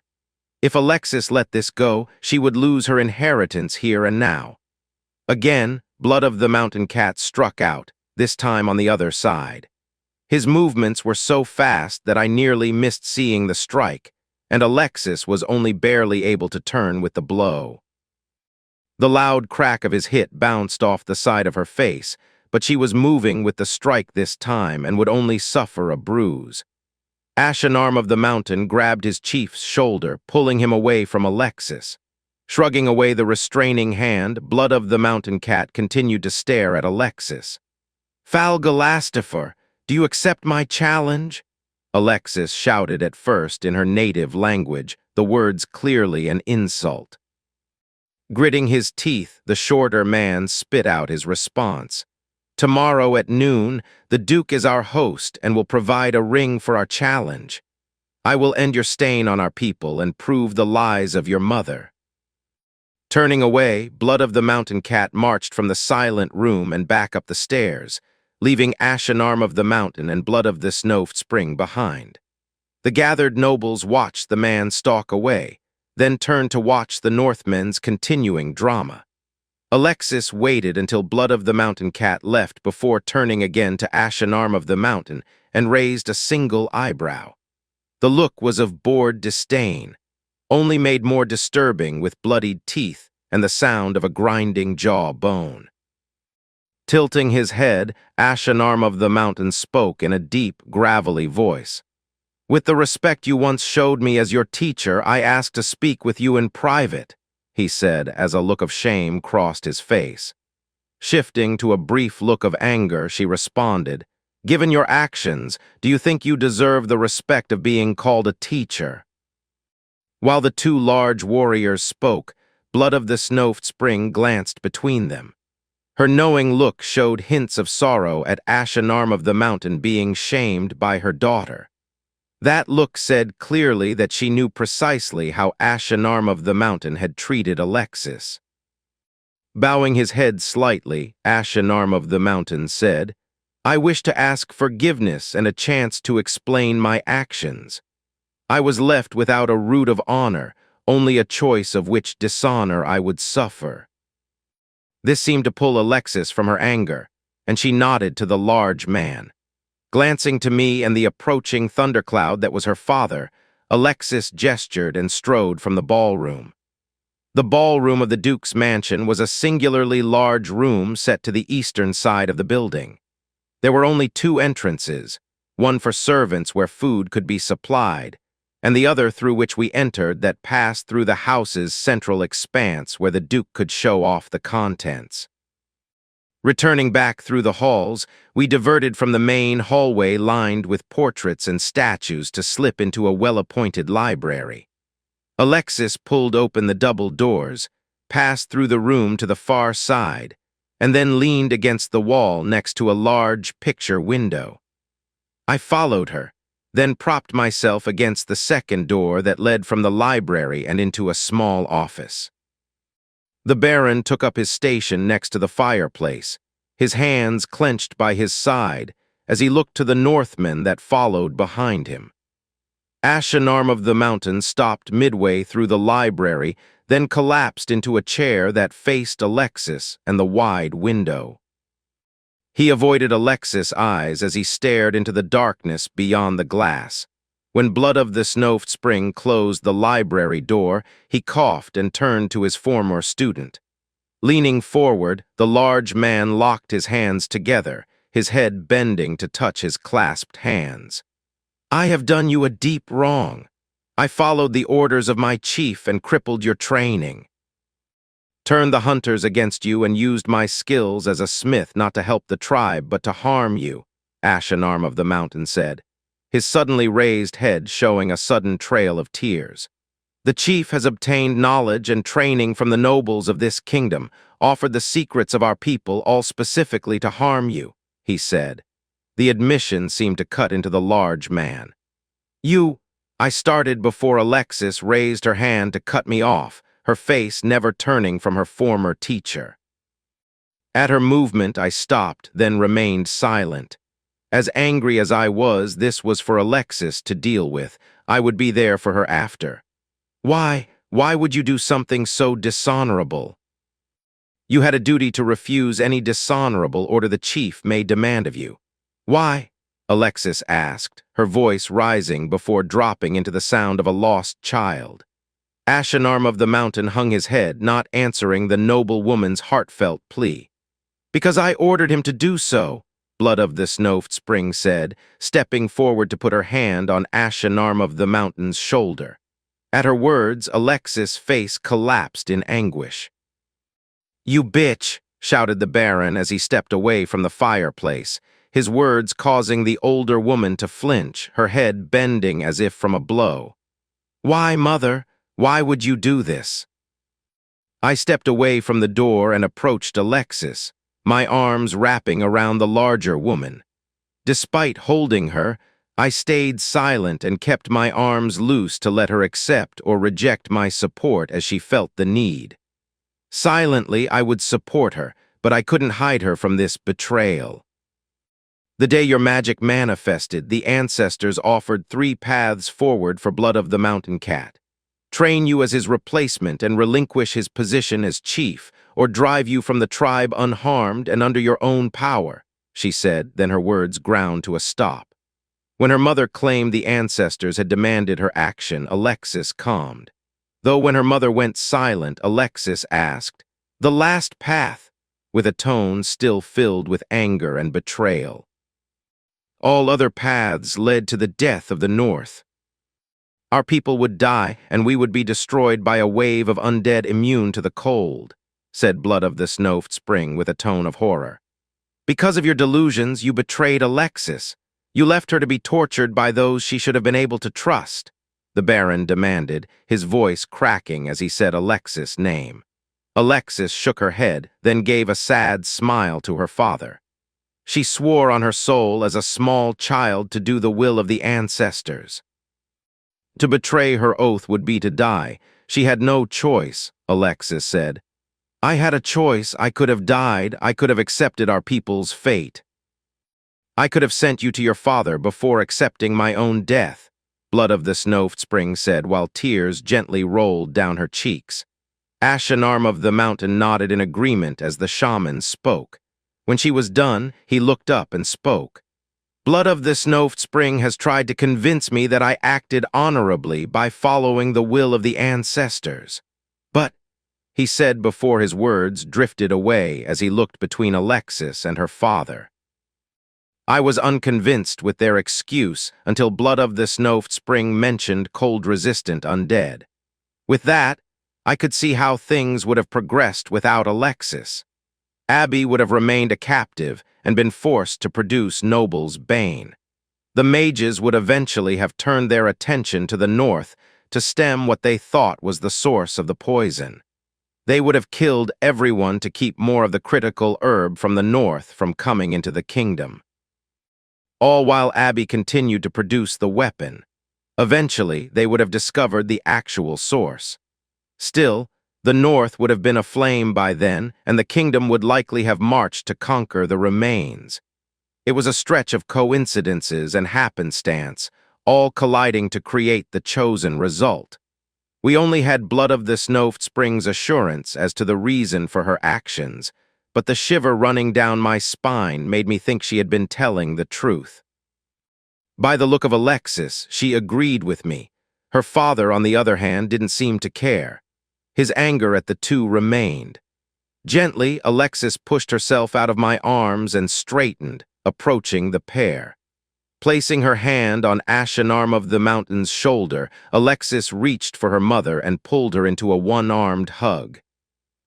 Silently forgiving them for falling into a situation with no escape. Her father looked ready to pull his daughter away from the two, his anger growing as Alexis forgave her tormentor and her mother. Before he could move, I gestured to catch his attention. I shook my head and then looked to his daughter, trying to silently convey that he could change nothing here. I wasn't sure if my message was entirely received, but the Baron leaned back against the fireplace and seemed to be trying to ignore the center of the room. I would speak with him later and see if I could help him see that Alexis wouldn't let him act against the pair. To her, they were serving honorably, and while she was hurt by their actions, they had no real alternative in her mind. It was Blood of the Mountain Cat who forced the tribe to act as they did to avoid their doom. I didn't even need to ask her, and I knew this was how she would see things. Alexis would never have let Blood of the Mountain Cat escape her in tomorrow's duel, but now she had yet another reason to see him dead. Chapter 74. It was uncomfortable being the odd man in this strange family reunion. The Baron remained silent, leaning against the fireplace and occasionally sipping from a silver flask hidden in his inner jacket pocket. Ashenarm of the Mountain had cried after his admission of guilt, but it was Blood of the Snow Spring who I pitied. When she looked to either Alexis or her father, a shadow of sadness and regret would flicker across her face. Still, it would quickly be locked away behind a stoic mask. Ashenarm of the Mountain seemed to have found some form of solace from his admission and absolution in Alexis, acceptance of his actions if not a forgiveness of them. Blood of the Snow Spring neither asked for forgiveness nor seemed willing to accept it. I was careful to contain my questions while the three discussed the past. When they reached a seeming lull in the conversation, an awkward moment where Blood of the Snow Spring was gathering her courage to talk to the Baron, I stepped in with my own questions. Do the ancestors have any other demands of Blood of the Mountain Cat? I asked, my words cutting across the group like a knife. Blood of the Snow Spring nodded, then glanced at the Baron before her eyes came to rest on her daughters. Giving her child, now grown, a sad look, she said, Blood of the Mountain Cat had only one path to survival. He must win in an honorable duel to the death with Snow in Blood.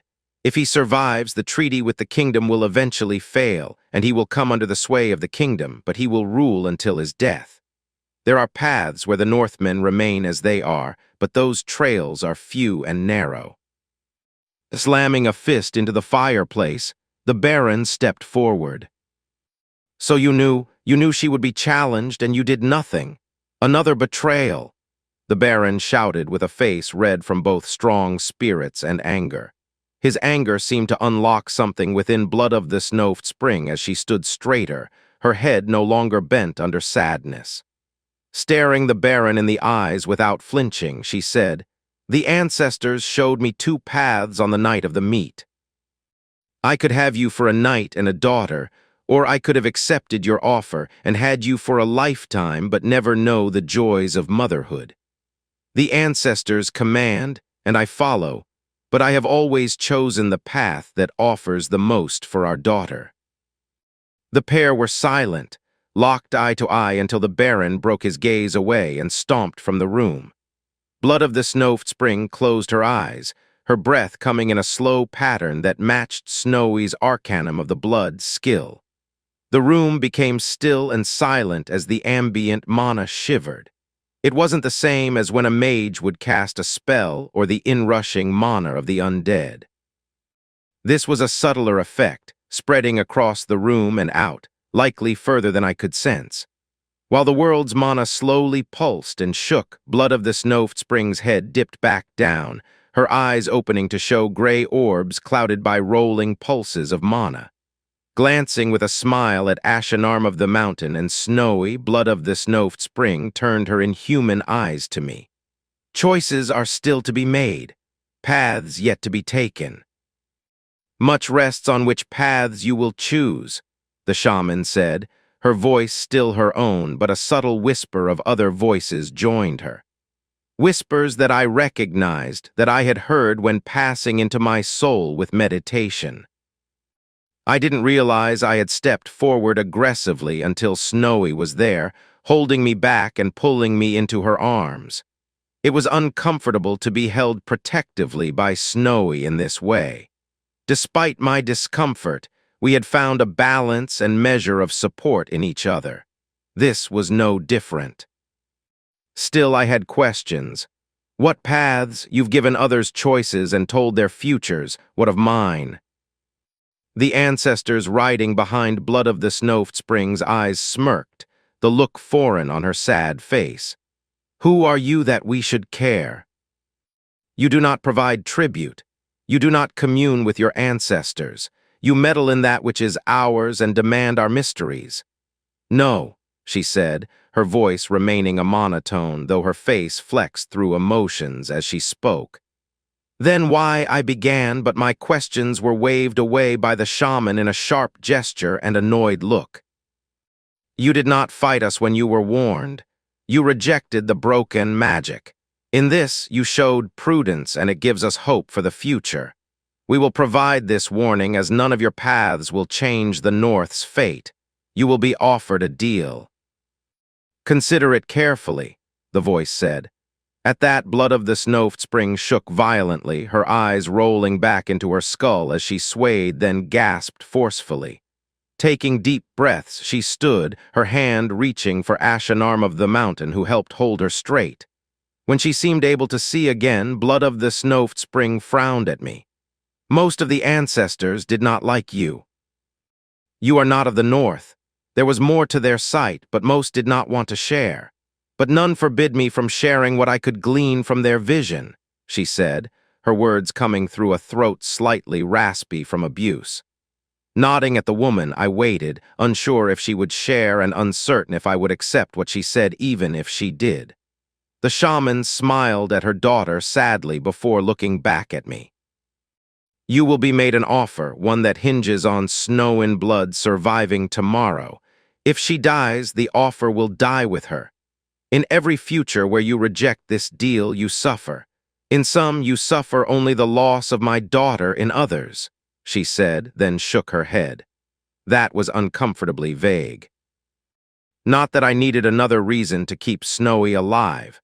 Now I was concerned about this deal's details, and if I would be willing to agree to it even if Snowy killed Blood of the Mountain Cat. When pressed for more, Blood of the Snow Spring refused to offer anything else of substance, claiming she had nothing else. I wasn't sure if she was telling the truth, but it was clear that she wouldn't tell us even if she knew more. Eventually, there was nothing left to be said. The night was late, and Snowy needed to rest in preparation for tomorrow's duel. When we scanned the Duke's ballroom, we found the Baron slumped in a chair, a large flagon of warmed, spiced wine beside him. The flagon was clearly something he had asked the servants for, since it matched none of the decor. Not that the man cared what anyone else in the room thought of his choice. He was resolutely drinking from his container, ignoring the whispers and sideways glances. Red-eyed, the large man swayed when Snowy approached, though he recovered amazingly quickly. He was only sloshed, not hammered, but if he continued to drink as he was, it would only be a matter of time. Before I could comment on his unwise actions, I noticed the Baron's stance firming. His body straightened as a subtle swirl of magic streamed into his body. Even the irritation in his eyes was gone. Clearly, he used a skill to sober himself. For a second, I wondered what skill he used, how he earned it, and what could be done to improve it. It was only a flash of distraction, but I noticed and kept it in mind, unlike in the past. This was a symptom of meditation, and I needed to let the effects fade before returning to my practice. I've talked to the king. Unless there is more, we should leave and prepare for tomorrow, the Baron said, while slightly slurring his voice, his eyes flicking to those standing near. I didn't know if Snowy noticed her father's change, but she agreed with him all the same. We gathered into a group and went looking for the Duke. Finding him in a corner, we thanked him for hosting us, and then turned to the other prominent corner of the ballroom where the king was still mingling with his followers. Approaching the king, we mouthed yet more platitudes, though more heartfelt this time, and left the mansion. Waiting in the cold outside, we huddled together, Snowy taking a moment to lean on her father. The large man looked away at this show of support. The Baron then draped his cloak around Snowy's shoulders and gave her a hug hidden in the act of protecting her from the cold. I was glad to see that Snowy was aware of her father's fears and sadness, and was acting to show him she would not abandon him or betray him. The man had been hurt by life repeatedly. He seemed to be desperately grasping onto his duty as his final lifeline. Desperate people could be dangerous, but more, it was good to see Snowy knew that her father needed her, and that she was willing to show him she cared. As much as I had grown to respect and admire the man, there was little I could do to comfort him as she could. When the Baron's stable hand brought around the carriage, we quickly stepped away from the Duke's mansion and huddled within. There was a comfortable quiet among the three of us, though it was one filled with a worry over the future. Snowy was a capable warrior, competent and strong, fast, able to heal herself, and filled with a near-endless endurance because of her skill. But it wasn't genuinely endless. As much as she could continue to use the active effect, it came with a mental strain. Even then, while Blood of the Mount Cat was a skilled warrior, lithe and fast, he was not known as one of the North's great warriors. If she had been paired against Ashenarm of the Mountain, I would be terrified, but with Blood of the Mountain Cat, I was only profoundly concerned. When the carriage came to rest in front of the estate, I froze in horror. Shining through the mansion was a gigantic wave of mana. The mana flowed into a point in the front parlor, the swarm of glowing light clearly marking the creature's location. "There is an undead mage inside. In the front parlor," I said, my eyes blindly trying to see through the walls at the creature of magic inside. Snarling, Snowy kicked through the door only to pause at the sight of Marcus. "Madam," the butler said with a calm smile, "I would have gotten the door for you." At Snowy's pause and nonplussed look, Marcus gestured toward the sitting parlor where a young man waited. "Your guest is waiting for you in the front parlor," Marcus said.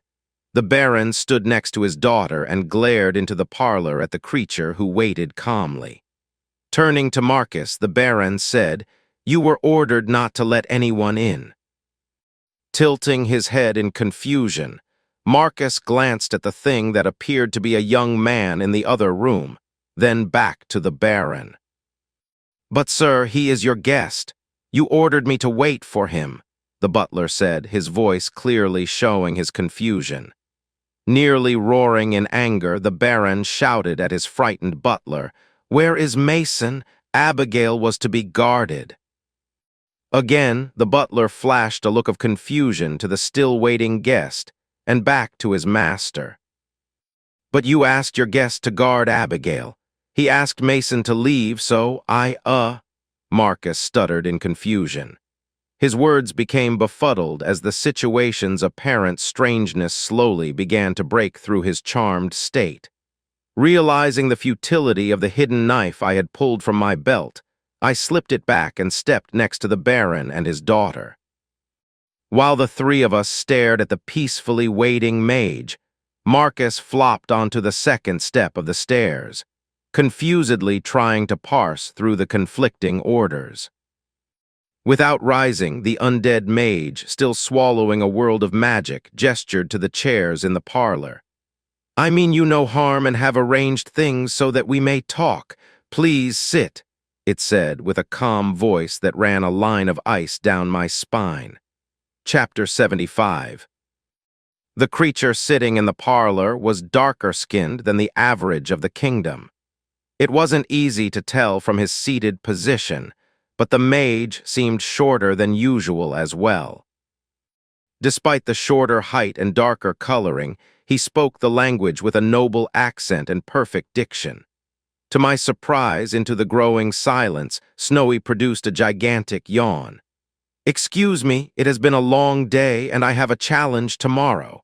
"Good night," she said, the tension she had been holding since entering the house now absent. Her change in demeanor was abrupt, but not nearly as much as the Baron when he smiled to the thing sitting in the large leather-stuffed chair. "Good evening. My home is, of course, your home. If you require anything, simply ask Marcus to provide," the Baron said before he turned to me. He tipped his head slightly, then said, "Joshua," and casually strolled past me. I was frozen in place, staring at the creature masquerading as a man, watching the magic flowing in a wave through him. At the same time, he simply waited for my reaction. The tableau was broken by Marcus, asking if we would like anything before he retired for the night. "No, that will be all, Marcus, thank you," the undead Mage said, his smile and voice well practiced and cultured but without a hint of warmth or emotion. Slowly, I slipped into a chair facing the Mage. I had watched his magic while he controlled and commanded the Baron and Marcus. I hadn't noticed a flicker of change in the creature's magic. I knew it was using a skill, but it was so advanced, so subtle, that even staring directly at it, I felt nothing. I noticed nothing. It was merely a swirling mass of magic, always churning the river of mana. Leaning forward, the Mage clasped his hands together. "Now that we won't be interrupted, I would like to tell you a story and offer you a deal," he said. I couldn't remain silent. I was holding myself like a coiled spring, ready to snap despite the pseudocalm as I held my pose in my chair. "Couldn't you just force me to do what you want?" I asked. Smiling slightly at my question, the Mage leaned back again, his studied pose dropping away. "Yes, but that would defeat the point," he said. There was a silence as I stared at the Mage, the knowledge that there was nothing I could do against the force of nature sitting across from me, pressing down upon me. I knew that Snowy had a mental resistance skill. I had helped Abby teach her the skill. I would never be so crass as to ask the Baron about his skills. I was still confident that the Baron had a mental resistance skill as well. It would be challenging to deal with the nobility without one.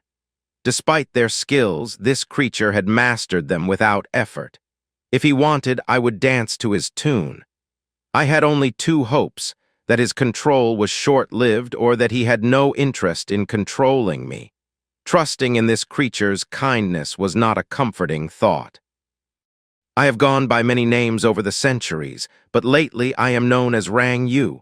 I picked up the name from a delightful country in the far south," he said, a small smile forming on his face as he mentioned the near-legendary lands of the far south. I held back a flinch when he mentioned living centuries. I knew that he was old, his power spoke to that, but the way he spoke of time conveyed that he thought of centuries in the way I would of days. How long would it take before someone would adopt such a viewpoint? Now, many hundreds of thousands of years ago, the world was very different. There were no skills, no skill lists, no dwarves, no goblins, and the dead did not rise. They simply rotted, he said while gently gesturing. Rang Yu seemed ready for me to interrupt him. When I simply listened, silently thinking about how different such a world would be, he continued. A young man, born far from the shores of this land, was hunting one day deep in the mountains of his homeland when he came upon a place where the thin mana of the time collected. This confluence of mana was minor by our current standards. It was a collection of magic barely stronger than what we could experience even in this mansion's garden. Finding that the place was soothing to his mind, he decided to create a refuge in his hidden grotto. I now believe that was the most powerful confluence of mana in all of the world at the time. Frowning for a second, he turned to stare out into the darkness, his face carefully blanking itself before he looked back to me. His village was destroyed, and he was left with no one, he said, his voice making it clear that he had no interest in expanding upon this portion of his story. Turning back to the darkness, his voice drifted out calmly, the sound lulling me until I was lost in the story. The next 20 years of his life was spent without company. He became a hermit, hiding away from the world in his grotto. This would have been the end of the story if the man had not been a hunter. His training included methods of focus, ways to hold still for hours, techniques for concentration. As you may imagine, he stumbled upon the ways of magic. It wasn't like it is now. There were no skills. It was more free form, more dynamic. I tried to imagine a world like he described, a world without skills and without the danger of the undead. He shifted in his seat, the sound of the cushion an odd interruption to his story.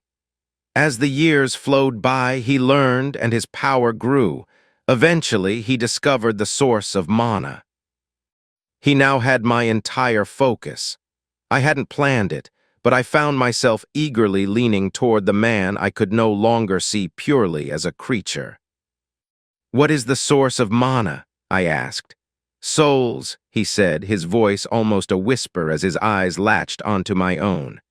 "Souls?" I asked, falling back into my seat in confusion. "I don't mean that souls generate mana or filter it from the world. No. Mana is the remnant of souls ground down to nothing. Souls destroyed and spread across the world," he said with the voice of a man who was delivering a death sentence.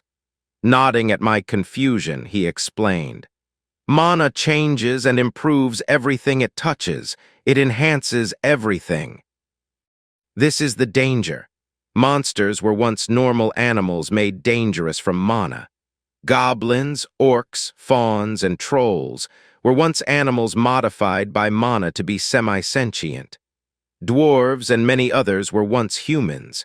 Year after year, mana has modified them to adapt to their environment. Their very humanity is twisted by mana.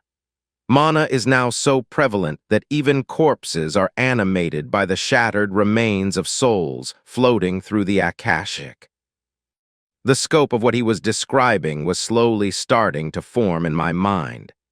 Every culture has shown such minor changes, shifts that depend on their usage of mana. The Northmen grow taller, stronger, and the tribes to the furthest north show a slight undertone of blue to their skin. In a few tens of centuries, they will be a new species like the dwarves. Worse, the Akashic has changed with the formation of amalgamations of broken souls, skills, and memories developing into a form of life that survives within the mana field. The ancestor of the Northmen is one such creature. With far more passion than he had shown before, he said, "Use mana in the same way over the years, and it impresses itself into the Akashic, the background field of magic. Each skill earned becomes a part of the sea of destroyed souls surrounding us. Every skill comes with growth in the soul. Magic is never destroyed. Each soul adds to the Akashic. As mana saturates the world, everything becomes stronger, deadlier. Even now, the Akashic presses itself upon the material world. Every birth is another drop in the sea of magic. A slowly rising tide of magic that will eventually drown everything." Here he stopped, waiting for me to respond to his claims, perhaps to deny it. I couldn't. His explanation matched what I knew of the world and further explained things I had never understood. I couldn't deny his assertions. He could be wrong, but what he claimed at least seemed possible. If true, it would be a remote but severe danger. So you think you can stop the growth of mana? I asked with a snort of disbelief. He might as well try to stop the sun by shouting at the horizon. With a frown, he shook his head before answering my question. Not at all. I formed the Mage Guild and similar groups across the world simply to slow the rising tide. I've long assumed that my task is doomed. That's insane, I nearly shouted, my voice rising enough that I was worried I would wake the rest of the house. The plan was to concentrate magic in a few hands, hoping that they would find a solution to mana poisoning our world. It has been a success in slowing the growth of mana. One example is that they found a way to empower the harvest's growth with the burning of corpses. This hasn't solved the problem, but it has forced mana into constantly cycling instead of pooling in the world and birthing mages at every turn. It has limited the damage, the chaos, and has bought us centuries. But it only delayed the inevitable. Again he sighed, the sound of an exhausted soul. No matter my efforts, every institution devolves into infighting and the personal grasping for wealth and power. The mages have become far more interested in control than solving the problem of mana. They spy and monitor the rise of skills, killing those who grow dangerously. Still, they are short-sighted, even with their limited form of immortality. They see a few tens of thousands of years as an eternity. I assure you it is not.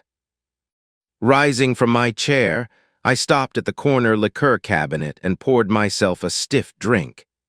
Ignoring the silently watching creature, I swallowed a large gulp of hard spirits and let its burn clear my mind. Pouring a second glass, I returned to my seat. So, what's the deal? I asked, forcing the revelations of the night from my mind. I would have time to consider them later if I survived the night. You have grown dangerously. You discovered a new way of becoming a mage. The guild's method requires a focus-based skill and an artificial area of concentrated mana. Then you pass this route to magehood to a group that will make use of this technique. Shaking his head at my apparent audacity, he smiled. This was the first of his few smiles that reached his eyes. Honestly, I'm impressed. I have been waiting for someone talented with magic, someone who can think differently. The Mage Guild has slowed the creep of mana, but they will never discover a solution. The same pattern has repeated with every organization I've created throughout the world. Suddenly, he slapped his hand down on the tea table in front of himself. No more. A different approach is necessary, even if it whittles away the remaining millenniums.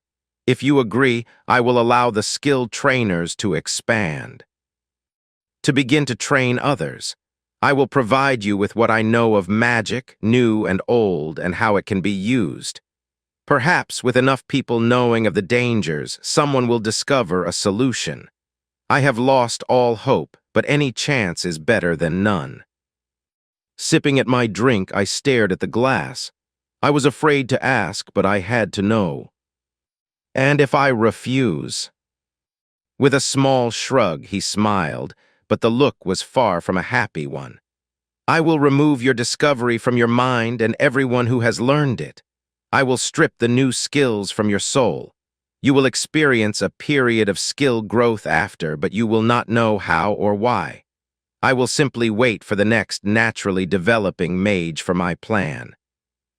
A few centuries lost mean little in the larger scheme of things, despite the danger that type of thinking represents.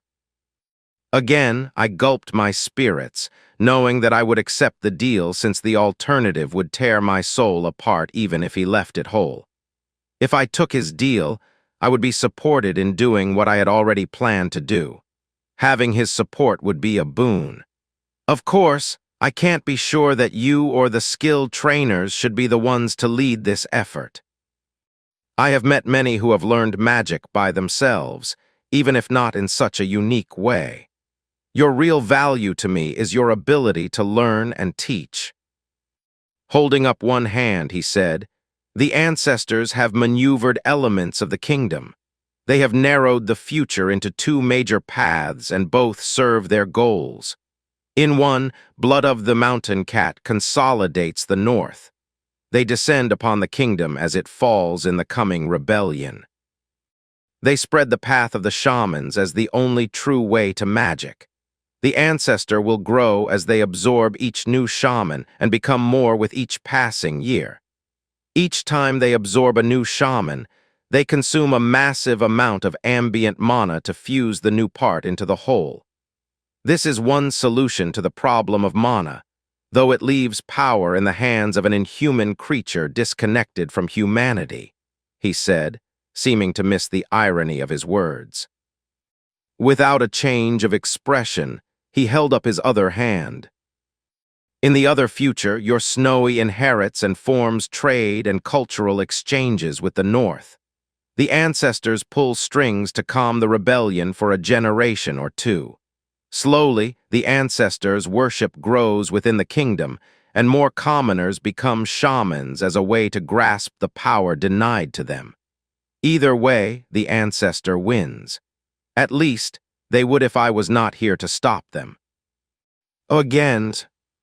Standing, he shrugged his shoulder and straightened his overcoat before he walked toward the door. Stopping at the doorway of the parlor, he said one thing before he left. Obviously, I would like your Snowy to survive. It would be less work for me.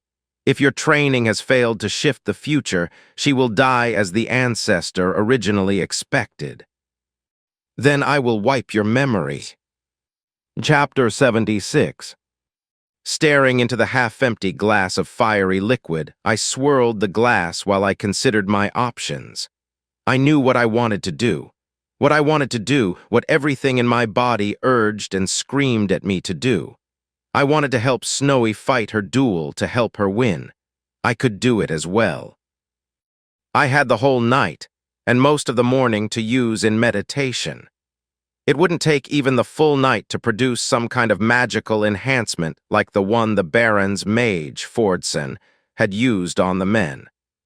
I could enhance Snowy before she stepped into the duel ring, and her duel with Blood of the Mountain Cat would move from difficult to relatively easy. The moment I even thought of it, my instincts as a man, as Snowy's lover, and even as merely someone who wanted that bastard to pay, all urged me to do it.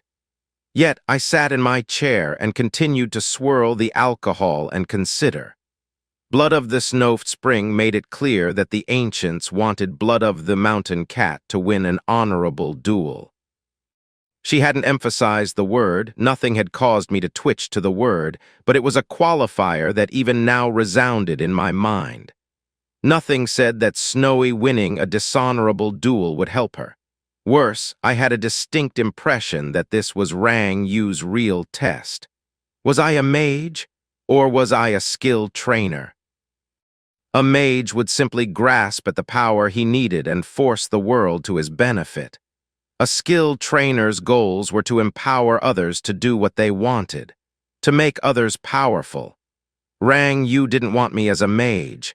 He could find any mage he wanted, likely a few every couple of decades.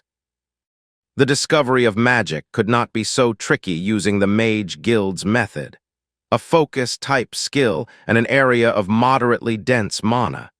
The second would have been difficult back in the day of his story. Today, this was probably available in every third nook and cranny of the forest or even some random confluence of stones in the city. No, he didn't need a mage. He wanted someone whose focus was on teaching others, empowering others, helping others grow. That was where he wanted to focus his new plan. Instead of hoarding magic for the few and seeing if the elites could discover a solution, he wanted to flip the problem. Give the methods of magic to everyone and see if someone in the masses could find a solution. He wanted a skilled trainer.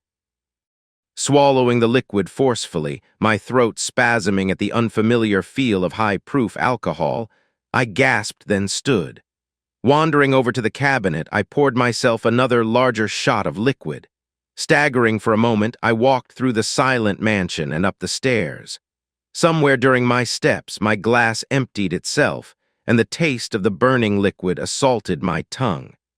Stopping at Snowy's door, I waited for the world to slow its swaying. Eventually, the earth stilled, but the door handle managed to avoid my grasp.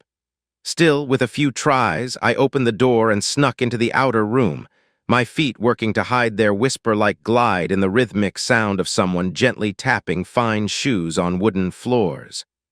When I reached Snowy's door, I spent a moment at the door before I opened it and stared in, the vast expanse of the floor far too distant for me to cover. Snowy was asleep on her bed, her body covered by a mountain of furs as she gently smiled in sleep. She seemed entirely at ease. She was confident in her skills. In truth, so was I. Snowy was a warrior and only needed more experience to become a fearsome terror on the battlefield. In a duel between her and an equal opponent, I would bet on her every time. Her only real weakness was being overwhelmed and struck with a lethal blow. That was a serious danger on the battlefield where chaos reigned. But in a duel, she was far too skilled to let a lethal blow snake through her defenses. A knife tapped me on the shoulder, the flat of the blade bouncing on the wrinkles of my shirt. Blurrily, I tried to follow the floating blade. Somewhere during my turn, it disappeared only to appear in Mason's hands. He gave me a curious look as I tried to find where the blade went in the room, but I ignored him to continue my search. A levitating knife would be helpful for Snowy. "What are you doing?" Mason whispered, his voice barely rising over the sound of my pounding heart. "SHH," I whispered while Mason flinched. Carefully, I closed Snowy's door and slowly walked past Mason, who reluctantly helped me to my own rooms. "What were you doing?" Mason asked. The question was familiar, but I waved it away with irritation. Flopping onto my bed, I stared at Mason as he rearranged the chair that sat in front of the vanity mirror. "Well, what were you doing?" Mason asked.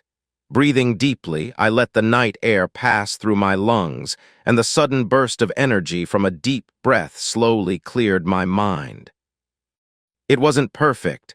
Somewhere along the line, I had consumed more alcohol than I planned, but the oxygen would help.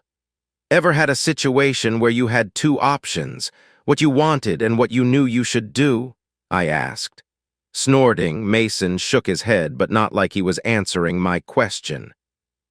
Instead, I had the distinct impression that he found my question silly or annoying in some way. Not what I meant, but it's a dumb question all the same. You know answer to that one, he said. Nodding, I agreed, my head feeling full of wool as the burst of clarity from my deep breath left me. Still, I shook my head in confusion for a moment, but then looked at Mason with every effort to convey my conviction. Snowy will be dueling Blood of the Mountain Cat tomorrow. I know she will win. She knows she will win. You know she will win. We all know she will win. Blood of the Mountain Cat, he doesn't know, and that's the problem. If he forgets that she is supposed to win, I want you to help me remind him later. Will you help me do that?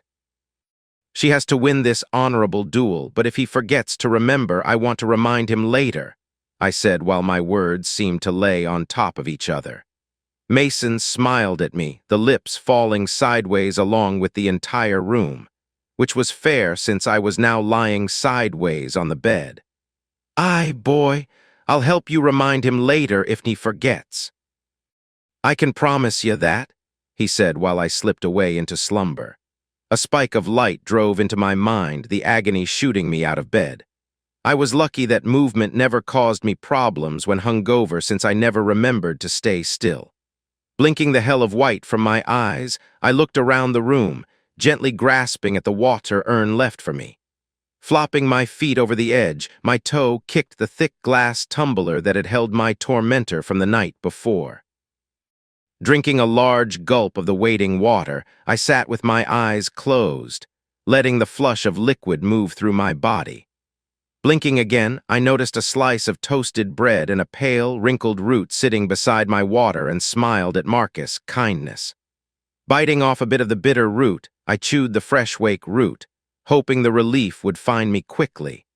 Without the other step, it would make my nose feel stuffed for much of the day, but that was a small price to pay for the quick recovery. Swishing more water around my mouth, I swallowed before wandering idly to my dresser as I picked at the residue of the bitter root.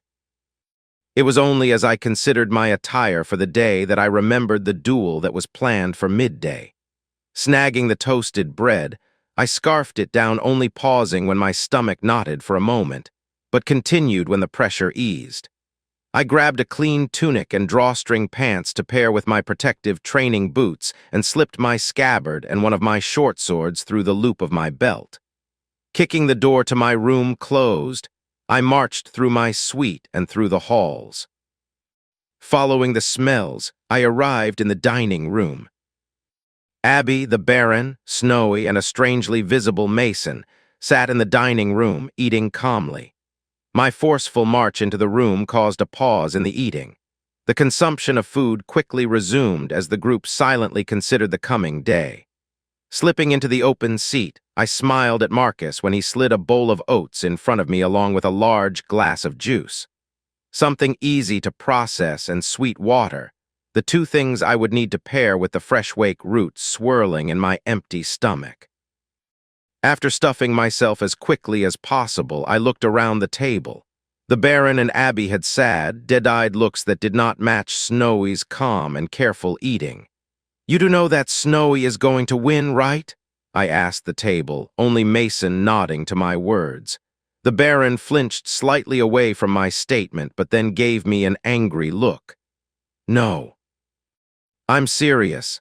Barring Blood of the Mountain Cat having learned a dangerous martial skill while Chief, Snowy should be able to handle him.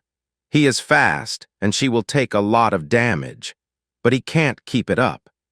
As long as she keeps him away from a lethal or crippling blow, she can heal through anything he throws at her.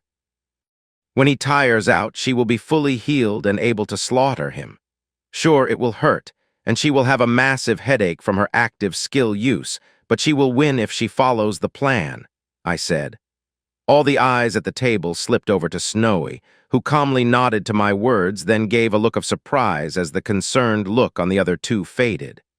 Mason spoke up, his sudden words strange since he usually remained silent around groups. "Abby has only started learning fight, so I wouldn't expect her know. But Verstrom, you should have. You might think about spending a bit more time with your daughter instead of pouting in your office. Drinking your worries away," Mason said, his head dipping down without waiting for a response to shovel more food into his face. The reference to drinking seemed like a rebuke for me as well, but I ignored the comment if it was directed at me, since I had no further plans to drink myself stupid. Last night had been a special case, the stress and danger too overwhelming to take while sober.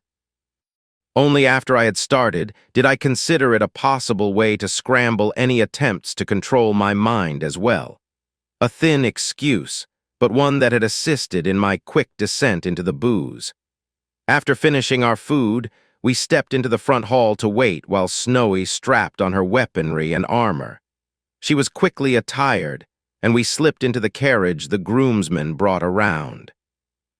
It was a tight fit with all of us and Snowy's weapons, but there was little chance any of us would wait silently at home. Chapter 77. Stepping from the carriage, I looked over the Duke's estate and the changes he had arranged since the ball. The turnaround where carriages could deliver nobles to the door remained the same. However, a pathway of rough paving bricks had been laid around to the mansion's side. It was bracketed by a large wooden arch where the Duke's majordomo waited for us. The wooden arch was decorated by flowers and garlands produced by empowered growing, a conspicuous display of wealth that I'm sure appealed to the Duke. The effort to display the Duke's wealth continued along the pathway where stone plinths were decorated with vases, flower arrangements, and on one, a crystal decanter. I had rarely seen such blatant attempts to decry the financial woes of a family. Laid out in the garden field were modular seating, stands arranged around the fighting ground cut into the green expanse. The fighting arena was an actual pit dug into the fertile grass of the garden, then covered by pure white sand. The resultant arena was a good 20 feet long by 15 feet, more than enough area for close-range melee combat and room to demonstrate medium-ranged skills. When our group stepped into the yard-turned-fighting pit, there were titters at Alexis's armored leathers and gigantic sword. She, of course, ignored the comments handily.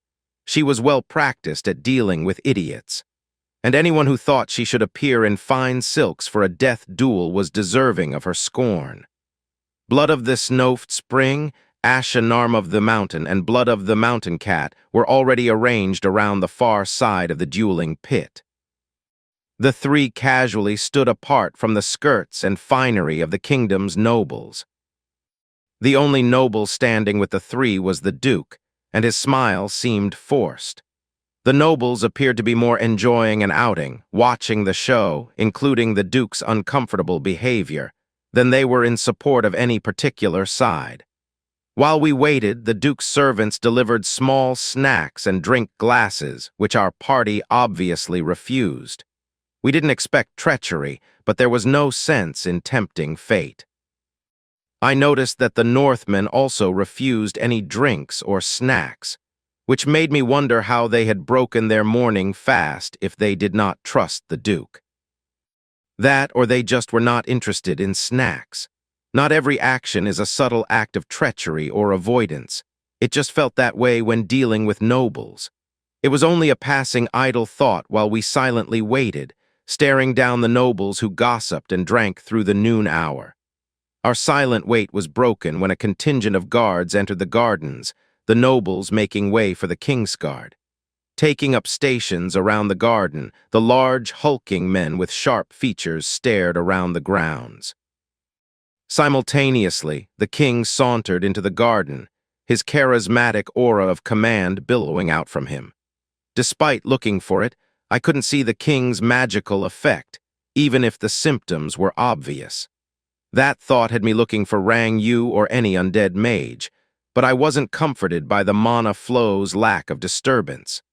It was almost laughable to think that the ancient creature hadn't discovered a way around the telltale river of magic marking his nature. Sure enough, Rang Yu's stern face appeared within the crowd of nobles, unmarked by the mana of the world. Staring at me with an unblinking gaze, he slowly panned over my group, then returned his gaze to my own. There was a brief flicker. The barest hint of a smirk showed before he disappeared into the crowd. The smooth disappearance of Rang Yu left a cold sweat running down my spine. Feeling that cold sweat on my back, I turned to watch Snowy as she loosened up for her duel. I stared at my lover as she gently swung her arms in lazy circles.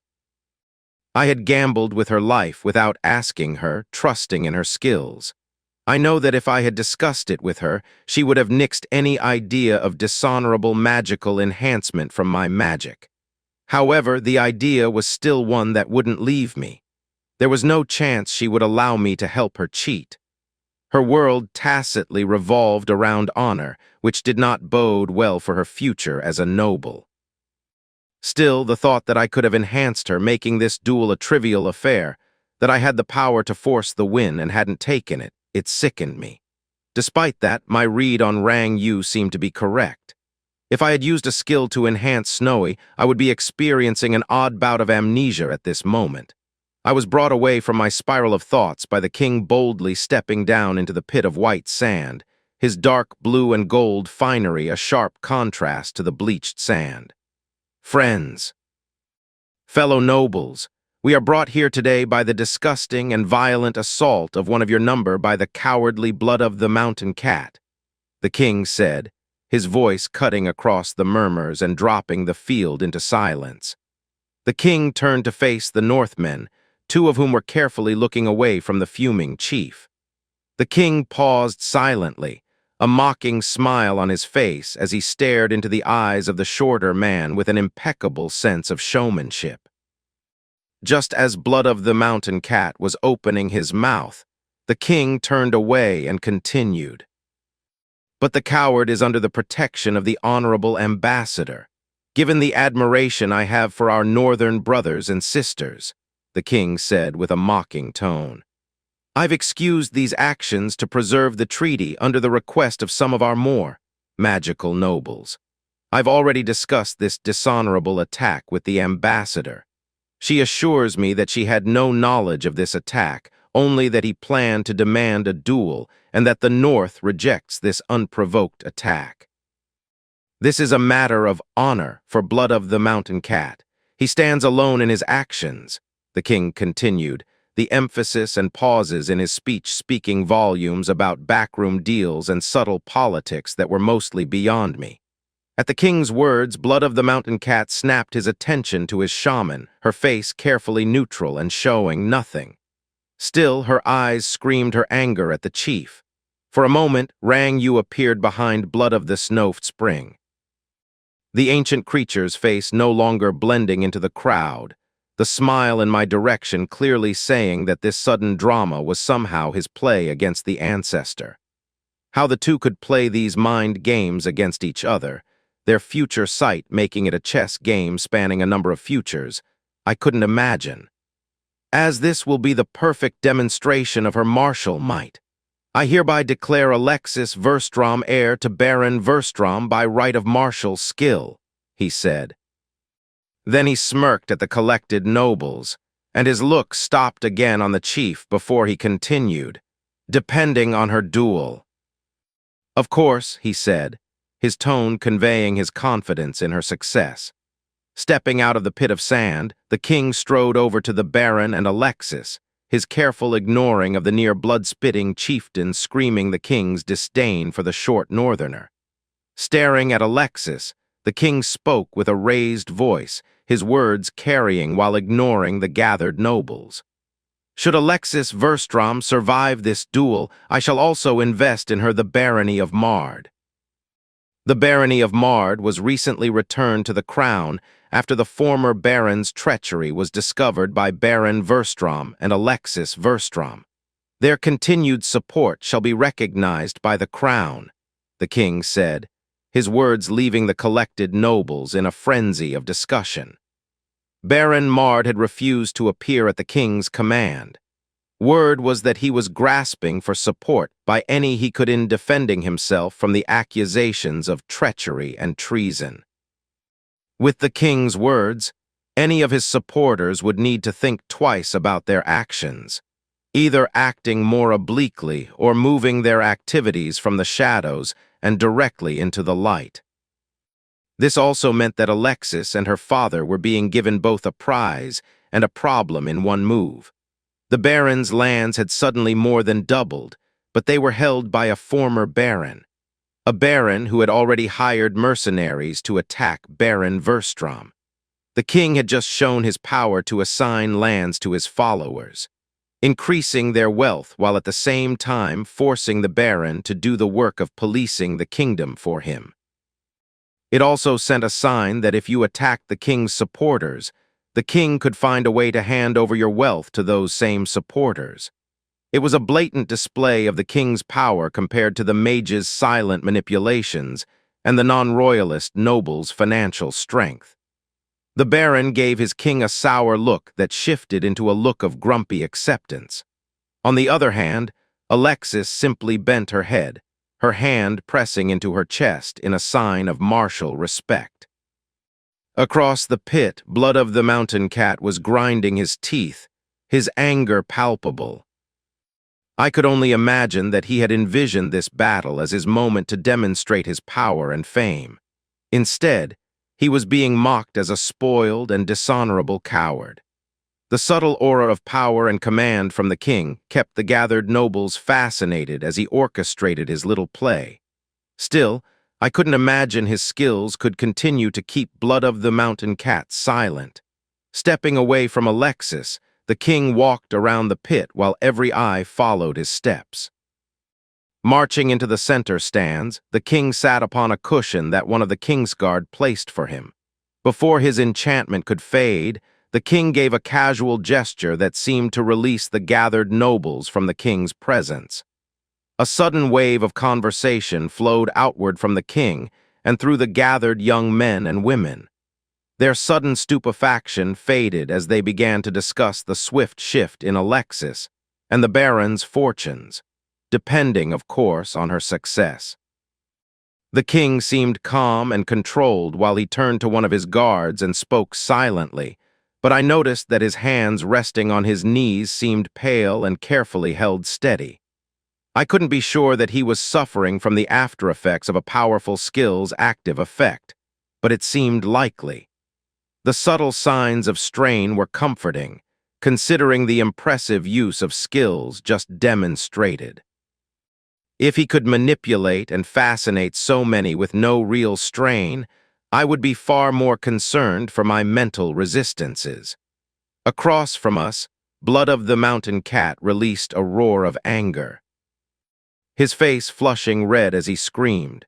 Crossing his arms and unsheathing his twin blades from his sides, the chieftain stepped into the white sands. I hadn't been told of the chief's chosen weapons, but seeing that he used the same weaponry style as me, a style that Alexis had been training against for almost 2 seasons now, I couldn't help but smile. Stepping up next to Alexis, I leaned in as I kept an eye on the man shouting insults in our direction. The constant disrespect seemed to have overcome his self-control. Alexis, I'll bet anything he will try to end things quickly. He will lean on his speed and try to end the battle before it begins. Be ready for a sudden strike and avoid it. Try not to lock swords with him despite your advantage in strength. I doubt he has had to trust to stamina in many battles, I whispered to her confident nod, her face locked in a grin of confidence and excitement. Grabbing her arm, I forced her to look at me and away from her tormentor. He will try and tempt you into attacking him. Force him to your pace and you will win. You are a better warrior than him. Trust in that, I said. Her eager look faded for a moment as she matched my gaze. Then she grinned and gave me a peck on the lips to the sudden titters and murmurs of the crowd. Our relationship wasn't a secret, but it hadn't been publicly declared either. Her quick show of affection was yet more fodder for the rumor mill, and I wondered if that quick kiss would expand beyond the rumors of the fight itself. Stepping away from me, Alexis's face returned to her look of concentration as she stepped onto the sands. Chapter 78. The dueling rules were a throwback to an older, more brutal time of the kingdom. There were few requirements, but the few that existed were vigorously defended by the dueling pit's aficionados. The area of battle must be lowered to designate the arena. The pit must be filled with sand or mud, and once both competitors enter the arena, the duel has begun. The use of pure white sand was an affectation of the Duke's to showcase his wealth and capabilities despite his family's obvious financial issues. Alexis knew the dueling rules. It had been part of her training in etiquette, so she was prepared for Blood of the Mountain Cat to attack her the moment she entered the sands. What no one had been prepared for was the glowing, fog-like feline legs that briefly surrounded his own before he launched himself across the arena and toward the Baron's daughter. The smaller man didn't bother swinging his swords as he lunged forward. Instead, he drove his blades onward, one toward Alexis' chest, the other toward her groin, almost diving forward behind his weapons. Demonstrating her talent with her large sword, Alexis held her weapon vertically, point down, and rotated her body away. Then she shoved both the chief's blades away using her sword like a thin tower shield held by its upper rim. At the end of her turn, her arm was fully extended, blade still pointing downward. Alexis twisted her wrist as she stepped onto her back foot, leveraging the weapon up through the strength of her wrist alone. Her weapon extended directly toward Blood of the Mountain Cat as she crouched, as if recovering from a lunge with a rapier. The move seemed to be a flare in dance rather than positioning herself to attack. The shorter man seemed to recognize that he was outmatched, the larger woman's movements fluid and unhurried, designed to gain space instead of counterattack. Taking her movement as the taunt it was, the chief flushed redder than before and attacked again, this time without the glowing legs of the active effect of his skill. With an outward rising strike of his left hand to Alexis' sword, he drew the extended weapon out of line. Pushing forward inside her body line, his right arm cut in a rising strike, left arm tucking close to follow with a stab as a follow-up to his initial attack. Unfortunately for the smaller man, Alexis was already circling to keep herself away from Blood of the Mountain Cat. Watching the crowd, I could see a few of the nobles chuckling at the way Alexis had easily blocked and dodged the other Northmen's savage attack. Her demonstration of skill had already made a laughing stock of Blood of the Mountain Cat.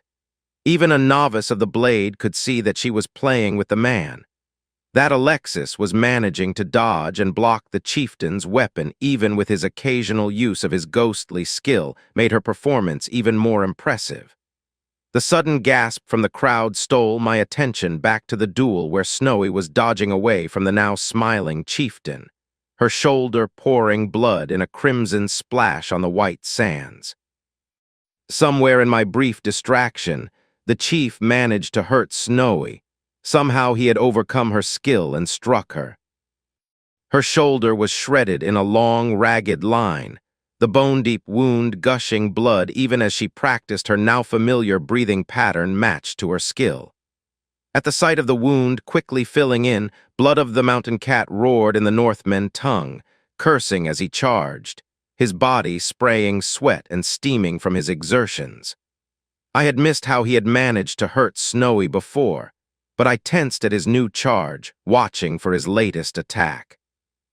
The ghostly feline legs surrounded his own again as he flew forward, matched by an even more wispy paw stretching beyond the tip of his sword.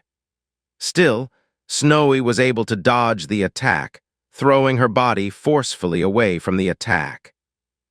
Despite her speed, she was slower than the smaller man and his ghostly weapon. Turning with the strike, Snowy sacrificed her already injured shoulder, letting the claws rip away another chunk of muscle as she retreated. Gasping, Blood of the Mountain Cat staggered, his body hunching against his wishes, halting his forward movement. Despite the gushing blood, Snowy was still breathing slowly and carefully, her body reforming, the ragged wounds knitting themselves closed while the crowd watched.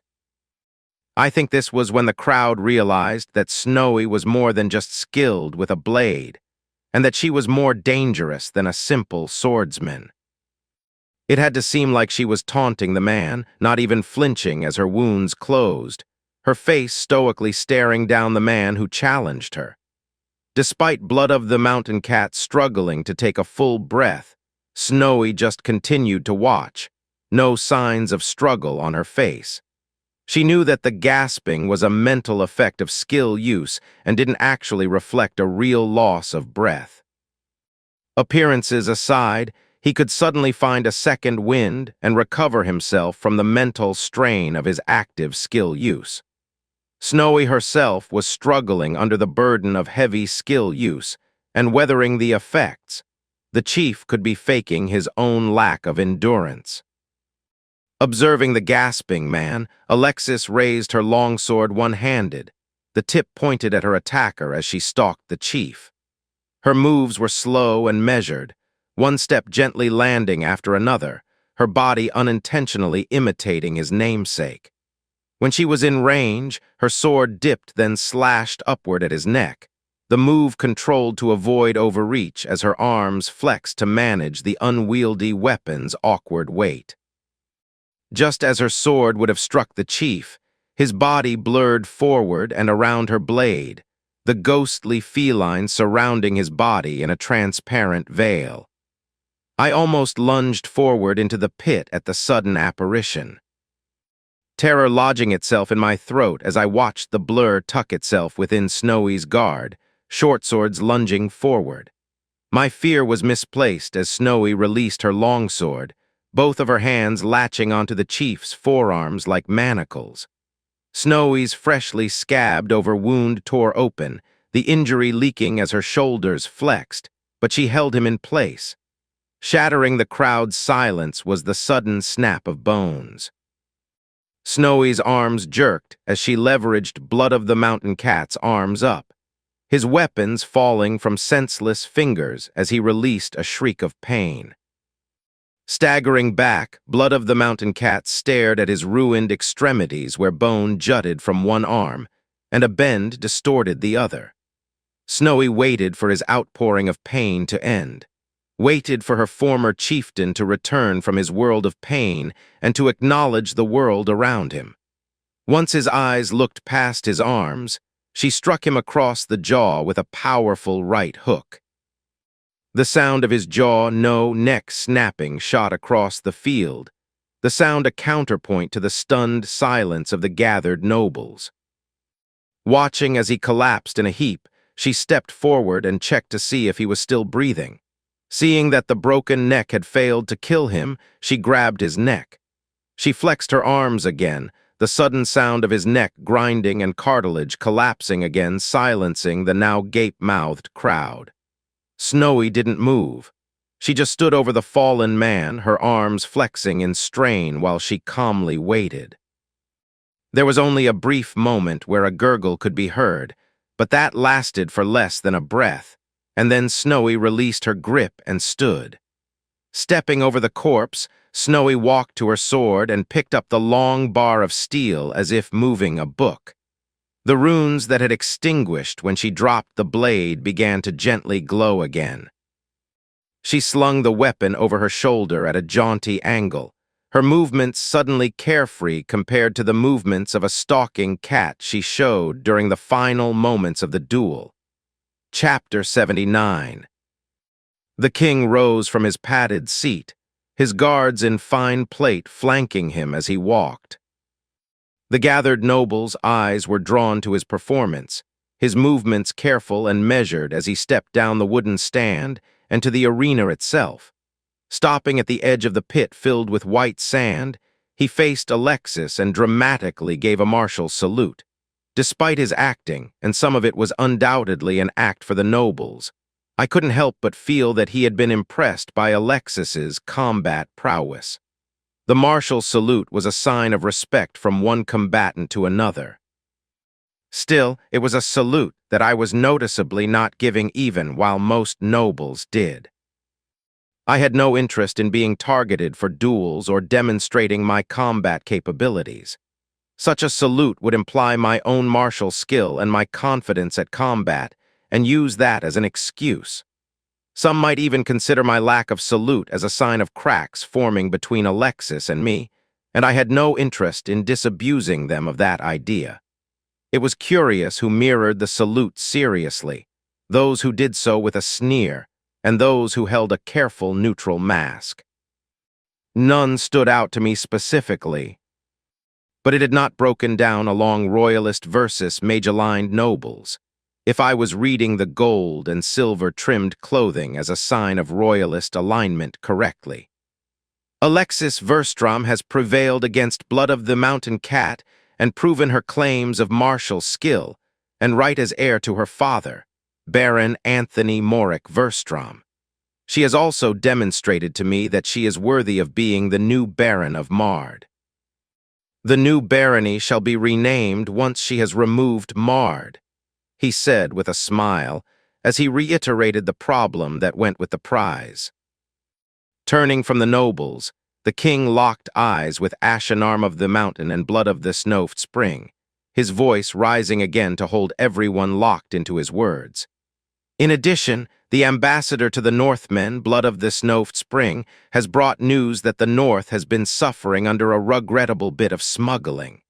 A group, stationed in my kingdom, has been harvesting rare herbs from the North. There are even rumors that these curs have been supported by a noble with financial difficulties, the king said. At his last words, he exaggerated a look of surprise and dismay, as if he wasn't directly insulting the Duke to his gathered guests in his own garden. I have offered them military support in defense of the treaty, but they assured me that they would be able to defend their lands. There had been some confusion over if this group was sanctioned by the kingdom. Now the king's jovial act dropped, and his frown was emphasized by his guards fingering their sword hilts as they stared into the crowd. Nearly snarling at the crowd before his eyes locked on the Duke, the king continued, "These acts are not sanctioned by the kingdom. Any that assist in the circumventing of kingdom law, my law, shall be executed." This sudden change in the king's manner was surprising, and frankly, a bit terrifying. The king had the presumptive legal right but lacked the finances and the nobles, support, or military might to back such heavy-handed actions. The Baron was the primary financial support of the king. Still, his coin was but a drop in the bucket compared to the military and economic might of the mages and the guild-aligned nobles. These actions were tantamount to a declaration of suicide. I wasn't the only one concerned with the king's sudden words. His faction was eyeing him with horrified looks. These looks only grew when men in chain hauberks with pikes marched into the garden and surrounded the gathered nobles. 2, 3, 5 men deep, they marched to surround the suddenly terrified nobles. Looking closer at their uniforms, I could see they wore a symbol of a fist wrapping a coin crossed with a pike. I wasn't familiar with that particular group, but I knew what it meant. A coin struck with a weapon had long been associated with mercenaries. The cost for such a number, even for this singular display, would be prohibitive. Finally, the mercenaries halted, standing at attention and silently staring as they gripped their weapons and waited for a command. I have been generous. I have been kind. I have made every effort to let my nobles remember their duties to the crown. No more. The Mage Guild is now dissolved, its lands and properties confiscated by the crown. Nobles who are members of the guild have 1 month to swear an oath of loyalty to the crown or be ruled an outlaw. Their properties and life forfeit, the king bellowed, his face slowly shifting red in anger, an anger that he had long repressed and held tight during his rule. "Your Majesty!" one of the young nobles shouted, but his words were cut short when one of the king's guard blurred forward and kicked the young man in the stomach. "I did not give you leave to speak," shouted the king, his words cutting across the silent men and women who were wide-eyed at being surrounded by hard men with weapons ready to kill. "When you leave here, you will go to your elders, your house leaders, and you will tell them that the kingdom will no longer support their games, that they will no longer bleed the kingdom dry, that they will present their ledgers to my tax men when they come, or next, my men will come to collect their heads. Now leave," the king said. His finger pointed to the hallway formed of snarling men, many of them likely commoners and itching for a chance to display their hard-earned skills for the gathered nobles. The nobles marched down that hallway of men and metal, most frightened, some stoic, and a few sneering. The 2 Northmen marched as well. But at their approach, the mercenaries raised their pikes straight in a sign of respect, a marked change from the blatant forward-pointing display of aggression of their previous stance. Soon we were left with only the king and his men when the Baron stepped forward and dropped to a single knee, head bowed. "My king?" he asked, his tone conveying respect and a carefully controlled questioning tone. "Rise, Anthony, I have no anger in me for you." "Only respect for you and yours," the king said before his haughty tones dropped. I cannot tell you how good that felt, forcing those little shits to see that they were powerless, the king said, his voice gaining a familiarity as he spoke to his friend and supporter. Rising from his knee weight, and the years since his last battle not hindering him in the slightest, the Baron clasped an arm with his king. I don't know how you did this, but tell me our troubles are over, the Baron exclaimed as he smiled at the king. When the king gestured into the air with his hand, the gathered men marched away and out of the Duke's garden, the king and his guards the only ones remaining. The Duke was presumably still somewhere within his estate, but he had pointedly been one of the first marched through the hallway of steel. When we were alone, the king said, I was informed last night that the Mage leadership had been executed. I don't know by whom, and it has me concerned, but I had enough warning that I was able to have much of their personal property confiscated last night. With the help of my contacts, the king said, while sending a look my way, we were both able to profit. It was clear that he meant the skilled trainers and their contact with assassin, mercenaries and smugglers. While the Mage leadership had been the first assassinated by some mysterious person, my guess was Rang Yu, they would not be the last of the nobles killed in the coming days. The king was marching to war, even if it was not to be a full rebellion. I had to provide certain concessions, but I have been in support of the skilled trainers since they opposed the guilds and the mages held some animosity against them. It was no hardship to make those concessions. The criers will be announcing it soon, but each barony will be required to have an official skilled trainer, hired at their expense for each town in their barony, the king said. It went unsaid that these skilled trainers would also act as spies for the king. I was confident the king would be tapping into the skilled trainers' intelligence network if he wasn't already. And the mercenaries, how could you afford them? The Baron asked. His concern that this would be a short-lived show of force was evident. Here the king's face turned into a look of annoyed disgust, the handsome visage suddenly twisting into the petulant look of an angry 4-year-old. Next to me, Snowy grinned, but she quickly wiped clear the look. Still, leaning against her, I could feel her body shake in repressed mirth. It was as much his comical look as the release of tension from the battle and being surrounded. I have procured a loan with a foreign bank, the coin only finally arriving after years of wait. With the mercenaries' support, I will extract the coin from the noble houses that they have failed to pay in tribute over the decades. The coins stacking up in their private vaults worthlessly collecting dust. It will not be a short set of campaigns to collect my due, but I have a noble I can trust to oversee the work, the king said as he draped one hand over the Baron's shoulder. While the Baron blustered about being too old to ride a campaign again, I considered the convenience of Rang Yu arriving simultaneously as the coins of the loan. Somehow, I thought that it was not a coincidence. I almost rolled my eyes at the arrogant thought that I had been the sole impetus for the ancient creature's arrival. Likely, I was simply a new addition to his plans. Too many things colliding at once could not be a coincidence. The coin had probably been his original plan against the ancestors. Merely funding the king would be enough to disrupt whatever plans they originally had. The shift from a future rebellion to suddenly empowered royalists would make their plans moot. Alexis could do it, the king said, pulling my mind away from my thoughts. I would be honored to be so entrusted, Alexis said as she bowed her head in a nod. The king smiled at that, his approval of Snowy clear. Very well. Anthony will ride herd on the mercenaries, working with my taxmen. You will manage his barony while he does so. Facing the Baron, he continued. When you swing up to your barony, continue on with the mercenaries to visit the once Baron Mard. If he flees, let him go. If he fights, put his head on a pike. The king gestured to his guards to gather before he turned back to us.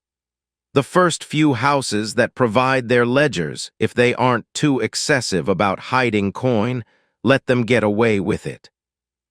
Let them know that you know and that I know as well. But let them do it. Find a few that are keeping more and take everything and cut them down. Make a point of it. If you do this right, we might get more of those on the fence to simply pay their taxes and get back to dealing with trade instead of trying to steal what is mine. The king was setting up the baron to take the blame for excessive enforcement of his orders. He would get his way and then claim that the baron went too far, reining him back. I could tell that the baron knew this as well, and he seemed fine with it.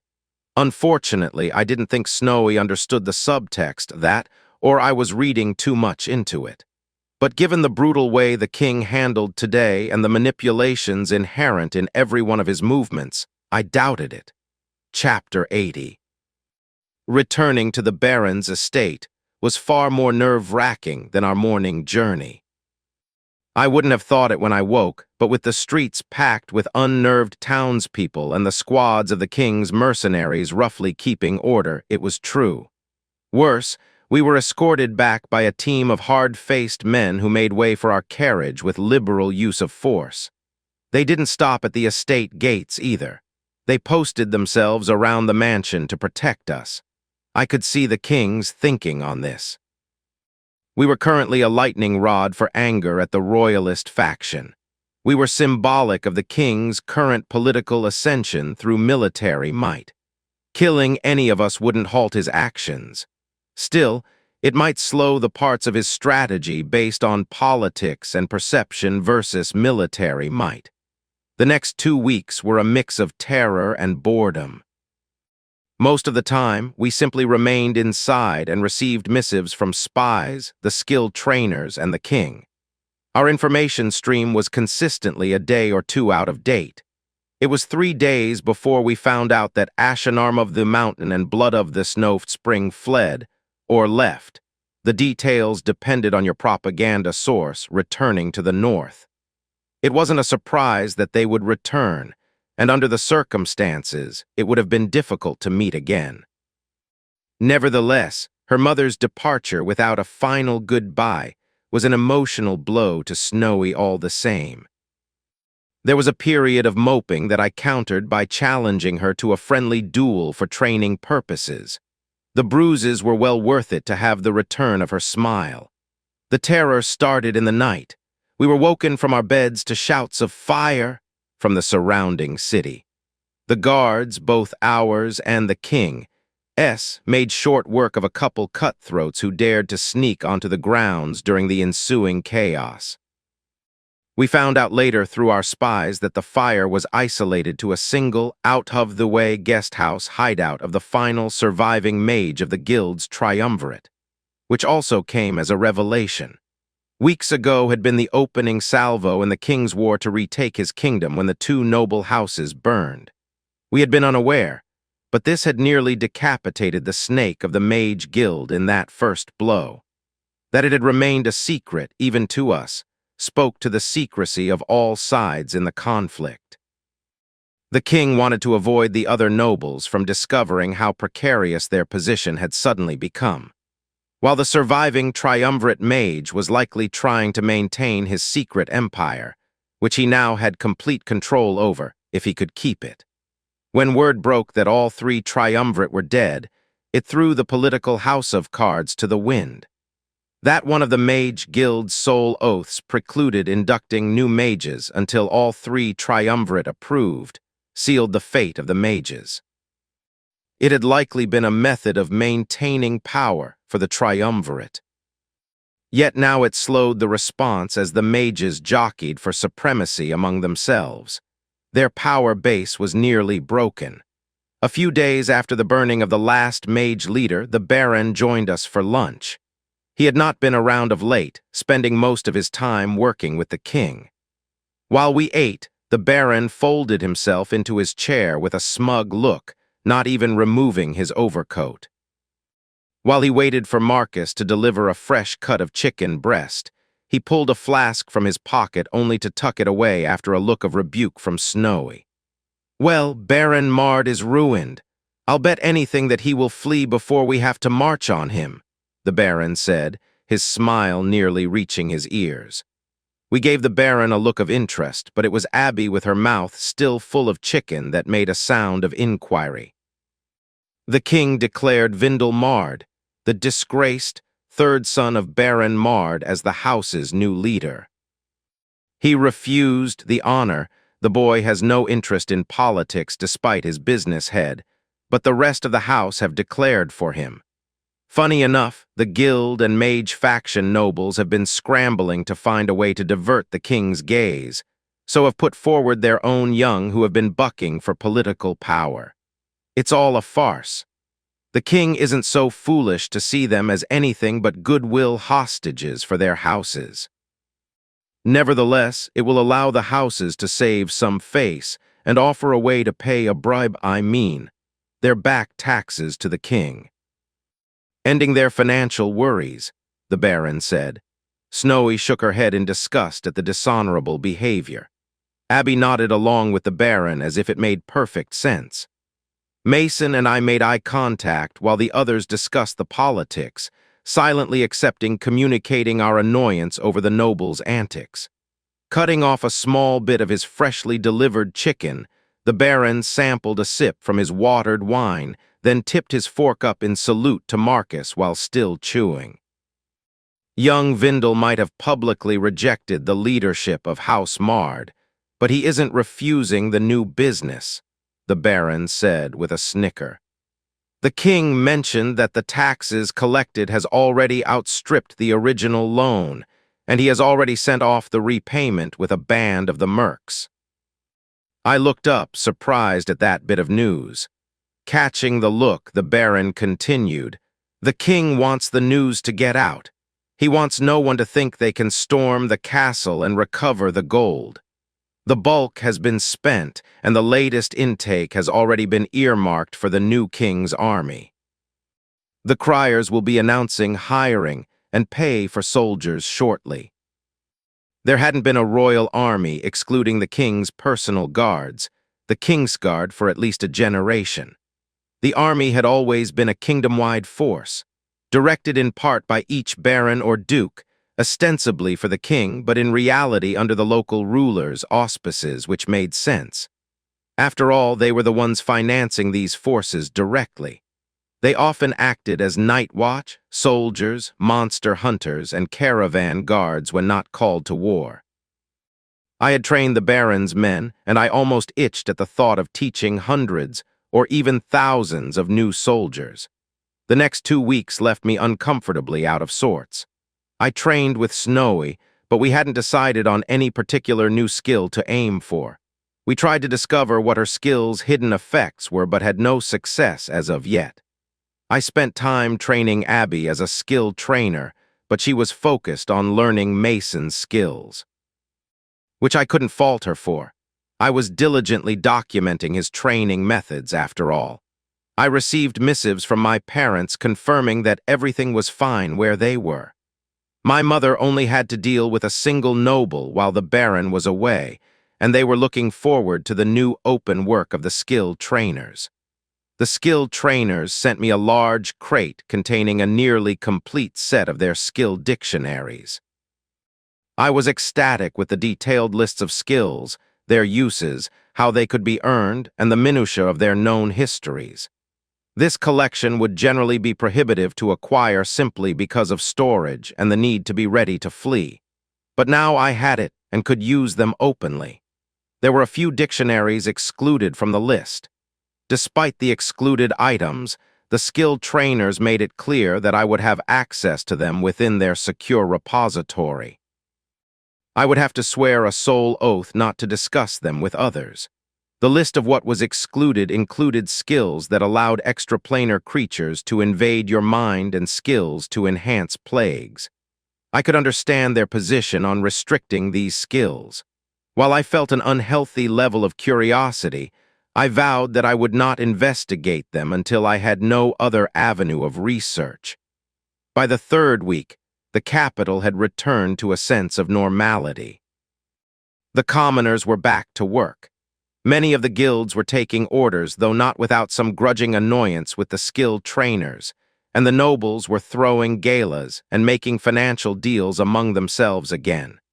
Shortly after the crate was delivered and I had sorted the books out and begun my obsessive research into interesting synergies for Snowy, Marcus interrupted me in the library. "Sir, Orang Yu is here to see you," the butler said, his voice more cheerful than was his normal behavior.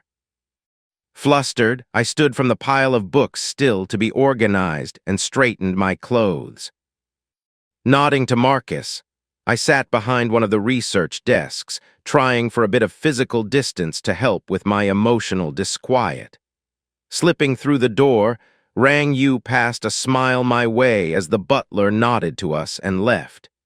Usually, Marcus would ask us for drink selections at this time, but I was not surprised to see him break his usual routine with Rang Yu. I would imagine that it would become almost reflexive with his kind of power to manipulate others to allow himself to come and go as he pleased. Glancing around at the gathered books, the ancient mage precursor smiled, his mannerisms not seeming forced. But now that I was watching for it, I could see a hint of some unnatural movements hidden below the impeccable act. That, or I was seeing what I wanted to see, or worse, what he wanted me to see. Though that way lay madness. If he was so far ahead of me, so far into his manipulations that I was tying myself into knots. If I couldn't be sure if I was acting of my own accord or if he was subtly directing me. Then it was too subtle to detect, and I was already within his control. Truthfully, he likely didn't need to play such games. If he wanted to move me like a puppet, he could, and I would probably never know it. Part of the point was that he needed me independent and acting for my own goals in addition to his own. I see that they provided the skill dictionaries. Good, eventually you will need to read their hidden tomes just for completeness. When that time comes, I will make sure they arrive. I would prefer you not to make any soul oaths from here out. Having you unrestrained will be part of my strategy, he said with a calm and controlled certainty in his words. To him, these things would happen. He would make them happen, and it was merely a matter of time until they happened. There was no concern or even doubt. Very well. I don't know how long it will take to wade through these books, but when I do, how do I contact you? I asked. Perfunctorily dropping a letter onto the desk, Rang Yu moved a stack of books from one of the chairs and folded himself into the leather-covered seat. That should have any contact information you need, he began. Then a slight frown formed on his face before he continued. I ordered my own collection of skill research materials delivered. Seems that sometime in the last 1,000 years, that kingdom collapsed. Slowly shaking his head in mild annoyance, he said, "It will take me some time to recover my works. Mark me on this, the impermanence of things becomes more and more of a hassle as the centuries go on. At first, it is written works, then institutions, then languages and entire peoples. They disappear in a seeming flash." Shaking his head again, he tapped one of the stacks of books. "Any books you wish to retain, I would mark in stone and recreate every few thousand years."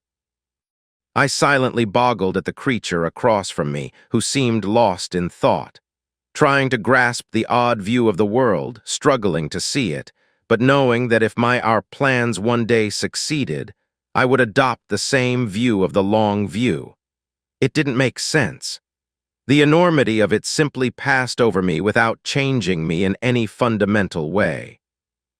But I knew that every time that the wave of contemplation passed through me that I would change in some small way. Eons of such would shift me beyond calculation. Each second, each minute, every day, was one more that would modify me to match Rang Yu. That was if I could maintain my life to the same extent. That seeming eternity would act as a filter, removing any who couldn't keep an awareness of both the long view and the immediacy of the moment.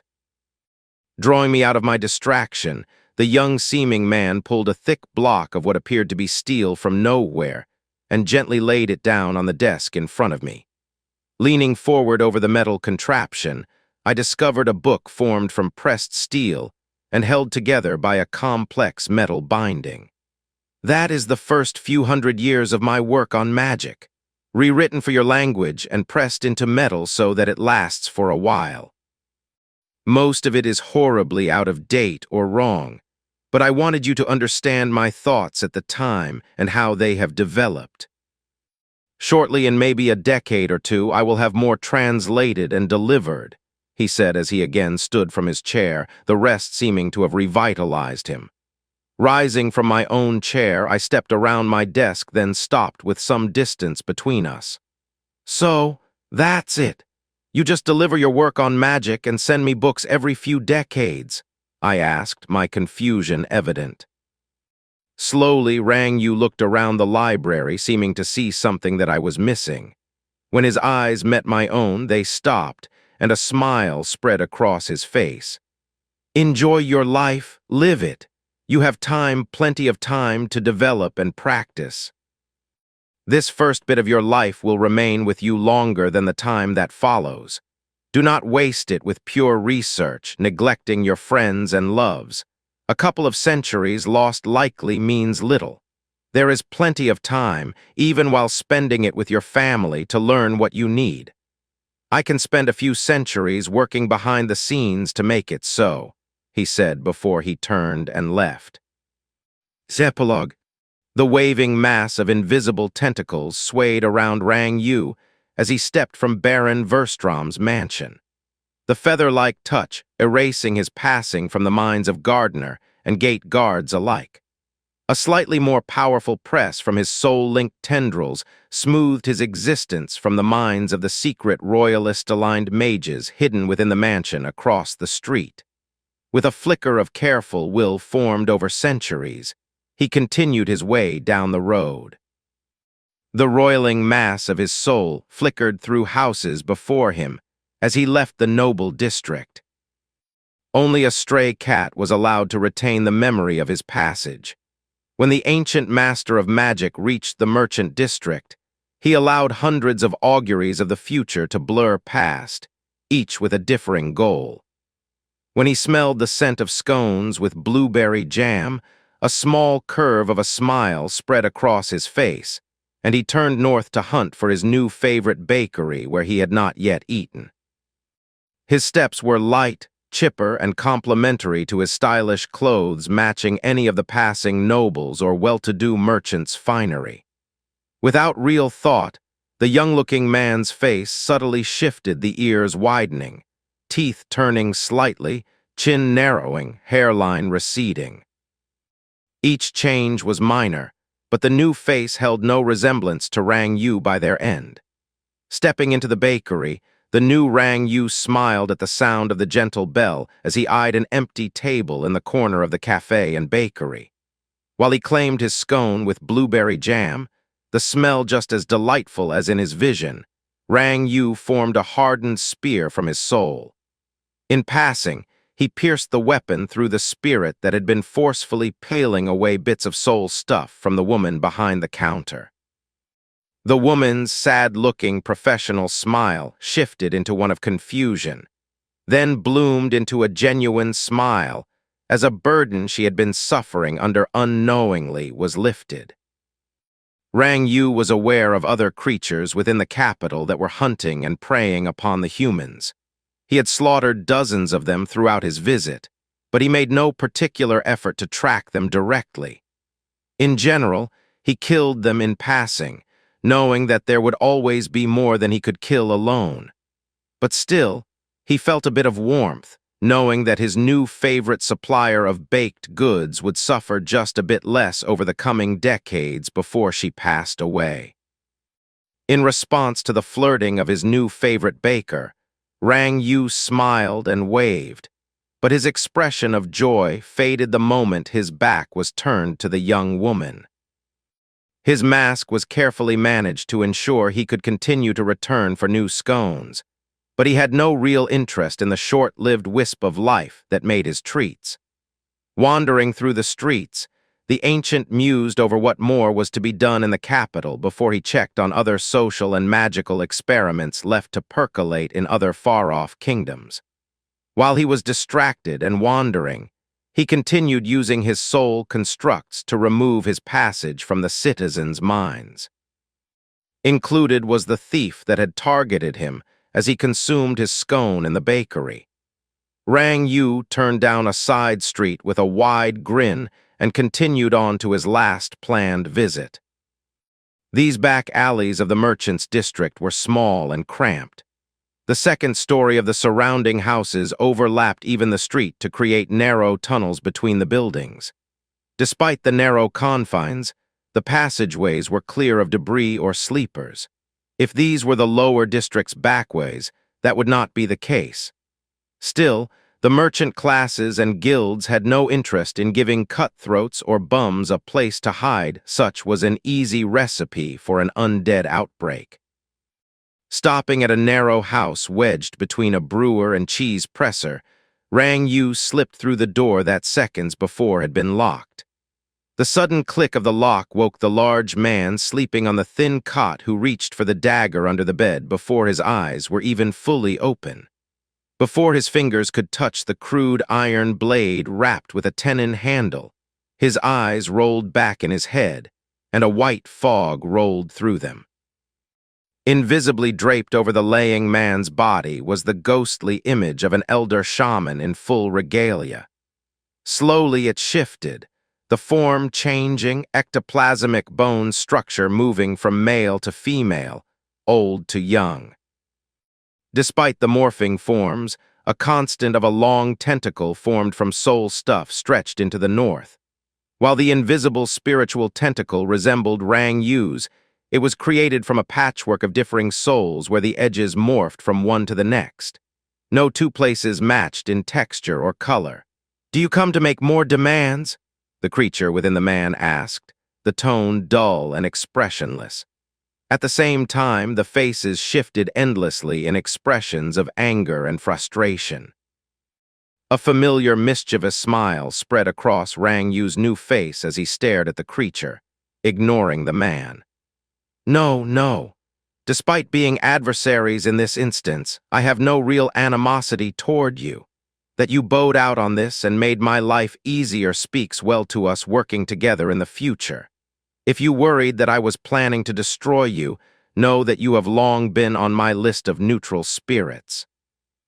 I simply wanted to let you know that I would owe you one in the future for letting me disrupt your plans," Rang Yu said. The ancestor's slowly shifting face tumbled through multiple looks of confusion, its multitudes seeming to each be befuddled in turn. Finally, the creature settled on an old face and held steady for an extended period as it eyed Rang Yu. Despite the considered look, Rang Yu simply continued to smile as if nothing was to worry about, which there wasn't. The ancestor had been gracious and was willing to consider the needs of humans. It had manipulated the future of two kingdoms. Still, it had tried to minimize the deaths and work toward a preferred future. Its survival did not depend on preying upon humans. Instead, it integrated the shamans into the whole at their end. While not something Rang Yu would like for himself, the shamans were roughly informed of their profession's consequence when inducted, and consent was required for the magic to work. All in all, it was not the worst creature that Rang Yu had formed an alliance with by any means. "Very well, we will," here the creature hesitated. It seemed to be confused as to the exact word it wanted to use before it continued. "Consult with you where our action touches on your own in the future." Rang Yu gave a small bow at that response, the mask of his smile firmly in place. "That isn't necessary, but I do appreciate it. I'll also try to avoid meddling in your affairs. As I said, I have no animosity over your actions.